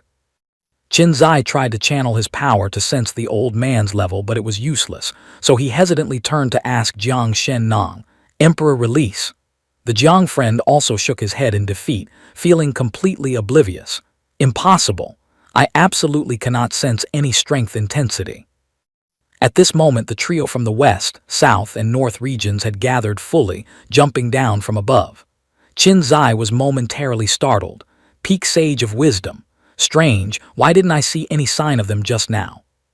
Jiang Shennong just glanced over casually, not very concerned. It seems other forces don't lack hidden geniuses either. It looks like you have all arrived.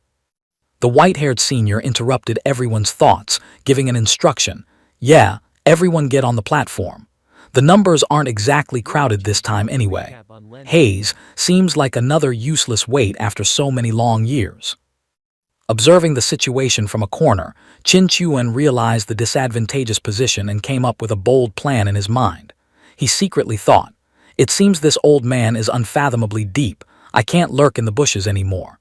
He immediately transmitted his voice to Yiling Shuang. "Hey, I saw you could possess that brat to change his appearance. Can you possess me?" Yiling Shuang, who was beside him, replied curtly, "Yes." Qin Zai was bewildered when he saw another person suddenly appear, feeling his head spin. "Huh, a young lady, master." Seeing the newcomer had a physical form and the characteristic platinum hair of Yiling Shuang, he blurted out a guess. "Master, why did you turn into this appearance? Did you find a new body?" That incredibly beautiful young lady was the product of Yiling Shuang's possession and Qin Chuan's disguise. Taking control of the body, Qin Chuan began his habit of bragging again, teasing his own son. "I am not your master.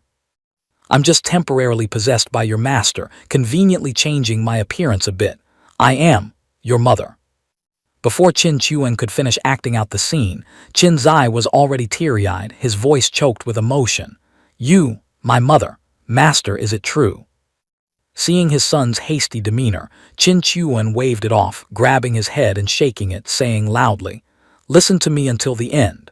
I am your mother's handmaiden, also considered the closest bodyguard. My name is Nai Dai. I have confirmed this identity with your master." After being smacked by his dad, Qin Zai suddenly became unusually obedient. He clasped his hands, pleading humbly. Then can you tell me stories about my mother?" Qin Chuan decided. "This place is full of dangers. Let's talk after we get out." Suddenly, Jiang Shennong raised his hand and tugged lightly at Qin Zai's robe. The fellow was a bit shy, stammering as he asked, "Qin, brother Qin, who is this young lady?" Qin Zai fell into a difficult position, not knowing how to explain properly, so he hummed and hawed to pass it off. She is." Qin Chuan immediately stepped up to rescue him, gently introducing himself. "My name is Qin Nai, Qin Zai's aunt." Hearing this, Jiang Shennong's face instantly flushed red. He hurriedly pulled Qin Zai to a far corner, his soul flying to the clouds, asking nervously, "Qin Zai, I have a critically important question. Is your aunt betrothed, or to put it bluntly, do you have an uncle-in-law yet?" Qin Zai scratched his head in confusion. Probably not." Hearing that, Jiang Shennong did a complete 180-degree turn, his face blooming like a flower, giving a thumbs up in assurance. "Rest assured, inside the Tong Tian Gate I will definitely protect you, nephew." Qin Zai froze for 5 seconds witnessing this farce, beginning to doubt life. Nephew, what the hell is going on? Brother Qin, what's wrong with you? Why are you suddenly taking advantage of me?" Jiang Shennong, his face still bright red, glanced towards Qin Chuan with a gaze full of affection. "You don't know, the thing I love most in this world is swords. From the very first moment I saw your aunt, I sensed an elegant, divine sword intent like a pure lotus radiating from her. In that very second, I knew that she is the one who will accompany me on the path of the sword until the ends of the earth." Qin Zai stared wide-eyed, his brain numbly accepting this cheesy dialogue, 1,000 question marks in his head. "Silence!" A majestic voice rang out, cutting off the ridiculous confession. The senior from before, still hidden within the sea of fire, now revealed himself, his eyes flashing with murderous intent. Behind him, a fiery red beast was growling, showing off its power. Qin Zai quickly composed himself.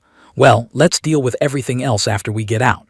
Jiang Shennong, still immersed in his romantic fantasy, dreamily replied, "All right then, nephew."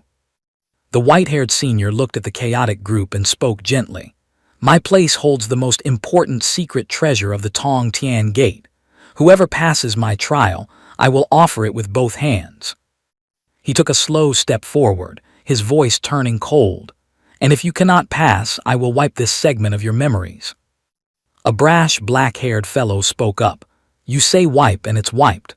Who knows what tricks you're planning? If I beat you to death, old man, won't I still secure the secret treasure?"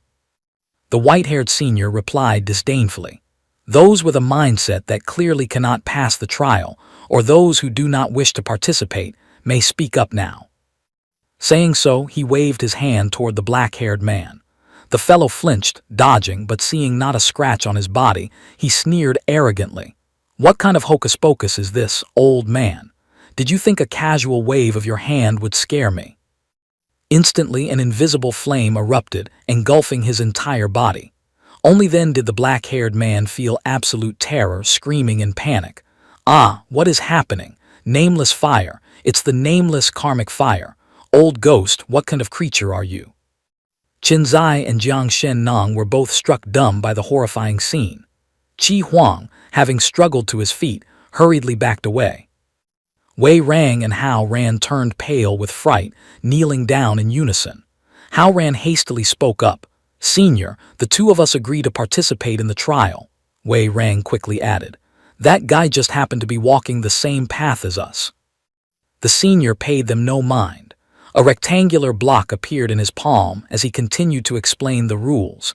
This object was left behind by a deity from the upper heaven realm. Whichever of you can comprehend it shall be deemed to have passed the trial. Qin Zai felt a bit panicked upon hearing this. On the outside, the thing looked like nothing more than a glass plate attached to an ordinary square box. Could it be some kind of immortal realm Dharma treasure, perhaps like a soul-capturing mirror? Qin Chuan, however, dropped his jaw, his heart tumultuous. This is from the upper heaven realm, left by a deity, if you put it that way. He stared intently at the object. Could it be that I am actually the one who fell from the heavens? Qin Chuan was stunned, eyes wide, his inner voice screaming, "Isn't this my smartphone from before I time traveled?" He glued his eyes to the object that looked exactly like a phone, his mind instantly concocting 49 different conspiracy theories. Or maybe, it just happens to look like one. On the other side, Qi Huang appeared extremely confident in his profound knowledge. He stepped before the senior and said respectfully, "Senior, I have grown up amidst countless spirit treasures and immortal treasures, and have even seen a few rare items. May I attempt to comprehend this object?" The senior controlled the phone to float slowly toward him, closing his eyes to warn. The power of this object lies within the item itself. The material used to craft it is extremely fragile, very easily broken. A cultivator at the pure Yang realm need only use a tiny bit of force to damage it. Hearing this, cold sweat broke out on Qi Huang as he nervously received it. Seeing him tremble as he lightly touched the phone, the senior spoke again, his voice deepening with a threat. "If anyone dares to damage this object during their comprehension, this old man guarantees that they will never find reincarnation." Qi Huang held the phone, trying his best to sense something for a long while without result. He thought to himself, there is no spiritual energy, not even a slight fluctuation. Why is this old man so certain this is a treasure left by a deity? Could I be getting scammed? Qi Huang tried a different approach, but daring not to use force, he generated weak strands of spiritual energy to infuse into it. Useless. Does this old man have some other hidden intent? Qi Huang noticed a few buttons. He pressed them for a while, but nothing happened. These parts could be pressed down, yet they were useless. It seems this is just a toy used by children and women to kill time. Meanwhile, Jiang Shen Nong was loitering around, trying to strike up a conversation with Qin Chuan. The guy planned to show off to score points with the beauty. "Lady Qinnai, that Qi Huang fellow is too useless. Watch me go over there and decipher the deity's Dharma treasure for you." Having said that, Jiang Shen Nong aggressively approached where Qi Huang was struggling, not forgetting to throw out a taunt. "If you lack immortal destiny, please clear the way for others. Give you another 10 years and you still wouldn't comprehend the wonders within it." Qi Huang was tongue-tied but still tried to argue obstinately. "Nonsense. I have already understood the senior's intent." The senior had seen right through Qi Huang's immature thoughts and stated bluntly, "If you intend to say this is a test of character to see if you dare to admit the truth, then shut your mouth. Every time there is someone like you who thinks themselves clever, just hearing it is annoying." Exposed, Qi Huang choked on his words. Seeing this, Jiang Shennong showed no mercy, snatching the phone from Qi Huang's hand. "Ha, you actually thought that. Truly humiliating." Qi Huang wasn't one to be pushed around. He stubbornly doubled down, snapping back. "If I can't comprehend it, you think you can? A brute whose head is filled only with swords like you, logically speaking, shouldn't have any interest in things requiring comprehension like this." Qin Chuan began initiating the paving the way for his son mode. He transmitted his voice to Qin Zai. Seeing the boy turn to look at him with a bewildered expression, he spoke directly via transmission. "Don't look at me. Stay silent and listen. I know what this thing is." On the other side, Jiang Shen Nong was pressing the phone against his forehead, slowly using his divine sense to feel it.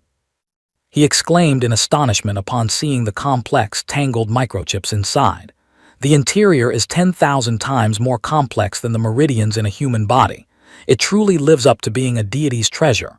Hearing this, the elder commented, making Qi Huang sweat profusely. HMPH, at least this brat recognizes the extraordinary nature of this object. Qin Chuan patted Qin Zai's shoulder, continuing the transmission. "Remember this well. If you manage to turn it on and see something called a password, basically some strange drawings or symbols, it means the deity has locked it. Aside from the deity themselves, no one can open it." Qin Zai was a bit apprehensive, showing little interest in the item. "Auntie, that senior also said that if I break it, I will never find reincarnation. Actually, I don't really need this inheritance that much." Qin Chuan ignored his beloved son's complaints and began displaying his supreme acting skills. He cupped his face, feigning boundless admiration, and shouted for everyone to hear. "What? You say you've already comprehended how to use this object, as expected of the genius Qin Zai." Qin Zai froze upon hearing this, stiff as a board. The senior heard it too and turned to ask, "She says you have comprehended it." Qin Zai stammered awkwardly, "Yes, generally, perhaps so." Qi Huang maintained his bad habit, his mouth faster than his brain, and threw out a mockery. "Ha ha! What knowledge could the son of a nouveau rich upstart possibly have? He's just listening to that woman and speaking nonsense." Qin Zai was furious, pointing at his face and scolding, "She is my aunt. You still dare to speak ill." Before Qin Zai could finish, he saw Jiang Shen Nong, face black as the bottom of a pot, grab Qi Huang by the hair with one hand and slam him hard onto the ground. He gritted his teeth, glaring threateningly. "Lady Qin Nai is Qin Zai's aunt. If I hear one more word from your mouth defiling her, my extreme heaven sword will not stay in its sheath." After speaking, Jiang Shen Nong immediately flipped his expression faster than flipping a pancake, turning to Qin Chuan with a bright smile and a thumbs up. "Lady Qin Nai, I've taught him a lesson for you. He. Over here, Qin Zai was using spiritual energy to lift the phone for observation. He began presenting what he understood after being fed the answers by Qin Chuan. To use this object first, one must charge it with a type of energy called electricity. Qi Huang, his face swollen and bruised, still tried to lift his head to retort, spouting nonsense. The power of lightning is something even a saint of heavenly position dares not accept casually. How could a fragile object like that withstand it? He bowed toward the senior, not realizing the man had remained silent this whole time, solely focused on trying to prove himself. "Senior, I see he is just speaking garbage. To prevent him from damaging the divine object, I beg Senior to revoke his qualification to comprehend it." Qin Zai angrily said, "Since we were outside, you've been targeting me. I really don't understand why. I have never been rude to you, nor have I harmed anyone related to you." Qi Huang glanced at the senior standing far away, whispering his dark ambition. "That is because I have determined that you will become an unpredictable factor in the Dong Yu, very likely to become a devil. Therefore, I must eliminate you." Jiang Shen Nong had seen through this person's nature long ago and said to Qin Zai, "He's simply jealous to the point of exploding." Qin Zai turned, standing opposite Qi Huang, and proposed bluntly, "Let's make a bet. If I know how to use this object, you must swear a heart demon oath that you're Qi family and you will never oppose me. How about it?" Qin Chuan again utilized his director skills, quickly pulling Qin Zai behind his back before the boy could react. Using his flexible improvisation, he said, "He's talking nonsense." Qin Zai meant to give him a chance for a fair life-and-death duel. In his mind, he breathed a sigh of relief. The Qi family is such a huge clan. This opportunity for leveling up was almost crushed by this damn son of mine. Qi Huang clenched his fists, appearing resolved. "Fine. If it turns out he is just boasting, then he must also swear a heart demon oath to become my slave forever." Agreed. Qin Zai quietly asked Qin Chuan, "Auntie, are you sure about this?" Qin Chuan calmly replied, "Agree with him." Qin Zai then turned around, bumping his fist against Qi Huang's fist, signifying the deal was struck. Qi Huang said, "A word once spoken is worth 9 tripods." Qin Zai stepped back, standing near Qin Chuan, and boldly requested in front of everyone, "I cannot use the normal method of channeling lightning, so I need my aunt's assistance." The senior saw hope and immediately agreed. "Granted, if the treasure is damaged, both of you must die." Qin Zai handed the phone to Qin Chuan, unable to hide his anxiety as he asked again, "Auntie, are you really sure? If it truly doesn't work, even if I lose, remember to find a way to save me." Qin Chuan felt a bit amused, made an okay sign and winked. "Just relax, prepare yourself to inherit that old geezer's power." Qin Chuan used his thoughts to speak with Yi Ling Shuang hiding within him, discussing the plan. It must be an extremely tiny current, but the visual effect must be spectacular. "Do you understand?" Yi Ling Shuang replied excitedly. "Don't worry. Although I have no power left, my realm of energy control remains intact." Hearing that, Qin Chuan spread his arms and legs wide, looking up at the sky and shouting, "Summon lightning." Golden streaks of electricity flashed in midair, creating a terrifying pressure. Hao Ran covered his face in fear, only daring to peek from afar. "So scary. Her strength isn't just at the Wisdom Saint realm." Wei Rang strained his eyes to look, muttering, "There's such a strong expert beside Qin Zai. It won't be easy for us to make a move later." Qi Huang's face was as black as charcoal, his eyes glaring as he hatched a vicious plot. "If I can't use it, neither can they. I must kill them all. This is a humiliation to the Imperial Qi clan and a potential threat." Zhang Shennong, meanwhile, was drowning in love, his eyes filled only with Qin Chuan's image, muttering obsessively, "As expected of the woman I set my eyes on. So graceful, her strength matches mine perfectly. No, rather, it is I who am unworthy of her." Qin Chuan widened his eyes, pretending to focus all his energy on casting the spell. He began charging. Dazzling golden lightning converged from all directions, focusing into the phone. Everyone in the Tong Tian men held their breath, straining their eyes to watch, awaiting a miracle. The phone remained silent, showing no reaction. Qin Chuan felt a bit awkward and tried to explain more technically. The current and voltage. At the voltage, it's about the amplitude and impulse force. Do you get it?" Just then, the current shifted, beginning to flow right into the charging port as planned. The phone lit up, displaying the battery charging screen. Qin Chuan said, "Done." He held the phone up to show the senior, explaining slowly, "Wait a moment. Charging for 5 minutes allows for a call. Allows it to be used for 1 hour." The senior was overjoyed, his words becoming incoherent. "How many years? How many years has it been? You are the first ones who could provoke a reaction from this divine object."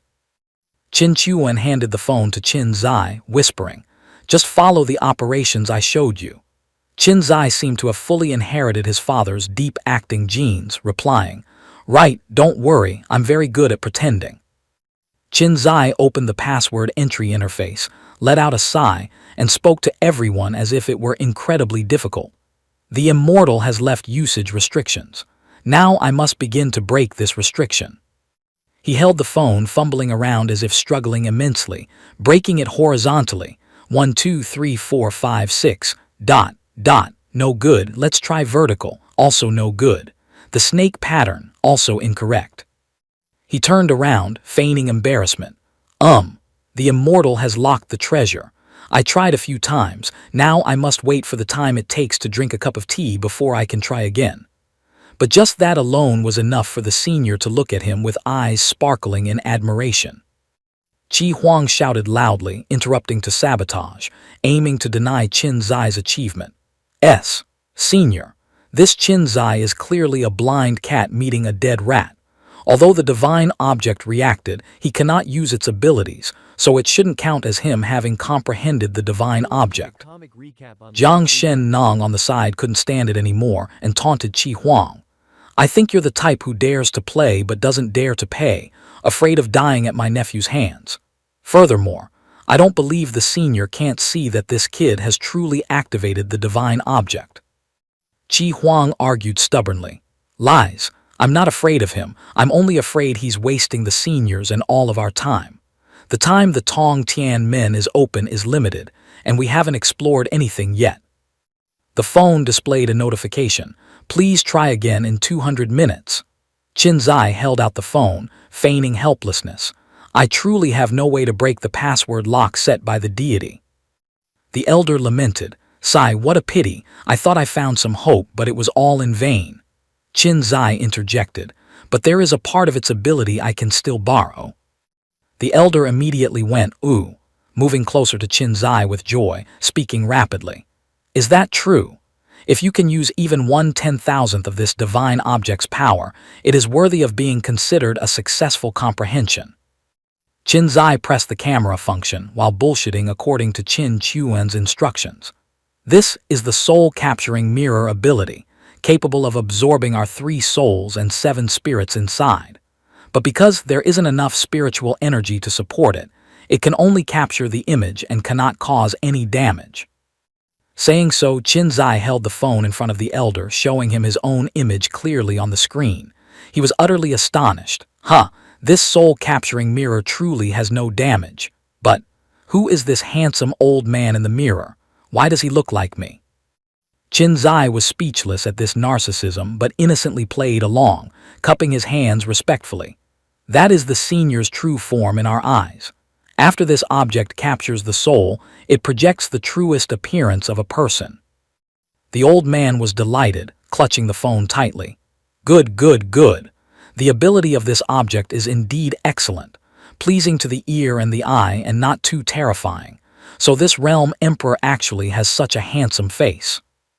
Qin Zai tapped the screen, guiding the senior on how to use it. Senior, press here and you can save the image forever. The man nodded slightly, watching with interest. Qin Zai continued. Senior, look, this angle is the most handsome. He instructed, then stood aside watching the old man focus on positioning the camera, excitedly posing coolly. Qin Zai added, this angle is the handsomest. You use the divine artifact to capture yourself, or let's call it the self-snapping divine artifact. He gave a thumbs up, expressing praise, flattering him to the skies. Because this divine object's ability is to capture the portrait of a person's soul, this ability is called photography. Qin Zai took the phone back and spoke mysteriously. There is still one more ability, capable of hearing the sounds of the divine realm, but one cannot communicate. The senior was still engrossed in the camera function, extremely regretful. Ah, is that so? Hurry, give it to me, I still want to take pictures of myself.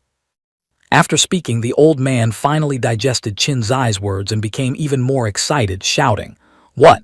Can hear the sounds of the divine realm. Quick, show me. Qin Zai stood aside, looking profoundly mysterious, tapping on the phone as instructed. Qi Huang began to realize the situation, panicking internally. If he succeeds, he really can receive this old man's inheritance. I swore an oath to compete fairly with him.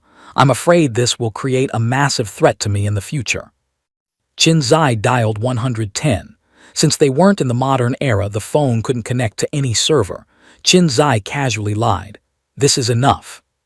The senior pressed the phone to his ear, trying to listen to the static and interference noise buzzing in the device. Qin Zai also curiously pricked up his ears to eavesdrop. The elderly senior suddenly burst into tears of happiness, appearing utterly satisfied. Yes, it is the voice of a deity. Although I cannot understand it, it sounds both righteous and peaceful, yet also like the chirping of birds. Qin Chuan stood watching from the side, thinking, the language in this world is indeed different from the Chinese of my past life. Not understanding it is normal. The senior was joyous but remembered his promise. He tried to calm down and spoke gently. Since you have understood the functions of the parts within the divine object, and I also acknowledge this self-snapping ability, I will follow the agreement and grant you the most important treasure in the Tong Tian Men. Qi Huang refused to accept it, screaming, Senior, that Qin Zai used a visual trick to deceive you. Jiang Shennong couldn't hold back anymore, drawing his greatsword and growling, spouting nonsense. Are you worthy of being a royal? The senior simply turned away, leaving one sentence, handle matters here yourselves. Qi Huang leaped into the air, lunging toward Jiang Shennong, ceaselessly scolding during the process. Jiang Shennong, we are both royals. If the treasures in the Tong Tianmen are all taken by a bumpkin, won't your clan and mine be laughed at by the world? Jiang Shennong replied firmly. Those with destiny obtain spirit treasures. This is the common rule of heaven and earth. Furthermore, who says Qin Zai is a bumpkin? He is about to become an in-law of my imperial Jiang clan. Saying this, he turned excitedly, shyly speaking to Qin Chuan in a way that gave him goosebumps. Don't you agree, Xiao Nai? Qi Huang scowled, making a final decision. Since it has come to this and you have sided with that bumpkin, don't dream of getting a single treasure in the Tong Tianmen. Everyone, get in here. He raised his hand, taking out a talisman covered in strange markings. A small spatial door opened, connecting the outside world to the Tong Tianmen. Shui Qinghan led a dense crowd of people inside, bowing formally first. Young master, what are your orders? Qi Huang stared at Jiang Shennong, first ordering his subordinates. Split into groups of 3, scatter and search for treasures. Anyone not of the imperial Qi clan who dares to seize a treasure, kill without mercy. Then he turned to Qinghan. Qinghan, you come with me. Jiang Shennong was extremely displeased, raising his hand in a dislike gesture. Qi Huang, you really are a piece of work. Xiao Nai, let's go. Let me see just how they will kill me without mercy. Just as he finished speaking, he turned around and saw no sign of his dream girl.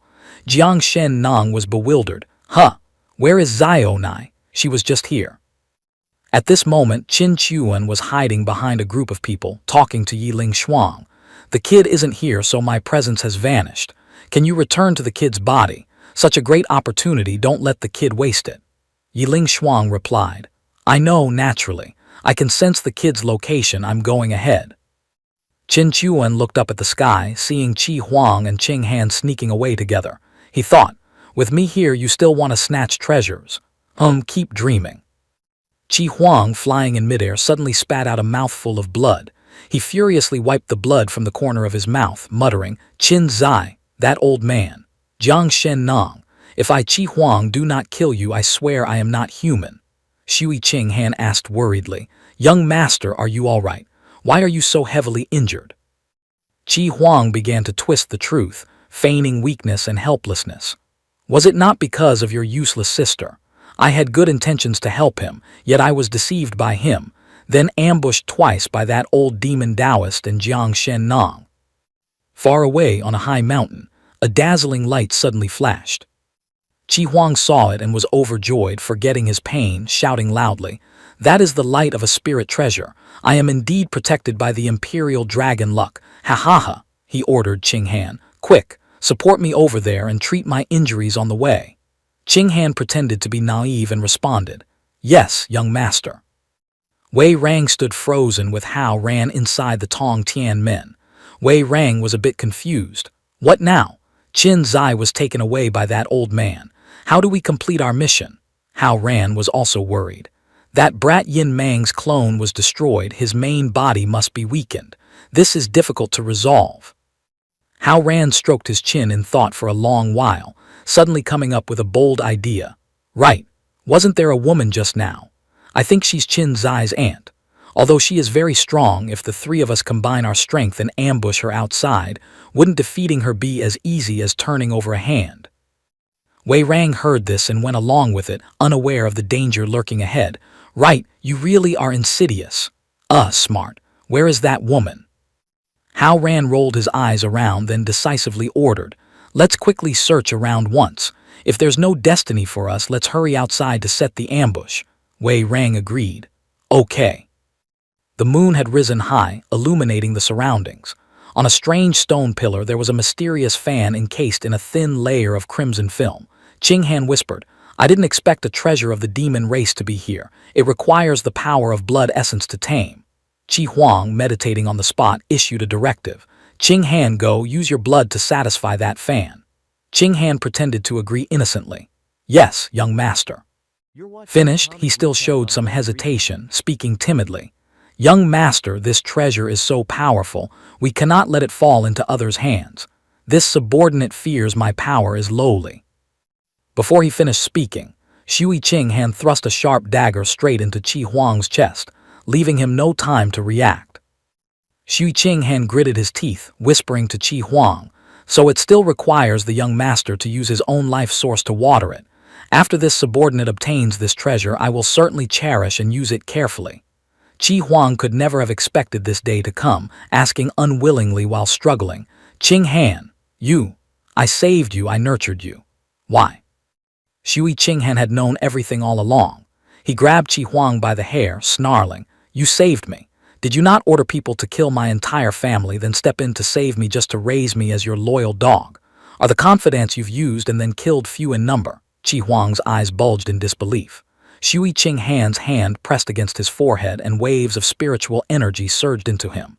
Qi Huang gritted his teeth. "Cultivation, my cultivation. No wonder your strength increased so quickly. You can actually absorb the cultivation of others." Qinghan switched to a cold expression, speaking calmly. "There are many things you don't know. Want me and Qin Zai to slaughter each other. Do you know how much I love my sister? If Qin Zai dies, my sister will be heartbroken."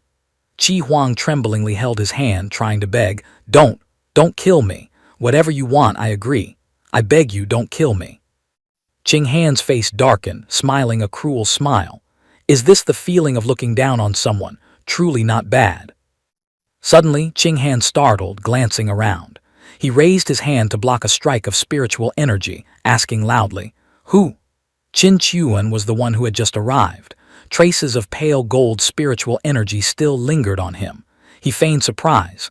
I didn't expect old devil Qing Dai even taught you the technique to absorb others' cultivation." Shui Qinghan was a bit puzzled. Hasn't it blonde hair just now, and the face looks a bit different?" Qin Chuan answered his earlier question, smiling. "Just a petty transformation trick. I came to help you." He raised 2 fingers to the sky, speaking casually. "This brat still has a life-saving item. If you don't destroy him root and branch, you'll be killed by him instead." Instantly, a pillar of orange gold light pierced straight through Qi Huang. His body was empty, his eyes wide and white, still staring. Qi Huang emerged in soul form, threatening angrily, "I'll remember you all. You will all die." Qin Chuan waved his hand, launching a green lotus flower. The lotus flower flew swiftly. Qin Chuan picked his ear, looking disgusted. "Yeah, useless last words. I'm sick of hearing that kind of talk." He turned to Qinghan. "All right, use the blood from his corpse to water that spirit treasure." Qinghan bowed politely in thanks. "Many thanks, Auntie." Qin Chuan replied, "You know your place, knowing what to call me. Go on." He crossed his arms, asking Qinghan, "After getting out, do you have any plans?" Qinghan replied while approaching the spirit treasure. "Qi Huang is dead. The Imperial Qi clan will certainly fly into a rage. I want to flee to the Bayou to find my sister and digest Qi Huang's cultivation along the way." Qin Chuan rubbed his chin, slowly offering advice. "I think you should return to the Imperial Qi clan." Qinghan asked in shock, "How is that possible? As the young master's guard, failing to protect him means death if I return."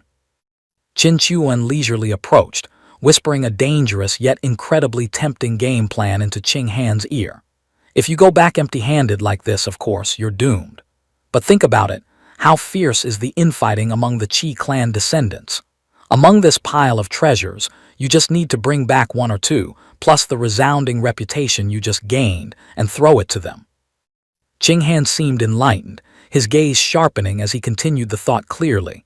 "I understand. Over the years, I've held all of Qi Huang's underground forces in the palm of my hand. I can absolutely find a rival of his to serve." "That's not all," Qin Chuan continued. "You also have to tell the Imperial clan people one thing." His gaze locked onto Qinghan, then glanced briefly at Qi Huang's cold corpse on the floor, dropping a sentence light as a feather yet heavy as 1,000 pounds. "That you sent him to the afterlife with your own hands." The sentence shook Qinghan to his core. He was somewhat apprehensive, a different suspicion rising in his mind. Who exactly are you? Do you want to use my hand to harm Qin Zai?" Qin Chuan just grinned. "Relax, why would I ever harm that brat? My kid can only toughen up when placed under pressure. Besides, Qi Huang just kicked the bucket. The Qi family is still in chaos. They won't have the energy for immediate revenge. The boy still has plenty of time to grow." Seeing Qinghan still deep in thought, he added a concluding sentence. Worst case, if the sky falls, there's still me, Qin Chu, and this old dad to clean up the mess for him. What are you worried about? Hearing this, Qing Han grabbed the fan, decisively accepting the proposal. Fine, I will do exactly as you say. Qin Chuan snapped his fingers and a blinding flame erupted from the ground. He turned to Qing Han, shrugging. Inflict a few wounds on yourself to make it look real. If I do it, I'm afraid even a divine physician would be helpless. With that, he channeled his energy, his body becoming light as air, vanishing into the void. Shui Qing Han stared blankly, secretly horrified. Fire law. This person is absolutely not just at the Wisdom Saint realm. Gliding through the night, Qin Chuan drifted under the silver moonlight, his mind spinning with a metaphysical question. Strange, didn't I clearly comprehend all the 5 elements laws already? Why can I comprehend the fire law again now? The system, perched on his shoulder, explained with an air of erudition. Your soul is still at the heavenly saint realm. It's just unexpected that after separating from the main body, your comprehension ability has been buffed to a new level. It began to describe figuratively for Qin Chuan to easily digest. Imagine the fire law as a giant ancient tree that has already taken shape. The fruits it bears are already destined. Others comprehending it at best can pluck a leaf, break a small twig, or even steal a fruit. But your fire law seed, it's equivalent to you planting a brand new tree yourself. Whether it grows apples or durians in the future, who knows? The system crossed its arms, feigning deep contemplation, making Qin Chuan a bit curious. It sighed again in annoyance. However, at the very worst, you still own an entire tree. Hearing this, Qin Chuan was overjoyed and started having a narcissistic fit, causing the system to dodge away in fear. After escaping your reward, sure enough, my waist doesn't hurt, my back isn't sore, my eyes are sparkling, and my bone structure and comprehension have skyrocketed. The system awkwardly scratched its finger, whispering a clarification. About that. Actually, you belong to the slow-witted cultivation type by nature. I can only help you increase your cultivation base, but your comprehension has always been peachy keen. Qin Chuan didn't bother to care. He immediately changed the subject, his eyes glowing. That technique to reduce presence is truly high-quality goods. I'll circle around here and wait for the brat outside. When the time comes, let the Qi Imperial family send people. I'll beat one, then another will come. My cultivation will just skyrocket, ha ha ha. The system immediately poured a bucket of cold water on Qin Chuan's sweet dream. Ahem, I have a friendly reminder. Since you are currently not in your main body state, I cannot help you level up your cultivation. What?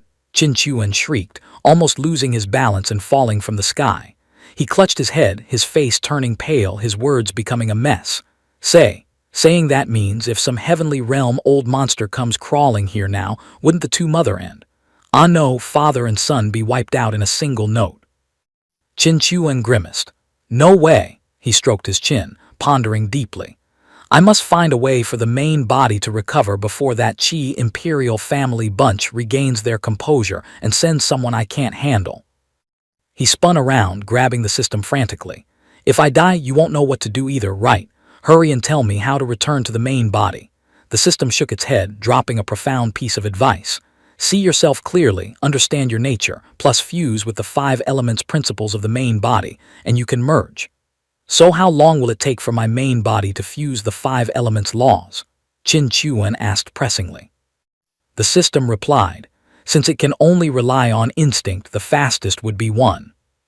Before it could finish, Qin Chuan hurriedly sighed in relief, wiping sweat from his forehead. 1 month, thank goodness I can probably hold out. The system nonchalantly held up one finger, its tone annoyingly cheerful. It's 100 years. And that's me saying super fast. Qin Chuan said nothing, landed straight on the ground, pulled a shovel out of nowhere and started digging furiously. The system was bewildered. What are you doing? Qin Chuan replied while shoveling dirt rapidly, his voice full of tragic heroism. Digging a hole. It's better for father and son to bury ourselves alive here than to go out there and get ground into bran by them. Meanwhile, at the Qi Imperial Palace, dark clouds swirled as if the sky shared the supreme ruler's rage. Thunder rumbled and roars of fury echoed from deep within the forbidden palace. My Huenger, who is it after all? Who dared to touch the heir of my imperial clan? Investigate. Investigate immediately for me. I must extract his soul to refine into the 10,000 ghost pill to let him be tormented eternally. In the courtyard, a figure stepped out. He smiled wildly, uttering crazy words. The era of my Qi Dai is coming. Whoever killed that bastard Qi Huang is truly my great benefactor. Let me swallow this benefactor bit by bit, fusing into one body with me to repay him, okay. This person was none other than the mad King Qi Dai, his hands bound tightly behind his back with chains, always trailed by ghost messengers. He seemed to forget reality, spreading his arms and laughing with satisfaction. Ha ha ha. The scene shifted to a much brighter and more peaceful place, the Jade King's mansion. In the hall, two people were leisurely drinking and playing chess. The white-haired man said respectfully, "Your Highness, the small chariot has gone ahead to sacrifice its life, but we cannot act recklessly either." The younger man, who was the Jade King Qi Jin, calmly placed a chess piece down, his eyes full of calculation. "I still have a vanguard horse. I must use it to open the way. Only then can I turn the entire situation around." Back to where Tong Tianmen resided, amidst majestic mountains resembling a fairyland. Qin Chuan stretched refreshingly, stepping out with high spirits. "Aha! No wonder my son loves running around looking for fortuitous encounters. This feeling of farming monsters for loot is quite fun. Even I harvested a lot this time." He looked into the distance and suddenly saw three small black dots gathered together. It was Hao Ran's group. The black-haired guy was silently taking the blame amidst the reproaches of the other two. Wei Rang grumbled, "You reap what you sow. Dropping a small cultivation stage serves you right." Hao Ran added, "Brother Yin, you were too reckless this time. Brother Wei and I couldn't even stop you in time." A mischievous idea flashed in Qin Chuan's mind. "If before the Qi imperial family's people arrive, I make them take the kid away. That's also a good plan, isn't it?" He quickly jumped down, hiding behind a huge boulder. These three are rude, lecherous, and mentally challenged, but their strength is not mediocre. If a realm king doesn't appear, there aren't many who can match them. Wei Rang turned around, continuing to plot. "Brother Hao Ran, do you really want to kidnap Qinzai's aunt? I think following the old plan is safer." Hao Ran replied firmly, "Plans must be flexible. Our goal is to lure Qin Chuan out. Using his son or his sister as bait is the same thing." Hearing this, Qin Chuan rolled his eyes, secretly despising them. "Want to kidnap Qin Nai? The imagination of these three weaklings really exceeds my imagination. Or should I just go with the flow?" Qin Chuan quickly made a decision. His fiery red hair suddenly shrank, transformed, and flowed down into a shimmering golden stream. Qin Zai's improvisation skills are still young and green. If he gets taken, he might suffer. Well then. He completely transformed into the appearance of the young girl who had encountered the three of them in Tong Tianmen, not forgetting a narcissistic remark. "It's better to let this old father take action. I am truly the model of a great father. Appearance, aura gate. Everything is perfect." Qin Chuan stepped coquettishly towards the three, feigning innocence, waving his hand. Hello, may I ask for directions?" He glanced up, only to see the three standing there like statues, silent amidst heaven and earth. He frowned, suspicious. That's weird. Why have these three been frozen for half a day with no reaction? Turns out all three were excitedly discussing via telepathy. Wei Rang, "Should we go for it?" Hao Ran, pretending to be calm. "Wait, we should keep our distance from her a bit. Qin Chuan's sister, her strength is certainly not ordinary. Acting blindly again will cost the remaining half of our lives." After discussing thoroughly, the three jumped down to the ground, standing right in front of Qin Chuan. Hao Ran took the lead, waving a fan to look like a romantic wanderer, smiling friendly. "Young lady, I wonder if you need any help. Just now I was suddenly admiring your peerless beauty, so I was a bit distracted. Please forgive me." Qin Chuan played the innocent role, actually pretending to be a pig to eat the tiger. "My name is Qin Nai. I am Qin Chuan's younger sister. I wonder if you gentlemen have heard of my brother's name." Hao Ran was overjoyed. Oh my, I didn't expect it to be Senior Qin Chuan's younger sister. Truly disrespectful, so disrespectful. Qin Chuan beamed, rubbing his hands together pleadingly. That's great, please take me to see my brother. When we meet him, surely there will be no shortage of rewards for you. Hao Ran was ecstatic seeing the fish about to bite the hook. Of course, no problem. He, with the criteria of acting through to the end, continued fawningly. Currently, Senior Qin Chuan is in Dongyu. The journey might be a bit far. These two will protect the rear, I will lead the way. The other two immediately coordinated. Yes, Hao Ran solicited. Miss Qin Nai, please follow me. Okay, Qin Chuan replied happily. Thus, in an instant, 4 streaks of golden light soared into the sky. Wei Rang began to execute his own plan, pretending to hesitate and announce, Old Hao, I have to go back for a trip to pick up that girl. Hao Ran glanced over and saw Qin Chuan flying unsteadily in the distance. So he approached, asking with feigned concern, What's wrong? Was there a problem with channeling spiritual power? Qin Chuan panicked and covered up. No, just recalled some old matters, so I slipped a bit. Wei Rang seemed determined, speaking louder. I said wait a moment, let me go back and pick up that girl. Hao Ran frowned angrily, cursing inwardly. Are you crazy? We aren't really guiding people. If Qin Chuan finds out, all 3 of us will be buried here. Wei Rang immediately turned 180 degrees, changing flight direction, leaving only a brief sentence. Then you guys go ahead. Let's meet in Nanyu. That girl is the only one in my life, I've decided. Amidst the overlapping mountains, a giant black shadow suddenly appeared, laughing savagely. Ka. Wei Rang panicked, hastily retreating. The demonic qi is so dense. Where did this devil come from? By this time, Wei Rang had been pushed back so far that he reunited with Hao Ran's group.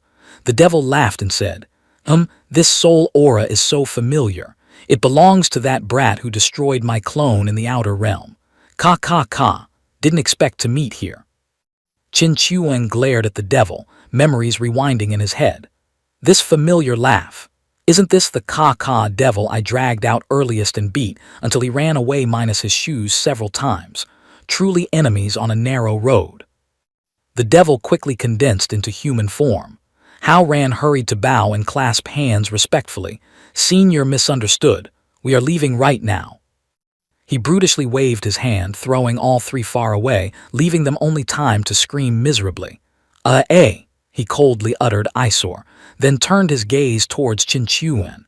Seeing him in the form of a young girl, he couldn't help but be startled. At this moment in front of him was Yin Mang trembling like a leaf. Regarding Qin Chuan, the devil asked a nonsensical question. Should be a male, right? Whatever, who cares who you are? Kill to vent anger first. Ka. Qin Chuan innocently placed a hand on Yin Mang's shoulder, entrusting full responsibility with utmost trust. Aren't you very brave? Go get him. After all, you can't let a weak woman like me go to battle, right? Yin Mang, face covered in cold sweat, hurriedly protested. Brave and stupid are 2 different things. His demonic qi is about to reach the realm emperor level. Me fighting him is no different from suicide. Hao Ran and Wei Rang returned, continuously channeling energy to launch attacks against the devil. Swirling winds were created in Hao Ran's hands. He signaled. Yin Mang, 3 talents formation, wind, fire, thunder. Storm law. Wei Rang created lightning bolts, continuing. Thunder, roar, law. Yin Mang also aggressively brought along sparks, shouting. Vibration law. The power of the 3 combined, creating a terrifying tornado heading straight for the devil. He stood calmly in place, commenting disdainfully. In the heavenly realm, you 3 are considered trash. Even if you create a tri-union formation, it's just trash plus trash plus trash. The result is still trash. Suddenly Hao Ran shouted, Go. The devil looked in confusion at the 4 streaks of light shooting into the sky, still muttering blankly. Go where? Qin Chuan thought while running for his life. This body right now absolutely cannot fight that devil. Don't know if I'm unlucky or those 3 are unlucky. A splendid white gold carriage glided across the sky. A gentle voice rang out. Qi Ding lifted the curtain, inquiring, You 4, did you come out from Tong Tianmen? Qin Chuan acted superbly, naively pointing at the three behind, answering a sentence that made them jump out of their skin. I'm not, but the three guys behind me definitely are. Just then a demonic hand with sharp claws appeared, lunging at the three. A ghostly voice echoed, "Die for me, become a part of my myriad people demon fog." The carriage above emitted a blinding light. Qi Ding spoke slowly but majestically. "This place is under my management for the time being, yet such a devil as you appears." The devil transformed back into human form, asking grumpily, "Who is hiding their head and showing their tail like an annoying bug?" Qi Ding replied, "I don't have time to bother with you right now. I just want to ask the three behind a question. Afterward, whatever grievances exist between you, I don't care." The three saw the blinding light and hurriedly covered their eyes. The group secretly transmitted voices. Hao Ran lamented, "Wolf in front, tiger behind. The person in this carriage might not be good either. Seems to be from the Qi imperial family."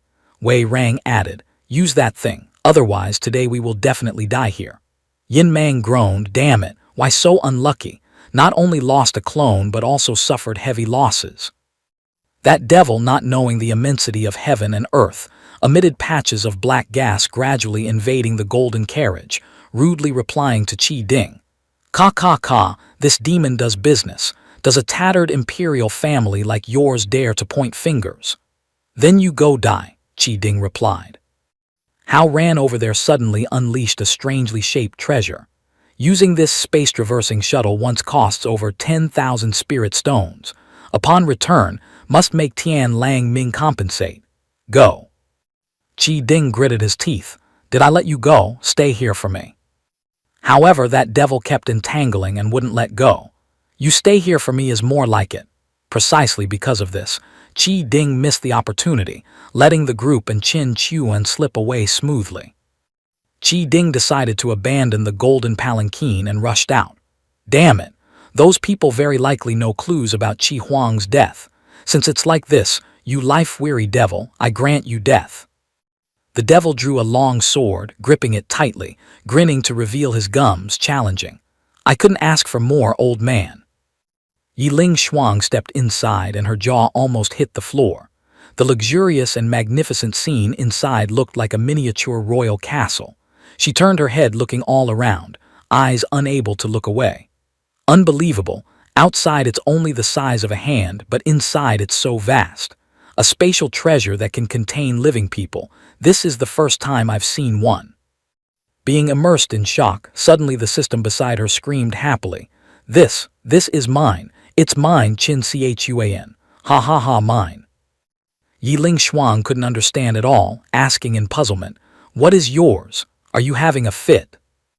Just as the words ended, the system lunged its small body to cling tightly to her face, pleading, "Qin Chuan, this is also an item from the mall. Someone has obtained a part of me. Steal it back for me quickly." Then, it released Yiling Shuang's face. Only then did she ask carefully, "What do you mean? Steal what?" The system crossed its arms, calmly recounting. "Perhaps a fragment of my power was squeezed out when I fused into your body. That's why there have never been any grand items in the mall. I've been wondering for a long time too."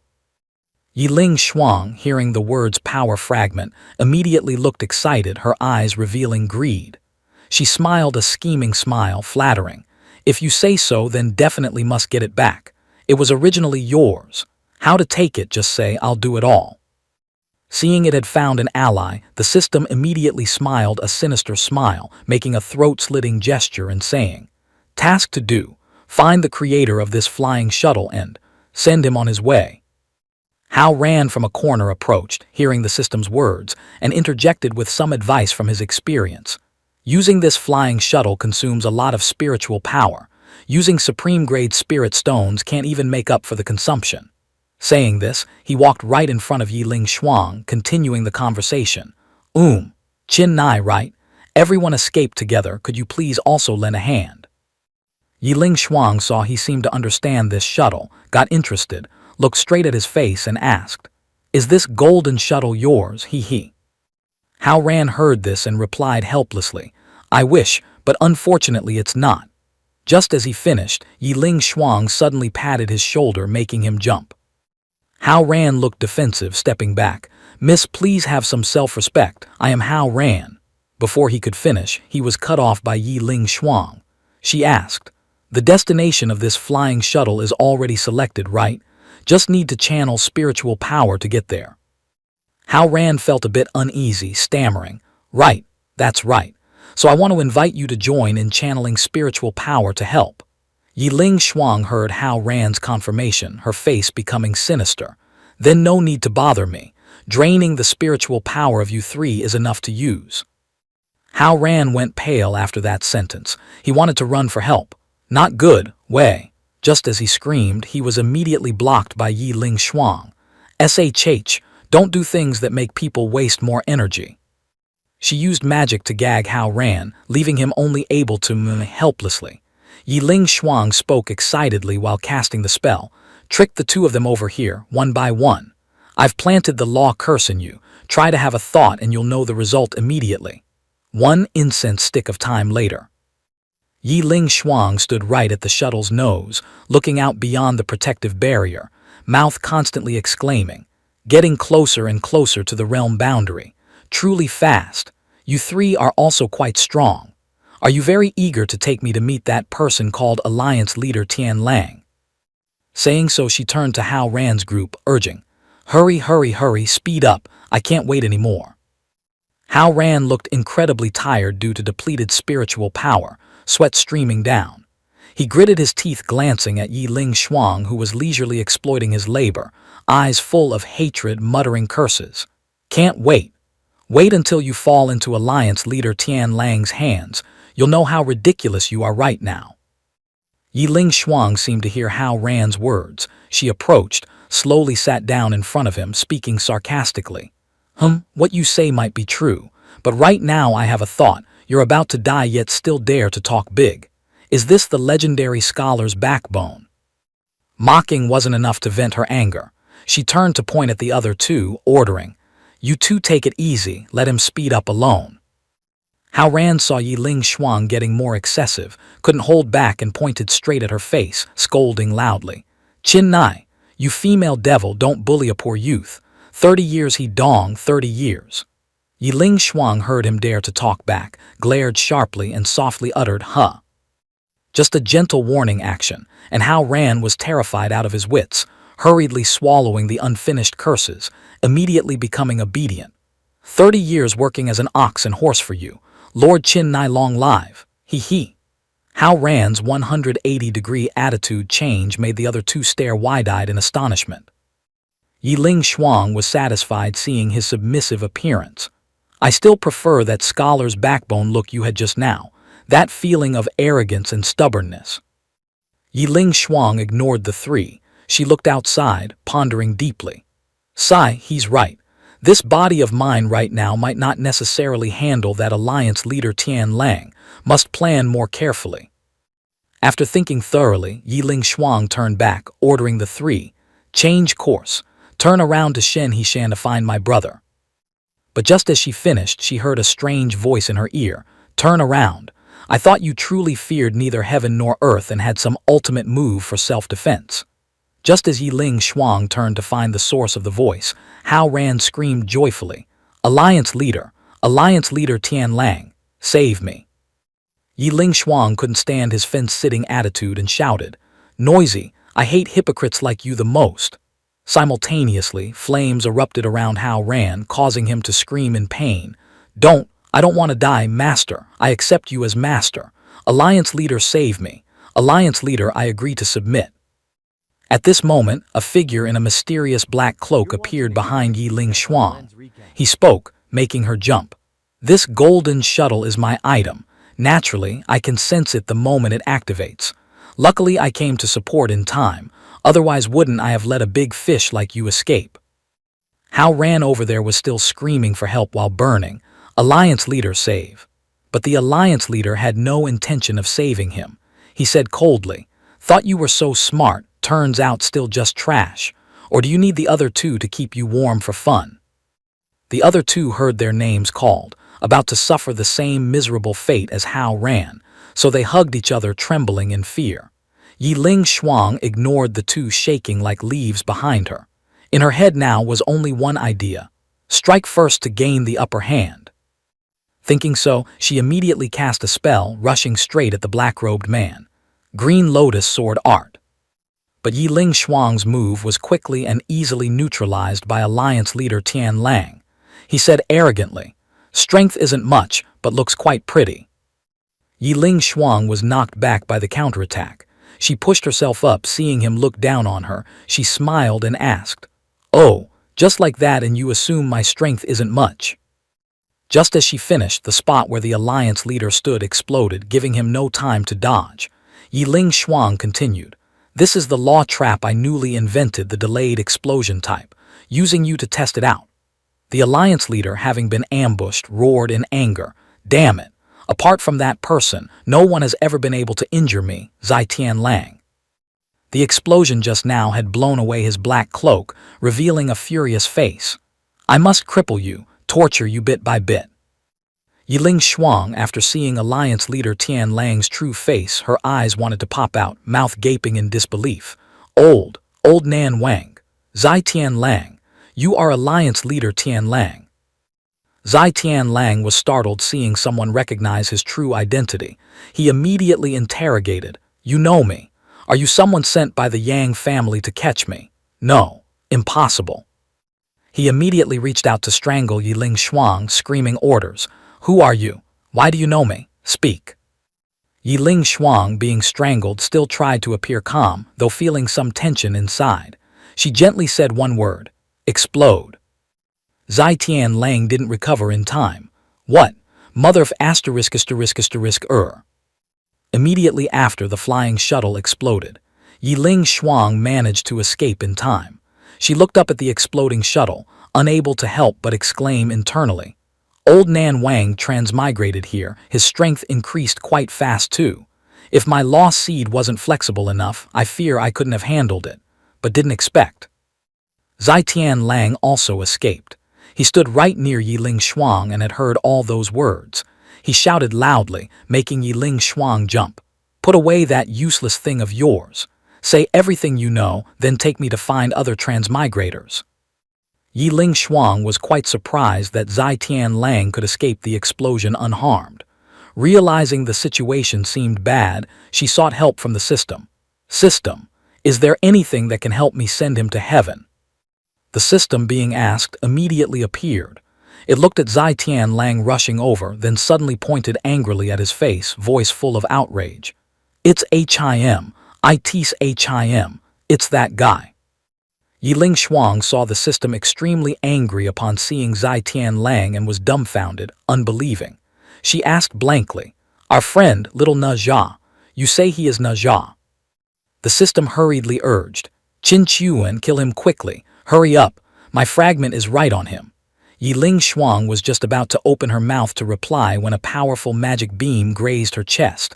Luckily, she dodged in time.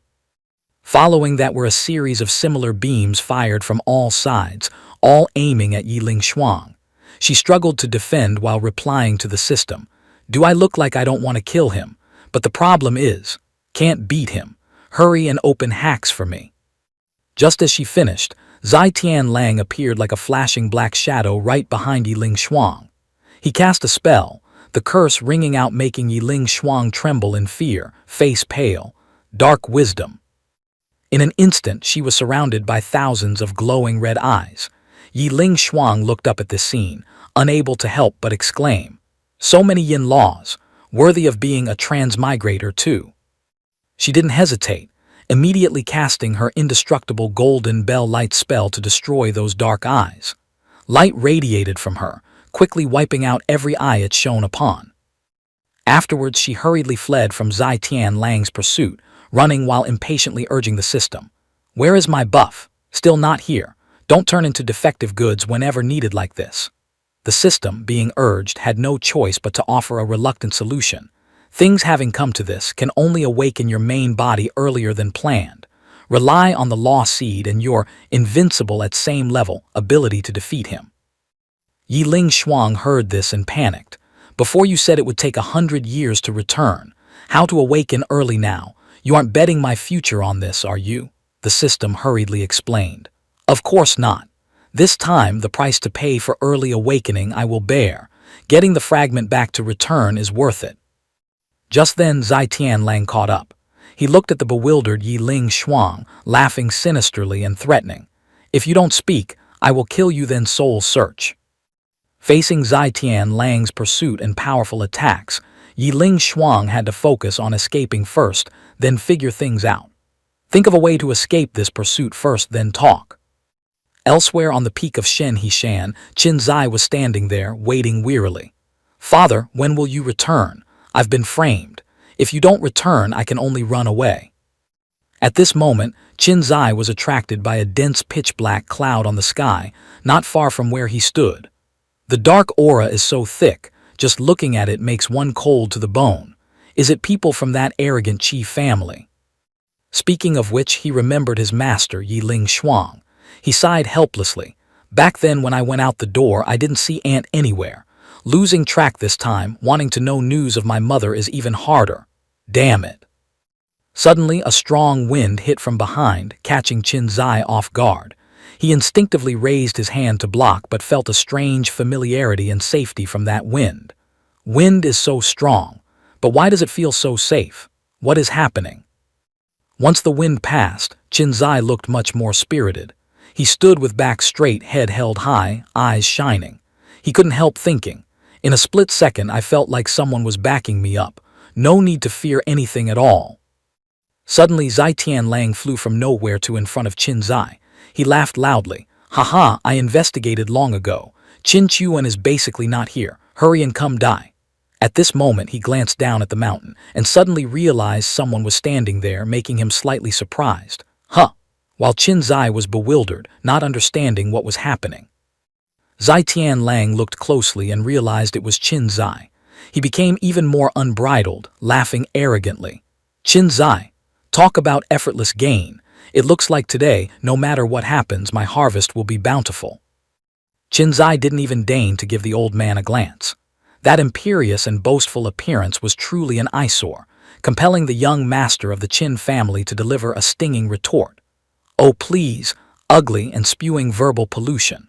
Old man, since you know my dad is the final boss and shake like a leaf at the mere mention of his name, why drag that wrinkled face here to throw your life away so early?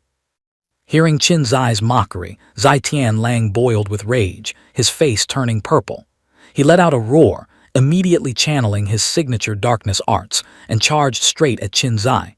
You insolent brat! I'll tear that mouth of yours apart first, then force your eyes open so you can see exactly who is going to meet the king of hell. Suddenly, the mountain peak beneath Qin Zai's feet shook violently, then with a loud crack, it shattered into hundreds of fragments, catching the young man completely off guard. Qin Zai could only hop around in a panic, dodging while screaming curses. You rotten old man, you have no martial ethics. You can't win head-on, so you resort to sneak attacks from below. You truly are despicable. Just as the young master was spinning around, sweating profusely while dodging Zai Tianlang's thunderous attacks from both above and below, the savior he had been longing for every night appeared. Dad! Qin Chuan descended like a god, effortlessly blocking the old man's efforts with a casual wave of his hand. Upon landing, Qin Chuan praised his precious son. Stinking brat, we've only been apart for a short while, yet your guts have grown as big as the sky, haven't they? Good, very good. Shielded behind his father, Qin Zai was so shocked his eyes went wide and his jaw dropped. Qin Chuan narrowed his eyes, scanning Zai Tianlang's smug face. Hey, ugly. I heard rumors you were dead. The Yang family even stopped hunting you, yet you still dare to come here and cause trouble for my family. It seems you're itching to experience death one more time. Provoked to the extreme, Zai Tianlang naturally couldn't act like a coward. He lifted his chin, retorting arrogantly. Qin Chuan, I don't want to face you head-on, not because I'm afraid, but simply because I don't want the trouble. We are both Ninth Heaven Realm cultivators. Your ordinary laws are surely. He was rambling on when he suddenly froze, his throat feeling as if it were being strangled by someone. A chilling cold ran down his spine. He glanced back and saw Qin Chuan standing toweringly right behind him, causing him to jump in fright as cold sweat poured out. Seeing that he had sensibly fallen silent, Qin Chuan smiled faintly. Surely what? Why don't you finish your sentence? Having spoken, he gently raised his hand and patted the air twice. With a boom, the ground beneath Zai Tian Lang exploded, sending him flying high into the sky. Before he could even orient himself or defend, he left behind only a trailing scream of ah, ah, ah, fading into the distance. Qin Chuan remained standing calmly in place, dusting off his hands before leisurely offering a philosophical comment. Except for those perverted laws like space and time, strength or weakness mainly depends on the user. Just as the old man was suspended in midair, dozens of golden chains shot out from nowhere, wrapping around him without leaving a single gap for escape. But Zai Tian Lang was no pushover. He regained his composure, roared, and unleashed a move to shatter the chains. Die! Darkness corrosion! Seeing his opponent still had the strength to resist, Qin Chuan continued his assault. It seems most villains have the memory of a goldfish, never remembering the lesson on the law of flame explosion. As soon as the words fell, another earth-shattering boom rang out, but this time not from below, but exploding right on Zai Tian Lang's body, scaring him out of his wits and causing him to scream miserably. Qin Zai stood aside witnessing the entire spectacle, watching his father reduce the previously arrogant Zai Tian Lang to a pulp with just 3 moves. Pride welled up in his heart. He looked at Qin Chuan's magnificent back with glittering eyes full of admiration, unable to help but exclaim internally, "My dad, no matter where or when, is invincible." Looking up at the powerful beams of magical light swirling high in the sky, the young man gaped, whispering to himself, "Heavens, it seems father's strength has recovered quite a bit. I thought after leaving the Tong Tian Gate I might have closed the gap a little. Who would have thought?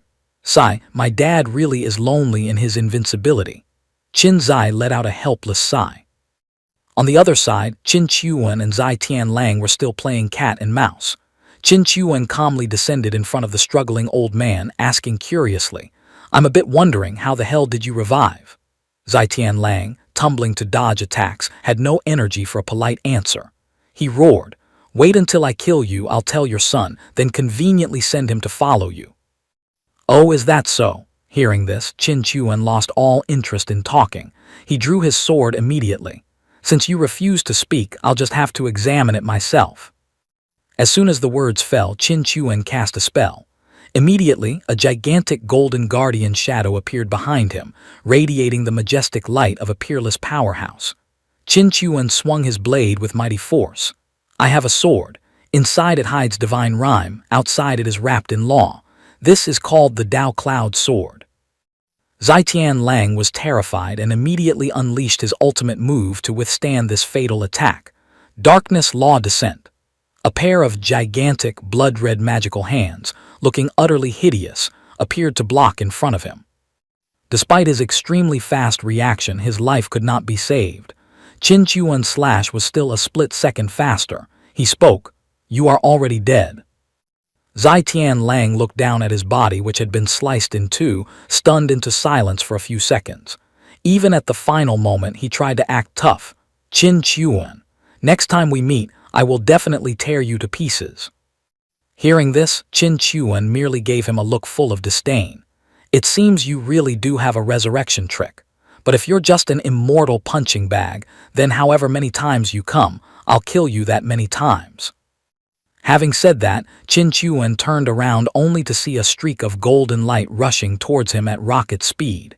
He was startled. "What the hell is this?" The streak of light stopped right in front of Qin Chuan. It turned out to be the system. Upon seeing him, it jumped for joy. "Ha ha ha, I'm back, finally back, I am complete." The system chirped to report the situation. "I need to sleep for a while. During this time, the shop will be locked and consciousness will be sealed. But basic investigation functions can still be used. Oh, I left you some life-saving abilities. Remember to use them." Qin Chuan secretly rejoiced upon hearing this. He waved his hand to dismiss it politely. "Then what are you waiting for? Go to sleep quickly. Having the investigation function is good enough. With you not here, I feel much cleaner." Afterward, Qin Chuan flew back to Qin Zai. Just as his feet touched the ground, his son hurriedly asked, "Father, did you kill him?" Qin Chuan gave a soft As if suddenly remembering something, he turned to assign a task. "Right, brat, tell your nominal son to come here and guard this area. If there's any unusual activity, report to me immediately." Qin Zai immediately obeyed. "Yes." But he still seemed to have something on his mind, hesitating as if wanting to speak. "But father, I also have this matter." Seeing the young master's stuttering manner, Qin Chuan teased, "Brat, this expression. Don't tell me you found a daughter-in-law for me." Teased by his father, Qin Zai blushed crimson, waving his hands frantically in embarrassment. No, it's just. You just came out of seclusion and I've already caused more trouble for you. Originally, I wanted to shoulder it myself." Saying this, Qin Zai's face turned helpless. Actually, it can be considered an undeserved calamity. There's a guy named Qi Huang, the heir of the Qi imperial clan. I don't know where they heard the news, but they keep insisting that I killed him. Qin Chuan was speechless for a moment after hearing this. Then he spoke up, offering perfunctory comfort. That. You really do have rotten luck. I don't know who was bored enough to spread such fake news." At this moment, Qin Zai suddenly pulled a small golden object from his bag. He presented it to Qin Chuan, his face beaming with excitement. "Father, I entered the Tong Tian Gate and obtained an imperial armament. You probably still don't have a satisfactory imperial armament in hand. I'm gifting this to you." Seeing his son offer a treasure, Qin Chuan reached out without hesitation, praising profusely. "Truly my biological son, filial beyond measure." But just as his hand reached halfway, a stern voice from deep within Qin Chuan's mind screamed, "Stop! Break hard! Don't take it! If you take it, the image of the aloof, majestic father you've built for 1,000 years will collapse, right now." Finally, to preserve his image, Qin Chuan had to grit his teeth and endure, not accepting the imperial armament. He diverted his hand, which was hovering in midair, into a gentle pat on Qin Zai's head, leaving the boy stunned. He spoke gently. "Your heart is enough to make father happy, but father doesn't lack these things. You keep it for self-defense." Qin Chuan was acting his heart out in the play Deep Father-Son Love, when suddenly a magnificent golden sedan chair appeared above his head. A voice full of authority resonated from within. "Qin Chuan, I have sensed your aura. Since you have revealed yourself, hand over Qin Zai. I will spare your life." This voice immediately attracted Qin Chuan's attention. He looked up, slightly surprised. Seeing someone coming to cause trouble for him, Qin Zai intended to warn him, "Father," but he was immediately reassured. "Don't worry, it's a small matter." Saying that, Qin Chuan turned around, facing the golden sedan chair, clasping his hands behind his back and holding his head high. "I really didn't expect the Qi family to have a cripple. Get out of the sedan and speak properly." The person inside the sedan maintained a haughty attitude. A dignified member of the Qi imperial clan. Am I someone you can meet just because you want to?" Seeing this person refuse to show his face, Qin Chuan continued his top-tier provocation. "Qi imperial clan. That imperial clan that's about to decline. Does that even count as an imperial clan? Get the hell out here for me right now." With a crash, the golden sedan exploded in midair. A figure flew out from within, uttering threats. "If you don't give me a satisfactory answer today, both father and son will die. This Shen Hishan will also be razed to the ground." Seeing him finally show his face, Qin Chuan asked directly, "Are you Qi Huang?" Hearing Qin Chuan ask this, the man puffed out his chest and loudly replied, "I am his uncle, this King Qi Ding." Qin Chuan immediately caught the weak point in Qi Ding's words.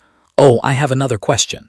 As an uncle, why didn't that brat's biological father come, but you came running here so fast?" Having his true intentions hit by Qin Chuan, Qi Ding hesitated, stuttering to invent a reason. "Cough, cough. About this. My big brother naturally has more important matters to handle, but that has nothing to do with you." Qin Chuan heard the explanation and expressed deep sympathy. "So that's it. I can completely understand your feelings, but Qi Huang was not killed by my son. You'd better go back." Seeing Qin Chuan deny it flatly, Qi Ding flew into a rage, his face darkening. He gritted his teeth. "You say he didn't, so he didn't." Qin Chuan was not inferior in momentum. He shouted back, "Does you saying he did make it so?" Qi Ding didn't want to argue further. He flew up, intending to capture Qin Zai. Whether he did or not, just bring you back and use a divine ability to check your memories, and we'll know immediately. He decided not to let Qin Zai go, resorting to the unreasonable logic of the strong to deal with the father and son. He also flew up to face Qi Ding, his attitude stern, affirming the truth once again. No evidence, mediocre strength, yet you dare to come to my territory and demand to take my son. On what grounds? Seeing Qin Chuan's attitude, Qi Ding had to pull out his imperial clan label to threaten him. He declared loudly, based on my Qi family being a flourishing imperial clan with an emperor presiding. Hearing that arrogant tone, Qin Chuan laughed in contempt. Without a second word, he swung a powerful sword strike straight at Qi Ding. Ha ha, doesn't your Qi family have an emperor? Slash! One of Qi Ding's arms flew into the air. The heart-wrenching pain from his left arm caused him to scream miserably. Ah, you! How dare you! The sword strike was followed by Qin Chuan's challenging voice. Then today I chop off one of your arms to see if the emperor of your house dares to come find me. Qin Chuan, with the aura of a true powerhouse facing a small fry, completely overwhelmed Qi Ding. He repeated every word sternly. I will say it one more time, Qi Huang was not killed by my son. Before you find evidence, if you dare target my son even a little bit, I will exterminate your entire family.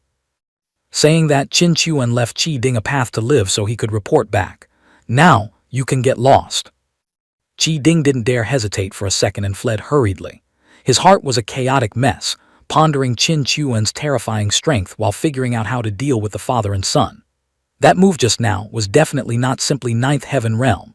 Qi Huang cannot die in vain. To soul-search Qin Zai, his father must be taken down first. Countless doubts, along with the wounds on his body, urged him to quickly return to the Qi family to report everything. After seeing Qi Ding disappear, Qin Chuan immediately deflated. He became crestfallen and dejected, sighing helplessly. Sigh, a strike of the world emperor. Although this buff is very useful, the consumption is also terrible. One shot already ate up 100 of my Yan Lu Chang points. Facing the elder of the Qi family, Qin Chuan had aggressively threatened. Doesn't your Qi family have an emperor? Then today, I chop off one of your arms to see if the emperor of your house dares to come find me.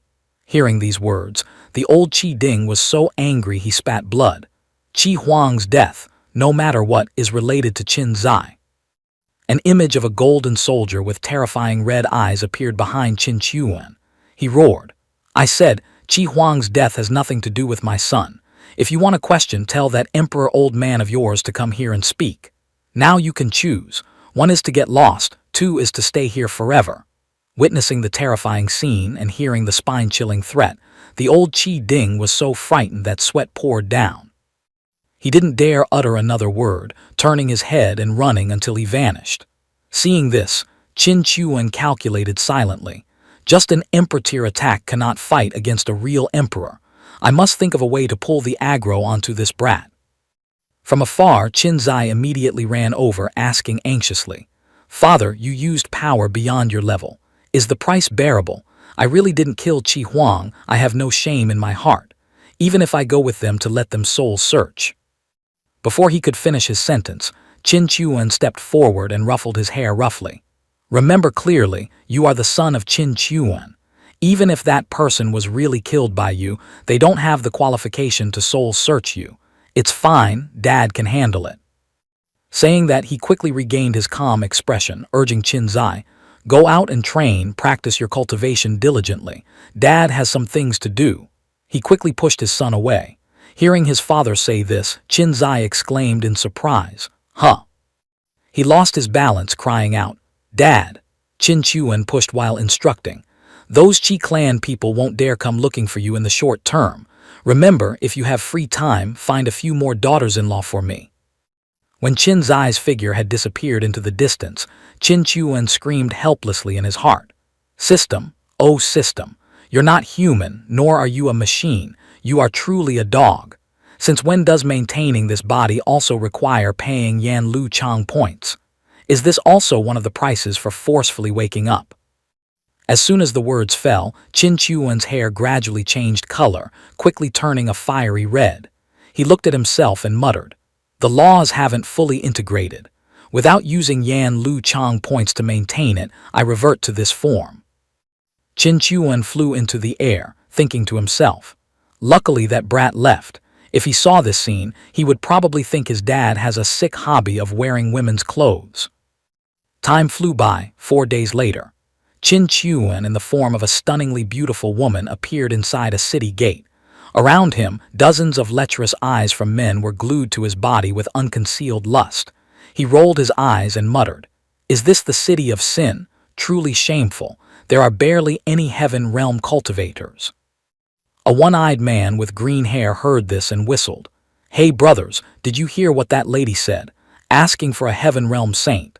Why doesn't she just say she's looking for an emperor to be impressive?" Hearing this, his purple-haired companion excitedly chimed in. "Exactly.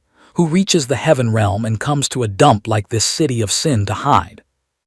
At the Fu Zio Inn. Qin Chuan looked at the signboard with an uninterested expression, thinking, "This is the place. It looks mediocre as expected, nothing special. This is Fu Zio, the strongest assassin organization in the eastern region." He walked inside. An old man sat resting his chin on his hand, looking straight at him. Qin Chuan critiqued silently again. "Exactly one member. He's the leader, the assassin, and doubles as the receptionist. Saves on personnel, I suppose." He placed a bottle on the table, commanding, "1 8th grade pill. Mission. Hunt down the son of Qin Chuan from Shen Hishan, named Qin Zai."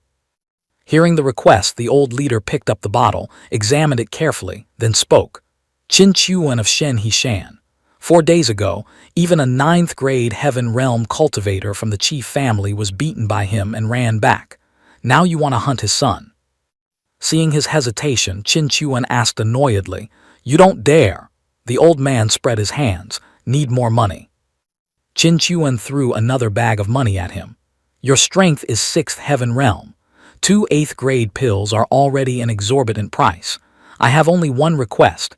If Qin Zai suspects you are Qin Chuan's person, just admit it by default." He sniffed the contents of the bottle and nodded. "If I can conceal my identity, then naturally that's even better." Meanwhile, in another place, Qin Zai was leisurely flying through the sky, muttering, "Dad has done too much for me.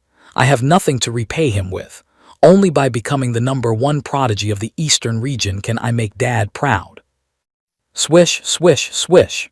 A series of green light beams shot out from nowhere, grazing Qin Zai.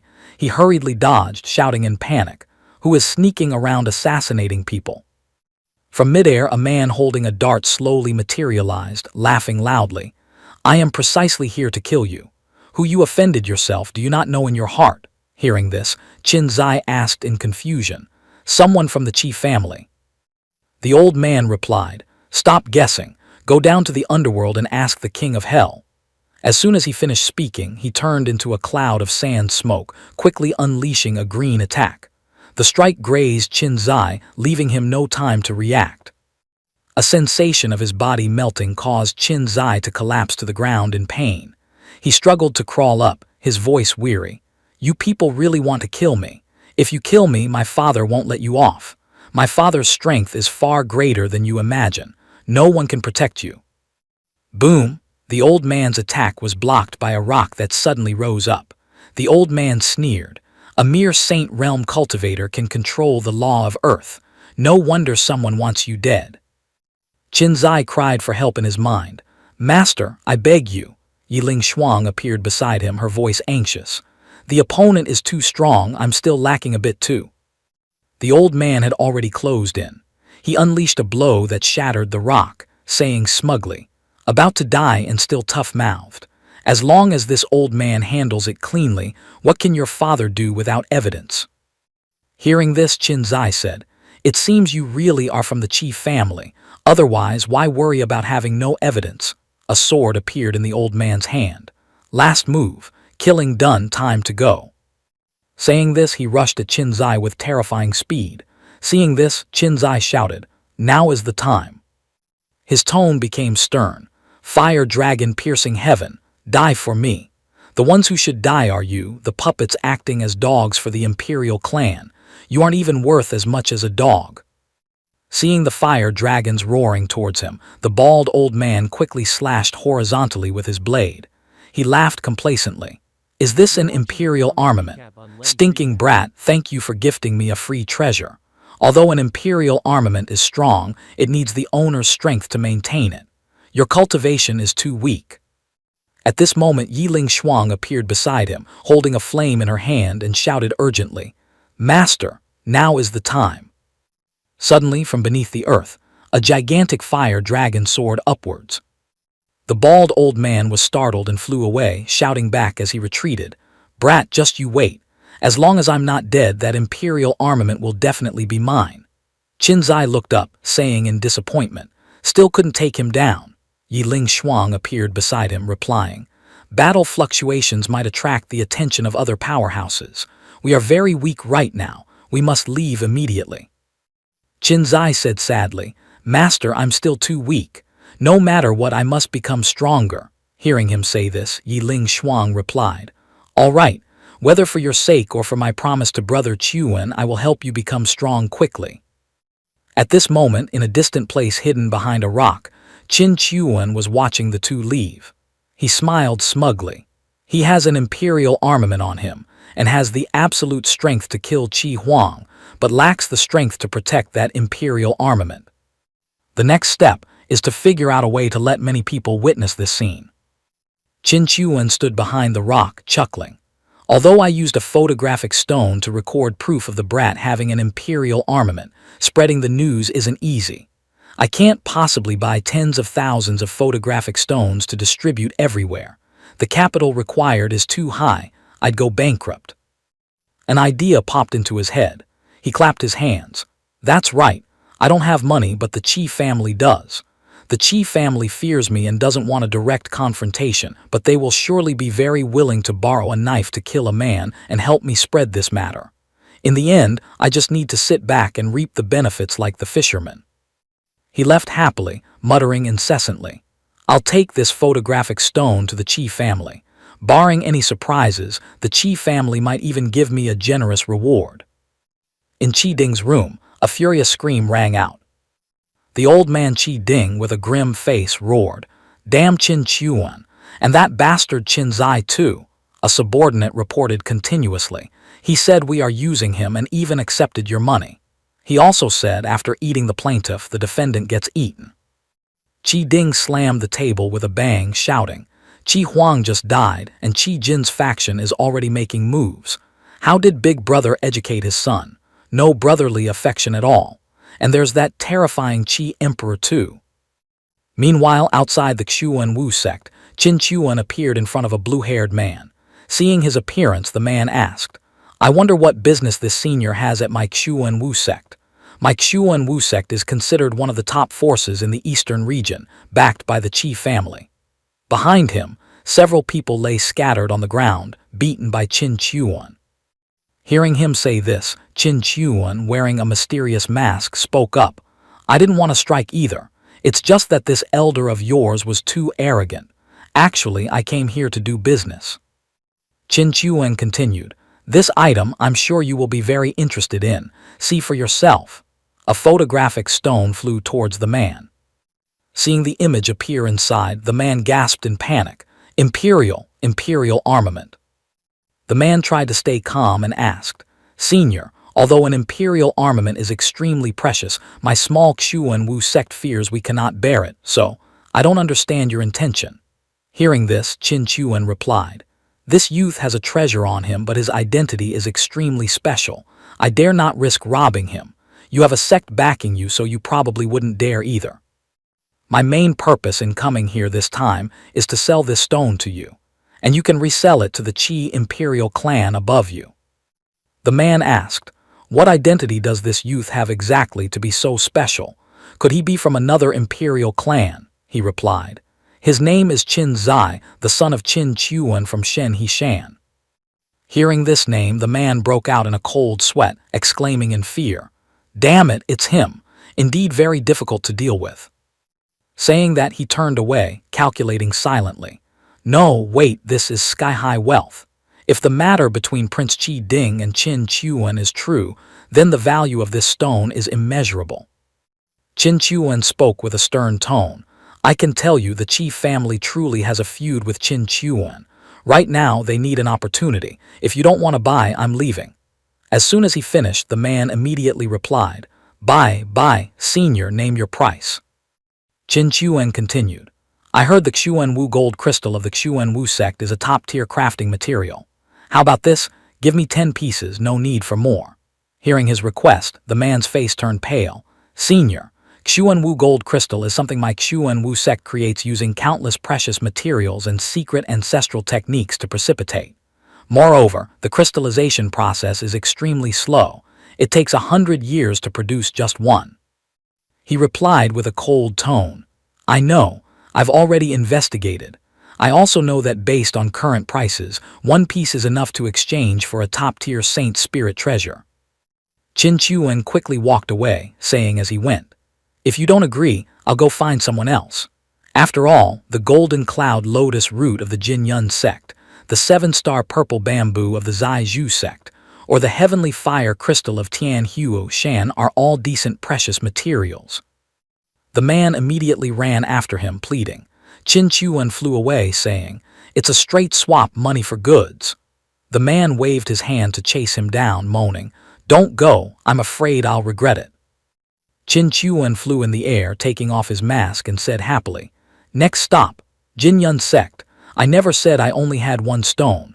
I must seize the opportunity within the shortest time and shortest route to loot all the goods from these sects. House by house, no one escapes. Meanwhile, the blue-haired man was standing respectfully before another person. That person spoke with a cunning look. You did well this time. After Uncle sees the photographic stone, he will definitely be very happy. Qi Huang's matter is small, but Imperial Uncle Qi's face is the big matter. He was surprised to see others present. Jin Yun sect, Zai Zhu sect, Tian Huo Shan. The sect masters of these 3 sects are also here. The blue-haired man saw this and asked worriedly, Are we? One of the 3 sect masters turned his face away, replying unhappily, Been used by someone, truly devoid of conscience. He rolled his eyes towards the other 2 sect masters, sweating profusely. You too. The other 2 sect masters replied with aggrieved faces. Who would have known that a dignified 9th Heaven Saint Realm Senior would pull such a stunt? Another cried, My 10 heavenly fire crystals, how can there be such a shameless expert? At this moment, Princess Chu Yun appeared with a shy expression, speaking up. Prince Qi has learned of the content of the photographic stones. The prince says he will not forget your loyalty. Hearing her speak, the others grumbled unhappily. Forget my foot, our benefits have all been swallowed. The servant turned anxiously to the young lord. Young prince, the person replied. You work for me, I won't forget. He immediately ordered, Find the person who gave me the photographic stone. Someone who can record such secret content must be very useful to me. The other nodded, Yes. Inside the room, old man Qi Ding admired the photographic stone, laughing heartily. This stone arrived at just the right time. It's truly heaven helping me. The man entered, saying, Imperial Uncle, I think this matter must be spread quickly, as fast as possible, to better demonstrate the intelligence capabilities of the Imperial clan. The old man nodded. You are right. I leave it to you. Immediately prepare 10,000 photographic stones, report to the major forces under our banner, and act now. Spread this news, publicize it widely. It's best if everyone knows. Qi Ding's eyes turned venomous. This time, I must turn that brat Qin Zai into a rat hunted by the entire world, make Qin Chuan anxious yet unable to do anything. Let the world know that when my Qi family wants to deal with someone, we have plenty of ways and means. Meanwhile, inside a tavern, people were gathered in groups discussing excitedly. Hey, did you hear? Qin Zai has an imperial armament. Of course. There's a photographic stone in Shengfeng Lu. The images inside are extremely clear, showing Qin Zai using the imperial armament. I discovered they are also sold in the black market, containing similar images. At this moment, a man approached the table where Qin Chuan was sitting and spoke up. Tusk. It seems some major power has made a move, wanting Qin Zai dead. By now, I fear the whole world knows about this. Hey, beautiful lady, wanna hang out? Qin Chuan immediately turned and left. People in the tavern continued to gossip ceaselessly. I heard Qin Zai has extraordinary talent. Even the young master Qi Huang was defeated by him. That's right, this imperial armament